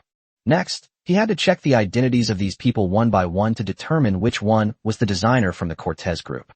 As for the personnel information of the Super Arena, he did not check it here, because the Super Arena is a virtual organization and does not have the rights and obligations of a general social organization. The names and other identities used by its members for registration are their actual information. For example, Zhang San, a player in the Super Esports League, should actually register with information such as a resident of XX star XX city or an employee of XX group. However, Ding Mo knew that as long as he found the designer from the Cortez group, it wouldn't be difficult to obtain information about the other 3 people, because the Super Arena League and the Cortez group were inseparable. The existence of the Super Arena League was based on the Cortez group's game, Star Legend. The 2 people who noticed Ding Mo's actions through the surveillance cameras, the one in the floral shorts and the one with pink hair, both wore solemn expressions. 02, there's such a smart guy among the new recruits this time. Compared to him, the others are practically as dumb as pigs. The girl known as 02 licked her lips. It's best not to run into this guy. It seems he's probably number 0 among this batch of new recruits. The man in the floral shorts turned the surveillance footage onto other people, somewhat puzzled. Even if he is 0, there's no need to be so afraid. We can monitor their every move at any time, and taking them down would be a piece of cake. 02 glared sharply at the man in the floral shorts. You think 0 is just a code name? If you knew what our zeros from that year did, you probably wouldn't think that way. Seeing 02's somewhat strange expression, the man in the floral shorts asked curiously, "So, what did number 0, who was ahead of you, do?" 02, a barely perceptible tension surfaced in her eyes, and she spoke in a slightly trembling voice that even she herself didn't realize. After the initial screening, there were still 723 people in our batch, most of whom were captured from various barren planets of the Empire. But the next day, the number increased to 724, with the addition of one person who volunteered to undergo the bloody screening. She was number 0. At the time, no one was optimistic about her because she was the thinnest one among them, and they chose a chemist, who was less dangerous, as their instructor. But during the selection process a month later, she directly poisoned all the personnel, including the instructors, a total of 727 people. I escaped because I was seriously injured during training and left the medical pod a little late. I remember one staff member who, after smelling the poison gas, cut off his own nose in an attempt to save his life. That was the only batch that didn't go through a third selection and a death mission. I don't know if I should thank her, otherwise I might not be alive today. The man in the floral shorts stared at 02 as if he were hearing a foreign language. How come I've never heard of this 0 before? 02, her fingers trembled slightly. In order to control her, the base secretly planted the word-eating virus on her. The devouring virus? Could it be the legendary supervirus that wiped out all humanity in a star system? That's right. She never dared to speak again after that. But the real reason she disappeared was that someone from the Federation took her away. They've been picked up? 02 touching the choker under the silk scarf. Her eyes were full of envy. I don't know who it was, but it's true that her collar was taken off. So what? If you can't speak for the rest of your life, there's no point in living. As night deepened in Mantasha, 01 contacted the other 3 again via communicator. So, any progress? I have investigated all the large hotels, and there are 266 suspected cases. A total of 449 suspected individuals were found at all the famous tourist attractions. 01 raised his yellow eyebrows and glanced at his records. 368 suspected cases in all competition centers. Ding Mo's cold voice rang out. Immigration Management Center, 17 suspected individuals. A moment of silence fell over the channel. No one had expected Ding Mo to be able to obtain such precise information from the Immigration Management Center. Compared to the number 17, the hundreds of data points I have are obviously much more difficult to investigate. Okay, let's start the investigation according to our respective records. The time limit is 3 days. We will contact you again after 3 days. 01 made the arrangement. Wait, Ding Mo suddenly said. What's wrong? Our investigation time cannot exceed 40 hours. Why? Other voices simultaneously echoed in the channel. After 40 hours, the Immigration Control Center will issue a 1-month travel ban. Damn, if that's really the case, those people would definitely have left earlier. So, everyone, let's hurry up. Meanwhile, the man in floral shorts who was eavesdropping on their communication asked, a travel ban? Did you know about it? 02 laughed. There's no news at all. This kid is probably lying. Chapter 118, A Deadly Business. A lie. The man in the flowery underpants suddenly realized he did it to provoke his companions so they wouldn't be able to deal with him. 02 was carefully calculating. I think it's probably not that simple. Upon hearing the reply from the communicator, Ding Mo sneered again. 40 hours was enough for him to find all his targets and then give them a surprise. And his exhausted companions at that time must have been very happy to see this surprise. However, I need to start taking action now. The nights in Mantesa are anything but quiet. As a famous tourist city, it boasts a vibrant nightlife, especially the steaming hot and spicy food, which is a favorite among travelers. A traveler, eating fish smeared with chili sauce as he walked, was suddenly covered in the mouth by a hand as he passed through an alley and quietly dragged into a dark corner. Name, occupation, what brings you here? A completely emotionless voice sounded from behind him, and something cold pressed against his waist. He answered cautiously, but suddenly there was a moment of silence behind him. He cautiously turned around, only to find no one there. He hurriedly ran out of the alley and found a sense of security in the crowd. However, he was just the luckiest one among the dozen or so people destined to be sleepless tonight. Amidst the clinking of glasses and lively banquet, a handsome waiter gently knocked on the door. Sir, someone is here to see you. Someone's looking for me. The man, looking puzzled, got up and left, then disappeared without a trace until the next day when he was found locked in the bathroom. In the pitch-black bedroom, the person bound to the bed looked at the dark figure in front of him and screamed in terror. Don't kill me. I'll give you anything you want. Name, occupation, what are you doing here? The questions were cold and impersonal. He answered tremblingly, and then the dark figure turned and left without hesitation. If it weren't for the open window and the ropes binding him, he would have thought it was all just a dream. Ding Mo finished another round of questioning, knocked the other person unconscious, and left them at the hotel entrance before heading towards his next target. The moment he saw his target, he thought he had picked the wrong target again. This is an elderly man lying in a hospital bed, breathing extremely unevenly, seemingly on the verge of dying at any moment if he can't catch his breath. Seeing Ding Mo burst into the room, he showed no fear, but instead smiled slightly. Young man. His voice was weak and feeble, but still clear. Name, occupation, what brings you here? Ding Mo stepped forward and, as always, asked those questions in a cold tone. No need to ask anymore. I am the person you are looking for. The old man raised his arm with difficulty and pointed at Ding Mo's neck. Your turtleneck doesn't look good. You know us. Of course, I came here as bait, since I don't have many days left to live anyway. Ding Mo turned to leave. If the old man was bait, then this place must be under surveillance. He had walked right into a trap. Don't worry, no one outside will arrest you. Ding Mo stopped and began to assess the truthfulness of the old man's words. Why? The old man coughed violently a few times. Because of your age, you must be one of the latest assassins. There must be people watching you from the outside. If our people capture you, your true identity will be exposed, and you will definitely be killed by the people watching you. I'm not going to do that kind of losing business. A losing business? Ding Mo frowned. In such a life-or-death situation, to be able to calmly talk about business, it was clear that this old man was no ordinary designer. Who exactly are you? The old man chuckled twice. Want to do business with me? Business. Ding Mo walked to the bedside, flexing his fingers. Your life is in my hands now. What kind of business can you do with me? The old man smiled and said, I can tell you information about the other 3 people who were used as bait with me this time. And I can also tell you how to remove the collar around your neck. Condition? The old man's eyes suddenly reddened.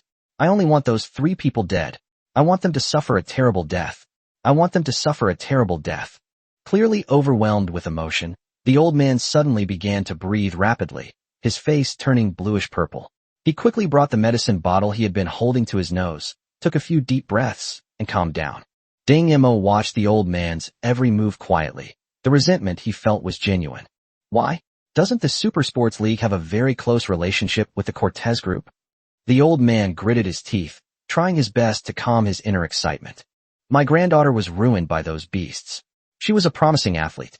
Because of those 3, they lured her to the outskirts and subjected her to the most horrific abuse. Do you know that? Those beasts actually. At this point, the old man broke down in tears again, but he still insisted on continuing. My poor granddaughter was still alive when she was cremated. Can you imagine the pain?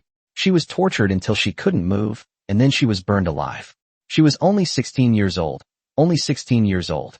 I want them to die as miserably as possible, so I volunteered to be the bait, on the condition that all 3 of them come together. A crunching sound rang out, clearly indicating that the old man had ground his teeth to powder. Such deep-seated hatred was nothing more than this. With his mouth full of blood, he said, slowly and deliberately, they are.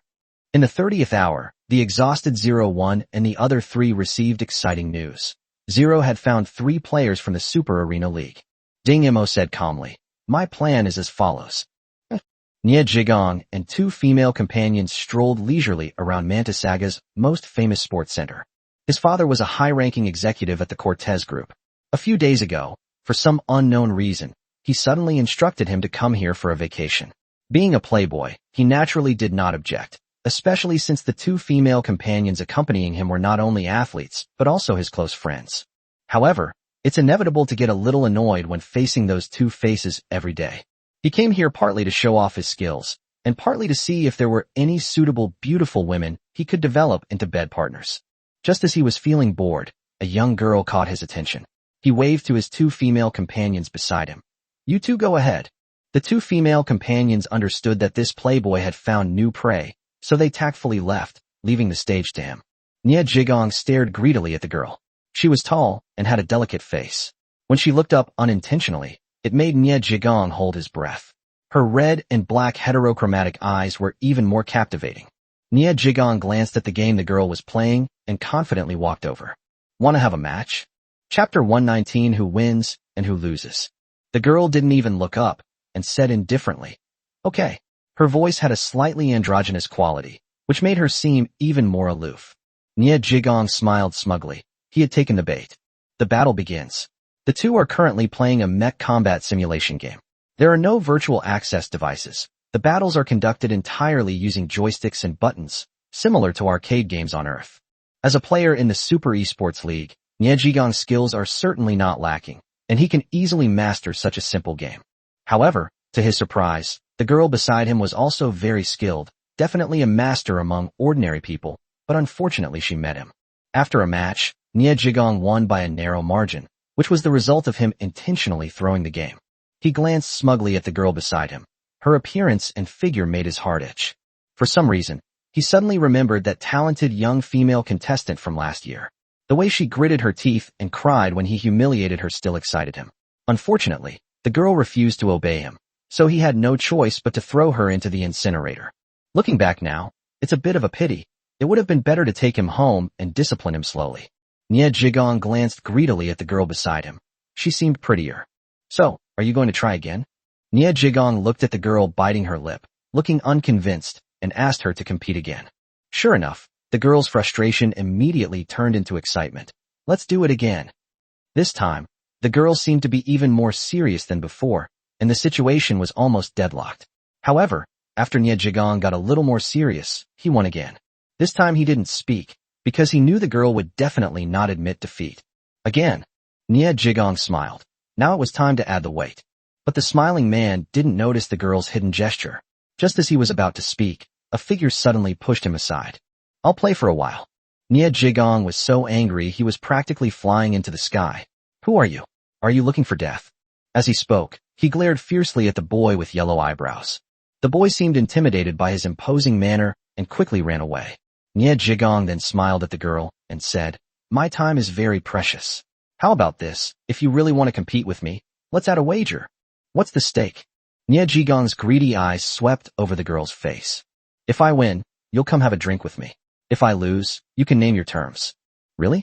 If you lose, I won't be so polite. Niejigong smiled smugly. Let's begin. This time, Niejigong put in his full effort, wanting to finish the battle quickly. Once the girl went with him, she would have no choice in the matter. Surprisingly, the girl seemed to have figured out his tactics this time, and the two remained locked in a stalemate for a long time. Sweat streamed down Niejigong's face. He quickly wiped his face, too nervous to notice the faint fragrance on his hands. After a while of stalemate, Niejigong realized that he was slowly losing the battle and was ultimately powerless to turn the tide, losing the match. Niejigong never imagined that he, a regular player in the Super Esports League, would lose to an ordinary person. He opened his mouth to speak, but felt his body stiffen and he couldn't move. His vision gradually darkened, and before he completely disappeared into darkness, he heard the girl say, You lost. 01 watching his companions, who were responsible for drawing away the people secretly protecting Niejigong. Did you shake them off? The two men, panting, said, We shook him off. I didn't expect that kid to have so many bodyguards. So what? We still managed to get our hands on them. 01 looked in Niejigong's direction, only to find him gone. He hurriedly shouted into the channel. Number 0, where did you take that person? Ding Mo's calm voice rang out in the channel. According to the plan, I need to use him to attract the attention of those bodyguards. You guys take care of those two women. I think they shouldn't be too difficult to deal with without the bodyguards. I will contact you then. 01's expression was uncertain, but he still made a decision. Let's go. Let's find a way to get rid of those two women first. The man in the flowery underpants watched the situation unfold with great admiration. This 0 is really amazing. I don't know what that old man said to him, but he took care of a target so easily. 02 sat on the windowsill and glanced at the floral shorts. I've said it before, it's not easy to become 0. The sea breeze ruffled her long pink hair, catching the eye of the man in floral shorts. I think, you. 02's face was as cold as ice. No, you can't, you mustn't. The man in the floral shorts instantly lost his spirit. Can't you just call me by my name? I'm number 16, you can call me 16. 02 turned her head away in disdain. Number 16 was lucky to survive. What's there to be smug about? However, 16 clearly didn't notice her disdain and eagerly moved closer. Do you think this 0 is planning to kill the other companions? 02 looking back, what do you think? Until the final selection is over, anyone could become a competitor, so of course, it's better to have one less. Her eyes widened suddenly. 16, you dare to play with my hair? 16, quick-witted, let the strand of pink hair slip from her hand. I didn't mean to. 02 angrily stood up, kicked 16 to the ground, and stepped on his chest. If you mess with me again, I'll kill you. With a fierce snarl, his two canine teeth involuntarily peeked out, adding a touch of cuteness that captivated 16 for a moment. Ding Mo hung the stiff-bodied Nie Jigong in the center of the room and said to the old man on the sickbed, I've brought him back. How do you want him to die? Burn him to death. I want to burn him to death, the old man shouted, his eyes seemingly bulging out of their sockets, his murderous gaze fixed on Nie Jigong. Ding Mo raised his eyes. Then, tell me how to untie this rope first.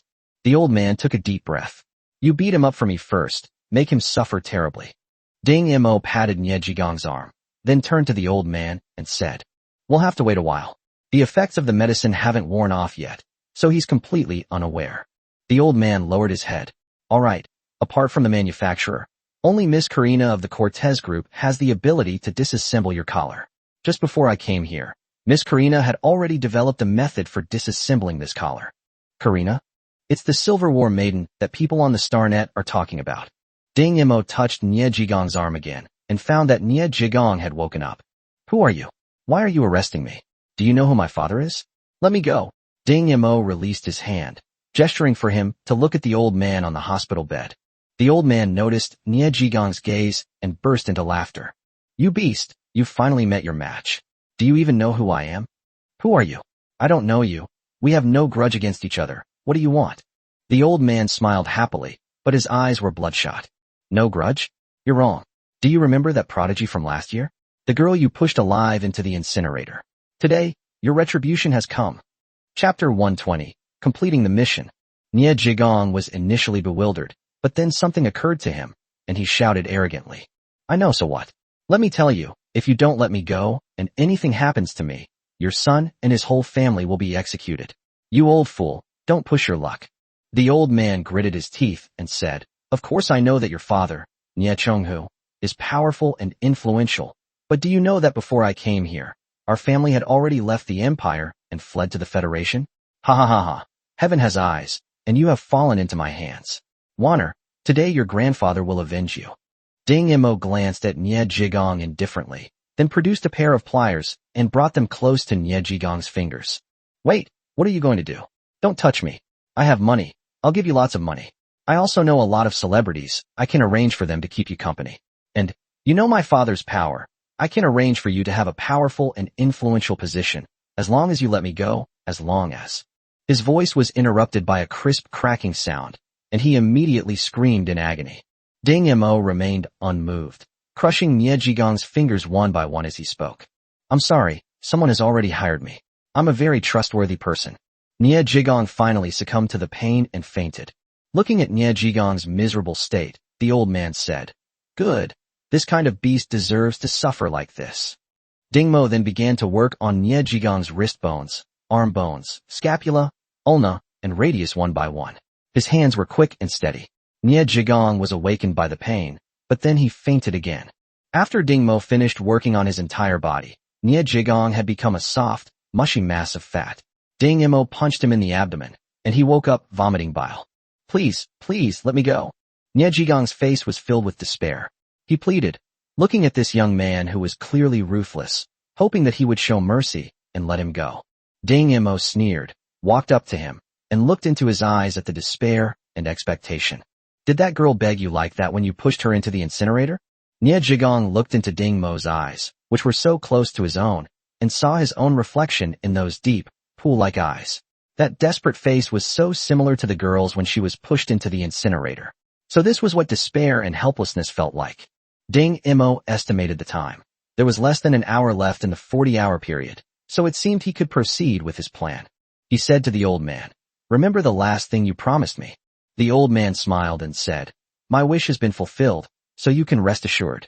Ding Mo placed 5 energy probes around Nie Jigong, corresponding to his abdomen, chest, anus, back, and back of the head, and cleverly fixed the control wires behind the door.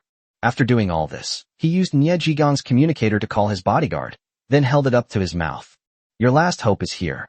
The voice was calm, but it sent a chill down Nie Jigong's spine. Help me, help me, Nie Jigong shouted at the top of his lungs. Ding Mo, speaking in a flat, monotone voice, said, Apartment no. Triple X, XX Street, welcome. His monotone was as emotionless as a robotic receptionist. Ding Mo casually ripped off the communicator, smiled, and pointed to several energy probes. I hope your bodyguard is professional, otherwise you will suffer extreme pain. Upon seeing the control wires fixed to the energy probe behind the door, Nie Jigong suddenly realized what was happening. You demon, you demon. The tone was extremely terrified and distorted. The old man lying on the bed looked at Nie Jigong's current state and smiled with relief. The devil in your eyes is an angel in my heart, and the best angel of revenge. Ding Mo communicated with 01 again. Take care of those two women, then come here. There's not much time left. Nie Jigong heard the bodyguard's footsteps and hurriedly called out. Don't come in. Whatever you do, don't open the door. But the torture he had endured had distorted his voice, making it sound as if he were being forced to speak. Sure enough, the bodyguard didn't stop at all and slammed into the doorway. Amidst Nie Jigong's desperate screams, the door was pushed open inch by inch. From bottom to top, the energy probes were activated one by one, spewing blue and white flames. Instantly, extreme pain spread throughout Nie Jigong's body. He screamed and struggled. The old man on the hospital bed watched this scene with tears in his eyes and a smile on his face, finally having gotten his revenge. When the bodyguards rushed in, they saw Nie Jigong's head burned through, and he had completely lost consciousness. They looked at each other, unsure of what to do next. However, after only a moment's hesitation, three figures rushed in fiercely, and a chaotic battle ensued. 01 and the others didn't have time to think it over carefully. With less than 30 minutes left in the 40-hour period, they had to hurry. The bodyguards were quite capable, and the three of them had a tough fight. Each of them carried a dagger, which was their chosen equipment because firearms simply couldn't be brought in, just like the first guy who was deported. Where's number 0? Number 01 immediately sensed something was wrong. The old man suddenly laughed and said, Stop fighting, let them kill me. The fighting crowd slowly stopped, and all looked at the strange old man. The old man chuckled and said, Haven't you noticed? Night has fallen again, and the temperature is gradually dropping. What the hell?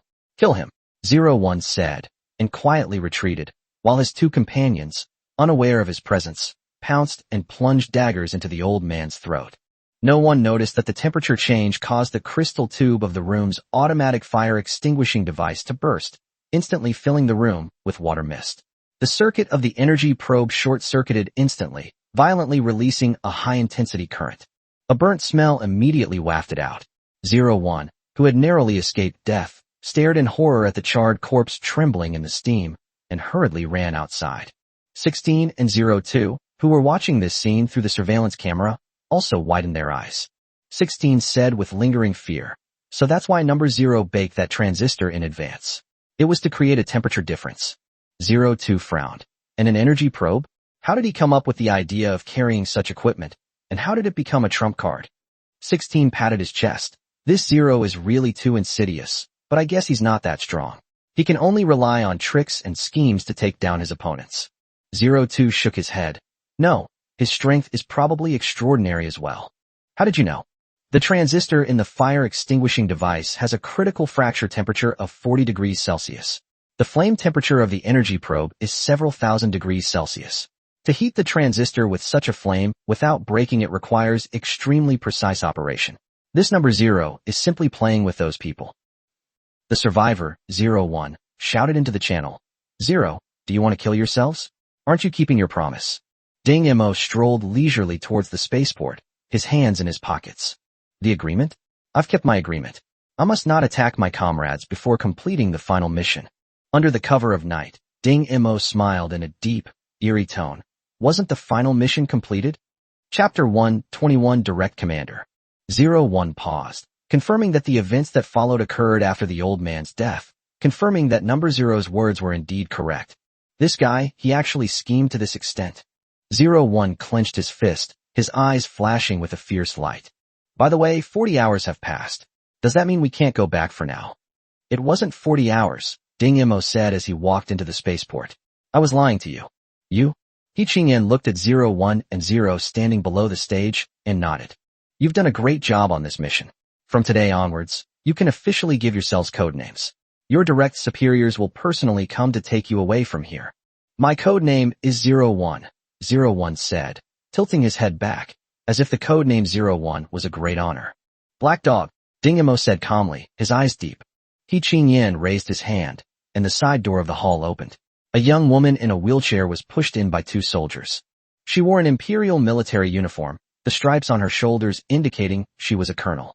Her hair was a rare black in the Empire, but like Ding Imo, her brown eyes were slightly curved. The only pity was that it was her only eye, or rather, her only human eye. The other eye socket contained a mechanical eye that shone with blue light. But this did not detract from her overall charm. Ding Imo couldn't help but compare her to Ding Shiji. Perhaps it was because both of them held high positions, but Ding Shiji always gave Ding Imo the feeling of being calm and ruthless, while the woman in front of him gave him the feeling of being gentle and soft. He Qingyan saluted her, and she returned the salute. This is your direct superior, Nishimiya Rina. Rina smiled slightly, looking at the last two survivors below the stage, her tone gentle. I am Nishimiya Rina, you can call me Sister Ian. Starting tomorrow, the two of you will be assigned to the third squad of the assassin unit. Your next task is to participate in the Super Arena League's rookie tournament as Federation participants. Although you have already eliminated 3 official players in the previous operation, the spots have already been taken, so I can only send one of you. As for the other person, they will be sent back to the Federation as a long-term undercover pawn. Who among you is going to participate in the competition? The Super Sports League's rookie tournament? Ding Imo immediately realized this was a good opportunity to get close to the Cortez group. 01 and Ding Imo raised their hands simultaneously. Qigong smiled charmingly. Even though she only had one eye left, her overall aura was hard to ignore. Alright, let's have a competition then. The winner gets to choose. How do we compete? 01 and Ding Imo asked in unison. Of course it's a simulator. Do you think I provide you with 2 mechs? Maybe I'll consider it once you reach level 5. Upon hearing Nishimiya Rina's words, a deep killing intent flashed in Ding Mo's and 01's eyes. He Qingyan watched Ding Imo and 01 leave, then looked at the silent Qigong. Why not adopt a new plan? A glint of blue light flashed in Nishimiya's mechanical eyes, and her red lips curved slightly. You rarely change your plans easily, so why are you suddenly proposing to adjust them this time? He Qingyan's expression remained unchanged. In fact, with the mask on, no one could see his face. That's because you don't know his maintenance skills. Char's pseudo-energy jump was closely related to Zero's handling of the situation. If someone like that could join the Cortez group's weapons lab, he should be able to easily get close to Karina. Nishimiya raised an eyebrow. Black Dog, you should call him Black Dog. I think this title suits him well. The hunter in the dark. In my opinion, he is more aggressive and more suitable to be a pilot. He Qingyan's tone remained unchanged. I just hope you're not deliberately negating my plan because of what happened back then. Qigong's eyes dimmed. Facts have proven that you were right back then. How could I let personal feelings affect official duties? That's good. The two walked in opposite directions, but the same smile appeared on their lips. A woman's heart is like a needle at the bottom of the sea. Ding Imo lay on the bed and quietly fell asleep. He had gone to the training room once before and secretly put a piece of August metal into one of the simulators. 01, on the other hand, secretly added a layer of venom to the simulator that Ding Imo often used. 2 equally ruthless individuals have made the same choice again, but the outcome will only be known tomorrow. As dawn broke, Ding Imo and his companion arrived at the training ground almost simultaneously with Nishimiya Rina. Nishimiya smiled slightly. Since you're all here, let's begin. Ding Imo and 01 stepped forward at the same time, but just as they were about to enter the simulator, Ding Imo suddenly stopped. I think I should switch to a different simulator. Ding Imo left his usual simulator and went to the hatch of the simulator next to him. 01 looked uneasy, but seeing Ding Mo's deep eyes, he suddenly remembered something and said, I also want to change to a simulator. Ding Imo watched with a cold smile as 01 walked to the side of another simulator, ignoring him, and climbed into the cockpit first. Only the corners of his mouth were a little wider. 01 keenly noticed Ding Mo's expression, rolled her eyes a few times, switched to another simulator, and climbed inside. Rina Nishimiya's lips curled up. It seemed the Black Dog was sure to win this time. I closed the screen in my hand, and the video recording of last night's training room that was displayed on it was also turned off. 2 soldiers behind the West Palace were chatting. Sister Ian, this 01 is a master who once piloted a level 4 mech and performed 3 maneuvers and impacts, while this Black Dog has always piloted a level 2 mech. This match is a foregone conclusion. Yes, Sister Ian, there's no need for a competition where the outcome is so obvious. Why bother with all that? Nishimiya Rina said softly. Are you two asking for trouble? daring to doubt you're superior? No way. We wouldn't dare say that to anyone else. It's clear that Nishimiya Rine's usual demeanor isn't assertive, and the soldier's jokes are somewhat unrestrained. Shigong smiled and said nothing more. She had seen it clearly on the screen earlier. Ding Mo had avoided 01's arrangements, but 01 had walked headlong into the trap that Ding Mo had carefully designed. Thinking of Ding Mo's deliberately deepened smile when he crawled into the simulator, Nishimiya Rine was also a little alarmed. Had this guy called Black Dog already applied environmental science to this extent? He deliberately made a sound to ask to change the simulator before 01 entered the cockpit, and even lured 01 into his trap with a smile. Can you really control this kind of person? On the virtual battlefield, 01 looked smugly at the opposing Tier 2 Hornet mech. Tier 2? You lost way too fast. With a push of the joystick, a fourth-order Gale rapidly approached his opponent. He was aware of the strain the simulator was putting on him, but his overly excited mind made him ignore the pressure. Chapter 122 Mysterious Death. Ding Mo calmly watched his opponent approach and began to maneuver the hummingbird. At this moment, he had fully entered the superboundary state, and the extremely high brain frequency allowed him to clearly judge his opponent's movements and then react accordingly. All he had to do was wait, and wait for his opponent to die naturally. The Gale's impact and retreat speed were extremely fast. 01 had even specially trained the Gale's three-stage turning and sprinting technique, so he recklessly wielded the mecha's alloy dagger, stabbing, retreating, charging forward, and stabbing again. The simple loop left Ding Mo with no openings. Neither of them used firearms in their struggle for the initiative. Hummingbird's movement speed was far inferior to Gale's, so the initiative was firmly in 01's hands. How about it, Sisterine? That Black Dog actually exaggerated. He only used a Tier 2 mech and obviously couldn't keep up with the opponent's pace. Isn't that a loss before the battle even started? Nishimiya Rine's smile remained unchanged. How about we make a bet? I bet on the Black Dog to win. What are we betting on? If you lose, be prepared to push my wheelchair for a year. If I lose, I'll arrange a cushy job for you too, to be patrol officers on a vacationing planet. Real? Have you ever seen me lie to anyone? Okay, let's take this gamble. Ding Mo patiently defended against 01's repeated sprints. With each sprint, he intentionally retreated a little, and the distance between the two gradually widened. The time required for each of Quangfing's sprints increased. 01, who was in a dominant position, was unaware of this and launched another attack. This time, the whirlwind sprinted towards the Wasp 0.3 seconds slower than the first time. Ding Mo's eyes flashed with a cold light, and he launched his first counterattack. With a deft movement of the dagger in Hummingbird's hand, Ding Mo's fingers nimbly swept across the control buttons, while the joystick was pushed all the way to the bottom. Originally, the daggers could only keep a short distance apart, but under Ding Mo's sudden outburst, what seemed like a single block actually resulted in 3 impacts in a short period of time. 01 instantly lost control of the mecha's right arm and hurriedly manipulated the mecha to retreat. However, the Hummingbird, having unleashed its full momentum ahead of time, was faster in a short period of time, closely following the gust of wind that the arm couldn't retract in time, and mercilessly stabbed the dagger in its hand towards the cockpit. 01 made a snap decision and hastily activated Gale's exclusive technique, a 3-stage maneuvering and turning impact. Ding Mo instantly recalled the habitual movements of each of them during their previous practice sessions. His fingers gently caressed the keyboard, and a cruel smile appeared on his lips.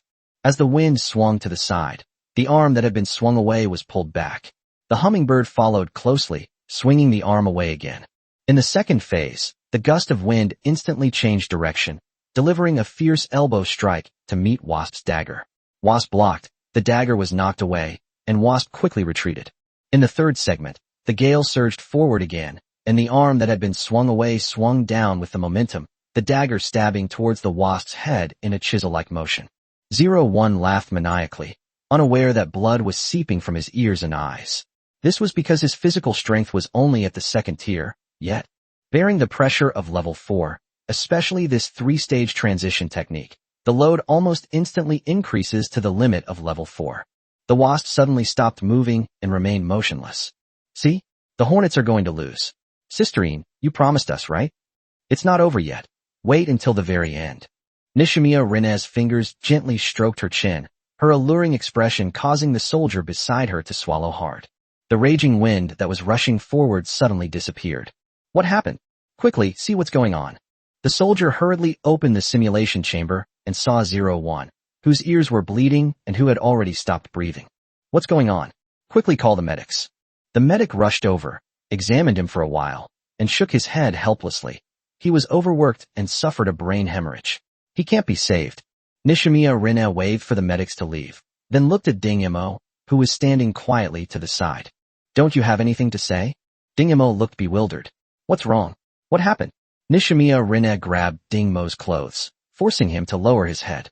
She spoke in a voice only the two of them could hear. I saw you tamper with it.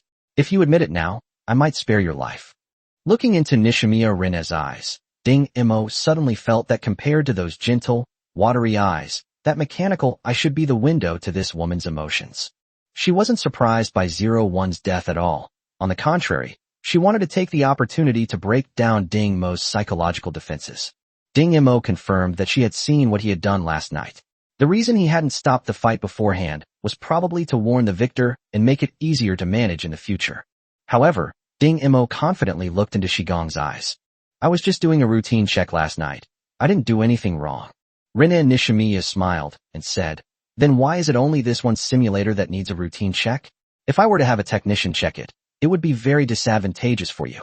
Don't you want to tell the truth? Ding Imo shrugged. Go ahead. The only piece of auger metal that Ding Mare had specifically adjusted its mass for must have been completely consumed in those few short minutes. Looking at Ding Mo's confident expression, Nishimiya Rina suddenly smiled and let go of his hand. Very good. Get ready to leave here tomorrow and head to Xuanji Star. Zhang Xinghai subtly observed Ding Shiji. After not seeing her for several years, this woman seemed to have become even more alluring. Fortunately, she hadn't died in that space pirate attack back then, but she had indeed caused the Zhang family a lot of trouble. However, he was patient. As long as the Zhang family continued on its current trajectory, they would eventually crush the Ding family. At that time, Ding Shiji would be a piece of cake. Ding Shiji stood expressionless at the very front of the bridge, the chief of staff's exclusive position, where he could see all the information on the screens at a glance, and a communicator was set up in front of him to quickly contact the soldiers at the front. Feeling Zhang Xinghai's repulsive gaze through his triangular eyes, Ding Shiji frowned slightly and quietly sent a message to 0. Tell Zhang Xinghai to take a break.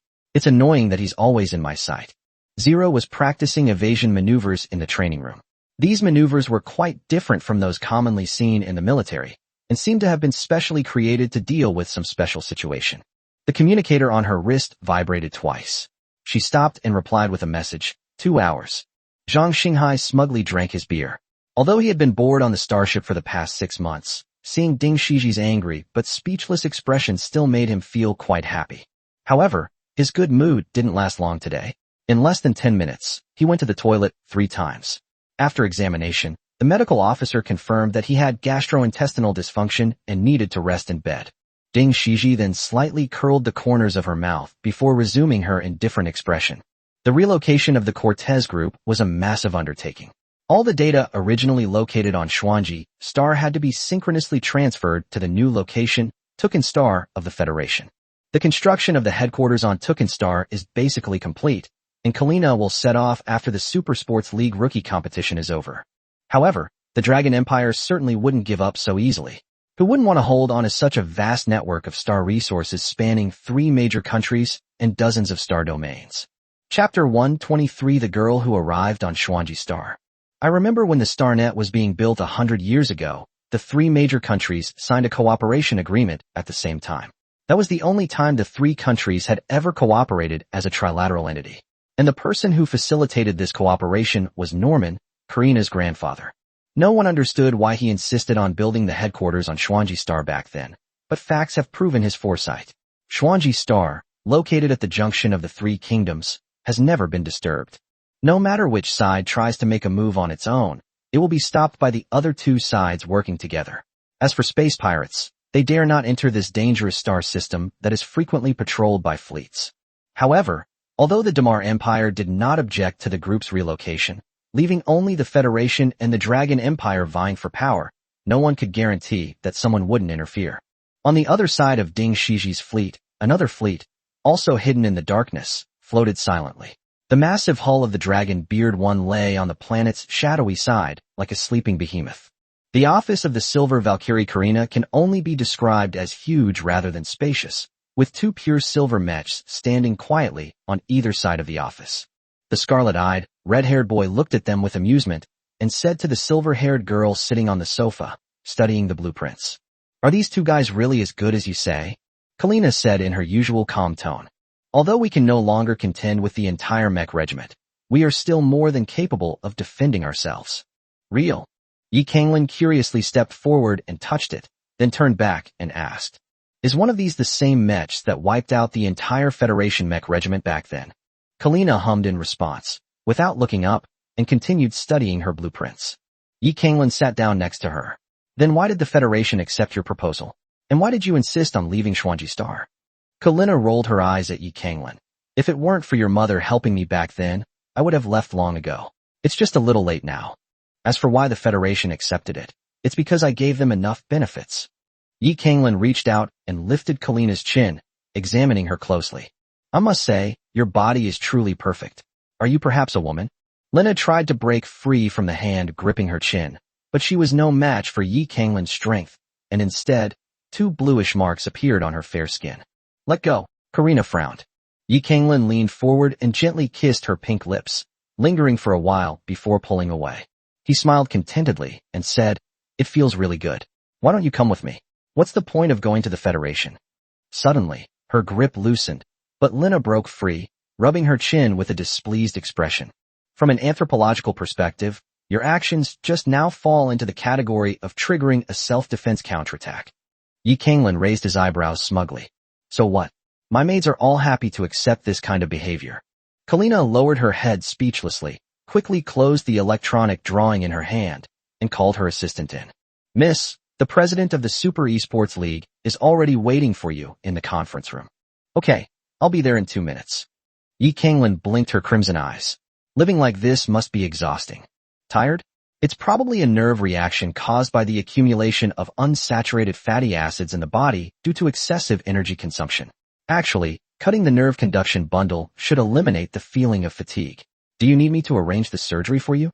Yi Kanglin raised his head. "No need. I'm very confident in my physical strength. Do you want to give it a try?" Kalina looked at Yi Kanglin expressionlessly. "I think your behavior is just bluffing.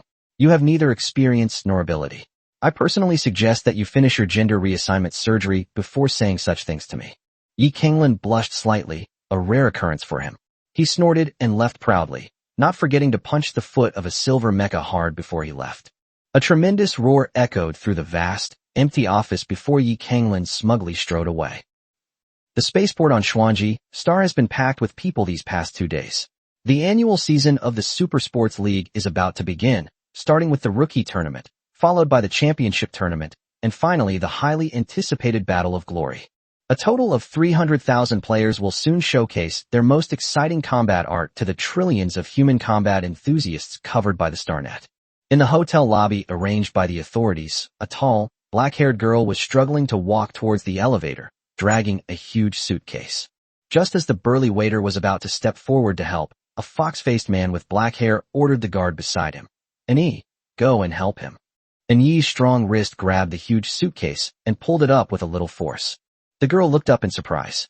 "Thank you," she said, her voice cold and aloof, carrying a barely perceptible wariness.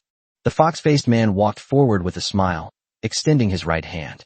"Hello, I am Ding Chulan, a contestant in the Rookie Tournament." The girl hesitated before extending her hand. "Hello, Black Dog." Ding Chulan's smile froze for a moment. Then he quickly regained his composure.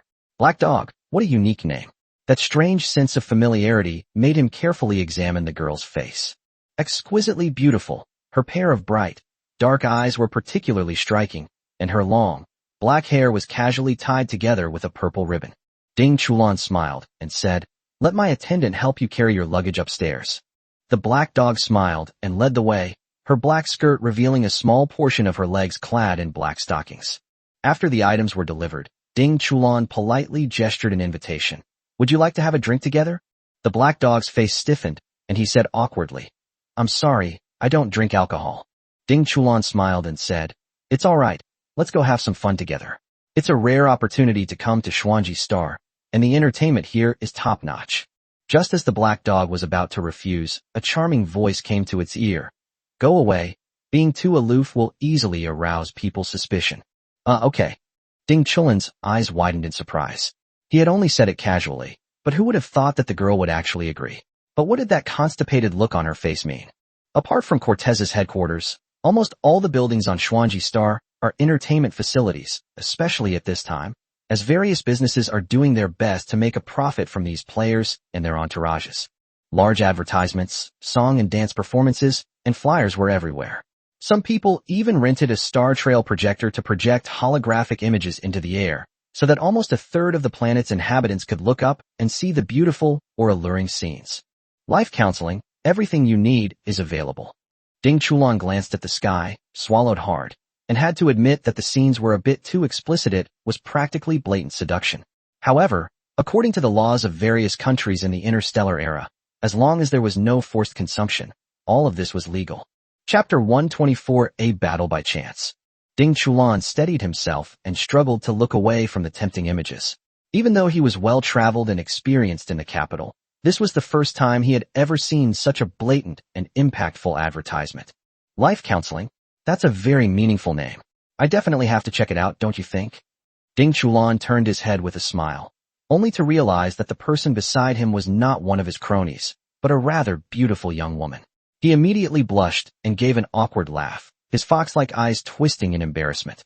The black dog was dressed in a long black dress, black stockings, and black shoes. Most importantly, her black face made Ding Chulan fully aware of her dissatisfaction and mockery. That's right, the black dog is Ding Mo. The reason his face looked so bad was because of Nishimiya Rinne's notification that someone had been watching him, and that someone was Nie Chonghu's man. Before he could even lament how the assassin's secrecy had been so lax, allowing the victim to find his true location, Ding Mo noticed several pairs of undisguised, malicious eyes among the passing crowd. Damn it, Ding Mo looked at his outfit. If it weren't for maintaining his persona, he could have easily taken care of those people silently. But now he was here as a female contestant, and on the forged identity document, he was just an ordinary girl with some mecha talent. Although Nie Chonghu only suspected him, Ding Mo was certain that he would not have a good end if he really fell into his hands. Even if he gritted his teeth and denied it, judging from Nie Jigan's personality, he knew that his father, Nie Chonghu, would rather kill the innocent than let the guilty go free. After glancing around, Ding Mo hurriedly ran into a building. Ding Chulan, seeing this, didn't understand why Miss Black Dog had suddenly run off in such a rush, but he still quickly followed. The first floor of the fighting club was packed with people because a battle demonstration by 4 masters was about to take place. Hey, my stomach hurts so badly, what should I do? It's about to start. Me too. I must have eaten something bad. I knew we shouldn't eat that weird fish. Ouch. Forget it. Let's hurry to the toilet. I can't worry about that now. 2 invited experts slipped into the restroom one after the other. Under the watchful eyes of everyone, a girl in black and a man with a fox-like face crawled into a specially prepared 2-person virtual reality pod. Here she comes. Did you see her just now? That girl is so pretty. Yes, I didn't expect competitive athletes to be so beautiful. Seeing that the other 2 experts were ready, they calmly entered their virtual pods. As the equipment begins to operate, random encounters in Starry Sky Legends are about to begin. Ding Chulan looked at the girl in black beside him and couldn't help but ask, what's going on? I think it's a competition. Ding Mo listened quietly to the sounds in the crowd, his hearing enhanced by the clarity technique clearly distinguishing the footsteps that did not belong to ordinary people. There were 4 people in total, scattered among the crowd, searching for their own tracks. They were gradually moving closer to the center, and it seemed they would be opening the virtual reality pod soon. Ding Chulan was completely oblivious to the tense situation and continued talking. We weren't invited. Isn't this a bit inappropriate? Ding Chulan said, and started to crawl out. Ding Mo grabbed his hand tightly and said through gritted teeth, did I let you in? Now I'm telling you, the match isn't over, and you're not leaving. Ding Mo slammed the start button on the screen. As rousing music played, the scene of the battle was set. The battle took place in the 3rd spiral arm of the Deland system, between the vanguard of the Dragon Empire's Flying Dragon Fleet and 2 patrol fleets of the Damar Empire's Shattered Star Fleet. This was one of the most brutal battles in the Deland system's offensive and defensive war. The Damar Empire had taken the lead in occupying most of the Deland system's star field, forcing the Dragon Empire's garrison to launch an attack. They encountered a patrol fleet there, which led to a battle in which one side was completely annihilated. Historically, the vanguard of the Dragon Empire used the self-destruction of starships to alter the trajectory of a giant meteorite that happened to be passing by. Because they had not changed direction beforehand, all the starships were captured by the gravity of the giant meteorite and were completely destroyed upon impact, with no survivors. Now that they were in a game, the audience, who were extremely familiar with this battle scene, exclaimed in surprise. The reason is simply the imbalance of power. One side has only one fleet, while the other side has two. The side with two fleets will definitely pay attention to the approaching meteor, which means that the tactic of mutual destruction is difficult to implement. The situation is quite unfavorable for the girl in black. Ding Chulan frowned deeply. Now that the competition had begun, he had to give it his all, but this situation was just too difficult. However, it also aroused his excitement. As a top student in the command department, Ding Chulan was almost undefeated in the academy's daily simulations. He narrowed his eyes, and a cunning look like a fox appeared on his face. He glanced at the black dog, only to find the girl lost in thought. Then he looked at the character he had chosen, a pilot. He could have chosen the captain of any starship. What are you doing? It's starting. Ding Mo was focused on the commotion outside. Once the four people saw that the competition had started, they stopped trying to open their virtual pods. After circling around a few more times and confirming that Ding Mo had disappeared, they hurriedly left. Ding Mo breathed a sigh of relief, only then realizing that he had entered the game, and the mech in front of him was a model that Ding Mo had never seen before. The black, somewhat transparent outer armor revealed faint streaks of light beneath. The mecha's overall shape was not ferocious. Rather, it possessed the fragility of a work of art, especially the amplification energy plates on its back, which numbered a total of 8. It's important to know that for every additional energy plate that increases the mech's engine power, the engine power increases by 5%, and this increase is not cumulative, but multiplicative on top of the base multiplier. This means that this mech is likely to unleash power far exceeding its class. The Azure energy amplification plates are arranged in a fan shape, as if they have given this black, crystal-like mech 2 rows of wings. In the actual battle, this was originally a special mech equipped for Will, a level 7 mech master. Unfortunately, Will missed the Vanguard's departure because he had drunk too much during that battle. It is said that after the battle, Will applied for retirement and never appeared in public again. Ding Mo then focused his attention on the game's progress. Meanwhile, the spectators were clapping their hands until they were red, not for anything else, but for Ding Chulan's brilliant tactical command. His opponent chose the role of the commander of 2 fleets. Ding Chulan first used 1/3 of the fleet as bait to attract the enemy's attention, while he arranged himself into an assault formation in the rear.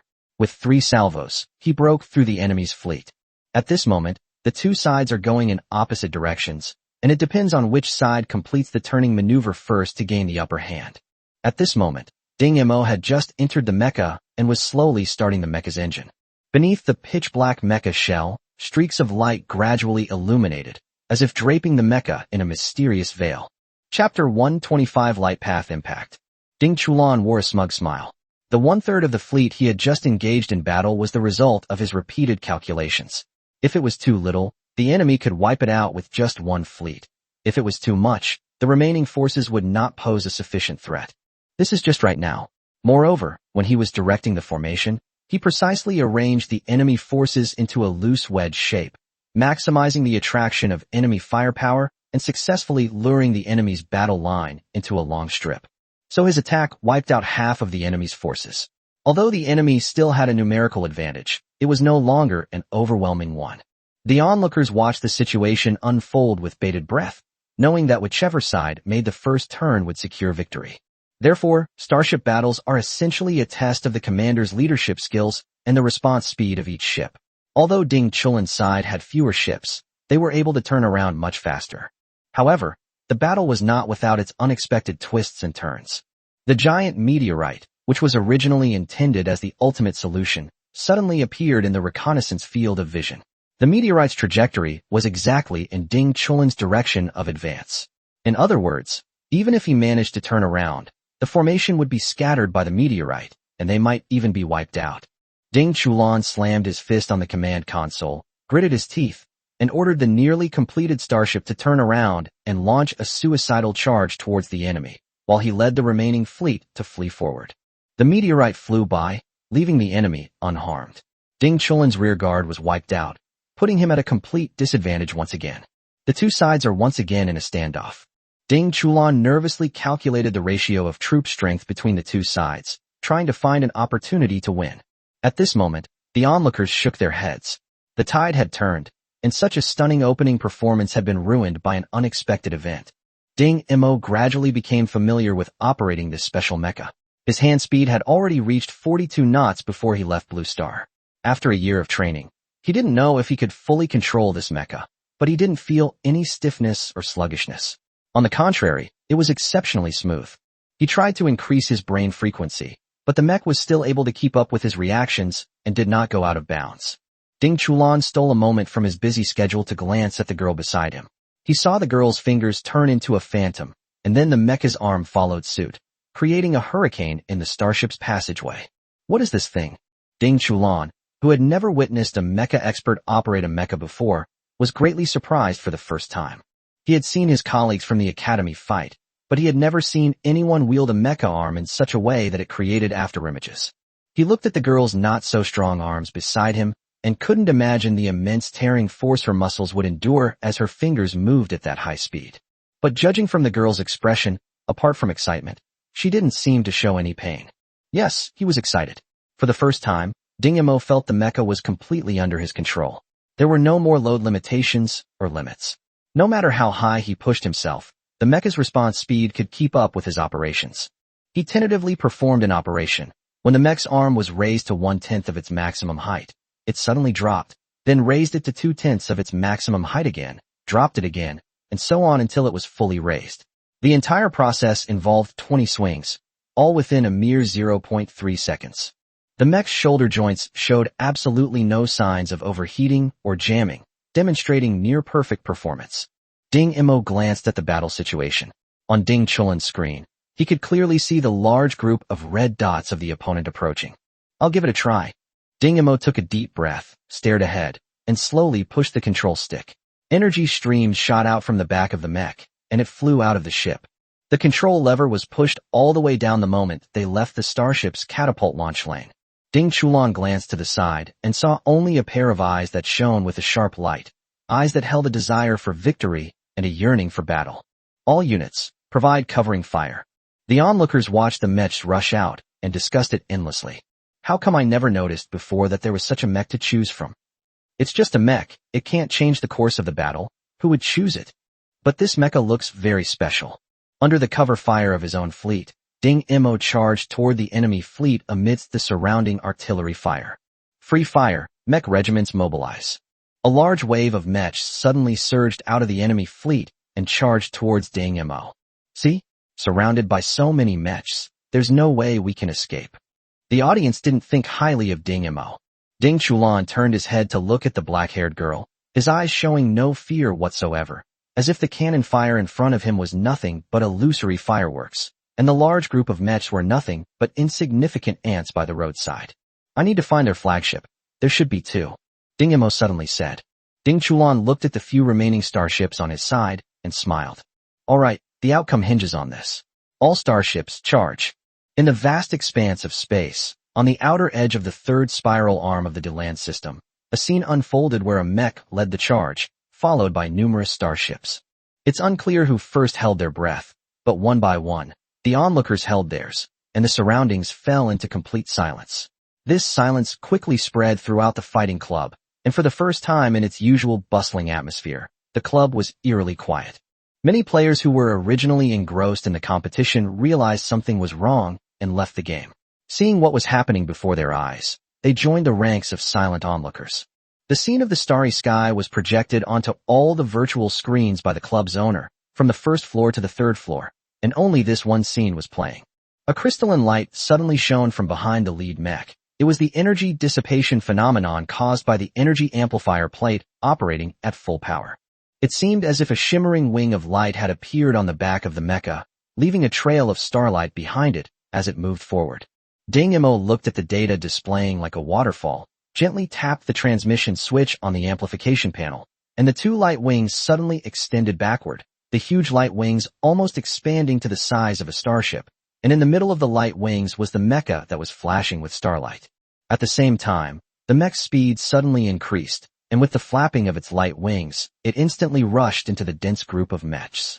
Arc-shaped lines and swallow-shaped zigzags, chaotic wave-like leaps. Ding Mo piloted the mecha, leaving several perfect arcs on everyone's retinas, with shattered mecha wreckage on either side of the arcs. That speed is incredible. What tier of mech is that?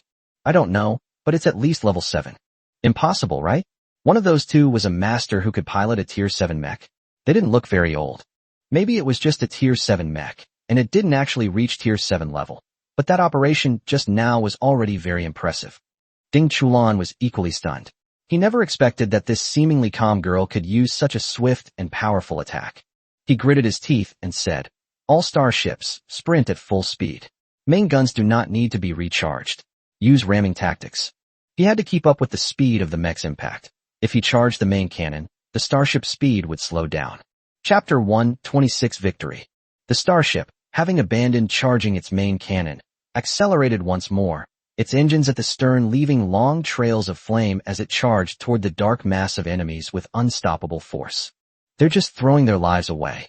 They've delivered themselves right to our doorstep. Prepare to fire." In another virtual pod, the two men laughed triumphantly. Although the mech's performance had surprised them, now that the opposing commander had lost his mind and resorted to suicide tactics, they might as well accept this free victory. Although the order to fire was given, the two flagships they were on quietly retreated a little, a subconscious measure taken only as a precaution. "See that?" Ding Chulan roared. "I saw it," Ding Mo said, his lips slightly parted, his teeth clenched together, revealing an excited smile. "Leave it to me." The mechs with light wings suddenly broke away from the battle and rushed towards the two flagships, with a group of mechs chasing after them, but the distance between them kept increasing. The opponents immediately noticed the mech's actions, and the two of them laughed simultaneously. "Intercept with firepower network. Activate all external turrets." The two flagships instantly transformed into hedgehogs, with countless turrets emerging from beneath the decks, fiercely unleashing firepower and blocking Ding Mo's path of advance. Ding Mo's mind raced. A tier 7 mech should be able to take on a starship one-on-one, so there must be some technique to break through this firepower blockade. What exactly was it? As the firepower grew closer and denser, Ding Mo mentally reviewed the mecha's operating manual. It should be a warp state. A tier 7 mech should be able to enter a warp state for a short time, but this requires extremely precise and numerous operations from the pilot in a short period of time. Ding Mo has almost reached the limit of his operation, and without any additional operations, it means that he cannot complete this operation yet. Ding Mo grinned. This was the first time he had ever shown such an expression, as if he had given up resisting. The mecha did not make any dodging movements, but suddenly turned around and charged towards the tail engine of a starship behind it. Is he trying to commit suicide? The starship's exhaust flames have temperatures high enough to melt alloys, and a mere mech simply cannot withstand them. Ding Mo manipulated the mecha to spin, and the energy emanating from the amplification plates gradually enveloped the mecha. No sound could be heard in the vacuum, but everyone saw the mecha pause. The emanating energy collided with the starship's tail flames and exploded. Ding Mo was propelled by the explosive force, passing through the fire net at a speed far exceeding the trajectory of a ballistic missile. The price was that all 8 amplification plates were completely shattered. "Damn it, they're coming. Escort team, get to the bridge quickly." With unstoppable momentum, Ding Mo cleaved through the protective deck of the bridge with a single sword strike, charged inside, and after thoroughly looting the area, confirmed that there was no sign of life on the bridge, then charged toward another flagship. But now his speed has decreased, and the last flagship, which is within arm's reach, is heavily protected by a barrage of fire. At his current speed, going up there would only mean certain death. "I've come to see you off on your final journey." Ding Chulan's flagship, badly damaged, appeared not far from Ding Mo. At this moment, thick smoke was billowing from the entire ship, and it was on the verge of crashing. "Hold on tight." Ding Chulan never expected that he would make such an impulsive decision one day. It was completely out of character for him. He would never admit that he was moved by the mecha's persistent fighting posture. Smiling, he pressed the self-destruct switch. The violent shockwave propelled Ding Mo rapidly toward the enemy flagship, disrupting the enemy's firepower network. Ding Mo was like a cannonball, crashing into the enemy's starship. Looking at the escort team blocking his way, he smiled. Stop him. However, how could these AI-controlled Tier 3 mechs stop Ding Mo? Ding Mo did not slow down at all, his fingers rapidly playing on the keys, and in the blink of an eye, the mechs had disappeared at the end of the passage. Behind them, mecha parts were falling through the tunnel, scattered everywhere in the swirling hurricane. How did he do that just now? I don't know, I didn't see it clearly. In that instant, the mecha's arm became a blur, blocking the opponent's attack, while simultaneously severing the opponent's joints with perfect precision, creating that sensational scene. The choice to cut the joints was precisely where the highlight of that scene came from, because the joints have the least armor, so cutting them would hardly slow down the process. If other parts of the mech were cut, the speed would only decrease, making it impossible to achieve that effect. Ding Chulan, standing beside him, widened his eyes again, his squinted face looking utterly ridiculous at that moment. In the end, only this mech, resembling black crystal, remained standing on the bridge, and the simulated battle came to an end. The silence was shattered in an instant, and the cheers almost shook the roof. In this competition, the side that no one expected won in a way that no one anticipated. This classic battle has also been featured in the military lecture halls of 3 countries. When Ding Mo and Ding Chulan emerged from the virtual reality pod, they received a warm welcome. However, there was also a cold, sinister gaze in the crowd. Su Kaisen felt a chill run down his spine after witnessing what he had just seen. He had mortgaged all his savings to participate in this rookie competition. If he could make a splash and become a household name, paying off his debts would be a piece of cake. But the mech's performance just now made him, who prided himself on his top-notch skills, instantly lose confidence. How is that possible? How could there be such a strong player in the rookie tournament? He scrutinized the girl, the coldness in his eyes lingering for a long time. Is that her? She doesn't look very strong. Could she be a pure speed-based player? Speed-based training is a unique style in the Super Esports League. Due to the special nature of virtual esports, the physical exertion in the virtual world does not affect the real body. Therefore, a group of people have completely abandoned physical training techniques and focused on finger dexterity. They thrive in the virtual world. These people are usually professional athletes, and they are a regular participant in various competitions. Their only weakness might be that in reality, they might not even be able to withstand the strain of piloting a Tier 2 mech. Su Kaisen withdrew her gaze and looked at the man in black, standing behind her. Could you help me cripple one of that woman's hands? The man rolled his eyes at Su Kaisen. I'm just here to keep an eye on you. You expect me to do something? Su Kaisen gave a sinister smile. But you invested a lot of money to get me to participate in the competition, right? What I mortgaged back then was definitely not enough to get your support. You probably want to extract even more benefits from me, right? His gaze then fell upon the girl in black, his tone filled with undisguised mockery. If I were to encounter an opponent like that, I would have absolutely no chance of winning. Tisk. The man in black grinned and slowly approached the girl, blending into the crowd. Ding Chulan looked at the black dog standing to the side and felt that the girl in front of him was dazzling and full of unrestrained spirit. He couldn't help but want to get closer. He then dispelled his doubts. From the moment they met in the hotel lobby, he had always suspected that the girl in front of him was someone in disguise. Although his figure and eyes were different, Ding Chulan had always firmly believed in his intuition. However, after what just happened and the girl's current behavior, Ding Chulan finally realized that she was not the person he had imagined. The guy named Ding Mo was a taciturn and dangerous person who exuded an aura that kept strangers at bay, which was completely different from the feeling this girl had now. Ding Mo felt incredibly exhilarated. He had never unleashed his full strength before, and this battle allowed him to vent his dark emotions, making him feel much lighter. But at that very moment, a dagger silently stabbed towards his arm. Chapter 127 Re-encounter with Yi Kanglin. Ding Mo was ready to retaliate immediately, but his overly quick thinking made him realize his identity in an instant. How could an ordinary girl at the second level of body tempering possibly discover such an assassination method? Was he really going to just endure being stabbed in the arm by his opponent?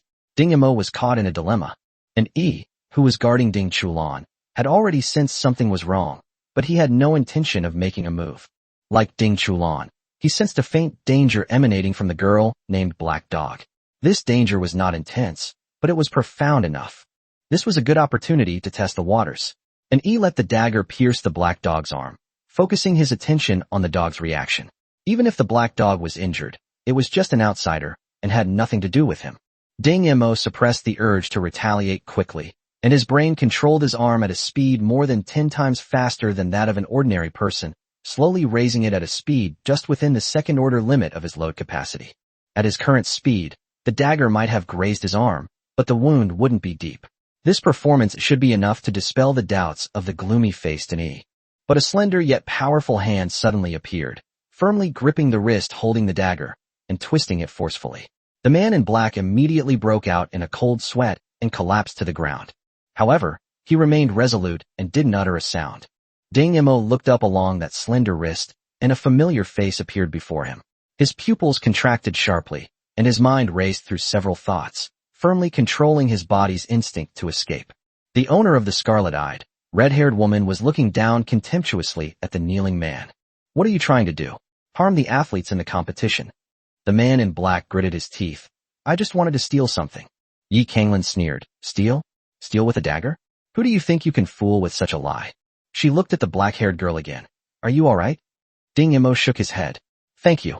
Ding Chulan had no idea why the black dog looked constipated when it thanked him. The commotion was quickly discovered by the patrolling guards, and Yi Kanglin handed the man in black over to them. You'd better watch out if they try to harm the players. The guards clearly knew Yi Kanglin's identity, and they saluted respectfully before taking the man in black away. Su Kaisen watched everything unfold silently from the sidelines. Now he could only rely on himself again. He gritted his teeth, rented a virtual reality pod, and began to practice. Yi Kanglin took a look at the girl dressed in black and quickly became interested, especially her exquisite appearance, which suited her taste very well. As a thank you, shouldn't you come with me for a drink? Ding Chulan looked at the handsome red-haired boy who had suddenly appeared. Based on the guard's behavior earlier, he knew that the boy's identity must be quite high. However, as a gentleman, he still said something. She doesn't drink alcohol. Yi Kanglin glanced sideways at the squinting man. I know you, Ding Chulan, the rookie match commander, but what gives you the right to make decisions for others? Ding Chulan's eyes widened in surprise at first, then slowly returned to their usual sly, fox-like expression. He had already guessed who the person in front of him was. After all, the crimson eyes unique to the royal family of the Dragon Ascension Empire are quite rare, and coupled with that head of red hair, he is undoubtedly the third prince. I had long heard that this third prince was arrogant, and seeing him today, I can confirm it. He glanced helplessly at the black dog, his eyes indicating, you figure it out yourself. Ding Mo curled his lip. I don't drink. Tisk, Yi Kanglin scoffed. You only need to learn if you don't know how, come with me. After saying that, she grabbed Ding Mo's wrist and dragged him away forcefully. Ding Chulan instinctively tried to follow, but Yi Kanglin gave him a sharp look, as if to say, if you take another step closer, you'll be sorry. Ding Chulan reluctantly stopped, but fortunately he had heard that the third prince was not a licentious and immoral person, so he hoped that when he said he wanted to have a drink, he really just meant to drink. Listening to his subordinate's report, Nie Chonghu's suspicions about the girl deepened. His only son had died mysteriously on Sulan Star, and he couldn't help but investigate. According to his subordinate's report, a total of 4 people died on Sulan Star, 3 competitive athletes, and 1 engineer. Nie Chonghu immediately realized that someone had their eyes on the substitute competition spots. So he was also keeping a close eye on who would participate in the rookie competition. As for that engineer, Nie Chonghu seemed to have some impression of him. He seemed to have picked a fight with him before. Well, he's dead, so be it. 2 of the 3 spots were taken by the Dragon Empire and 1 by the Federation. The only pity was that he hadn't been able to find out who the Dragon Empire's contestant was, but he did know that the Federation's was a woman named Black Dog. He'd actually lost track of her just now, and instead of being angry, Nie Chonghu laughed. This unusual behavior only proved that the woman was suspicious. He needed to find a way to capture her and interrogate her properly. However, he couldn't make a move too openly against the contestants, since he had already alerted them. He had to make his move without attracting attention. Thinking of the black-clad man the guards had just arrested, Nie Chonghu smiled. With a ready-made replacement, he could save himself some effort. Ding Mo never expected that bars would still exist in the interstellar era. It seems that human sociality is indispensable at all times. However, the noisy music and bustling environment made him quite uncomfortable. If possible, he would rather stay in a dark corner, where he could feel safe enough. The table in front of him was laden with fine wines. Yi Kanglin leaned back on the sofa, holding a wine glass in his hand, and gestured to the woman standing in front of him. The woman glanced at the black-haired girl sitting quietly to the side, and waved her hand knowingly. The female waitresses who were about to surround her retreated with regret, occasionally turning back to look at the handsome young man. The outer star region of Xuanji Star. Nishimiya Rina tossed the receiver aside. She never expected that the black dog would run into the third prince, and now they were even going to a bar together. She didn't intend to give any further hints, no matter what happened next. Who knew what methods the rumoredly difficult to get along with third prince would use against Black Dog? She only hoped he wouldn't kill him, allowing Black Dog to retain his ability to continue his missions. Ding Imo looked at the wine glass in front of him, but then remembered Shi Gong's request before he set off. Dress as a woman? What? It's easier for women to approach Karina. Once you're confident enough to make your move, take her down. Although Shi Gong didn't say anything else, Ding Imo knew that after killing Kalina, no one would care about his own life or death. He figured he wasn't the only one involved in this operation. He sneered, waiting to see how it would end. Suddenly, a hand appeared on Ding Mo's chin. Following the force, Ding Imo looked over and saw Yi Kanglin's crimson eyes, which seemed to be smiling but were not. Chapter 128 Forced Kiss. My little beauty, you seem to have something on your mind. Ding Imo is now extremely grateful for Nishimiya Rine's foresight. The eye color changing potion and the rapid hair growth serum have greatly altered his appearance. The only thing he found unbearable was the excruciating itching sensation when his hair grew rapidly. If he hadn't had such a strong will, he probably would have plucked all his hair out long ago. Upon hearing Yi Kanglin's question, Ding Imo did not answer immediately. He was simply thinking about how to leave this guy. Now that he is bound by the collar, it is impossible for him to make a move against the third prince of the Dragon Empire. Otherwise, if Shi Gong Linin makes the slightest move, he will be left to die in the street. However, in Yi Kanglin's eyes, his contemplation was merely absent-mindedness, which made Yi Kanglin somewhat angry. Since her 14th birthday, and with the cultivation of the imperial body technique, Yi Kanglin has become even taller than Ding Imo, coupled with her ridiculously handsome appearance. Any woman she sees will blush for a long time after just one glance. If she so desires, countless women will throw themselves into her arms. But when Yi Kanglin was deliberately trying to exude charm, the beautiful black-haired girl he met today actually managed to lose focus, which made him feel a bit of a toothache. Yi Kanglin's hand gripping Ding Mo's chin tightened involuntarily, and amidst Ding Mo's surprised and horrified gaze, she savagely shoved her lips into his. Damn it, not again. Ding Imo cursed inwardly, wondering what it was like to be kissed twice by the same man. He tried his best to break free, but regardless of his current status or actual strength, he was no match for Yi Kanglin in terms of sheer power. What frightened him even more was that he tasted a hint of alcohol, and his last shred of sobriety made him want to say, oh no. But Yi Kanglin swallowed those two words, and Ding Imo didn't utter a single one. The other patrons in the bar watched the young couple and smiled as they raised their glasses. Yi Kanglin noticed that the girl in his arms had stopped struggling, and he smiled triumphantly. He then took 2 more big bites before letting go. This kiss felt different from usual. A warm current seemed to surge through his body, making his face flush. Yi Kanglin didn't dwell on it, triumphantly releasing his hand and laughing. How is it? It tastes good, right? However, the black-haired girl collapsed onto the sofa and fell into a deep sleep, her cheeks flushed, looking like she was drunk. Wow, you really can't drink? Wake up, wake up. Yi Kanglin never expected that a mere trace of alcohol in her mouth would cause the other person to become so drunk. Left with no other choice, she hoisted the girl onto her shoulder and left the bar, heading towards her residence. Yi Kanglin's residence was certainly not an ordinary hotel, but a secret place arranged by Kalina, which was actually on the top floor of the fighting club. This is why she happened to run into Ding Imo. My lord. Several members of her personal guard saluted her. Even in her temporary residence, her security was top-notch. This was different from her time on Earth, when she had sneaked in without her personal guard at all. She nodded slightly in acknowledgement and then went into the room. Yi Kanglin tossed the person on his shoulder onto the bed and sighed. Luckily it was me. Otherwise you would have been taken advantage of by someone else long ago. Smelling the mixed smell of smoke and alcohol from the bar on himself, Yi Kanglin frowned slightly, opened the bathroom door, and began to undress. Ding Imo, who was lying on the bed, stood up groggily. One eye was blurry, but the other eye held a hint of emotion. Seeing a scene that didn't seem familiar, he staggered along, as if sleepwalking, yet his presence was as elusive as the night wind, extremely difficult to detect. If you observe closely, you will find that his breathing now involves a very high frequency of air exchange in a very short period of time, and each breath is very shallow and fast, just like that of a seriously ill patient. However, his breathing rate seemed to be intentionally controlled, with only a small wisp of air circulating between his mouth and nose. As a result, his breath was as if it were locked around his body, and it was difficult to detect if one was a little far away. Similarly, Yi Kanglin, who was taking a bath, did not notice that the person on the bed had gotten up. The bathroom door was casually pushed open, and the slight click startled Yi Kanglin, who was taking a shower. She turned her head sharply, and an undisguised murderous intent flashed through her eyes.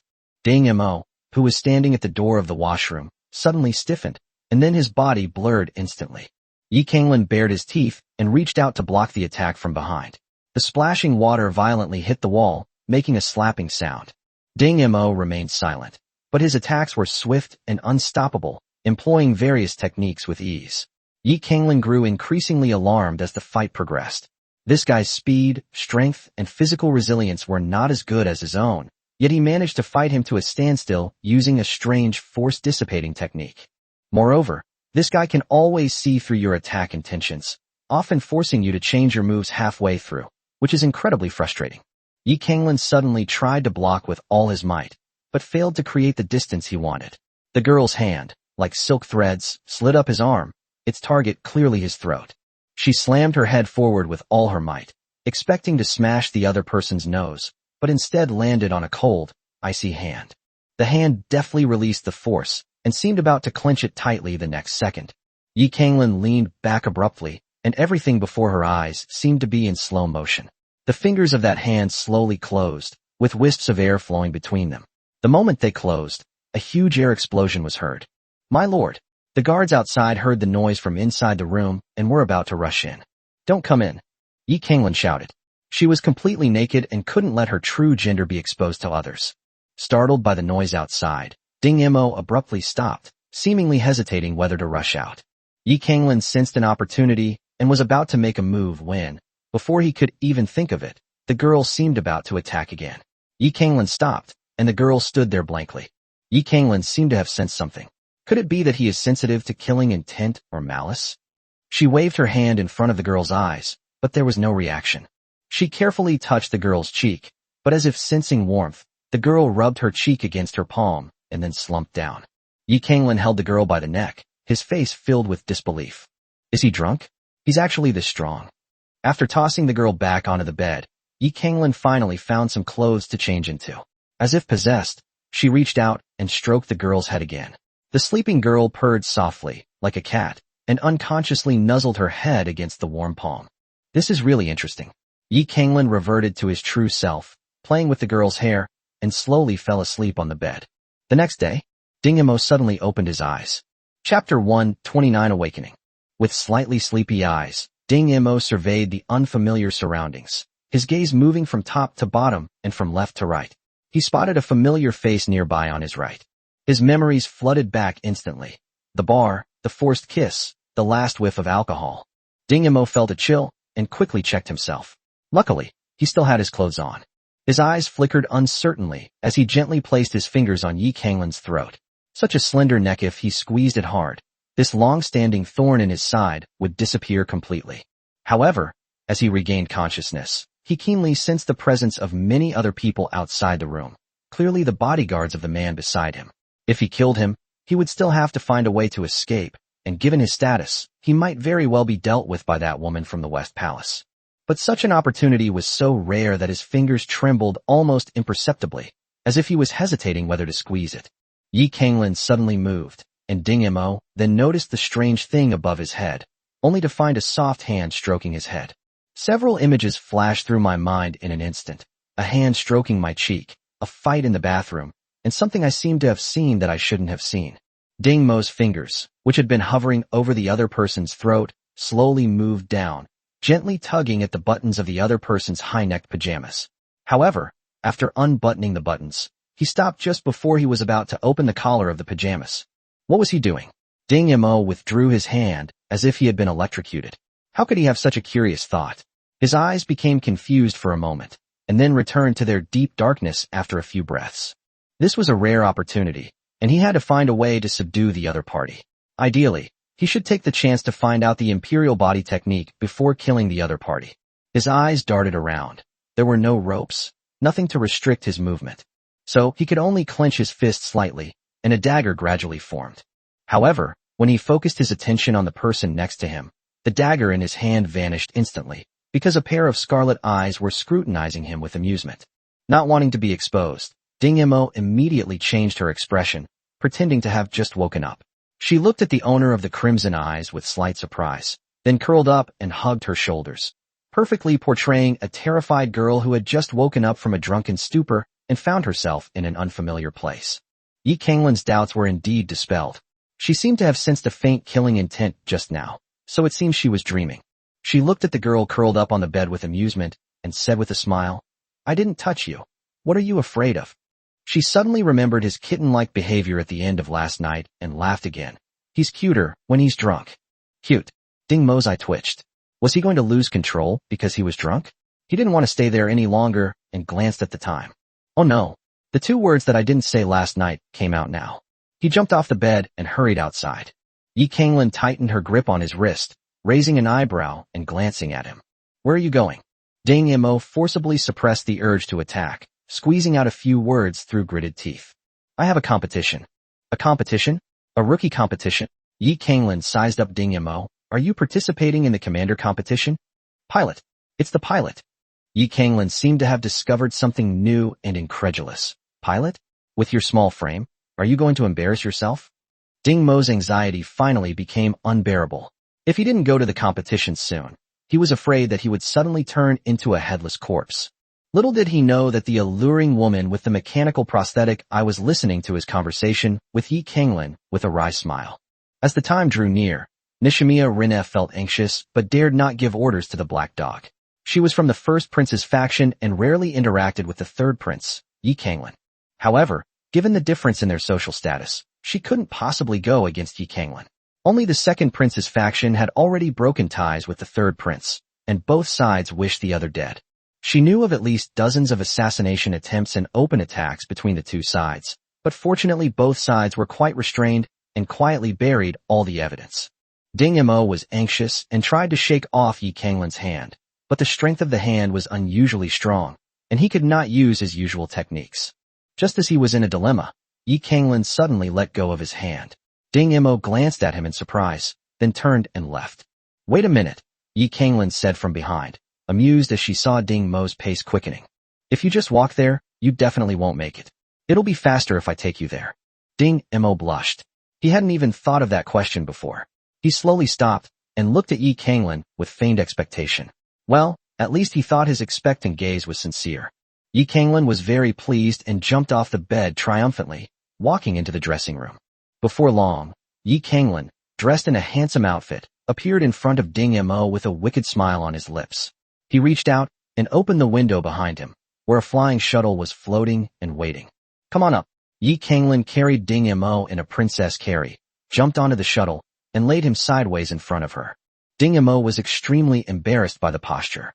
He said, I'll sit in the back. Yi Kanglin glanced at his skirt. Are you sure? Ding Mo glanced around subconsciously before realizing that he could only sit in this position, otherwise his skirt would be blown up by the wind.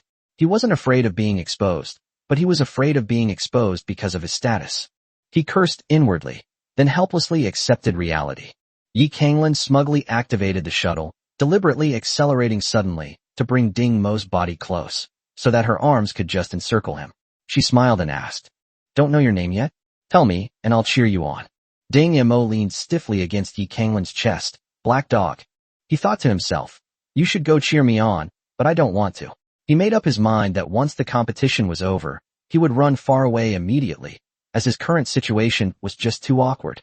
Yi Kanglin glanced at the black dog without leaving a trace. This girl had a sharp, cold aura about her, unlike the women she had met before, who all had various perfumes, some cheap and some expensive. But this familiar taste? Yi Kanglin's eyebrows twitched, but he quickly dismissed his doubts. If it really was that guy, how could he be sitting here so obediently? He would have been fighting to the death with him long ago. Ding Mo noticed Yi Kanglin's sniffing motion and couldn't help but become more vigilant. Who knew if this guy, whose intuition trumped his thinking, would discover his true identity? If he were to be discovered, he would have no choice but to strike first. However, Yi Kanglin only sniffed it once and then did nothing further.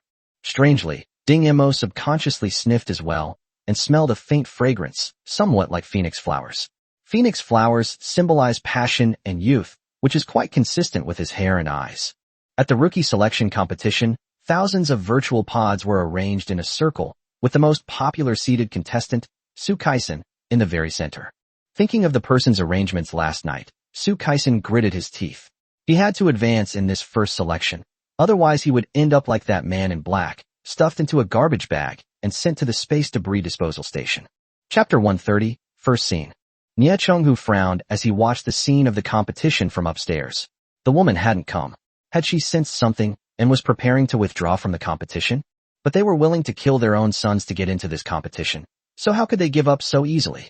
Nie Chunghu slammed his hand on the table in anger. If that woman didn't show up by the end of the match, he would order his men to search for her. What was the ban on Xuanji Star compared to his son's life? However, his eyebrows soon relaxed as a red-haired boy and a black-haired girl arrived at the competition venue. Yi Kanglin? What's he doing here, and hanging out with that woman? Nie Chunghu frowned deeply. If Yi Kanglin were here, he wouldn't be able to use many of his methods. Damn it. Ding Mo looked at the thousands of virtual cabins, quickly found the cabin corresponding to his number, and hurriedly crawled in. These thousands of virtual pods are just a part of the competition. The entire selection process was divided into 83 regions based on their respective star systems, and all events were held simultaneously. Finally, the top performers from each region gathered again in the central arena for the final showdown. Yi Kanglin walked to the audience with a smile. She was very curious about what kind of performance this girl named Black Dog could give. Her strange skills last night did not belong to any particular school, and Yi Kanglin confirmed that her physical fitness did not exceed level 2. Ding Mo himself was also helpless. It seemed that the body tempering technique and the clarity technique were in conflict. The clarity technique improved very quickly, but the body tempering technique seemed to be blocked, hovering at level 2 for more than a year without breaking through. However, he was reluctant to give up the clarity technique, intuitively believing that the clarity technique had greater potential.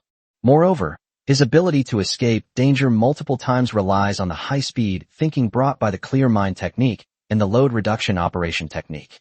The combination of these two techniques in his fighting skills is what ensures that he can contend with opponents of a higher level than himself. Clearing his mind of all distractions, Ding Mo stared at the countdown numbers, slowly flexing his fingers, preparing for the selection competition. The first round of the pilot selection competition uses a level-based system. As long as you can successfully pass 3 levels, you will advance. The first challenge is a dodgeball game, a common training exercise for mechs. The mech is confined to a 100 square meter area, where a continuous stream of light orbs will appear from the surrounding void. Initially, the orbs are sparse and slow, but over time they will become more numerous and denser. The condition for passing the challenge is to survive for at least 3 minutes, and have your torso hit less than 10 times. Pilots who have undergone formal mecha training know that, in addition to dodging, it is even more important to use the mecha's fists and feet to block. Division 13. Zhang Xingyang smiled. He had been waiting for this day for 3 years. 3 years ago, he already had the ability to participate in the competition, but in order to make a name for himself and use the results of this competition to get a good position for him in the military, he endured it for 3 years. No one knew that Zhang Xingyang, the youngest son of the Zhang family, was not at all the dissolute and idle person the outside world had described. That was just an act for outsiders. Zhang Xingyang is determined to win the championship in this competition, and his opponents should only be the top few in each region. For example, Karen Nightingale, a top student at the Capital Military Academy, is a ruthless person who has consistently held the top spot in mecha combat for many years. Moreover, she is an absolute beauty. Who would have thought that she is a level 4 body tempering expert? Feng Liwan, the young leader of the Feng family in the Damar Empire, is no ordinary person who has managed to stand out in the long-established mecha family. He also heard that one of the contestants from the Dragon Empire this year, named Xia Asna, had actually entered a pseudo-energy leap state, a state that is so rare and hard to come by that it is truly enviable. However, unbeknownst to anyone, Zhang Xingyang had already quietly reached level 5. His only deficiency was hand speed, but later on, he would be able to engage in real mech battles. Zhang Xingyang chuckled smugly a few times and began to tackle the challenges before him. After listening to the explanation of the first level, Ding Mo piloted his mecha and stood quietly in the dark space. Several conspicuous white lines indicated the mecha's movable area. Unbeknownst to everyone, in this secluded corner, a mecha stood silently, its form blurred. Ding Mo's fingers were rapidly tapping on various command keys, testing the mecha's maximum responsiveness. The blurriness around the mecha is actually a visual phenomenon caused by various tiny displacements. If you slow down the speed and observe, you can see that after the mecha makes a movement, it only produces less than 1/10 of the displacement before immediately entering the response of the next movement. Dingemo smiled faintly. It seemed that this was indeed the work of the Cortez group. The response speed of this virtual mecha had no upper limit. As long as you were fast enough, you could even use it as a Tier 9 mecha. The first ball of light suddenly appeared in the void, which Dingemo easily dodged. Another ball of light flew in from behind his blind spot, but Dingemo deftly maneuvered his mecha around and dodged it again. It can be said that the players who came to participate in the competition were quite confident in themselves. They had practiced this kind of dodgeball training before, so they handled it with ease. However, how could the organizers let them pass easily? As the second minute approached, the number of balls doubled every 10 seconds. By the 60th second, the number of balls had increased 4,096 times compared to the beginning. Players with strength below level 3 could no longer hold on and withdrew from the selection early. Starting from the third minute, the ball speed increased by 20% every 10 seconds, and by the 50th second, it had increased by 2.48 times. Almost everyone was using all their strength to struggle in this overwhelming sea of light. Meanwhile, on the huge virtual screen directly above the competition area, images of the top-performing contestants were displayed in rotation. Zhang Xingyang's mech roamed back and forth on the field, searching for places where the light orbs were sparse. He fought back methodically by using various attacks and dodges. His hit count was 3. Every time Karen unleashed a ball of light, it would explode, blocking a large area of light behind it, making it seem like she was handling things more easily. Others included Feng Liwan, Xiaya, Qi Ming, Shi Chaohuang, and others, all of whom were already well-known young people who used various methods to hold on for the last 10 seconds or so. Hey, this contestant named Su Kaisen is pretty good too. His hit count is just 5, and he seems to be very skilled at operating his mech. It seems this guy could very well be the dark horse of this competition. Hearing the audience's comments, Nie Chonghu grinned. Very good, this kid is indeed capable. Then I'm confident in my plan. That damned woman, I hope you can advance. However, the next scene left everyone completely baffled. Chapter 131 Feng Qingying's explanation. What is this? Where's the mecha? The screen is just a white light, I can't see anything. The audience glanced at the sign on the screen. Black Dog, what kind of name is that? Is this some kind of bug? It's definitely not a bug. StarNet has been running for longer than you're old, and I've never heard of any bugs. So what's going on? Who knows? We'll just have to wait and see. I think the organizers will eventually give an explanation. When the 3 minutes were up, the ball of light disappeared, and almost everyone breathed a sigh of relief, except for one person, Dingemo. Having never undergone similar training before, he was surprised to discover in previous levels that this dodging training was very beneficial for honing hand speed. Originally, his hand speed fluctuated with peaks, but this high-intensity dodging training allowed his hand speed to remain at a high level for a long time. The original peaks and valleys were gradually widened, making the mecha's movements smoother. Just as he was getting into the swing of things, the level suddenly disappeared, and he realized that he had already passed the first level. Of the more than 200,000 contestants, only a few thousand remained after the first round. Among them, apart from well-known contestants like Kylan and Xiaya, there were many newcomers who were previously unknown. For example, Su Kaisen, with a score of 5 hits, is far ahead and ranks over 100th. But no one expected that the one ranked first would be a girl named Black Dog. The contestant's virtual image made it easy to see that she was a beautiful, aloof, black-haired girl. Zhang Xingyang pursed his lips. Who would use their full strength from the very beginning? As long as they advance, that's enough. Xia was initially delighted, but after seeing the figure in the virtual image clearly, he shook his head, his eyes filled with disappointment. It seemed that the kid named Black Dog had also sacrificed himself in that battle. Fatty and Modishia bit their lips. After the results were released, as is customary, video commentary was provided for the top 10. The commentator this time is a male commentator who is somewhat well known. It's strange, because normally, women rarely watch such highly competitive matches. However, Star Legend is an exception, thanks to the strategy of the Cortez group, which established 10 super dazzling stars. The stars fan effect attracted a large number of female players to join the game, and among the 10 top players at the top, there are 3 female players. Today, there happened to be a top player watching the match in the VIP seats. Her name is Feng Qingying. and she actually came to watch Feng Liwan's match. After all, this was the first time her juniors had participated in such a competition, and she wanted to see how the younger generation of her family were doing. She hadn't been back for many years, and her memories of her family had become somewhat hazy. The commentators provided commentary on each athlete's outstanding performance, such as Zhang Xinyang's seemingly unintentional but actually very useful positional change, Kylan's energy control techniques, and Xia's rapid sprint, etc. But when it came to Black Dog, the commentary stalled. On the secret communication channel, he was frantically analyzing the video of Black Dog's match backstage, trying to figure out what that white light was all about, but there was still no result. All the audience waited quietly, but this silence put immense pressure on the commentator, who instantly broke out in a sweat and gritted his teeth. Feng Qingying glanced at the commentator and used her VIP privileges to gain the right to speak. I am Feng Qingying. The incident caused a huge stir, with all the audience looking towards the VIP seats. Even though they knew they couldn't see through the alloy wall, they couldn't bear to look away. Feng Qingying, one of the top 10 players, was once the Federation's war god, and one of the 3 leaders of the Starry Sky Society, wielding immense power. But none of these compare to her other identity. A super pilot is someone who can single-handedly contend with an entire fleet. Her abrupt statement immediately drew the audience's attention. It's a pity that our goddess Ji and the 3 top commentators aren't here. I'll take the liberty of filling in as a commentator. Little brother, you don't mind, do you? The male commentator quickly shook his head. No objection, no objection. Feng Qingying coughed softly.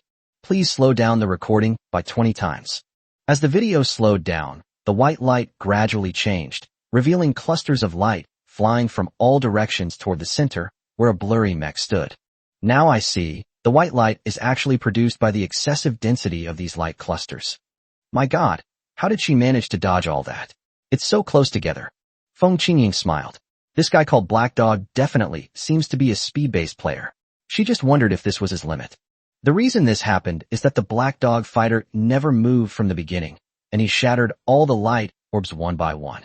As for the mechs that did not move, the system's self-control system was triggered starting in the 2nd minute, deliberately increasing the number and speed of the light orbs, which is why this phenomenon occurred. Interested viewers can try it out. Just stand still for 1 minute to trigger this extreme reaction mode. Extreme reaction? Are you kidding me? Is that something a human could actually do? Zhang Xinyang, Kylan, and other contestants all looked serious. They definitely couldn't have done it to this extent. Su Kaisen smiled sinisterly. Although he was also being threatened, that person had given him a chance to defeat this contestant named Black Dog. The more attention she attracted, the better. When he defeated her, he could easily attract a large number of fans.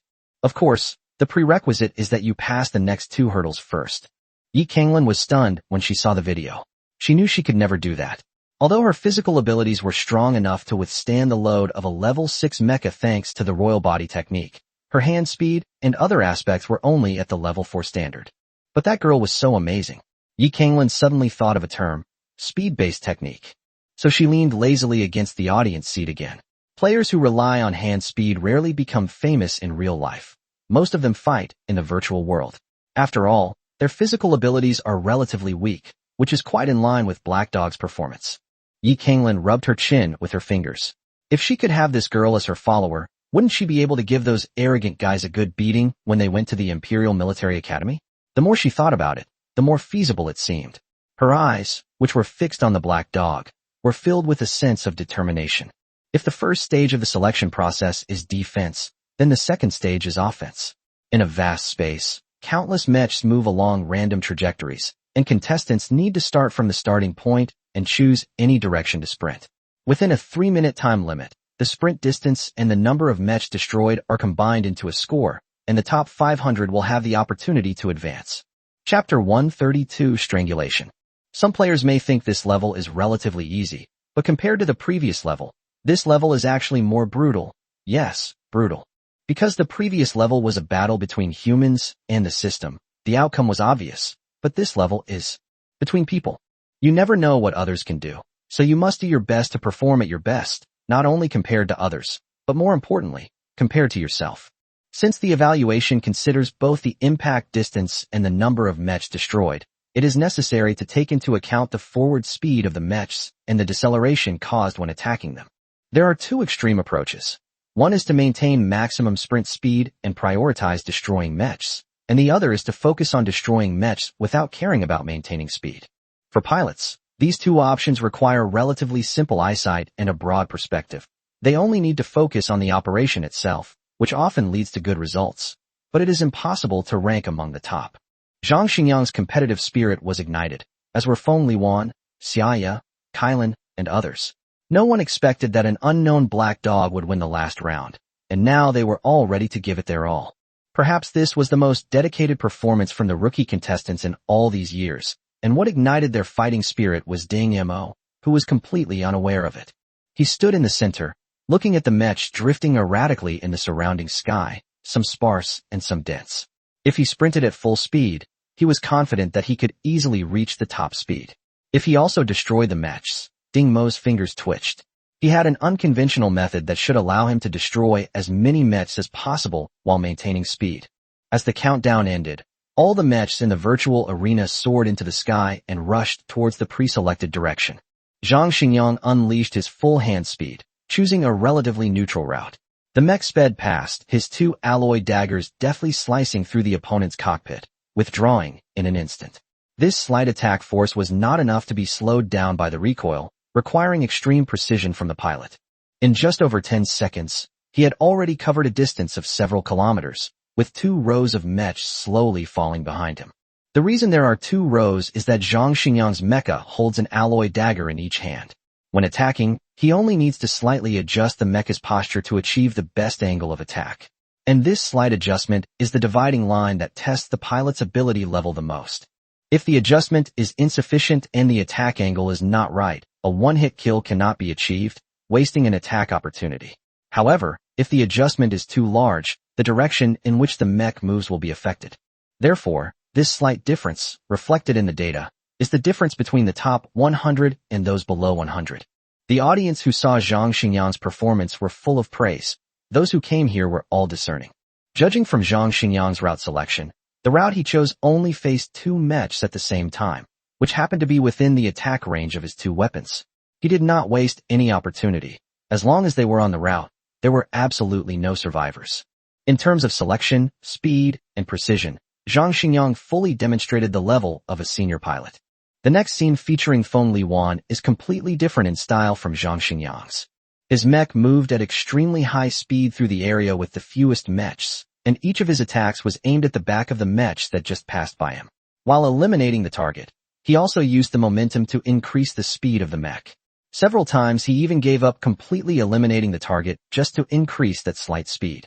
In a real sprint battle, in the tactic of assassinating the enemy commander, Feng Liwan's tactic is called extreme speed kill.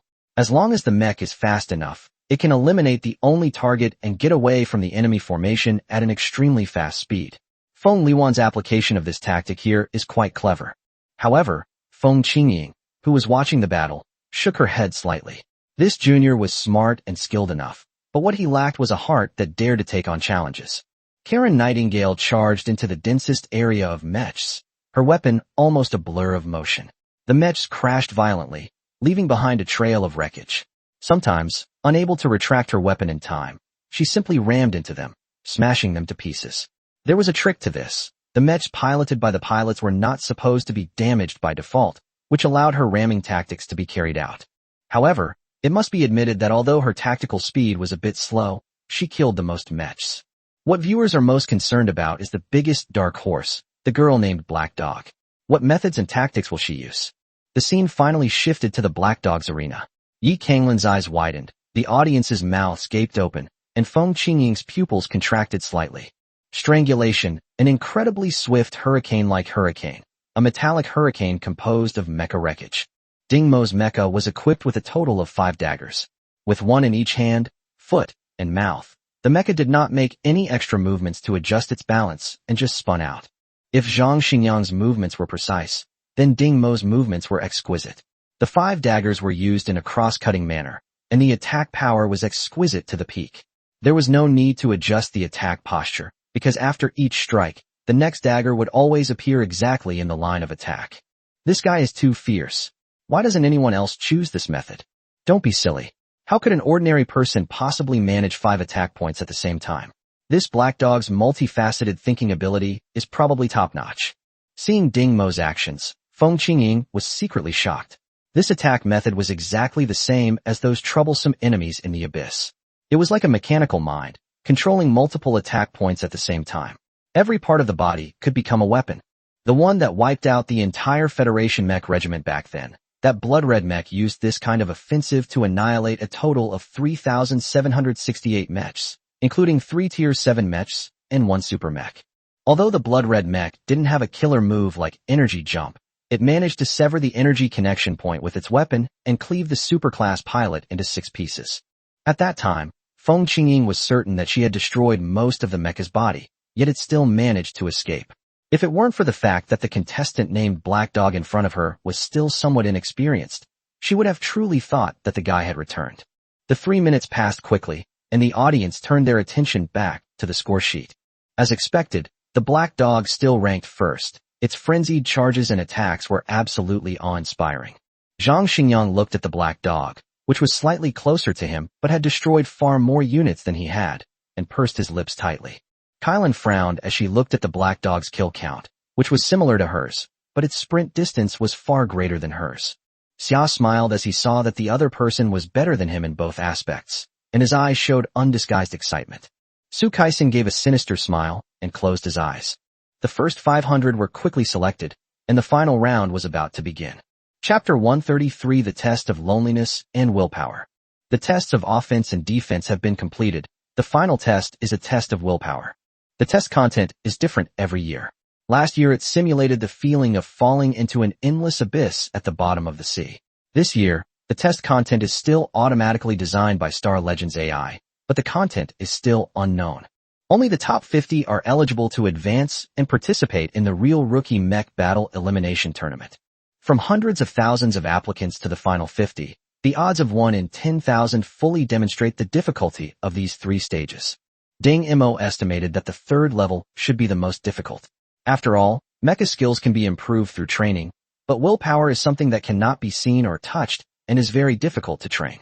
It has been said before that those who have been through bloody battlefields should have higher willpower, but in actual tests, apart from the battlefield environment, the temptations of comfort and the dream of money are the scenarios that require even more willpower to overcome. The remaining 500 people waited anxiously in the virtual pods for the test to begin. Unexpectedly, as time passed, there were no prompts or scenes. All the contestants were simply alone in their virtual pods. Gradually, some contestants began to get impatient and opened their virtual pods to ask what was going on, but the moment they emerged, they were declared to have failed the test.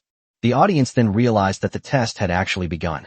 The virtual pod is very monotonous, especially when you are not in the virtual world. All that is presented to the contestants are indicator lights that flash in a regular pattern and a fixed blank screen. Looking at the flickering indicator lights, some contestants slowly began to feel sleepy. They hurriedly patted their heads to try and wake up, but soon began to droop their heads again. Accompanied by soft snoring, these contestants were also declared to have failed the test. Ding Mo squinted slightly. The virtual reality pod was indeed completely silent, boring, and tedious. The indicator lights did indeed have a hypnotic effect, just as he had expected. He smiled and silently circulated the clarity mantra, unhurried and unperturbed. In his previous life, he had infiltrated for days and nights to assassinate mission targets. This test was still a bit child's play. Zhang Xingyang, Feng Liwan, and the others waited patiently and calmly. Having been raised by their families since childhood, they naturally possessed extraordinary patience. Nie Chonghu watched Su Kaisen with bated breath. This chess piece came from an ordinary family. Could he overcome this hurdle? Surprisingly, Su Kaisen didn't make a move either, showing no less ability than the other family members. Su Kaisen was adjusting his breathing in the virtual reality pod. Back on the agricultural planet, his only pleasure was fishing, and his favorite fish was the highly wary bluefish, because bluefish were valuable and could be sold for a lot of money. Catching one bluefish was enough for him to eat for several days.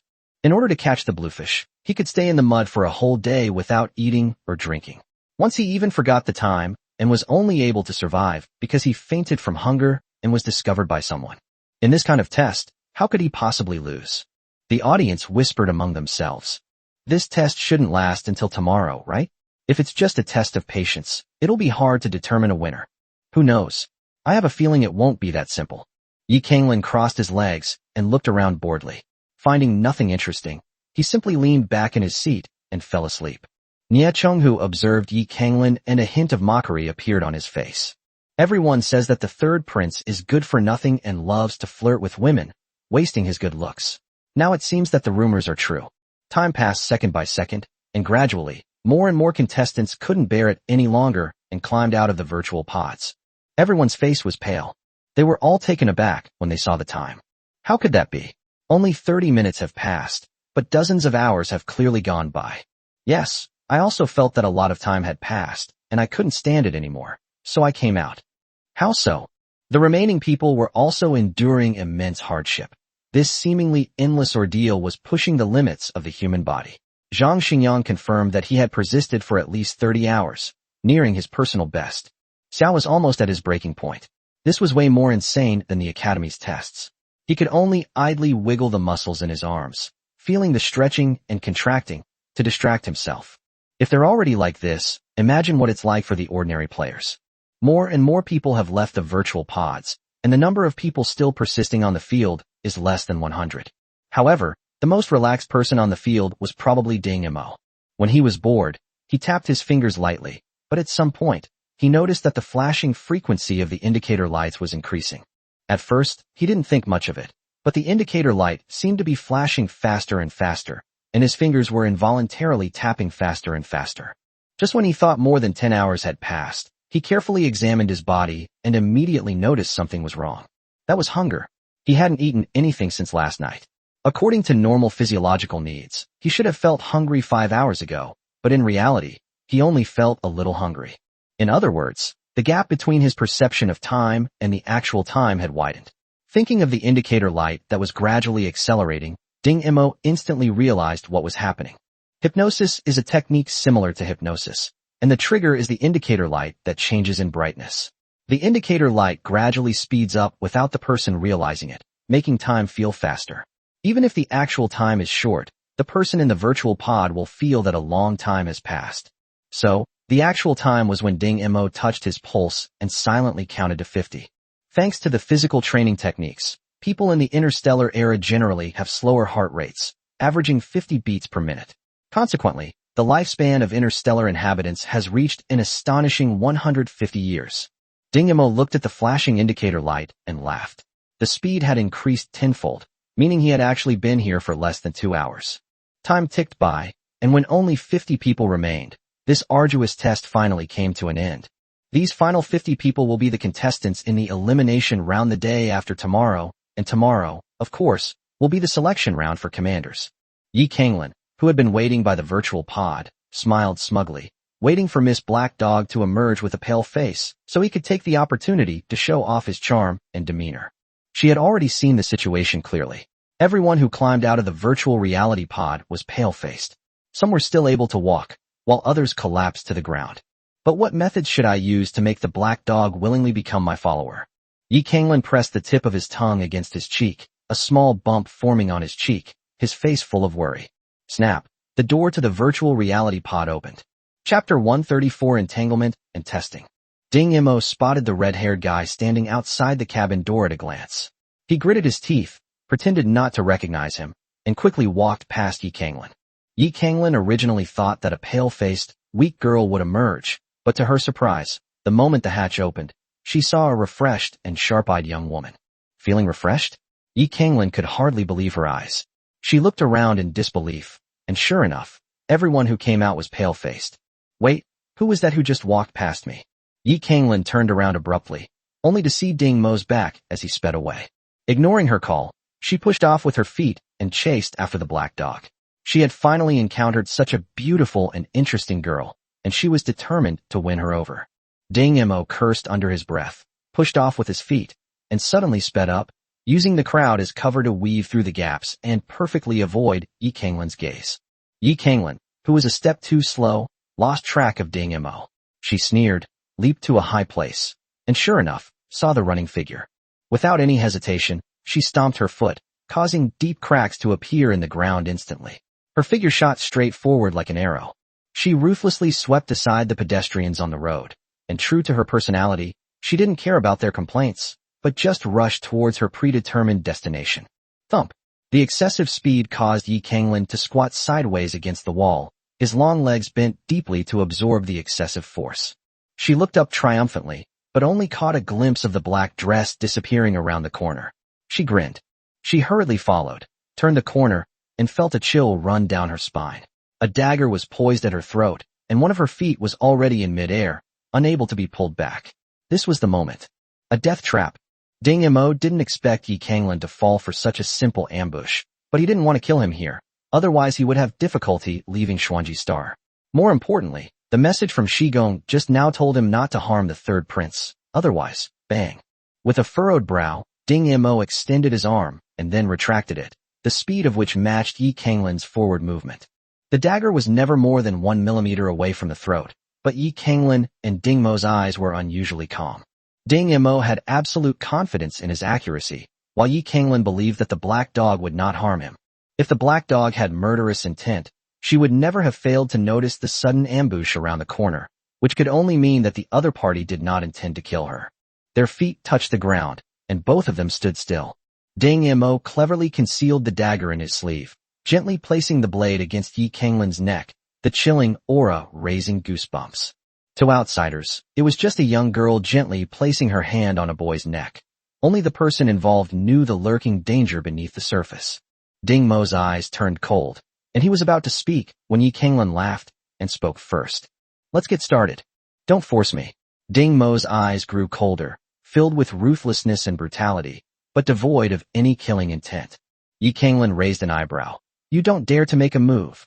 That proud expression suddenly reminded Ding Mo of their first meeting, when he pointed a gun at the other person and saw that unrestrained pride, that unwillingness to bow down.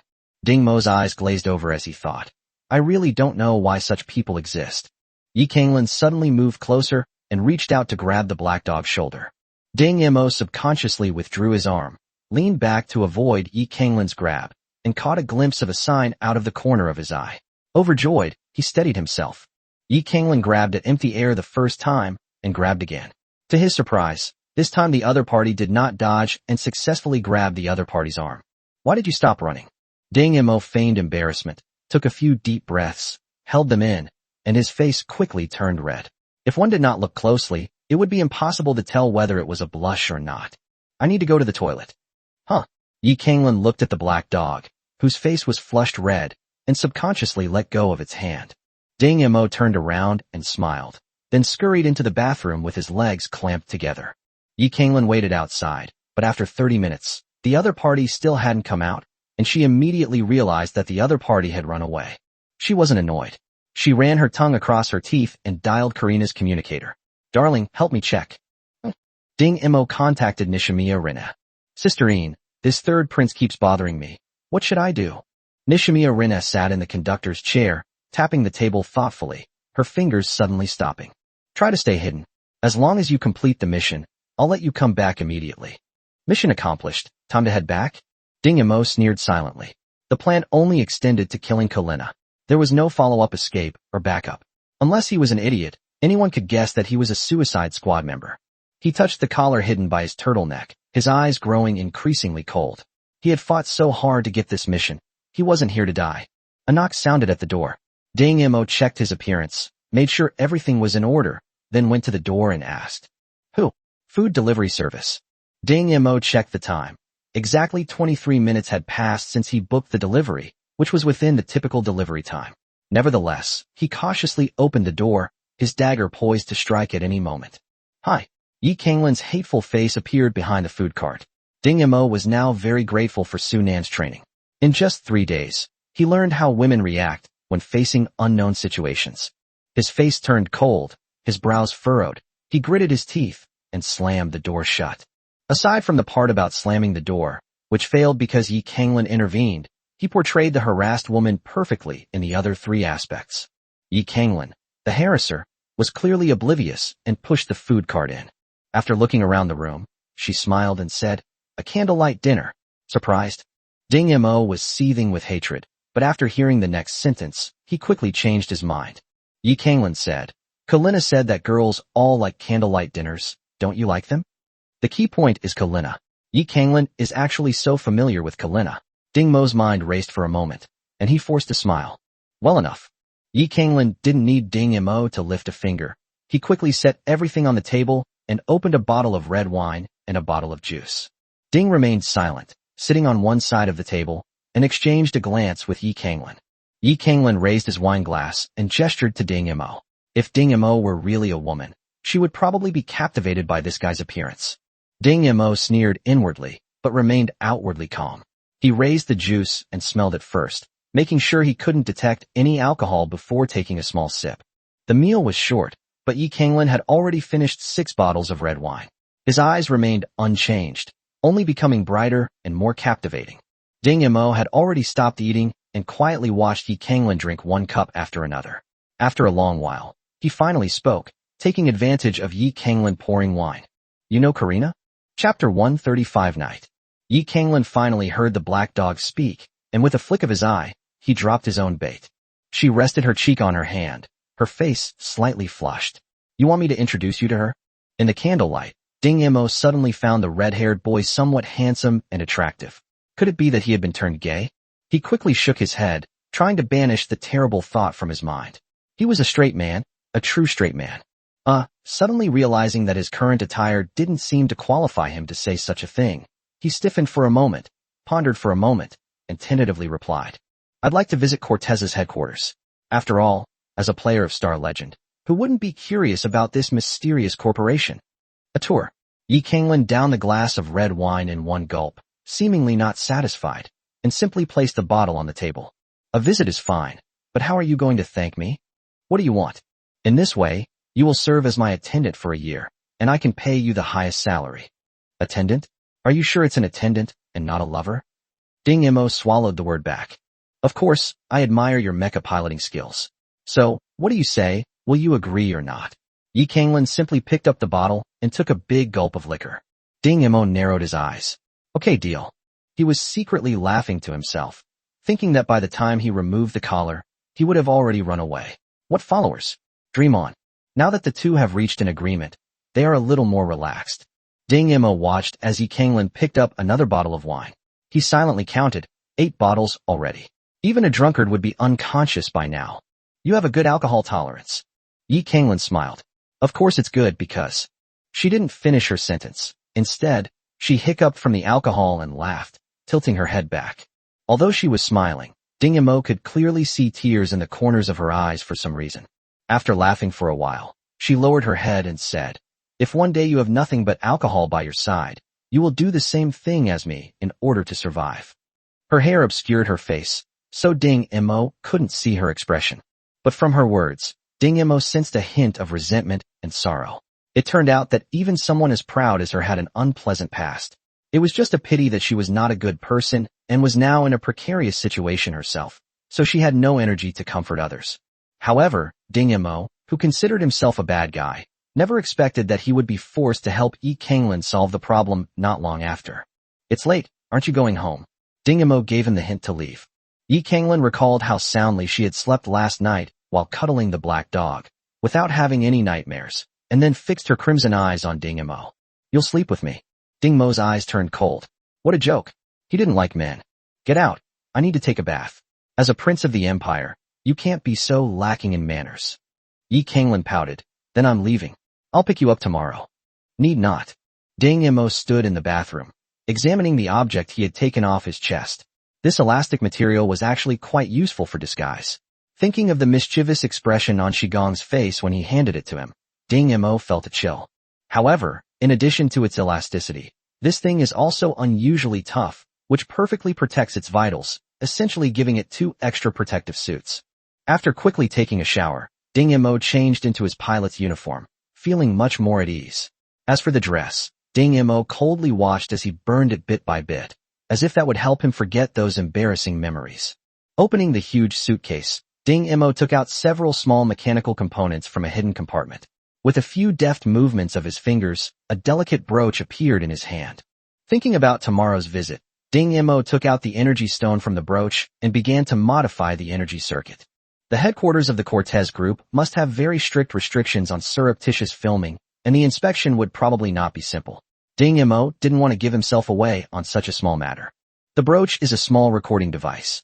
Ding Mo modified its energy source to be purely mechanical spring power.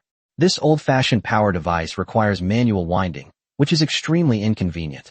However, its only advantage is that in the high-tech world of the Cortez group, this thing is no different from a lump of iron and will not be easily detected. Looking at the final product, Ding Mo placed it on the table, got into bed fully clothed, and closed his eyes. However, the next second he punched the side, because there was actually a person lying there. Ding Mo didn't know why he hadn't noticed the presence of another person under the loose blankets. When did his vigilance become so low? It must be because he had used up too much of his mental energy dealing with Yi Kanglin. Ding Mo's fist was easily blocked by the other party. In fact, he had already recognized the person as Yi Kanglin when he threw the punch. She smiled at him without any embarrassment. "I've been waiting for you for a long time." Ding Mo was now extremely glad that he had already changed his clothes in the bathroom. Otherwise he would have really been exposed. "When did you come in?" Yi Kanglin rolled her eyes, but didn't answer. Instead, she wrapped her arms around Ding Mo's neck. "I won't do anything to you. Just stay with me." Her tone lacked the previous arrogance, instead carrying a hint of pitifulness. "You're drunk, aren't you?" Ding Mo smelled the strong smell of alcohol and immediately thought of a possibility. That's good. He mustn't let the other party notice the little thing he just modified. Unexpectedly, Yi Kanglin slammed her hand on the table, and when she raised her hand, the pile of shards made Ding Mo's expression turn ferocious. "You?" Before he could finish speaking, Yi Kanglin hooked her arm around his neck and silenced him with a kiss. Damn it. Ding Mo hadn't even managed to break free when the familiar taste of alcohol filled his mouth, and he instantly lost consciousness. Yi Kanglin licked her lips triumphantly, pulled Ding Mo forcefully, and fell into a deep sleep as if hugging a plush toy. Su Kaisen stood not far in front of Nie Chonghu, his face calm, but his slightly curled fingers revealed his true inner thoughts. For mecha combat, remember to choose the blue mecha. Its weapons are real. Nie Chonghu sat in the chair, looking at the somewhat reserved Su Kaisen. Okay, Su Kaisen didn't dare to resist or refute. Nie Chonghu glanced at him disdainfully. "If you do me this favor, I certainly won't let you do it for nothing. After the rookie competition, I'll arrange for someone to give you a comprehensive makeover and publicity. Being an ordinary person is still very useful. The money, beautiful women, and status you want will come with it." However, Nie Chonghu's tone shifted, becoming sinister. "If you're not honest, you should know I have many ways to deal with you." Su Kaisen smiled and said, "Of course not. I'm here for the money, so why would I refuse such a good opportunity?" Nie Chonghu laughed and gestured for Su Kaisen to leave. Su Kaisen turned around, her smile vanishing instantly, replaced by anger and dissatisfaction in her eyes, along with a hint of mockery. It was unclear whether she was mocking her inability to resist power or something else entirely. She then left Nie Chonghu's office. Ding Mo opened his eyes, barely suppressing the urge to strangle the person next to him. He silently got up and cleaned up the broken pieces on the table, only to hear the person behind him mutter two words. Chapter 136 Visit. Ding Mo's hair stood on end. Had he discovered something on the table? Just because Yi Kanglin didn't notice last night doesn't mean he won't notice now. Ding Mo immediately thought of this possibility, but then Yi Kanglin muttered something behind him, and Ding Mo finally heard it clearly. "Mother." It seems to be this sound that was emitted. Ding Mo stiffened. He turned around and looked at the red-haired boy lying on the bed with a complicated expression. "Are you missing your family?" Unfortunately, apart from his missing older sister, he had no other relatives. He reached out, wanting to stroke the boy's cheek, but then changed his mind instantly. Slap! A hard slap landed on Yi Kanglin's face. The stinging pain on her cheek immediately snapped Yi Kanglin back to reality. She opened her eyes wide in surprise. "What are you doing?" Ding Mo put on a fierce look and said, "Remember this, you're not allowed to kiss me again." Luckily, she was drunk both times. Otherwise, she felt she would throw up if a man kissed her like that. Yi Kanglin rubbed his face. Fortunately, he had thick skin, and the stinging sensation quickly disappeared. "Let's go, I'll show you around." Yi Kanglin ruffled his hair haphazardly, but his naturally smooth hair fell down naturally as he gently tossed his head, making him a handsome young man. Like other planets, the orbit of Xuanji Star is 7,000 meters above the ground, a height that is difficult for ordinary shuttles and flying cars to reach. Ding Mo and Yi Kanglin didn't spend any money. They entered the elevator tunnel directly because of Yi Kanglin's face. After a slight feeling of weightlessness, they soon stepped onto the Star Track platform. Ding Mo looked down at the misty earth through the transparent floor. Compared to this, the high-altitude viewing platforms of his previous life were utterly pathetic. He tentatively stomped his foot, eliciting soft laughter from the people around him. The young men who were chuckling saw the beautiful girl's childish behavior, whispered among themselves, and encouraged a pale-faced man with unsteady steps to come over. "Hello, let's get acquainted." The man held up his communicator, which displayed his identity. Assistant Researcher, Cortez Group, Barrowsington. Ding Mo completely ignored him.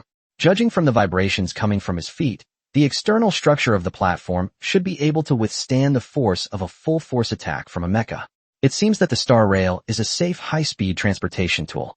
Barlow, having been rebuffed, shrugged helplessly at his companions and returned to the group. When Yi Kanglin saw Below's behavior, she initially thought he was the kind of lecherous man whose body had been weakened by alcohol and women. Now it seemed that he was probably just weak and listless due to doing too many experiments and having irregular work and rest schedules. The Star Track quickly came to a stop on the platform, resembling the high-speed rail of his previous life, but its speed and altitude were many times different. Ding Mo estimated that the speed was definitely several kilometers per second, slightly slower than the mecha's full-speed sprint. The star trails are made of transparent metal, so people on the ground cannot perceive anything that blocks the sunlight. At most, the small black dots that streak across the sky as the star trails move are occasionally noticed. Yi Kanglin pointed to the tallest building in front of him. "That's the headquarters of Cortez." Her voice was quite loud, attracting the attention of Barlow and the others. The young people immediately started whispering among themselves, talking about whether there was still a chance.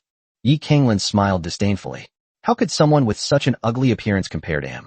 Before the star trail even arrived at its destination, Yi Kanglin contacted Kalina, saying, "I'm bringing a friend to visit you. Please arrange a tour guide." Her tone was familiar, clearly indicating that this wasn't the first time she had spoken to Karina like this. The Star Track came to a steady stop on the 342nd floor of the Cortez Group building. Ding Mo looked at the dozens of floors above the Star Track and was once again amazed by the technology of this world. To maintain the stability of a building that is over 7,000 meters tall, there are too many factors to consider. Wind force, rotation, torsion, temperature difference, sway amplitude, material toughness, etc. Although he is not an architectural expert, he knows how difficult it is to build such a stable high-rise building. Where would you like to begin your tour? Yi Kanglin ended his call with Kalina and asked the girl beside him. Ding Mo was unfamiliar with the layout of the area, so he could only speak based on his own assumptions. "I heard that the top players in the rookie competition come here to receive their prize money. Let's go check out that awards area first." Barlow looked at the message on the communicator and walked over awkwardly again. "Hello, I am the tour guide designated by the Cortez Group for this trip." A few minutes later, the doors to the Hall of Honor opened, and a group of 3 people walked in. Barlow enthusiastically introduced. The Hall of Fame is where the winners of each competitive tournament receive their glory. The winners of the rookie tournament, the championship tournament, and the Battle of Glory will all step into this place and be personally awarded prize money and medals by the group's big boss, Ms. Karina. He was talking nonstop, but Ding Mo's eyes were twitching rapidly. This was a shorthand technique that solidified everything in front of him into an image and stored it in the brain's memory area in a very short time. Compared to things like numbers or articles that are difficult for most people to remember, this technique simplifies the memorization process and makes recalling them much easier. Unlike most people who need to blink constantly to keep an image fixed, Ding Mo achieved a similar effect simply by rapidly changing the focus of his gaze. The data from the entire hall quickly took shape in his mind, and he even simulated dozens of encounters with Karina. "Can I go look around somewhere else?" Barlow quickly replied, "Of course." These 2 were visitors personally arranged by the boss. Heaven knows how nervous he was when he received that message. Moreover, he secretly glanced at the black-haired girl, who was so beautiful it was almost unbelievable, so he naturally became a bit more attentive. Ding Mo wandered around the area surrounding the Hall of Glory, seemingly casually. The clean floor and the sun-simulating ceiling made it look no different from any other technology building. Ding Mo asked casually, "How's your security?" Barlow smiled smugly. "The security here is entirely AI-controlled. Anyone who enters without permission won't survive more than 10 seconds. AI. Haven't you heard? The game you're playing, Star Legend, is built on the foundation of an AI world." Barlow gestured with his hands, and getting excited, he led them to a place that looked like a laboratory. "This is a regular room in the RD design studio. Some security testing products are installed here, and you can take a look." As he gave the command, the room gradually darkened, and just in front of them, the side door opened, and 4 figures dressed in black ran in. Chapter 137, Anti-Mech Rifle. These 4 men in black are AI-controlled intelligent robots. Now I'll show you the power of our automated security system. Barlow pressed a button. Instantly, a corridor appeared in front of the 4 people, and they carefully stepped into the corridor, following the special agent's unique way of advancing. Almost instantly, a laser beam swept across, cutting 3 people in half at the waist, while the remaining 1 lay on the ground and escaped unharmed. Just as he sprang up from the ground, ready to run away, several black dots lightly landed on him, causing him to freeze instantly and fall straight to the ground. 0.2 seconds, 0.4 seconds. Ding Mo secretly calculated the time intervals between the attacks. The average human reaction time is between 0.2 and 0.3 seconds, with the extreme reaction time potentially reaching 0.11 seconds. This security system is designed to meet the limits of human reaction time. Furthermore, the human mind cannot remain in a state of constant tension, so even top-ranked assassins would likely be unable to evade this incredibly sophisticated mechanism. Moreover, Ding Mo did not notice the camera device, which means that the detection method of this system is likely to be the most difficult parameters to change, such as body temperature, gravity, and wind speed. He gritted his teeth inwardly. No wonder he was arranged to participate in the rookie competition. If he wanted to kill Karina through ordinary assassination methods, he probably wouldn't even be able to enter the office before they were all dead. Yi Kanglin seemed used to this. Isn't there anything interesting about it? Barlow racked his brains for a moment. How about we go to our lab and take a look? We're currently designing a live-fire weapon. When it came to firearms, Ding Mo and Yi Kanglin became interested. Seeing the light in their eyes, Barlow knew he had done the right thing and led them through multiple complex doors into a completely enclosed space. The laboratory was extremely spacious, with thousands of people diligently carrying out parameter design, experiments, and other work. What caught Ding Mo's attention was a firearm placed right in the center. This weapon is less of a firearm and more of a miniature cannon, with a muzzle diameter of 130 millimeters and a dense array of parts at the rear of the barrel. Ding Mo seriously doubted that anyone could lift it. Barlow's commentary, a mix of pride and frustration, went like this. This Barrett anti-mech sniper rifle can take down any type of mech within 3 kilometers. Even a super mech cannot withstand its shot. Its only drawback is its excessive weight, weighing 1,923 kilograms. Even when wearing an exoskeleton armor, it is too heavy to lift. Just then, a bearded man next to him saw Barlow and greeted him. Hey, Barlow, why didn't you go to do the experiment today?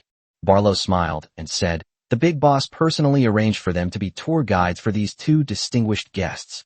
The bearded man stuck out his tongue, made a face, and turned around with a smile to say to his assistant beside him, can reducing the number of rotations of the energy exciter reduce the mass of the suppressor? The assistant shook his head with a troubled expression. Ding Mo circled the gun once. Its ferocious and menacing appearance perfectly matched his aesthetic sense. He could imagine a mech flying in triumphantly, pulling the trigger, only to be pierced by a bullet that came from who knows where. However, this gun seems a bit too heavy. Ding Mo glanced at Yi Kanglin discreetly, then shook his head. Even this kid probably couldn't lift it. Yi Kanglin did indeed try it himself, but instead of picking up the gun, he left 2 deep footprints on the ground. No one can use this gun. You've designed a decorative item that's all show and no substance. Her voice made no attempt to conceal itself, drawing the attention of those nearby. What kind of person is this, pretending to know what they don't? Probably another new intern. Below looked at Yi Kanglin awkwardly. I'm sorry, let's go look somewhere else. Barlow, this gun is the core of your design. Don't you feel embarrassed to be mocked like this? The voice sounded provocative and disdainful. Ding Mo narrowed his eyes slightly. Sure enough, wherever there are people, there are conflicts. The guy in front of me, named Barlow, can actually receive messages directly from the big boss. He's obviously a favorite of the big boss, so it's no wonder that some people are envious. However, Ding Mo greatly admired the main design concept of this weapon. In an era dominated by mechs, it was truly remarkable that someone could come up with such a more conventional method of combat besides mechs fighting mechs. It's considered a more conventional method because pilots are still a very small minority compared to the vast majority of ordinary soldiers. Furthermore, mechs are extremely expensive to build. Even exchanging a few of these weapons for a mech is a worthwhile investment, providing ordinary soldiers with a viable strategy for fighting mechs. Suddenly, a thought flashed through Ding Mo's mind.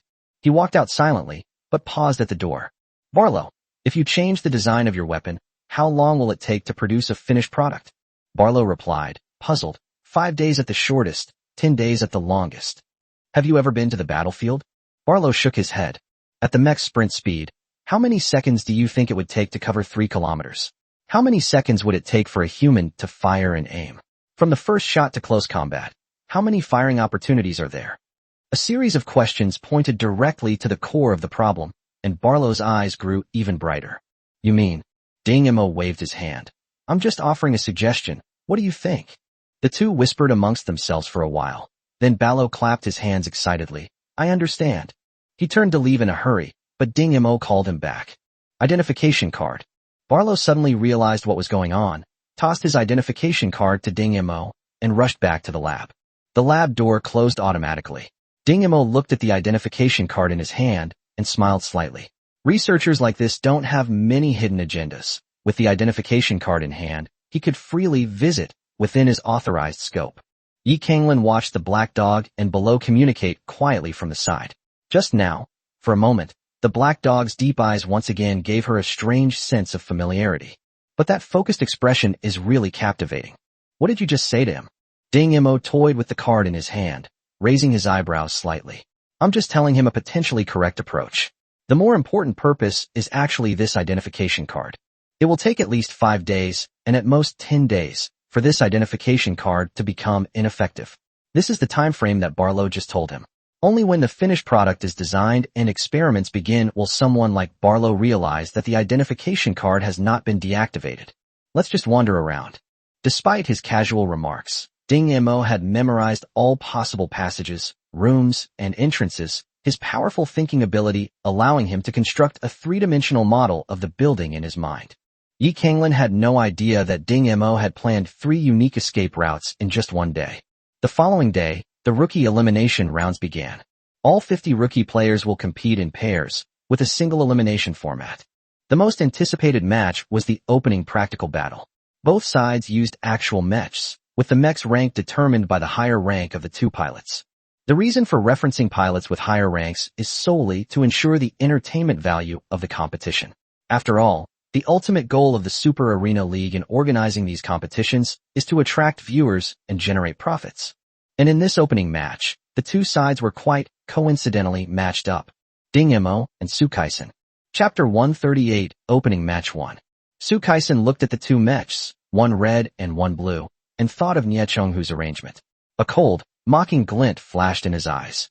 Black dog, today I'll turn you into a stray dog. As preparations for the competition began, Su Kaisen entered the blue mech with a normal expression, while Ding Mo entered the cockpit of the red mech without comment. Su Kaisen looked at the lever and buttons in front of him, but in his heart, he was still mocking Nie Chonghu's caution. That black dog, with only level 2 in body tempering, how could she possibly unleash the full power of a tier 4 mech? She probably couldn't even withstand the most basic acceleration load. Ding Mo listened attentively to the commentary. Although the actual mechs were used in the combat competition, their weapons were all replicas to avoid causing irreparable damage. If a vital part was hit, the competition would be considered a failure.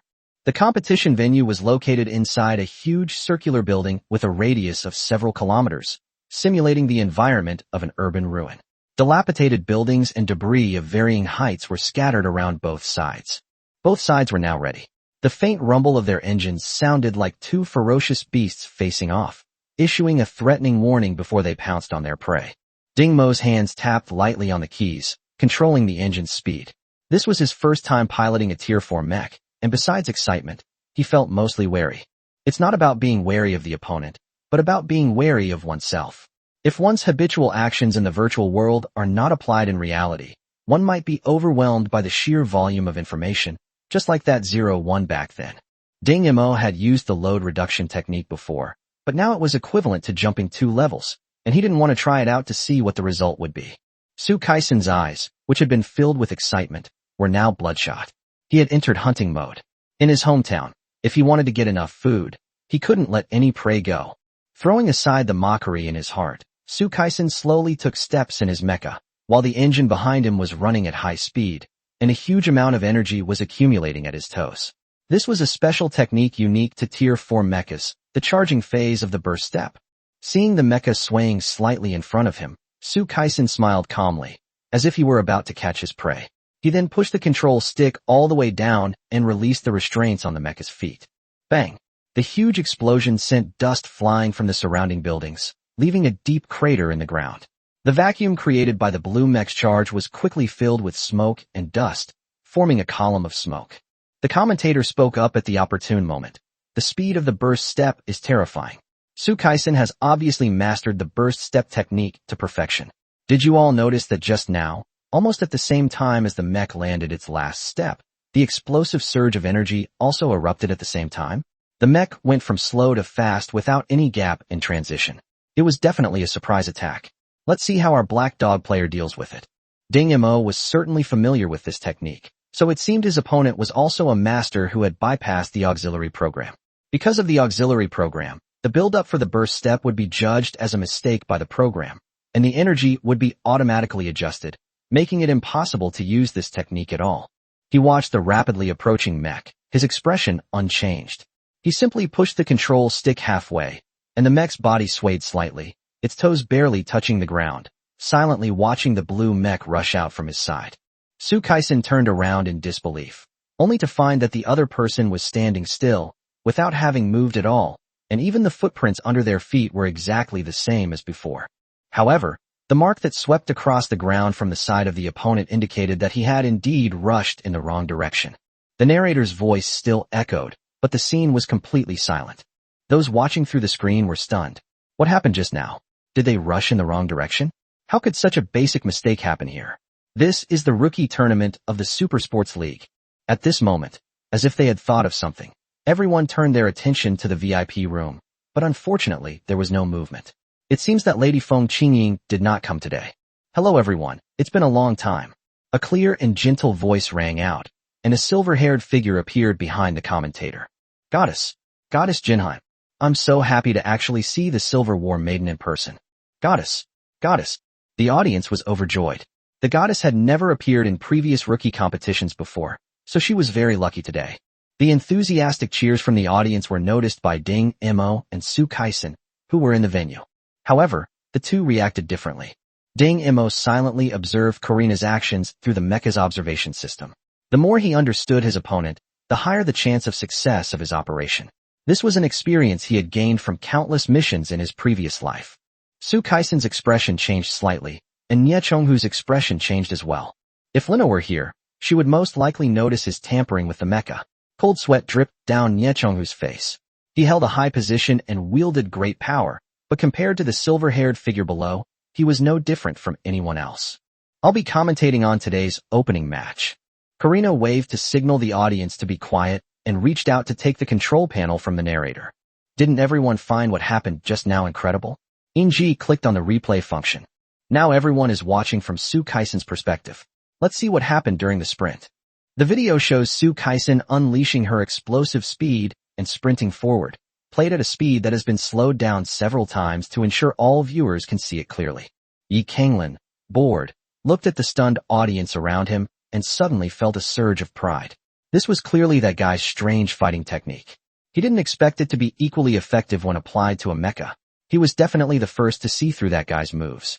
The more she thought about it, the smugger she became, and the smile on her lips grew wider and wider.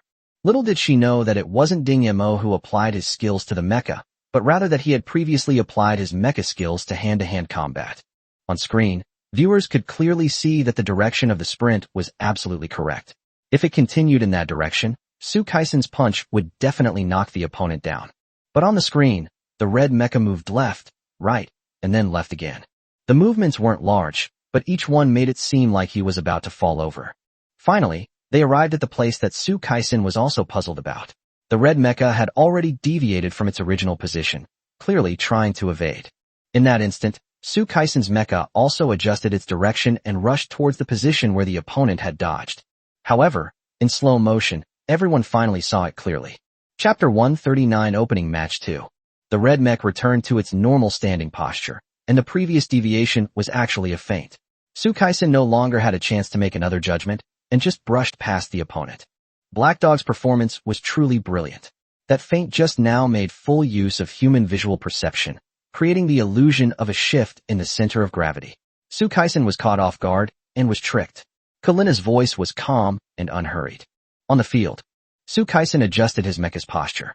No matter what, he had to defeat his opponent today, or at least injure him. He didn't understand why Nie Chonghu was demanding this of him, but he was caught in a dilemma and had no choice but to do his best.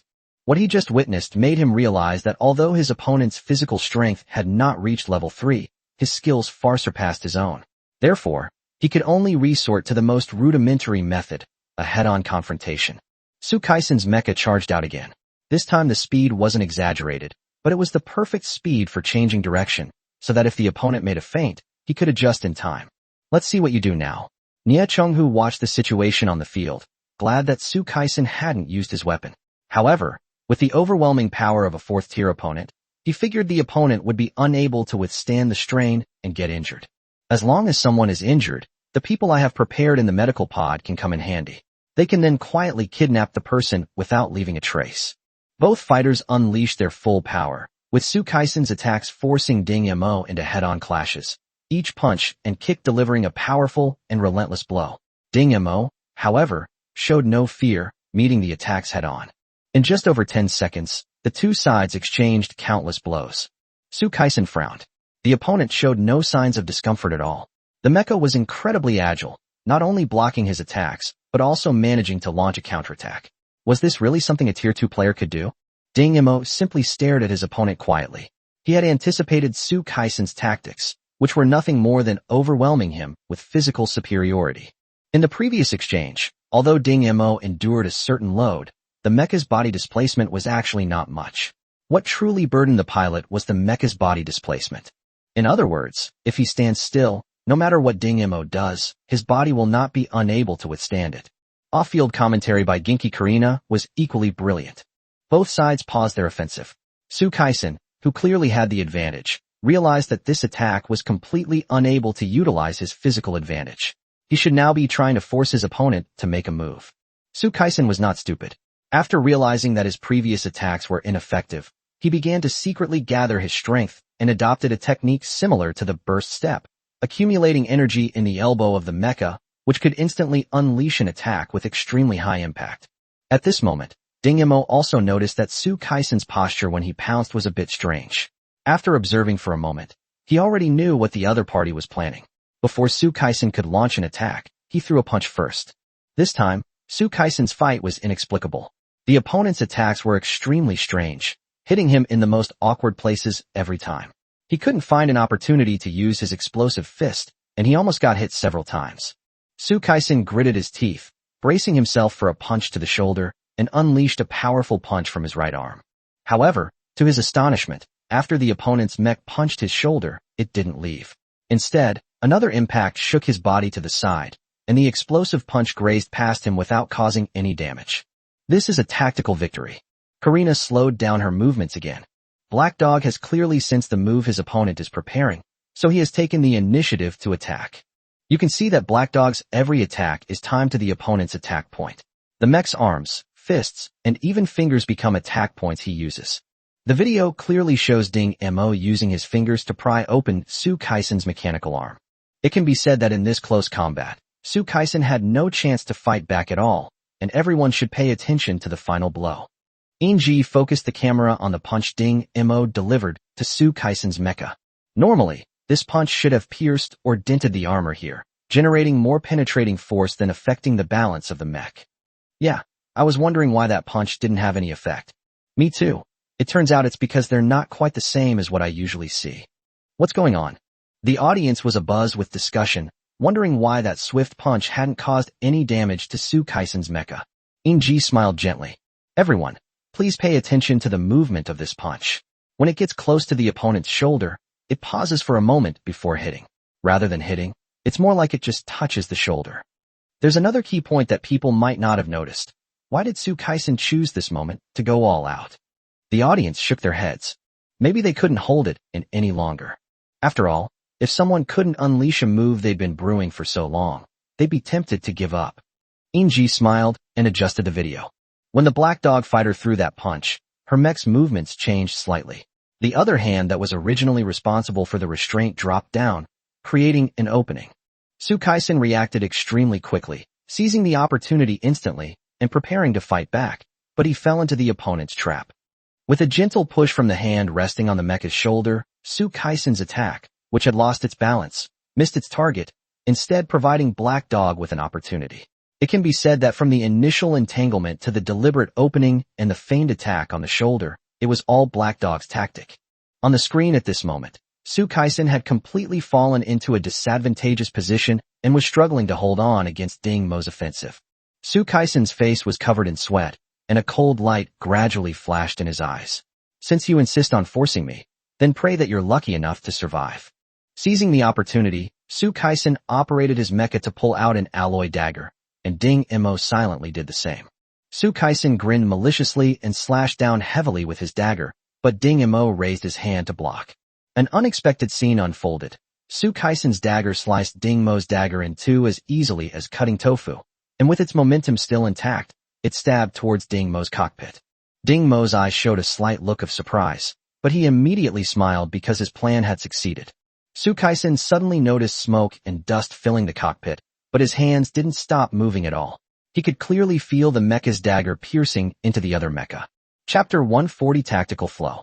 According to the rules of actual combat, once one pilot is confirmed to have been killed, the mech's actions will be forcibly stopped. Therefore, Sukaisen was very certain that he had killed the other party.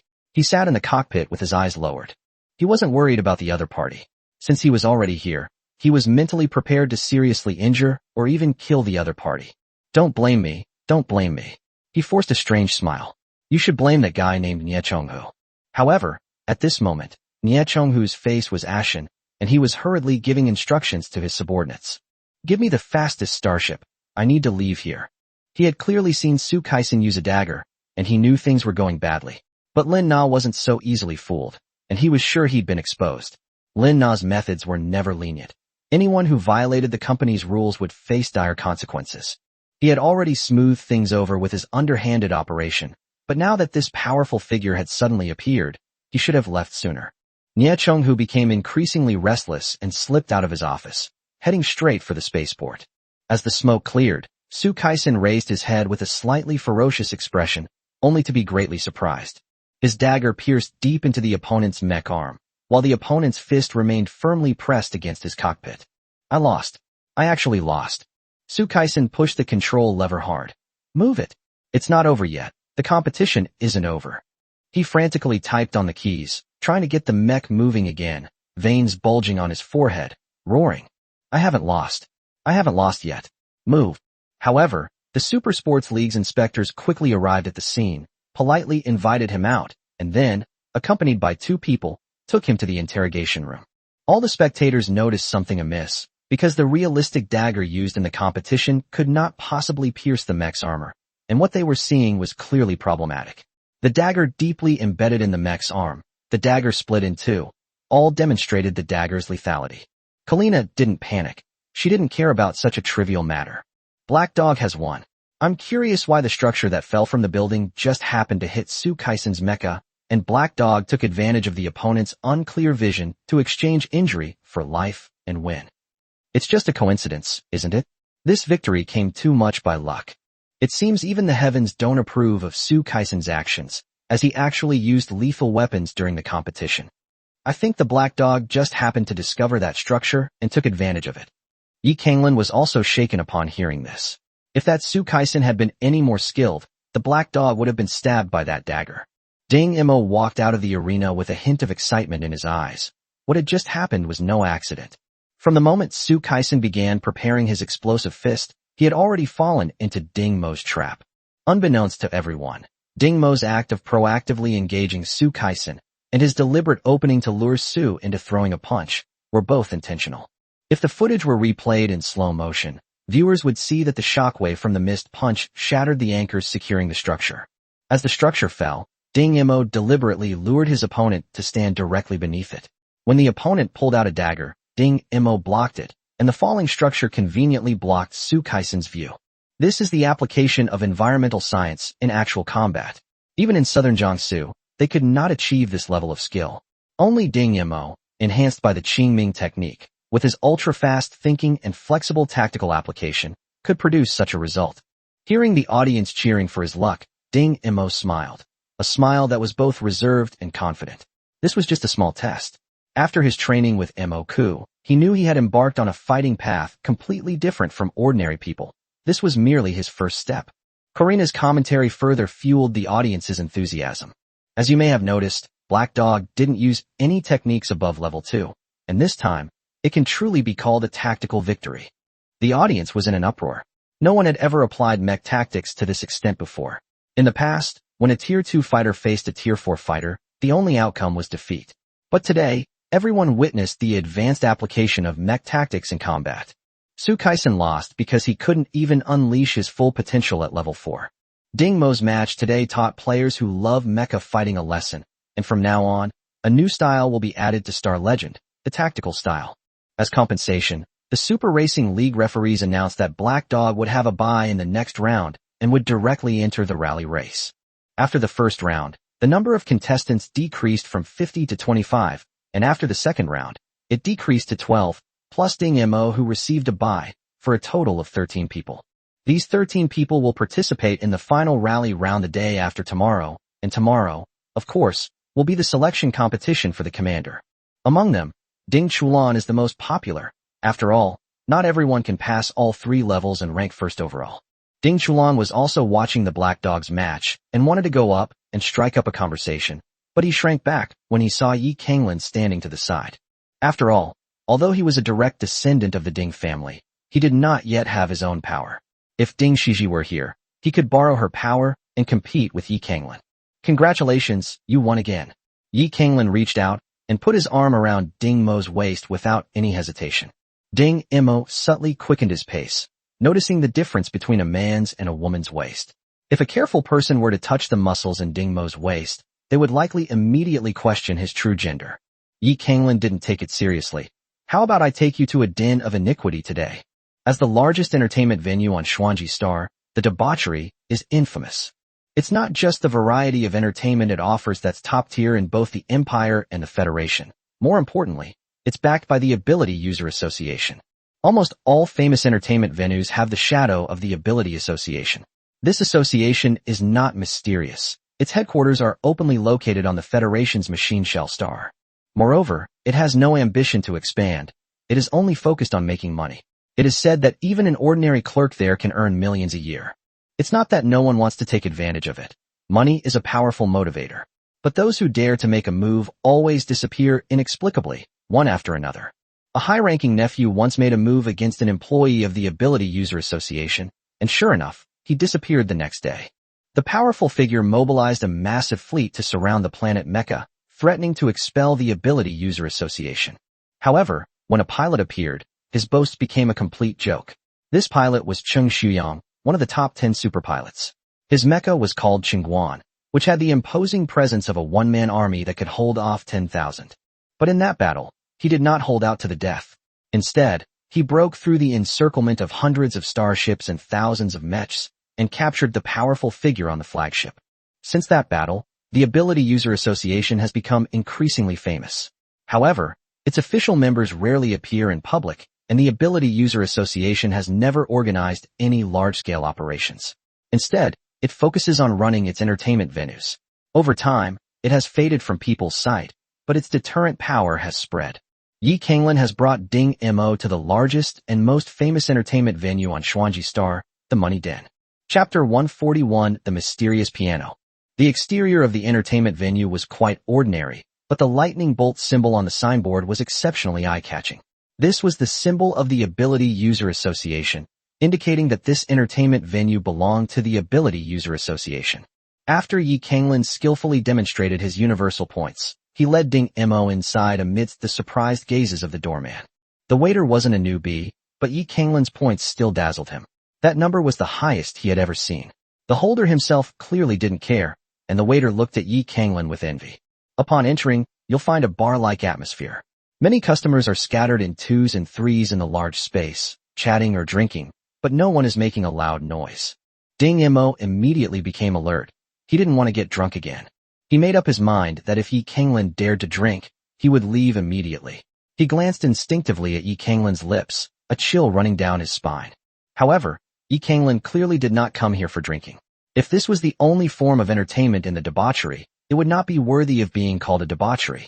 In the center of the first floor was a small stage. As night fell, 3 or 5 people were tidying up, and it looked like someone was going to perform soon. Yi Kanglin pulled Ding Mo aside and sat him in a corner of the audience, smiling smugly. Tonight is Qianhan's performance. You should be glad that you can come and see the show with me. Ding Mo's eyes twitched. Relieved? Following you was the greatest misfortune. But since he was already there, and not one to be pretentious, he sat quietly on the sofa, watching Yi Kanglin order a bunch of food and drinks. No wine. Ding Mo stopped the waiter before he left. Yi Kanglin wouldn't listen to Ding Mo. She moved closer to Ding Mo and said, "Don't worry, I won't let you faint like I did the other day." That sounds suspicious. Fainted? The waiter glanced at the two of them, seemed to understand something, smiled knowingly at Yi Kanglin, and quickly left. Ding Mo didn't understand the problem with the sentence at first, but when he saw the waiter's strange look, he instantly realized. His face suddenly flushed red.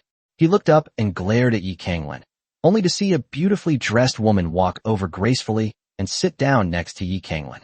"Handsome, this little girl doesn't want to drink with you, so I'll keep you company instead." A woman with a noble air and outstanding looks would never be the type to engage in prostitution. In fact, such people are not allowed to enter this den of iniquity. Those who can come here are either rich or noble, and the entrance fee alone is as high as 10,000 points. 10,000 points can provide a family of 3 with a worry-free life for half a year, which shows that the name, a den of iniquity, is indeed well-deserved. The woman in front of him was clearly looking for thrills at this den of iniquity. After all, it was all about mutual consent and a clean break afterward, since both parties knew that the other's identity couldn't be tainted, so there was no chance of any entanglements elsewhere. Moreover, these brothels are very confidential about their customers' information and will not disclose any information about them, unless it is consensual. The woman was clearly quite confident in her appearance, and she brazenly took Yi Kanglin's hand and placed it inside her clothes. With seductive eyes, she swayed her body and whispered in Yi Kanglin's ear, "I'm the wife of the sales manager of the Cortez Group." This woman was very confident. Even men who didn't care about her appearance would become interested after hearing her identity. After all, who wouldn't want to get close to the woman of such a high-ranking person? Just like princesses and noble women in ancient times, their status alone would arouse the interest of many men. Unexpectedly, Yi Kanglin seemed to have encountered something disgusting, hurriedly pulling his hand away and saying something indifferently. "Too old, not interested." The woman's face darkened.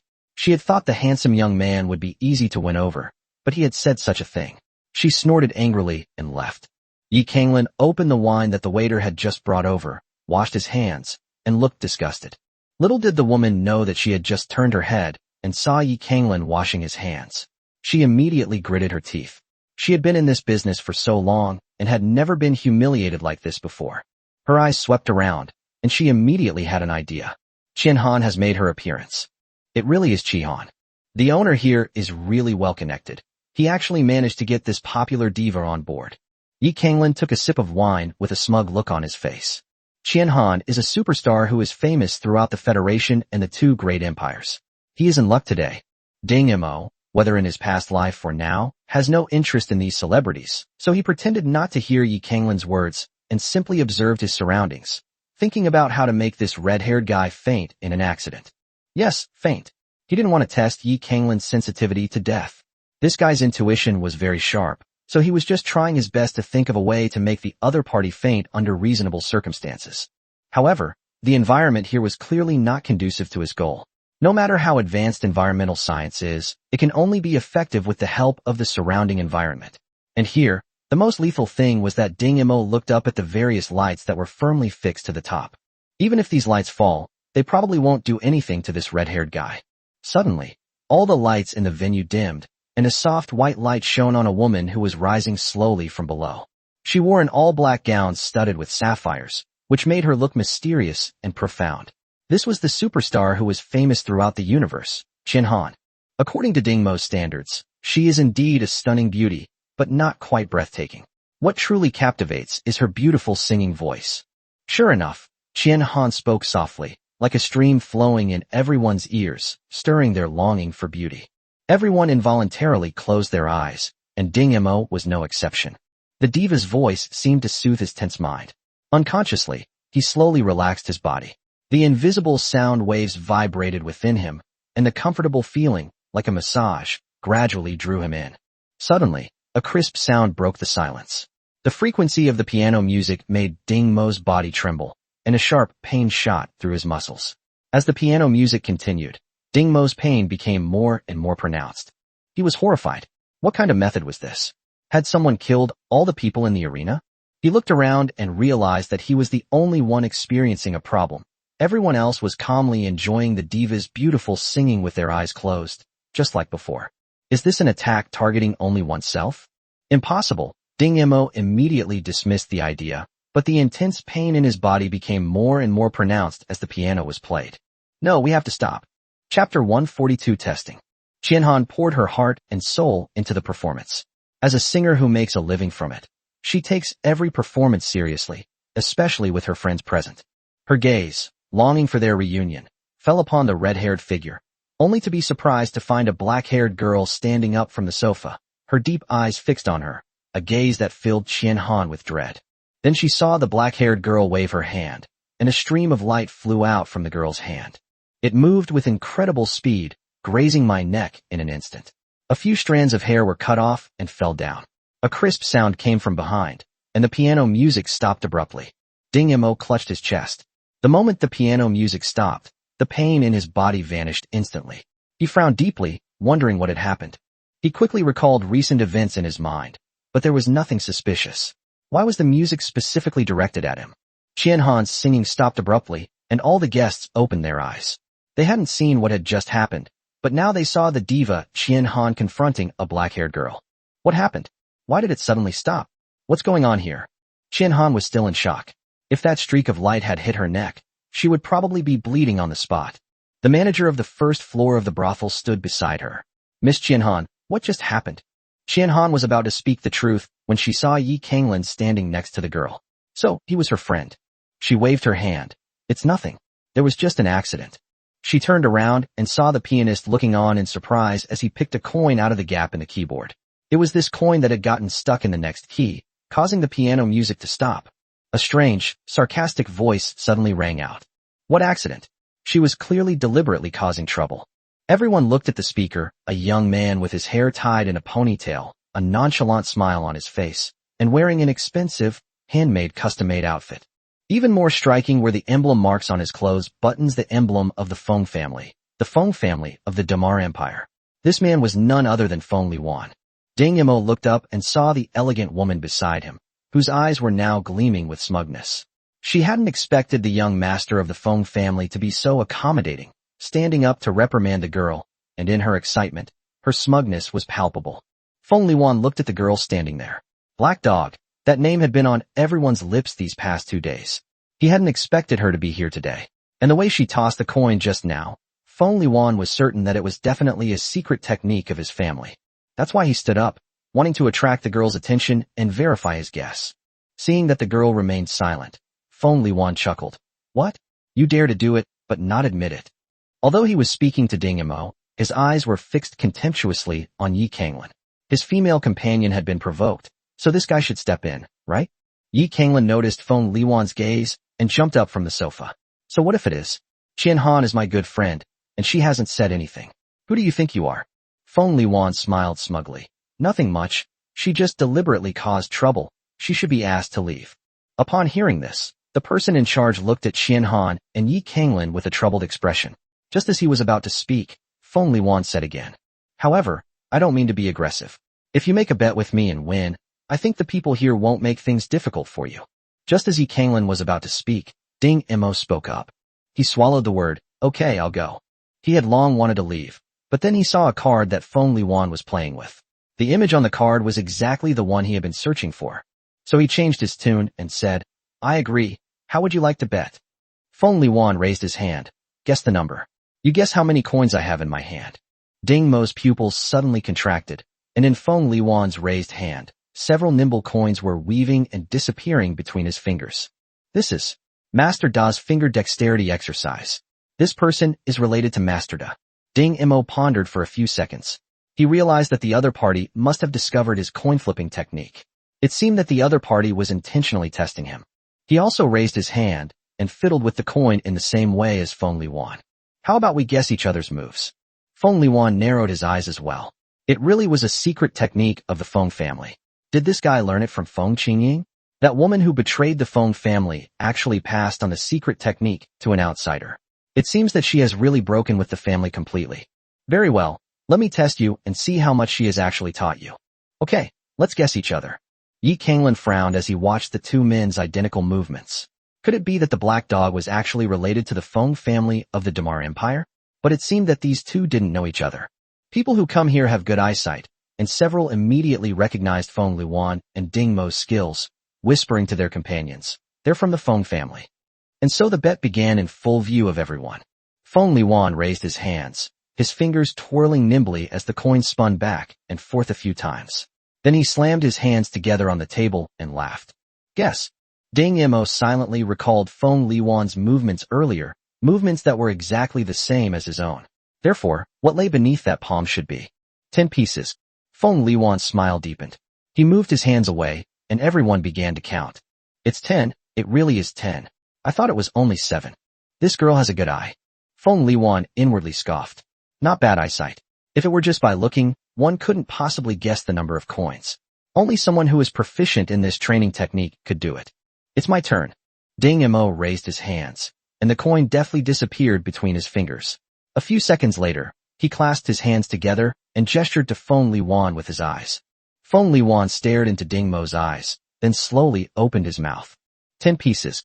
Ding Mo moved his hand away, and everyone counted them. Sure enough, there were 10. Wow, this girl is impressive. What do you mean it's not simple? Didn't you notice that these two people used the exact same techniques? Yes, I didn't notice. Feng Liwan stretched out his hand and slammed it onto the table again. 11 pieces. Ding Mo slammed his hand on the table. 11 pieces. The two seemed to be competing. For every extra one Feng Liwan added, Ding Mo would add one more. It wasn't until Feng Liwan displayed 16 coins twice in a row that Ding Mo, after clasping his hands, still looked at Feng Liwan with a blank expression. Feng Liwan's expression turned solemn. Could this girl have actually surpassed him? He was the strongest among the younger generation of the Feng family, and even the patriarch praised him highly. Now, a girl had suddenly appeared who was even more powerful than him. Chapter 143, Stealing a Master. But the truth is, he really couldn't see the girl's technique clearly. He looked into the girl's eyes, trying to find a clue, but all he saw was calmness and a deep abyss. He gritted his teeth, about to speak, when he heard the girl opposite him say, "Wait a moment." Huh. Feng Liwan looked at the black dog in surprise. "If you're wrong, you'll have to tell me where that card you have comes from." A card. Feng Liwan took out the card she had been playing with earlier. This one. Ding Mo nodded. Feng Liwan suddenly laughed. Then you have to allow me to make 2 mistakes. Can. If the betting odds are changed temporarily, the party accepting the change has the right to make demands. Feng Liwan's expression immediately relaxed. 17. He hadn't seen Ding Mo's technique clearly, but it was definitely better than his own, so he guessed one more than before. Ding Mo moved his palm away, and sure enough, there were 17. By this time, the onlookers were completely silent. They could hardly imagine how those 17 coins were hidden in those hands. With their eyesight, they could only see 12 at most. Feng Liwan was not smug. He grabbed the coin again, but his technique was different from before. The coin still moves nimbly between my fingers, but the rhythm has changed.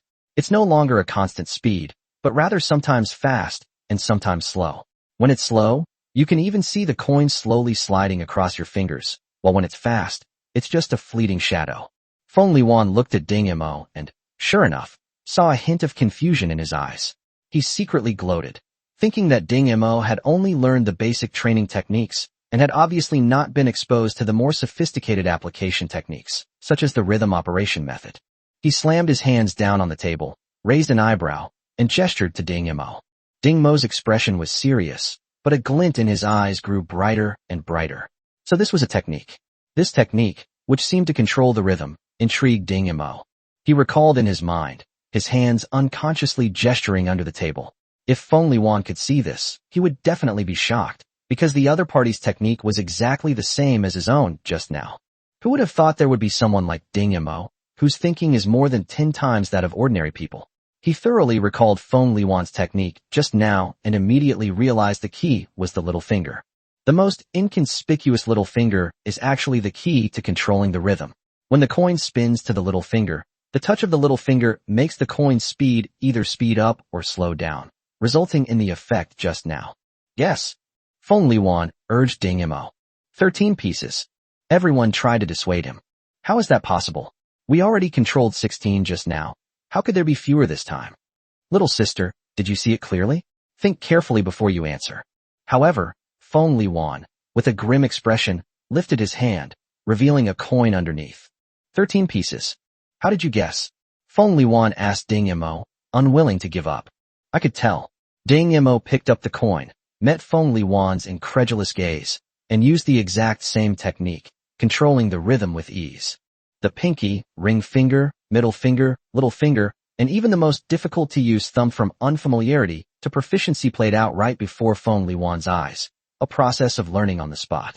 Feng Liwan's expression was like a die shop that had been opened, with dies being applied in turn. He could tell that Ding Mo had never seen this technique before, but after seeing him use it once, he was able to apply it to other situations and master it to this extent. Could this be the legendary genius? Fortunately, he's only good at coin tossing. He should still have a chance in the mecha battle the day after tomorrow.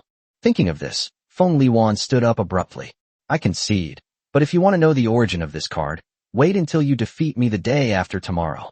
After saying that, he left without paying attention to the strange looks from the people around him. However, no one noticed that his hands, hanging at his sides, were clenched tightly. Yi Kanglin excitedly hugged Ding Mo's neck. Xiaohei, you're amazing. Did you see that ponytail's face? Ha ha ha, that's so satisfying. Little Black? Ponytail? Ding Mo's expression froze. They really know how to come up with nicknames. Yi Kanglin then gave the noble woman a provocative look, and the woman left with an unpleasant expression. Seeing that everything was all right, Qianhan smiled and said, Next, I'll sing another song for you. I hope you enjoy it. The song ended. Yi Kanglin waved to Qianhan. Qianhan, over here. Qianhan indeed walked over and sat down next to Yi Kanglin, her face displeased. Call me sister. Yi Kanglin chuckled and lifted Qianhan's chin. Little beauty, you dare to challenge me? Qianhan looked helpless, slapped Yi Kanglin's hand away, took off her dress, revealing a tank top and hot pants underneath, and her whole style changed. If she was poised and elegant while performing on stage just now, she is now transformed into a sexy little wildcat. This is still the most comfortable. Qianhan took off her wig, revealing short brown hair, and glanced at Ding Mo. Who is this little beauty? Yi Kanglin handed Qianhan a cup of wine. Black Dog, my future attendant. A female attendant? Qianhan expertly downed the glass of baijiu in one gulp, took out a cigarette, and lit it. When did you start wanting a female attendant? Yi Kanglin rolled her eyes at her. What's it to you? Of course I have to care, what can I do? I'm your sister. Qianhan leaned close to Yi Kanglin's ear. Do you really still like women? Yi Kanglin gritted his teeth. What do you think? Ding Mo heard their conversation clearly, but he didn't understand what it meant at all. The two clearly had no intention of continuing the discussion and began drinking merrily. In the middle of the song, Qianhan asked Ding Mo, why did you interrupt my song just now? Ding Mo didn't answer. Instead, he frowned and asked, what piece of music is that? Qianhan didn't take it to heart. The Forgotten One. The song, The Forgotten One, is adapted from another song. The melody originated from the Federation and was later changed several times with new lyrics, eventually becoming this classic song. According to Qianhan, the song tells a love story, but Ding Mo clearly heard a hint of tragedy in it. He frowned, walked onto the stage, sat down at the piano, and gently tapped the keys. There was no problem. He pressed all the keys, but the physical reaction he had just experienced did not occur. He squinted and tentatively played the prelude to the piece. Sure enough, that strange pain returned. As the music progressed, the pain intensified, and Ding Mo abruptly stopped, only to find himself drenched in a cold sweat. What exactly is going on? How can there be a specific piece of music used to hurt someone? Ding Mo searched his memory and confirmed that he had never heard of such a method before. Yi Kanglin suddenly stood up, his face pale. Walk. Chapter 144 Life or Death. Come and see me with your head. Ding Mo jumped off the stage with a puzzled look on his face, but he smelled a trace of blood on Yi Kanglin. An enemy. This was Ding Mo's first thought. He quickly crouched down, activating all 5 senses, and cautiously observed every movement around him. Yi Kanglin had no visible wounds, but the smell of blood seemed to be getting stronger. Ding Mo was certain that, like the piano music, some inexplicable method had injured Yi Kanglin. Yi Kanglin waved to Qian Han and hurriedly walked out, getting faster and faster. As soon as he stepped out the door, a thunderclap appeared beneath his feet, and his figure turned into a streak of red light, rushing straight towards the residence, knocking countless people away in the process. Fortunately, she wasn't trying to hurt anyone, and she deliberately reduced the force of the impact.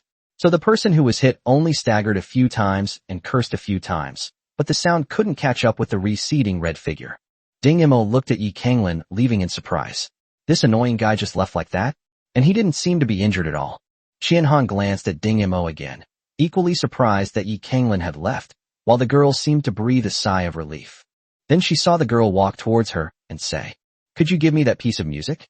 "Give it to you? How do I teach it?" Qian Han looked amused. Ding Mo smiled slightly. "You only need to hum it once." Qian Han smiled mockingly. "One time is enough? This girl is far too arrogant." "Once," Ding Mo emphasized again. Qian Han put down her cigarette and softly sang the melody she had just heard. Ding Mo lowered his eyes slightly. At first glance, the tune sounded poignant and sad, but as it turned and the melody rose in pitch, it became strangely heroic. It was a farewell song. A thought suddenly popped into his mind. After singing it once, Qian Han looked at Ding Mo with amusement. "Well, did you remember it?" Ding Mo nodded. "Thank you," and turned to leave. Qian Han watched Ding Mo's departing figure, and thinking of Ding Mo's first reaction when he heard Yi Kanglin say he was leaving, she curled her lips slightly. It was obvious at a glance that this girl named Black Dog had no intention of becoming a follower. When she was observing her surroundings, she didn't pay any attention to protecting Yi Kanglin. However, she didn't harbor any hostility towards Yi Kanglin. Qian Han thought of the girl's eyes and realized that they were both proud people. If possible, it would be good for Yi Kanglin to have such a friend. The smell of blood in the air gradually faded. Ding Mo didn't know why Yi Kanglin had left in such a hurry, but now he was free to move around. He returned to the hotel, unfolded his enormous suitcase, and, based on his previous observations of the Cortez group's architectural layout, selected the equipment he needed. Since lethal weapons couldn't be brought in, Ding Mo silently emptied half of his suitcase. The monitoring and detection equipment was also unnecessary now, so Ding Mo emptied the remaining half of the suitcase. Then, looking at the only piece of equipment left, he silently slung it on his back, sat quietly on the bed, and closed his eyes slightly. Yi Kanglin sat on the bed, watching the shredder turn her clothes into powder, before letting out a sigh of relief. It seemed she'd drunk a bit too much that night, and her body's biological clock had kicked in. Thinking of the Black Dog's cautious, observant manner, she felt both annoyed and amused. This guy didn't care about her at all. All that admiration she had for him was for nothing. She was well aware of the Black Dog's resistance, but this was the first woman she had met in all these years, besides Qian Han, who was not interested in her. Yet, the more she did this, the more she wanted her to stay by her side. Yi Kanglin slowly clenched his fist, trying to escape from my grasp, but no way. Her eyes flashed with an unusual light, as she suddenly remembered someone who had escaped from her grasp, and that person was named Ding Mo. Her eyes immediately turned cold. More than 30 hours have passed, and Ding Mo remains seated without making any movement, but his back is soaked with sweat. He is adjusting his condition, as he will face the biggest challenge after this final rally, and he must maintain his best condition. Once the food in your stomach has been completely digested, an empty stomach can actually help you maintain a higher level of concentration.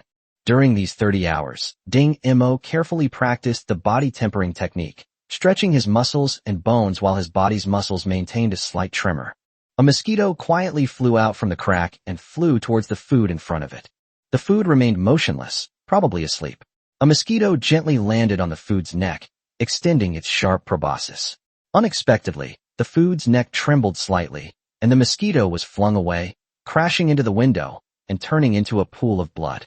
The light touch seemed to startle Ding Mo awake. He opened his eyes, and the dark room seemed to brighten for a moment. Then he stood up, and the trembling in his body returned to normal. But now, he seemed to have shed the rust of a blade, and a cold and chilling aura rushed towards him. Pushing open the door, I am about to take a crucial step. Whether I live or die, bring me your head. Rally racing is also a real-world sport, and the weapons used are lethal. In previous years, many drivers have lost their lives in rally races. 13 people, 13 areas, arranged in a circle, closely packed together. Each area is several square kilometers in size, and every hour, a random area will be bombarded. After the bombardment is over, the area will be sealed off and removed from the game. In other words, as time goes by, the area available for activity will become less and less. The person who survives to the end will be the champion of this competition, and the rankings of the others will be determined by the number of opponents they defeat. Several times more spectators than in the previous 2 matches gathered in the stands, and this time the Super Esports League finally invited the gold medal commentator Feng Tianyi. Feng Tianyi's uniquely mature and calm voice rang out. "Hello everyone, I am Feng Tianyi." The audience immediately erupted in cheers. "Win God! Win God!" Standing on the commentary platform was Feng Tianyi, a middle-aged man around 40 years old. He wore his usual baseball cap and had an ordinary face. Only the 2 tufts of beard on his chin accentuated his adult male charm. However, his eyes, which were slightly upturned and light gray, shone with wisdom. Who would have thought that such a famous and top-rated commentator is actually the ring finger joint of the Federation's hand? We are about to enter the competition venue. The 13 contestants will be placed into 13 different areas. Let's take a look at their choices. First and foremost is Black Dog, who has consistently ranked high and has garnered much attention. This time, she has chosen the Tier 3 Shadow Chaser mech. As the standard equipment for elite Federation assault team members, the Shadow Chaser boasts excellent performance. But compared to the choices of other contestants, Black Dog's selection might be somewhat weaker.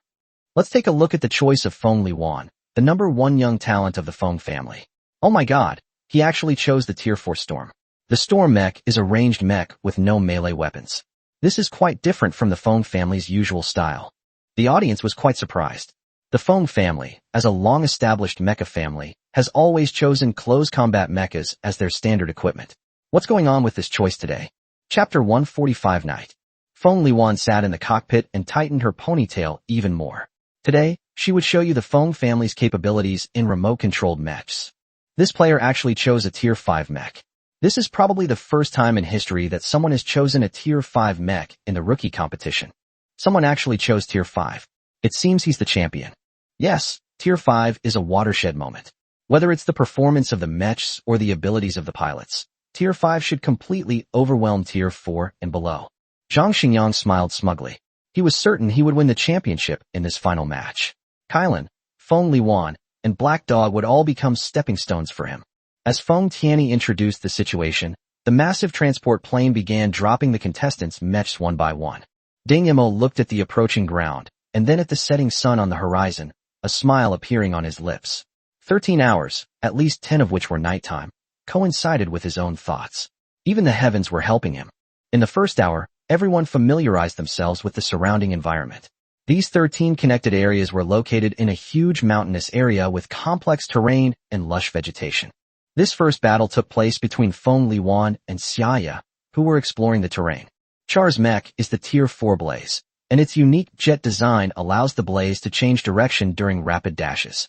Xiaya originally thought that his blazing fire had an advantage against ranged mechs, but to his surprise, Feng Liwan's storm attack was extremely sharp, with various gun projectiles taking turns to attack, suppressing his mech so that it dared not advance.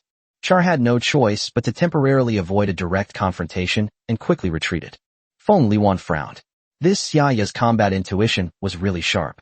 He had clearly intentionally created 3 openings just now, but the opponent did not fall for them. It seems that those who can come here are not ordinary people. Feng Tianyi's voice rang out at the opportune moment. It seems that the first battle has not been able to determine a winner.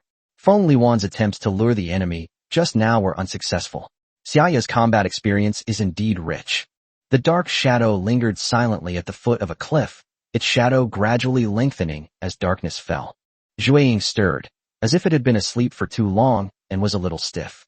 Its movements were strange, but they were strangely in harmony with the fading afterglow of the setting sun. The moment it left the shadows, the last glimmer of light in the sky vanished completely. A dark shadow darted through the mountains, its silhouette concealed by jagged rocks, sprawling forests, undulating slopes, and randomly appearing cracks in the mountainside. However, the Shadow Chaser's movements were somewhat strange as it ran. The stomp was extremely forceful, but the mech lost its balance after taking the step, and then lost its balance again with the next stomp. Feng Tianyi noticed the strange movements of the Shadow Chaser immediately. After looking at the image and thinking for a moment, he immediately understood and couldn't help but applaud the pilot's ingenious idea. He deliberately enlarged the image of the shadow chaser and then began to explain it. The pilot of this shadow chaser is indeed amazing.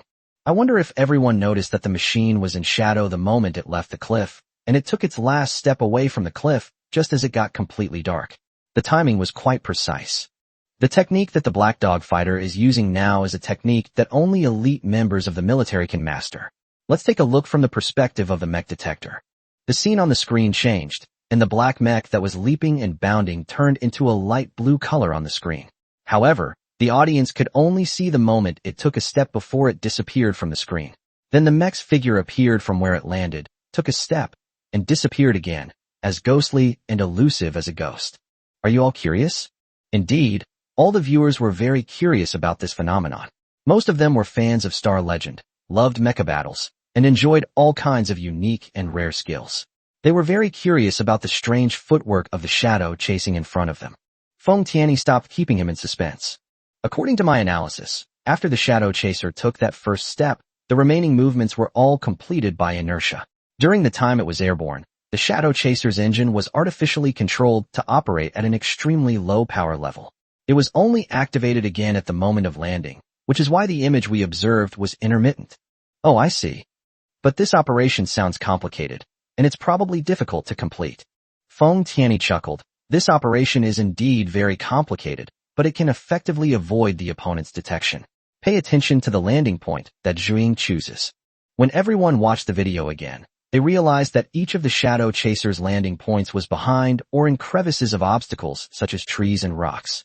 In this way, it was as if it were invisible to other mechs. This mech seems to be heading towards the mountaintop. What's it going up there for? I don't know, let's keep watching. This pilot definitely has something in mind. Don't forget, she's a master of tactics. The dark shadow continued to leap intermittently to the highest point of the mountaintop. Ding Mo reduced the engine power again and began to observe the movements around him. The first round of artillery fire is about to begin in Area 07. Please take precautions. Ding Mo perked up and arrived. A dense cluster of tiny red dots flew rapidly across the horizon, passing over the mountaintop where Ding Mo was located and hurtling towards the distant area. 1 second later, a violent explosion illuminated half the sky, then slowly faded away, sealing off the first area. I saw it. Ding Mo narrowed his eyes. After the bombing, several noises came from the vicinity of that area. Ding Mo observed the terrain and muttered to himself, "They should pass through here." As the shadowy figure leaped down the mountaintop, a hunt in the dead of night began. Qi Ming calmly maneuvered his mech away from the bombing zone. Although it was unfortunate that his area was selected as the first target of the bombing, Qi Ming didn't think much of it. In the pitch-black night, how could the enemy so easily discover an area of dozens of kilometers in radius? Moreover, he chose the Tier 4 Ghost mech, which was best suited for hiding. Its outer armor, which could change color at will, would be perfect for him in this mountain forest. As long as he hid carefully, he could definitely survive until the end. By then, the remaining people would be exhausted, and he could take the opportunity to attack. Thinking of this, he chuckled to himself. There's movement ahead. Qi Ming quickly glanced left and right, then positioned his mecha to the side of a boulder. The mecha's color changed rapidly, becoming the same as the boulder in just a fraction of a second. If one didn't look closely, it would be difficult to tell that it was a mecha. However, Qi Ming didn't notice that just as the mecha changed color, a jet-black mecha emerged from the darkness, its slender arms reaching towards the ghost's cockpit. Chapter 146 Ambush. The two mechs chased each other and soon arrived not far in front of Qi Ming. Overjoyed, he quietly raised his heavy sniper rifle, aimed at one of the mechs, and silently held his breath. Just as he pulled the trigger, the cockpit suddenly went dark, and a dagger pierced through.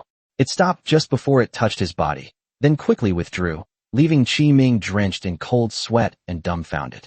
Immediately, an announcement came over the loudspeaker. Zhang Yan has failed. Qi Ming has failed. Oh, I see. So that's why chasing shadow stopped there. It turns out she guessed that someone was going to hide in front of her. The audience members who had been holding their breath finally dared to speak, because what they had just witnessed was truly heartbreaking. No one expected that the shadow chaser, which had run down from the mountaintop, would strangely stop behind that boulder, and even less expected that a mech would brazenly enter a color-changing state right in front of it. The moment when the shadow chaser suddenly slowed down during his sneak attack almost made the audience scream, wishing they could take the pilot's place and carry out the sneak attack to the very end.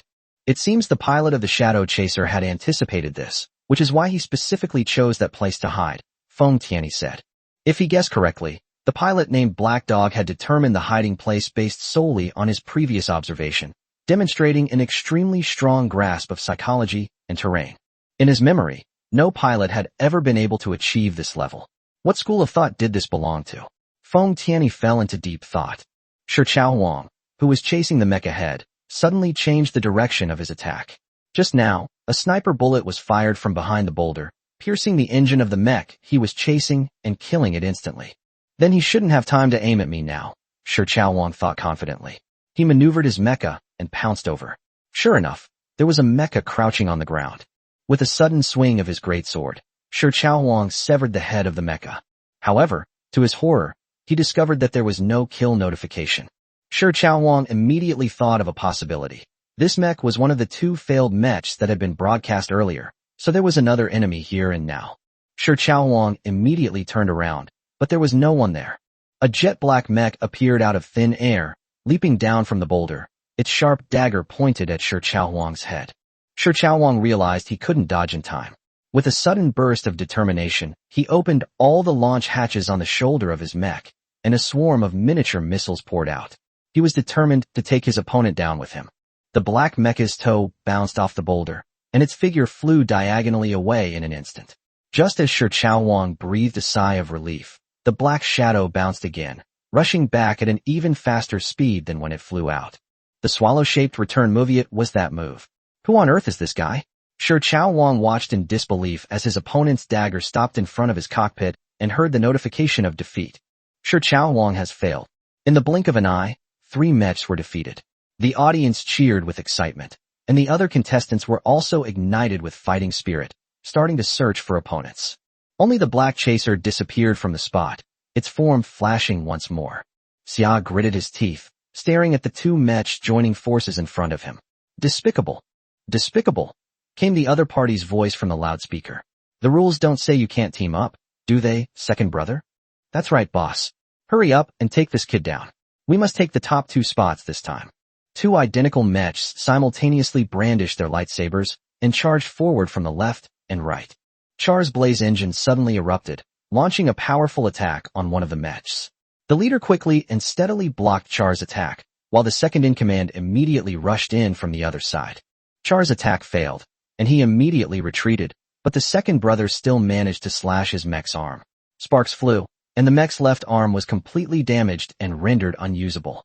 The 2 mechs, pressing their advantage, attacked again, laughing arrogantly. I heard this competition can kill people. Kid, do you want to surrender? If you surrender, we might spare you. Does that sound tempting? With a sly laugh, the 2 mechs relentlessly attacked Char's raging flames.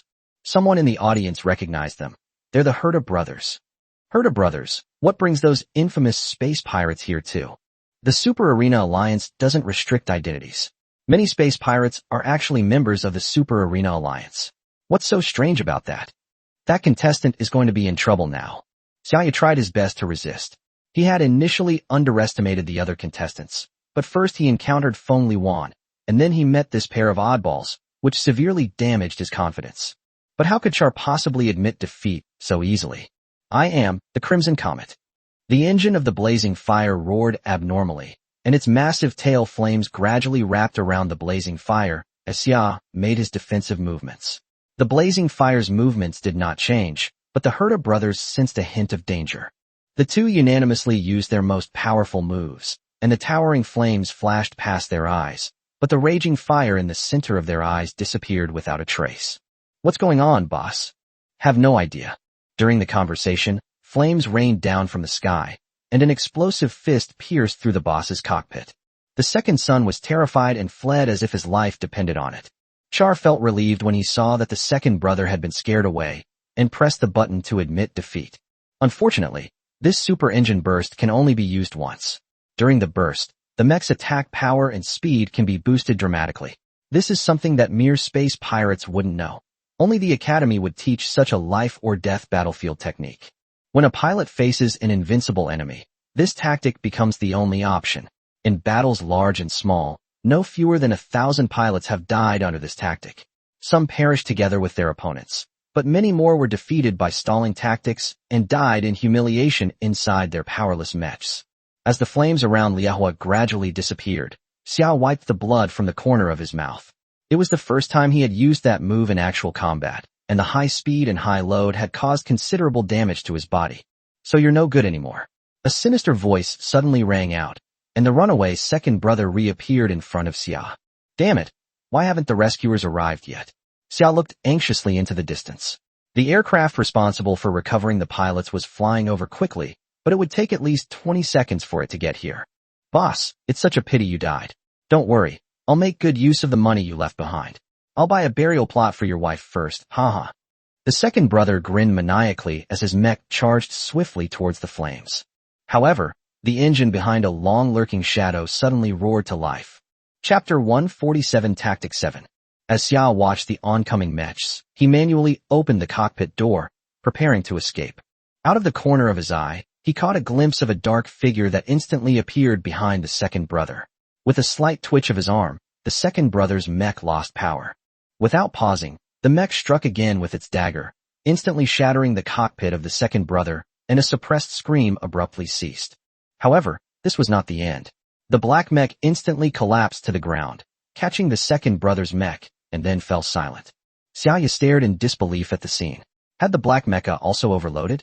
The speed at which it appeared just now was definitely beyond the fourth tier. Char has failed. The Hertha brothers have failed. 3 more mechs were eliminated. What a spectacular, chaotic battle. Feng Tianyi exclaimed. Char's engine burst just now was a desperate counterattack, but who would have thought that he only had the ability to strike once? The second of the Hertha brothers guessed it. However, the speed of chasing Shadow, which exceeds the 4th level, is astonishing. From a standstill to leaping behind the opponent, it only takes 0.2 seconds. How did Black Dog manage to accelerate to that level in such a short time? Viewers, do you want to know? Yes, of course I want to. If I can learn this move, I'll definitely surprise them next time we fight. Me too. That move was so cool. Boss Fengshen, hurry up and tell us. We're all waiting. Feng Tianyi listened to the analysis from the backstage while explaining. Look at the slow motion. When the Shadow Chaser is stationary, the engine has already started roaring, but the energy is not fully transferred to the mech's feet. Instead, it accumulates at the knee joint. At the moment the mech launched, the accumulated energy burst forth instantly, transmitted to the feet and the mech's engine. The engine was impacted and unleashed an even stronger energy shock, instantly increasing the mech's speed to its limit. To be honest, I've never seen this technique before, but I think it's definitely a more advanced technique than the burst step. It must be a rather unique acceleration technique. At this point, Feng Tianyi suddenly paused, because Kalina had sent him a video. He remained silent for a long while. The audience below was also discussing this technique. Hey, have you heard of it? No. How could I forget? Feng Tianyi said with a look of regret. How could I forget? But after seeing the video, he pursed his lips tightly. It turns out this technique comes from the Federation. You'll understand once you watch this video. The video shows several strangely shaped mechs with bulky legs that resemble roly-poly toys, moving slowly and leaving deep footprints in the snow. The audience in the stands immediately burst into laughter. What is this thing? Is this a mecha? This design, what era is this product from? Regardless of the era, can this kind of mech adapt to the battlefield? The video continued playing, and the legs of several mechs suddenly exploded, their upper bodies flying out at extremely high speeds. What is this? Suicide. It looks like a surprise attack. It's ridiculous. What's the point of this kind of raid? It's just one attack opportunity. Feng Tianyi clenched his fists quietly, his nails digging deep into his palms. Hearing these people's mockery, he couldn't help but want to refute them, but he couldn't. He couldn't reveal his identity. He couldn't reveal his identity as a member of the Federation. He could only let those mocking words, like sharp blades, cut into his heart, one slice at a time. Shut up, all of you. This is Tactic 7. Tactic 7. The sudden sound drew everyone's attention. An elderly man with white hair and beard roared with red eyes. What do you know? You and you. The old man pointed angrily at several particularly laughing spectators. You are utterly unworthy of being called citizens of the Federation. Who are you? How dare you speak so arrogantly? You're not here to cause trouble, are you? The audience member being pointed at, who was quite young, immediately retorted. Old man, stop causing trouble. Listen to the explanation from Fengshen. Looking at the chaos on the field, Feng Tianyi suddenly decided to take a gamble. Since some audience members still remembered the seventh tactic, he might as well let them explain it. Oh, I really don't know what tactic 7 is. Why don't you explain it to us, sir? The audience fell silent. No one had expected Feng Tianyi to take the initiative to invite the old man. The old man was taken aback. He hadn't expected Feng Tianyi to ask him to give the explanation.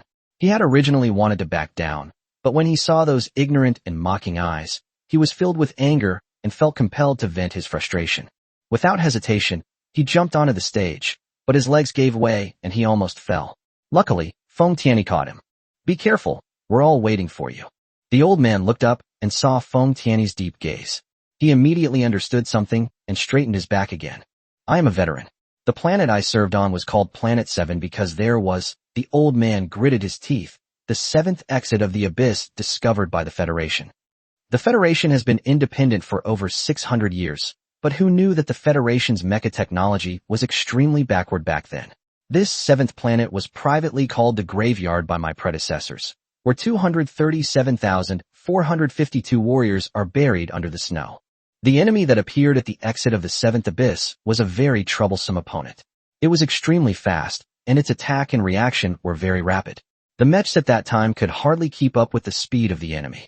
The video suddenly changed, appearing to be from a surveillance camera. A vortex suddenly appeared in the void, and a pitch-black enemy emerged from it. 7 or 8 mechs rushed over, but the dark enemy nimbly dodged the attacks. A few minutes later, all the mechs were destroyed, and the enemy leaped away, disappearing from the surveillance footage. The old man's words were tinged with a strange sadness. In order to deal with this kind of enemy, our predecessors studied various tactics, from the initial single-person suicide attacks to heavy firepower coverage.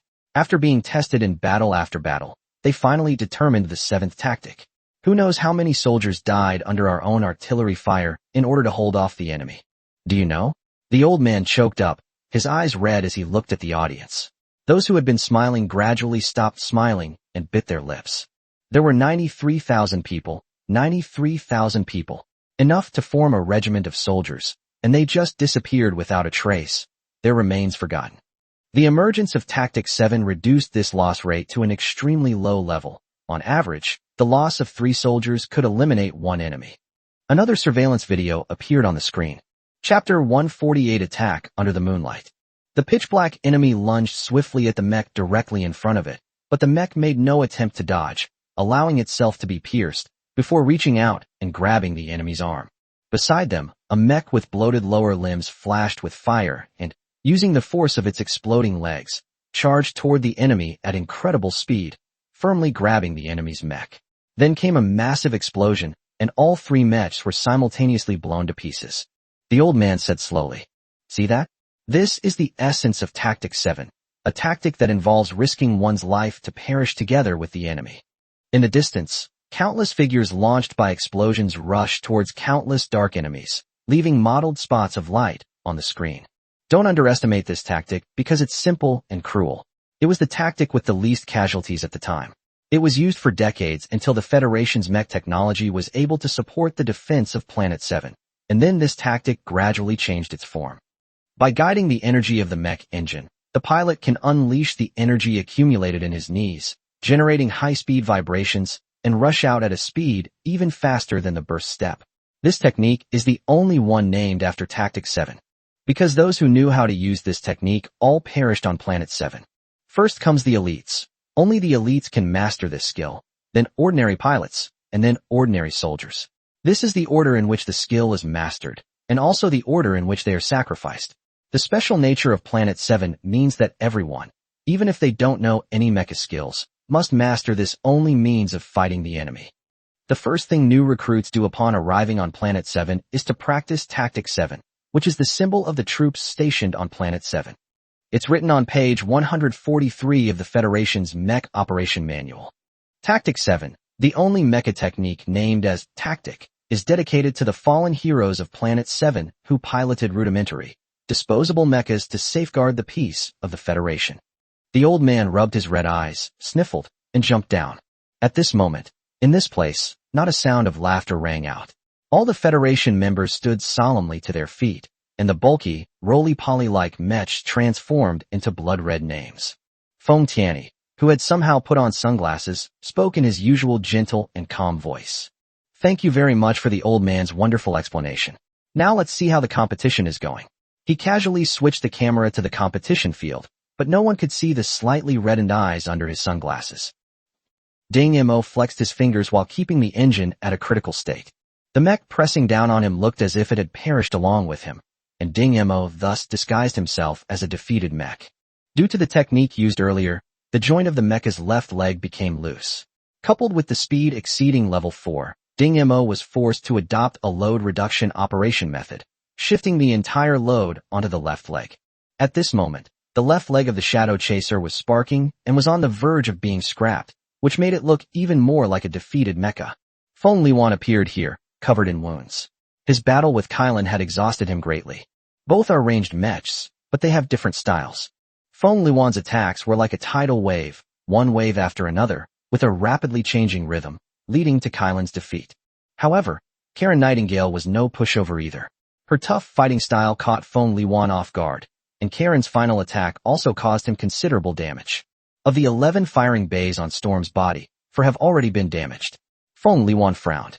In the current situation, if he were to encounter an unscathed black dog, the outcome would be truly uncertain. 4 mechs lay on the ground, apparently the ones that had failed in the earlier firefight. However, Feng Liwan hadn't heard any news about Black Dog, so it seemed that guy was still active on the field. After passing 2 mechs locked in combat, Feng Liwan looked up at the sky. Another wave of bombing means that one less area is available for action.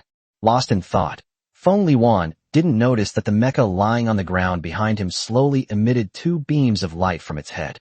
The sky gradually brightened, not because dawn was approaching, but because a full moon had risen. Under the moonlight, the shadow of the storm gradually became clear. Feng Liwan glanced down unintentionally, and a chill rose from his heart. A slender shadow was moving slowly, approaching the storm. Feng Liwan's hand speed instantly soared to 30 knots, and all the firing pods on the storm opened, unleashing a torrent of ammunition behind him. Ding Mo clicked his tongue. He hadn't expected that the moon would appear so soon after he made a move. It's true that man proposes, God disposes. Faced with the storm's frenzied attack, Ding Mo retreated rapidly, his shadow disappearing quickly into the forest behind him. Feng Liwan then turned around. He hadn't heard a sound at all, not even when he was frantically unleashing his ammunition. He hadn't heard any blocking or being hit. It was as if everything he had just experienced was just an illusion. But Feng Liwan's hair stood on end, and the extra shadow had disappeared. He never imagined he would encounter such a ghostly enemy. His clothes, which were soaked with sweat, suddenly turned cold, and he involuntarily shivered. He carefully retreated step by step, manipulating the storm. He breathed a sigh of relief when he reached an open area. However, this is the best time for an assassin to strike. The experienced Ding Mo knew that when a person moves from a dangerous environment to a safe place, they often relax and become careless for a few seconds. A seasoned assassin needs just those few seconds. Feng Liwan watched helplessly as a black mech suddenly charged towards him from the edge of the forest. However, his hands, which had just relaxed, were far from being able to operate at their peak. Seeing that the mech was about to get close, Feng Liwan gritted his teeth and released the only high-explosive bomb in the storm. A violent explosion rang out, blowing the storm and the shadow to both sides. Feng Liwan swiftly unleashed his trump card, his rhythmic fingers moving across the keys. Even with only 7 firing pods remaining, Feng Liwan still managed to unleash a tidal wave of attacks. The Shadow Chaser swayed and leaped amidst the hail of bullets, its figure sometimes fast, sometimes slow, sometimes still, sometimes rushing forward at high speed. Its malfunctioning left leg crackled with electricity, yet it still stubbornly completed the task of approaching the storm. Disordered waveform jumps. Feng Tianyi exclaimed in surprise, then raised the microphone and began to explain. The technique that Chasing Shadow used to dodge the storm of bullets is called disorder waveform jump. The name may be a bit of a mouthful, but it is one of the essential skills that melee mechs must master. The only difficulty is that it requires very fast hand speed, but Black Dog still completed this precise operation perfectly. Wind God, please explain this to us. Yes, how come we've never heard of these techniques you're talking about before? Chapter 149 Broken Leg. Feng Tianyi raised his hand to signal everyone to be quiet before speaking again in his unique voice. Everyone knows that when melee mechs fight ranged mechs, the key to victory lies in whether or not you can dodge the opponent's ranged attacks. And this offense and defense is the tactical aspect that all mecha masters rack their brains over. In the hundreds of years of battle, both sides have evolved completely different techniques. Remote range mechs have evolved into different styles, such as firepower-based, self-control-based, and rhythm-based, and Feng Luan's attack just now was a clear example of the rhythm-based style. Rhythm-style ranged masters are good at controlling the rhythm of the battle, especially when suppressing fire. They often consciously pressure the opponent's dodging rhythm. Once a rhythm-style master has mastered the dodging rhythm, a few simple changes are enough to take down the opponent. The previous duel between Feng Luan and Kylan was a battle between rhythm-based and firepower-based strategies. Feng Luan's rhythm changes clearly suppressed Kylan's bursts of power, which is why he was able to win. Feng Tianyi paused slightly, allowing everyone time to process his explanation before raising the microphone again.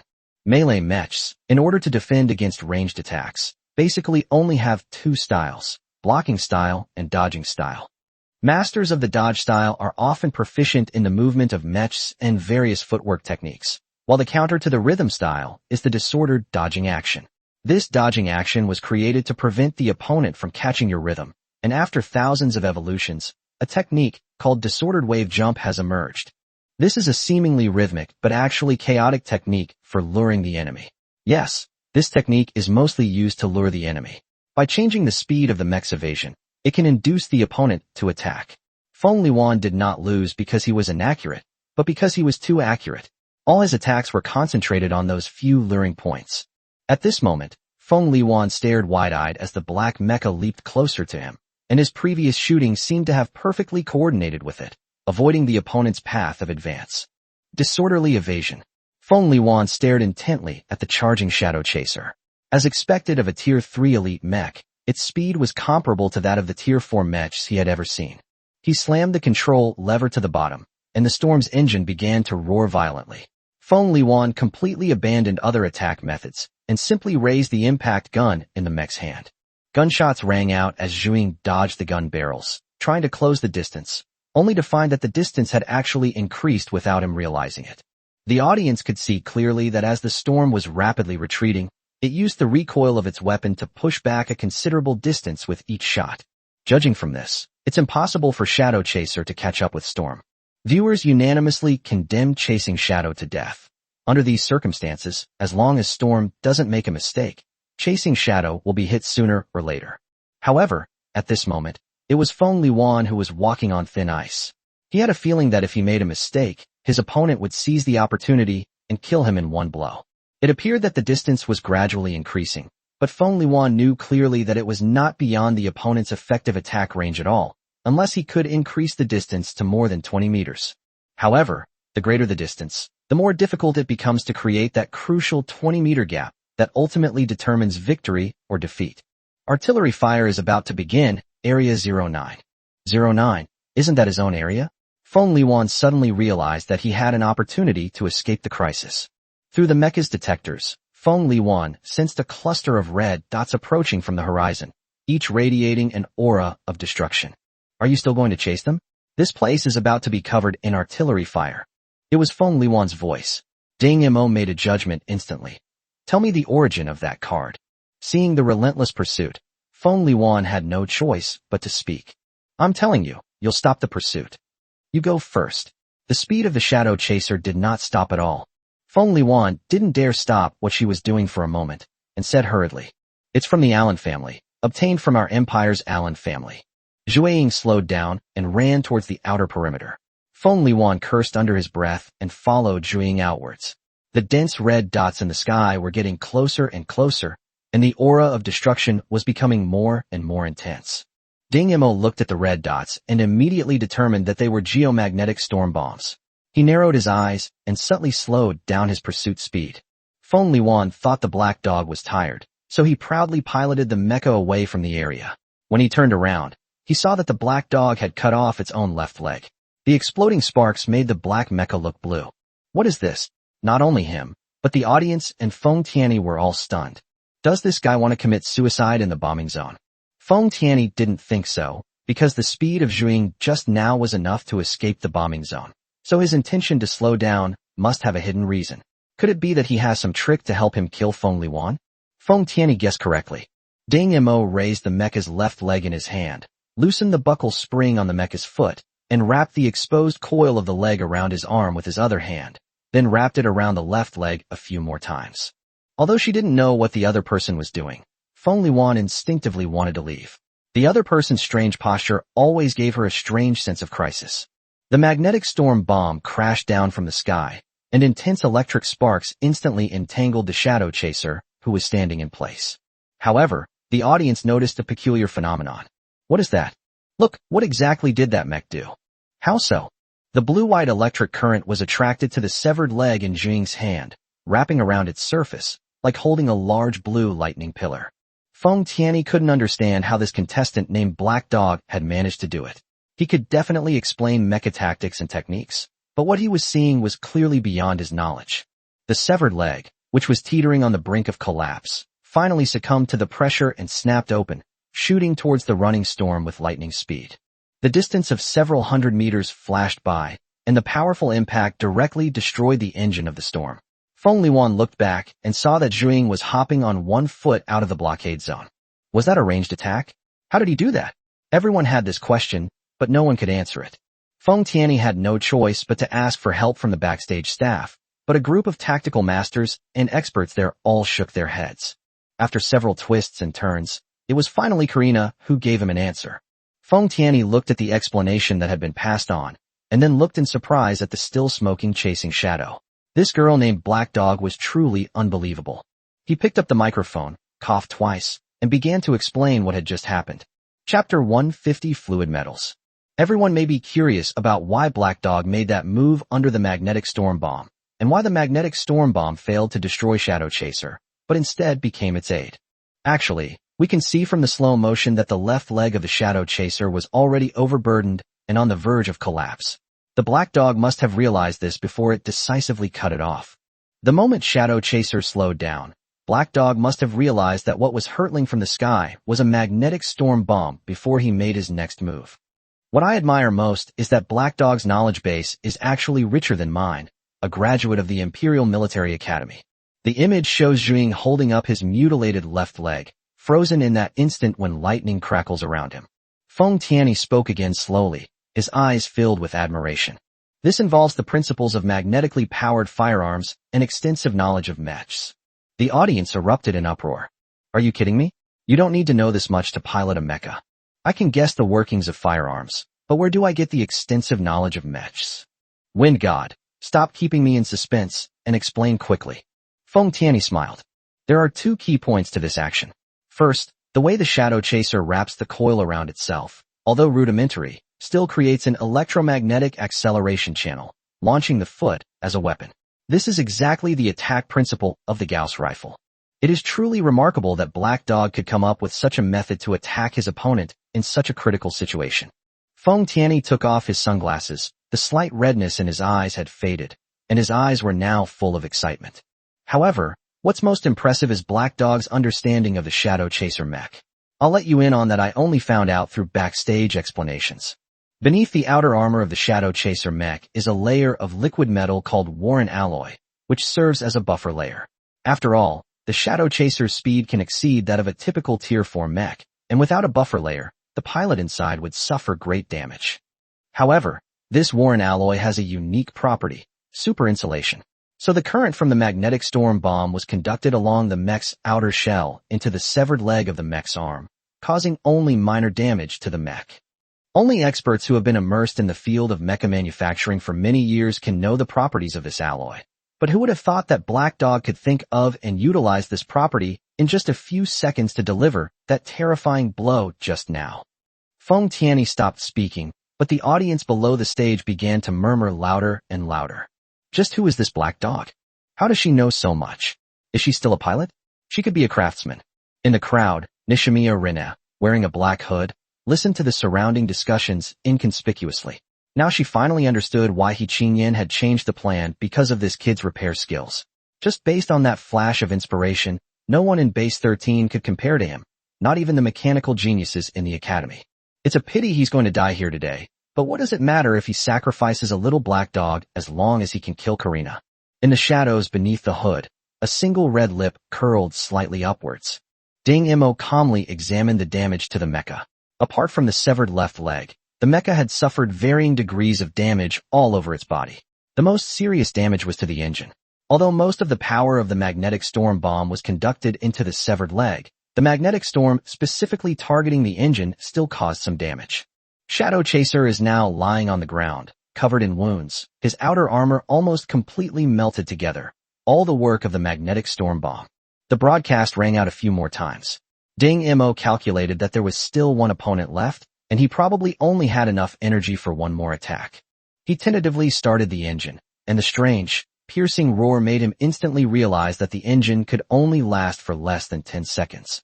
He could no longer pilot such a mech to search for his opponent. He could only waiting for his opponent to come to him. The moon was once again obscured by clouds, and the night returned to complete darkness. Zhang Xingyang searched everywhere without restraint. After he destroyed that mech, there should only be one left. It was that guy named Black Dog. I didn't expect that she had actually survived until now. However, all of this would build his reputation, and Zhang Xingyang pushed the lever again. He piloted a Tier 5 mech, the Shield Guardian. Although the name was ordinary, it was a well-balanced mech with both offensive and defensive capabilities. It held a shield in one hand and a gun in the other, and its speed was balanced, making it most suitable for beginners. Zhang Xingyang had just reached Tier 5, so this mech was perfect for him. Although his hand speed was still lacking, the excellent performance of the Tier 5 mech completely made up for this shortcoming, as evidenced by the few losers earlier. The dark forest appeared as a red outline in the mecha's vision. Although Zhang Xingyang was confident in himself, he would not be careless. When he was learning to operate mechas, his teacher had said something similar. Even the most skilled master has weaknesses, especially when caught off guard. In just the past few years, the number of well-known and skilled individuals who have been assassinated is too many to count on two hands. There were also 2 pilots who were killed inside their mechs, with the mechs pierced through along with them. Can you say they weren't formidable? A faint blue glint flashed in Zhang Xingyang's vision. He searched again and saw that the outline was a wrecked mech lying on the ground. Perhaps the energy in the engine had not completely dissipated. The indistinct outline of the mech was scattered with specks of blue fluorescence, which was the energy dissipating from the mech's field of vision. Zhang Xingyang curled his lip. He was obviously a newbie. It was embarrassing to be messed up like this. He then saw the mecha left behind by Feng Li Wan in the distance, and its peculiar design startled him. He stepped forward and reached behind the storm, pulling out something embedded in the engine section. This is the mech's foot. He suddenly remembered the damaged mech he had just seen. It seemed to be missing its legs. He quickly turned around, wanting to examine it closely and see how it was done. Just as he turned around, a strange, piercing buzzing sound suddenly rang out. It was a sound that stimulated the ears, making one's hair stand on end and causing an unbearable tingling and itching sensation. But Zhang Xingyang couldn't care less about his discomfort anymore, because a striking blue mecha silhouette suddenly appeared before him, delivering a vicious punch to his cockpit. Damn it, I was careless again. Zhang Xingyang regretted it inwardly, but he was also somewhat relieved. He turned around slowly and just had time to raise his shield. Chapter 151, Under the Moonlight. Ding Mo silently counted. 10. The mech's engine can only last for 10 seconds. That was Ding Mo's estimate. He had to take down his opponent within those 10 seconds and couldn't afford to waste a single opportunity.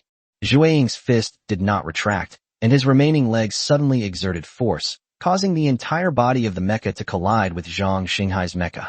The 2 mechas were in a face-to-face position, with neither having any room to attack. Even the shield that was being swung over lost its blocking distance. Zhang Xingyang grinned maliciously, swung the control stick, and the mecha quickly retreated. The speed advantage of the Tier 5 mecha was fully utilized. At the same time, he added force to the arm that was swinging the shield. Judging from the sharp edge of the shield, if it were hit, a mecha like the Shadow Chaser would be directly cleaved in 2. Ding Mo counted down expressionlessly. 9. At the same time, his fingers transformed into phantoms, and the attacking punch from Zhu Ying turned into a palm, with his 5 fingers firmly gripping Zhang Xingyang's gun barrel. Just as Zhang Xingyang was feeling smug, he suddenly realized that the distance had shrunk again, and his swinging shield had lost its attack range once more.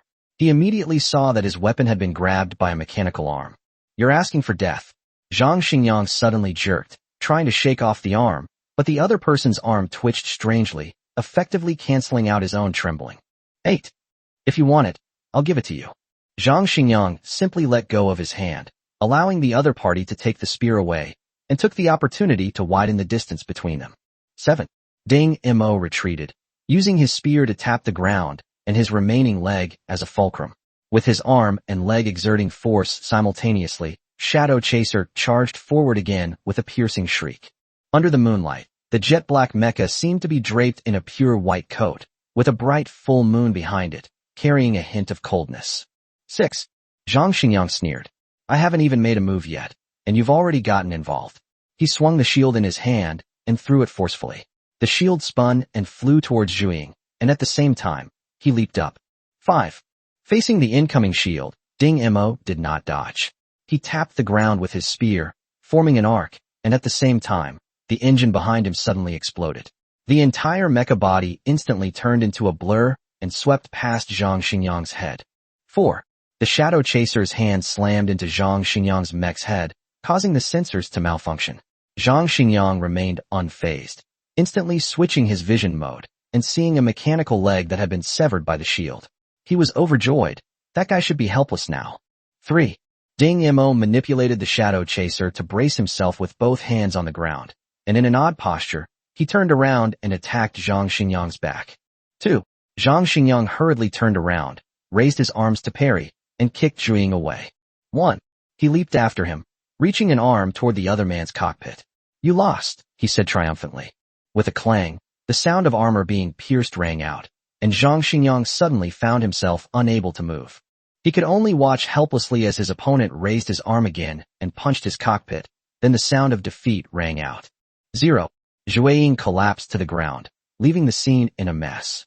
This brief 10-second battle of offense and defense made this rookie game a classic.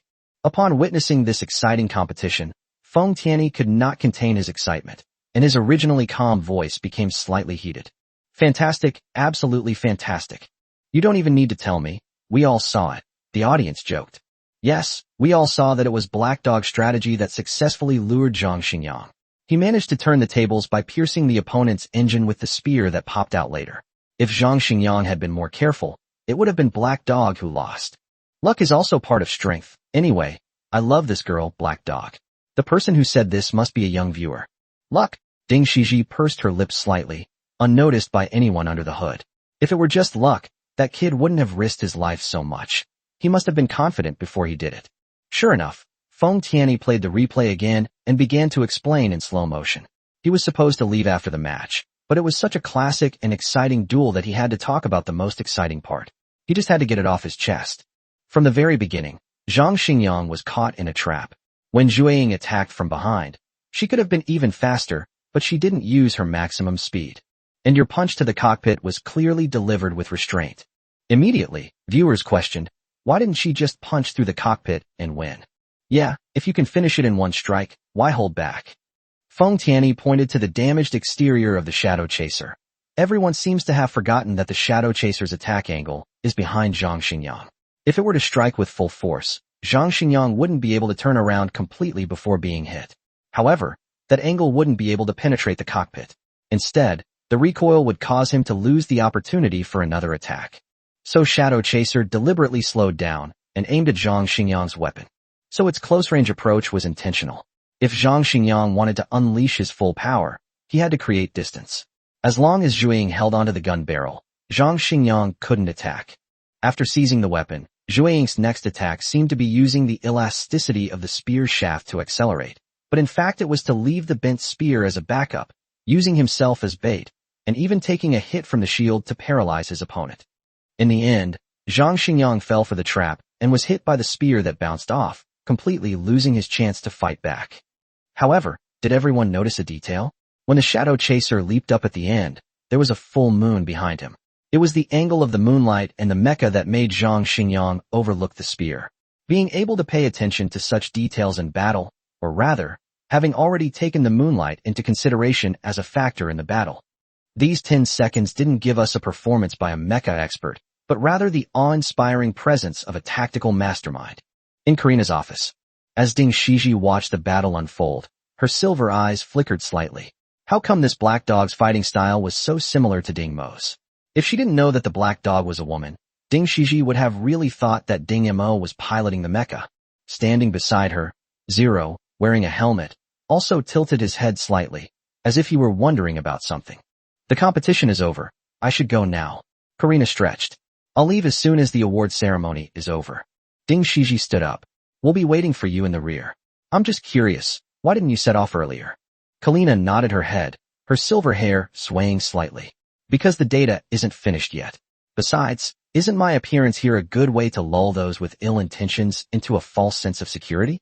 They'll definitely think I'll still participate in the upcoming tournament and the Battle of Glory. Who would have thought I'd be setting off so soon? Zero raised his arm. The starship is already in operation. Zhang Xinghai wants us to bring Zhang Xingyang and the other contestants back with us.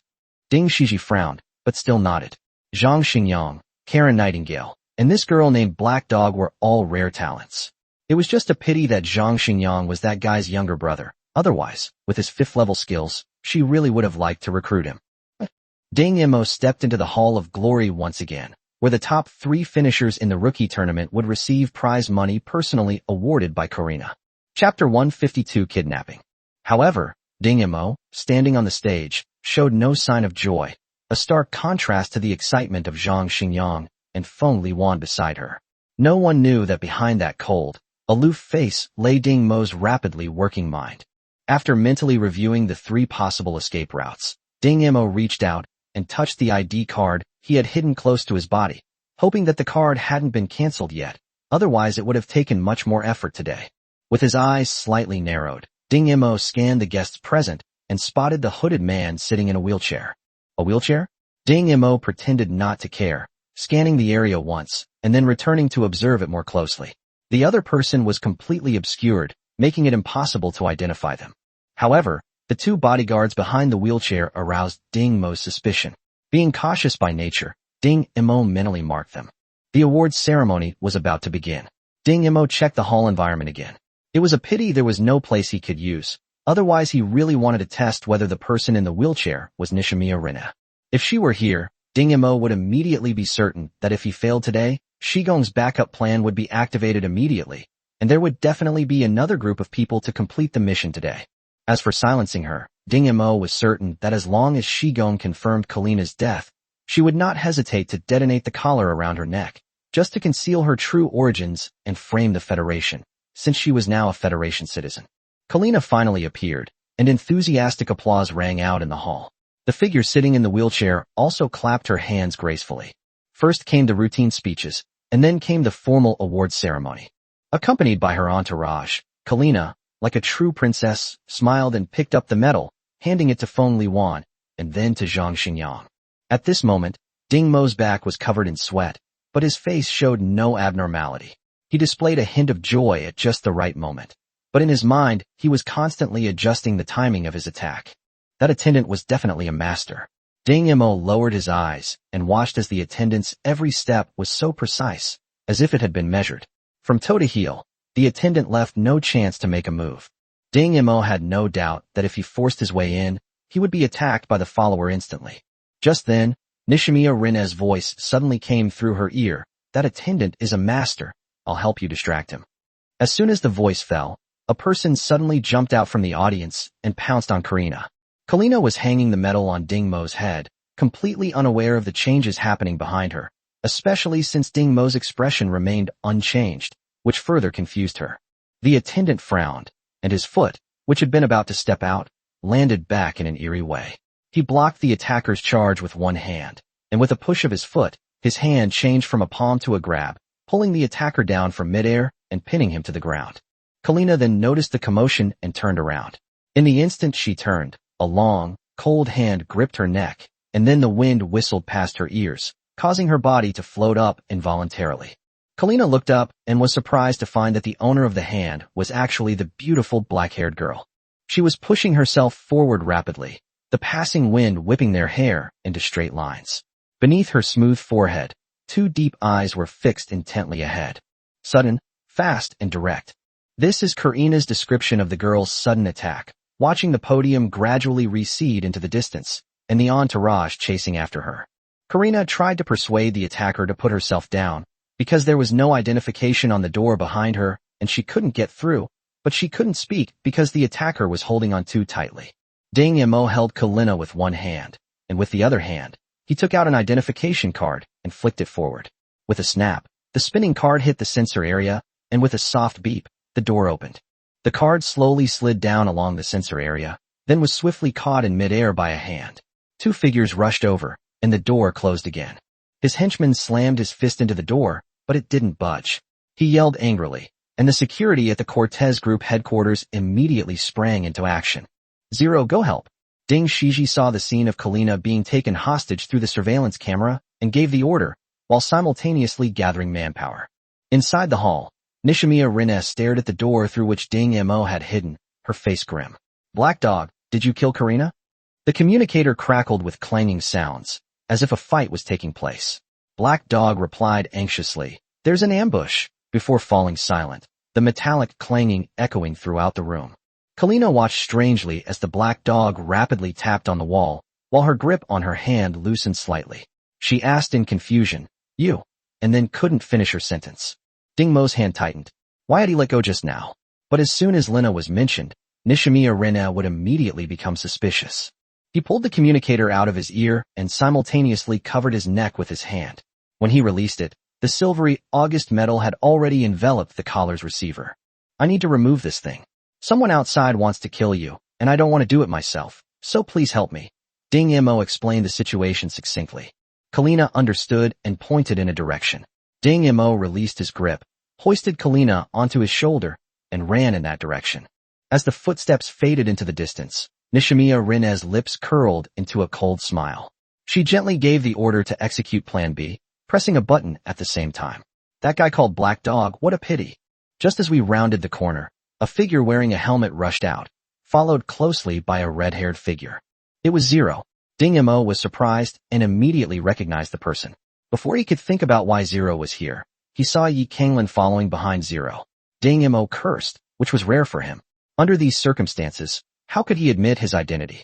Zero moved with extraordinary speed, throwing a punch at Ding Mo's head.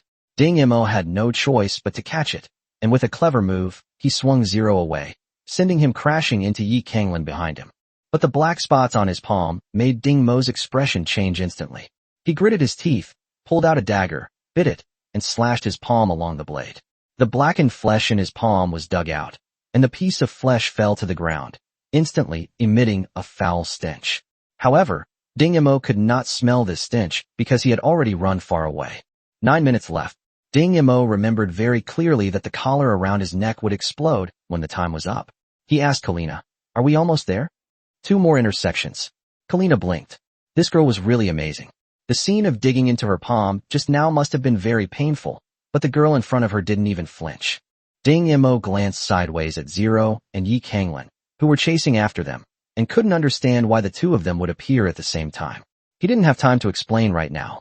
In fact, if he had time, he could join forces with Zero to deal with Yi Kanglin, but right now, what he lacked most was time. Chapter 153 0.2 seconds.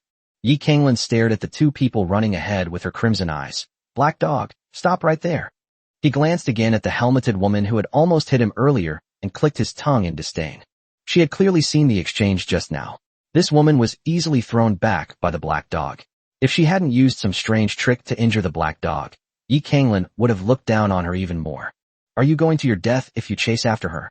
Yi Kanglin found the woman wearing a helmet extremely annoying. Today, she had finally managed to find Kalina to relax, but she had run into this inarticulate woman who actually made her look at the communicator. Although she told her that Kalina had been kidnapped, Yi Kanglin felt inexplicably annoyed. Wouldn't it be better for the weak to stay quietly in the back? Zero raised his arm. I have a way to subdue that person. You have a way? Let me tell you, the other party just went easy on you. Probably because of me. Yi Kanglin mocked Zero while also trying to boost his own reputation. Zero's steps slowed slightly. Was he holding back? Yes. The speed his opponent displayed just now was enough to break his wrist, and the force with which the opponent threw him wasn't as great as he had imagined. However, we still need to catch up first. As Ding Mo crossed an intersection, he heard a commotion of footsteps ahead. Turning the corner, he saw dozens of men in black, armed with guns, running toward him. Fire! A sinister voice suddenly rang out. Suddenly, a barrage of fire erupted, crisscrossing towards Ding Mo, completely disregarding Kalina's safety.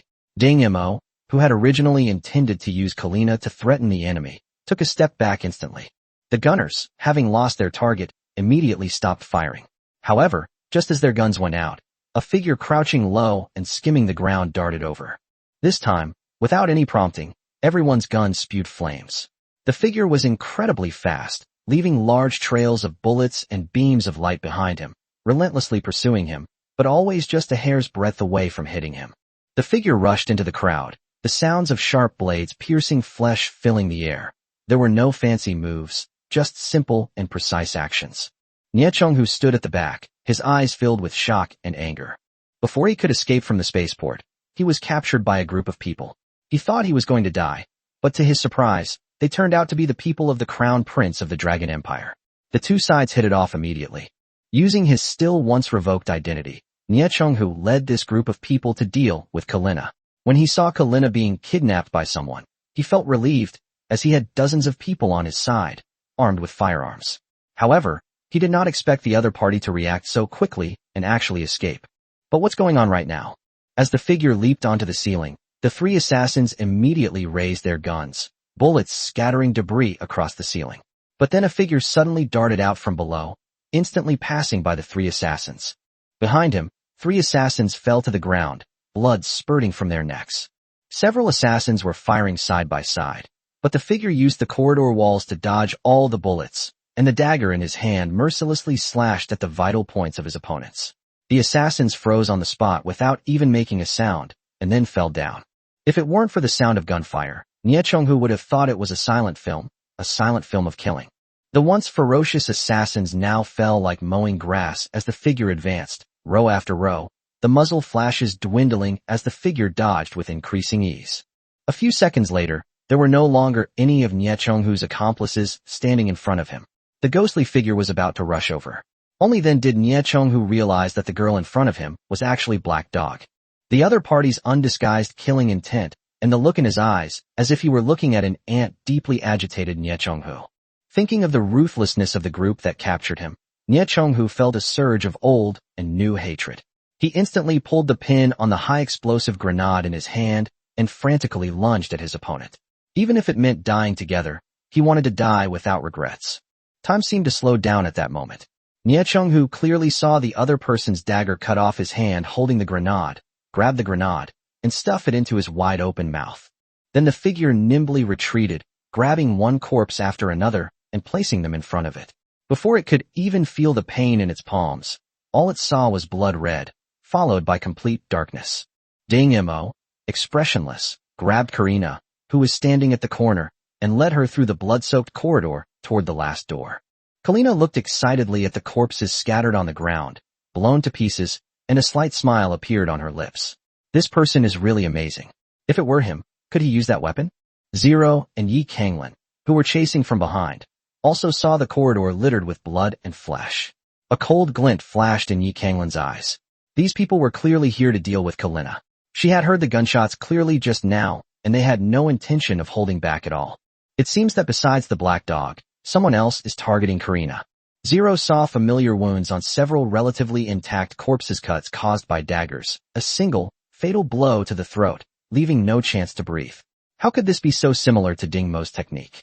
Could it be that the girl named Black Dog is related to Ding Mo? Kalina pointed ahead. The area further ahead is the automated guard zone of the security system. Your ID card cannot be used to enter there. Ding Mo didn't stop walking. Where's your ID card? In the attendants. Do we have to go? Ding Mo asked again. All the necessary equipment and tools are there. It's my private laboratory. Ding Mo did not hesitate at all. He was going to fight to the death, whether he succeeded or not. Just like he said before the competition, he would face death if he had to. Now his nerves were taut like steel wires, his dark eyes fixed intently on the approaching corridor. He still remembered the experiment from that day. The attack interval was 0.2 seconds, which meant that his movements could not pause for even the slightest moment. And he was carrying someone on his back. Ding Mo gritted his teeth and said, "Get on my back and hold on tight." Kalina obediently did as she was told. Ding Mo looked at Kalina's expression, which remained unchanged, and before he could think about why the girl showed no fear at all, he had already stepped into the corridor. With a light tap of his combat boots on the ground, Ding Imo instantly leaped onto the wall, a beam of azure laser light barely grazing the soles of his feet. As he braced himself against the wall with both hands and feet, the instant he left the wall, another laser beam grazed Ding Mo's fingertips, the heat seemingly right there on his fingers. Ding Imo was in midair, and the next wave of attacks was just around the corner. He did his best to lift his body horizontally and kick the ceiling hard. As he fell rapidly, a laser beam grazed the sole of his shoe, leaving behind a strong smell of burning. The body, which was lying prone on the ground, suddenly sprang up, causing Karina on its back to tilt at an angle, thus dodging another attack. Ding Imo lightly touched the wall with his foot, and as his figure darted out, he immediately retracted his foot into an odd bent-leg posture. A black dot barely passed through the air below his leg and landed behind him. Chapter 154 Chaos. When Yi Kanglin and Zero arrived, they saw a dark figure moving at an incredible speed through the network of laser beams. It was as if its whole body was made of springs, moving away as soon as it touched something, without stopping anywhere, and rushing towards the end of the corridor. "It's the security system," Yi Kanglin exclaimed. She never imagined that someone could force their way through like that, especially since they were carrying another person on their back. If there had been even the slightest mistake, both of them would have been torn to pieces. But that person just passed by like that? Yi Kanglin let out a long breath, watching as the black dog finally landed, glanced in his direction, and then ran off expressionlessly. She slammed her fist against the wall and immediately ran back the way she came. Her office there must be a spare ID card in Kalina's office. She knew the black dog had run towards Kalina's private laboratory, which was a dead end. Zero also withdrew, as she had to report the entire situation to Ding Shiji. Ding Mo's head was throbbing. In those short 3 seconds, there were 15 attacks, each one a close call. He cannot afford to make a single mistake. His movements, direction, force, and even the angle of his rolls must be flawless, or he will face certain death. Fortunately, he made it through. Looking at the bullet holes on the sides of his clothes and shoes, Ding Imo smiled slightly. This feeling of being on the verge of life and death was still so familiar. Pushing open the laboratory door, Ding Imo put Kalina down. "I only have 7 minutes. If you can't take it apart, I don't mind dying with you in the last second." Ding Imo said the threatening words expressionlessly, the dagger in his hand dull and lifeless. Kalina replied softly, "Okay, there are still 7 minutes left. You sit still." As the noise gradually subsided, Nishimiya Rinne waited a few more seconds to make sure no one was reporting to her before raising the communicator again. "Execute Plan C." A meteor-like shadow fell from the sky, flying towards the headquarters of the Cortez group, while the fleet that had been lying in wait for a long time began to head towards Xuanji Star. Meanwhile, in Karina's office, one of the 2 silver mechs standing behind Ding Shiji suddenly punched the wall, sending bricks flying and dust flying everywhere, leaving a huge hole in the wall. The mech leaped into the air, heading straight for the meteor-like falling object. Ding Shiji watched the departing mecha with a serious expression. She hadn't noticed anyone in the office earlier, and now she felt a chill.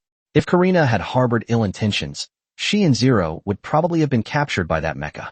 The star track quickly entered a fully enclosed mode, with countless turrets densely protruding from its sides, their charging lights flashing intermittently. When the first shell was fired, all the turrets began firing in succession, and clusters of light, like a shower of stars, shot towards the figure falling from space. It was a white mech without any markings. It charged straight into the dense clusters of light, and was instantly engulfed in a sea of light. "What's that?" Someone on the ground was drawn to the sudden light, and looked up. As the light dimmed, the mecha emitted a faint glow, completely unharmed, and its speed even increased slightly.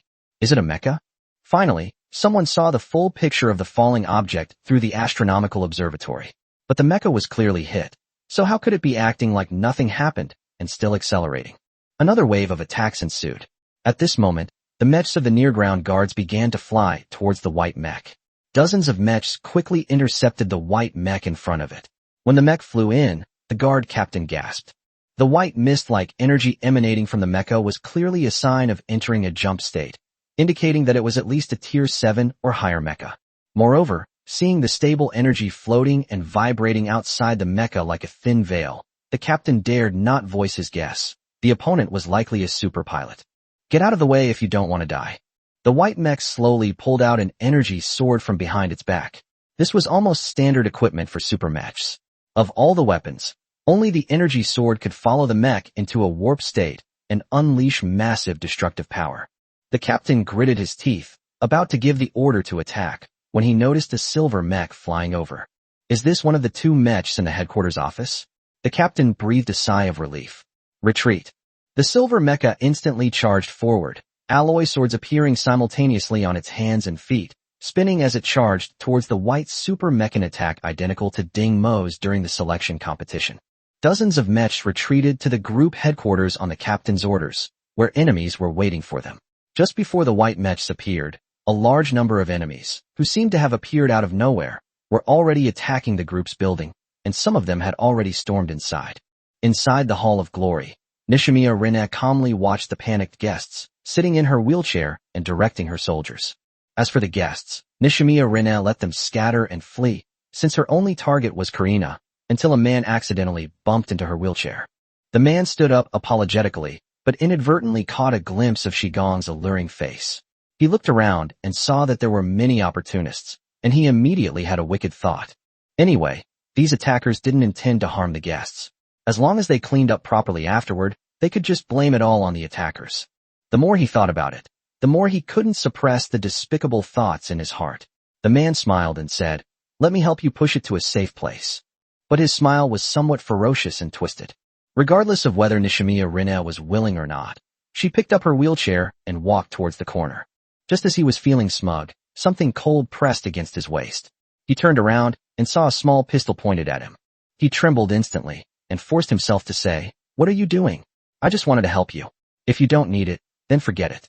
As he spoke, he backed away until he was far away from the person in the wheelchair, then turned and ran away. Just as he turned around, a bullet pierced his waist, and he cried out in pain.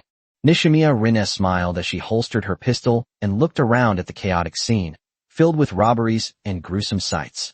She gave another order. Anyone who escapes will be spared, but anyone who dares to remain here will be killed. So those guests who thought they had outmaneuvered the attackers, who had previously appeared respectable but were now showing their ugly side, suddenly found that the attackers had begun to target them. They didn't bother to pack their things or pull up their trousers, and hurriedly fled, only to die one by one under the guns of their guns. The rescued guests, though unaware of what had happened, immediately left. The place had now descended into chaotic war mode, and the best course of action to protect themselves was to flee.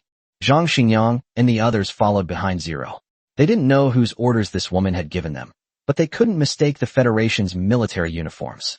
Zero's mind was filled with the scene from the chase just now, that inexplicable sense of familiarity. What was going on? Ding Shiji was in her office when she turned on Kalina's computer and began monitoring every corner of the building, her brows gradually furrowing. Chapter 155 Energy Collider. This inexplicable enemy force was highly equipped. The building's security system managed to kill less than a third of them before they devised a countermeasure.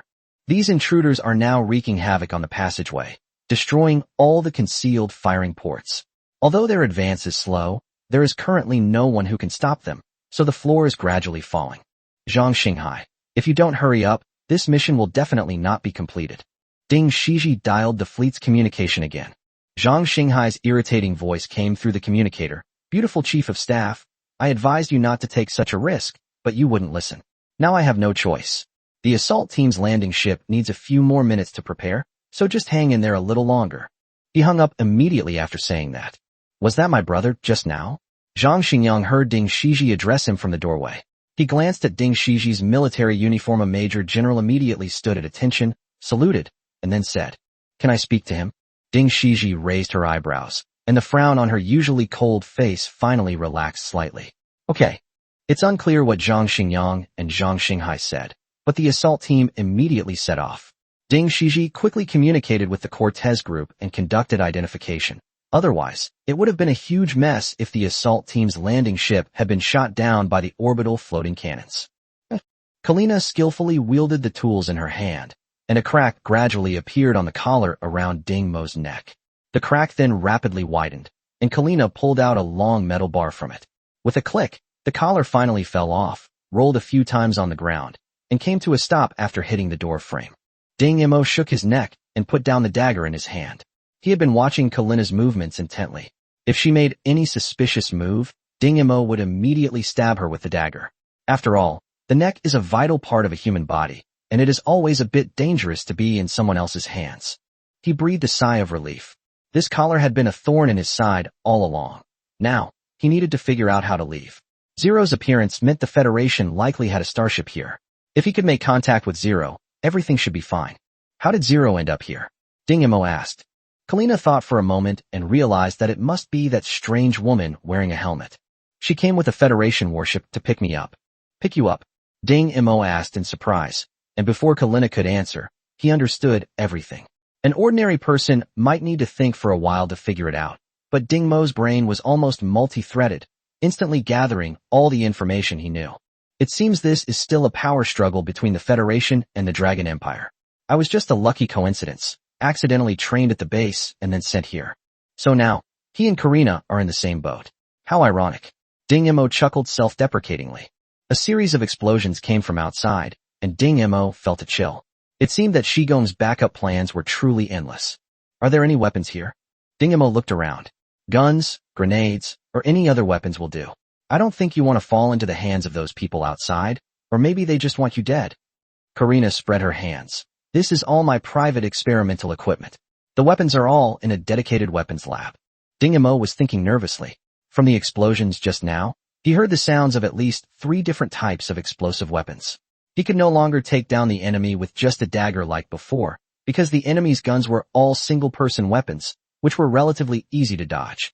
However, explosive weapons were extremely difficult to avoid, and a moment of carelessness could lead to disaster. What is this? Ding Mo suddenly asked, his gaze fixed on a huge device that looked like a cannon barrel. This is an energy collider, used in experiments to observe energy shift phenomena. What is its maximum power? 110,000 joules. Wait, you don't mean to. Ding Mo moved the energy collider to the doorway, skillfully disassembling its protective and restraining components as he spoke to Karina. It's just what you think. What other options do you have? Karina suddenly said, according to Human Behavior Observation Record 7213, you are currently conducting an extremely dangerous experimental activity that may threaten core security. It is recommended that you construct a defense system. Core security? Defense system? Ding Mo understood these terms, but hearing them from Kalina's mouth, he just couldn't understand them. Although he didn't understand, it didn't stop Ding Mo from working. After quickly removing the protective devices and limiting parts, Ding Mo heard the sounds outside getting closer and closer, and quickly started the energy collider. He looked back and saw that Kalina had somehow built 3 layers of protective barriers behind him using equipment and experimental tables and chairs. She was lying in the very center of the protective barriers, wearing armor that she had found somewhere. However, the armor was large and her body was small, making her look like a child wearing adult clothes. When she saw Ding Mo turn around, she hurriedly waved, "Come here quickly, or you'll be burned to death by the energy flow." Ding Mo frowned. According to his calculations, the energy flow would be directed outside, so he should be safe inside the room. Suddenly, a possibility occurred to him, and his voice trembled slightly. What element are you using in your experiment? Number 3. Damn it. Ding Mo didn't have time to say anything more. He somersaulted behind Kalina and used her body to block himself. Generally, energy collisions use element 6, which is like a well-behaved child compared to element 3. The difference is not just in magnitude, but in geometric or even thousands of times. A blinding stream of energy moved back and forth between the colliders, changing direction tens of thousands of times per second. Normally, the limiting components would depressurize before reaching the critical point, but Ding Mo had already removed them. After the overpressure, the protection device would automatically block the element supply, but Ding Mo had also removed the protection device. As a result, the blinding light inside grew brighter and brighter, the enormous buzzing sound grew louder and louder, and the collider began to tremble wildly. Outside the door, dozens of soldiers in unmarked uniforms, led by their captain, destroyed the security system of this section of the corridor and swaggered forward. The captain glanced at the communicator. According to the superior's intelligence, this should be the target's private laboratory.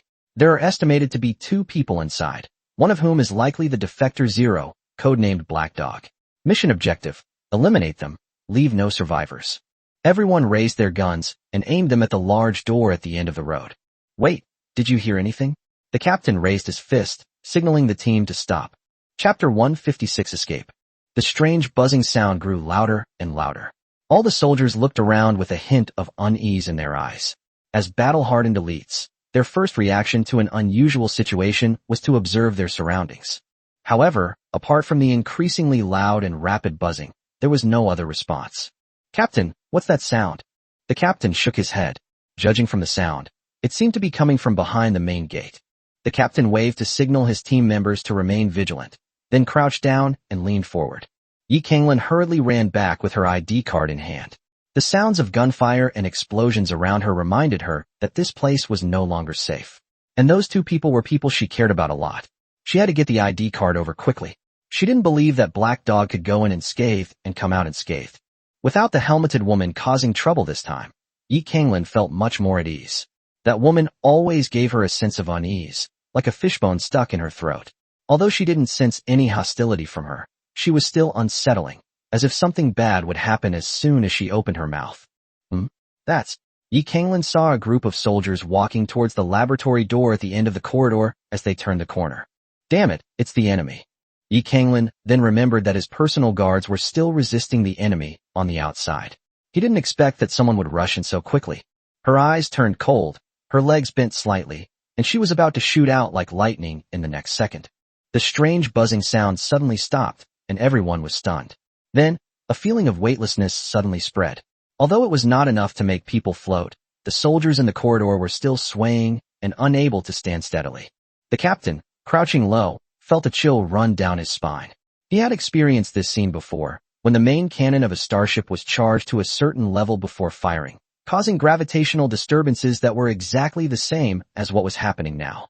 Protective formation. Everyone, raise your energy shields. Quick, quick, quick, the captain shouted hoarsely, while stretching out one hand. The energy shield, which could cover the entire body, was instantly activated and firmly planted on the ground, directly facing the laboratory door. As expected of the elite, they all made the same move less than 0.1 seconds apart from their captain. Yi Kanglin felt his footing lighten and immediately sensed something was wrong, so he quickly retreated. The next instant, the laboratory door abruptly disappeared, and a deep darkness surged out. The captain's face turned deathly pale. It was a lightless phenomenon caused by energy being compressed to its limit. How could his thin energy shield possibly withstand it? He turned to look at his teammates with a bitter smile, opened his mouth, but before he could make a sound, the surging darkness instantly engulfed the entire corridor, and without stopping at the corner of the corridor, it broke through the wall. Outside the building, everyone heard a loud bang. A hole was torn open in the building's outer wall, and a thick stream of black energy gushed out, completely corroding a mech that couldn't dodge in time. A bead of sweat dripped from Yi Kanglin's forehead. The energy stream had just brushed right past her. If she had moved forward even a little more, or if the energy stream hadn't broken through the wall, but instead turned a corner along the corridor. Thinking of this, she looked at the straight, empty passageway leading outside the building, swallowed hard, and a hint of fear crept onto her once proud face. But she immediately realized that the energy stream was coming from the laboratory and the people inside. Just as the energy collider exploded, Ding Mo firmly grabbed the mecha on Karina's body, shielding her in front of him. Although calculations showed that most of the energy flow should be ejected outwards, Ding Mo knew something was wrong the moment that deep, canyon-like color appeared. This energy, compressed to its extreme, could kill even a tiny bit. The overflowing energy slowly spread towards the laboratory. Although the speed was slow, it was unstoppable. All obstacles in its path, such as equipment, tables, and chairs, were annihilated in the dark energy flow. Kalina remained expressionless, but spoke to Ding Mo behind her. Based on observations of human behavior, you should now pray for divine protection. I don't believe in God. I only believe in myself. Ding Mo rummaged through the lab and pulled out a few pieces of equipment. He quickly connected them together, then piled them tightly in a corner against the wall and pulled Karina to the other side. He created a simple energy absorption device. If successful, the extremely compressed energy would be completely absorbed, or at the very least, its lethality would be reduced. If he fails, he will only have one path left to take. The absorption device worked tirelessly, and the originally dissipated energy flow showed signs of deviation, drifting towards the absorption device. Ding Mo clenched his fists. Success or failure hinged on this moment. However, Reality was cruel and merciless. The absorption device stopped working in less than a second, and then it exploded. Ding Mo hid behind Karina, listening to the crackling shards hitting her mecha, and dared not look up. As soon as the sound disappeared, Ding Mo immediately peeked out from behind Karina. A large hole had appeared in the wall, through which one could see the enclosed star trails. Seeing the energy flow about to spread to the hole, Ding Mo grabbed Karina without saying a word and ran towards the hole, removing Karina's armor as he ran. Hurry up and take it off. Karina didn't understand Ding Mo's meaning. Based on her current assessment, the probability of death was as high as 100%. As she removed her armor, she said, "Your current actions have violated Articles 20 and 34 of the Dragon Empire's laws regarding the protection of women's rights, and Article 143 of the federal law concerning criminal offenses." Fuck you, Ding Mo cursed. If Zero hadn't discovered that he had kidnapped Kalina, he would have just left her here to fend for herself. Ding Mo grabbed Kalina and rushed out of the hole, falling downwards in free fall. "Are you willing to give up your life?" According to Ding Mo covered her mouth in midair, while simultaneously exerting a slight force on his back. The last piece of equipment he had prepared at the hotel before departure finally came in handy. Small bat wings unfolded from behind, and the falling body suddenly paused, slowing down slightly. The low temperature at high altitudes caused Ding Mo's exposed skin to turn bluish-purple, and his hands and feet to become somewhat stiff. Ding Mo's expression was rather grim. According to his observation, although the falling speed had slowed down somewhat, it was still accelerating. If this continued, he would also be doomed upon landing. Thinking of this, he looked at Karina with a gloomy expression, his fingers loosened slightly, and he was about to let go. "Look there," according to Ding Mo casually covered Kalina's mouth and looked in the direction she was pointing. A huge window was open, leading to an office. "There's always a way out." Ding Mo maintained his balance and glided towards the window. Chapter 157 Anti-Mech Sniper Rifle. With a thud, the two crashed to the ground. Before hitting the ground, Ding Mo forcefully threw Kalina downwards, using the reaction force to slightly cushion the impact of the fall. He then braced himself on the ground with his hands and feet, quickly bending to relieve the load on his joints, and remained motionless on the ground unharmed. Kalina wasn't so lucky. As Ding Mo threw her, she lost her balance and fell face first to the ground, her face covered in blood from the friction against the ground. Ding Mo frowned, not because of Kalina's injury, but because he knew what she was about to say next. Strangely, seemingly because they had reached a safe place, Kalina simply reached out and lightly touched her face, staring blankly at the bloodstains on her fingers. Ding Mo removed the unfolded bat wings, gently pushed open the office door, and observed. The familiar scenery before him told him that he had stumbled into the laboratory that Barlow had brought him to that day, or rather, the experimental area, because the area was simply too large. At this moment, all the experimental personnel had evacuated, and the experimental area was deserted. However, the gun in the very center kept Ding Mo's eyes glued to it. Like all mercenaries, Ding Mo loved weapons. He once spent his entire mission fee to acquire a 1922 Browning commemorative edition. The weapon in front of him was somewhat different from what Ding Mo had imagined, but he knew that this was the Barrett anti-mech sniper rifle that Barlow had redesigned after listening to his advice that day. Unlike all sniper rifles, this gun has no barrel. To be precise, the barrel itself is the ammunition. Equipped with powerful catalytic elements and energy stones, the barrel will rapidly disintegrate upon impact with the target at high speed. The intense energy burst will transform the disintegrating barrel into powerful metal sand that can blast through any armor it encounters. After accepting Ding Mo's proposal, the gun could only fire once, and therefore was not equipped with things that would increase weight, such as energy excitation circuits and oscillation circuits. The entire gun was divided into two parts. One part is the gun itself, with all the components included. The other part is an additional energy cartridge, which is inserted into an interface on the gun body. The gun has a total of 12 ports. If all of them are plugged in, its power is hard to estimate. As a disposable weapon, it is quite impressive. The violent tremor made Ding Mo look out the window, where two mechs were circling each other in the air. A pure white mech, shrouded in white mist, swung its energy sword, unleashing a torrent of energy that slashed fiercely at its opponent. Its opponent was a silver mech, its 4 alloy daggers spinning as it met the energy sword. The surging energy was quickly worn down by the daggers in its hands, and then it charged towards the white mech again. The two mechs had clearly been locked in combat for some time. All around them were dilapidated buildings, and in the smoke-filled streets, fleeing people covered their heads and searched for places to hide. The tremor just now was the sound of the spilled energy sweeping across the building. Ding Emo was increasingly alarmed as he looked at the two mechs. Their speed, movements, and skills all exceeded his expectations. The white mech in particular reminded Ding Emo of the Great Master. That sudden surge in energy sword power. Could this be a super mecha? Kalina stood behind Ding Emo, seemingly guessing what Ding Emo was thinking. It's a super mecha. If we don't take it down, none of us will escape. Ding Emo looked at the two mechs locked in a fierce battle. The white one was a super mech, but what about the other one? It had been able to hold out for so long, so the pilot inside must be quite formidable. How long can that silver mech hold out? Without hesitation, Karina said, it can hold out for another 7 minutes. Once that time is up, it will go into hibernation. Hibernation mode? Ding Emo had never heard of such a thing before. He hurriedly asked, is it because the pilot can't hold on? Kalina whispered, it's a secret. In any case, we need to think of something quickly, otherwise if our starship is discovered by that pilot, I'm afraid one sword strike will kill everyone. Ding Emo looked down through the window. The ground below was completely obscured by the high building, but the occasional flashes of light told him that the enemy below was still launching a fierce attack. If they waited until the pilot was free, they wouldn't stand a chance against him and could be killed in 7 minutes. Bang! The door to the experimental area was kicked open, and several soldiers rushed in, opening fire with their weapons. Ding Emo and Kalina had already taken cover behind a table.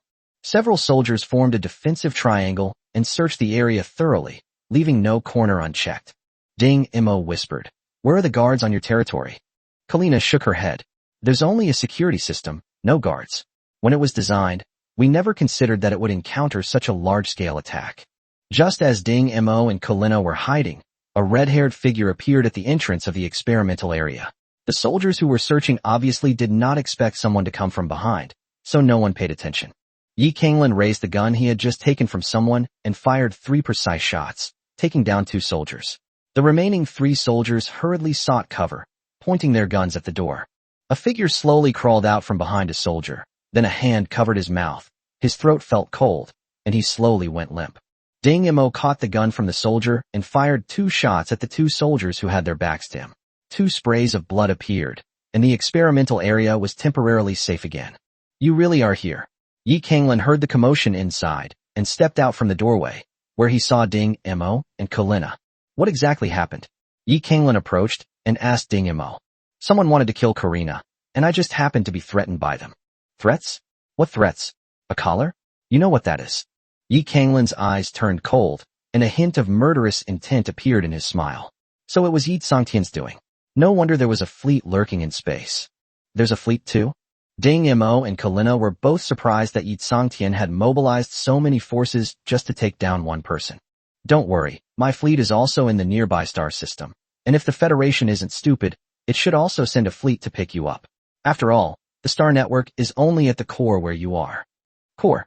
This was the second time Ding Emo had heard this term today, but he still didn't understand its meaning.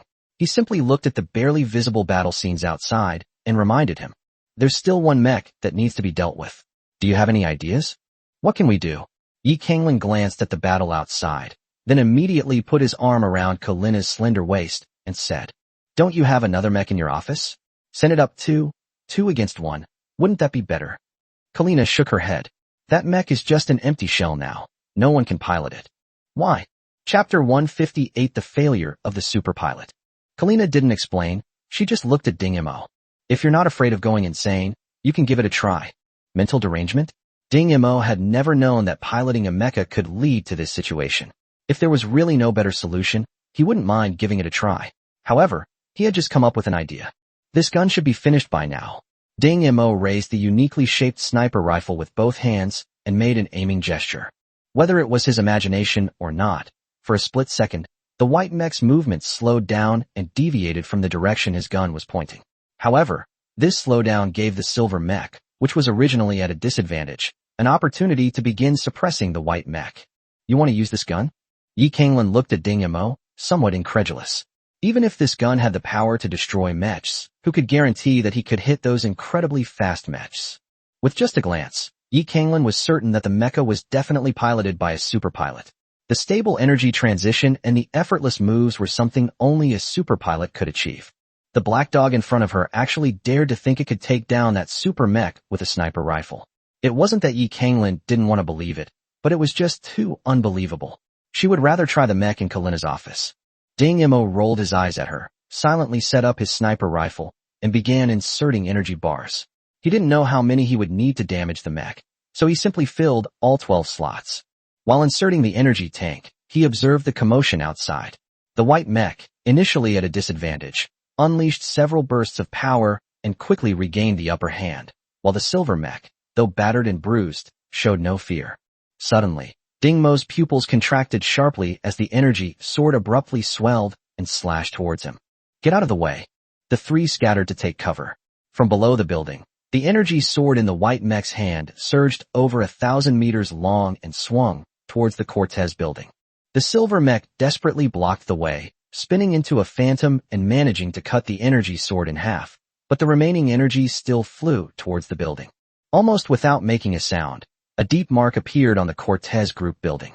Ding Mo glanced at the mark, which was hundreds of meters deep and more than 10 meters wide, and was secretly astonished. Was this the power of a super mech? He was now certain that this attack was not a casual one, but a counterattack triggered by the pilot noticing his aim. A sixth sense? It seems that pilot is also a survivor of the battlefield. Ding Mo set up his sniper rifle again, but this time he removed the scope. The electronically locked scope was undoubtedly a cue for the enemy. He looked at Karina. Can you communicate with that silver mech? I need him to create an opportunity for me, or I can create an opportunity for him. Sure. Ding Mo lay down again. Due to the lack of a scope, the mech a kilometer away was no bigger than a matchbox, but Ding Mo dared not use the scope. It has already been proven that the guy has a strong sixth sense. If he were to strike again, Ding Mo couldn't guarantee that he would be able to dodge it. Yi Kanglin began contacting her fleet. She still didn't believe that Black Dog could actually hit that mech. Super pilots weren't made of tofu. Each one was a veteran of countless battles. If a mere sniper rifle could take down a super pilot, then the structure of future wars would probably need to be adjusted. Equally confident was Nishimiya Rina, who was sitting in a wheelchair. The entire building was still putting up a stubborn resistance, and a strange mech outside had entangled her trump card. This tense situation should have been the most worrying thing for the attackers, but Nishimiya Rina clearly did not have this anxiety. Super Pilot Grand was a helper she specially asked the first Prince Yi Sangtian to invite. As her trump card, how could she possibly lose to that strange silver armor? However, the truth is, Granhild grew increasingly alarmed as the battle progressed. What she thought would be a straightforward mission turned into an encounter with such a freak. Despite lacking the energy leap of a super pilot, this strange opponent managed to break through her numerous attacks with a bizarre technique. Fortunately, there was only one mech like that, otherwise I would definitely have had to escape. The faint sense of danger emanating from that building has disappeared. It seems my attack just now was effective. As one of the war stars of the Dragon Empire, Granhild knew that she was no match for the guy known as the Night King. There were also differences in strength among super pilots. The one named Xiamingi had once fought one-on-one with the temple's mech guards and had never lost. In the end, he fought to a draw with Von Corleone. Even so, he shouldn't be getting entangled with such a strange guy. What's even more chilling is that even though he had already pierced the cockpit, the other guy's movements didn't change at all. They remained just as swift and unpredictable. Could that pilot be overdrawing his life force? Granhild's attacks became increasingly fierce. Time did not allow him to linger. If the target slipped away while he was not paying attention, it would be difficult to handle. Unaware of the fierce attack from Granhild, the silver mech's movements had subtly changed, as if it were preparing for something.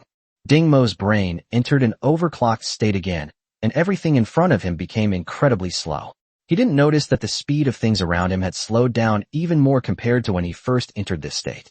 He could clearly perceive the trajectory of the falling dust, the effect of his breathing on the airflow, and the mechs working in the distance became clearly visible. In that instant, Granhild felt a chilling cold emanating from the direction of the building again in ambush. He hurriedly adjusted his mech's posture, but the silver mech that had been slumped over suddenly rushed up, haphazardly and abruptly embracing him. Instinctively, he thrust out his energy sword, piercing his opponent right through. However, the opponent's attack did not stop at all, firmly gripping the arm holding the energy sword. It's over. This thought flashed through Granhild's mind in an instant. The exhaust flames of the engine behind her suddenly surged, forcibly moving the two mechs several meters sideways. A deep blue gun barrel struck the waist of the white mecha. The misty energy on the mecha's outer armor did nothing to stop it. The gun barrel shattered into powder instantly, emitting a blinding light.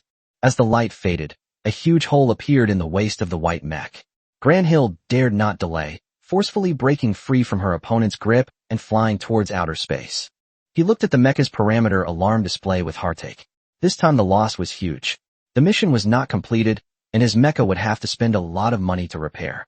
Even with the fee promised by Yi Sangtian, Gran felt his heart bleeding when he thought of those vampire technicians in the capital. Ding Yamo was now in danger. He hadn't expected the sniper rifle to have such a strong recoil. The moment he fired, the butt of the rifle slammed into his shoulder, forcing him to slide backward. In his haste, Ding Yamo pulled out his dagger and slammed it into the ground, carving a deep mark. However, this did not stop his backward slip. He suddenly realized that he had fallen into the crack that the energy sword had just cut. In his haste, he glanced down. At a height of several hundred meters, he knew he would be smashed to pieces if he fell. He hurriedly tugged at the bat wings behind him, but damn it, they were malfunctioning. Chapter 159 Living Mechs. A slender but strong hand reached out from outside his field of vision and grabbed Ding Mo's wrist. Ding Mo looked up and saw that pair of crimson eyes staring at him with a hint of nervousness. Got you. The voice carried a hint of relief and smugness. Yi Kanglin pulled hard, yanking Ding Mo out of the crack and catching his body in the process. I never expected you to actually do it. Yi Kanglin had clearly seen the shot just now. The super mecha was obviously too badly damaged to pose any threat to them anymore. That astonishing shot absolutely surpassed the limits of human capability. At a distance of over 1 kilometer, without a scope, he was able to seize the opportunity instantly and fire that shot, a pinnacle of both timing and precision. What do we do now? Ding Mo broke free from Yi Kanglin's embrace. The familiar scent of phoenix flowers stirred his heart, and he asked this question in an attempt to get rid of the feeling. Go to my office first. Someone should be there to meet you. Rina Nishimiya crushed the communicator to pieces. Granhild had failed. She couldn't understand what kind of attack could defeat even a superpilot. It seemed an unknown variable had appeared. Now, her only chance was to seal off the spaceport before the enemy escaped and launch one last attempt. On the award stage in the Hall of Glory, a huge light screen suddenly unfolded, and Ding Shiji's image appeared on it. Shigong, I know it's you. Did you think I wouldn't recognize you just because you're wearing a hood? Ding Shiji, who could see everything clearly through the surveillance camera, sneered. Rina Nishimiya slightly raised her head, pulled down her hood, and exposed her face, equipped with a mechanical prosthetic eye, to the light. Her brown eyes looked at the screen and gave a polite but aloof smile. Long time no see. I didn't expect it would be you leading the team. Former best friends, now rivals, meet in this arena of mutual enmity. Ding Shiji's silver eyes widened slightly in surprise. What had happened in the past 2 years? The once highly skilled Nishimiya Rina had become someone who was now sitting in a wheelchair. It was truly a cruel twist of fate. Let go. You have no chance anymore. Ding Shiji smiled, looking confident of victory. Behind her, fully armed commando soldiers were crawling in through the huge hole. Nishimiya Rina showed no disappointment, nor did she respond to Ding Shiji's words. She turned and moved her wheelchair away, leaving Ding Shiji with only her slightly thin back view. Please. Nishimiya Rina's voice carried an emotion she had never shown before. It was unclear who was on the other end of the line, but it was obvious that Nishimiya had asked someone for help through personal connections. She had her back turned and didn't see Lina, Yi Kanglin, and the so-called black dog rushing into the office. Presumably, in her mind, that consumable called black dog was already a headless corpse. Ding Mo was equally surprised to see Ding Shiji in Kolina's office. This aloof and ruthless older sister glanced at him and the others who had barged in with her silver eyes, and then pointed her gun at him. Black dog? Who sent you? Ding Mo then realized that in Ding Shiji's eyes, he was still the murderer who kidnapped Kolina. He wanted to explain, but for a moment he didn't know how to start. She was forced into it, and now she's mine. Yi Kanglin shielded Ding Mo behind him. Although unwilling to admit what Yi Kanglin said, this was the quickest way to clarify things at the moment. Third Prince. It seems you've been implicated too. Ding Shiji then recognized the handsome red-haired youth as the third prince of the Dragon Empire, whom she had seen in the archives before. Yi Kanglin's eyes widened slightly, surprised that this beautiful female officer actually knew him. She smiled slightly, her beauty indescribable. Beautiful lady, would you like to be my friend? As he spoke, he deliberately circled around Ding Shiji. adopting a judgmental manner. Ding Shiji didn't say anything, but the group of assault team members behind her pointed their guns at Yi Kanglin. Zhang Xingyang, Kailin, Ding Chulan, and the others were also surprised. Someone actually dared to flirt with Ding Shiji.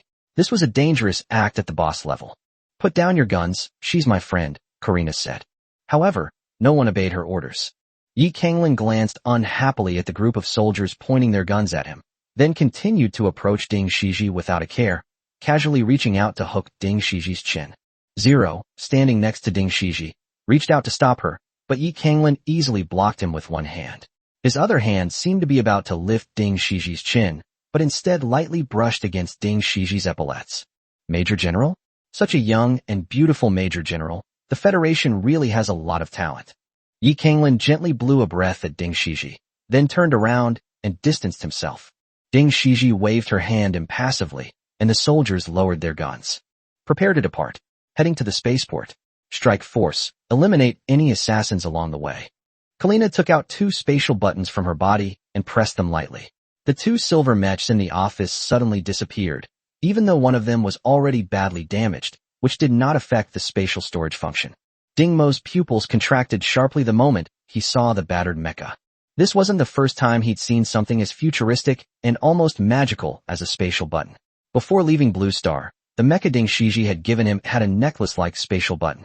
Unfortunately, all his personal belongings were left on Ding Chulin's starship, while the mecha remained on Blue Star. He didn't know if old Danluan had repaired it yet. His surprise wasn't from seeing the spatial button, but from seeing the cockpit through the huge crack in the mech, where there was no trace of any human presence. The cockpit was pierced twice, and the huge wounds neatly divided the cockpit seat into 4 parts. However, there was no blood, no severed limbs, no fragments of clothing or fabric.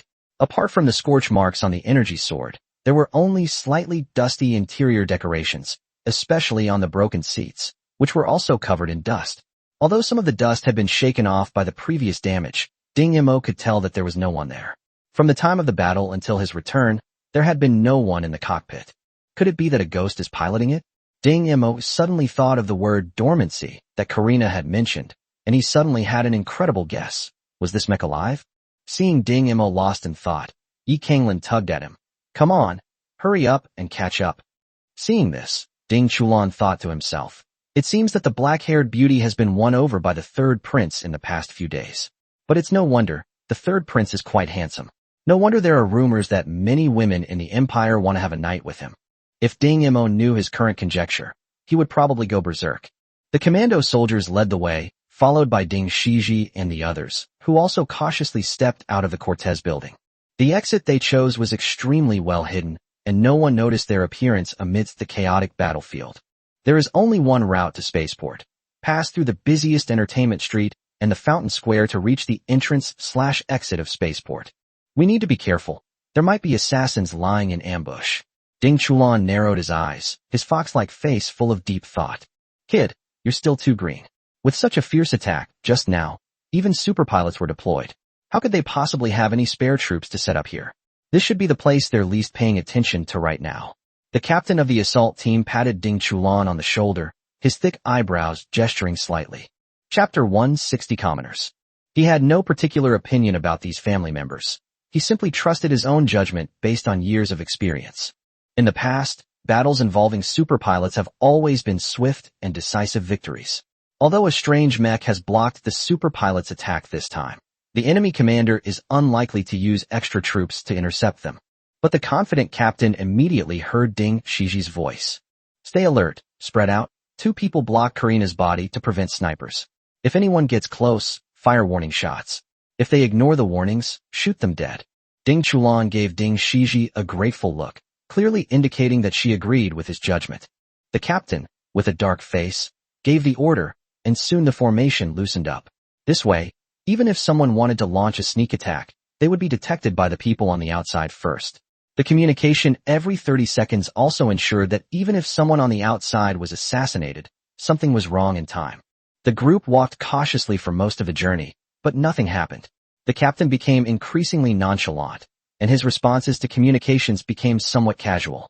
Influenced by their captain, all the soldiers gradually became more casual in their actions. Zero paused slightly when he saw the black-haired girl's hand wrapped in lab tape.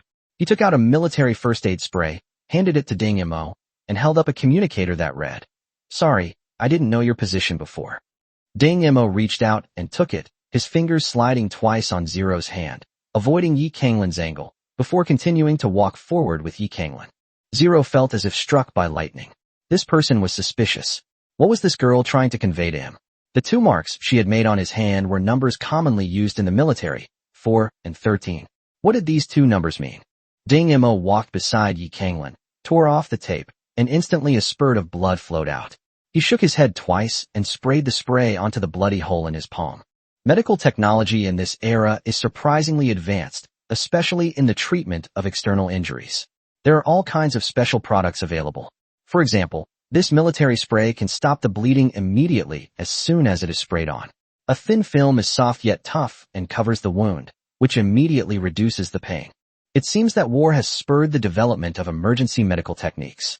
Ding Mo glanced at Zero casually, but found that the other party did not react at all.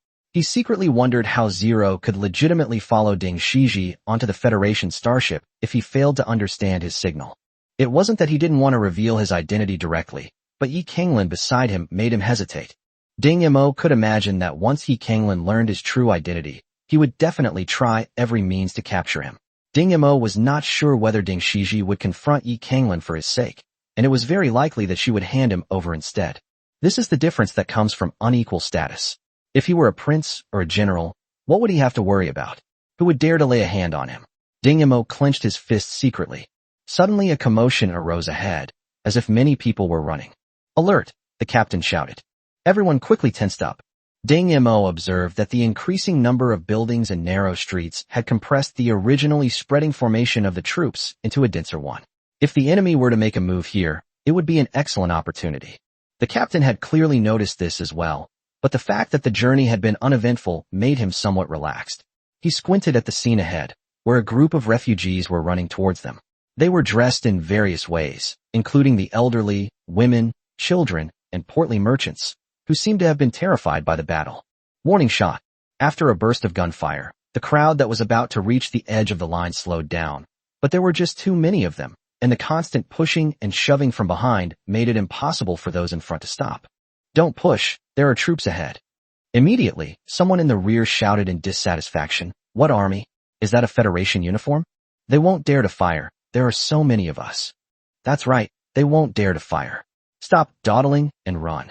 Ding Mo keenly noticed that several voices inside were clearly inflammatory, while those who echoed them were mostly people unaware of the situation. What a bunch of foolish lambs. Now let's see how Ding Shiji handles them. As the crowd drew ever closer, the captain's face was drenched in sweat, and his gun trembled slightly. "Obey orders, fire." Ding Shiji's voice came from behind. All the soldiers were waiting for their captain's orders, but the captain was still hesitating. Ding Shi slammed the paper gun against the captain's head. "Disobeying orders in the face of battle. Are you even a federal soldier?" "But they are ordinary people." Ding Chulan, Zhang Xingyang, and the others knew that Ding Shiji's order was correct, but faced with the unarmed refugees, they found it difficult to make a firm decision. "In my eyes, there are no civilians, only threats. Shoot." Ding Shiji coldly counted, 3, 2, and gradually pulled the trigger in her hand. The captain sighed resignedly and said through gritted teeth, "Everyone, 50 meters is the boundary. Anyone who crosses the line will be shot dead." Several team members fired warning shots a few more times, but these harmless attacks only made the men more convinced that the federal soldiers would not fire. Hurry up, the people behind are coming at us." As if to confirm these sounds, the occasional sounds of gunfire and explosions from behind made these people quicken their pace, completely ignoring the loud shouts and dissuasion from the troops in front. Ding Mo and Yi Kanglin stood at the back, neither of them making a sound. They hadn't responded to the earlier shouts either, because although their experiences were different, they both understood one thing. When an army is on a mission, the mission must take precedence when necessary. These people may be innocent, but if the mission fails, even more innocent people may be sacrificed. This is a deadlock, an issue that cannot be avoided. Finally, someone crossed that imaginary distance line. With a crisp gunshot, a bullet pierced his head, and he immediately collapsed uncontrollably. A dense barrage of gunfire erupted, and blood instantly blossomed in the crowd. This sudden and devastating attack chilled the men to the bone. The army before them had actually opened fire. They slowed their pace and desperately dispersed to the sides of the army in front of them, trying to stay as far away as possible. The ground was littered with corpses, and blood was everywhere. "My child, you demons!" A disheveled woman, seeing the little girl's corpse lying in a pool of blood, lunged at her like a madwoman. She was met with another merciless bullet. The soldiers, who had gone on a killing spree, were bloodthirsty, yet their hands holding their guns remained remarkably steady, a quality expected of elite soldiers. Only when their fingers were on the trigger did their trembling fingers reveal the turmoil in their hearts. Everyone spread out to both sides and passed through from 40 meters away, Ding Shiji ordered again, intentionally shortening the distance by 10 meters to make it easier for people to pass through from both sides of the line. Chapter 161 Attack. The crowd stirred again, this time moving slowly along the walls of the street to both sides. The soldiers raised their guns, aiming at the moving crowd. Their slightly bloodshot eyes were fixed on the crowd, whose eyes were also bloodshot. The hatred in the crowd was so palpable that it almost became tangible. The pile of corpses on the ground must have included their relatives, friends, parents, and children. But under the threat of guns, they suppressed their grief and anger, clenching their teeth tightly. If looks could kill, these soldiers would probably have been torn to pieces long ago. Ding Mo calmly observed the crowd's actions. Those inflammatory words from before must have been orchestrated by someone. Once they found these people, they would realize that they had been deceived. But under his observation, there was no unusual movement. Apart from grief and hatred, there were a few people with blank expressions, walking slowly with the crowd. The blank expressions were identical, and upon closer inspection, the eyes on those blank faces were filled with confusion, but the person staring at them was not Ding Shiji, who had given the order, but Kalina. Something's wrong. There's something fishy about these people. Ding Mo shouted as he saw the group being surrounded by the crowd without realizing it. Be on guard. At the same time, he snatched the pistol from Ding Shiji's hand, preparing to shoot at those people who looked dazed. As he raised his pistol, the crowd stirred again, and a dazed-looking man among them suddenly roared. "They're not letting us live. Get revenge. Charge. Revenge." Finally, some people who could no longer suppress their hatred rushed over, and gunshots rang out. The one who fell was a soldier who was protecting Karina. Someone in the crowd fired a gun. They had guns. Ding Mo's brain was once again in high-speed operation. Around him, the flames from the gun muzzles of the crowd were clearly visible, and spent cartridges bounced off the sides and tumbled randomly in the air. Ding Mo pointed his pistol at these people. If he was still suspicious at first, he was now certain that these blank-faced people were the mastermind behind it all. One shot, one kill. A total of 13 assassins were picked off one by Ding Mo after the first shot was fired, and they all fell to the ground, never able to fire another shot before they died. Ding Shiji, the captain, Ding Chulan, and Yi Kanglin all widened their eyes. What had just happened? They only saw Ding Mo raise his pistol, and in an instant, it seemed as if dozens of arms had sprung up. A gunshot, much sharper than that of an ordinary gun, rang out, and more than a dozen people in the crowd fell down. Moreover, the people who fell down somehow found themselves holding guns in their hands. Kalina said softly, when more than a dozen gunshots rang out simultaneously in a short period of time, the frequencies of the sound waves overlapped, so the gunshots were naturally sharp. It's unclear who she was talking to, but she asked, "Are you satisfied with this manipulator?" Only the spatial button in her arms vibrated a few times. As these armed men fell, the surrounding crowd seemed to wake from a dream, realizing that there really were people mixed in among them, waiting for an opportunity to strike. The hatred in their hearts dissipated almost entirely in an instant, and the crowd began to move quickly again. Hundreds of meters away from them, a girl with long pink hair was observing through a scope. When she saw Karina, who was completely obscured by the soldiers, she gently bit her lip, revealing 2 canine teeth. The ordinary-looking boy next to him held up binoculars, a smirk playing on his lips. "The opportunity has come, 02, get ready." The girl, referred to as 02, tapped her finger on the windowsill to indicate that she understood, her hand holding the sniper rifle as steady as a mountain. I didn't expect that woman to be so powerful.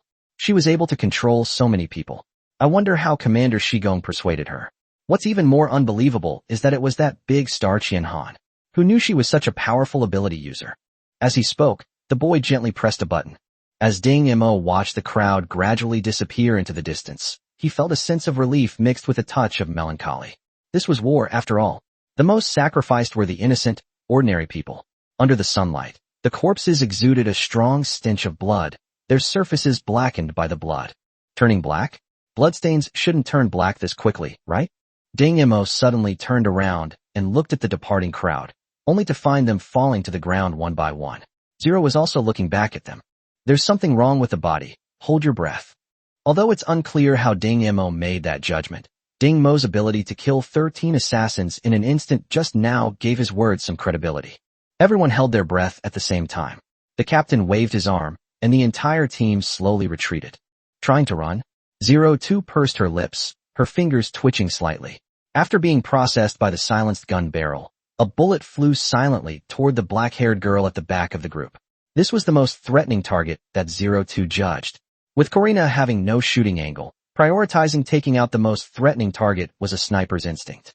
This silent firing method can only be achieved by live ammunition, which is one of the reasons why live ammunition has not completely disappeared even after thousands of years. Through 02's scope, the black-haired girl slightly tilted her head. The bullet grazed her hair, and then a pair of cold eyes suddenly looked over. The killing intent in those eyes seemed to pierce through the distance of space and strike her heart heavily. It's Zero. It's actually that guy who's good at cross-dressing. 02 didn't expect to run into that newbie here. Now it seems that this newbie is not to be underestimated. Sensing the sniper's attack, the captain raised his hand again, and all the soldiers activated their individual energy shields at the same time. 2 soldiers even surrounded Karina tightly. 0 extended a finger, dipped it in the bloodstain on the ground, held it up to the sunlight, quickly pulled a small vial of reagent from his tactical pocket, and threw it onto the pile of corpses. White smoke gradually enveloped the area. 0 raised his arm. You can breathe normally now. The captain immediately shouted, advance in split formation, watch out for snipers, suppressive fire. Immediately, several soldiers' guns emitted blue beams of light, shooting outwards into the white smoke. 02 pressed a button on the scope, and the field of view instantly switched to infrared. The white smoke could not completely obscure the outline of the human body. She smiled, aimed at the figure with its arm raised, and pulled the trigger. Ding Mo spotted the bullet's trajectory earlier than anyone else. He pulled Zero's shoulder, and a bullet grazed the back of Zero's head, leaving a black mark on his helmet. Tisk missed. 16, why isn't your poison working? 16 rummaged through his pockets and began mixing potions. Who knows? Maybe the other side has a chemical expert who can crack the poison I planted in those people. The white smoke came and went quickly. 02 looked through the scope again and saw the figure wearing a helmet next to the rookie 0. The helmet, the gesture of raising his hand just now. Why does it feel so familiar? 02 frowned, wondering when he had seen that figure before. What was this familiar feeling that sent a slight chill down his spine? And that newbie 0, he actually managed to sense his own location. That murderous glare he gave just now. This 0 is no ordinary person. 00. A sudden thought flashed through her mind, and a chill ran down her spine. She remembered. Chapter 162 Capture. It's 0. The figure wearing the helmet is 0 from their batch, that terrifying poison woman, who has actually infiltrated this team. 02's body trembled uncontrollably. Run. It's that guy. Her mind was filled with images of the base littered with corpses, and a lone figure sitting on the ground, his handsome face blank with indifference. Which guy? 02, what's wrong with you? While we still have a chance, take down a few more. 16 threw the reagent in his hand out the window. The crystal glass test tube shattered on the ground, and the colorless and transparent liquid inside quickly evaporated, turning back into a cloud of gray mist, which drifted towards the team under the influence of the wind. 02 grabbed 16 by the shoulder and retreated rapidly. 2 zeros gathered together were definitely not something that he and 16 could withstand. 16 asked, puzzled, why are we running? The mission isn't finished yet. Without turning her head, 02 hurried along. It's 0, the monster I told you about. He's among them. 16's expression immediately changed. He looked back and saw that the gray mist had been neutralized by something and quickly disappeared. This discovery filled him with a sense of powerlessness, but also brought a touch of fear. This diffusive toxin, extracted from more than 30 kinds of precipitates, is extremely difficult to counteract. Unexpectedly, it was neutralized in just over 10 seconds. Just how powerful is that legendary 0? He watched the line of people passing through the block, swallowed hard, and said in a trembling voice, I think you'd better run a little faster. As he spoke, two figures rushed towards them at an extremely fast speed, as if they knew they had already retreated. The two leaped to the left and right, almost out of sight. Seeing the haphazardly placed obstacles on the street, 16 wiped the cold sweat from his face. These should be able to hinder them for a while. However, upon seeing what those two figures did next, 16's eyes widened again. Seeing the obstacle ahead, Zero was about to go around it from the side when the girl named Black Dog suddenly walked alongside him and said, "Let's take over." As he spoke, he reached out and grabbed Zero's shoulder, throwing her toward a high obstacle. At the same time, he jumped up as well. The two of them braced their hands and feet together in midair, then bounced away forcefully, using the momentum of the bounce to shoot forward again. Zero ran faster and faster. Her coordination with the girl was exceptionally smooth. Despite the complex obstacles, their speed did not decrease much. This exhilarating feeling of flying was something Zero had never experienced before. She doesn't need to worry about falling from midair, because a hand or a shoulder will always appear just in time when she's exhausted, and she knows exactly when the other person needs to lend a hand and when they need support. Seeing the figure ahead slow down, Zero pushed off with her feet and chased after it. She reached out and braced herself against the other person's feet. As she expected, the other person tapped their toes and accelerated again, bouncing between several corners of the wall. Zero leaped towards the obstacle ahead again, and just as he was about to collapse from exhaustion, a pair of hands caught his feet and swung him away with force. 016 muttered to himself, "How is this possible?"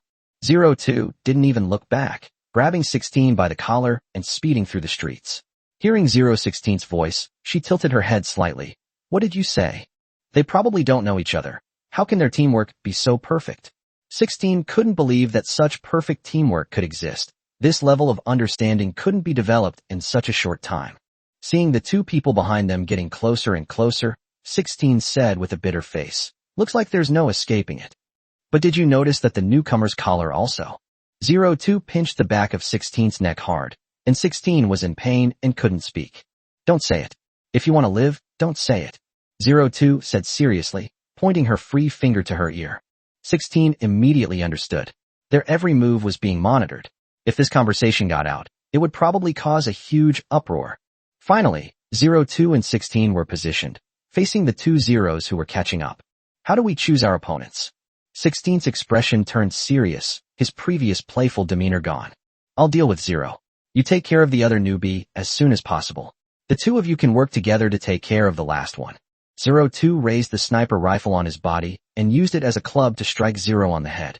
16 hurriedly followed, his palm turning an abnormal blue, and slapped towards the novice Black Dog. Ding Mo tilted his head slightly, and Zero understood. The two turned around, and Ding Mo met Zero's head-on attack. His fingers nimbly brushed across the gun barrel, and a bunch of parts fell from the air. 16 were surprised to find their hand touching a small palm, followed by a tingling sensation from their palm. He endured the discomfort and lunged at the Black Dog with its back to him. Even if Zero were to hit him again, he would help 02 take down one enemy first. Otherwise, they would fail even faster. Even if he died, it would be good if 02 could escape alive. Seeing the Black Dog's hand meet his palm, he finally felt a little relieved.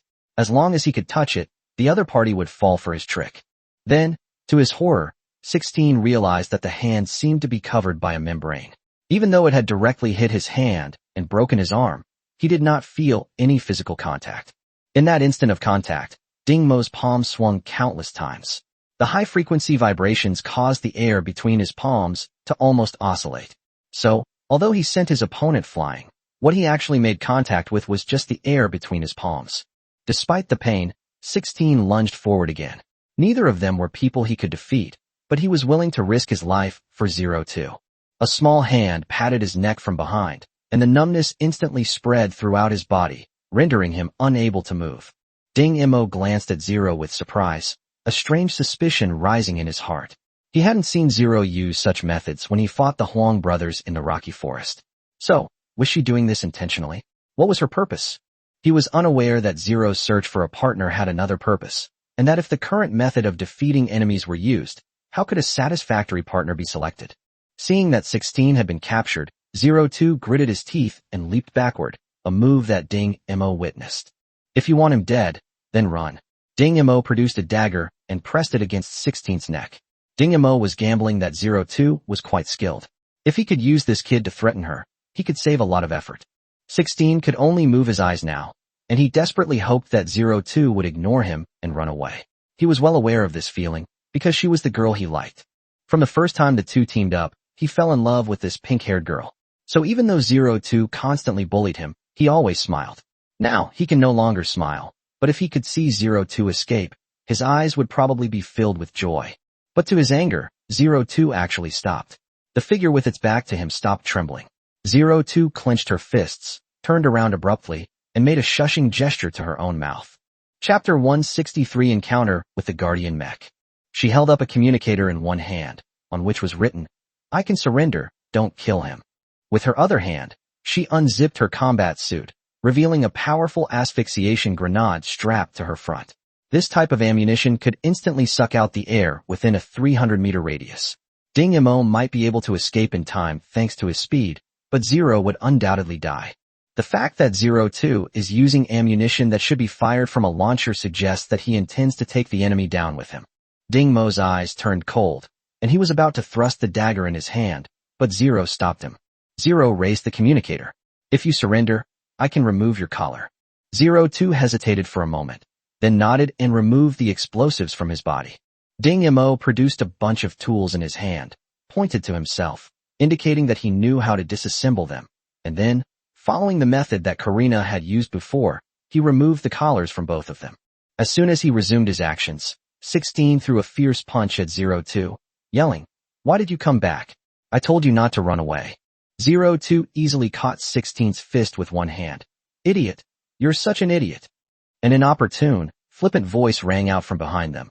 "He really is an idiot." The group turned around and saw that the red-haired boy had appeared behind them at some point, and further back, the group was gradually making its way through the obstacles. Ding Mo swallowed back the words he was about to say. He was just about to tell Zero his true identity, but now that plan was ruined. The two prisoners were brought to the team by Zero, and each of them was fitted with a small poison grenades. If they dared to resist, they would be instantly melted into blood. Zero is now deep in thought. What do 4 and 13 mean? That series of coordinated movements just now felt so smooth, it reminded me of someone. The captain was no longer relaxed. He had the nameplate of the fallen soldier in his pocket, a habit he had developed on the battlefield. The nameplate signifies a soldier's life. Once the nameplate is hung on the wall, it indicates that the soldier died on the battlefield. Whenever someone falls on the battlefield, his nameplate is always collected by his comrades after the war and brought back to the unit. The walls of the headquarters were the same, which is why Carlyle felt relieved when Ding Shiji took away her nameplate. This showed that Ding Shiji still recognized her as the ring finger agent, which is a soldier's honor. That's why she voluntarily drank the poison wine, and why Ding Shiji saluted her on the starship. The captain then tossed the soldier's equipment to Ding Mo. This black-haired girl's marksmanship was definitely the best the captain had ever seen, and this equipment was perfect for her.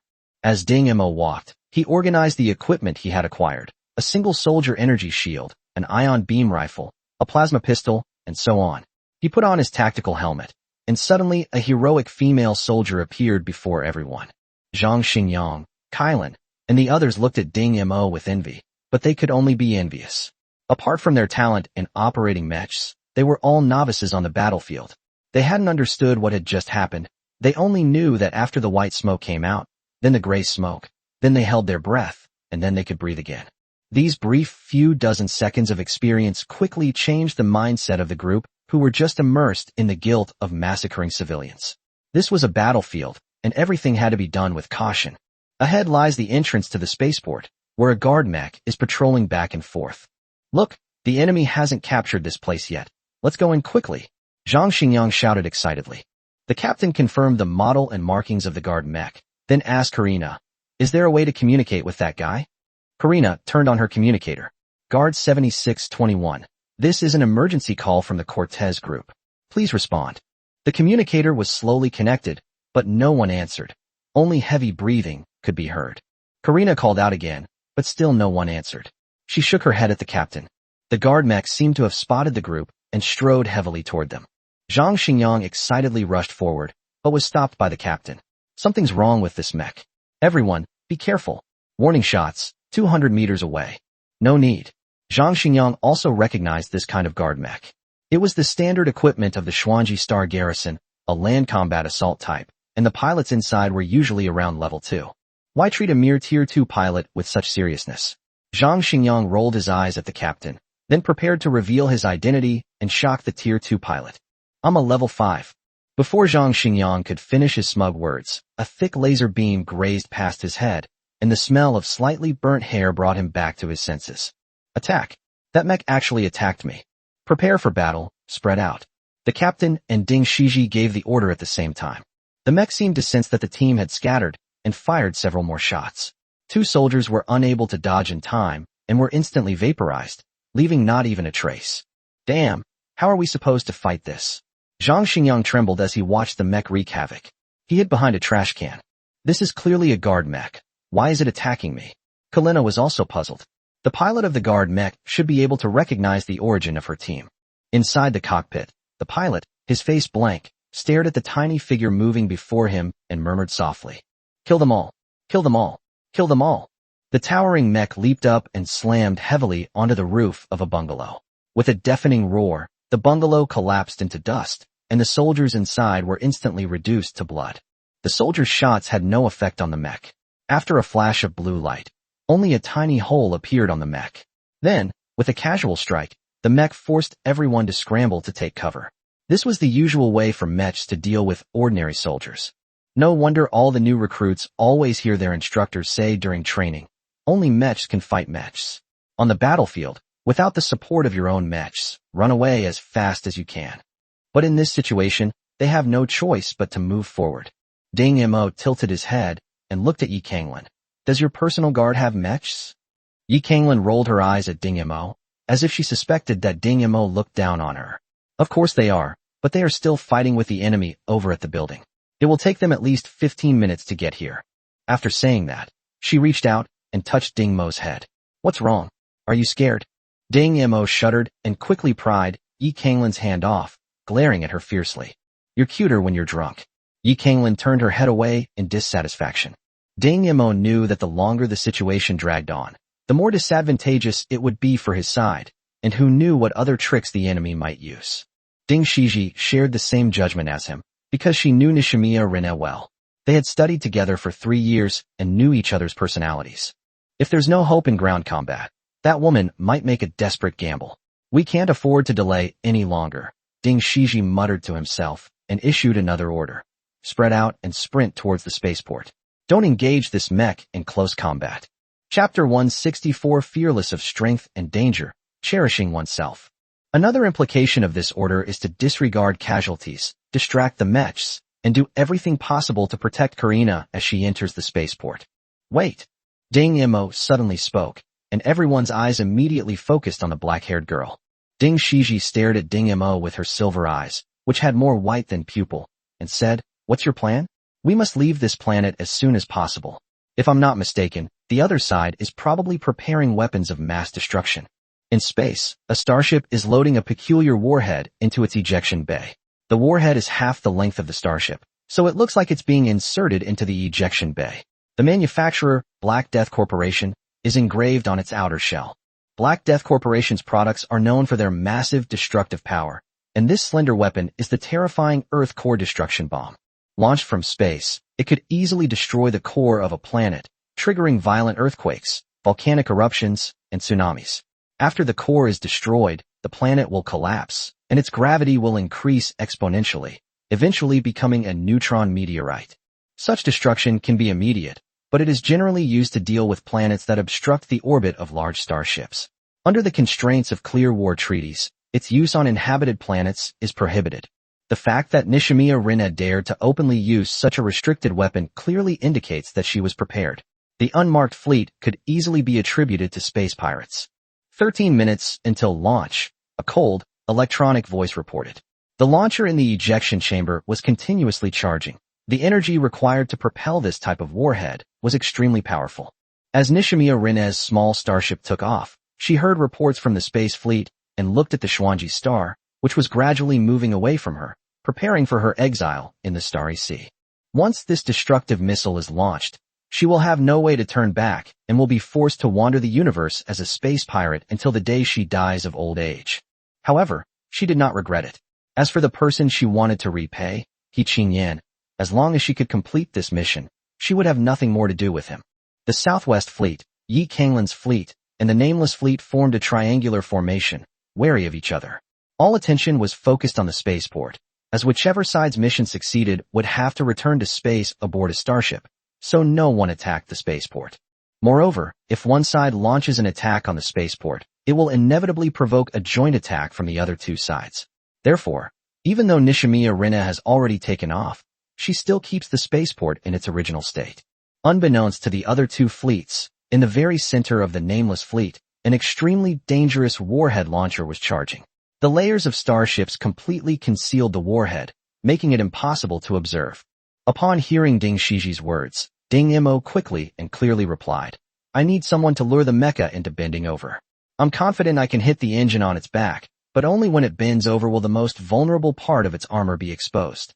Everyone looked at the particle rifle in Ding Mo's hand, and the captain asked, "The particle rifle's firepower isn't enough. What are you going to do?" Ding Mo remained calm and composed. "I can hit the same point repeatedly. Just 3 shots are enough to penetrate the armor and attack the engine." After saying that, he glanced at everyone again, "But it will take time. In other words, if the person who is luring the enemy makes a mistake, he will die.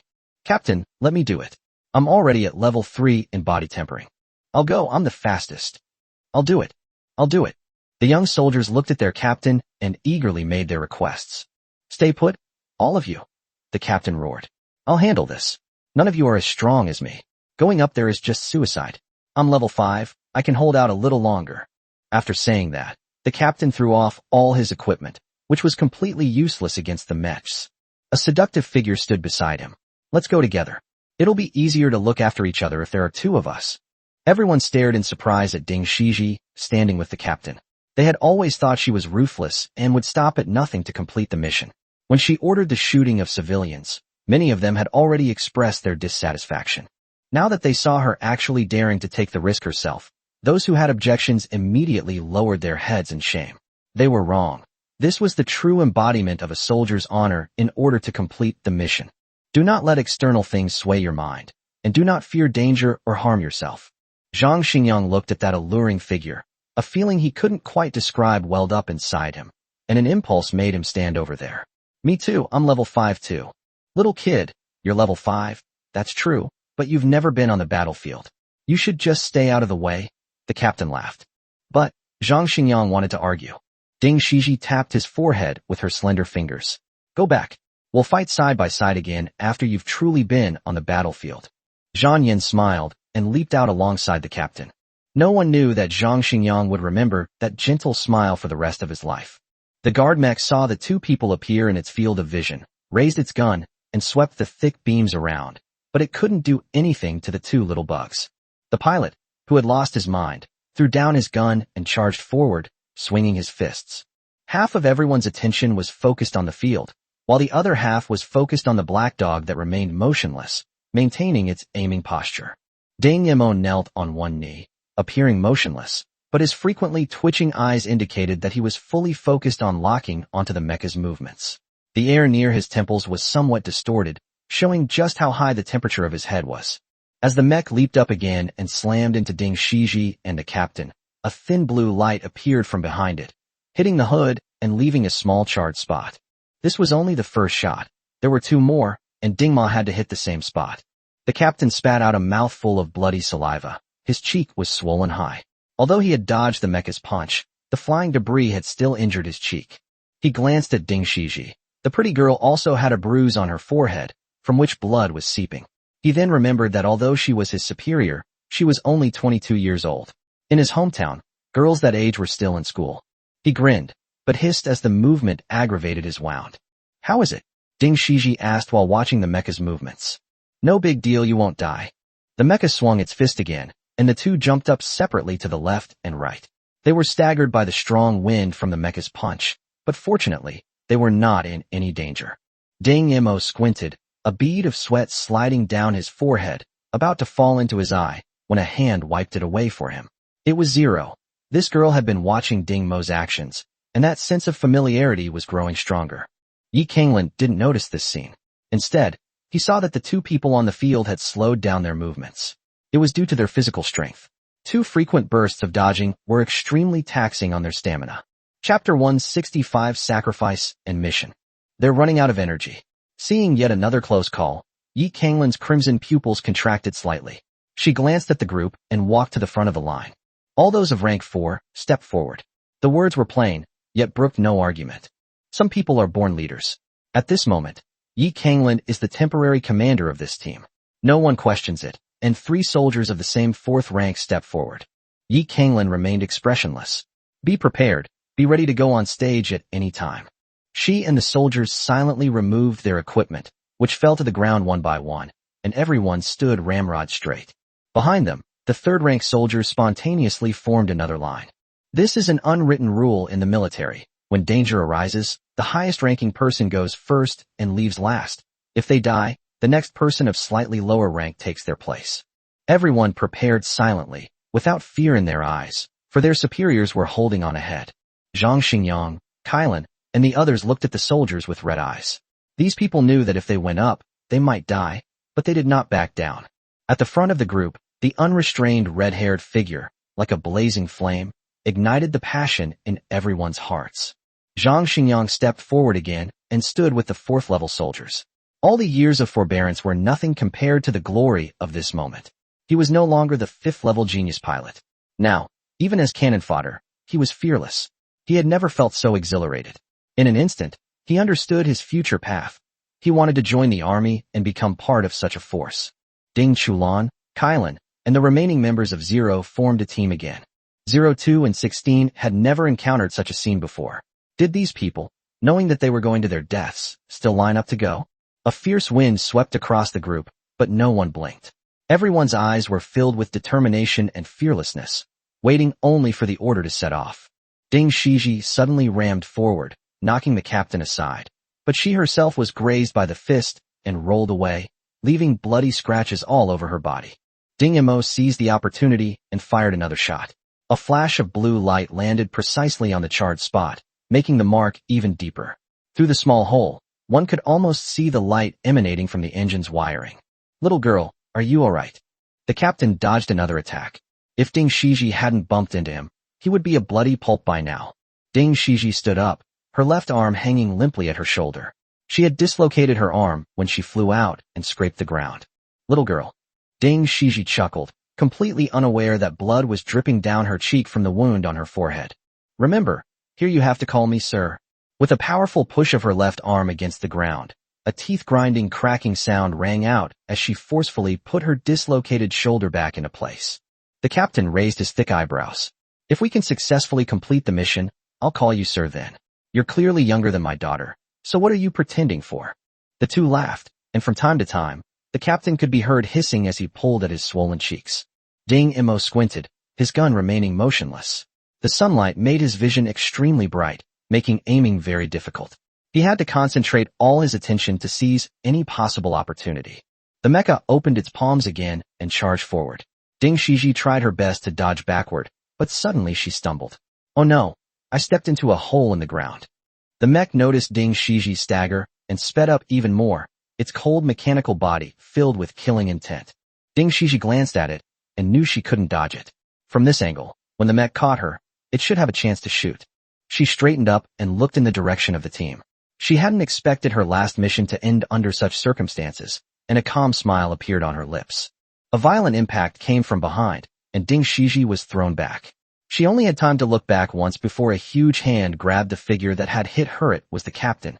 In that instant, Ding Shiji saw the smile on the captain's face, a smile of relief at seeing the young man able to continue living.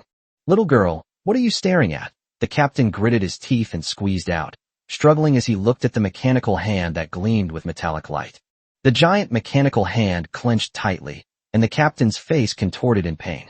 Blood trickled down his back, flowing between the fingers of the mechanical hand. A thin blue light reappeared. Ding Mo did not waste the captain's life-risking opportunity.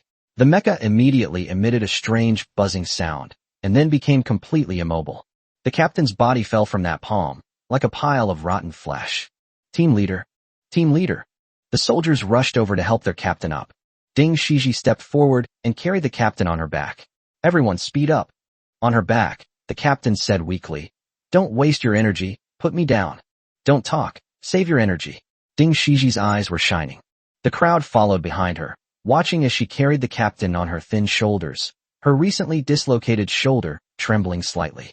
Several soldiers wanted to step forward and take over for her, but she refused. The starship is just ahead.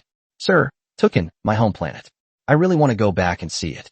The captain finally uttered the words sir, but then fell silent. Ding Shiji gritted her teeth and ran, but when she felt the person on her shoulder was no longer moving, her running figure suddenly stopped, and she stood there quietly, without moving. A few seconds later, she put the captain down, silently removed his name tag, squatted there with her head down, her long hair covering her face, so no one could see her expression.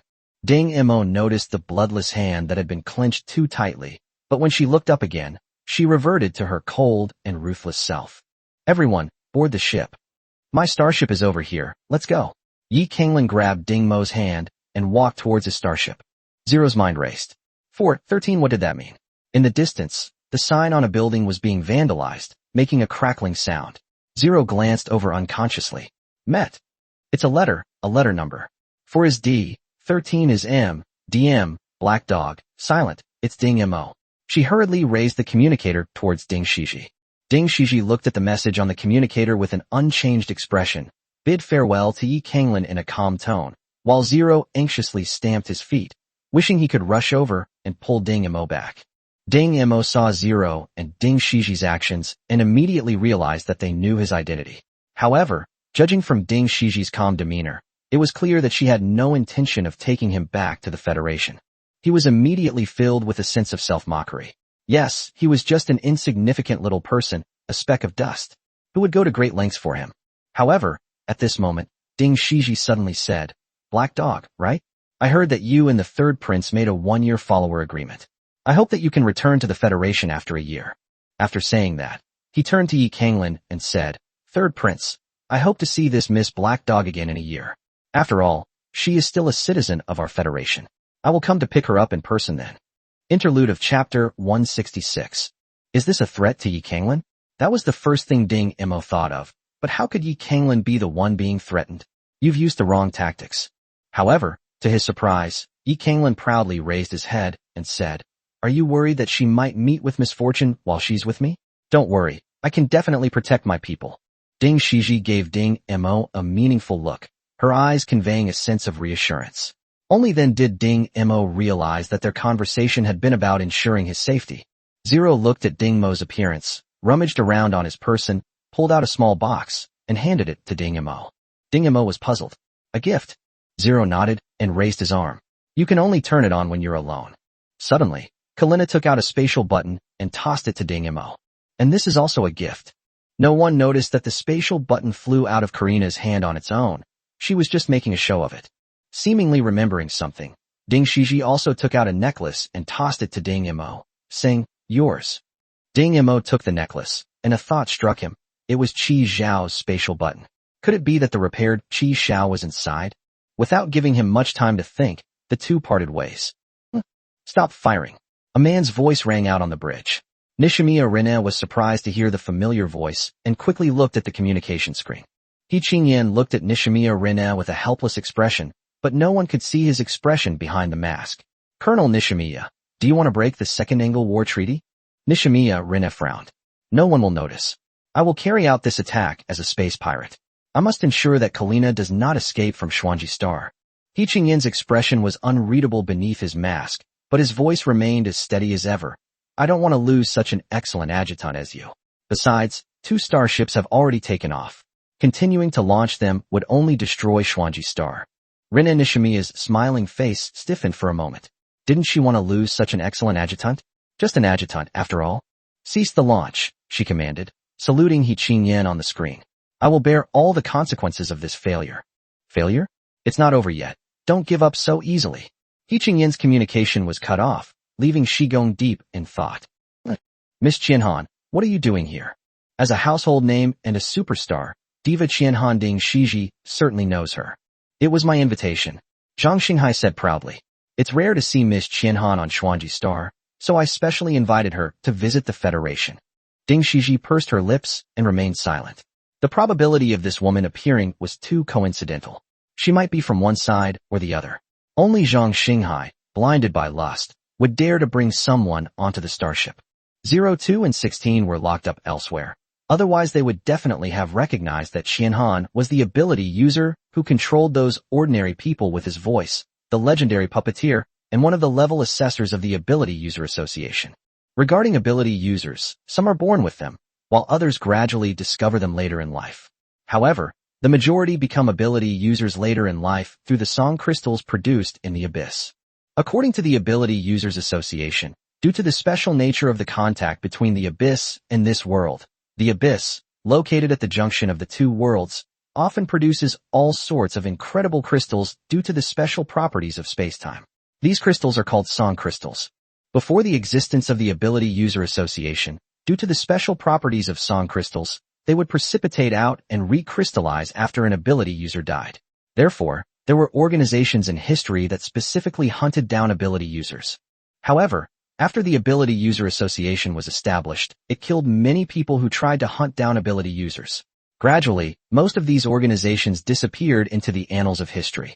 The only one that remains in opposition to the Ability User Association is a sect called the Doomsday Cult. This sect not only hunts down ability users everywhere, but also has a presence in many terrorist activities. It is an existence that is despised by all three countries. Ding Shiji walked to the starship's combat command room and looked at the names on the wall, some unfamiliar and some familiar. She stroked the plaque in her hand. So many times, the plaque in her hand was always so hot. She tiptoed slightly, hung the plaque on the memorial wall, and raised her hand in salute. Tuken Star? If I have the chance, I'll go back and take a look for you. Everyone who had just experienced the battle stood silently behind her, raised their hands, and saluted. Ding Shiji turned around, watched the crowd disperse, and returned to her room. She took out her communicator and sent a message. I found him. He is now Yi Kanglin's follower, named Black Dog. The message traveled through the star network, across countless planets, and reached the territory of the Dragon Empire. Ding Shima looked at the message on the communicator and smiled. What a coincidence. Ding Mo stood awkwardly on the bridge, watching Yi Kanglin surrounded by a group of maids, sitting in the command chair enjoying massages and other services. He was just as embarrassed as Abel and the other members of his personal guard. Although they had seen it many times before, they still felt uncomfortable every time. Yi Kanglin put his arm around a maid, took the cherry from her mouth, raised an eyebrow, and looked at Ding Mo, who looked uncomfortable. Little Blackie, I saved your life. Can't you smile a little more nicely? Ding Mo rolled her eyes at her and deliberately turned her head away to ignore her. Yi Kanglin didn't mind and told her subordinate to take out a card. Here is your salary. She tapped a few more times on the communicator, and here is the employment agreement. Everything is written here. I won't treat you unfairly. Ding Mo looked at the transmitted employment agreement, which was indeed very simple, but he pointed to one of the clauses and asked, meet all the employer's requirements? What does that mean? Yi Kanglin stood up and walked over. Don't worry, I won't make any unreasonable demands. You just need to remember 3 things. You are not allowed to betray me, you are not allowed to run away, and you are not allowed to reveal my whereabouts to others. She smugly put her arm around Ding Mo's shoulder. Besides, do you still have any room to object now? From an angle that Ding Mo couldn't see, Yi Kanglin clenched his fist. Little beauty, you've fallen into my hands after all.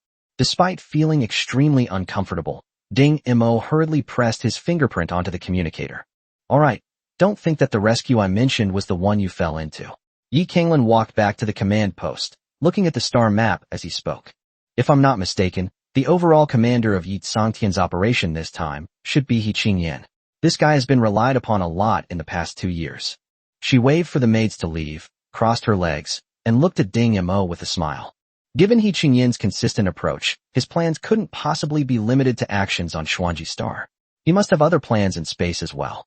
Chapter 167, He Qingyan makes a move. A backup plan? Ding Mo looked at the unmarked fleet on the star map and couldn't help but ask. Aren't these fleets? If it weren't for me, these fleets would definitely be fighting the Federation. But now that my fleet is here, they have no chance at all. So I guess there will definitely be some trouble on the way back for that helmeted woman. The 3 fleets had already left Xuanji Star and could no longer detect each other's whereabouts. Just as Yi Kanglin finished speaking, a strange fluctuation spread throughout the fleets. Report. An unusual gravitational wave has been detected, located approximately 300,000 kilometers away. Gravitational waves?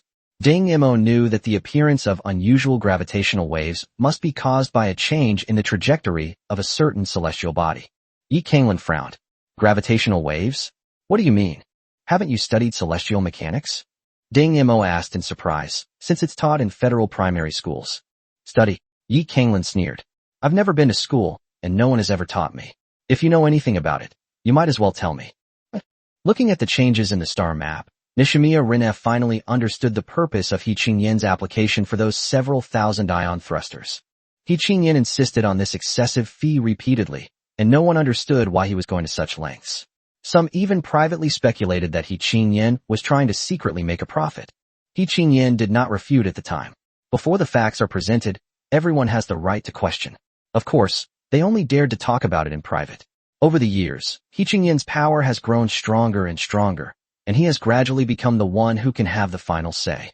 If Yi Tsangtian had not had great power, he might not have been able to suppress this upright tiger. These thousands of ion thrusters were all mounted on the side of a small satellite. After the initial activation, this celestial body, which was far too large for the fleet, was flying toward the common flight path at an increasingly faster speed. At that moment, there was only one Federation fleet on that route. Meanwhile, aboard the Federal Southwest Fleet, which was advancing through space, observers shouted nervously. Abnormal gravitational waves, estimated distance 13,000 kilometers. The estimated distance is 12,700 kilometers. The distance is estimated to be 12,300 kilometers. It's flying towards us. Urgent warning. Urgent warning. The entire fleet was placed on a state of emergency. Zhang Xinghai lunged at the star map, watching the red behind him gradually flash and draw closer, and roared. What's going on? The observer was calculating intently, as was the starship's navigator. A few minutes later, the two men stared at the star map, their faces ashen, their bodies trembling like leaves. Zhang Xinghai roared in their ears. Tell me quickly, what exactly happened? The observer swallowed hard, and said in a trembling voice. Behind our path, there is a massive celestial body hurtling toward us. At our current speed, we will collide with it before we reach the jump point. A celestial body? How big is it? A diameter of 3,000 kilometers. Ding Shiji and the others, who rushed to the bridge, also heard the news. It was 3,000 kilometers in diameter, about a quarter the size of Xuanji Star. Is it too late to change course now? The observer shook his head. We'll soon be in its gravitational pull and unable to escape its capture. If that happens, we'll all crash on its surface. Everyone's expression changed instantly, especially Zhang Xinghai, whose legs trembled slightly, and he was about to collapse. Ding Chulan glanced at Zhang Xinghai with disgust, but before she could say anything more, she hurriedly laid down on the star map and began to calculate nervously. Seeing Ding Chulan's actions, Zhang Xinghai and the others couldn't help but feel a glimmer of hope. Could this top student from the Fleet Command Department resolve this fatal crisis? After listening to Ding Mo's explanation, Yi Kanglin sighed. It seems that He Qingyan has won again this time. This guy really has a flawless strategy. Win? Maybe. Ding Mo looked at the star map. If Ding Chulan were here, he would probably be able to figure out how to solve this situation. This situation was so similar to the first time he fought against someone on Xuanji Star. The same sudden celestial attack, the same commandero. Wait, Ding Chulan isn't the commander, so let's see if he can persuade the fleet's commander. Perhaps. Yi Kanglin laughed. Do you know how many times He Qingyan has lost over the years? Let me tell you, he only lost once, and his opponent was Reinhard of the Damar Empire, the fleet commander who was on par with General Yang Wenli of the Empire. Moreover, He Qingyan's plan was not wrong that time, but the person who was executing it was stubborn, and Reinhard seized the opportunity and turned defeat into victory. I know, Ding Mo replied calmly, but this time, he might not win. Then, how about we make a bet? Yi Kanglin's crimson eyes gleamed with a secret thought. What are we betting on? Ding Mo tied up his long hair. The hair growth potion should have worn off by now, so why was his hair still growing so fast? His hair, which had just reached past his shoulders, was now almost up to his waist. How about we bet on a kiss? If I lose, you can kiss me, and if I win, you have to sleep with me. Yi Kanglin laughed so hard his shoulders twitched. Ding Mo was speechless. This bet was bad no matter who won or lost. But the maids behind him looked on with envy. Ding Mo really wanted to shout, I'm a man. But now, he could only endure it, especially after Yi Kanglin added fuel to the fire with another remark. How are you? Aren't you happy? Ding Mo gritted his teeth and squeezed out a few words. You'd better not regret this. There are two ways. Ding Chulan quickly pointed to several locations on the star map. First, if the entire fleet turns around here and the main guns bombard that celestial body, we can deflect its trajectory and gain a respite. But there is a problem here. What's the problem? Zhang Xinghai asked impatiently. If I were the enemy commander, I would definitely deploy a fleet here. Considering the distance, the fleet wouldn't be very large, but it would be enough to inflict heavy damage on us while we are focused on dealing with that satellite, and then gradually devour us. Ding Shiji asked calmly. What about the second method? Ding Chulan glanced at the soldiers on the bridge who were loyal to their duties, and still uttered some very cruel words. A quarter of the starships are needed to block the celestial body's path. The main fleet can move forward at full speed to escape the celestial body's gravitational pull and still have enough troops to deal with possible ambushes. He didn't say how that quarter of the fleet blocked the celestial body, but everyone understood that the fleet that blocked it was very likely never to return. Zhang Xinghai hesitated. You mean there might just be an ambush? Ding Chulan nodded. Yes, maybe. Zhang Xinghai's teeth ached from looking at the approaching red, and he opened his mouth to say, everyone has it. Wait a minute. Let's use the second plan. Ding Shiji stopped him. Chapter 168 Never Forget. Are you out of your mind? Do you want so many people to go and die? Zhang Xinghai roared. Ding Shiji remained unmoved, only looking at Zhang Xinghai's relieved expression, and said contemptuously, what if there really is an ambush? How could there be an ambush? They've already deployed so many troops on Xuanji Star. Besides, what would you do if there wasn't an ambush? Ding Shiji scoffed. Are you trying to shift the blame to me? Let me remind you, if you choose the first option, there's a 50% chance the mission will fail, while if you choose the second option, the failure rate is less than 10%. Zhang Xinghai fell silent, hesitating and unable to make up his mind. Seeing his brother like this, Zhang Xingyang felt utterly humiliated. In the end, Ding Shiji made the decision. Follow my orders. Wait a minute, what are you doing? Are you going to give orders over my head? Zhang Xinghai roared. Looking at the rapidly flashing red dot and the observer's anxious face, Ding Shiji felt utter contempt for Zhang Xinghai. She stepped forward. All right. Zhang Xinghai asked, puzzled, what's good? Bang! Ding Shiji delivered a chop to his neck, and Zhang Xinghai fell to the ground without uttering a sound. Zhang Xingyang covered his face. He hadn't even reached level 3 in body tempering. His older brother was such a good-for-nothing. Zero quietly raised his communicator and wrote from an angle that only Ding Shiji could see. Should we secretly deal with him? Ding Shiji shook her head. Keeping such an incompetent fool around would definitely cause problems for the Zhang family. This time, upon returning to the Federation, they would likely have to start a power struggle among various parties. It seemed better to leave behind such a foolish enemy. On my command, captains of starships X-301, X-400, please change course. Behind us, there is a massive celestial satellite hurtling toward us. I need you to block its path, because ahead of the fleet, an unknown number of enemies await us. My dear comrades, this may be your last battle. Most of you, perhaps all of you, will die in battle. But always remember, we are soldiers of the Federation. On behalf of the Federal Armed Forces, I extend my highest respect to the sacrifices you are about to face. Now, let the operation begin. Starships numbered X-301, X-400 belonging to the Southwest Fleet began to turn around in unison. Ding Shiji opened the connection channels of all starships, so that at least in this last moment, they were still connected through quantum transmission. On the advancing starship, all the soldiers had serious expressions. On the small fleet that turned around and slowly sailed away were their comrades in arms.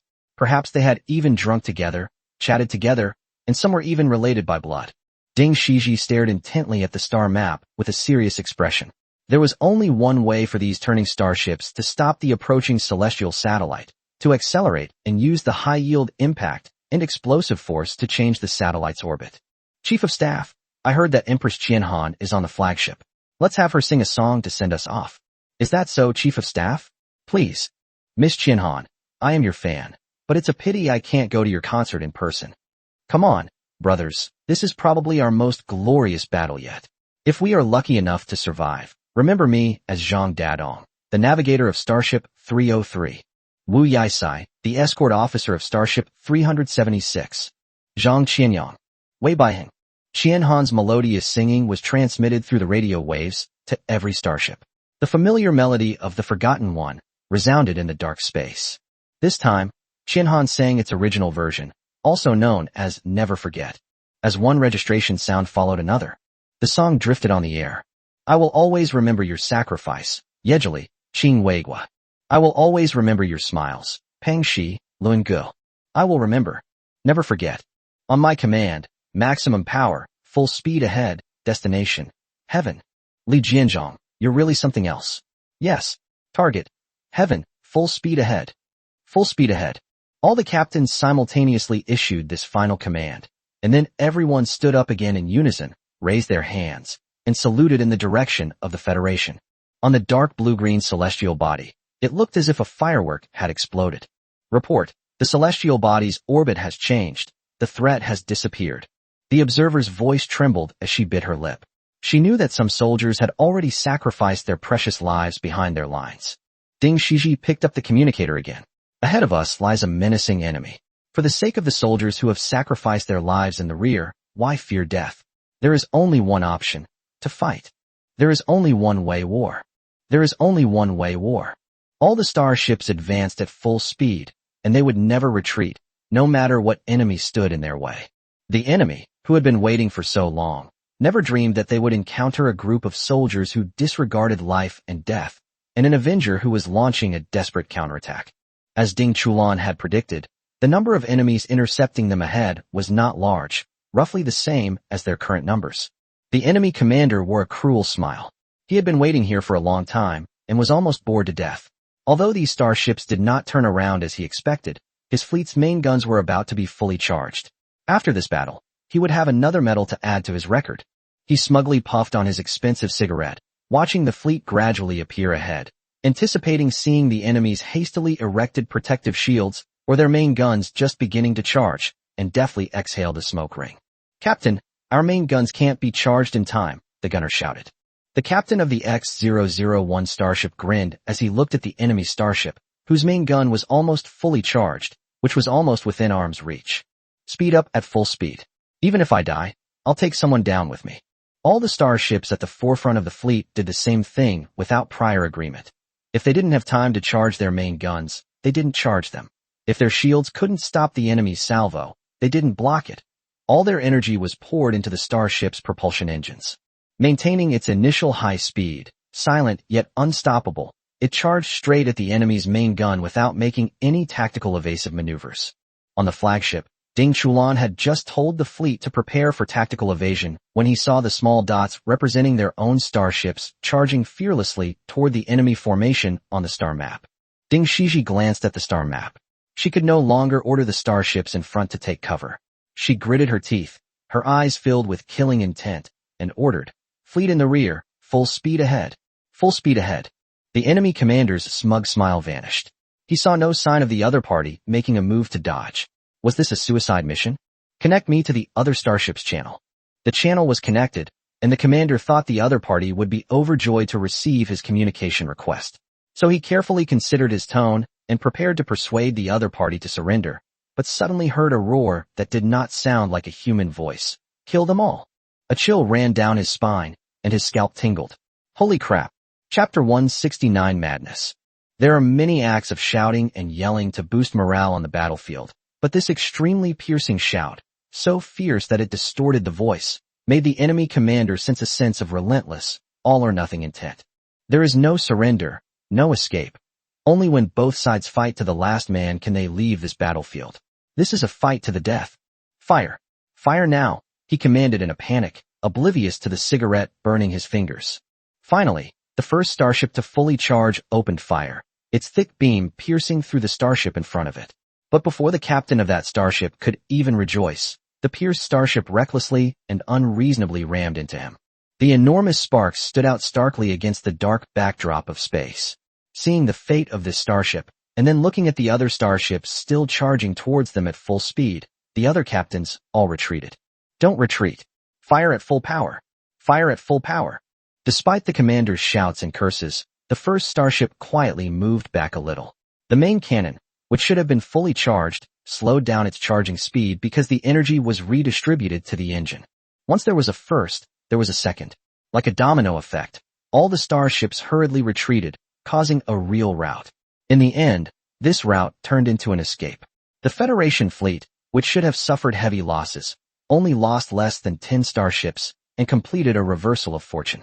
All units, half-pursuit status, main guns charging. Ding Shiji issued the pursuit order. Everyone had bloodshot eyes and were relentlessly pursuing the fleeing fleet. In an attempt to block their escape route, several starships even resorted to ramming tactics again. They're insane, a bunch of lunatics. The enemy commander's teeth chattered as he watched the surviving enemies floating out of the damaged starships. They were just throwing their weapons at each other, using only jetpacks to pounce on their own starships. In the instant they crashed into the flesh, the commander could clearly see their hideous and terrifying faces. What kind of fleet is this? What the hell is going on? What should have been an easy interception battle has been broken up by these lunatics in such an unreasonable way. However, his thoughts did not last long. A thick beam of light pierced the bridge of the flagship, killing everyone on the bridge. In this battle, the Federal Southwest Fleet gained fame. This classic comeback was widely commented on by military academies around the world, and Ding Chulan appeared in the public eye for the first time. This battle was later known as the Xuanji Star Reversal Counterattack, and it was also He Qingyan's second defeat in the Dragon Empire. However, all of this was no longer relevant to Ding Mo. He didn't wait for news from the Southwest Fleet before entering the jump point to Nightshade Star. The starship's engines gradually increased their rotation speed, but the starship's speed did not increase. It remained at a relatively stationary speed near the jump point. Don't we need to accelerate when entering the transition state? Ding Mo asked the navigator. The navigator had already calculated the coordinates when the young man saw a beautiful girl with long, flowing hair asking him a question, and his youthful face involuntarily flushed. Well, starships can't reach the speed of light. Before reaching sublight speed, they enter a place called subspace, where speeds can exceed the speed of light.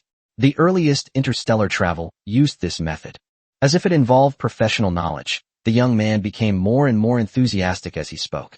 As the empire expanded, warp travel became extremely difficult to reach distant locations, leading to the development of warp technology.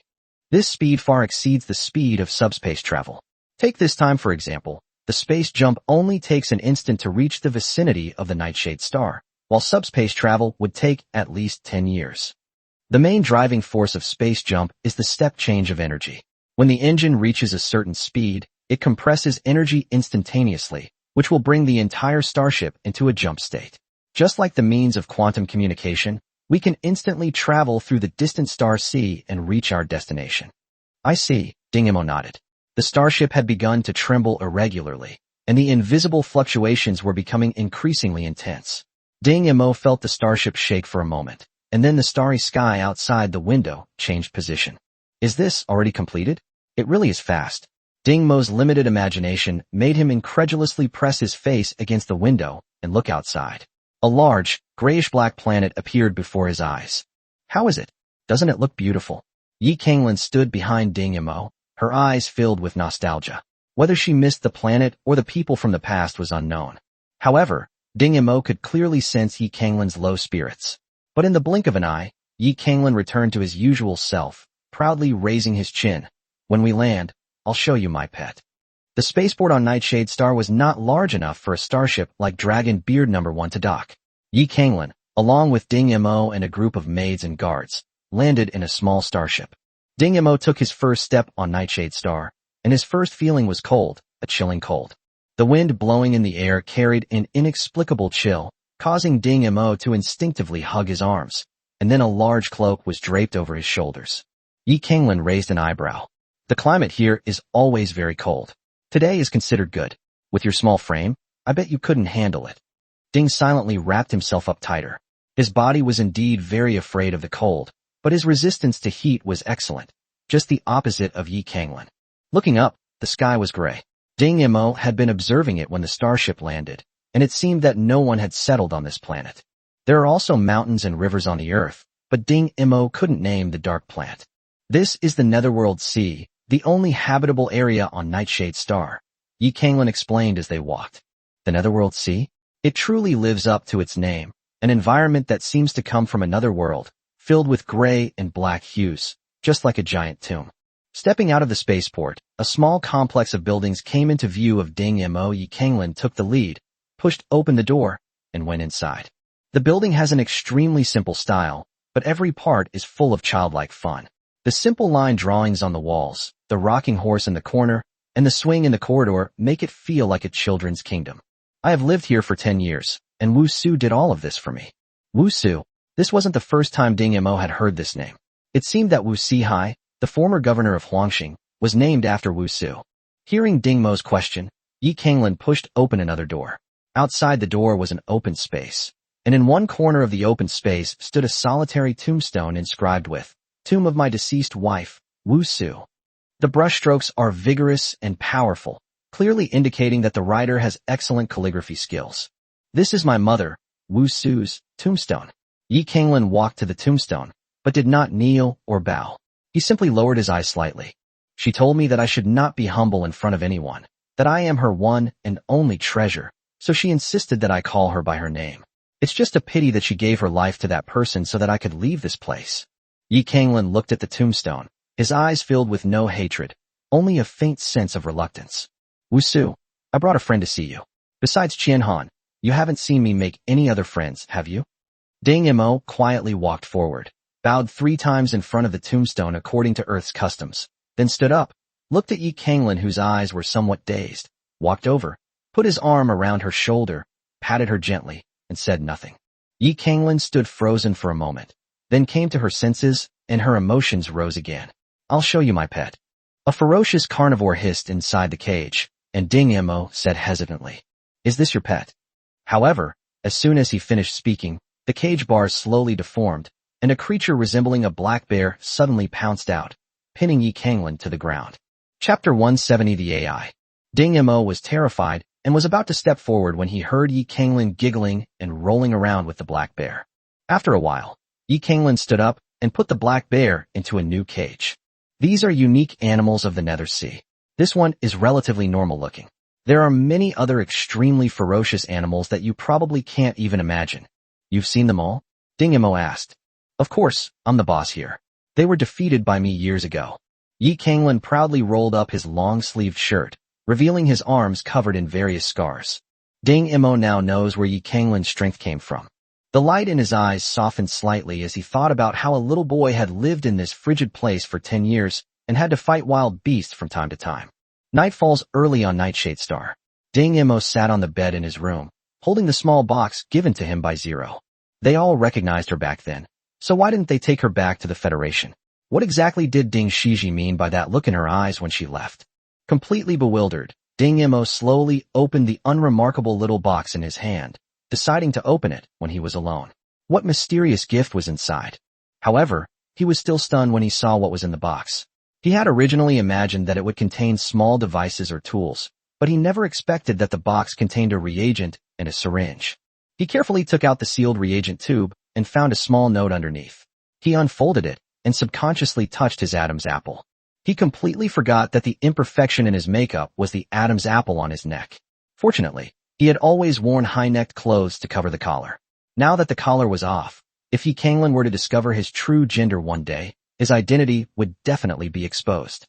Thinking of Yi Kanglin's possible madness, Ding silently took out the syringe, filled it with reagent, and then gritted his teeth to insert the needle into his throat. A tingling sensation slowly spread in his throat as the reagent was injected. This is a common reaction to the bone-stretching reagent. Following the instructions, Ding Mo picked up the water glass in the room and slowly drank the water, sip by sip. As he repeated the swallowing motion, he saw his Adam's apple slowly soften and stretch in the mirror until there was no more protrusion in his throat, at which point he stopped. The tingling sensation gradually disappeared, replaced by a tearing pain. This was normal, as stretching the Adam's apple involved pressure on the muscles, and Ding Mo had stretched it so thoroughly that his throat muscles must have been damaged. However, the effects of this potion would only last for a year. Ding Mo smiled with relief, thankful that he had only agreed to let Yi Kanglin stay here for a year. Given Yi Kanglin's personality, he shouldn't go back on his word when the time was up. He touched the 2 spatial buttons in his pocket again, then pushed open the door and went out. On the open ground, he looked at the necklace Ding Shiji had given him, preparing to release the mecha inside. However, the strange noises coming from the cage next to him made him frown. The black bear was roaring, seemingly trying to scare him, with its blood-red mouth wide open, looking arrogant and domineering. A cold glint flashed in Ding Mo's eyes, and an invisible killing intent was released. The black bear immediately lay down, not daring to move. If Yi Kanglin made it feel afraid, then the person in front of it was like encountering a natural enemy. With just one glance, the blood in its body seemed to freeze. The black bear's burly body trembled on the ground until Ding Mo slowly withdrew his gaze. Only then did it dare to raise its head, only to see a scene that terrified it even more. A giant creature tens of meters tall suddenly appeared in the open space.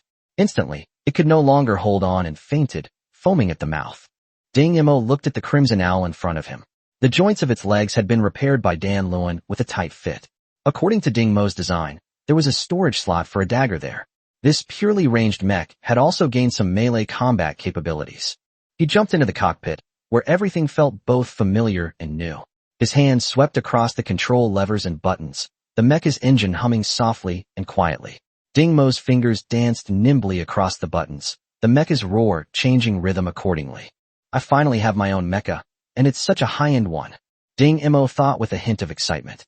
The communicator on his wrist suddenly vibrated. Ding Mo raised his arm in surprise, but the information on it made his expression change instantly. Why are you so excited about an ordinary mech? The source of the information is himself? Ding Mo opened the cockpit, jumped out, and casually put away the mecha. He then jumped onto the roof. There was no movement. The only living creature around was the black bear lying in the cage, foaming at the mouth. The communicator vibrated again. Don't look around. I'm on you. Ding Mo suddenly pulled out the spatial button he had obtained from Kalina and hesitantly released the contents inside. A silver mech stood before Ding Mo. Ding Mo circled around it once, saying, "You're the one communicating with me." The communicator didn't respond at all this time. Instead, the mech's cockpit door slowly opened. Ding Mo hesitated for a moment, then used both hands and feet to crawl inside. The moment the cockpit door closed, Ding Mo belatedly realized that Kalina had said there was a possibility of mental derangement. Caught off guard, Ding Mo sprang up from his seat and lunged toward the hatch, but it seemed to be welded shut. Without a word, Ding Mo clenched his fist, and when he opened it again, a pile of tools appeared. He began searching for a place to strike. "Stop looking, I mean no harm." An old voice suddenly rang out in the cockpit. Ding Mo stopped searching when he saw the smooth cockpit, without any gaps or tools to access it. "Who are you?" "My name is Clinton, and I am the AI of this mech." AI. Ding Mo was no stranger to AI. After all, in the interstellar era, AI had been applied to all aspects of life, but he had never heard of an AI that could be applied to mechs. A thought suddenly flashed through his mind. Could the mech that entangled the superpilot that day also be controlled by the AI? Could the AI have reached such a level? Do you know the mech that entangled the superpilot the other day? Wasn't it also controlled by an AI? An aged voice slowly came over. "That's right, but that was just a rudimentary AI." "So, you're quite high-ranking? Then why didn't you go out and fight the enemy that day? Didn't you notice? This mech is still damaged. If it were in perfect condition, the pilot wouldn't be a match for me at all." Chapter 171 Test. Damaged. Ding Mo hadn't seen any damage on the mecha's exterior before, so he was skeptical of the statement. However, his primary goal now was to get out. Who knew what might happen if he was locked up here? "Open the cockpit. Let me check for any damage," Ding Mo said calmly. "I'm sorry, but you cannot leave here until you complete the first phase of the test," Clinton's aged voice said. "Testing? Does piloting this mech require testing?" Clinton's aged voice carried a hint of smugness. "This mech is the culmination of the galaxy's intelligence. How could just anyone pilot it?" Ding Mo shuddered. "The Milky Way? Have you ever heard of Earth?" "Of course, absolutely. The system's storage memory is damaged. The relevant data will be available once the mech is repaired." Clinton's voice returned to its emotionless state. As if he had forgotten Ding Mo's question earlier, he reiterated. "Pilot testing is about to begin. Please prepare." As Ding Mo was looking around to see how the test would begin, a wisp of mist drifted out from somewhere.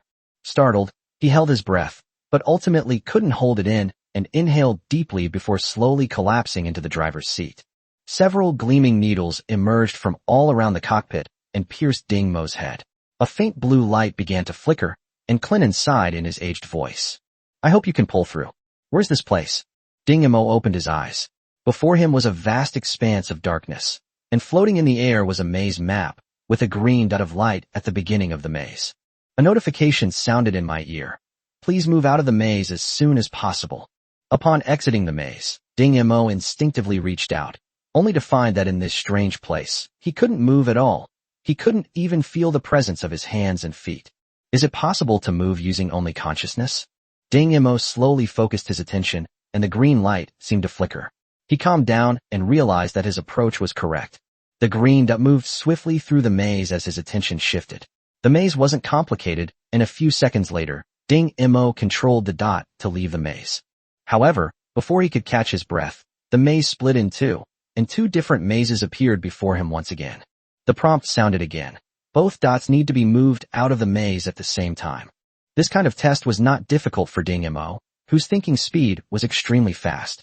He completed both mazes in no time. But Ding Mo knew that this was not the end. Sure enough, the maze split again, becoming 4. Then came 8, 16, and 32.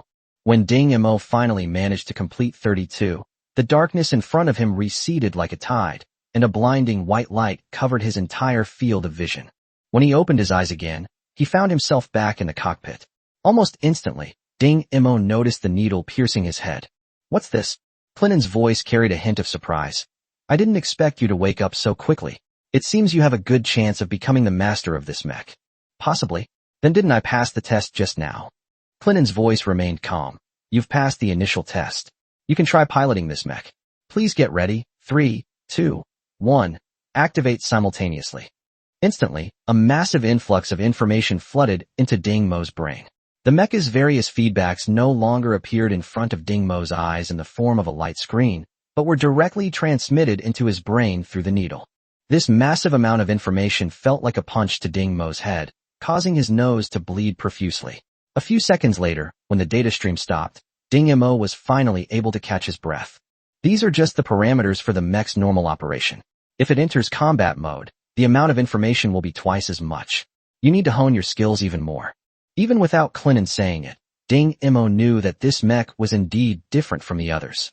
Simply put, a mecha is a human body. Other mechs only require the pilot to consider how to move and wield the weapons in their hands. This mech treats the pilot as its brain, taking into account not only movement and attack, but also all parameters such as breathing, heartbeat, hormone secretion, and blood pressure.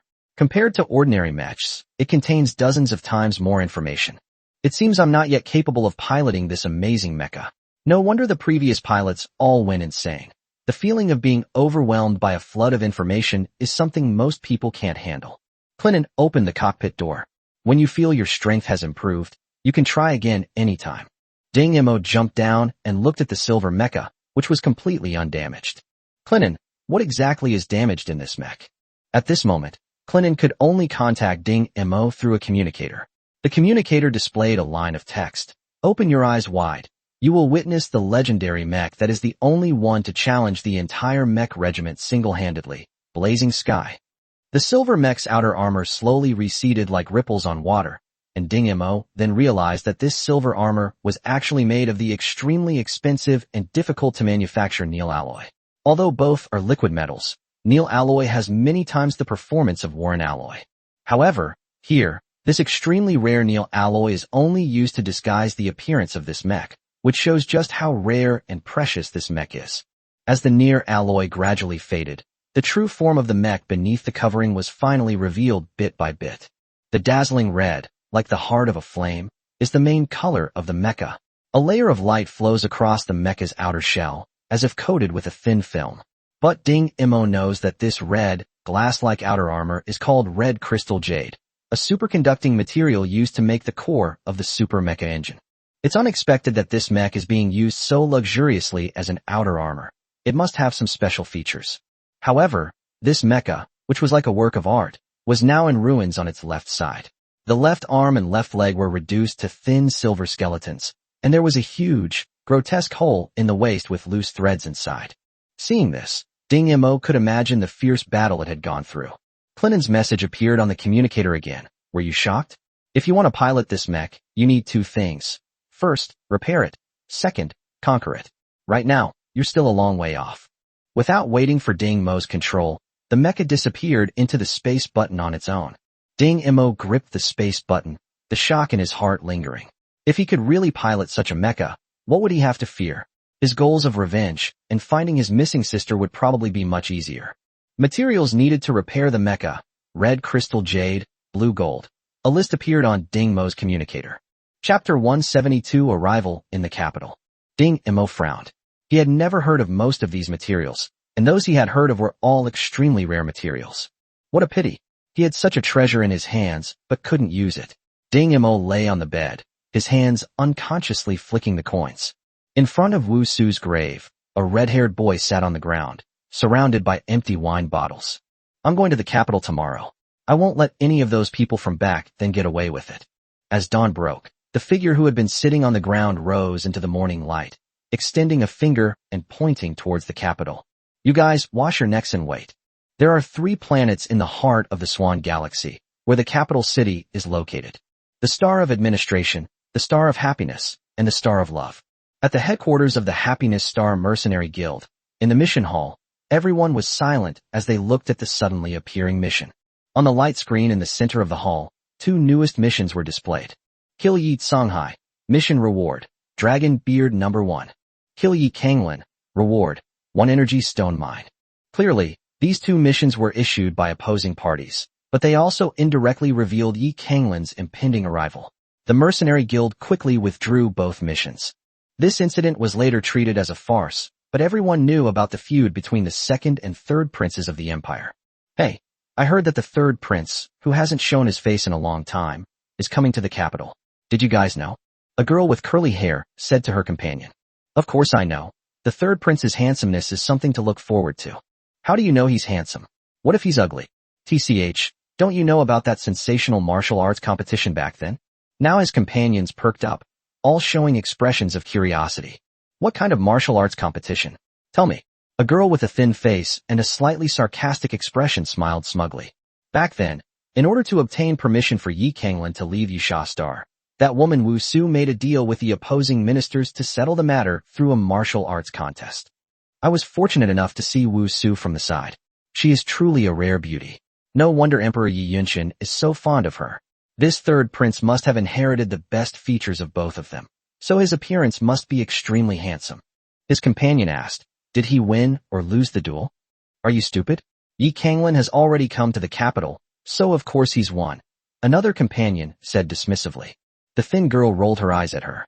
We won, but Wu Su was also seriously injured. I heard she died not long after she got back. His tone was nonchalant, as if the dead were nothing more than an ant. Oh, what a pity. What's there to regret? That kind of woman deserves to die. She dared to challenge the majesty of the temple and overestimated herself. Although the girl said this, the situation was that 3 people were attacking 1 person. How could that woman win? It wasn't that easy. That woman was also tough. She walked out of the training ground despite her serious injuries. Everyone's expressions were different at the time, but the girl felt that she could never do what that woman did, so she admired her but also felt a little jealous. Doesn't His Majesty the Emperor particularly like that Wu Su? How dare they take such drastic measures? Clearly, some people didn't believe it. The Emperor? The thin girl scoffed. What a coward. Back then, it was our temple that helped him get to that position. Your temple? You are. My grandfather was one of the priests of the temple. Remember that. My name is Xieyu. The girl named Xieyu proudly revealed her identity, and seeing the awe in the eyes of her former companions, she laughed even more triumphantly. Wearing a mask, He Qingyan sat quietly in front of the chessboard, gently picking up a white piece and placing it on the board. In He Qingyan's view, this ancient way of playing chess had a very good effect on calming the mind and concentration, and it could often be used to test the mentality and intentions of the players. The young man sitting opposite him remained calm, his imposing presence radiating effortless authority. He rubbed the black ring on his finger and spoke with a tone that was half teasing, half reprimanding. The failure of Xuanji Star surprised me. I didn't expect that even your personal intervention couldn't stop the Federation's actions. He Qingyan picked up another black chess piece, hesitating as if considering where to place it. Hearing Yi Tsongtian's words, he slightly raised his mask. I'm not a god. Accidents are inevitable. Surprised, Yi Tsongtian instructed the guards who had been standing behind him. Pass down the order to investigate what exactly the weapon that defeated Grand was, that even a super pilot couldn't withstand it. The spaceport of the administrative star was always bustling with people, ministers and their entourages, and staff coming and going in an endless stream. After all, it was the center of power in the empire. An unremarkable starship slowly docked at its berth, the hatch opened, and a group of people stepped out. What was originally an ordinary matter changed after the leader came down. The flamboyant red-haired figure slowly descended. Upon seeing the figure, the people in the crowd who had been observing the spaceport immediately made a subtle hand gesture. Amidst the bustling crowd, a small, thin child, around 10 years old, quietly approached. There are no flying cars or star tracks here? Ding Mo followed Yi Kanglin down from the starship. A soldier from the guard behind him explained softly. All flying and high-altitude vehicles are prohibited in the capital, with the only exception being His Holiness the Pope of the Holy Temple. The Pope? It sounds like the temple has a lot of power here. I didn't expect that in the interstellar age, there would still be such a theocratic society. Upon hearing the name of the temple, Yi Kanglin gritted his teeth, pursed his lips, ran his tongue along the sharp edge of his teeth, snorted, and continued walking out. The group exuded an impressive aura, and those with a keen eye quietly moved aside to make way for them. However, Ding Mo sensed many eyes that were either malicious or meant to watch the show. It seems that someone has recognized Yi Kanglin's identity. The dignified third prince of the empire, yet no one came to greet him. Who was behind this? He remembered that on the starship, the guards had notified the relevant imperial agencies. At the very least, the military administration should have sent a guard force to greet him, and the ministers of the Silly Prefecture and the Internal Affairs Bureau should have come in person or sent someone. In the current situation, it's clear that someone is trying to give Yi Kanglin a hard time. Ding Mo had no idea what Yi Kanglin was thinking, but from the side, his expressionless face clearly showed that he was genuinely angry. The child saw a group of people walking towards him from afar, and slowly stepped aside, lowering his eyes. Only when the red figure passed in front of him did he suddenly reach out and grab Yi Kanglin's waist. He didn't know what he stole, but under the cover of the crowd, he crouched down and fled. Chapter 173 Rebel. Yi Kanglin was startled, then bent his knees, gathering his strength to leap out. That damned little thief had actually stolen a jade pendant that Wusu had left him. Although it wasn't very valuable, it was the only memento Wusu had left him. Suddenly, a hand pressed down on her shoulder, and a strange tremor neutralized most of the force that had propelled her forward, before forcefully pulling her back. The guards behind him were taken aback at first, then immediately reacted. "Black Dog, what are you doing? Let go of our lord." Ding Mo rolled his eyes at them, then looked at Yi Kanglin, who was seething with anger, and said, "There's something wrong here. That little thief was specifically targeting you. He had his eye on you the moment we left the starship. Someone must have deliberately arranged this. So what? He stole the only memento Wusu left me, and I have to get it back." Ding Mo silently kept track of the numbers as he spoke. "The only thing Wusu left behind that she cherished was you, nothing else. Can't you see such an obvious problem here?" Yi Kanglin forcefully broke free from Ding Mo's hand. "Don't worry about me. I'm not afraid of any problems." With 15 seconds left, Ding Mo, having no other choice, gritted his teeth, turned Yi Kanglin's neck, and kissed him. This was the first time he had ever kissed a man while fully conscious. While a chill ran through him, the sensation was surprisingly pleasant, soft, sweet, and with a hint of phoenix flower fragrance. Yi Kanglin's eyes widened in surprise, and then he felt a sensation unlike any he had ever experienced before. It was distinctly different from when he kissed the maids. A slight heat rose in his body, while the touch on his lips was cool and supple, as if this was the only way to quench his thirst. Ding Mo forcefully suppressed his reaction, cursing inwardly. Am I entering the later stages of puberty? Why is this damn physiological reaction so strong? I'm a man. I don't want to be a power outlet. 13, 14, 15. After finally holding on for 15 seconds, Ding Mo suddenly pushed Yi Kanglin away. Have you calmed down yet? Seeing the flames in Yi Kanglin's eyes, Ding Mo suddenly felt like he had done something wrong. Yi Kanglin licked her lips, not bothering to savor the exceptionally beautiful kiss, and turned to rush out. You can't catch up. 23 seconds have passed. At that kid's speed, he's already run at least 200 meters. He's likely found his accomplices to meet him. Even if he doesn't have any accomplices, the time you've spent chasing him is enough for him to find a safe escape route. It's hopeless. Yi Kanglin stopped in her tracks. You did this on purpose. Ding Mo licked his lips as well, where a trace of sweetness seemed to linger. He raised his eyebrows and calmly said, "First, I did do it on purpose. I just wanted you to pay up your bet. You won't deny what happened on Xuanji Star, will you? Secondly, you should know that I have a very good memory. From the moment we disembarked from the starship, that child set his sights on you. Believe me, I saw no apprehension in his eyes, only fearlessness. He must have been forced into this action, and the purpose of his action was you. Third, the person who was supposed to greet you didn't come, so you must be holding back your anger. In this situation, if you catch up with that child, you probably don't even know how much force you would use. And all of this is clearly a series of interconnected events. Even if you don't die, those people will probably achieve other goals that you don't want to see. Yi Kanglin took a deep breath. Since he couldn't catch up now anyway, he could only think of another way. Fortunately, her emotions came and went quickly. Let's go. The group set off again, but their destination was not the exit of the spaceport. Instead, they arrived at a restaurant in the spaceport. Most of the people eating here are staff members from spaceport. Yi Kanglin didn't mind. He told everyone to find a place to sit down, ordered a lot of dishes, and began to eat slowly. The taste is not bad, Ding Mo said after taking a bite. After all, this is the capital city, and any restaurant here can be this good. What do we do next? He asked Yi Kanglin. No need to rush, just wait patiently. Anyway, I'm not the one in a hurry. If things go wrong, we can always turn back. Yi Kanglin, having calmed down, still had a plan. Those people are making me anxious, aren't they? Let's see who's really in a hurry. You're saying they're eating? Listening to his subordinate's report, the middle-aged military officer Situ Nan was surprised, but also secretly admired him. As expected of Wu Su's son, he had found a way to break the deadlock so quickly. He looked at his two colleagues and said, "How about it? Should we go and bring our guests back?" Watson from Silly Prefecture frowned. He had just received a communication that Yi Kanglin hadn't fallen for the trap. It seemed the plan needed to be adjusted. Hearing Situ Nan's question, he laughed heartily, his old face full of wrinkles. Of course we have to go. Otherwise, what are we going to do but wait here? A middle-aged woman from the Imperial Household Department said with a serious expression, His Majesty's intention is to bring the third prince into Greenham Palace before 5 p.m., and there are still 3 hours left. Situnen smiled slightly. What are we waiting for? Let's go. I don't want His Majesty to have his eye on me.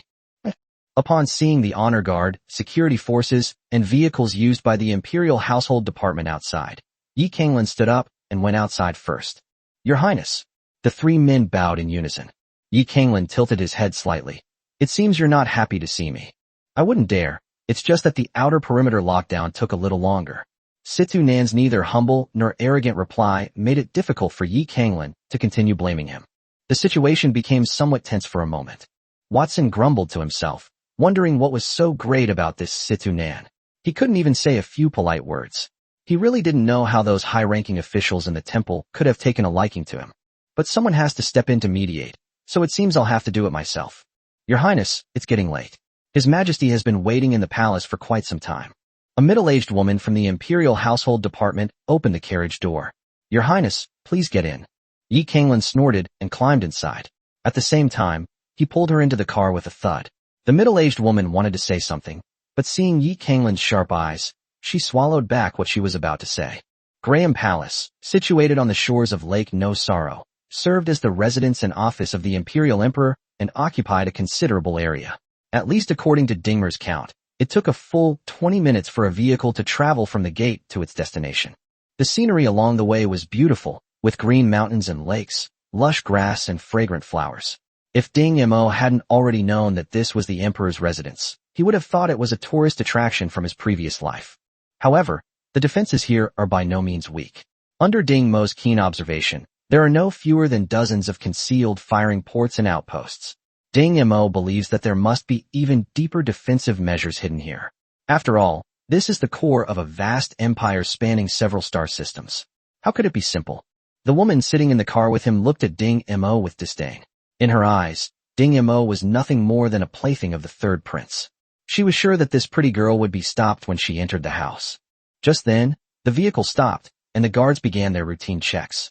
The middle-aged woman looked at Ding Mo with a hint of mockery. What good is being pretty? You still have to rely on your own abilities. You're just a plaything who's neither a pilot nor a martial arts master. Let's see how you embarrass yourself later, daring to ride in this royal vehicle. Chapter 174 Self-Destruction Stream. As expected, under the middle-aged woman's gaze, the guard first saluted and then said, Your Highness and the Minister of the Interior may enter. The rest of you, please wait outside. Yi Kanglin glanced at the guard with displeasure. She is my attendant. What's wrong with that? His tone was stern, revealing the imposing aura of a superior. The guard seemed to hesitate for a moment, then said again, This is His Majesty's will. The middle-aged woman, seemingly offering words of comfort, but actually speaking with sarcasm, said, I remember His Majesty said that guests holding a level 4 martial arts skill or a level 4 pilot skill are exempt from this restriction. I wonder if Your Highness's attendants possess such capabilities. His tone was flat and seemingly respectful, but in reality, it showed his disdain for Ding Mo. Just as Yi Kanglan was about to ask Ding Mo to demonstrate his strength, Ding Mo dissuaded her, saying, I'm not strong enough. Let's wait outside. The middle-aged woman felt even more contempt when she saw that the beautiful young girl didn't even use honorifics when speaking to His Highness. She thought, she really comes from a small place. Neither her master nor her subordinates have any manners. However, she didn't dare to openly mock her. She just rolled her eyes at Ding Mo intentionally or unintentionally after he got out of the car. Ding Mo glanced at the passing vehicles and, under the watchful eyes of the guards, slowly walked to the lakeside. It seems Yi Kanglan's life in the capital won't be so peaceful anymore. Ding Mo idly fiddled with a coin and sat down by the lake. There were small groups of people chatting by the lake, most of them accompanying their superiors on business. Besides being the residence of His Majesty the Emperor, Greenham Palace was also the core of the imperial administration. The people gathered by the lake had already seen Ding Mo get off the carriage. Due to his outstanding appearance, many men were whispering and discussing whose attendant he was. Ding Mo, of course, heard their discussion. While his gums itched, he remained outwardly calm. These small fry were nothing to worry about. If he wanted, he could kill them all twice in 10 breaths. With that thought in mind, his gaze naturally swept over the necks, temples, chests, and other vital areas of those people. Those who had been secretly watching the girl felt that her eyes were frighteningly bright, and a sudden, inexplicable chill ran through them. Fortunately, the chill came and went quickly. Everyone just shivered, looked away, and continued their lively conversation. Soon, a message caught Ding Mo's attention. 2 men in blue uniforms were discussing the Mercenary Guild's recent missions. Have you heard? Our Chamber of Commerce is planning to hire a top expert to participate in the competition for the Red Crystal Jade Mine. I've heard about it before, but Hungyun Chamber of Commerce hired Mori, a master of the iron body style, who is a level 4 body tempering expert. I wonder who our Chamber of Commerce can get to help. Do you think those big shots from the Mercenary Guild would even be interested in such a small mission? Ding Mo narrowed his eyes. Red crystal jade, one of the materials used to repair the blazing blood sky. He hadn't expected to find out about it here. But a level 4 expert? Since when can level 4 be considered an expert? In fact, this is because Ding Mo is ignorant and has something to do with the people he has met. After all, the people he has met are geniuses from all over the world, so the 4th rank is not remarkable. In the eyes of ordinary people, a 4th order expert is already considered a remarkable master. Moreover, apart from being used as a superconducting material for engines, no other use has been discovered for red crystal jade in this world. Therefore, a mere red crystal jade mine is not worth the attention of any more powerful figures. Ding Mo, who was deep in thought, suddenly noticed someone approaching. He turned around and saw a lewd fat man drooling as he lunged at him. Ding Mo nimbly dodged, and the fat man, unable to stop in time, stumbled and fell into the lake. Young master. 2 men, clearly his attendants, quickly jumped into the lake and rescued the fat man who couldn't swim. Ding Mo pursed his lips and was about to walk away when he heard a loud shout. Stop right there. Did I say you could leave? The voice carried undisguised contempt and malice. Shuedong watched as the girl's figure stopped, feeling smug. As a top young master of the Blitzkrieg style, he was highly valued by the sect leader, who entrusted him with the important task of protecting his son. Shuedong also used this identity to gain a lot of benefits within the sect. The fat man, who had just been rescued, had a ferocious look on his face. Shuedong, grab her. Shuedong looked at the girl who had turned around and secretly lamented that such a beautiful girl was about to be ruined by this fat man. However, he was not a kind person, and since the sect leader's son had spoken, he had no choice but to take action. While violence is one thing, in the capital, one cannot simply arrest someone without cause. Only when 2 parties clash and the outcome is decided by force does the victor have the right to decide the fate of the loser. Therefore, Shuedong sized up the girl and, after confirming that she was a martial artist of low rank, extended his hand and said, Shuedong, the Blitzkrieg style, please give me your guidance. As long as the girl dared to accept the challenge, she would fall into the fat man's trap. Using this method, the fat man had already harmed several martial arts girls. Therefore, he made no attempt to hide the lewd look in his eyes as he looked the girl up and down. Damn it, this is so annoying. Ding Imo cursed inwardly. His face had caused far too much trouble, from Luo Jianting to now. He never expected that dressing up as a woman would lead to this kind of trouble. He glanced at the guard and found that the guard had no intention of intervening at all. It seemed that this kind of thing was common here. However, he was not a member of any particular school of martial arts, and the so-called face of martial arts was of no importance to him. Ding Imo looked at Shuedong, who had extended his hand, and said coldly, "No interest." Shuedong's eye twitched. This girl must be a martial artist. How could she be so spineless? From now on, you'll have to take a detour when you see us, and you'll have to admit that your style is inferior to my blitz style. Generally speaking, when ordinary people are provoked like this, they will fight regardless of whether they can win or not, since it involves the reputation of their school of thought. However, Ding Imo was no ordinary person. He frowned, not expecting Shuedong to be so disgusting. This relentless pressure clearly showed no good intentions. Seeing the fat man's eyes again, Ding Imo understood. It seemed that this competition was just a means for them to achieve their goal. Since that was the case, he might as well make sure that they would never dare to provoke him again. Ding Imo reached behind his back and clenched his fist, then extended his hand. Self-destruction style, please give me your guidance. On the outstretched palm was a high explosive grenade. Shuedong's expression changed drastically. He hurriedly pulled the fat man backward, and the fat man was also startled. Who would have thought that this charming young girl would actually pull out a high explosive grenade from behind her back? This thing could even kill a level 7 expert. Ding Imo lightly tossed the grenade in his hand. So, are you still coming or not? Or you might as well admit defeat. Chapter 175 Schools. Do you have any martial ethics? How could you use something like this? Shuedong shouted loudly from a distance, outwardly angry but inwardly pounding with fear. Could he have encountered someone extraordinary? How could an ordinary person possibly get their hands on such a military-grade grenade? Ding Imo smiled dismissively, ignored them, and sat down again. Shuedong and the others were enraged by the girl's glance, but seeing the high explosive grenade, they dared not approach and could only leave cursing. Shuedong, do you have any ideas? If you can help me win over that woman, I'll have my dad teach you the secrets of the blitzkrieg style. The fat man, still harboring wicked intentions, urged. Shuedong's heart stirred. A secret transmission that was the most treasured possession of each school, if his master could really pass it on to him. After thinking for a long time, Shuedong secretly made up his mind to find an opportunity to make a move secretly. As long as he left no trace, no one would suspect him. He would first ask the guards about the girl's background. But he never expected that after that day, he would never dare to lay a hand on that girl again. Ding Imo glanced at the grenade casing in his hand, a smirk playing on his lips. These people are really easy to fool. Yi Kanglin walked out without any apparent change in expression and got into the carriage with Ding Imo again. As for her conversation with Emperor Yi Yunshun, no one else knew about it except the two of them. Ding Imo could clearly observe the killing intent that flashed in Yi Kanglin's eyes from time to time, but he didn't know who this killing intent was aimed at. Go to Imperial Academy tomorrow to register. As my attendant, you can choose a major to study. Ding Imo pondered for a moment. Is there a history department? Yi Kanglin glanced at Ding Imo in surprise. Of course there are, but are you sure you don't want to choose the command department with me? Ding Imo nodded, but didn't say anything. Yi Kanglin did not notice that Ding Imo was typing nimbly on the communicator while talking to her. What is the concept of a school of thought?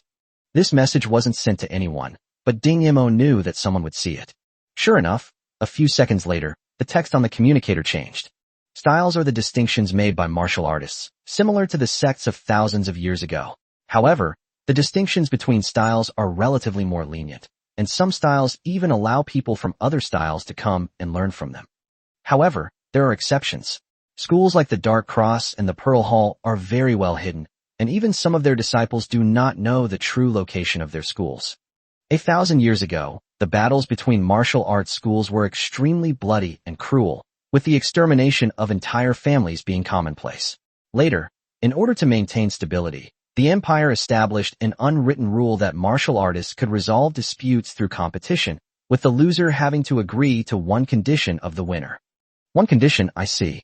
No wonder Shuedong wanted to compete with me. There are such despicable martial artists out there. The communicator displayed another message. Therefore, a type of martial artist has emerged.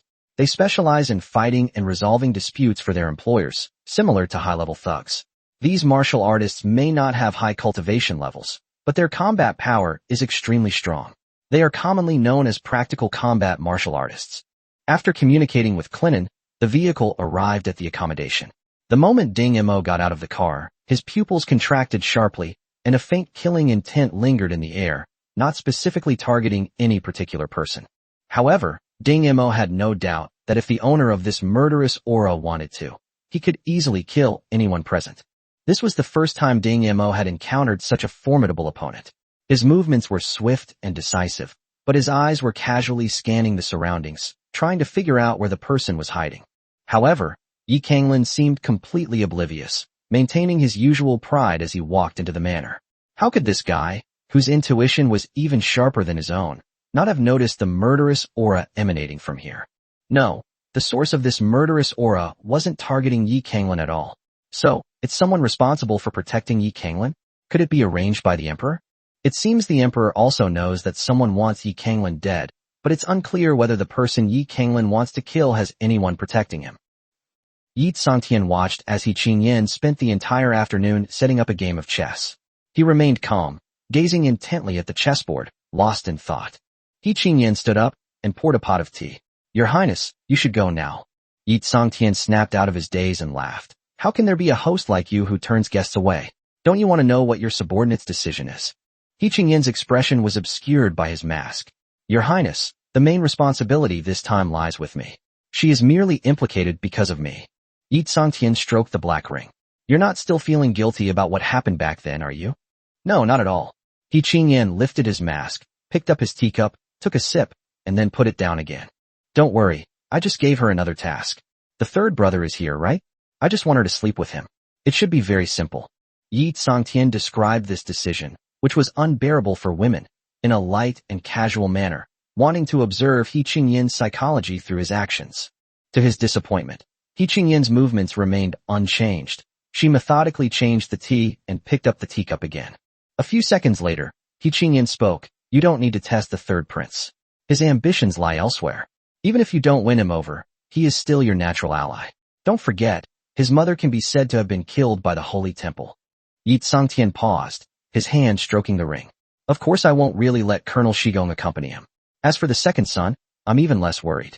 He's so close to the Holy Temple, father will definitely not value him.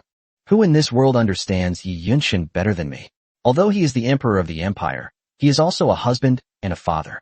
How could he let the temple continue to be arrogant? He Qingyan understood the crown prince's meaning, and looking at the teacup, he said, if heaven wants a person to perish, it first makes them mad. Under the cover of night, a fleeting figure slipped out of Yi Kanglin's residence. The dim streetlights inadvertently illuminated a face under the hood. It was Ding Mo. This time he had no plan, no preparation. Perhaps it was a sudden impulse, or perhaps it was a strange sense of crisis that made him take action tonight. Where is the Blitzkrieg's territory? A thug asked, his neck being grabbed by Ding Mo. Before the bewildered thug could react, he heard the person whose face he couldn't see say again, I'll count to 3, and tell me where the Blitzkrieg's territory is? The thug sensed winter in the voice and immediately realized that he had probably encountered a legendary martial artist seeking revenge. He dared not delay and hurriedly pointed out the direction.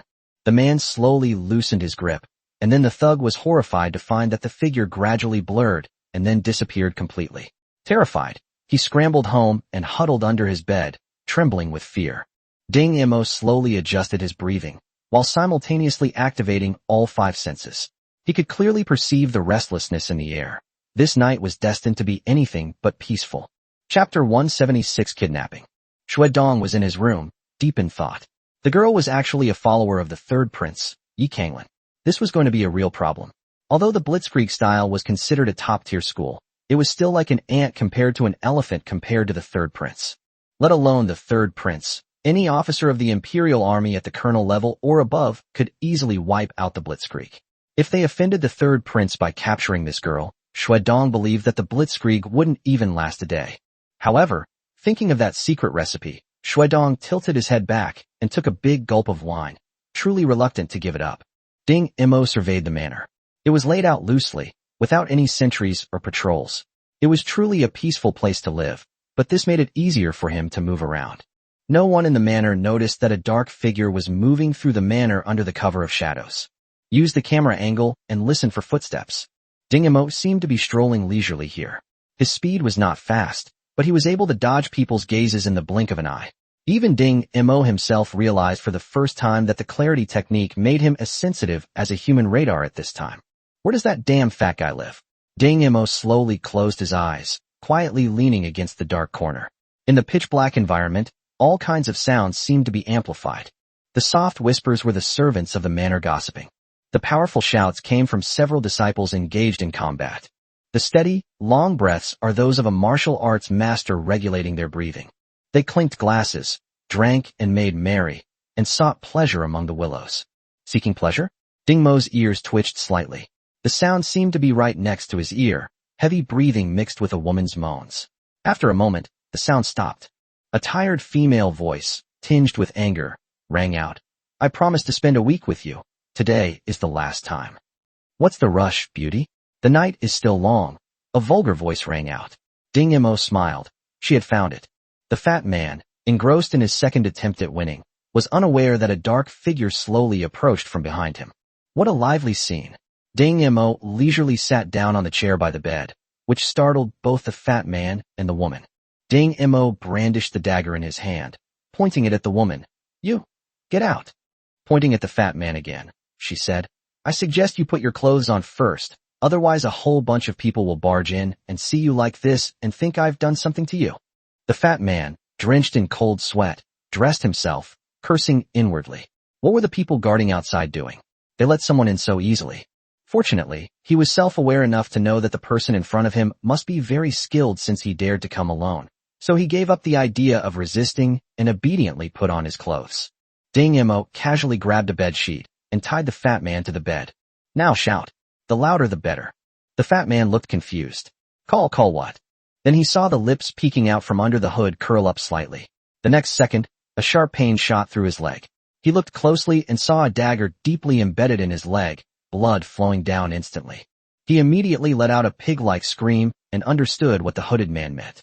Before long, someone burst into the room, and upon seeing the scene before them, scrambled out to find someone. Ding Imo then heard shouts outside. It's terrible. Young master has been captured. They caught him. That's really down to earth. Ding Imo patted the fat man's cheek. To be precise, it should be called a kidnapping. Shui Dong, who had just arrived outside and heard Ding Imo speaking, felt a jolt in his heart. He wasn't unfamiliar with robbers, but usually, in a face-to-face confrontation like this, robbers would speak with extreme nervousness, their tone never so calm or even humorous. Those who can achieve this level of skill are either extremely ruthless individuals who have already weathered many storms, or they have absolute confidence in their abilities and are completely unconcerned about being surrounded. Neither of these scenarios is what Shui Dong wants to see. Hearing the fat man's screams inside and hearing the stares of the people behind him, Shui Dong knew that if he didn't go in now, he could forget about staying in the Blitzkrieg faction. The door wasn't closed at all, and Shui Dong immediately spotted the hooded man sitting on the chair by the bed, staring at the door. Who are you? What is your purpose? Ding Imo didn't waste any time. Find me a child, and I'll let him go. Looking for someone? Shui Dong never expected that this person had captured the fat man just to get them to help him find someone. He hesitated and said, but we're not good at finding people. Wait, an aged voice interrupted Shui Dong. Ding Imo looked up and saw a sprightly old man walking in quickly. Sect leader. It's the sect leader. The old man glanced at the scene inside the room, cupped his hands in greeting, and asked, May I ask why you are looking for someone?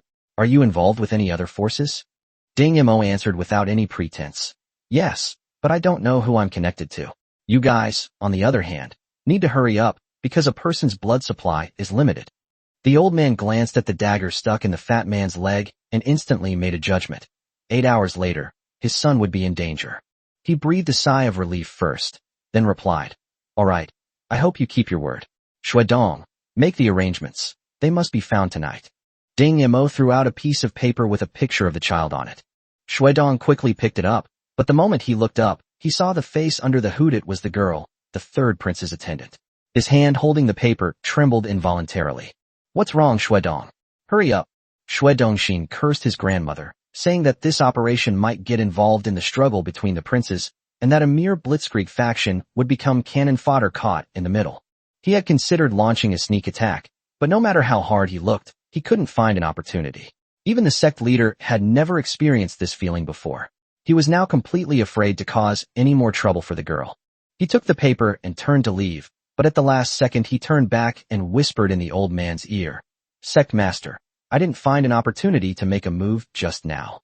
After saying that, he turned and left, instructing his many disciples to begin searching for the person in the portrait.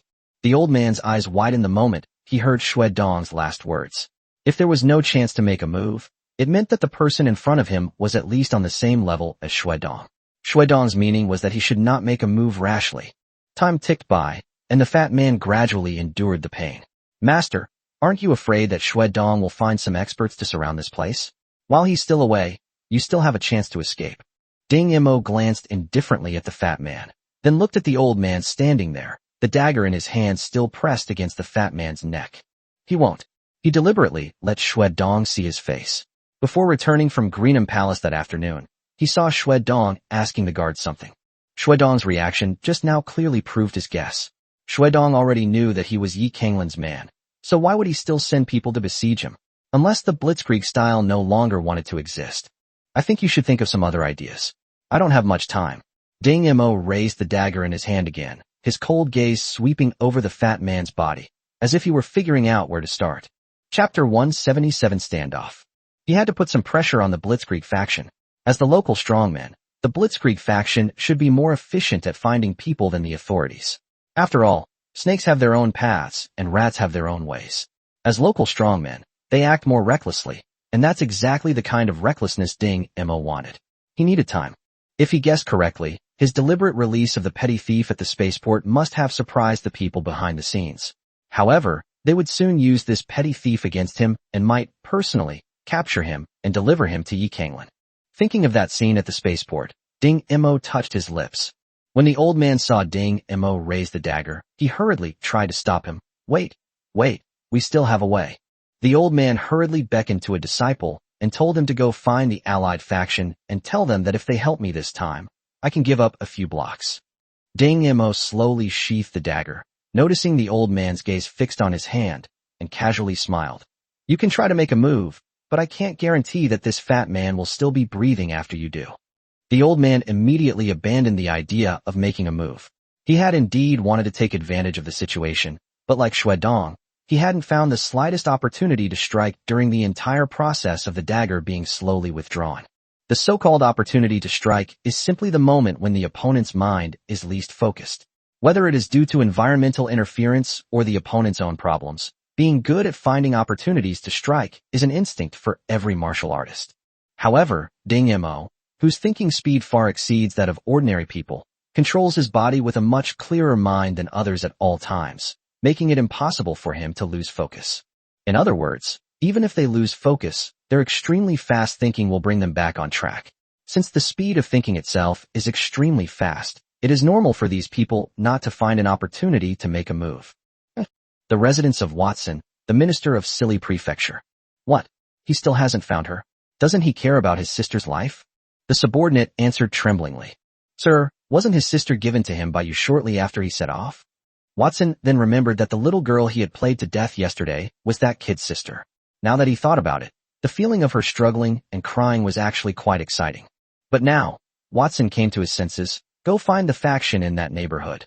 They have a better chance of making a move than we do. "What about the reward?" the subordinate asked cautiously. Watson sneered.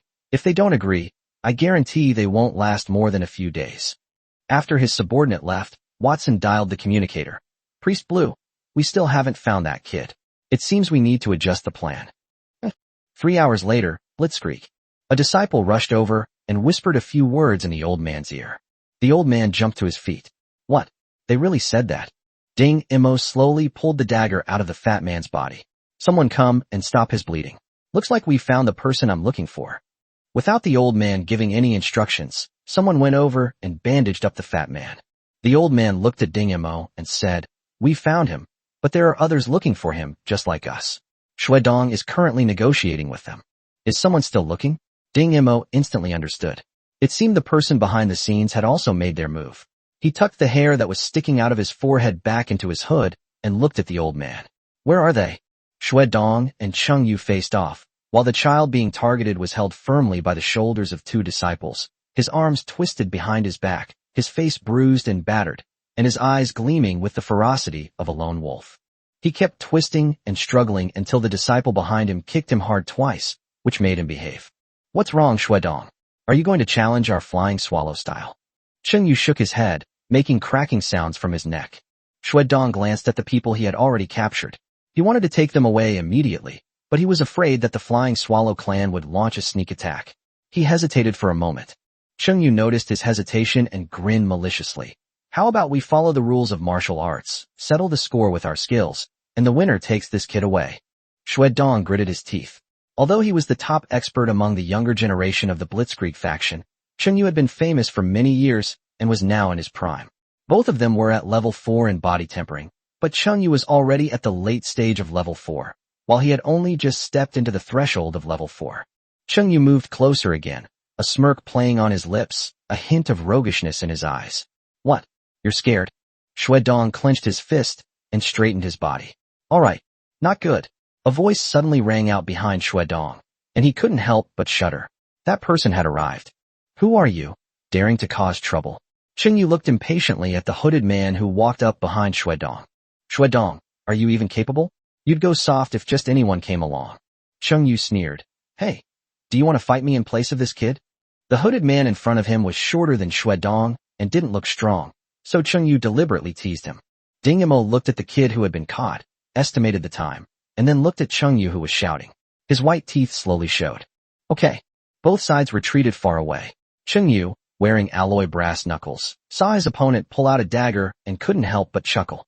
Among the martial arts schools he knew, he had never heard of any that specialized in daggers. It seemed that this guy was just a self-taught amateur. However, he did not expect that Xue Dong, whose skills were only slightly weaker than his own, would be so obedient. Wait, the hooded man suddenly spoke. Cheng Yu licked his lips. What? Scared? I just want to ask, if I accidentally kill my opponent, is it okay? Kill him. Cheng Yu really wanted to applaud his opponent's audacity. It's alright, just be careful with your own life. Well then, I'm sorry. As soon as the words left his mouth, Ding Mo's figure vanished from Cheng Yu's sight. Cheng Yu's eyes widened in surprise. What kind of technique was this? He turned around abruptly, but still nothing. He looked around frantically, his arms raised in a protective stance in front of his chest. No matter which angle the opponent attacked from, he could parry and counterattack in time. This was his confidence as the only person in the flying swallow style who had mastered the swallow return technique.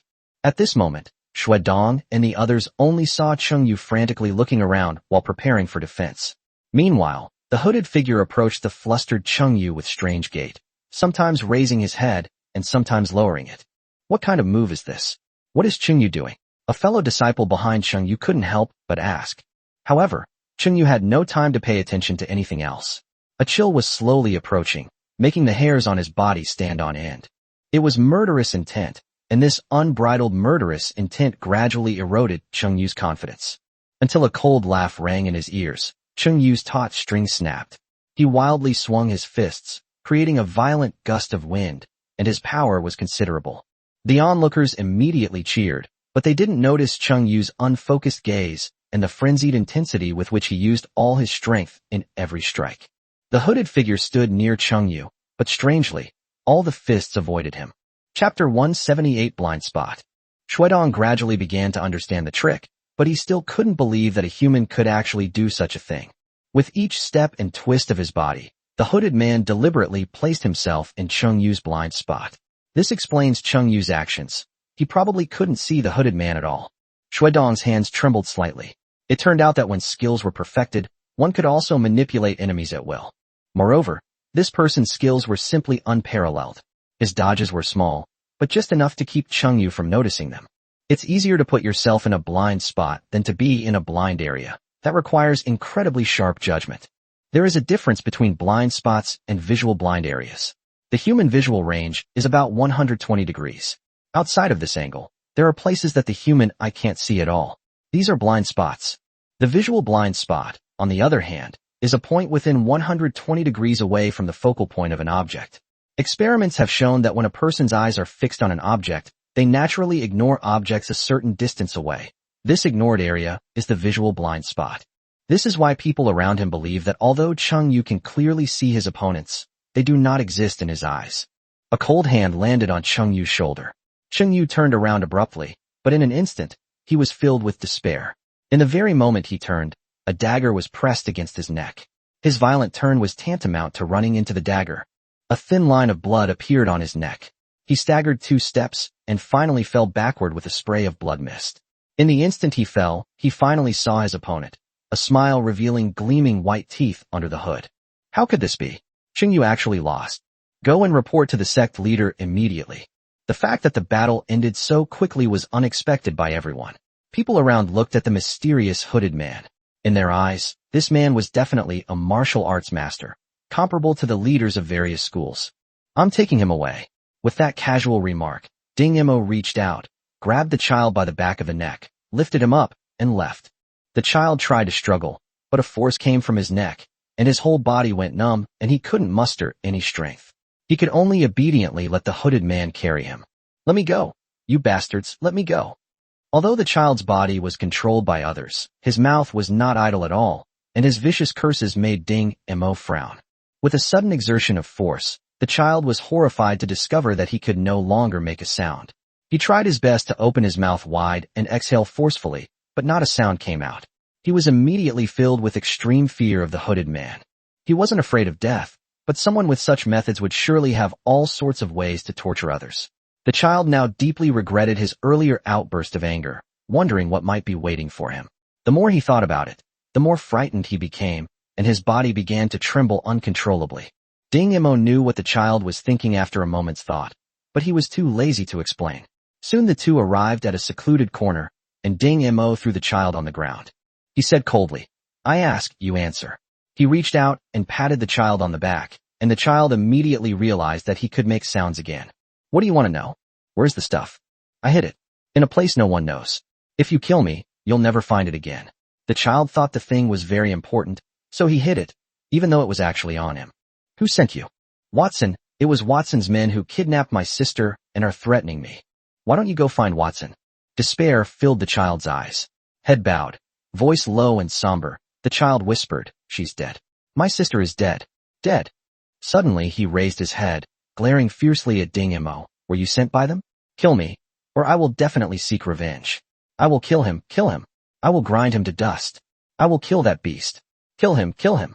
Looking at this child, Ding Mo seemed to see himself from a few years ago. He shook his head. I wasn't sent by him. Do you want revenge? I want to. The malice in the child's eyes vanished, replaced by a look of confusion and surprise. Ding Mo shook his head again. But you're too weak right now. First, you need to learn to hide yourself. The child blinked, then immediately slapped himself hard across the face several times, his cheeks swelling up at a visible speed. That won't do. Even though we can't see your face, walking around with that face will only attract more attention. I'll give you 3 minutes. If you can come up with a solution, I can teach you some skills to help you take revenge. Ding Mo raised his hand and began timing. Could you turn around? The child asked hesitantly. Ding Mo turned around and said, there are still 2 minutes and 50 seconds left. Don't even think about running away. Apart from me, I'm afraid no one can help you. The rustling sound of clothes coming from behind them made Ding Mo intently observe his surroundings, hoping that no one would notice them. If anyone were to unfortunately pass by, then misfortune would truly befall them. Time's up. Ding Mo turned around, his eyes slightly open. What appeared before him was no longer the dirty little boy, but a girl wearing a linen skirt. Her hair, which had been tied up, had come loose and just covered her ears. Her face was in a terrible state, and her white legs were exposed, shivering in the cold night wind. So it's a girl? That's a good idea. Now it seems the child is quite clever. Keep up. Ding Mo wasn't going to be kind enough to give him his clothes, and besides, the clothes would soon have done their job. May I have your name? Sikong Yao. How old are you? 11. The two walked several blocks together, exchanging questions and answers. Ding Mo's pace was not slow, and Sikong Yao had to jog to keep up, but this actually warmed her up quite a bit. Before stepping into the last block, Ding Mo took off his hooded jacket, cut it into strips with a dagger, and stuffed it into the sewer on the side of the street. Listening to the gurgling water, Ding Mo gestured to Sikong Yao to do the same with his old tattered clothes. Watching Sikong Yao struggle to cut her clothes, Ding Mo said unhurriedly, I'm doing this to prevent possible tracking. Remember, What happened tonight has nothing to do with you or me. You're just a little girl I picked up on the street. Sikong Yao was stunned the moment Ding Mo took off his hood. She never expected that this ruthless hooded person would be such a beautiful older sister. Hearing Ding Mo's words, she nodded vigorously, clenched her fists, and said, "Actually, I." Ding Mo covered her mouth and quickly led her into the shadows. "Relax and breathe. Inhale deeply and exhale slowly." Ding Mo held his finger up to Sikong Yao's nose, his brows furrowed tightly. Sikong Yao did as Ding Mo instructed, and when she saw the beautiful woman in front of her slowly relax her brows, she knew she had done the right thing. Several figures walked past them, chatting and laughing, and no one noticed that there were two people hiding there. This breathing technique has a name. It's called the whistling body tempering technique. Chapter 179 Dark Cross. A bright light shone in Sikong Yao's eyes. Body tempering technique. This was something she had always longed for. Ding Mo saw the look in her eyes and gestured for her not to get excited. Only after those people had gone far away did Ding Mo come out again. "What can you do? I mean, what kind of job?" Sikong Yao blinked and said seriously, "I can do laundry, cook, tidy up the room, give massages and wash feet, help carry things, and I can steal things." "That's it." Sikong Yao lowered her head shyly. "That's all. Did you never go to school? How did you know?" Ding Mo smiled, which only made Sikong Yao more embarrassed. Yi Kanglin, who was half asleep, was woken up by Ding Mo. Just as she was about to open the door, she suddenly looked down at herself and found that her clothes were a bit disheveled from sleeping, exposing her private parts. That was close. Yi Kanglin hurriedly straightened his clothes before opening the door. "I found a child. Let's take her to the academy tomorrow. She can do laundry, cook, tidy up the room, give massages, and fetch things." Ding Mo almost let slip that he had stolen something. Yi Kanglin glanced at the little girl's swollen and horribly disfigured face next to Ding Mo, and her eyelids twitched. "This is too ugly. It's not presentable at all. It goes against my usual style." Sikong Yao looked at the handsome young man with crimson eyes and red hair, and a hint of shyness flashed in her eyes at his radiant spirit. Ding Mo noticed that something was wrong with Sikong Yao, but he assumed it was just because of Yi Kanglin's words that she felt ashamed. He recalled Sikong Yao's face from before and said calmly, "Your face is swollen. Take a look again after the swelling goes down." Yi Kanglin blinked. "All right. Anyway, there are still several slots available for attendance, and I don't have anyone else in mind. But how are you going to thank me for helping you with this?" Ding Mo gestured to Sikong Yao. "Take it out." "Huh? What?" Ding Mo stared at the spot where she had hidden the item for a moment. "You think I was fooled?" Sikong Yao then realized that Ding Mo had seen through her little trick. Embarrassed, she took out a jade token and handed it to Yi Kanglin. Yi Kanglin recognized it at a glance as the jade pendant he had lost, and exclaimed excitedly, "How did you find it? Did you catch that kid?" Sikong Yao, who was called that kid, was about to speak awkwardly when she saw Ding Mo's warning look, and she immediately shut her mouth. The fewer people who know a secret, the better. Moreover, given Yi Kanglin's personality, if he were to find out the truth, he might reveal it, and if someone with ulterior motives noticed, things would not go well. Ding Mo cleared his throat. "Yes, some friends helped me." He thought to himself that if Xue Dong wasn't stupid, he probably wouldn't have revealed his identity. "Thank you, but how come you have friends in the capital?" Yi Kanglin asked, somewhat puzzled. "We just met last night." Ding Mo didn't want to explain further and turned to go back to his room. A small hand tugged at his clothes. "Sister, where will I sleep?" "Sister?" Ding Mo's back stiffened for a moment. Her cheek twitched, and it took her a few seconds to realize. "You can just pick any room here. There are plenty of rooms." "Where are they? Why didn't you bring them back?" "Where's Cheng-Yu?" Cheng-Yu's master asked from inside the flying swallow stream. Senior brother has been killed." "What?" Cheng-Yu's master slammed his fist on the table and stood up. "Has some other force gotten involved?" "It's a blitzkrieg style. They're also looking for that child." "Blitzkrieg style? Did they resort to dirty tricks and gang up on your senior brother?"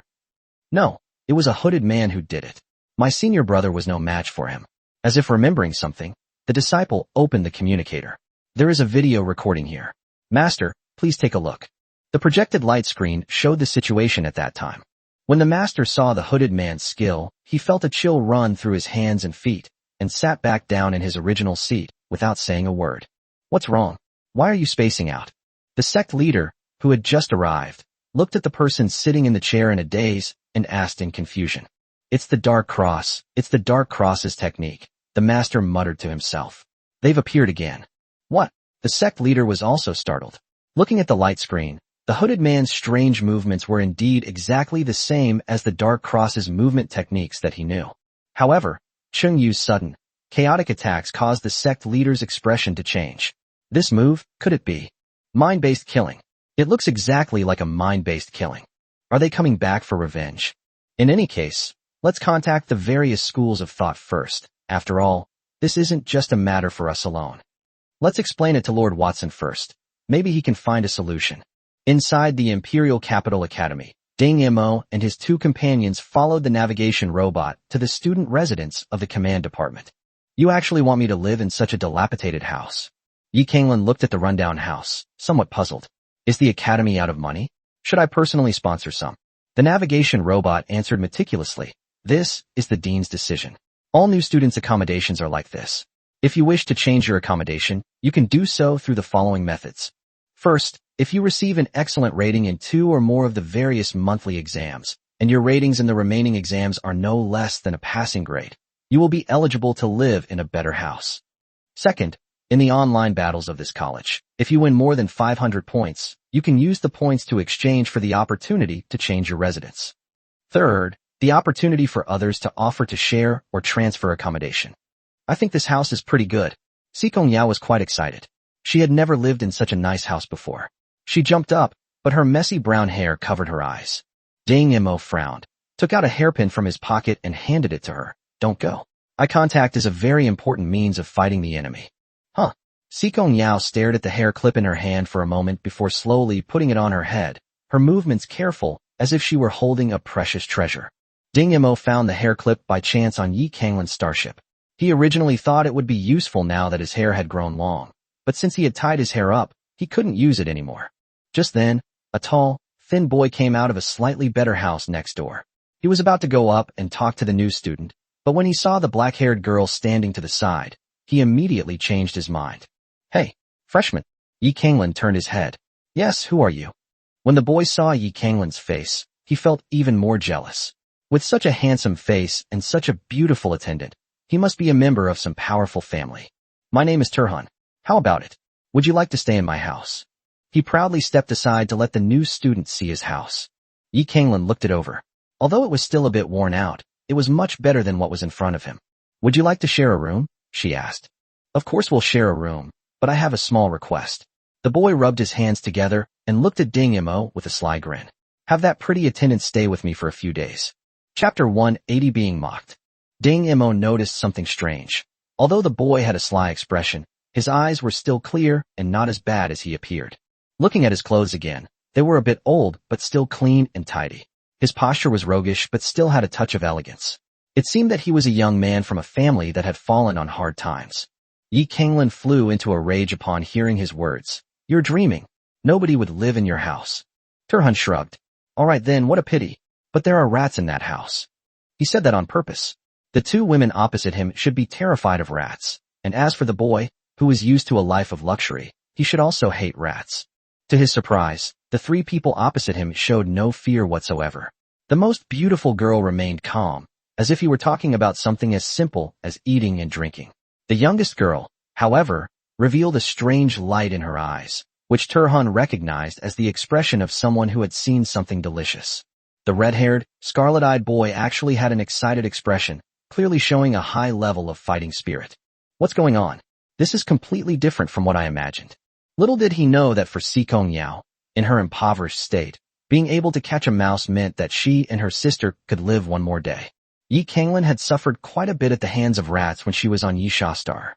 Countless times when she was camping in the wild, her food would be secretly eaten by rats. She had practiced her skills on rats quite a few times. As for Ding Mo, unless the rat is lethal, it means nothing to him.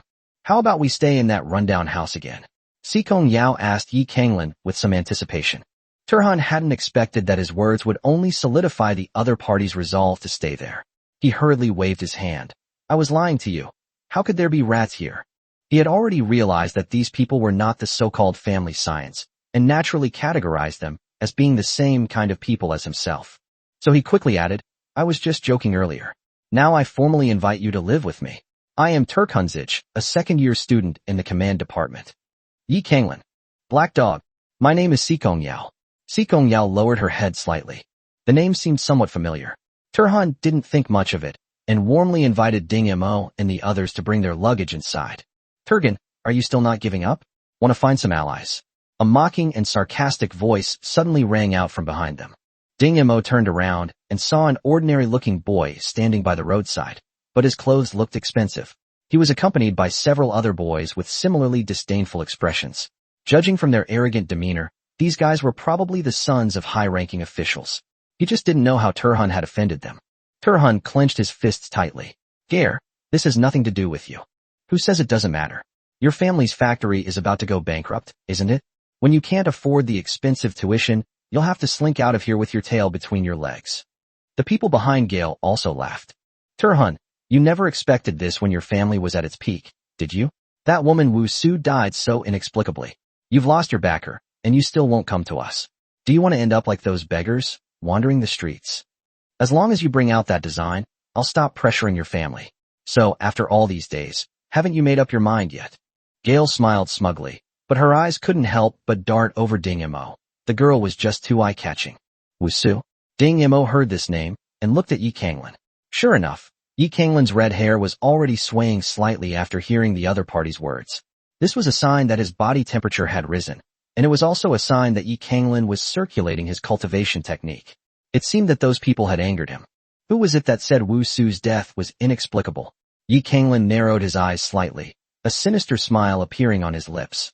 What's wrong with what I said? You dare to lay a hand on me. This is an academy. You'll be expelled if you lay a hand on someone. The boy was emboldened. She died without any explanation. What a piece of trash.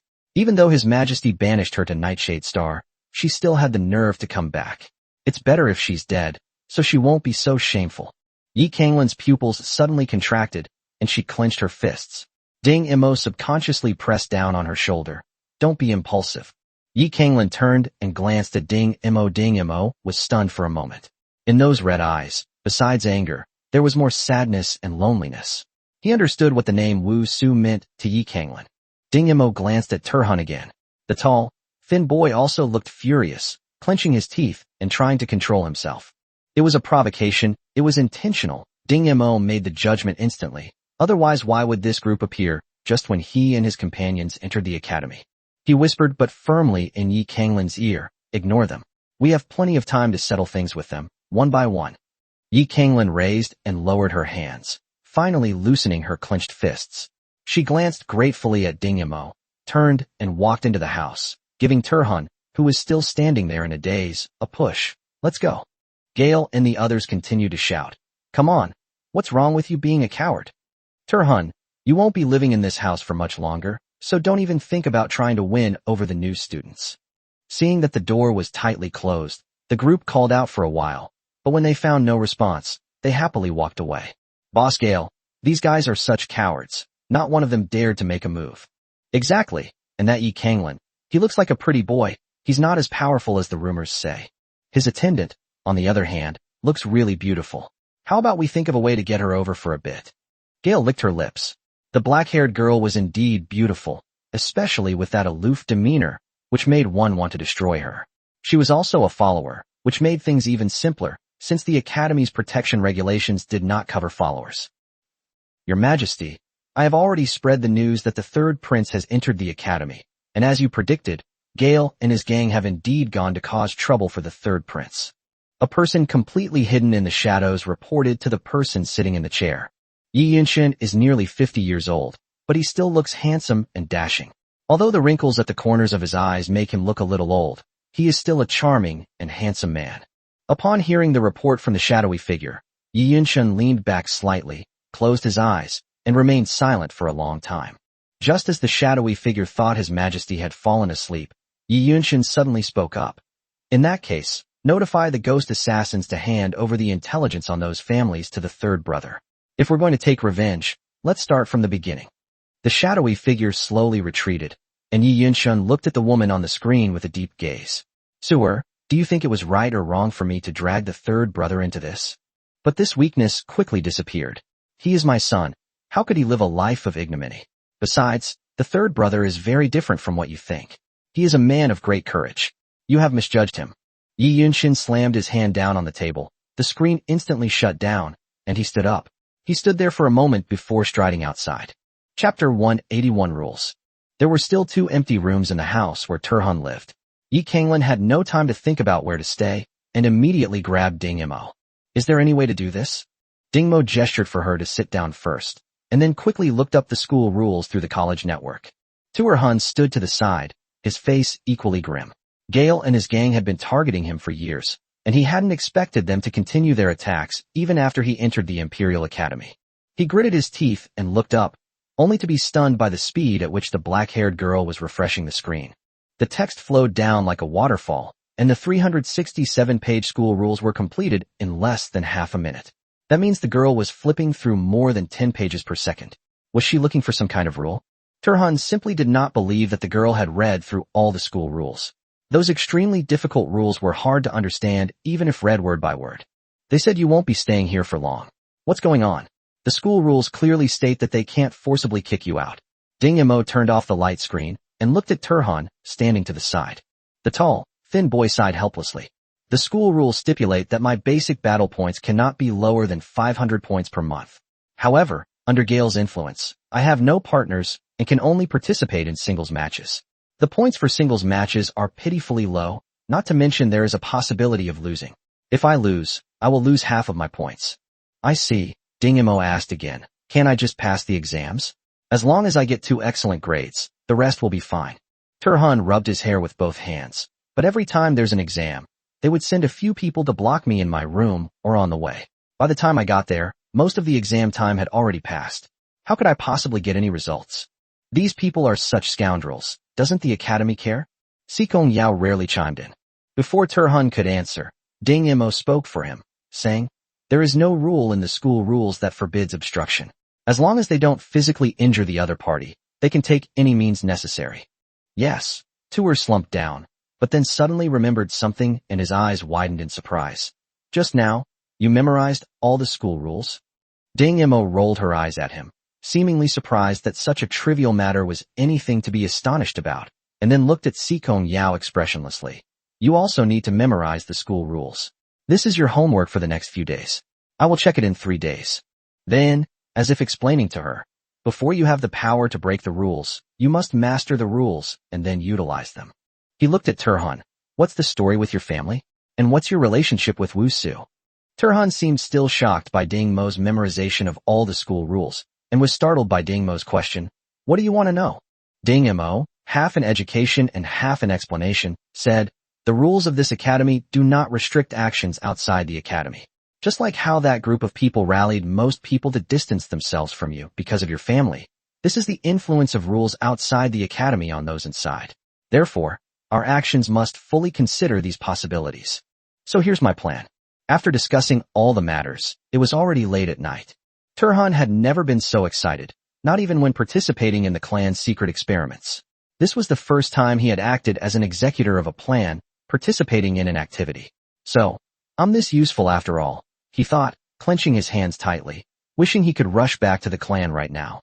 Yi Kanglin hugged Ding Mo happily. Xiaohei, you're amazing. I didn't expect you to be so good at not only piloting mechs, but also at playing these kinds of tricks. Ding Mo awkwardly pushed her away, silently counting in his mind, wondering if he was just too hot-tempered. Why did he always react to this man? Then, to make matters worse, only 2 rooms were left empty, and deciding who would share a room with whom became a problem. Turhan had no idea that there were 2 people with gender dysphoria among them, and casually said, why don't you 2 girls share a room? He looked at Yi Kanglin again, scratched his head, and hesitated before saying, why don't you stay with your attendant, Yi? Okay. No. 2 voices rang out at the same time. After much hesitation, Ding Mo still chose to live with Sikong Yao. Inside the dark dungeon, a group of people surrounded a person tied to a pillar. Shuedong, tell us that person's true identity, and we'll let you go, a fat, well-to-do businessman said with a smile. Shuedong struggled to lift his head. The previous torture had left him with almost no strength to speak. The first prince, it's the first prince's man. The voice was so soft it was almost inaudible. If everyone present hadn't been martial artists, they might not have been able to hear Shuedong clearly. The red-hot branding iron was pressed against Shuedong's thigh again. The sizzling sound, along with the smell of roasted meat, made Dong jerk violently like a dying fish before passing out again. A splash of ice water jolted Dong awake. His vision blurred as he looked at the crowd before him. His anger transformed into a muffled groan of pain. Dong, the consequences of lying are very unpleasant. Why would the first prince be interested in that boy? Who exactly is that person? Dong recognized the speaker's face as Yan Shuangliu, the leader of the Flying Swallow sect. He lowered his eyes, pretending to be weak, and said, "He is indeed one of the first prince's men." His voice trailed off, and Yan Shuangliu involuntarily moved closer. Dong suddenly opened his eyes wide, twisted his neck forcefully, and bit Yan Shuangliu's ear. Yan Shuangliu let out a scream and punched Dong's head to the side, but most of his ear was already gone. "Kill him." Those around Dong saw blood flowing from his ears and eyes, and knew that he was already beyond saving without them having to lift a finger. But seeing Dong, even with difficulty breathing, still straighten his neck and swallow half a piece of meat, and the resentment in his eyes made them feel a little uneasy. What they remembered most was Dong's blood-covered face and his eerie smile. Yan Shuangliu covered his ears and vented his anger on Dong's corpse, finally saying, "I don't want Blitzkrieg's territory anymore. You guys can discuss what to do with it." The others immediately beamed with joy, but one of them still asked, "Such a big matter. Won't the authorities get involved?" "The authorities won't get involved. Lord Watson has already made arrangements. Besides, since this matter involves the Dark Cross, none of the factions will blame us." The speaker was Cheng Zhou, Yan Shuangliu's eldest disciple. He walked down from the dungeon with an air of righteousness, dragging a naked young woman in his arms. The woman was in a mess and was clearly on the verge of death from being violated.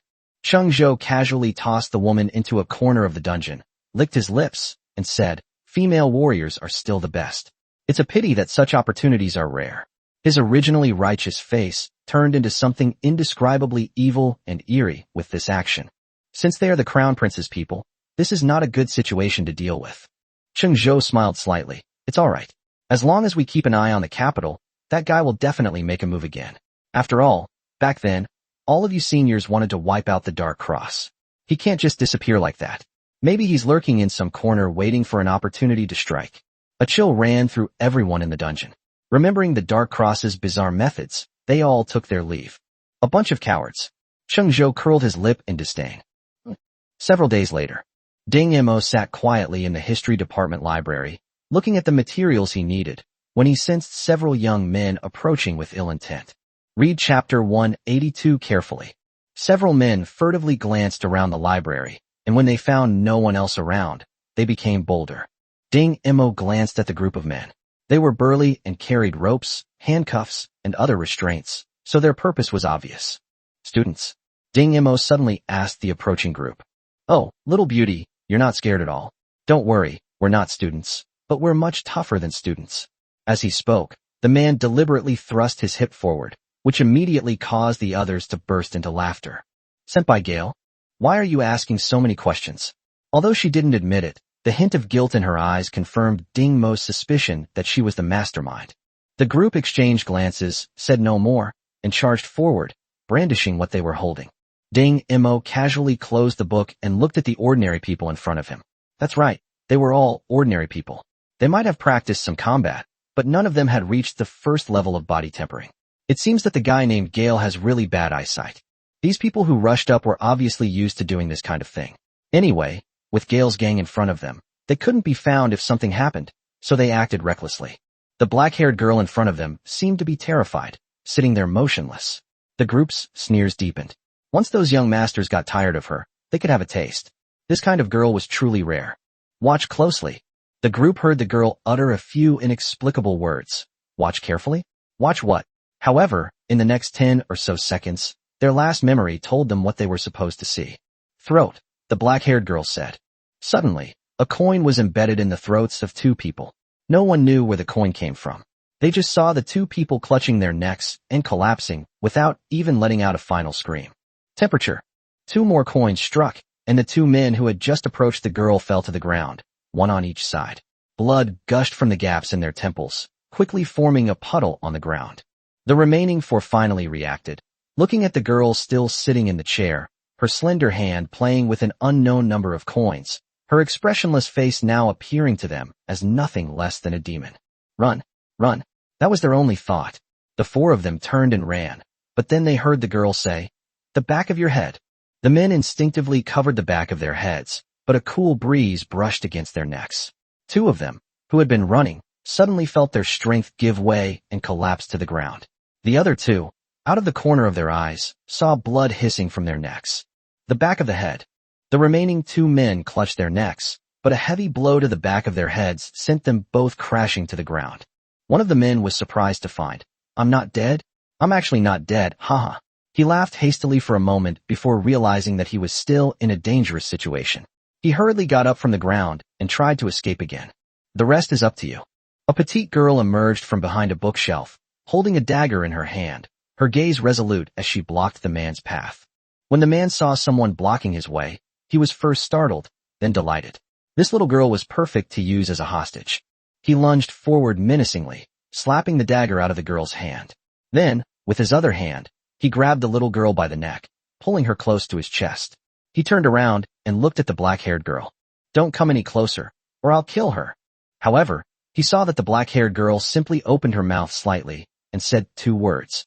Judging from her lip movements, it seemed like she was an idiot. A chill ran down his throat, and his vision went completely red. It felt as if all the strength in his body had been expelled through the gap in his throat. He clutched his neck in despair and saw the little girl pick up a dagger from the ground. At that moment, she held the dagger in both of her hands. He slowly closed his eyes. He had been deceived. Ding Mo watched as Sikong Yao calmly wiped the blood off the dagger, feeling quite satisfied. This child was definitely a promising talent with a strong will, able to come up with a way to deceive the enemy in such a short time, and the final blow was ruthless and precise, without any hesitation. If Ding Mo had only taken her in out of kindness before, he now genuinely wanted to teach her what he knew. Next, we need to dispose of the bodies. Ding Mo instructed Sikong Yao to drag the bodies one by one into the garbage disposal station behind the library. The bodies, shredded into minced meat, were labeled as fertilizer and transported to a farm in the suburbs through vacuum pipes. Sikong Yao wiped the sweat from her face. "Sister, what do we do now?" Ding Mo, who was wearing gloves and using a small absorber to clean up the remaining blood on the ground, suddenly froze. After a few seconds, he said, "Call me master. Don't call me sister anymore." "Master, will this really work?" Tusalu, Turhan's father, asked. "Of course, you just need to spread the word that someone wants to buy tin alloy, and you can prepare to purchase the goods. You don't have to pay for it yourself," said the tall and thin Turhan. Although Tusalu lacked business acumen, he wasn't stupid and immediately understood the insidious nature of the plan. This was perfect. Those families had joined forces to cut off his supply and sales channels, and now he could turn the tables on them. Presumably, their alliance would crumble soon enough. They're gone. Gil was both shocked and furious. This group had done a lot for him all along, and now they had suddenly disappeared. It was hard not to suspect something was wrong. "Have you checked the library?" "It has been checked, and the inside is very clean with no signs of a struggle." Gil's expression shifted between anger and uncertainty. "You guys, go again in a few days and bring that girl here. I want to see if she can keep up this good luck and hide forever." Gale had no idea that the girl he thought had luckily escaped was the culprit behind the group's disappearance. He is currently busy acquiring tin alloys. His spy, who has infiltrated the Zieg family, has given him information that Tsuru has received a mysterious guest who is preparing to purchase tin alloys on a large scale. He naturally couldn't let the Zieg family recover, so he immediately contacted his father and arranged for several families to buy up all the tin alloys on the market. Now, all we have to do is wait for that mysterious merchant to come to us. At the Mercenaries Guild, a hooded man walked into the mission hall. The mission hall was as lively as ever, with people chatting and drinking, arm wrestling, playing cards, and even groping girls. The hooded man looked around and walked up to a man wearing a Mercenary Guild uniform below the mission window. What is the procedure for registering as a mercenary? Chapter 183 Mercenary Level. The staff member gave a polite smile. Registering to become a mercenary is very simple. Just fill in your personal information and areas of expertise. Ding Mo looked at the light screen in the man's hand and filled in his name.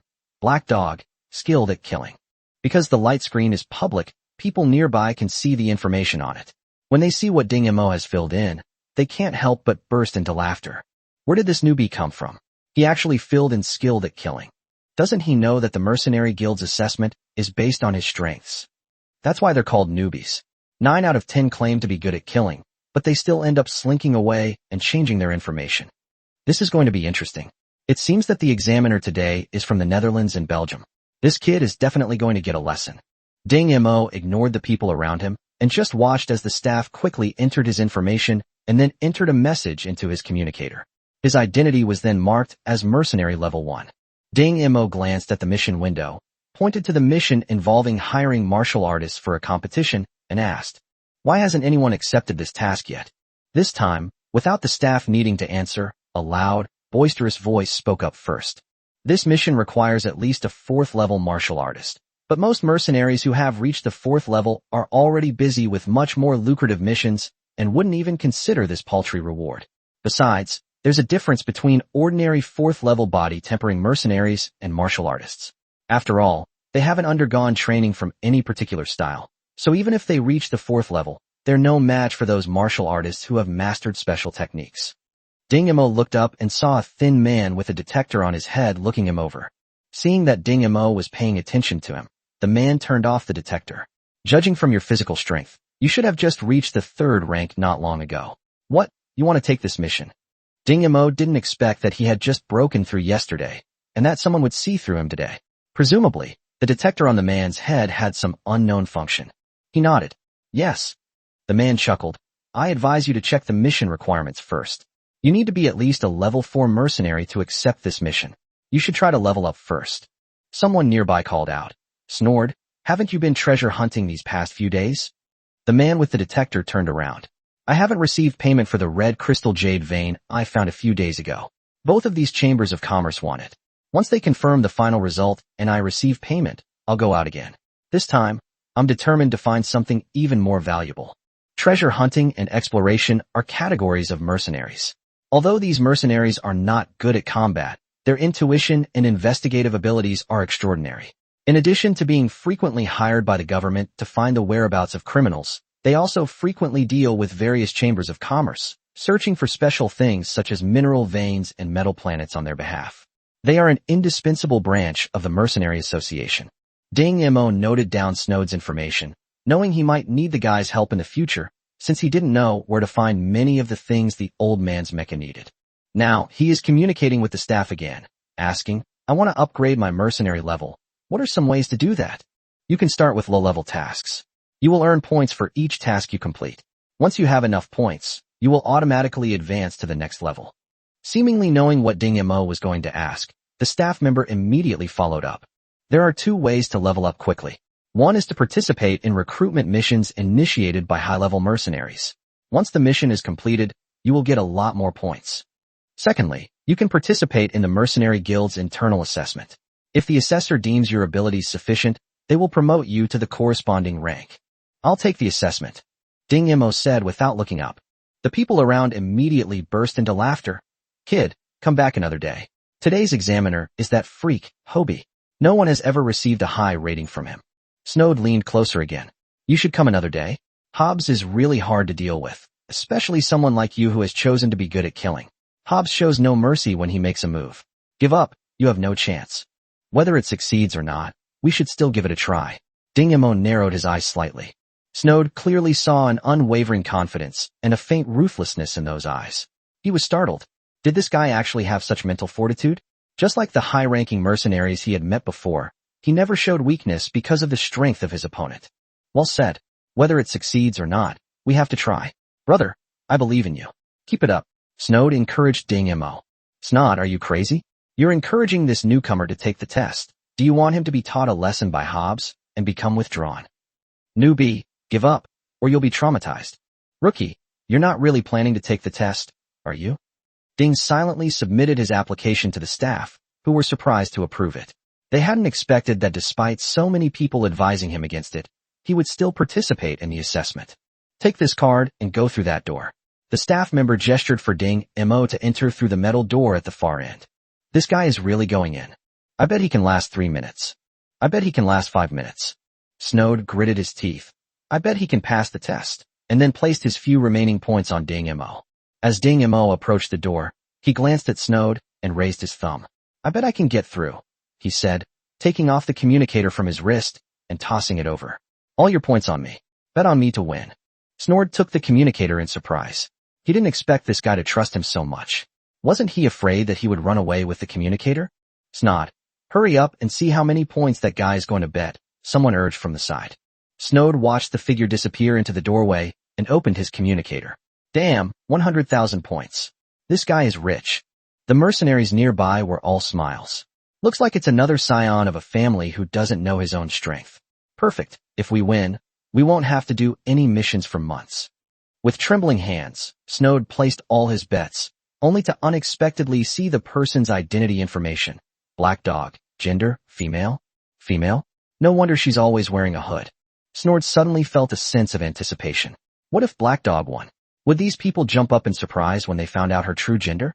Ding Imo walked into a narrow room containing a virtual reality pod. It seemed that the so-called assessment was being conducted in the virtual world. Chapter 184 Assessment. The virtual pod slowly closed, and Ding Mo's vision went black. When it lit up again, he had entered an armory. A soft electronic voice echoed in the spacious armory. You have chosen the Level 4 Mercenary Assessment. According to the assessment rules, you can select all the individual equipment in the armory. After a long list of restrictions on high intensity, high explosiveness, and extremely strong diffusion, Ding Imo realized that there was actually powerful equipment that could destroy a city with a single soldier. It seems I underestimated this world before, and I've never encountered such a weapon before. However, this weapon must have extremely limited limitations, otherwise the course of battles in this world would have been very different. After roughly outlining his combat tactics, Ding Imo skillfully selected several pieces of equipment and stepped out of the armory. This was a corner of a mansion, and Ding Imo heard a notification sound in his ear. Eliminate all the assassins in this manner, and the assessment will be successful. Ding Imo looked at the bright sky. It seemed that this time, they were going to have a head-on confrontation. As soon as he stepped out from the corner, two assassins spotted Ding Imo and rushed over with unsettling steps. Ding Imo lowered his body, took 2 steps, and shot out like lightning. At the same time, 2 pieces of blue bricks under his feet shattered, marking the explosive step. Before the 2 assassins could react, the figure appeared behind them, and a line of blood slowly appeared on their necks. With 2 thuds, they fell to the ground. Tier 2. That was Ding Mo's assessment of his opponent's strength. He figured there would be even stronger enemies to come. Since it was a level 4 assessment, Ding Imo guessed that the final enemy would definitely not be lower than level 4. Therefore, in order to conserve his energy, he had to finish the battle quickly. Ding Imo shot out like lightning and began circling the mansion, each circle smaller than the last. His running speed increased, and enemies often fell to the ground the moment they caught a glimpse of Ding Mo's shadow. In the very center of the courtyard, a well-proportioned, bald man was meditating with his eyes closed. Sensing the rapidly disappearing aura of the assassins outside, his expression remained unchanged. It was clear that the examiners had adopted a quick and decisive plan to conserve their energy. Opportunistic, the bald Uncle Hobie slowly stood up, tied up an assassin, and placed him behind him. If these NPCs weren't dealt with by force, they would probably be sent up to be killed one by one. However, the assassins seemed to have adjusted their attack methods, starting to surround and intercept the test takers. As long as the test takers slow down, they may be able to overwhelm them with their numbers. Ding Imo also noticed that the enemy in front of him had reached the late stage of Tier 3, and there were still an unknown number of pursuers closely following behind him. After taking down 2 more assassins, Ding Imo turned a corner. In front of him was a narrow bridge with 2 assassins standing side by side on it, clearly leaving no room to rush across. Hebe noticed this and sneered. If you slow down, you'll be overwhelmed by the crowd. Let's see how you get through this. Before the assessment, Hobie had already checked the assessor's information. A mere Tier 3 early stage dared to participate in the Tier 4 mercenary assessment? Did he not take him seriously? Now let's see what he does. Ding Imo knew he couldn't slow down. Looking at the 2 assassins rushing towards him, a rare, intense fighting spirit appeared in Ding Mo's eyes. When 2 armies meet on a narrow path, the brave one will prevail. Let's see who the real hero is. The 2 figures were rapidly approaching each other. Ding Imo once again applied the explosive step technique to his feet, and the dagger in his hand met the opponent's long sword. An inch longer means an inch stronger, an inch shorter means an inch more dangerous. At the current speed, as long as Ding Imo dodges the first wave of attacks, he can enter close combat, and the opponent's longsword will be unable to be used effectively. The 2 assassins clearly understood this as well, and one of them slowed down slightly. Both Hobbs and Ding Mo realized at the same time that the two of them were finished. If they had continued to attack together, they might have been able to stop Ding Mo. Now, one of them was a little slower, and Ding Mo seized the opportunity. The dagger in his hand accurately struck the edge of the opponent's blade. With a slight flick of his wrist, the dagger was quickly withdrawn. In that instant of parrying, Ding Mo's figure was already side by side with the opponent who had charged forward, facing the opponent who had been a fraction slower earlier. The moment the opponent raised his longsword, a dark gun barrel was pointed at his head. The dagger in his left hand pierced the heart of his opponent between the shoulder blades, while the gun in his right hand fired. A head exploded, and the two enemies blocking his way fell into the river almost simultaneously. This was the first time Ding Mo had drawn his pistol. Because of limited ammunition, he had refrained from using it during the previous killings. As Ding Mo reached the bridgehead, his figure suddenly slowed down, and then the group of assassins chasing behind him saw his back. The group of NPC assassins silently rushed onto the bridge and fiercely pounced on the figure in front of them, but the figure suddenly accelerated, as if about to escape. The assassins behind them accelerated even more, trying to catch up. Finally, the first assassin stepped off the small bridge, slashing at his opponent with his long knife. However, his figure was torn to pieces in midair. The assassins chasing after him couldn't stop in time, as if they had entered a dismemberment machine. Every assassin who crossed the small bridge turned into pieces. Only after the last assassin had completely lost consciousness did Ding Mo silently step forward and collect the nanowires, which were completely unstained by blood. Hobie, standing quietly in the center of the courtyard, frowned slightly. It seemed that the examiner was quite adept at using external tools. However, this was just a minor trick. In the face of true strength, everything could be cut down with a single sword strike. However, the ever-calm and composed Hobe was unaware that his state of mind had quietly changed. At first, he regarded Ding Mo as an ant, but when they met on the wrong path just now, Ding Mo did not hesitate at all and rushed forward. He had already regarded Ding Mo as a weak opponent. By the time Ding Mo set a trap and used a feigned escape to lure the assassin, Hobie had already come to regard Ding Mo as a treacherous enemy, and his regard for Ding Mo had unknowingly increased considerably. Ding Mo hadn't encountered any more assassins along the way. A smile played on his lips, and his eyes gleamed with undisguised fighting spirit. It seemed the final boss was about to make his appearance. Gently pushing open the courtyard gate, Ding Mo immediately saw the bald man standing in the center of the courtyard, along with the assassin tied to his back. "You're quite good. At your age, I couldn't do this." Hobie slowly raised his longsword, the bright, cold blade reflecting his calm, unwavering eyes. Ding Mo didn't speak, silently took out his pistol, and without a word, aimed it at the bound assassin and pulled the trigger. It had been clearly stated during the assessment that success would be achieved by eliminating all the assassins in the mansion. A flash of sword light, the bullet froze in midair, then broke in two and fell down. Chapter 185 Assessment passed. Ding Mo's pupils contracted sharply in an instant. Shooting bullets? Just what level is this person? With his current eyesight, he could easily see the trajectory of the bullet, but he was still lacking in speed to cut the bullet with his sword. Moreover, the bald man's wrist did not tremble at all after he cut the bullet, which showed that his body tempering had reached a high level. Noticing Ding Mo's observation, Hobie chuckled. "I'm Hobie. Those people outside must have tried to dissuade you, right? No one under me has ever passed the test. It seems you're not one to believe in such things either. But it's alright, you'll find out soon enough. Don't worry, I'll only defend, not attack. Use whatever moves you have." Hobie slowly stood still, brandishing his longsword, a hint of mockery on his face. Ding Mo narrowed his eyes, surveying his surroundings. The small courtyard was empty, devoid of any decorations or plants. The layout was far too simple, but this also reflected that the bald man in front of him had no intention of relying on anything external. His only dependence was probably the sword in his hand. This kind of person is extremely difficult to deal with. Ding Mo had no intention of defeating him, but instead focused his attention on the assassin beside him.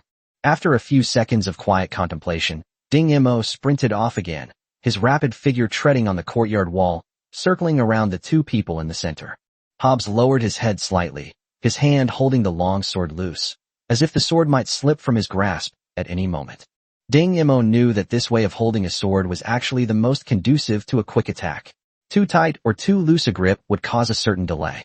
This fighting style was somewhat similar to the Japanese samurai's sword-drawing slash in his previous life. However, since Hobie did not have a scabbard, he used a unique grip to replace the function of a scabbard. Ding Mo tentatively fired from several directions, but Hobie didn't move an inch. As if he had eyes in the back of his head, several flashes of sword light appeared, and without exception, every bullet fired was neatly split in two. Ding Mo slowly lowered his head, looking at the bullet split in two on the ground, and fell into deep thought.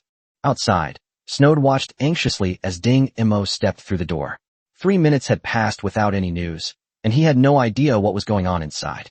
I bet 10 minutes, and it looks like I've won. 3 minutes have passed, but no one has ever lasted more than 10 minutes against the Netherlands. You just wait, there's a 5-minute bet, maybe the kid will come out in less than 5 minutes. Although the stakes differed, apart from Snowd, no one believed that Ding Ma would pass the test. After all, Hebe was just too monstrous. Ding Mo lowered his head, then suddenly smiled. I have a plan that might lead to victory. Hebe raised his eyelids slightly. Tell me about it. Since you're only serving as an examiner today, I might as well just wait here for you to leave when it's time. Wouldn't that be a win? Hobbs laughed. Before that, I'll take care of you first. Don't think that my statement about not launching an attack will create such a loophole. Ding Mo shook his head. Of course I won't choose that method, because I've already figured out how to deal with you. Hobbs' eyes lit up slightly.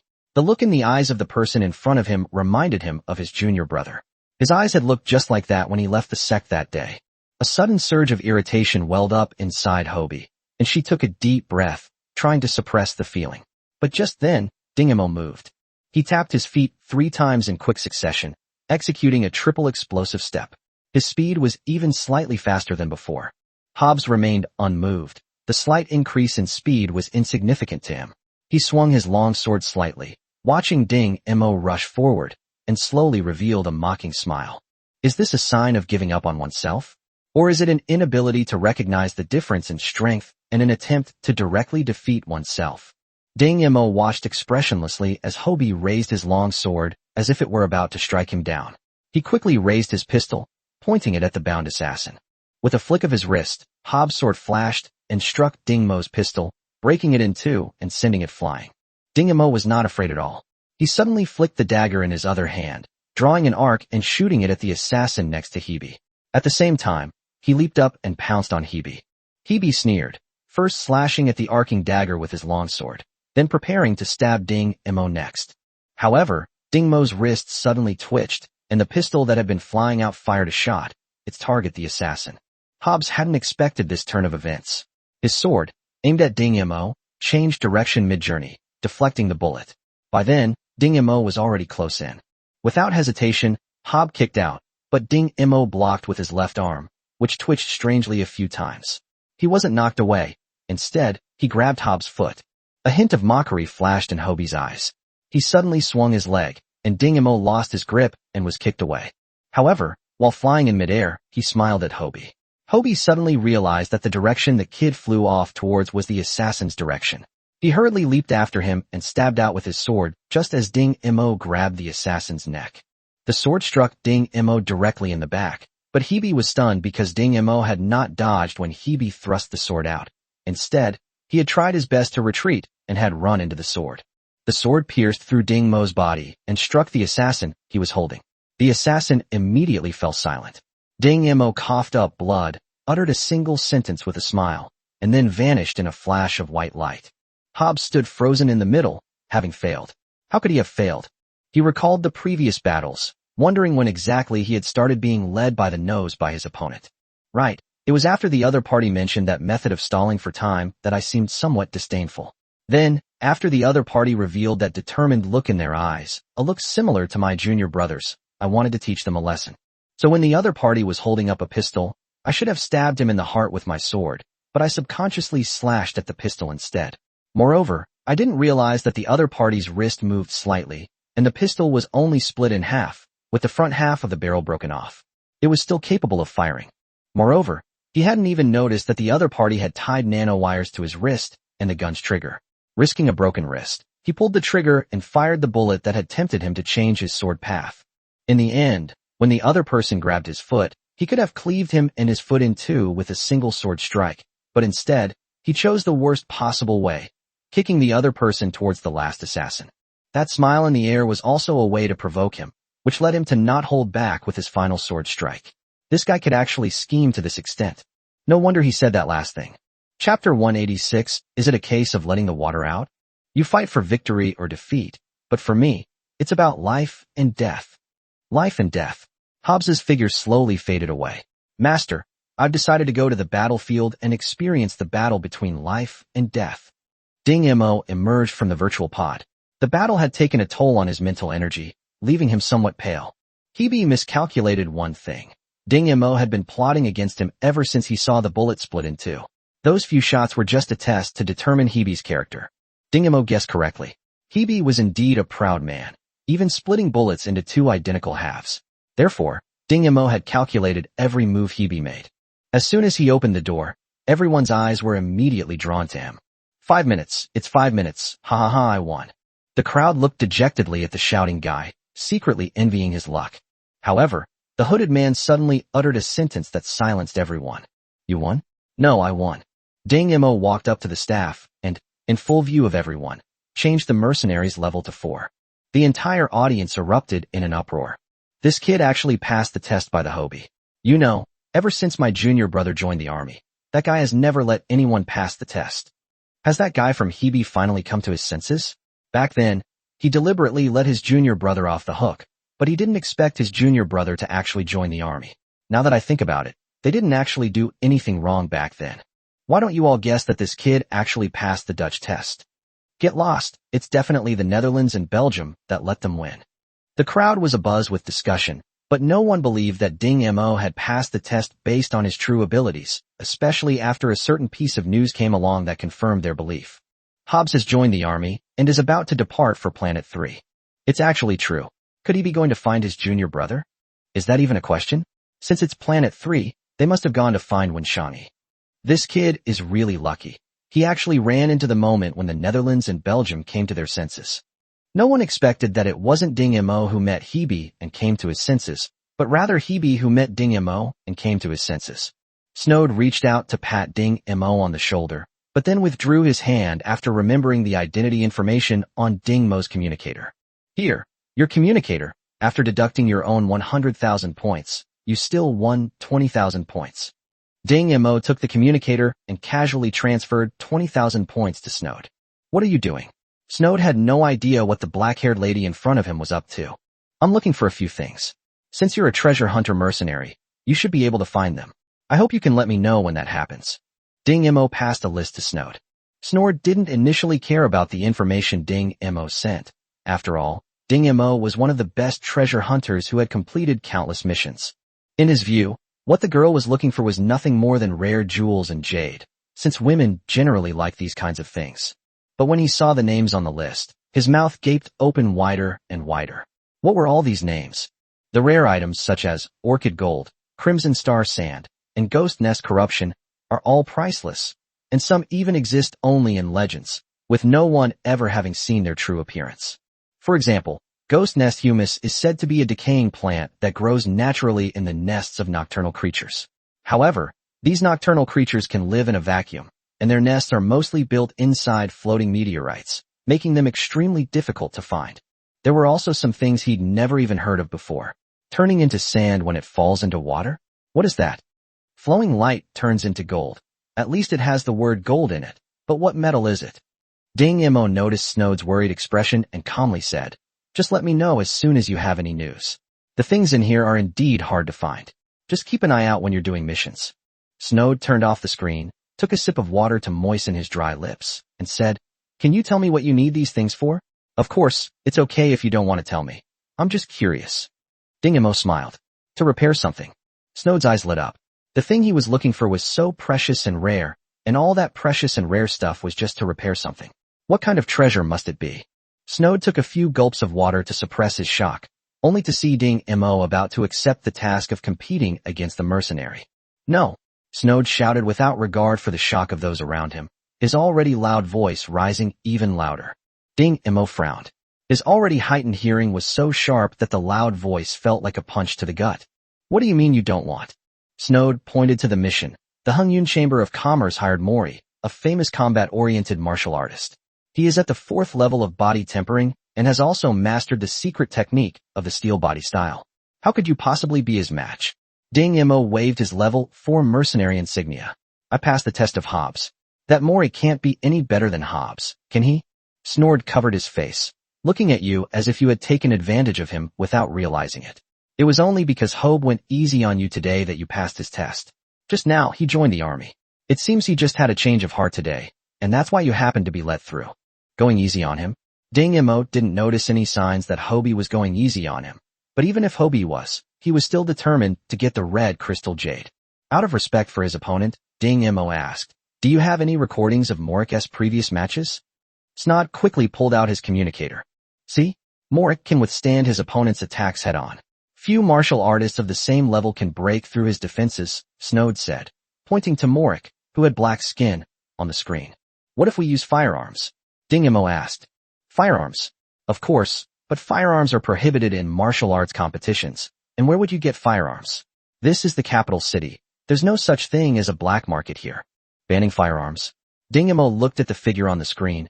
It did seem a bit difficult, though only a bit difficult. Xiaohei, I spent a lot of money today. How are you going to make it up to me? Yi Kanglin took off her mask. Today, dressed as a mysterious merchant, she had spent a lot of money to buy all the tin alloy that she didn't need at all. Turhan was also shocked by Yi Kanglin's generosity. He thought that this young man was like himself, a child from a declining family. He did not expect that he would spend hundreds of thousands of yuan in one go. Thinking about the next plan, Turhan felt a little scared. This was a flow of funds amounting to tens of millions, which the Gale family alone probably couldn't handle. But did this young man, named Yi Kanglin, have enough funds to motivate the other party's ambitions in the early stages? Yi Kanglin glanced at Turhan and said, "Don't worry, I may not have much else, but I certainly don't lack money. If it weren't for this interesting plan to teach those people a lesson, I would have directly invested in your family." Ding Mo, who had just entered the room, took off his hooded clothes and glanced at Yi Kanglin indifferently. What kind of compensation do you want? Chapter 187 Killing. Yi Kanglin raised his chin. I'll tell you after we finish eating. Sikong Yao brought out the prepared food. It has to be said that this young girl's cooking skills are indeed excellent. Even Yi Kanglin, a picky person, praised it highly. Xiao Yao, marry me when you grow up. Then you can eat such delicious food every day.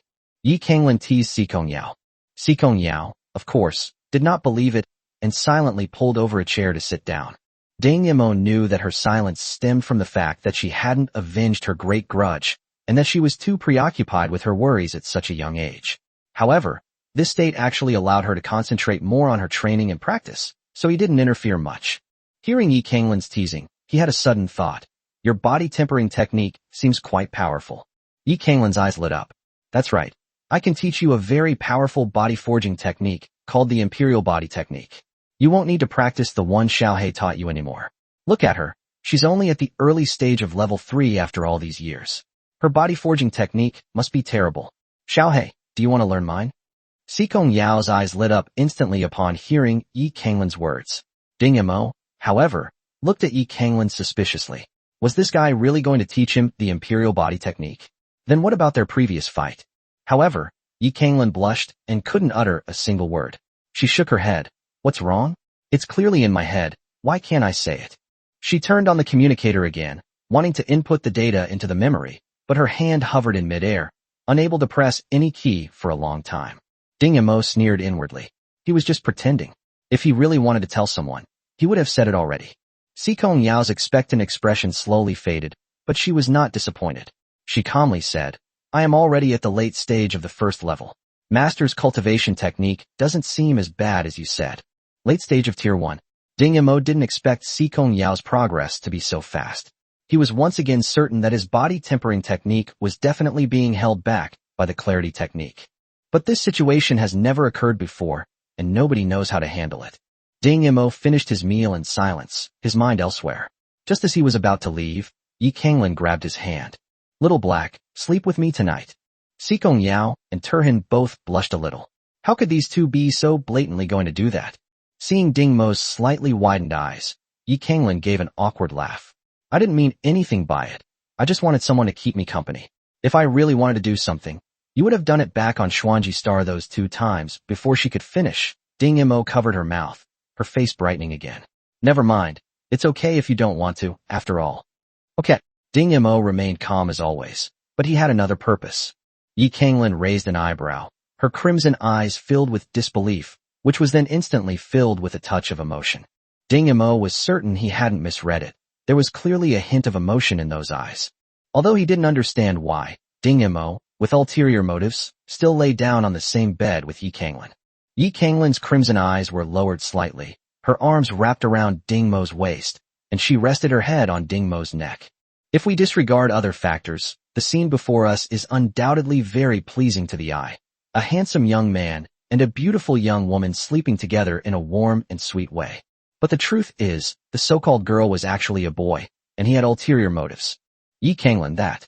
Ding Mo resisted the urge to shake off Yi Kanglin and tentatively tried to extract the imperial body technique. Call me Little Yezi. I've been calling you Little Black. Yi Kanglin pouted unhappily. Luckily, Ding Mo didn't see her like this. Otherwise he would definitely be surprised that a man would make such a move. Little Leaf? Ding Mo grinned. Is that your nickname?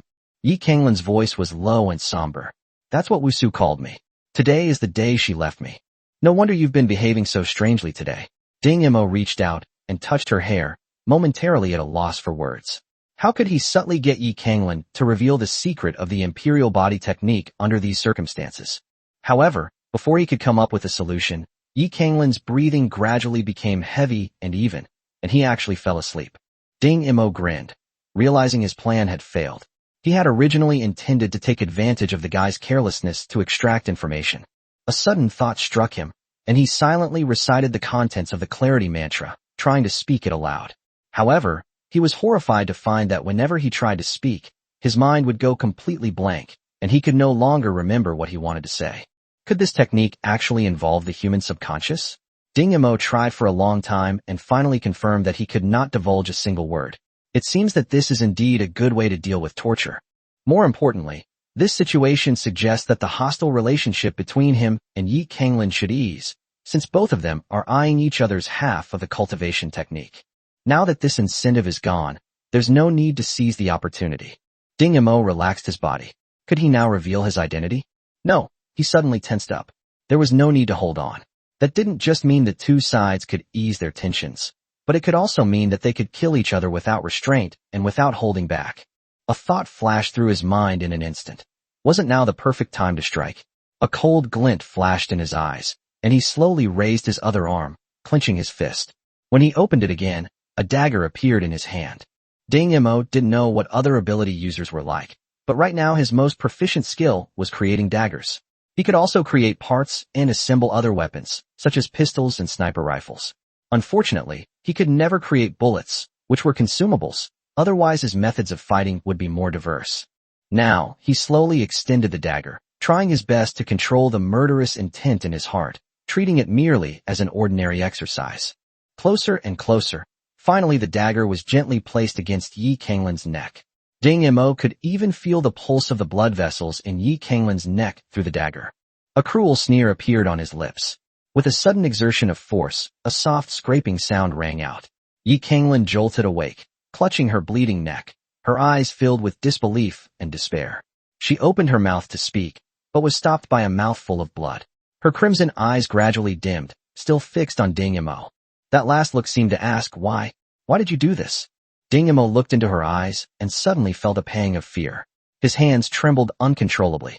How could he have killed her like this? This guy in front of him had saved his life, but he was supposed to be ruthless and heartless. A mix of emotions, regret, relief, satisfaction, and disappointment writhed in a web, suffocating Ding Mo. He felt as if he were falling into an abyss, slowly sinking lower and lower. Chapter 188: The Second Sober Kiss. He didn't know how much time had passed when Ding Mo suddenly woke up, his forehead covered in cold sweat, and looked to his side. There was no blood, no wounds, no dagger. Yi Kanglin was lying there perfectly fine. It turned out that he had just had a dream without realizing it. Ding Mo took a few deep breaths, but then froze again. Even if it was a dream, what were his emotions like back then? Why did he feel regret? And why was he feeling fortunate now? When exactly did this guy begin to have such a profound influence on me? Ding Mo subconsciously propped himself up and carefully observed the boy. He knew he was handsome. Otherwise, how could he look so convincing as a young girl? But the guy next to him was clearly prettier. Ding Mo subconsciously used the word beautiful because the sleeping Yi Kanglin no longer had the aggressive aura and proud appearance she had when she was awake. Instead, her brows had become somewhat gentle. Just as Ding Mo was observing Yi Kanglin seemed to sense something, opening her red eyes. Perhaps still a little dazed, her eyes were misty. It's unclear what she remembered, but she suddenly uttered a sentence. How about we give it a try? Try it. Try what? Ding Mo's eyes widened slightly. Could it be that he had accidentally released killing intent in his dream, and she had noticed it? Was she testing him? Yi Kanglin blinked, making sure Ding Mo was looking at her, and said with a hint of expectation in her voice, "Close your eyes." Ding Mo hesitated for a few seconds, then slowly closed his eyes under Yi Kanglin's disapproving gaze, while simultaneously focusing all his attention on sensing the other party's movements. If the other party intended to kill him, he would be prepared to retaliate. But the next second, he froze. This is a soft, sweet taste. Yi Kanglin actually took the opportunity to kiss me. Ding Mo hurriedly turned his head back, trying to escape this disgusting situation. But Yi Kanglin reached out and cupped the back of his head, deepening the kiss. Ding Mo felt a surge of anger rushing downwards, and his expression instantly changed. He was resisting this situation, but his body inexplicably couldn't bear to leave. What terrified Ding Mo even more was that this wasn't the first time he had wanted to pin the person in front of him down. He was a straight man. A rock-solid straight man. Ding Mo kept hypnotizing himself. Yi Kanglin got to experience the feeling she had last time, and it was completely different from usual. She had kissed the maids and female guards when she teased them, but compared to this, it was like the difference between plain water and brandy. Moreover, the only place that could bring a bit of coolness to the heat around him was Ding Mo, so Yi Kanglin couldn't help but wrap his arms around Ding Mo. She noticed Ding Mo's stiffness and mischievously pinched his waist. Ding Mo was hypnotizing himself when he was suddenly attacked. He instinctively opened his mouth, and in an instant, the other party invaded and conquered him, leaving him utterly defeated. If he hadn't clung to his last shred of clarity, he probably would have turned into a madman long ago.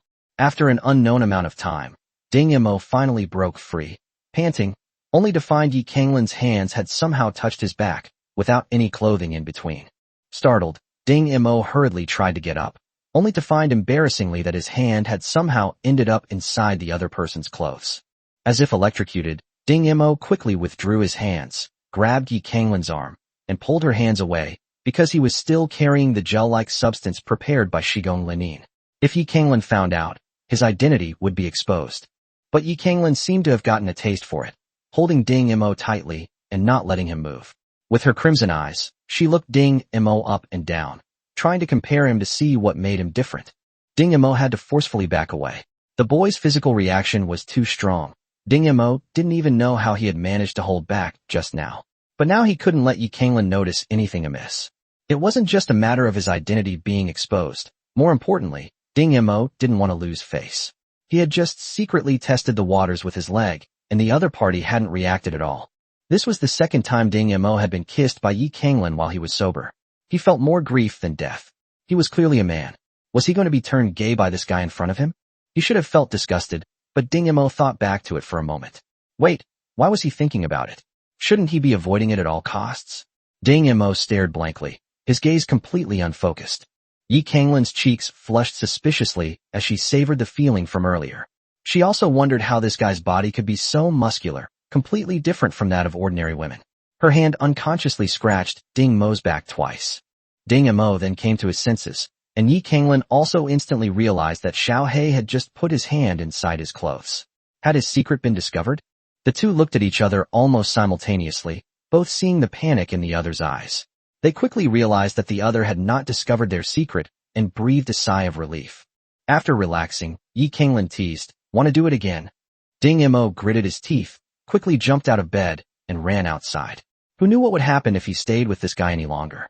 However, his hand tightened, and a warm, soft hand grasped his palm. "Don't go." Ding Mo turned around and saw Yi Kanglin's slightly teary eyes. He twitched his lips and said, "You." "No, I won't do that again." Ding Mo suddenly remembered that dream. In the dream, Yi Kanglin seemed to be looking at him in the same way, and his heart softened for no reason. He lay back down with some doubt, and Yi Kanglin quickly wrapped herself around him like an octopus, then buried her head in Ding Mo's neck and fell asleep. Ding Mo tried to break free, but Yi Kanglin's strength was far beyond his reach. For the first time, He felt that the Qingming technique was not as useful as he thought. Watson's mansion. Still no news about that hooded man? The tone was tinged with impatience. Several subordinates exchanged glances and cautiously said, I heard that person is one of the Crown Prince's men. The Crown Prince commands half of the assassin's force. Could he be from there? Watson slammed the kettle on the table at the subordinate who had spoken. Idiot. Whoever it is, if they find out I arranged it, it will definitely affect my plans. Find them right now, dead or alive. At the same time, Yin Shuangliu met with several other schools of thought again. It's like that person has vanished without a trace. We can't find them anywhere. In any case, we must be careful during this period of time. The people of Dark Cross are all experts in assassination. Yes, please be careful. However, they didn't notice that there was a tiny tool under the table in the room, only the size of a fly, which was easy to miss if you weren't paying attention. In a room not far from them, an extremely ordinary-looking man listened to the voice in his ear and snapped his fingers. So, someone is impersonating my Dark Cross. No wonder these guys always have a large number of disciples protecting them. What a nuisance. But who exactly is that person? The man slowly stood up, wiping the daggers on his body one by one, revealing a faint cross mark behind his ear. The business manager of the Dingyang Chamber of Commerce and several attendants waited anxiously at the mercenary guild. Finally, someone had accepted their mission. They had originally agreed to meet at 9 a.m., but the overjoyed guild leader had sent them to the mercenary guild early in the morning to find that person. Who do you think will take on this mission? I don't know, but knowing that Mori is an opponent, the person who still dared to accept the mission must have confidence in himself. Seemingly having heard the name Mori, several mercenaries looked over curiously. Are you here to find the guy who gave you the mission? Chapter 189, An Unsuccessful Attempt. The guy who took on the mission? Although he didn't understand why these mercenaries would call the mercenary named Black Dog that, the person in charge nodded nonetheless. Tisk, that's true. I advise you to find someone else. That guy is a newbie. A newbie? But the data shows he's already a level 4 mercenary. The person in charge didn't quite believe the mercenary's words. He got incredibly lucky. He just passed the assessment and advanced yesterday. The examiner went easy on him. Otherwise, how could he have passed Hebe's assessment when he was only at the 3rd level of body refinement? Hebe. The person in charge recognized the name. He was a renowned swordsman in the mercenary guild. If this Black Dog had passed the test through him normally, he was not to be underestimated. However, if what these mercenaries said was true, that Hebe had gone easy on them, they would have to think carefully. Are you waiting for me? A voice carrying a hint of coldness suddenly rang out from behind them. The person in charge quickly turned around and saw a person wearing a black hooded jacket. He hesitated for a moment before greeting him. I am Quincy, the person in charge of this incident at the Dingyang Chamber of Commerce. Black Dog Ding Mo was the first to sit down. Sometimes, when negotiating with others, it's important to have the right to assert yourself. When it comes to getting more favorable terms, the party with the upper hand has an easier time. Ding Mo's behavior made Quincy unsure of what to do. Could this hooded mercenary be so casual that he actually had a plan? He sat down as well and tentatively asked, I heard you just advanced yesterday? Ding Mo leaned back. That's right. As you've probably heard, I only passed the test because the Netherlands and Belgium let me pass. Quincy was taken aback by the fact that the other party had so bluntly laid out their speculations, and he choked on his words, coughing. Ding Mo crossed his arms and leaned forward slightly. But have you ever thought about why no one has taken on your mission for so long? Quincy explained, that's because our requirements are high, but the rewards we offer are very generous 50,000 points. It would take an ordinary mercenary several months to earn that much. Ding Mo shook his head slightly. Martial arts competitions are risky. You think 50,000 points is too much, but I think it's too little. I want this number. Ding Mo held up one finger. 100,000. I want 10% of the red crystal jade vein. Impossible. Quincy refused outright. Ding Mo wasn't angry. He glanced at the time and said, do you think you still have time to look for someone else? And can you guarantee that the person you find will dare to go up against Morik? Quincy laughed. Can you guarantee you'll beat Morridge? Ding Mo nodded. I can collect payment afterward, and if it fails, you don't even need to pay me a fee. Quincy hesitated. This Black Dog seemed very confident in him. But what about the rumors? Did this guy really have the strength of level 4? Should he test him? He gave a wink to the attendant beside him, who understood and quietly walked behind Ding Mo, then suddenly threw a powerful punch. Quincy stared intently at Ding Mo's movements. This follower was a level 3 expert. If Ding Mo could easily defeat him, then it would be fairly certain of his strength. The mercenaries watching had an air of anticipation, wondering what would happen to this lucky kid. Early stage tier 3 versus mid-stage tier 3, this kid's going to be exposed. However, the attendant suddenly slipped, and just as Ding Mo turned around, the attendant's face collided directly with Ding Mo's elbow, causing him to fall to the ground covered in blood. Damn, what luck! What does this mean? Ding Mo looked at Quincy, stood up slightly, and looked ready to fight at the slightest provocation. Quincy cursed inwardly, thinking he was a good-for-nothing, but quickly put on a smile and said, "Sorry, this kid thinks he's very capable and probably wants to learn a few moves from you." Ding Mo held up 2 fingers. 20%. The price has changed now. Quincy hadn't expected his probing move to displease Ding Mo, but Ding Mo clearly had the upper hand now. Gritting his teeth, he nodded in agreement. "Okay, send me the time and location." Ding Mo stood up, and with a slight push of his foot, a coin cleverly bounced from the attendant's feet into Ding Mo's hand, but no one noticed this. He smiled slightly, waved casually, and turned to leave. "Hey bro, you didn't actually hire that guy, did you?"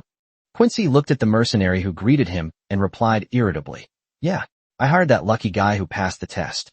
Despite his tough talk, Quincy was also worried about how to talk to his boss later. Ding Mo took off his hood, put on a pair of sunglasses, and wandered around like a tourist. The residence of Watson, the minister of the state of Scilly, was very conspicuous. The entrance to the residence was located at the end of Grand Avenue. Ding Mo leaned quietly against the courtyard wall, closed his eyes behind his sunglasses, and once again used his keen ears to listen to the sounds inside. The rhythmic footsteps indicated that the guards were patrolling the area. 1, 2, 3. Ding Mo checked his communicator. The guard patrol switching time was 17 seconds. In addition, he heard the growling of wild beasts, indicating that the guards of this mansion were not just human. Ding Mo took off his sunglasses, checked the time, and prepared to sneak in. Generally speaking, the best time to sneak in is in the early morning, when people are sleeping soundly and the guards on night duty are most likely to get sleepy. This is purely due to the influence of people's biological clock. However, there is also a problem with sneaking in at dawn, the sensitivity to sound. In the dead of night, even the slightest noise can be detected very clearly, which becomes a weakness for the infiltrator. Therefore, Ding Mo planned to sneak in during lunchtime. At this time, even slightly loud noises would not attract attention. Compared to nighttime, one method involves using sight to sneak in, while the other involves confusing the sense of hearing. For ordinary people, nighttime is certainly more convenient for movement, but for Ding Mo, now is the best time for him. Ding Mo easily scaled the courtyard wall, silently counting in his mind, 7, 8, 17. His figure flashed out quickly, following at the very back of the patrol team. His pace was exactly the same as the people in front of him, and there was no extra sound when he stepped forward. The entire team was completely unaware that there was an extra person at the back. Ding Mo was unaware that just as he was scaling the wall, someone in the distance had noticed his movements. This ordinary-looking man had a faint cross mark behind his ear and was currently observing Ding Mo through binoculars from a high-rise building. I never imagined the capital city was such a hidden gem. This woman is so skilled in infiltration, the man thought to himself in admiration. He watched as the woman silently left the patrol and slipped into the building. Chapter 190 Infiltration and Tracking.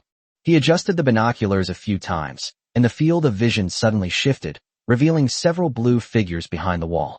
This is a telescope that uses the spontaneous radiation waves of the human body for research. It is similar to infrared telescopes for Earth, but it can monitor more wavelengths and the shapes are clearer. What exactly is this person up to? And his current situation is very precarious. People were constantly coming and going in and out of the building, delivering meals and eating. This guy should give up in this noisy environment, right? The man with a cross mark behind his ear lit a cigarette. As a high-ranking assassination instructor of Dark Cross, Dark 13 felt that his judgment was correct. However, he had no idea that this noisy environment was exactly what Ding Mo had deliberately sought. He easily followed behind a cook, whose broad body completely shielded Ding Mo. The cook pushed open the dining room door and said rudely, "You lot, bring the plates back to me after you finish eating." She was clearly an old resident of the mansion. Several guards who were eating responded with a smile, but none of them noticed a figure leaving behind the cook and sneaking towards the second floor of the building. In typical ground floor buildings like this, the owner's office and study are usually on the second floor, and private conversations often take place in the study. Ding Mo is now very grateful for the training he received from the master, which made him very familiar with the people, environment, and lifestyle of the upper class, enabling him to make such a judgment so easily. Two guards suddenly came down from above. In this situation, most people would choose to jump down the stairs and wait for the two guards to leave before going back up. However, Ding Imo did not do that because two guards also came up behind him. Ding Imo crouched low, observing the two people's perspective. As they turned their heads to talk, he suddenly pushed off with his feet, sprang up, and landed on the ceiling with a soft thud. However, amidst the noisy environment, this sound was so insignificant. With a slight bend in his limbs, Ding Imo dissipated the force of his upward leap, and then jumped out diagonally again, landing right behind the two as they turned around. I followed the two of them down a short distance. The guards who came from behind glanced up casually, saw only the two companions, greeted each other, and then walked away.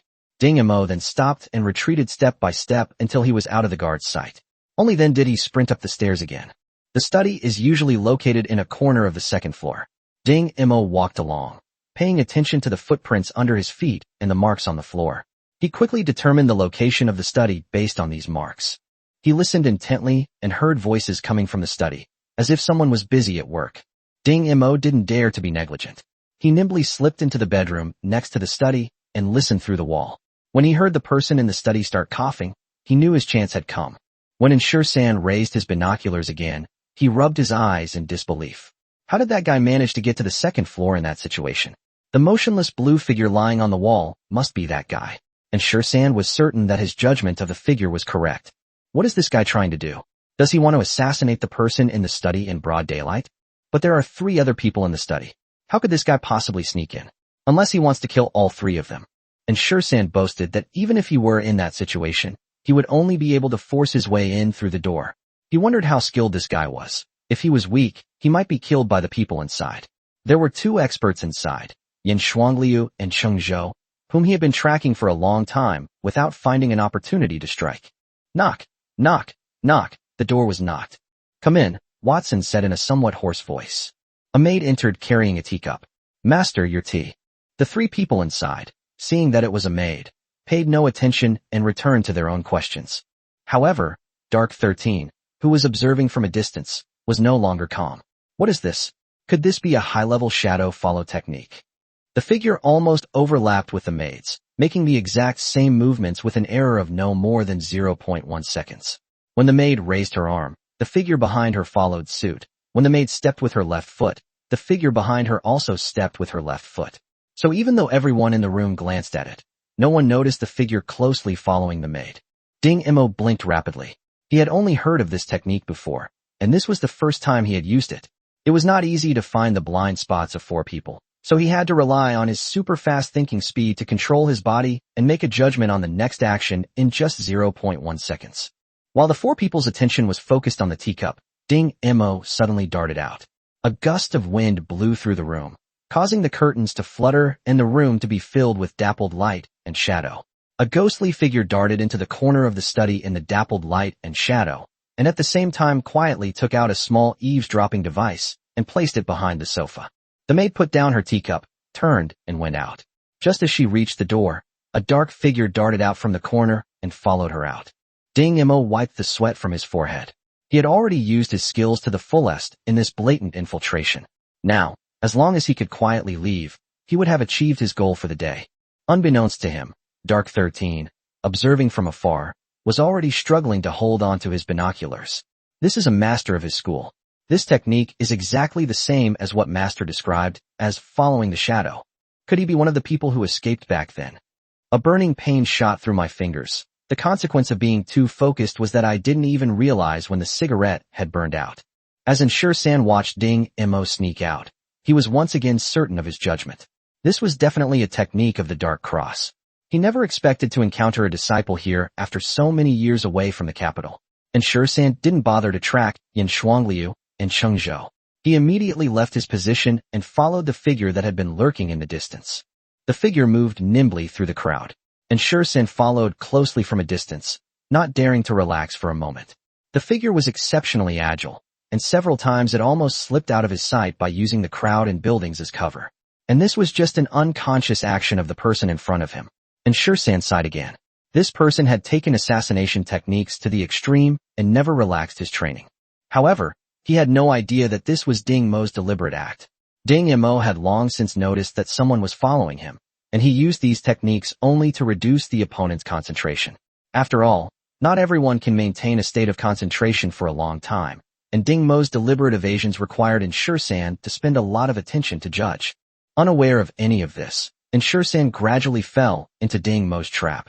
Alleyways seem to exist in every city. Some are dark, some are clean, some are long, and some are bustling. What appeared before San now was a long, narrow alley, and the figure that had just turned into the alley seemed to have vanished. San immediately became alert. Chapter 191 Dark 13's Misfortune. This vigilance stems from long-term training. Once the target suddenly disappears, there are only two possibilities. Either the target has entered a pre-prepared escape route, or the target has been discovered. Dark 13 hoped it would be the first scenario, so that he could follow the clues and gradually find the other party's stronghold, and thus find the disciples of the Dark Cross school who might have been left behind in the capital. However, if it is the second scenario, according to the Dark Cross's consistent practice, there is only one way to deal with pursuers with unclear motives: kill or be killed. In any case, it is impossible to reveal the whereabouts of fellow disciples. Dark 13 walked cautiously along the wall of the alley. He had already confirmed that the wall was made of extremely hard rocks, and even if someone wanted to attack from the other side, it would be difficult to break through the wall in one blow. Dark 13's pupils were unfocused. As a seasoned assassin, he also knew the importance of vision. His scattered gaze actually allowed him to detect moving objects in his field of vision more quickly. He walked slowly, seemingly unconcerned whether the other person was running further and further away, because the assassin's code clearly states that you must protect yourself first in order to better complete the mission. Therefore, assassins are seen as cold-blooded and ruthless by others. They will stand motionless and watch innocent people be hurt and killed. They will step over the corpses of their comrades to deliver the final blow to their target. They will use any means necessary to launch an attack, regardless of whether it affects others. Although Dark 13 hated this rule, he had to admit that it greatly improved the success rate of assassination missions. He didn't know what kind of person his target was, but from his blatant infiltration just now, he could tell that this person was definitely not easy to deal with. Maybe he's right behind me right now, Dark 13 muttered to himself quietly. But to his horror, a voice spoke up behind him. You're right. Like a startled rabbit, Dark 13 darted out, then looked back as he ran, where a hooded figure stood. A hood? Dark 13's eyes widened again. This figure looked very similar to the one he had seen in the video from the Flying Swallow sect. Statistically speaking, it was highly likely to be the same person, the master who had mastered assassination footwork and mind-killing techniques. A master? Damn it. Dark 13 abruptly stopped his retreat. In that instant, he felt his neck touch an extremely thin, cold wiry nanowire. This common trap almost killed him.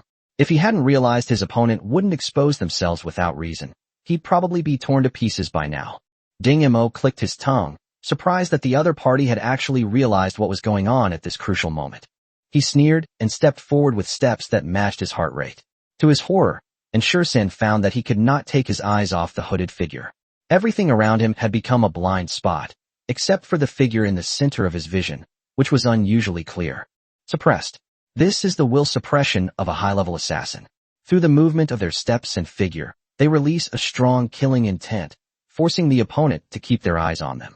This is a method specifically used against assassins, but unless one is extremely confident, such behavior is simply courting death. However, Dark 13 sadly discovered that the gap between himself and his opponent was not small, and the opponent's skills were even more unfathomable than those taught by the school. It seemed that the opponent was the true successor of Dark Cross. San noticed the other party's hand move and instinctively dropped to the ground. Although he couldn't see the other party's movements in the blind spot, his rich combat experience saved his life.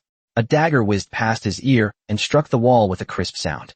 I surrender, Dark 13 shouted, raising his hands. Although he looked disheveled, he was terrified that the other party would strike again and kill him. Ding Mo stepped forward and directly wrapped the other person's wrist with nanowires.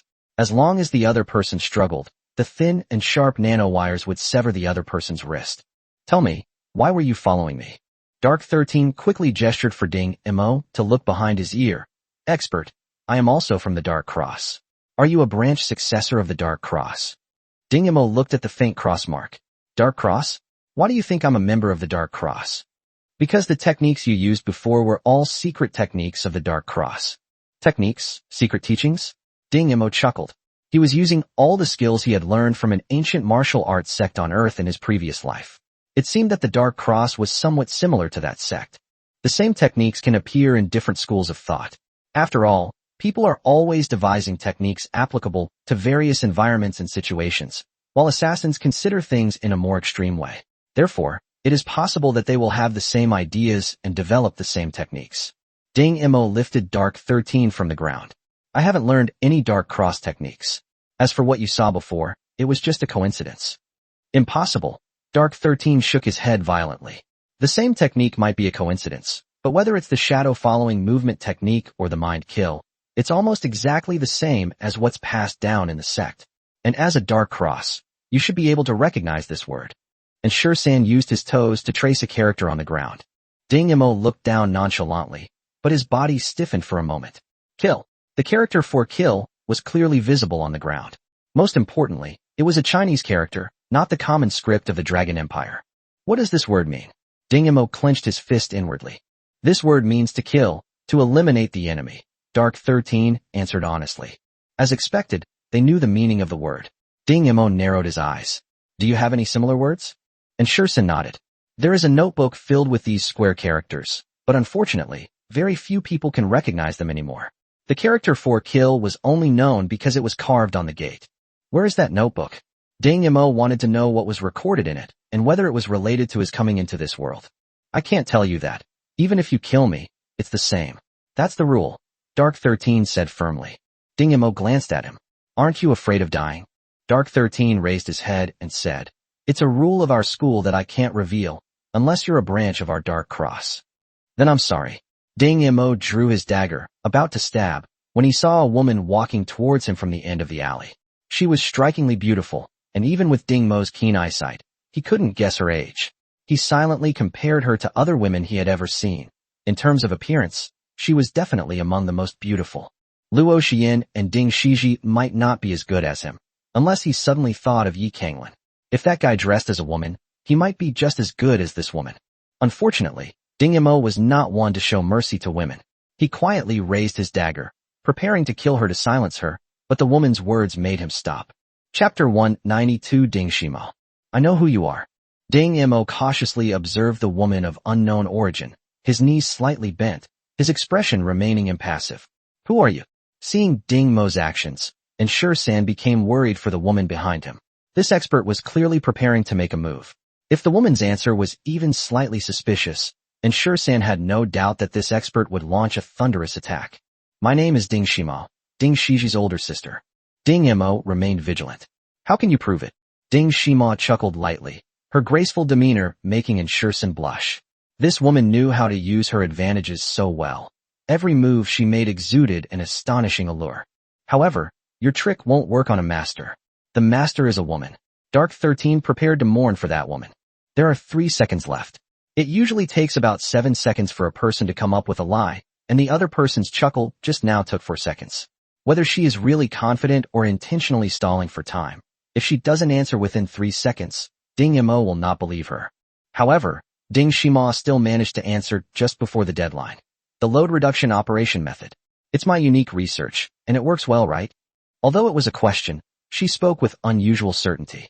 Ding Imo then suppressed his killing intent. The load reduction operation method was something that no one but Ding Shimo himself could know. He glanced at Shursan and tightened his grip on the dagger again. Don't kill him. I owe Dark Cross a favor. Ding Shimo stepped forward and stopped Ding Imo. As an ordinary person who hadn't practiced body tempering techniques, Ding Imo instantly made a judgment based on Ding Shimo's actions. But how dare she block his dagger? Wasn't she afraid he might accidentally hurt her? However, Ding Shimo's judgment was clearly correct. Ding Mo's control was extraordinary. The dagger that was originally poised to strike did not instinctively stab out like an ordinary person, but stopped abruptly, dissipating the force in his palm. What are you planning to do with this person? Ding Imo looked at Shursan, pondering to himself. Let him go, he's no threat to you. No threat. He had seen him sneak into Watson's mansion. Ding Imo suddenly realized. How did Ding Shimo know he was coming here? Was someone tipping her off? Ding Imo untied the nanowires binding Shursan's wrist and looked at Ding Shimo with suspicion. Ding Shimo smiled gently. I also know some of the temple's plans. That child is with you now, right? With a little analysis, I can guess your behavior and habits. She made it sound very simple, but Ding Mo knew that even an environmental expert like Su Nan couldn't analyze a person's behavioral habits with limited information. This woman in front of him could actually determine his own course of action through analysis, making her an absolute master of psychological warfare. Moreover, she was very likely an extremely skilled environmental scientist. And Shursan clearly noticed that after Ding Shimo uttered those words, the aura of the expert before him changed again a wary reaction a human would have when facing a ferocious beast. But where was the ferocious beast? Could it be that in the expert's eyes, this beautiful woman was more terrifying than a beast? Ding Mo asked warily, "What do you know?" Ding Shima took a slight step back. She had sensed Ding Mo's wariness earlier, and at this distance, she thought it shouldn't offend him. He really was a cautious guy. She smiled and gently tapped the wall made of fallen rocks. "I know. You'll find out sooner or later. I came to see you just to tell you that the follow-up to the load reduction operation method is still with me. I will teach you when we meet next time. After all, you are the only one who has figured out its secrets." Ding Mo watched as the mysterious and beautiful woman slowly retreated into the depths of the alley and disappeared. "Let's go, Su Nan." Su Nan walked out from beside Ding Shima and accompanied her into the car. "Why did you come to see that kid now? Do you want to take him as your apprentice? This kid is quite talented, but..." Ding Shima didn't even glance at Su Nan. "You underestimate him. If I hadn't shown off my skills, he might have killed me on the spot." "Kill you? Master, how dare he?" "Of course he dares, because he is a demon star descended to Earth." "Demon star? What does that mean?" Su Nan asked, puzzled. However, Ding Shima just smiled coldly and didn't say anything. Ding Mo glanced at Shur-san, hesitated for a moment, and then said, "Come with me, and I won't kill you, otherwise." Before he could finish speaking, Shur-san nodded repeatedly. "Master, I'll go with you." Ding Mo walked to the spot where Ding Shiji had just stood and suddenly stopped. And 13 asked in confusion, "Master, what is this?" Ding Mo checked the wall, then reached out and touched the spot where Ding Shima had just knocked. With a slight press of his palm, a small piece of stone the size of a palm fell down. Before Shur-san could even look down, a series of loud crashes and a section of wall, several dozen meters long, collapsed onto the ground, turning into rubble. His eyes widened in disbelief. "Expert, what happened? Could it have been that woman who did it?" His voice was filled with disbelief. That woman was clearly just an ordinary person. How did she do it? And how did the expert discover it? Ding Mo stood in front of the rubble, lowered his head slightly, and then continued forward, but Shur-san clearly saw a cold smile on his lips. "Ugh, I'm so tired." Yi Kanglin stretched comfortably. Having never received an academy education before, this was her first time listening to a teacher's lecture. She had been sitting for half a day and felt sore all over. It was even more tiring than fighting. "Xiao Yao, come and massage my back," she ordered without any politeness. Sikong Yao glanced at her indifferently, without making a move. Yi Kanglin leaned back lazily on the sofa. "I'm your sugar daddy. Is this how you treat your master?" "You're not, master is." Sikong Yao, still somewhat childlike, blurted out her admiration for Ding Mo. As the two were joking around, they saw Ding Mo and an unremarkable-looking young man walk in. And Shur-san immediately spotted the red-haired boy sitting on the sofa. The boy's lazy yet noble demeanor clearly indicated that he was no ordinary person, and his bright red hair was dazzling and eye-catching. However, Yi Kanglin's casual remark almost made Shur-san explode with anger. "Little Black, why did you pick up another person? This person is really ugly." And Shur-san's eyes twitched. "Are you judging people by their appearance?" He guessed right. Yi Kanglin had always been like this. Otherwise, why would she treat Ding Mo differently? Why would she become good friends with Qian Han? And why would she become inseparable best friends with Kalina? Dark 13 puffed out his chest. "I am a master of Dark Cross. Don't judge a book by its cover." "What Dark Cross? Never heard of it." Yi Kanglin waved his hand casually, then looked him up and down. "You're an expert? You don't look like one at all. You look more like a deliverman." "Deliverman?" Dark 13 never expected that his most practical and easy-to-move clothes would be mistaken for those of a deliverman. But what followed was the most devastating blow. Chapter 193, Sikong Yao's Identity? "Don't get me wrong, I wasn't talking about your clothes, but rather your unremarkable face that makes people think of an AI delivery person." In the interstellar era, the express delivery industry has become more advanced and diverse. From the most basic mechanical transportation to intelligent human delivery to the most advanced quantum transmission, Especially with the help of the Star Network, the accuracy of express delivery has been greatly improved. And San could no longer contain his anger. Come on, let me, the deliver man, show you what a master assassin is. Yi Kanglin stood up and glanced at Ding Imo. Is this kid out of his mind? Why did you bring back such a strange person? When San saw Yi Kanglin get up, he couldn't wait any longer. He had suffered a great loss at Ding Mo's hands before, and was also frightened by that strange woman's strange moves. Now he just wanted to regain some confidence from this young man. Ding Imo stood expressionless to the side, watching the clamoring in 13, and gently shook his head. Even he might not be able to beat Yi Kanglin, let alone this kid. And San was full of confidence. Although he was a prisoner, he thought that as long as he showed some strength, he would still receive some preferential treatment. And San approached Yi Kanglin with strange steps, while Sikong Yao watched without blinking. Ever since her master taught her some techniques in the library, she had never made a move. Now, this rare duel between masters perfectly satisfied her expectations. Sure enough, you can't detect me.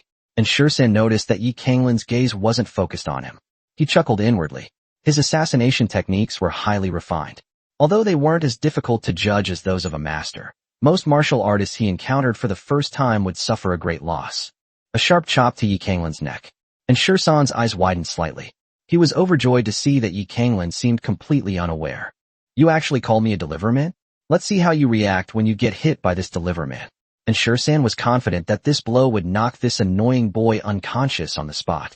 He looked up at Ding Imo triumphantly, hoping the expert would see his performance. See? Our techniques are quite similar. Just as expected, the blow landed squarely on Yi Kanglin's neck. However, before San's smugness could fade, a hand grabbed his wrist. He looked over in shock, and Yi Kanglin slowly turned around. The speed is not slow, but there is no strength. Dark 13's pupils dilated sharply. How could this be? This boy's ability to withstand blows was far beyond his imagination. Before he could even struggle, he felt as if the hand gripping his wrist was an iron clamp, impossible to break free from. The next second, the world spun around him, and he was slammed to the ground by Yi Kanglin. He was immediately in excruciating pain all over his body and couldn't get up. Ding Imo walked over, squatted down, and stuck a specially made button on his stomach before turning around and going into the room. Hey, expert, what did you stick on me? It's a temperature-sensitive, remote-controlled bomb. A clear girl's voice rang out behind him. He turned around and saw a face he would never forget in his dreams. As for what the girl said next, he didn't hear a word of it. That face was clearly the sect leader's face, exactly the same. This must be another branch that escaped back then. It's definitely the young master. Sikong Yao was surprised to see that the ordinary-looking man's eyes suddenly reddened, and he struggled to get up from the ground, reaching out to grab her wrist. She quickly dodged backward, letting him grab empty air. Do you want to die? And San's lips trembled. Young master? Young master? Sikong Yao asked, puzzled. You've mistaken me for someone else. There's no way I could mistake him. And San shook his head, and seeing Sikong Yao dressed as a maid, he angrily asked, did they threaten you? Where are your personal guards? Was it the person who just came into the room? Has he rebelled and joined one of those factions? After saying that, before Sikong Yao could speak, he stood between her and Yi Kanglin, pulled out a dagger, and said, Young master, you should run away quickly.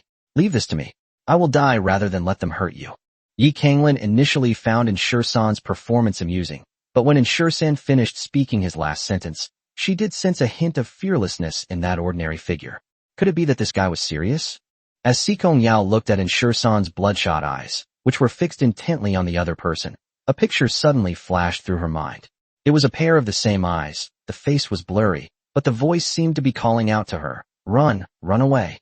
A sharp pain shot through Sikong Yao, who couldn't help but groan and collapse to the ground.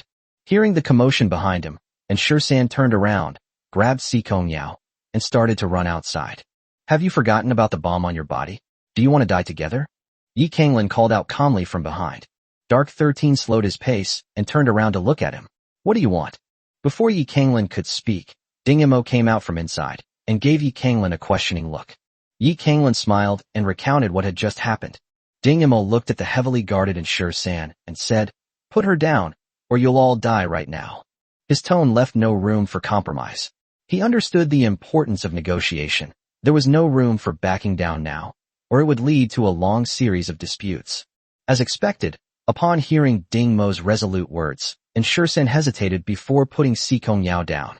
Ding Mo went forward, picked up Sikong Yao, and found that she had only fainted. He then carried her back to the room. When they came out again, Enshursen was already sitting obediently to the side. I don't care if she is your young master or not. You must be under my surveillance for the time being, or you know the consequences.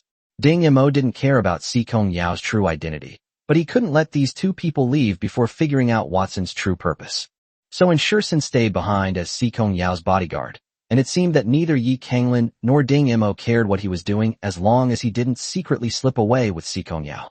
How many times have I told you? I'm not your young master. Sikong Yao said impatiently to Enshursen while practicing the techniques her master had taught her. Enshursen never expected that the young master seemed to have completely forgotten him, and he wondered what had happened after the young master disappeared 3 years ago. However, when he saw Sikong Yao practicing her skills, a thought struck him, and he had a good idea to get closer to her. Young master, is there a trick to this technique? A trick? Sure enough, Sikong Yao's attention was drawn. Dark 13 smiled smugly. As a high-ranking instructor of the Dark Cross, he was most skilled at teaching according to students' aptitudes. Meanwhile, Ding Mo looked at the time and location transmitted through the communicator and stepped out of the academy gate. Chapter 194 Insidious. Morich, are you sure you can handle this? Jia Yi, the head of the Hengyuan Chamber of Commerce, asked with some concern, looking at the dark-skinned young man who was having bandages wrapped around his neck. Hey boss, don't worry. Mori is the best expert we can hire. Besides, the other guy is just a lucky mercenary who passed the test. He's probably not very strong. He'll probably be killed by Mori as soon as he steps on stage. Morridge glanced disdainfully at the head of the opposing Chamber of Commerce. A bunch of idiots. He was Morridge, who had never lost a battle. The kid they hired must be a newbie. Otherwise, why would he dare to accept the mission after hearing his name? Moreover, he was well prepared. Even if the other party dared to challenge him, anything could happen on the ring. Mori smiled sinisterly. He looked at Jia Yi, who nodded at him with a sinister smile, and he gave him a satisfied gesture of making a money sign. Hey, Quincy, haven't your warriors arrived yet? Are they too scared to come? Jia Yi mocked Quincy. When he first entered this industry, Jia Yi was taught a lesson by Quincy for a mistake. In a fit of anger, he joined the Hengyuan Chamber of Commerce, the mortal enemy of the Dingyang Chamber of Commerce. Through his cunning and ruthless methods, he finally achieved his current status. Quincy clenched his fists when he heard Jia Yi's mockery, but didn't reply. However, his attendant next to him shouted, "It's not time yet. Wait a little longer." As soon as they walked over, he suddenly slapped the man who was speaking twice across the face, causing him to fall to the ground. "I'm talking to Quincy. How dare you interrupt? Isn't that right, Quincy?" Quincy looked coldly at Jia Yi. "Keep your hands to yourself, or I wouldn't mind if we had a fight first." "I wouldn't dare," Jia said with a grin. "However, if you're not confident, I can give you half of the mine, as long as you kneel down and admit you were wrong back then. How about it? Are you in or not?" Seeing Quincy's face turn red with anger, Jia Yi deliberately let Mog flex his muscles in front of Quincy. "Why hasn't your martial artist arrived yet? I heard it's a lucky newcomer who passed the test. Are you brainless? Can you even hire someone like that? Should I tell Mori that you should let him have a few moves?" Jia Yi had never felt so exhilarated. Today, he had a rare opportunity to humiliate his former senior, now his opponent. Feeling confident of victory, he showed no mercy in his insults. Just then, a hooded figure pushed open the door and entered. They're here. A smiled and stepped forward first. "Quincy has paid you so much to work for him. You probably don't know how many lives Morridge has taken." "How many?" A deep voice came from under the hood. Jia was speechless for a moment. "Hey, how can you talk like that? I'm just trying to help you. If you know what's good for you, you'd better not go on stage." "Not going on stage?" A soft chuckle came from under the hood. "You'll have to pay me." Feeling rebuffed, I snorted and turned to leave. Quincy was relieved that the other party had finally arrived. He had been worried that the other party would stand him up. He stepped forward and said worriedly, "If you can't defeat him, just surrender. I think that kid Mori is acting a bit strange today. He might try to kill you." Mori jumped onto the ring and looked at the hooded man below. "What? You're too scared to let anyone see your face? Coward." Ding Mo sneered and was about to jump onto the stage when someone suddenly stopped him. "Are you really going to fight Morridge?" Snowed, an explorer of the mine, was also present. He looked at Ding Mo with a disappointed expression. "Don't go up there. You're no match for him at all. It's not too late for you to admit defeat now." Ding Mo smiled, patted Snowed on the shoulder, and said, It's a pity there are no bets today. He then turned and jumped onto the ring. What a pity there are no betting games today. What does that mean? Snowd was completely puzzled. Morridge looked at the hooded man opposite him. Kid, you know the rules of the competition, right? Choose your weapon from the rack, and life or death is up to fate. He walked first to the weapon rack behind him, picked up a large alloy hammer with spikes, and swung it with both hands. The hammer whistled through the air, its power incredibly fierce. Ding Mo glanced at the weapon rack behind him, picked up a dagger, and gripped it in his hand. Start. Ding Mo's figure suddenly disappeared from Morridge's sight. Morridge narrowed his eyes. He had heard that the Dark Cross had reappeared. He didn't expect to meet the real deal today. Unfortunately, he was no match for him either. Morridge jumped back and stood in the corner of the ring, so that his opponent could only attack him from the front. When he saw Mori's reaction, his heart skipped a beat. Was Mori actually afraid?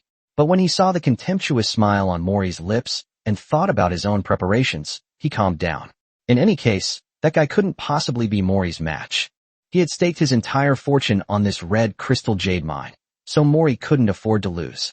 He glared fiercely at the hooded man, as if he could kill him with that alone. Morridge held his sledgehammer to his chest, ready to counterattack. Ding Mo watched Mori's actions with surprise. How could this guy be so sure that he couldn't kill him with one blow? Was his physical skill really that powerful? But now the arrow was on the bowstring and had to be released. His figure suddenly appeared in front of Morrick, the dagger in his hand aimed at the other man's throat. Mori grinned maliciously, completely ignoring Ding Mo's attacks, and swung the sledgehammer in his hand towards Ding Mo. At the current speed, Ding Mo should be able to stab the opponent first. He made the judgment instantly, and without changing his movements, he still thrust the dagger toward the opponent's throat. However, his eyes were fixed on his opponent's eyes. A hint of smugness and ruthlessness flashed in Mori's eyes, and the hammer blow was merciless. Ding Mo had no doubt that his head would be shattered into pieces by that blow. Ding Mo frowned, and at the critical moment, the dagger changed direction and stabbed at the opponent's waving arm. With a snap, the dagger broke in two. Fortunately, the slight force caused Mori's hammer to deflect slightly, and Ding Mo ducked, dodging the blow. However, the hammer grazed his scalp and tore his hood to shreds.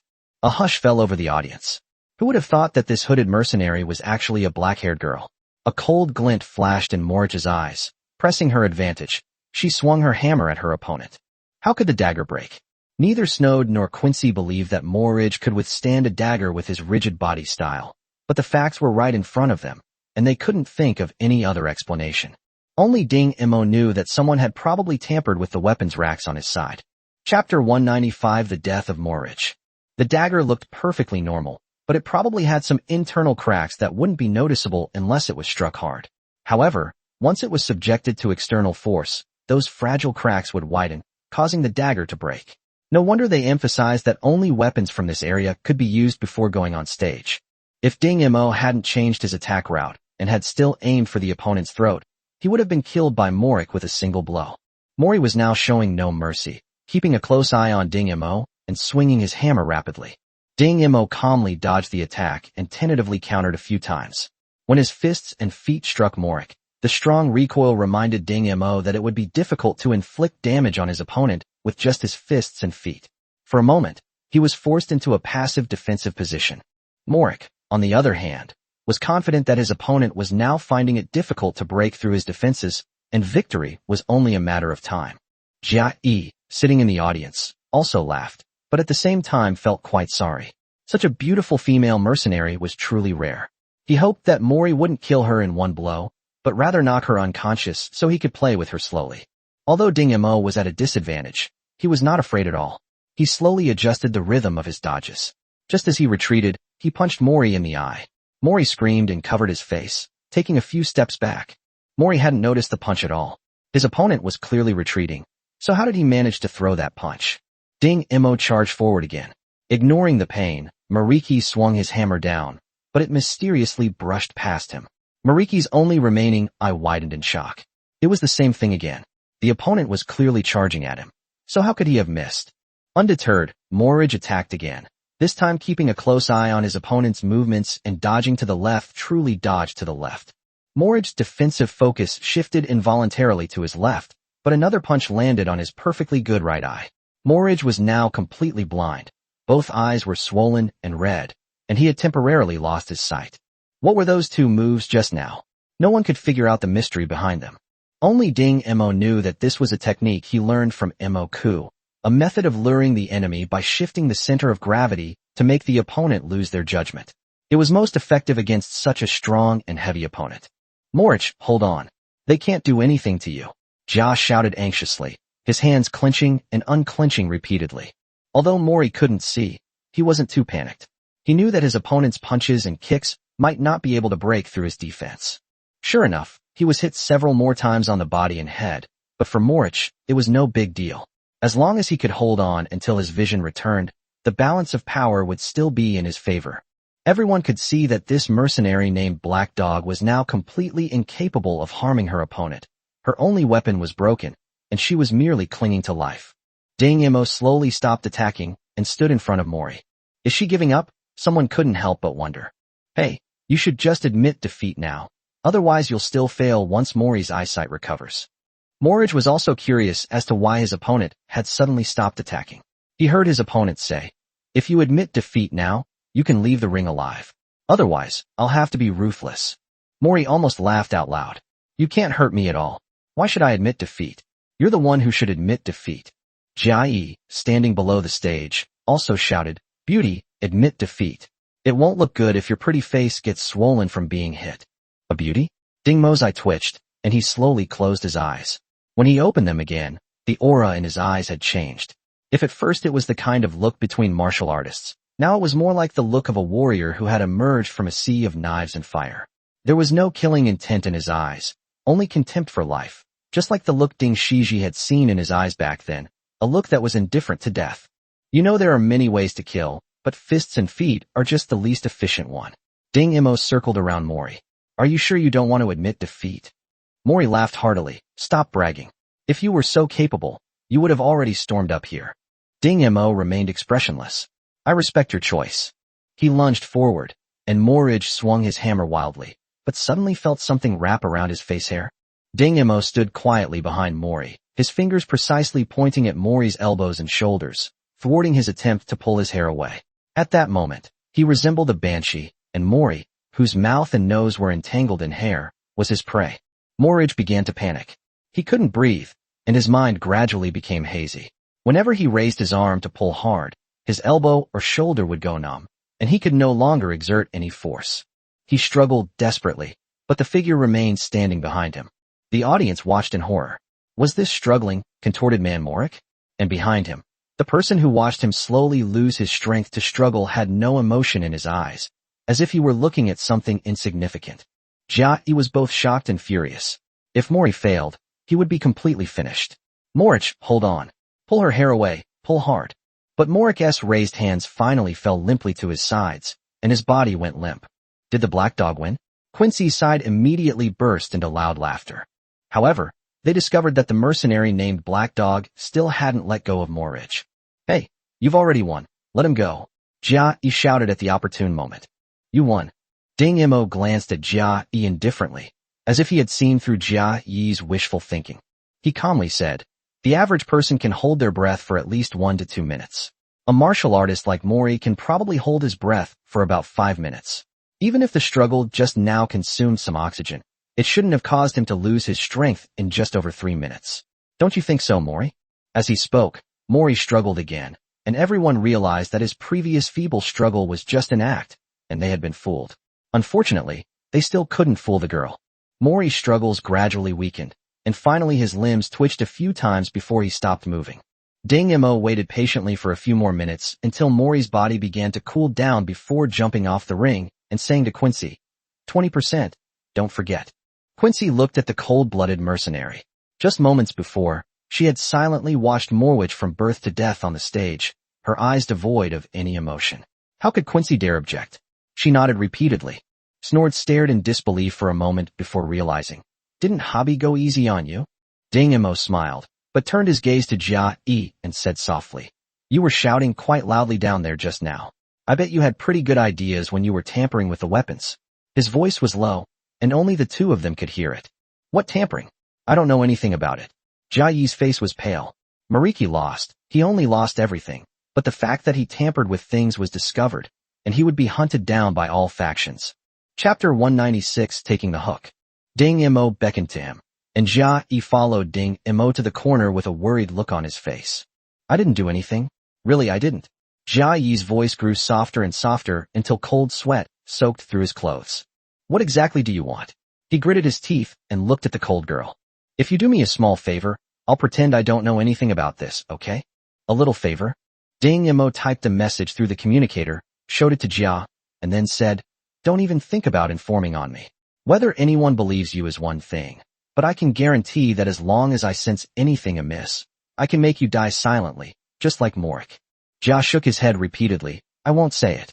Only then did he belatedly realize that the other party had not dictated it, but instead typed out a line for him to read. This way, even if he were to report it, no one would believe him. After seeing through Jia Yi's thoughts, Ding Mo nodded in satisfaction. With this guy's help, they should be able to deal with Gale and his gang before the first academy exam. And Shursan looked at the several corpses lying on the ground. He didn't expect that there would be attackers in the academy's library. Fortunately, he was here, otherwise the young master might have been in real danger. However, he was surprised to find that Sikong Yao had skillfully turned the corpse into fertilizer and transported it to a farm in the suburbs through pipelines. This level of proficiency clearly indicated that this was not the first time he had done this. Young master, are we frequently attacked here? Sikong Yao tilted her head and thought for a moment. Well, it happens about once every 2 or 3 days. So, your approach to handling this. It was taught by my master that this way, without leaving a trace, the other side will keep sending these people to give me practice. Practice? You've got some ideas, master. And Shursan's lips twitched. Meanwhile, Gale discovered once again that the men he had sent had vanished without a trace. The library, like the gaping maw of a giant beast, had already swallowed 4 of his groups. While feeling angry, I also felt a vague sense of unease. Young master, should we send more people? Wait a minute, these guys might not be so simple. Gale finally gave up on capturing the black-haired girl. Half of the men his father had sent him had disappeared without a trace, neither alive nor dead, something that had never happened before. Moreover, his immediate priority is to continue organizing the major families to secure another order from the mysterious merchant.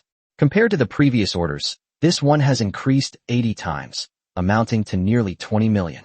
If he can win this order, his family can leap from a small family to a medium-sized family. Unfortunately, the other party only needed auger metal, which was very valuable and hard to find on the market. His father and several allied families had searched all the surrounding planets, but they had only managed to gather 1/10 of the goods. Now, all the allied families were overwhelmed with this matter, and no one had time to cause trouble for the Sieg family. All of this was thanks to his inside contact within the Sieg family. If it weren't for the information he had leaked earlier, how could he have made contact with that mysterious businessman and thus secured the subsequent orders? Gale took a smug sip of his drink. Once this deal was done, the Sieg family would be a piece of cake. Then he'd see how that kid Turhan would slink away from the academy with his tail between his legs. Jia looked at the neatly stacked square block of August metal, his eyes shining. So much of it must be worth tens of millions.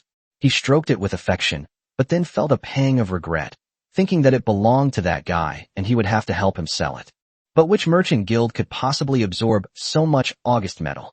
But the reality was unexpected. Not long after Jia Yi released the news, an alliance of several families came knocking on his door. Gale's eyes practically lit up as he looked at the neatly stacked August metal. This was all money. How do you want to trade? Jia hesitated before saying, pay in full at once, settled with the Imperial Universal Crystal Card.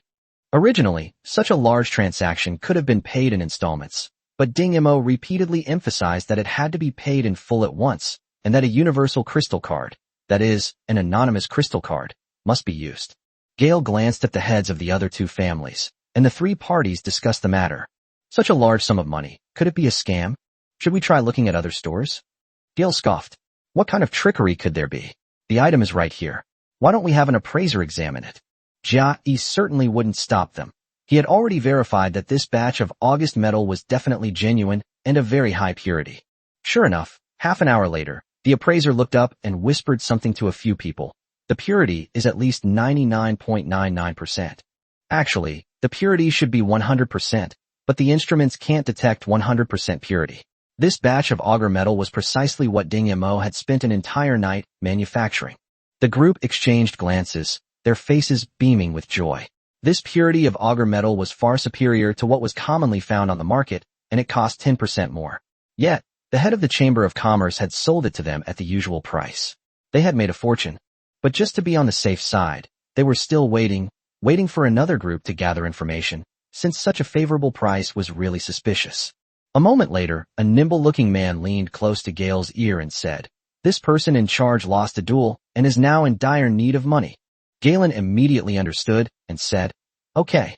He took out a thick stack of crystal cards and handed them over. Gale's father watched as the mysterious businessman finished signing the agreement and laughed heartily. "A pleasure doing business with you." Wearing a silver-white mask, Yi Kanglin smiled calmly. "It's been a pleasure doing business with you. The transaction will take place in a week. I hope you won't breach the contract." "Of course not." A maid brought over a glass of red wine. Yi Kanglin casually picked it up, put it to his nose, and smelled it. It's a product of the 3773rd year of the cosmic calendar in Nur province. It's a pity that it was not well preserved.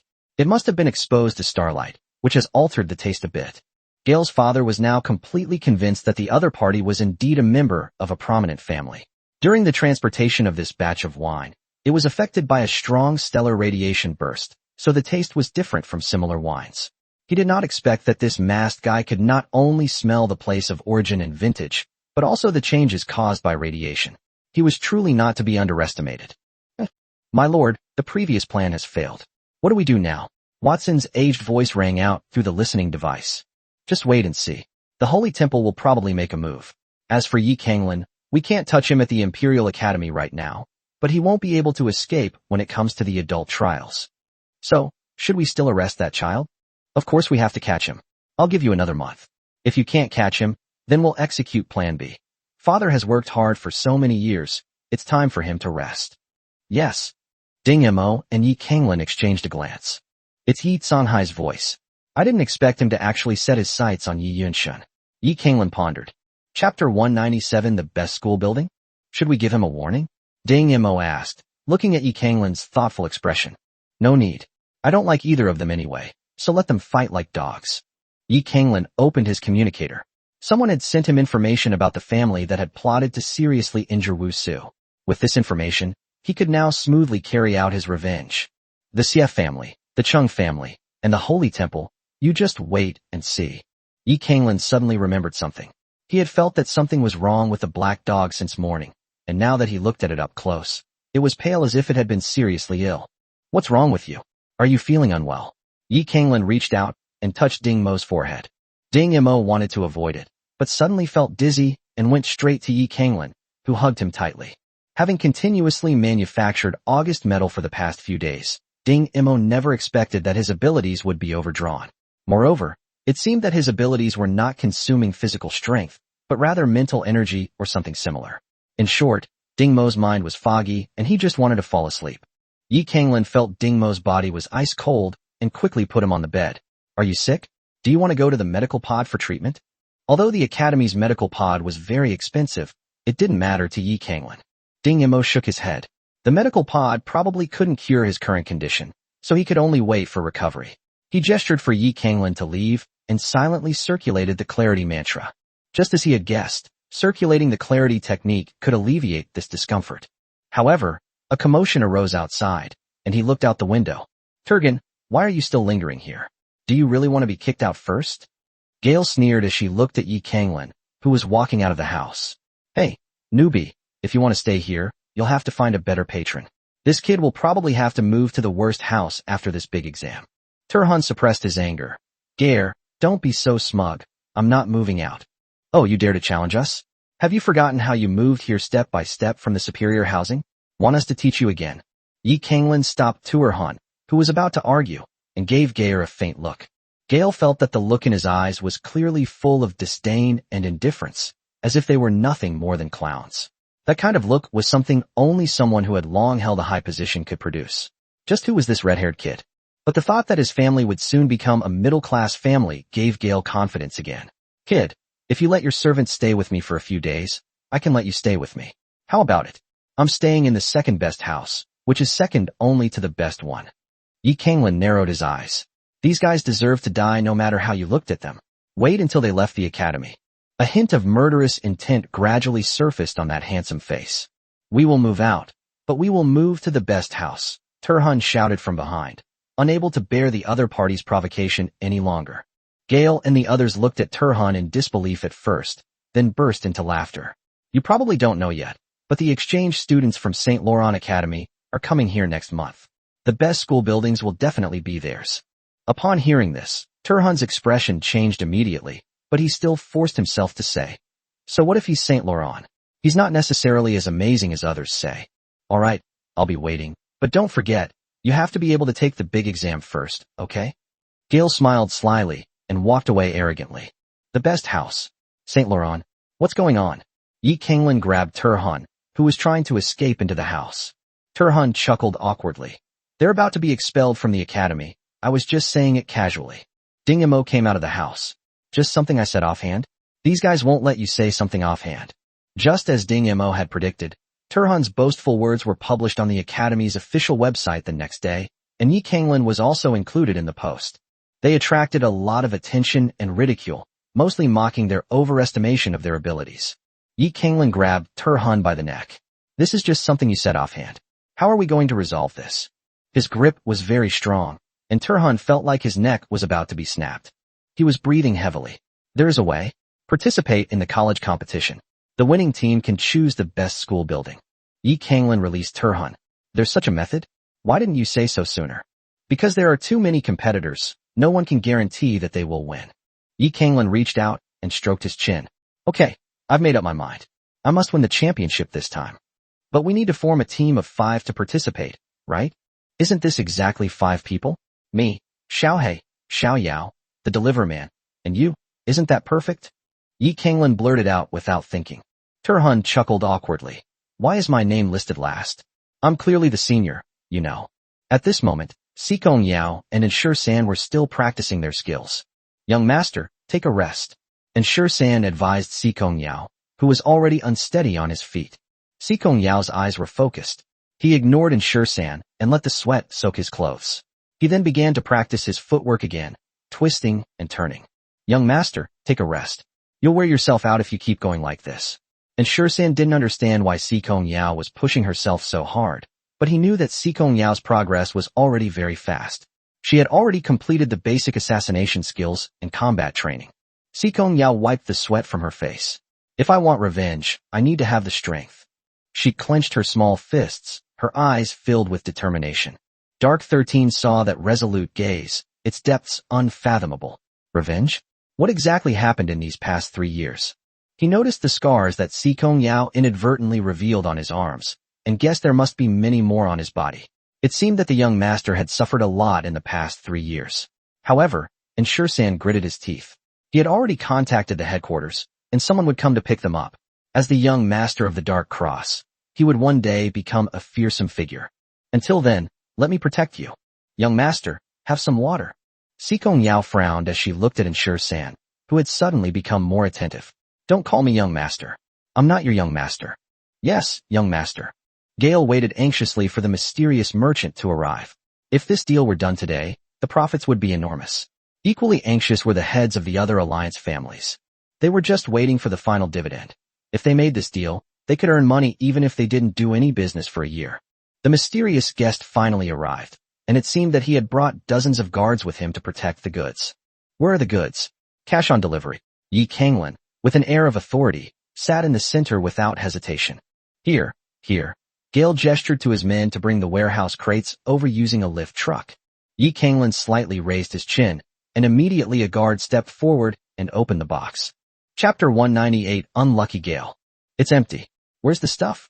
The completely unaware guard looked at the empty box and subconsciously asked Gale and the others. Empty? No way, you must be joking. Gale laughed and walked over. Since this batch of org metal was packed into boxes, no one had entered the warehouse. How could it be missing? However, when he reached the box, his face turned pale. It's gone? Where's the stuff? Where's the stuff? The box was completely empty, and the bottom was clearly visible. Yi Kanglin crossed his legs and said, This is a bit different from the agreement we signed back then. Don't you have anything to say about it? By now, a crowd had gathered around the box. 2 other family members were grabbing Gale's clothes, demanding, Where's the stuff? It was clearly stored in your family's warehouse. Did you steal it yourselves? Hand it over right now. Gale's face grew increasingly ashen. Impossible, how could this be? No one went in. The other two people shook his body violently, and the scene was in complete chaos. Stop, Yi Kanglin shouted, his voice ringing in everyone's ears, and the chaotic situation was brought under control in an instant. She leaned back in her chair calmly. I don't care what happened between you two. Everything will be done according to the agreement. Now, she deliberately flipped open the agreement. The penalty you need to pay for breach of contract is no small amount. I suggest you try to raise the money first. Also, don't even think about running away. Within the Empire, finding someone shouldn't be too difficult for me. Breach of contract penalty? The group looked at each other, only then remembering that there was such a thing as a breach of contract penalty. They hurriedly flipped through the agreement, and when they saw the exorbitant penalty amount, they were all stunned. Who are you? Gale asked, his voice trembling with fear. It all seemed like a well-planned scheme, and he strongly suspected that the whole thing was orchestrated by this mysterious businessman. Yi Kanglin sneered and took off his mask. It's you. Gale and his accomplices never dreamed that this mysterious merchant was actually the red-haired boy. You're playing us? One of his accomplices lunged forward fiercely. Gale and another accomplice were also eager to try. They were determined to teach this guy a lesson. Their followers also looked hostile. As soon as their master gave the order, they would rush forward. Yi Kanglin casually tapped his finger, and a white light flashed. The figure that had lunged forward froze in place, a huge charred hole in its chest causing Gale behind it to widen his eyes in horror. Through the huge hole, he saw the killing intent in Yi Kanglin's red eyes. The body fell to the ground with a thud. Gale and the others trembled as they raised their fingers. You dare to kill someone? And you even used firearms? You're dead. The law enforcement will be here to arrest you soon. His entourage quietly retreated. They had never seen anything like this before. Without even exchanging pleasantries, he opened fire and killed people. How ruthless must this guy be? In the capital, in addition to the no-fly zone, firearms are also strictly restricted, which is why martial artists mostly use cold weapons to fight.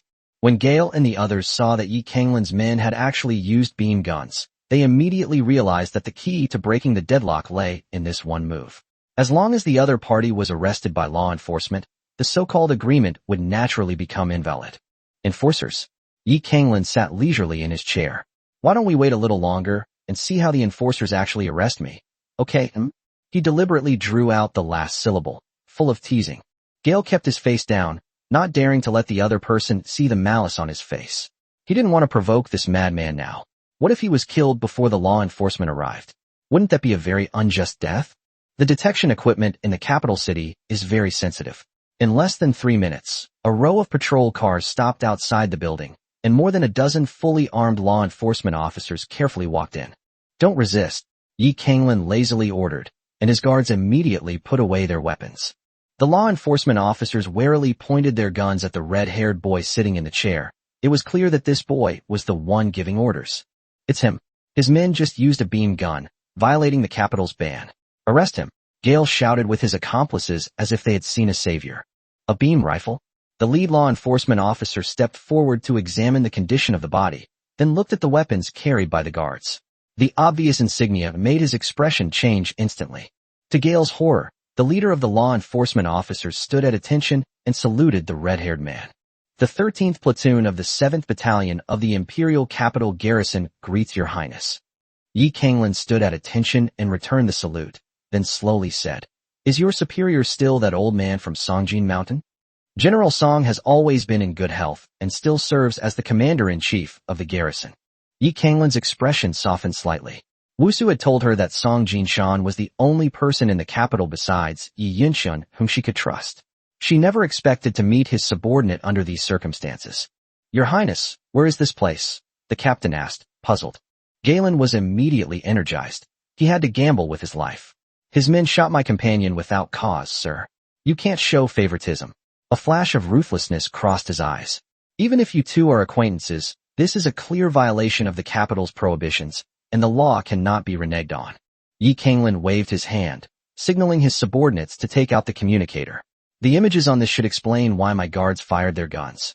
The image clearly shows the ferocious figure lunging forward being shot, and even the bewilderment and helplessness on the other's face after being pierced through the chest are vividly portrayed. If a member of the royal family is attacked, and the guards fire their weapons as usual. Is there a problem? The captain saluted, returned the communicator, and said, no problem, back to base. A member of the royal family? Gale was dumbfounded. He thought he had misheard. The captain had called this red-haired kid, Your Highness. Now that he was sure, he was a member of the royal family.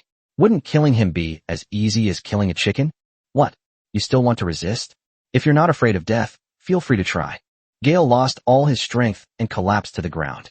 Now he was certain that his family was finished, completely finished. Ding Mo and his group emerged from the guards behind Yi Kanglin. Only Ding Mo knew why Yi Kanglin had killed that guy, because he had mentioned Wu Su and insulted that name. That's the power of rules, Ding Mo explained to Sikong Yao. Your status determines the extent to which you can act without being criticized, and some people might even take the initiative to handle all the aftermath for you. When you can't fight against the rules, you have to find ways to circumvent or take advantage of them. Sikong Yao blinked. Does it mean that if I kill someone and get away with it, I've circumvented the rules? Ding Mo shook his head. This is only part of it. There is still follow-up work such as eliminating traces. Only when people completely dispel their suspicions about you can you be said to have completely circumvented the constraints of the rules. Turhan looked at Yi Kanglin in surprise. Third prince? You are the third prince, right? He felt that the name was familiar, but he never expected that he would live under the same roof as the third prince for so many days. He had even fantasized that the third prince was from a poor family like him. Oh, right. Turhan suddenly remembered something. The blueprints that Gale and the others want are the ones Wu Su left behind. We've already completed most of the manufacturing work and will be finished soon, but upon hearing that it was left by Wu Su, Yi Kanglin became interested. If you need money, I have plenty. It's not that we lack money, but rather that we lack a material called blue gilding. Blue gilding. Even Ding Mo was intrigued. He quietly typed on his communicator. Old man, what else can blue gilding be used to make? After a short while, he said, it doesn't have many uses, but we can't analyze it. We suggest you take a look at the drawings before making a decision. Ding Mo asked Turhan, could I see the blueprints? I'm very curious. This, Turhan said, a troubled look on his face. Give it to her. Yi Kanglin snapped, showing no politeness. Okay, I'll send you the drawings when I get back. At this moment, Yi Kanglin interjected. Acting in this play is so tiring. Xiaohei, you have to help me. Her previous arrogance vanished, and instead, she playfully hooked Ding Mo's long hair and wrapped it around her fingers until all 5 fingers were covered. Then she smiled and said, I have a problem with my big exam. You have to help me. Within the rules, or, Xiaohei, do you have any other ideas? Chapter 199. The line of people outside the archives building. The command department holds a major exam every month, and Yi Kanglin, who has only been there for a short time, has very little professional knowledge. Even though she has a fleet under her command, she has not experienced many battles, so her command experience is also insufficient. For someone as proud as her, this crucial exam was one she couldn't afford to lose too badly. So she turned her attention to her beautiful attendant, since Turhan had said that the command department could bring an attendant to the exam.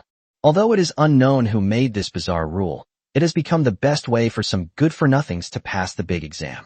As a result, in addition to the real geniuses showing their skills, the big exam also secretly includes a competition among their followers. In fact, the person who formulated this rule was Wu Su, who helped Emperor Yi Yunshan defeat his rivals and ascend the throne. This regulation also gave ordinary people who couldn't get into the Imperial Academy but had real talent for command a chance to show their skills. In previous major exams, those attendants who achieved good results as followers often disappeared after the exams. It was the military government, which was focused on the major examination, that recruited them into the army.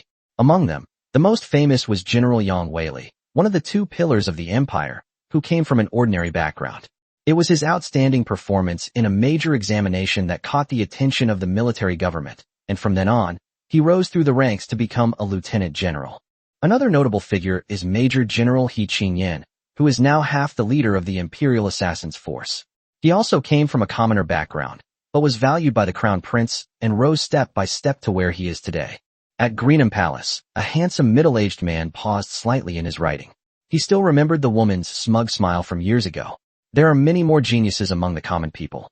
Isn't leaving this loophole just a convenient way for you to bypass those families and gather talent? After a slight pause, the brush continued its flowing strokes, the 2 large characters, Wu Su, leaping onto the paper. However, The dark ink dot below the mouth radical of Wu resembled a teardrop, ruining the overall mood of the paper. But with this elegant mood broken, that drop of ink actually resembled a drop of blood, chilling and sharp, containing a strong killing intent. Commanding troops in battle? Ding Mo frowned as he looked at the exam rules. He knew he was alright in individual combat, but when it came to command, he was a complete novice. Even though he had memorized all the textbooks on command, it was still just theory. In reality, he would be lucky to perform even a tenth of his skills. Within the rules? Outside the rules? Ding Mo's mind raced, and a plan gradually formed. The Imperial Capital Academy's standing guard force mainly consists of automated defense robots, supplemented by a small number of human guards, most of whom are senior students working part-time. In the dim light of the Imperial Capital Academy late at night, two upperclassmen serving as guards were leisurely chatting against the wall. The archives building is going to be bustling again these days. It's always like this before every major exam. We just upgraded the defense system a few days ago. The senior student in charge of the upgrade said that if more than 10 people are breached this time, their grades will be failing. So this time they've brought out all their best weapons. That's going to be good. Haven't those students from the reconnaissance and mechanical engineering departments always looked down on the defenses of this archive building? This time, they should be shown what their senior is all about. Outside the file building, a long line was slowly moving forward. Meanwhile, students with bruises and swelling were carried out from time to time. After receiving treatment in the on-site medical pod, they painfully paid a hefty medical fee. When Ding Mo and Yi Kanglin arrived, this bustling scene greeted them. The two exchanged a glance, both somewhat surprised. They hadn't expected the academy to use hacking into the archives to search for exam questions as a way to make money. Judging from the gleeful expressions of the teachers at the front of the line, who were collecting fees until their hands were sore, it was clear that this had become an unwritten rule of the academy. As long as you have the ability to steal the exam questions despite the heavy defenses, the academy won't care how you do it. The two stood at the back of the line, looking at the students dressed in black, and felt as if this place was a black market. 1,000 points per person. Fortunately, the fee wasn't expensive, but the teacher repeatedly emphasized that each person only had one chance. If they failed, they wouldn't be allowed to go back, and would definitely be disqualified from the major exam. As for the exam questions they found, they were not allowed to be leaked.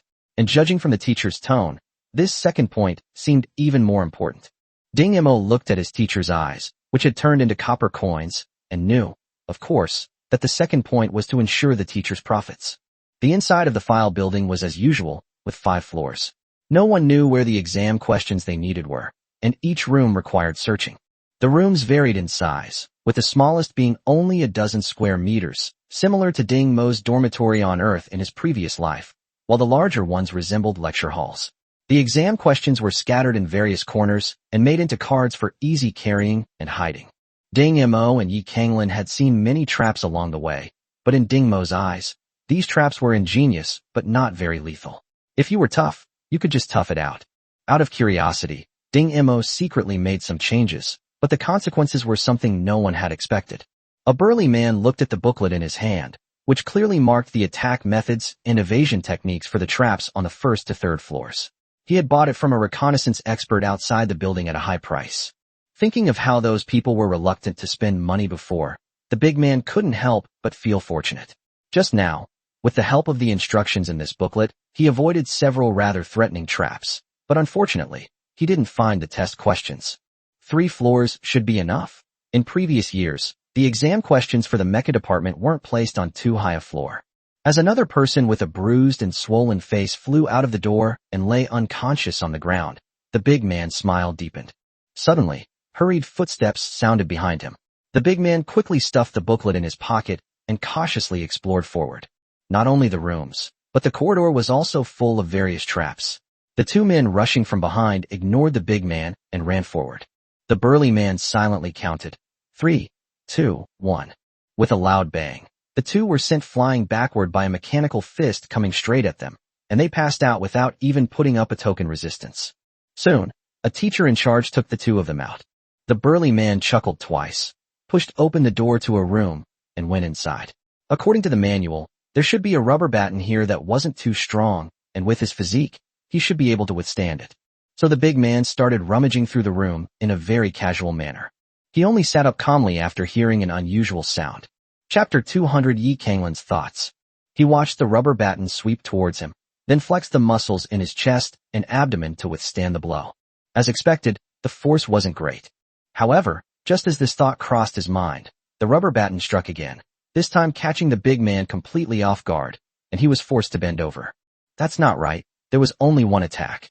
But before he could think any further, the rubber baton swept over again, attacking him 4 times before the burly man finally collapsed unwillingly. You pamphlet seller, you tricked me? Yi Kanglin watched Ding Mo patiently modifying every part of the mechanism design, and her focused expression made her a little jealous. She deliberately lingered in front of Ding Mo, and when she saw that he ignored her, she leaned close to his ear and said, Xiaohei, is it fun for you to fidget with this? Let's hurry up and find something. Ding Mo seemed not to have heard her, glanced up at her, and continued to study the mechanism. It has to be said that the Imperial Capital Academy is truly a place where hidden talents abound. The traps and mechanisms are ingeniously designed. Several times, Ding Mo almost fell into their traps. If it weren't for Yi Kanglin's thick skin and thick flesh blocking him, he would have been carried out. But this only fueled Ding Mo's interest. From the design methods of various mechanisms, Ding Mo tried to figure out the designer's intentions. Whenever he made a discovery, he would smile slightly and then casually make some modifications. In this way, the already difficult-to-defend mechanisms became even more insidious and vicious. Bang! Yi Kanglin smashed the pop-up mechanism with a powerful punch. Now Xiaohei probably won't be able to concentrate on studying this mechanism anymore. To his surprise, Ding Mo's eyes lit up. The damaged mechanism gave him a new inspiration. Using the wreckage, he designed another mechanism behind it, even more insidious than the previous one. Yi Kanglin realized that Ding Mo's attention was completely off her, and a feeling of being ignored arose inexplicably in her heart. She leaned closer and played with Ding Mo's hair. Suddenly, as if she had thought of something, her eyes darkened, and her hand trembled involuntarily, pulling Ding Mo's hair painfully.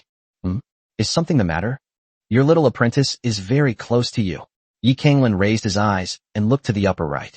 When people are making up stories, their eyes will unconsciously look to the upper right, but not when they are telling the truth. This kind of test is 80% accurate when done unconsciously, so Ding Mo could tell at a glance that Yi Kanglin was absent-minded. They have a good relationship. Ding Mo put down his tools, wanting to see what Yi Kanglin was up to. The hair clip you gave her is really pretty. Yi Kanglin secretly glanced at Ding Mo and noticed that he had stopped working, feeling a little smug. Ding Mo blinked. A hair clip? Oh, it's all right. Yi Kanglin frowned when she saw Ding Mo's tactless attitude. We've known each other for so long. Ding Mo looked at Yi Kanglin suspiciously. What's going on? A hairpin? Have you known each other for a long time? That one. Who knows which one you're talking about? Seeing that Ding Mo didn't respond for a long time, Yi Kanglin was unwilling to give up his pride, so he had to change his approach. Is there anything you really like? Something very precious? Ding Mo nodded. Yes. He always carried 2 spatial buttons, a pendant, and a card from the Starry Sky Society with him. May I take a look? Now? No way. Ding Mo refused decisively. He didn't want to reveal his secret to others, especially when someone might burst in at any moment. However, he soon realized he had made a mistake. Yi Kanglin forcefully grabbed his arm and refused to move. Why are you acting like a woman? Ding Mo blurted out. Yi Kanglin froze for a moment, not knowing why, and subconsciously let go of her hand. However, Ding Mo noticed the hint of disappointment in her eyes. This guy, he can't possibly be that easily discouraged, can he? Ding Mo hesitated for a moment, then took out his pendant. Let me show you this. There's a very important chip inside. Don't break it. Yi Kanglin snatched it away, grinning smugly, and took out the chip from inside the pendant. What's the use of this chip? Ding Mo certainly couldn't tell her that Donluan had given it to him. Have you finished reading? Give it back to me. Yi Kanglin tossed the chip to Ding Mo, but kept the pendant. Now, this thing is mine, he said with a smug and arrogant smile. Ding Mo reached out and caught the chip. Seeing Yi Kanglin put the pendant away, he sighed. Did this guy just want something from his body? Oh well, let him be. Outside the archives building, the teacher watched as students were carried out one after another and sighed. It seems the students this time aren't very well behaved. They were carried out shortly after they went in. That shouldn't be the case. Their body tempering stage is quite high. That's the effect of the upgraded defense system by the mechanical engineering students. It seems they did quite well in this major exam. The 2 teachers kept nagging, but finally one of the students who was carried out went to cause trouble for the guy who sold the walkthrough. It was the same burly man from the beginning who said, "Pay up." What a stupid manual. It's completely inaccurate. Zhuge Yu, who was hawking his wares, looked astonished. Impossible. I personally tested these mechanisms. I took several hits while testing them. If my body wasn't strong enough, I would have been carried out long ago. However, it wasn't just a Han. More and more students who had bought the booklet began to complain to them. No way, it's a complete lie. Zhuge Yu, what's wrong with you this time? You started selling without even understanding the situation. Where's your professional ethics? Zhuge Yu was also completely baffled, but he quickly realized. Everyone, please calm down. I'll ask Kuan, an expert from our reconnaissance department, to investigate. If it's really as you all say, I guarantee a full refund. As one of the top detectives in the reconnaissance department, Brother Kuan went in without hesitation after hearing his underling's request. He held a booklet in his hand, comparing it with the mechanisms starting from the entrance. A few students had just come in behind him, and, seeing Brother Kuan leading the way, were happy to relax and followed behind Brother Kuan to pick up the bargains. The initial mechanisms were indeed exactly the same as those described in the booklet in Brother Kuan's hand: traps, ropes, and so on. The difficulty has increased slightly compared to previous years, but I haven't found anything wrong yet. Kuan's voice was simultaneously transmitted to Zhuge Yu's vicinity, and a group of people gathered together to listen to Kuan's explanation. See? I told you so, didn't I? Now that Brother Kuan has said so, you still don't believe me. Don't rush. Let Brother Kuan explore a bit more first. The first few were normal, but the later ones have changed. The people who had just been carried out said in unison. All right, let Brother Kuan explore it once, and I'll rewrite a booklet. Kuan Gus still didn't find anything unusual, even when he got to the spot where the big man had been knocked down. This mechanism should be. Kuan Gu deftly ducked to avoid the rubber baton attack.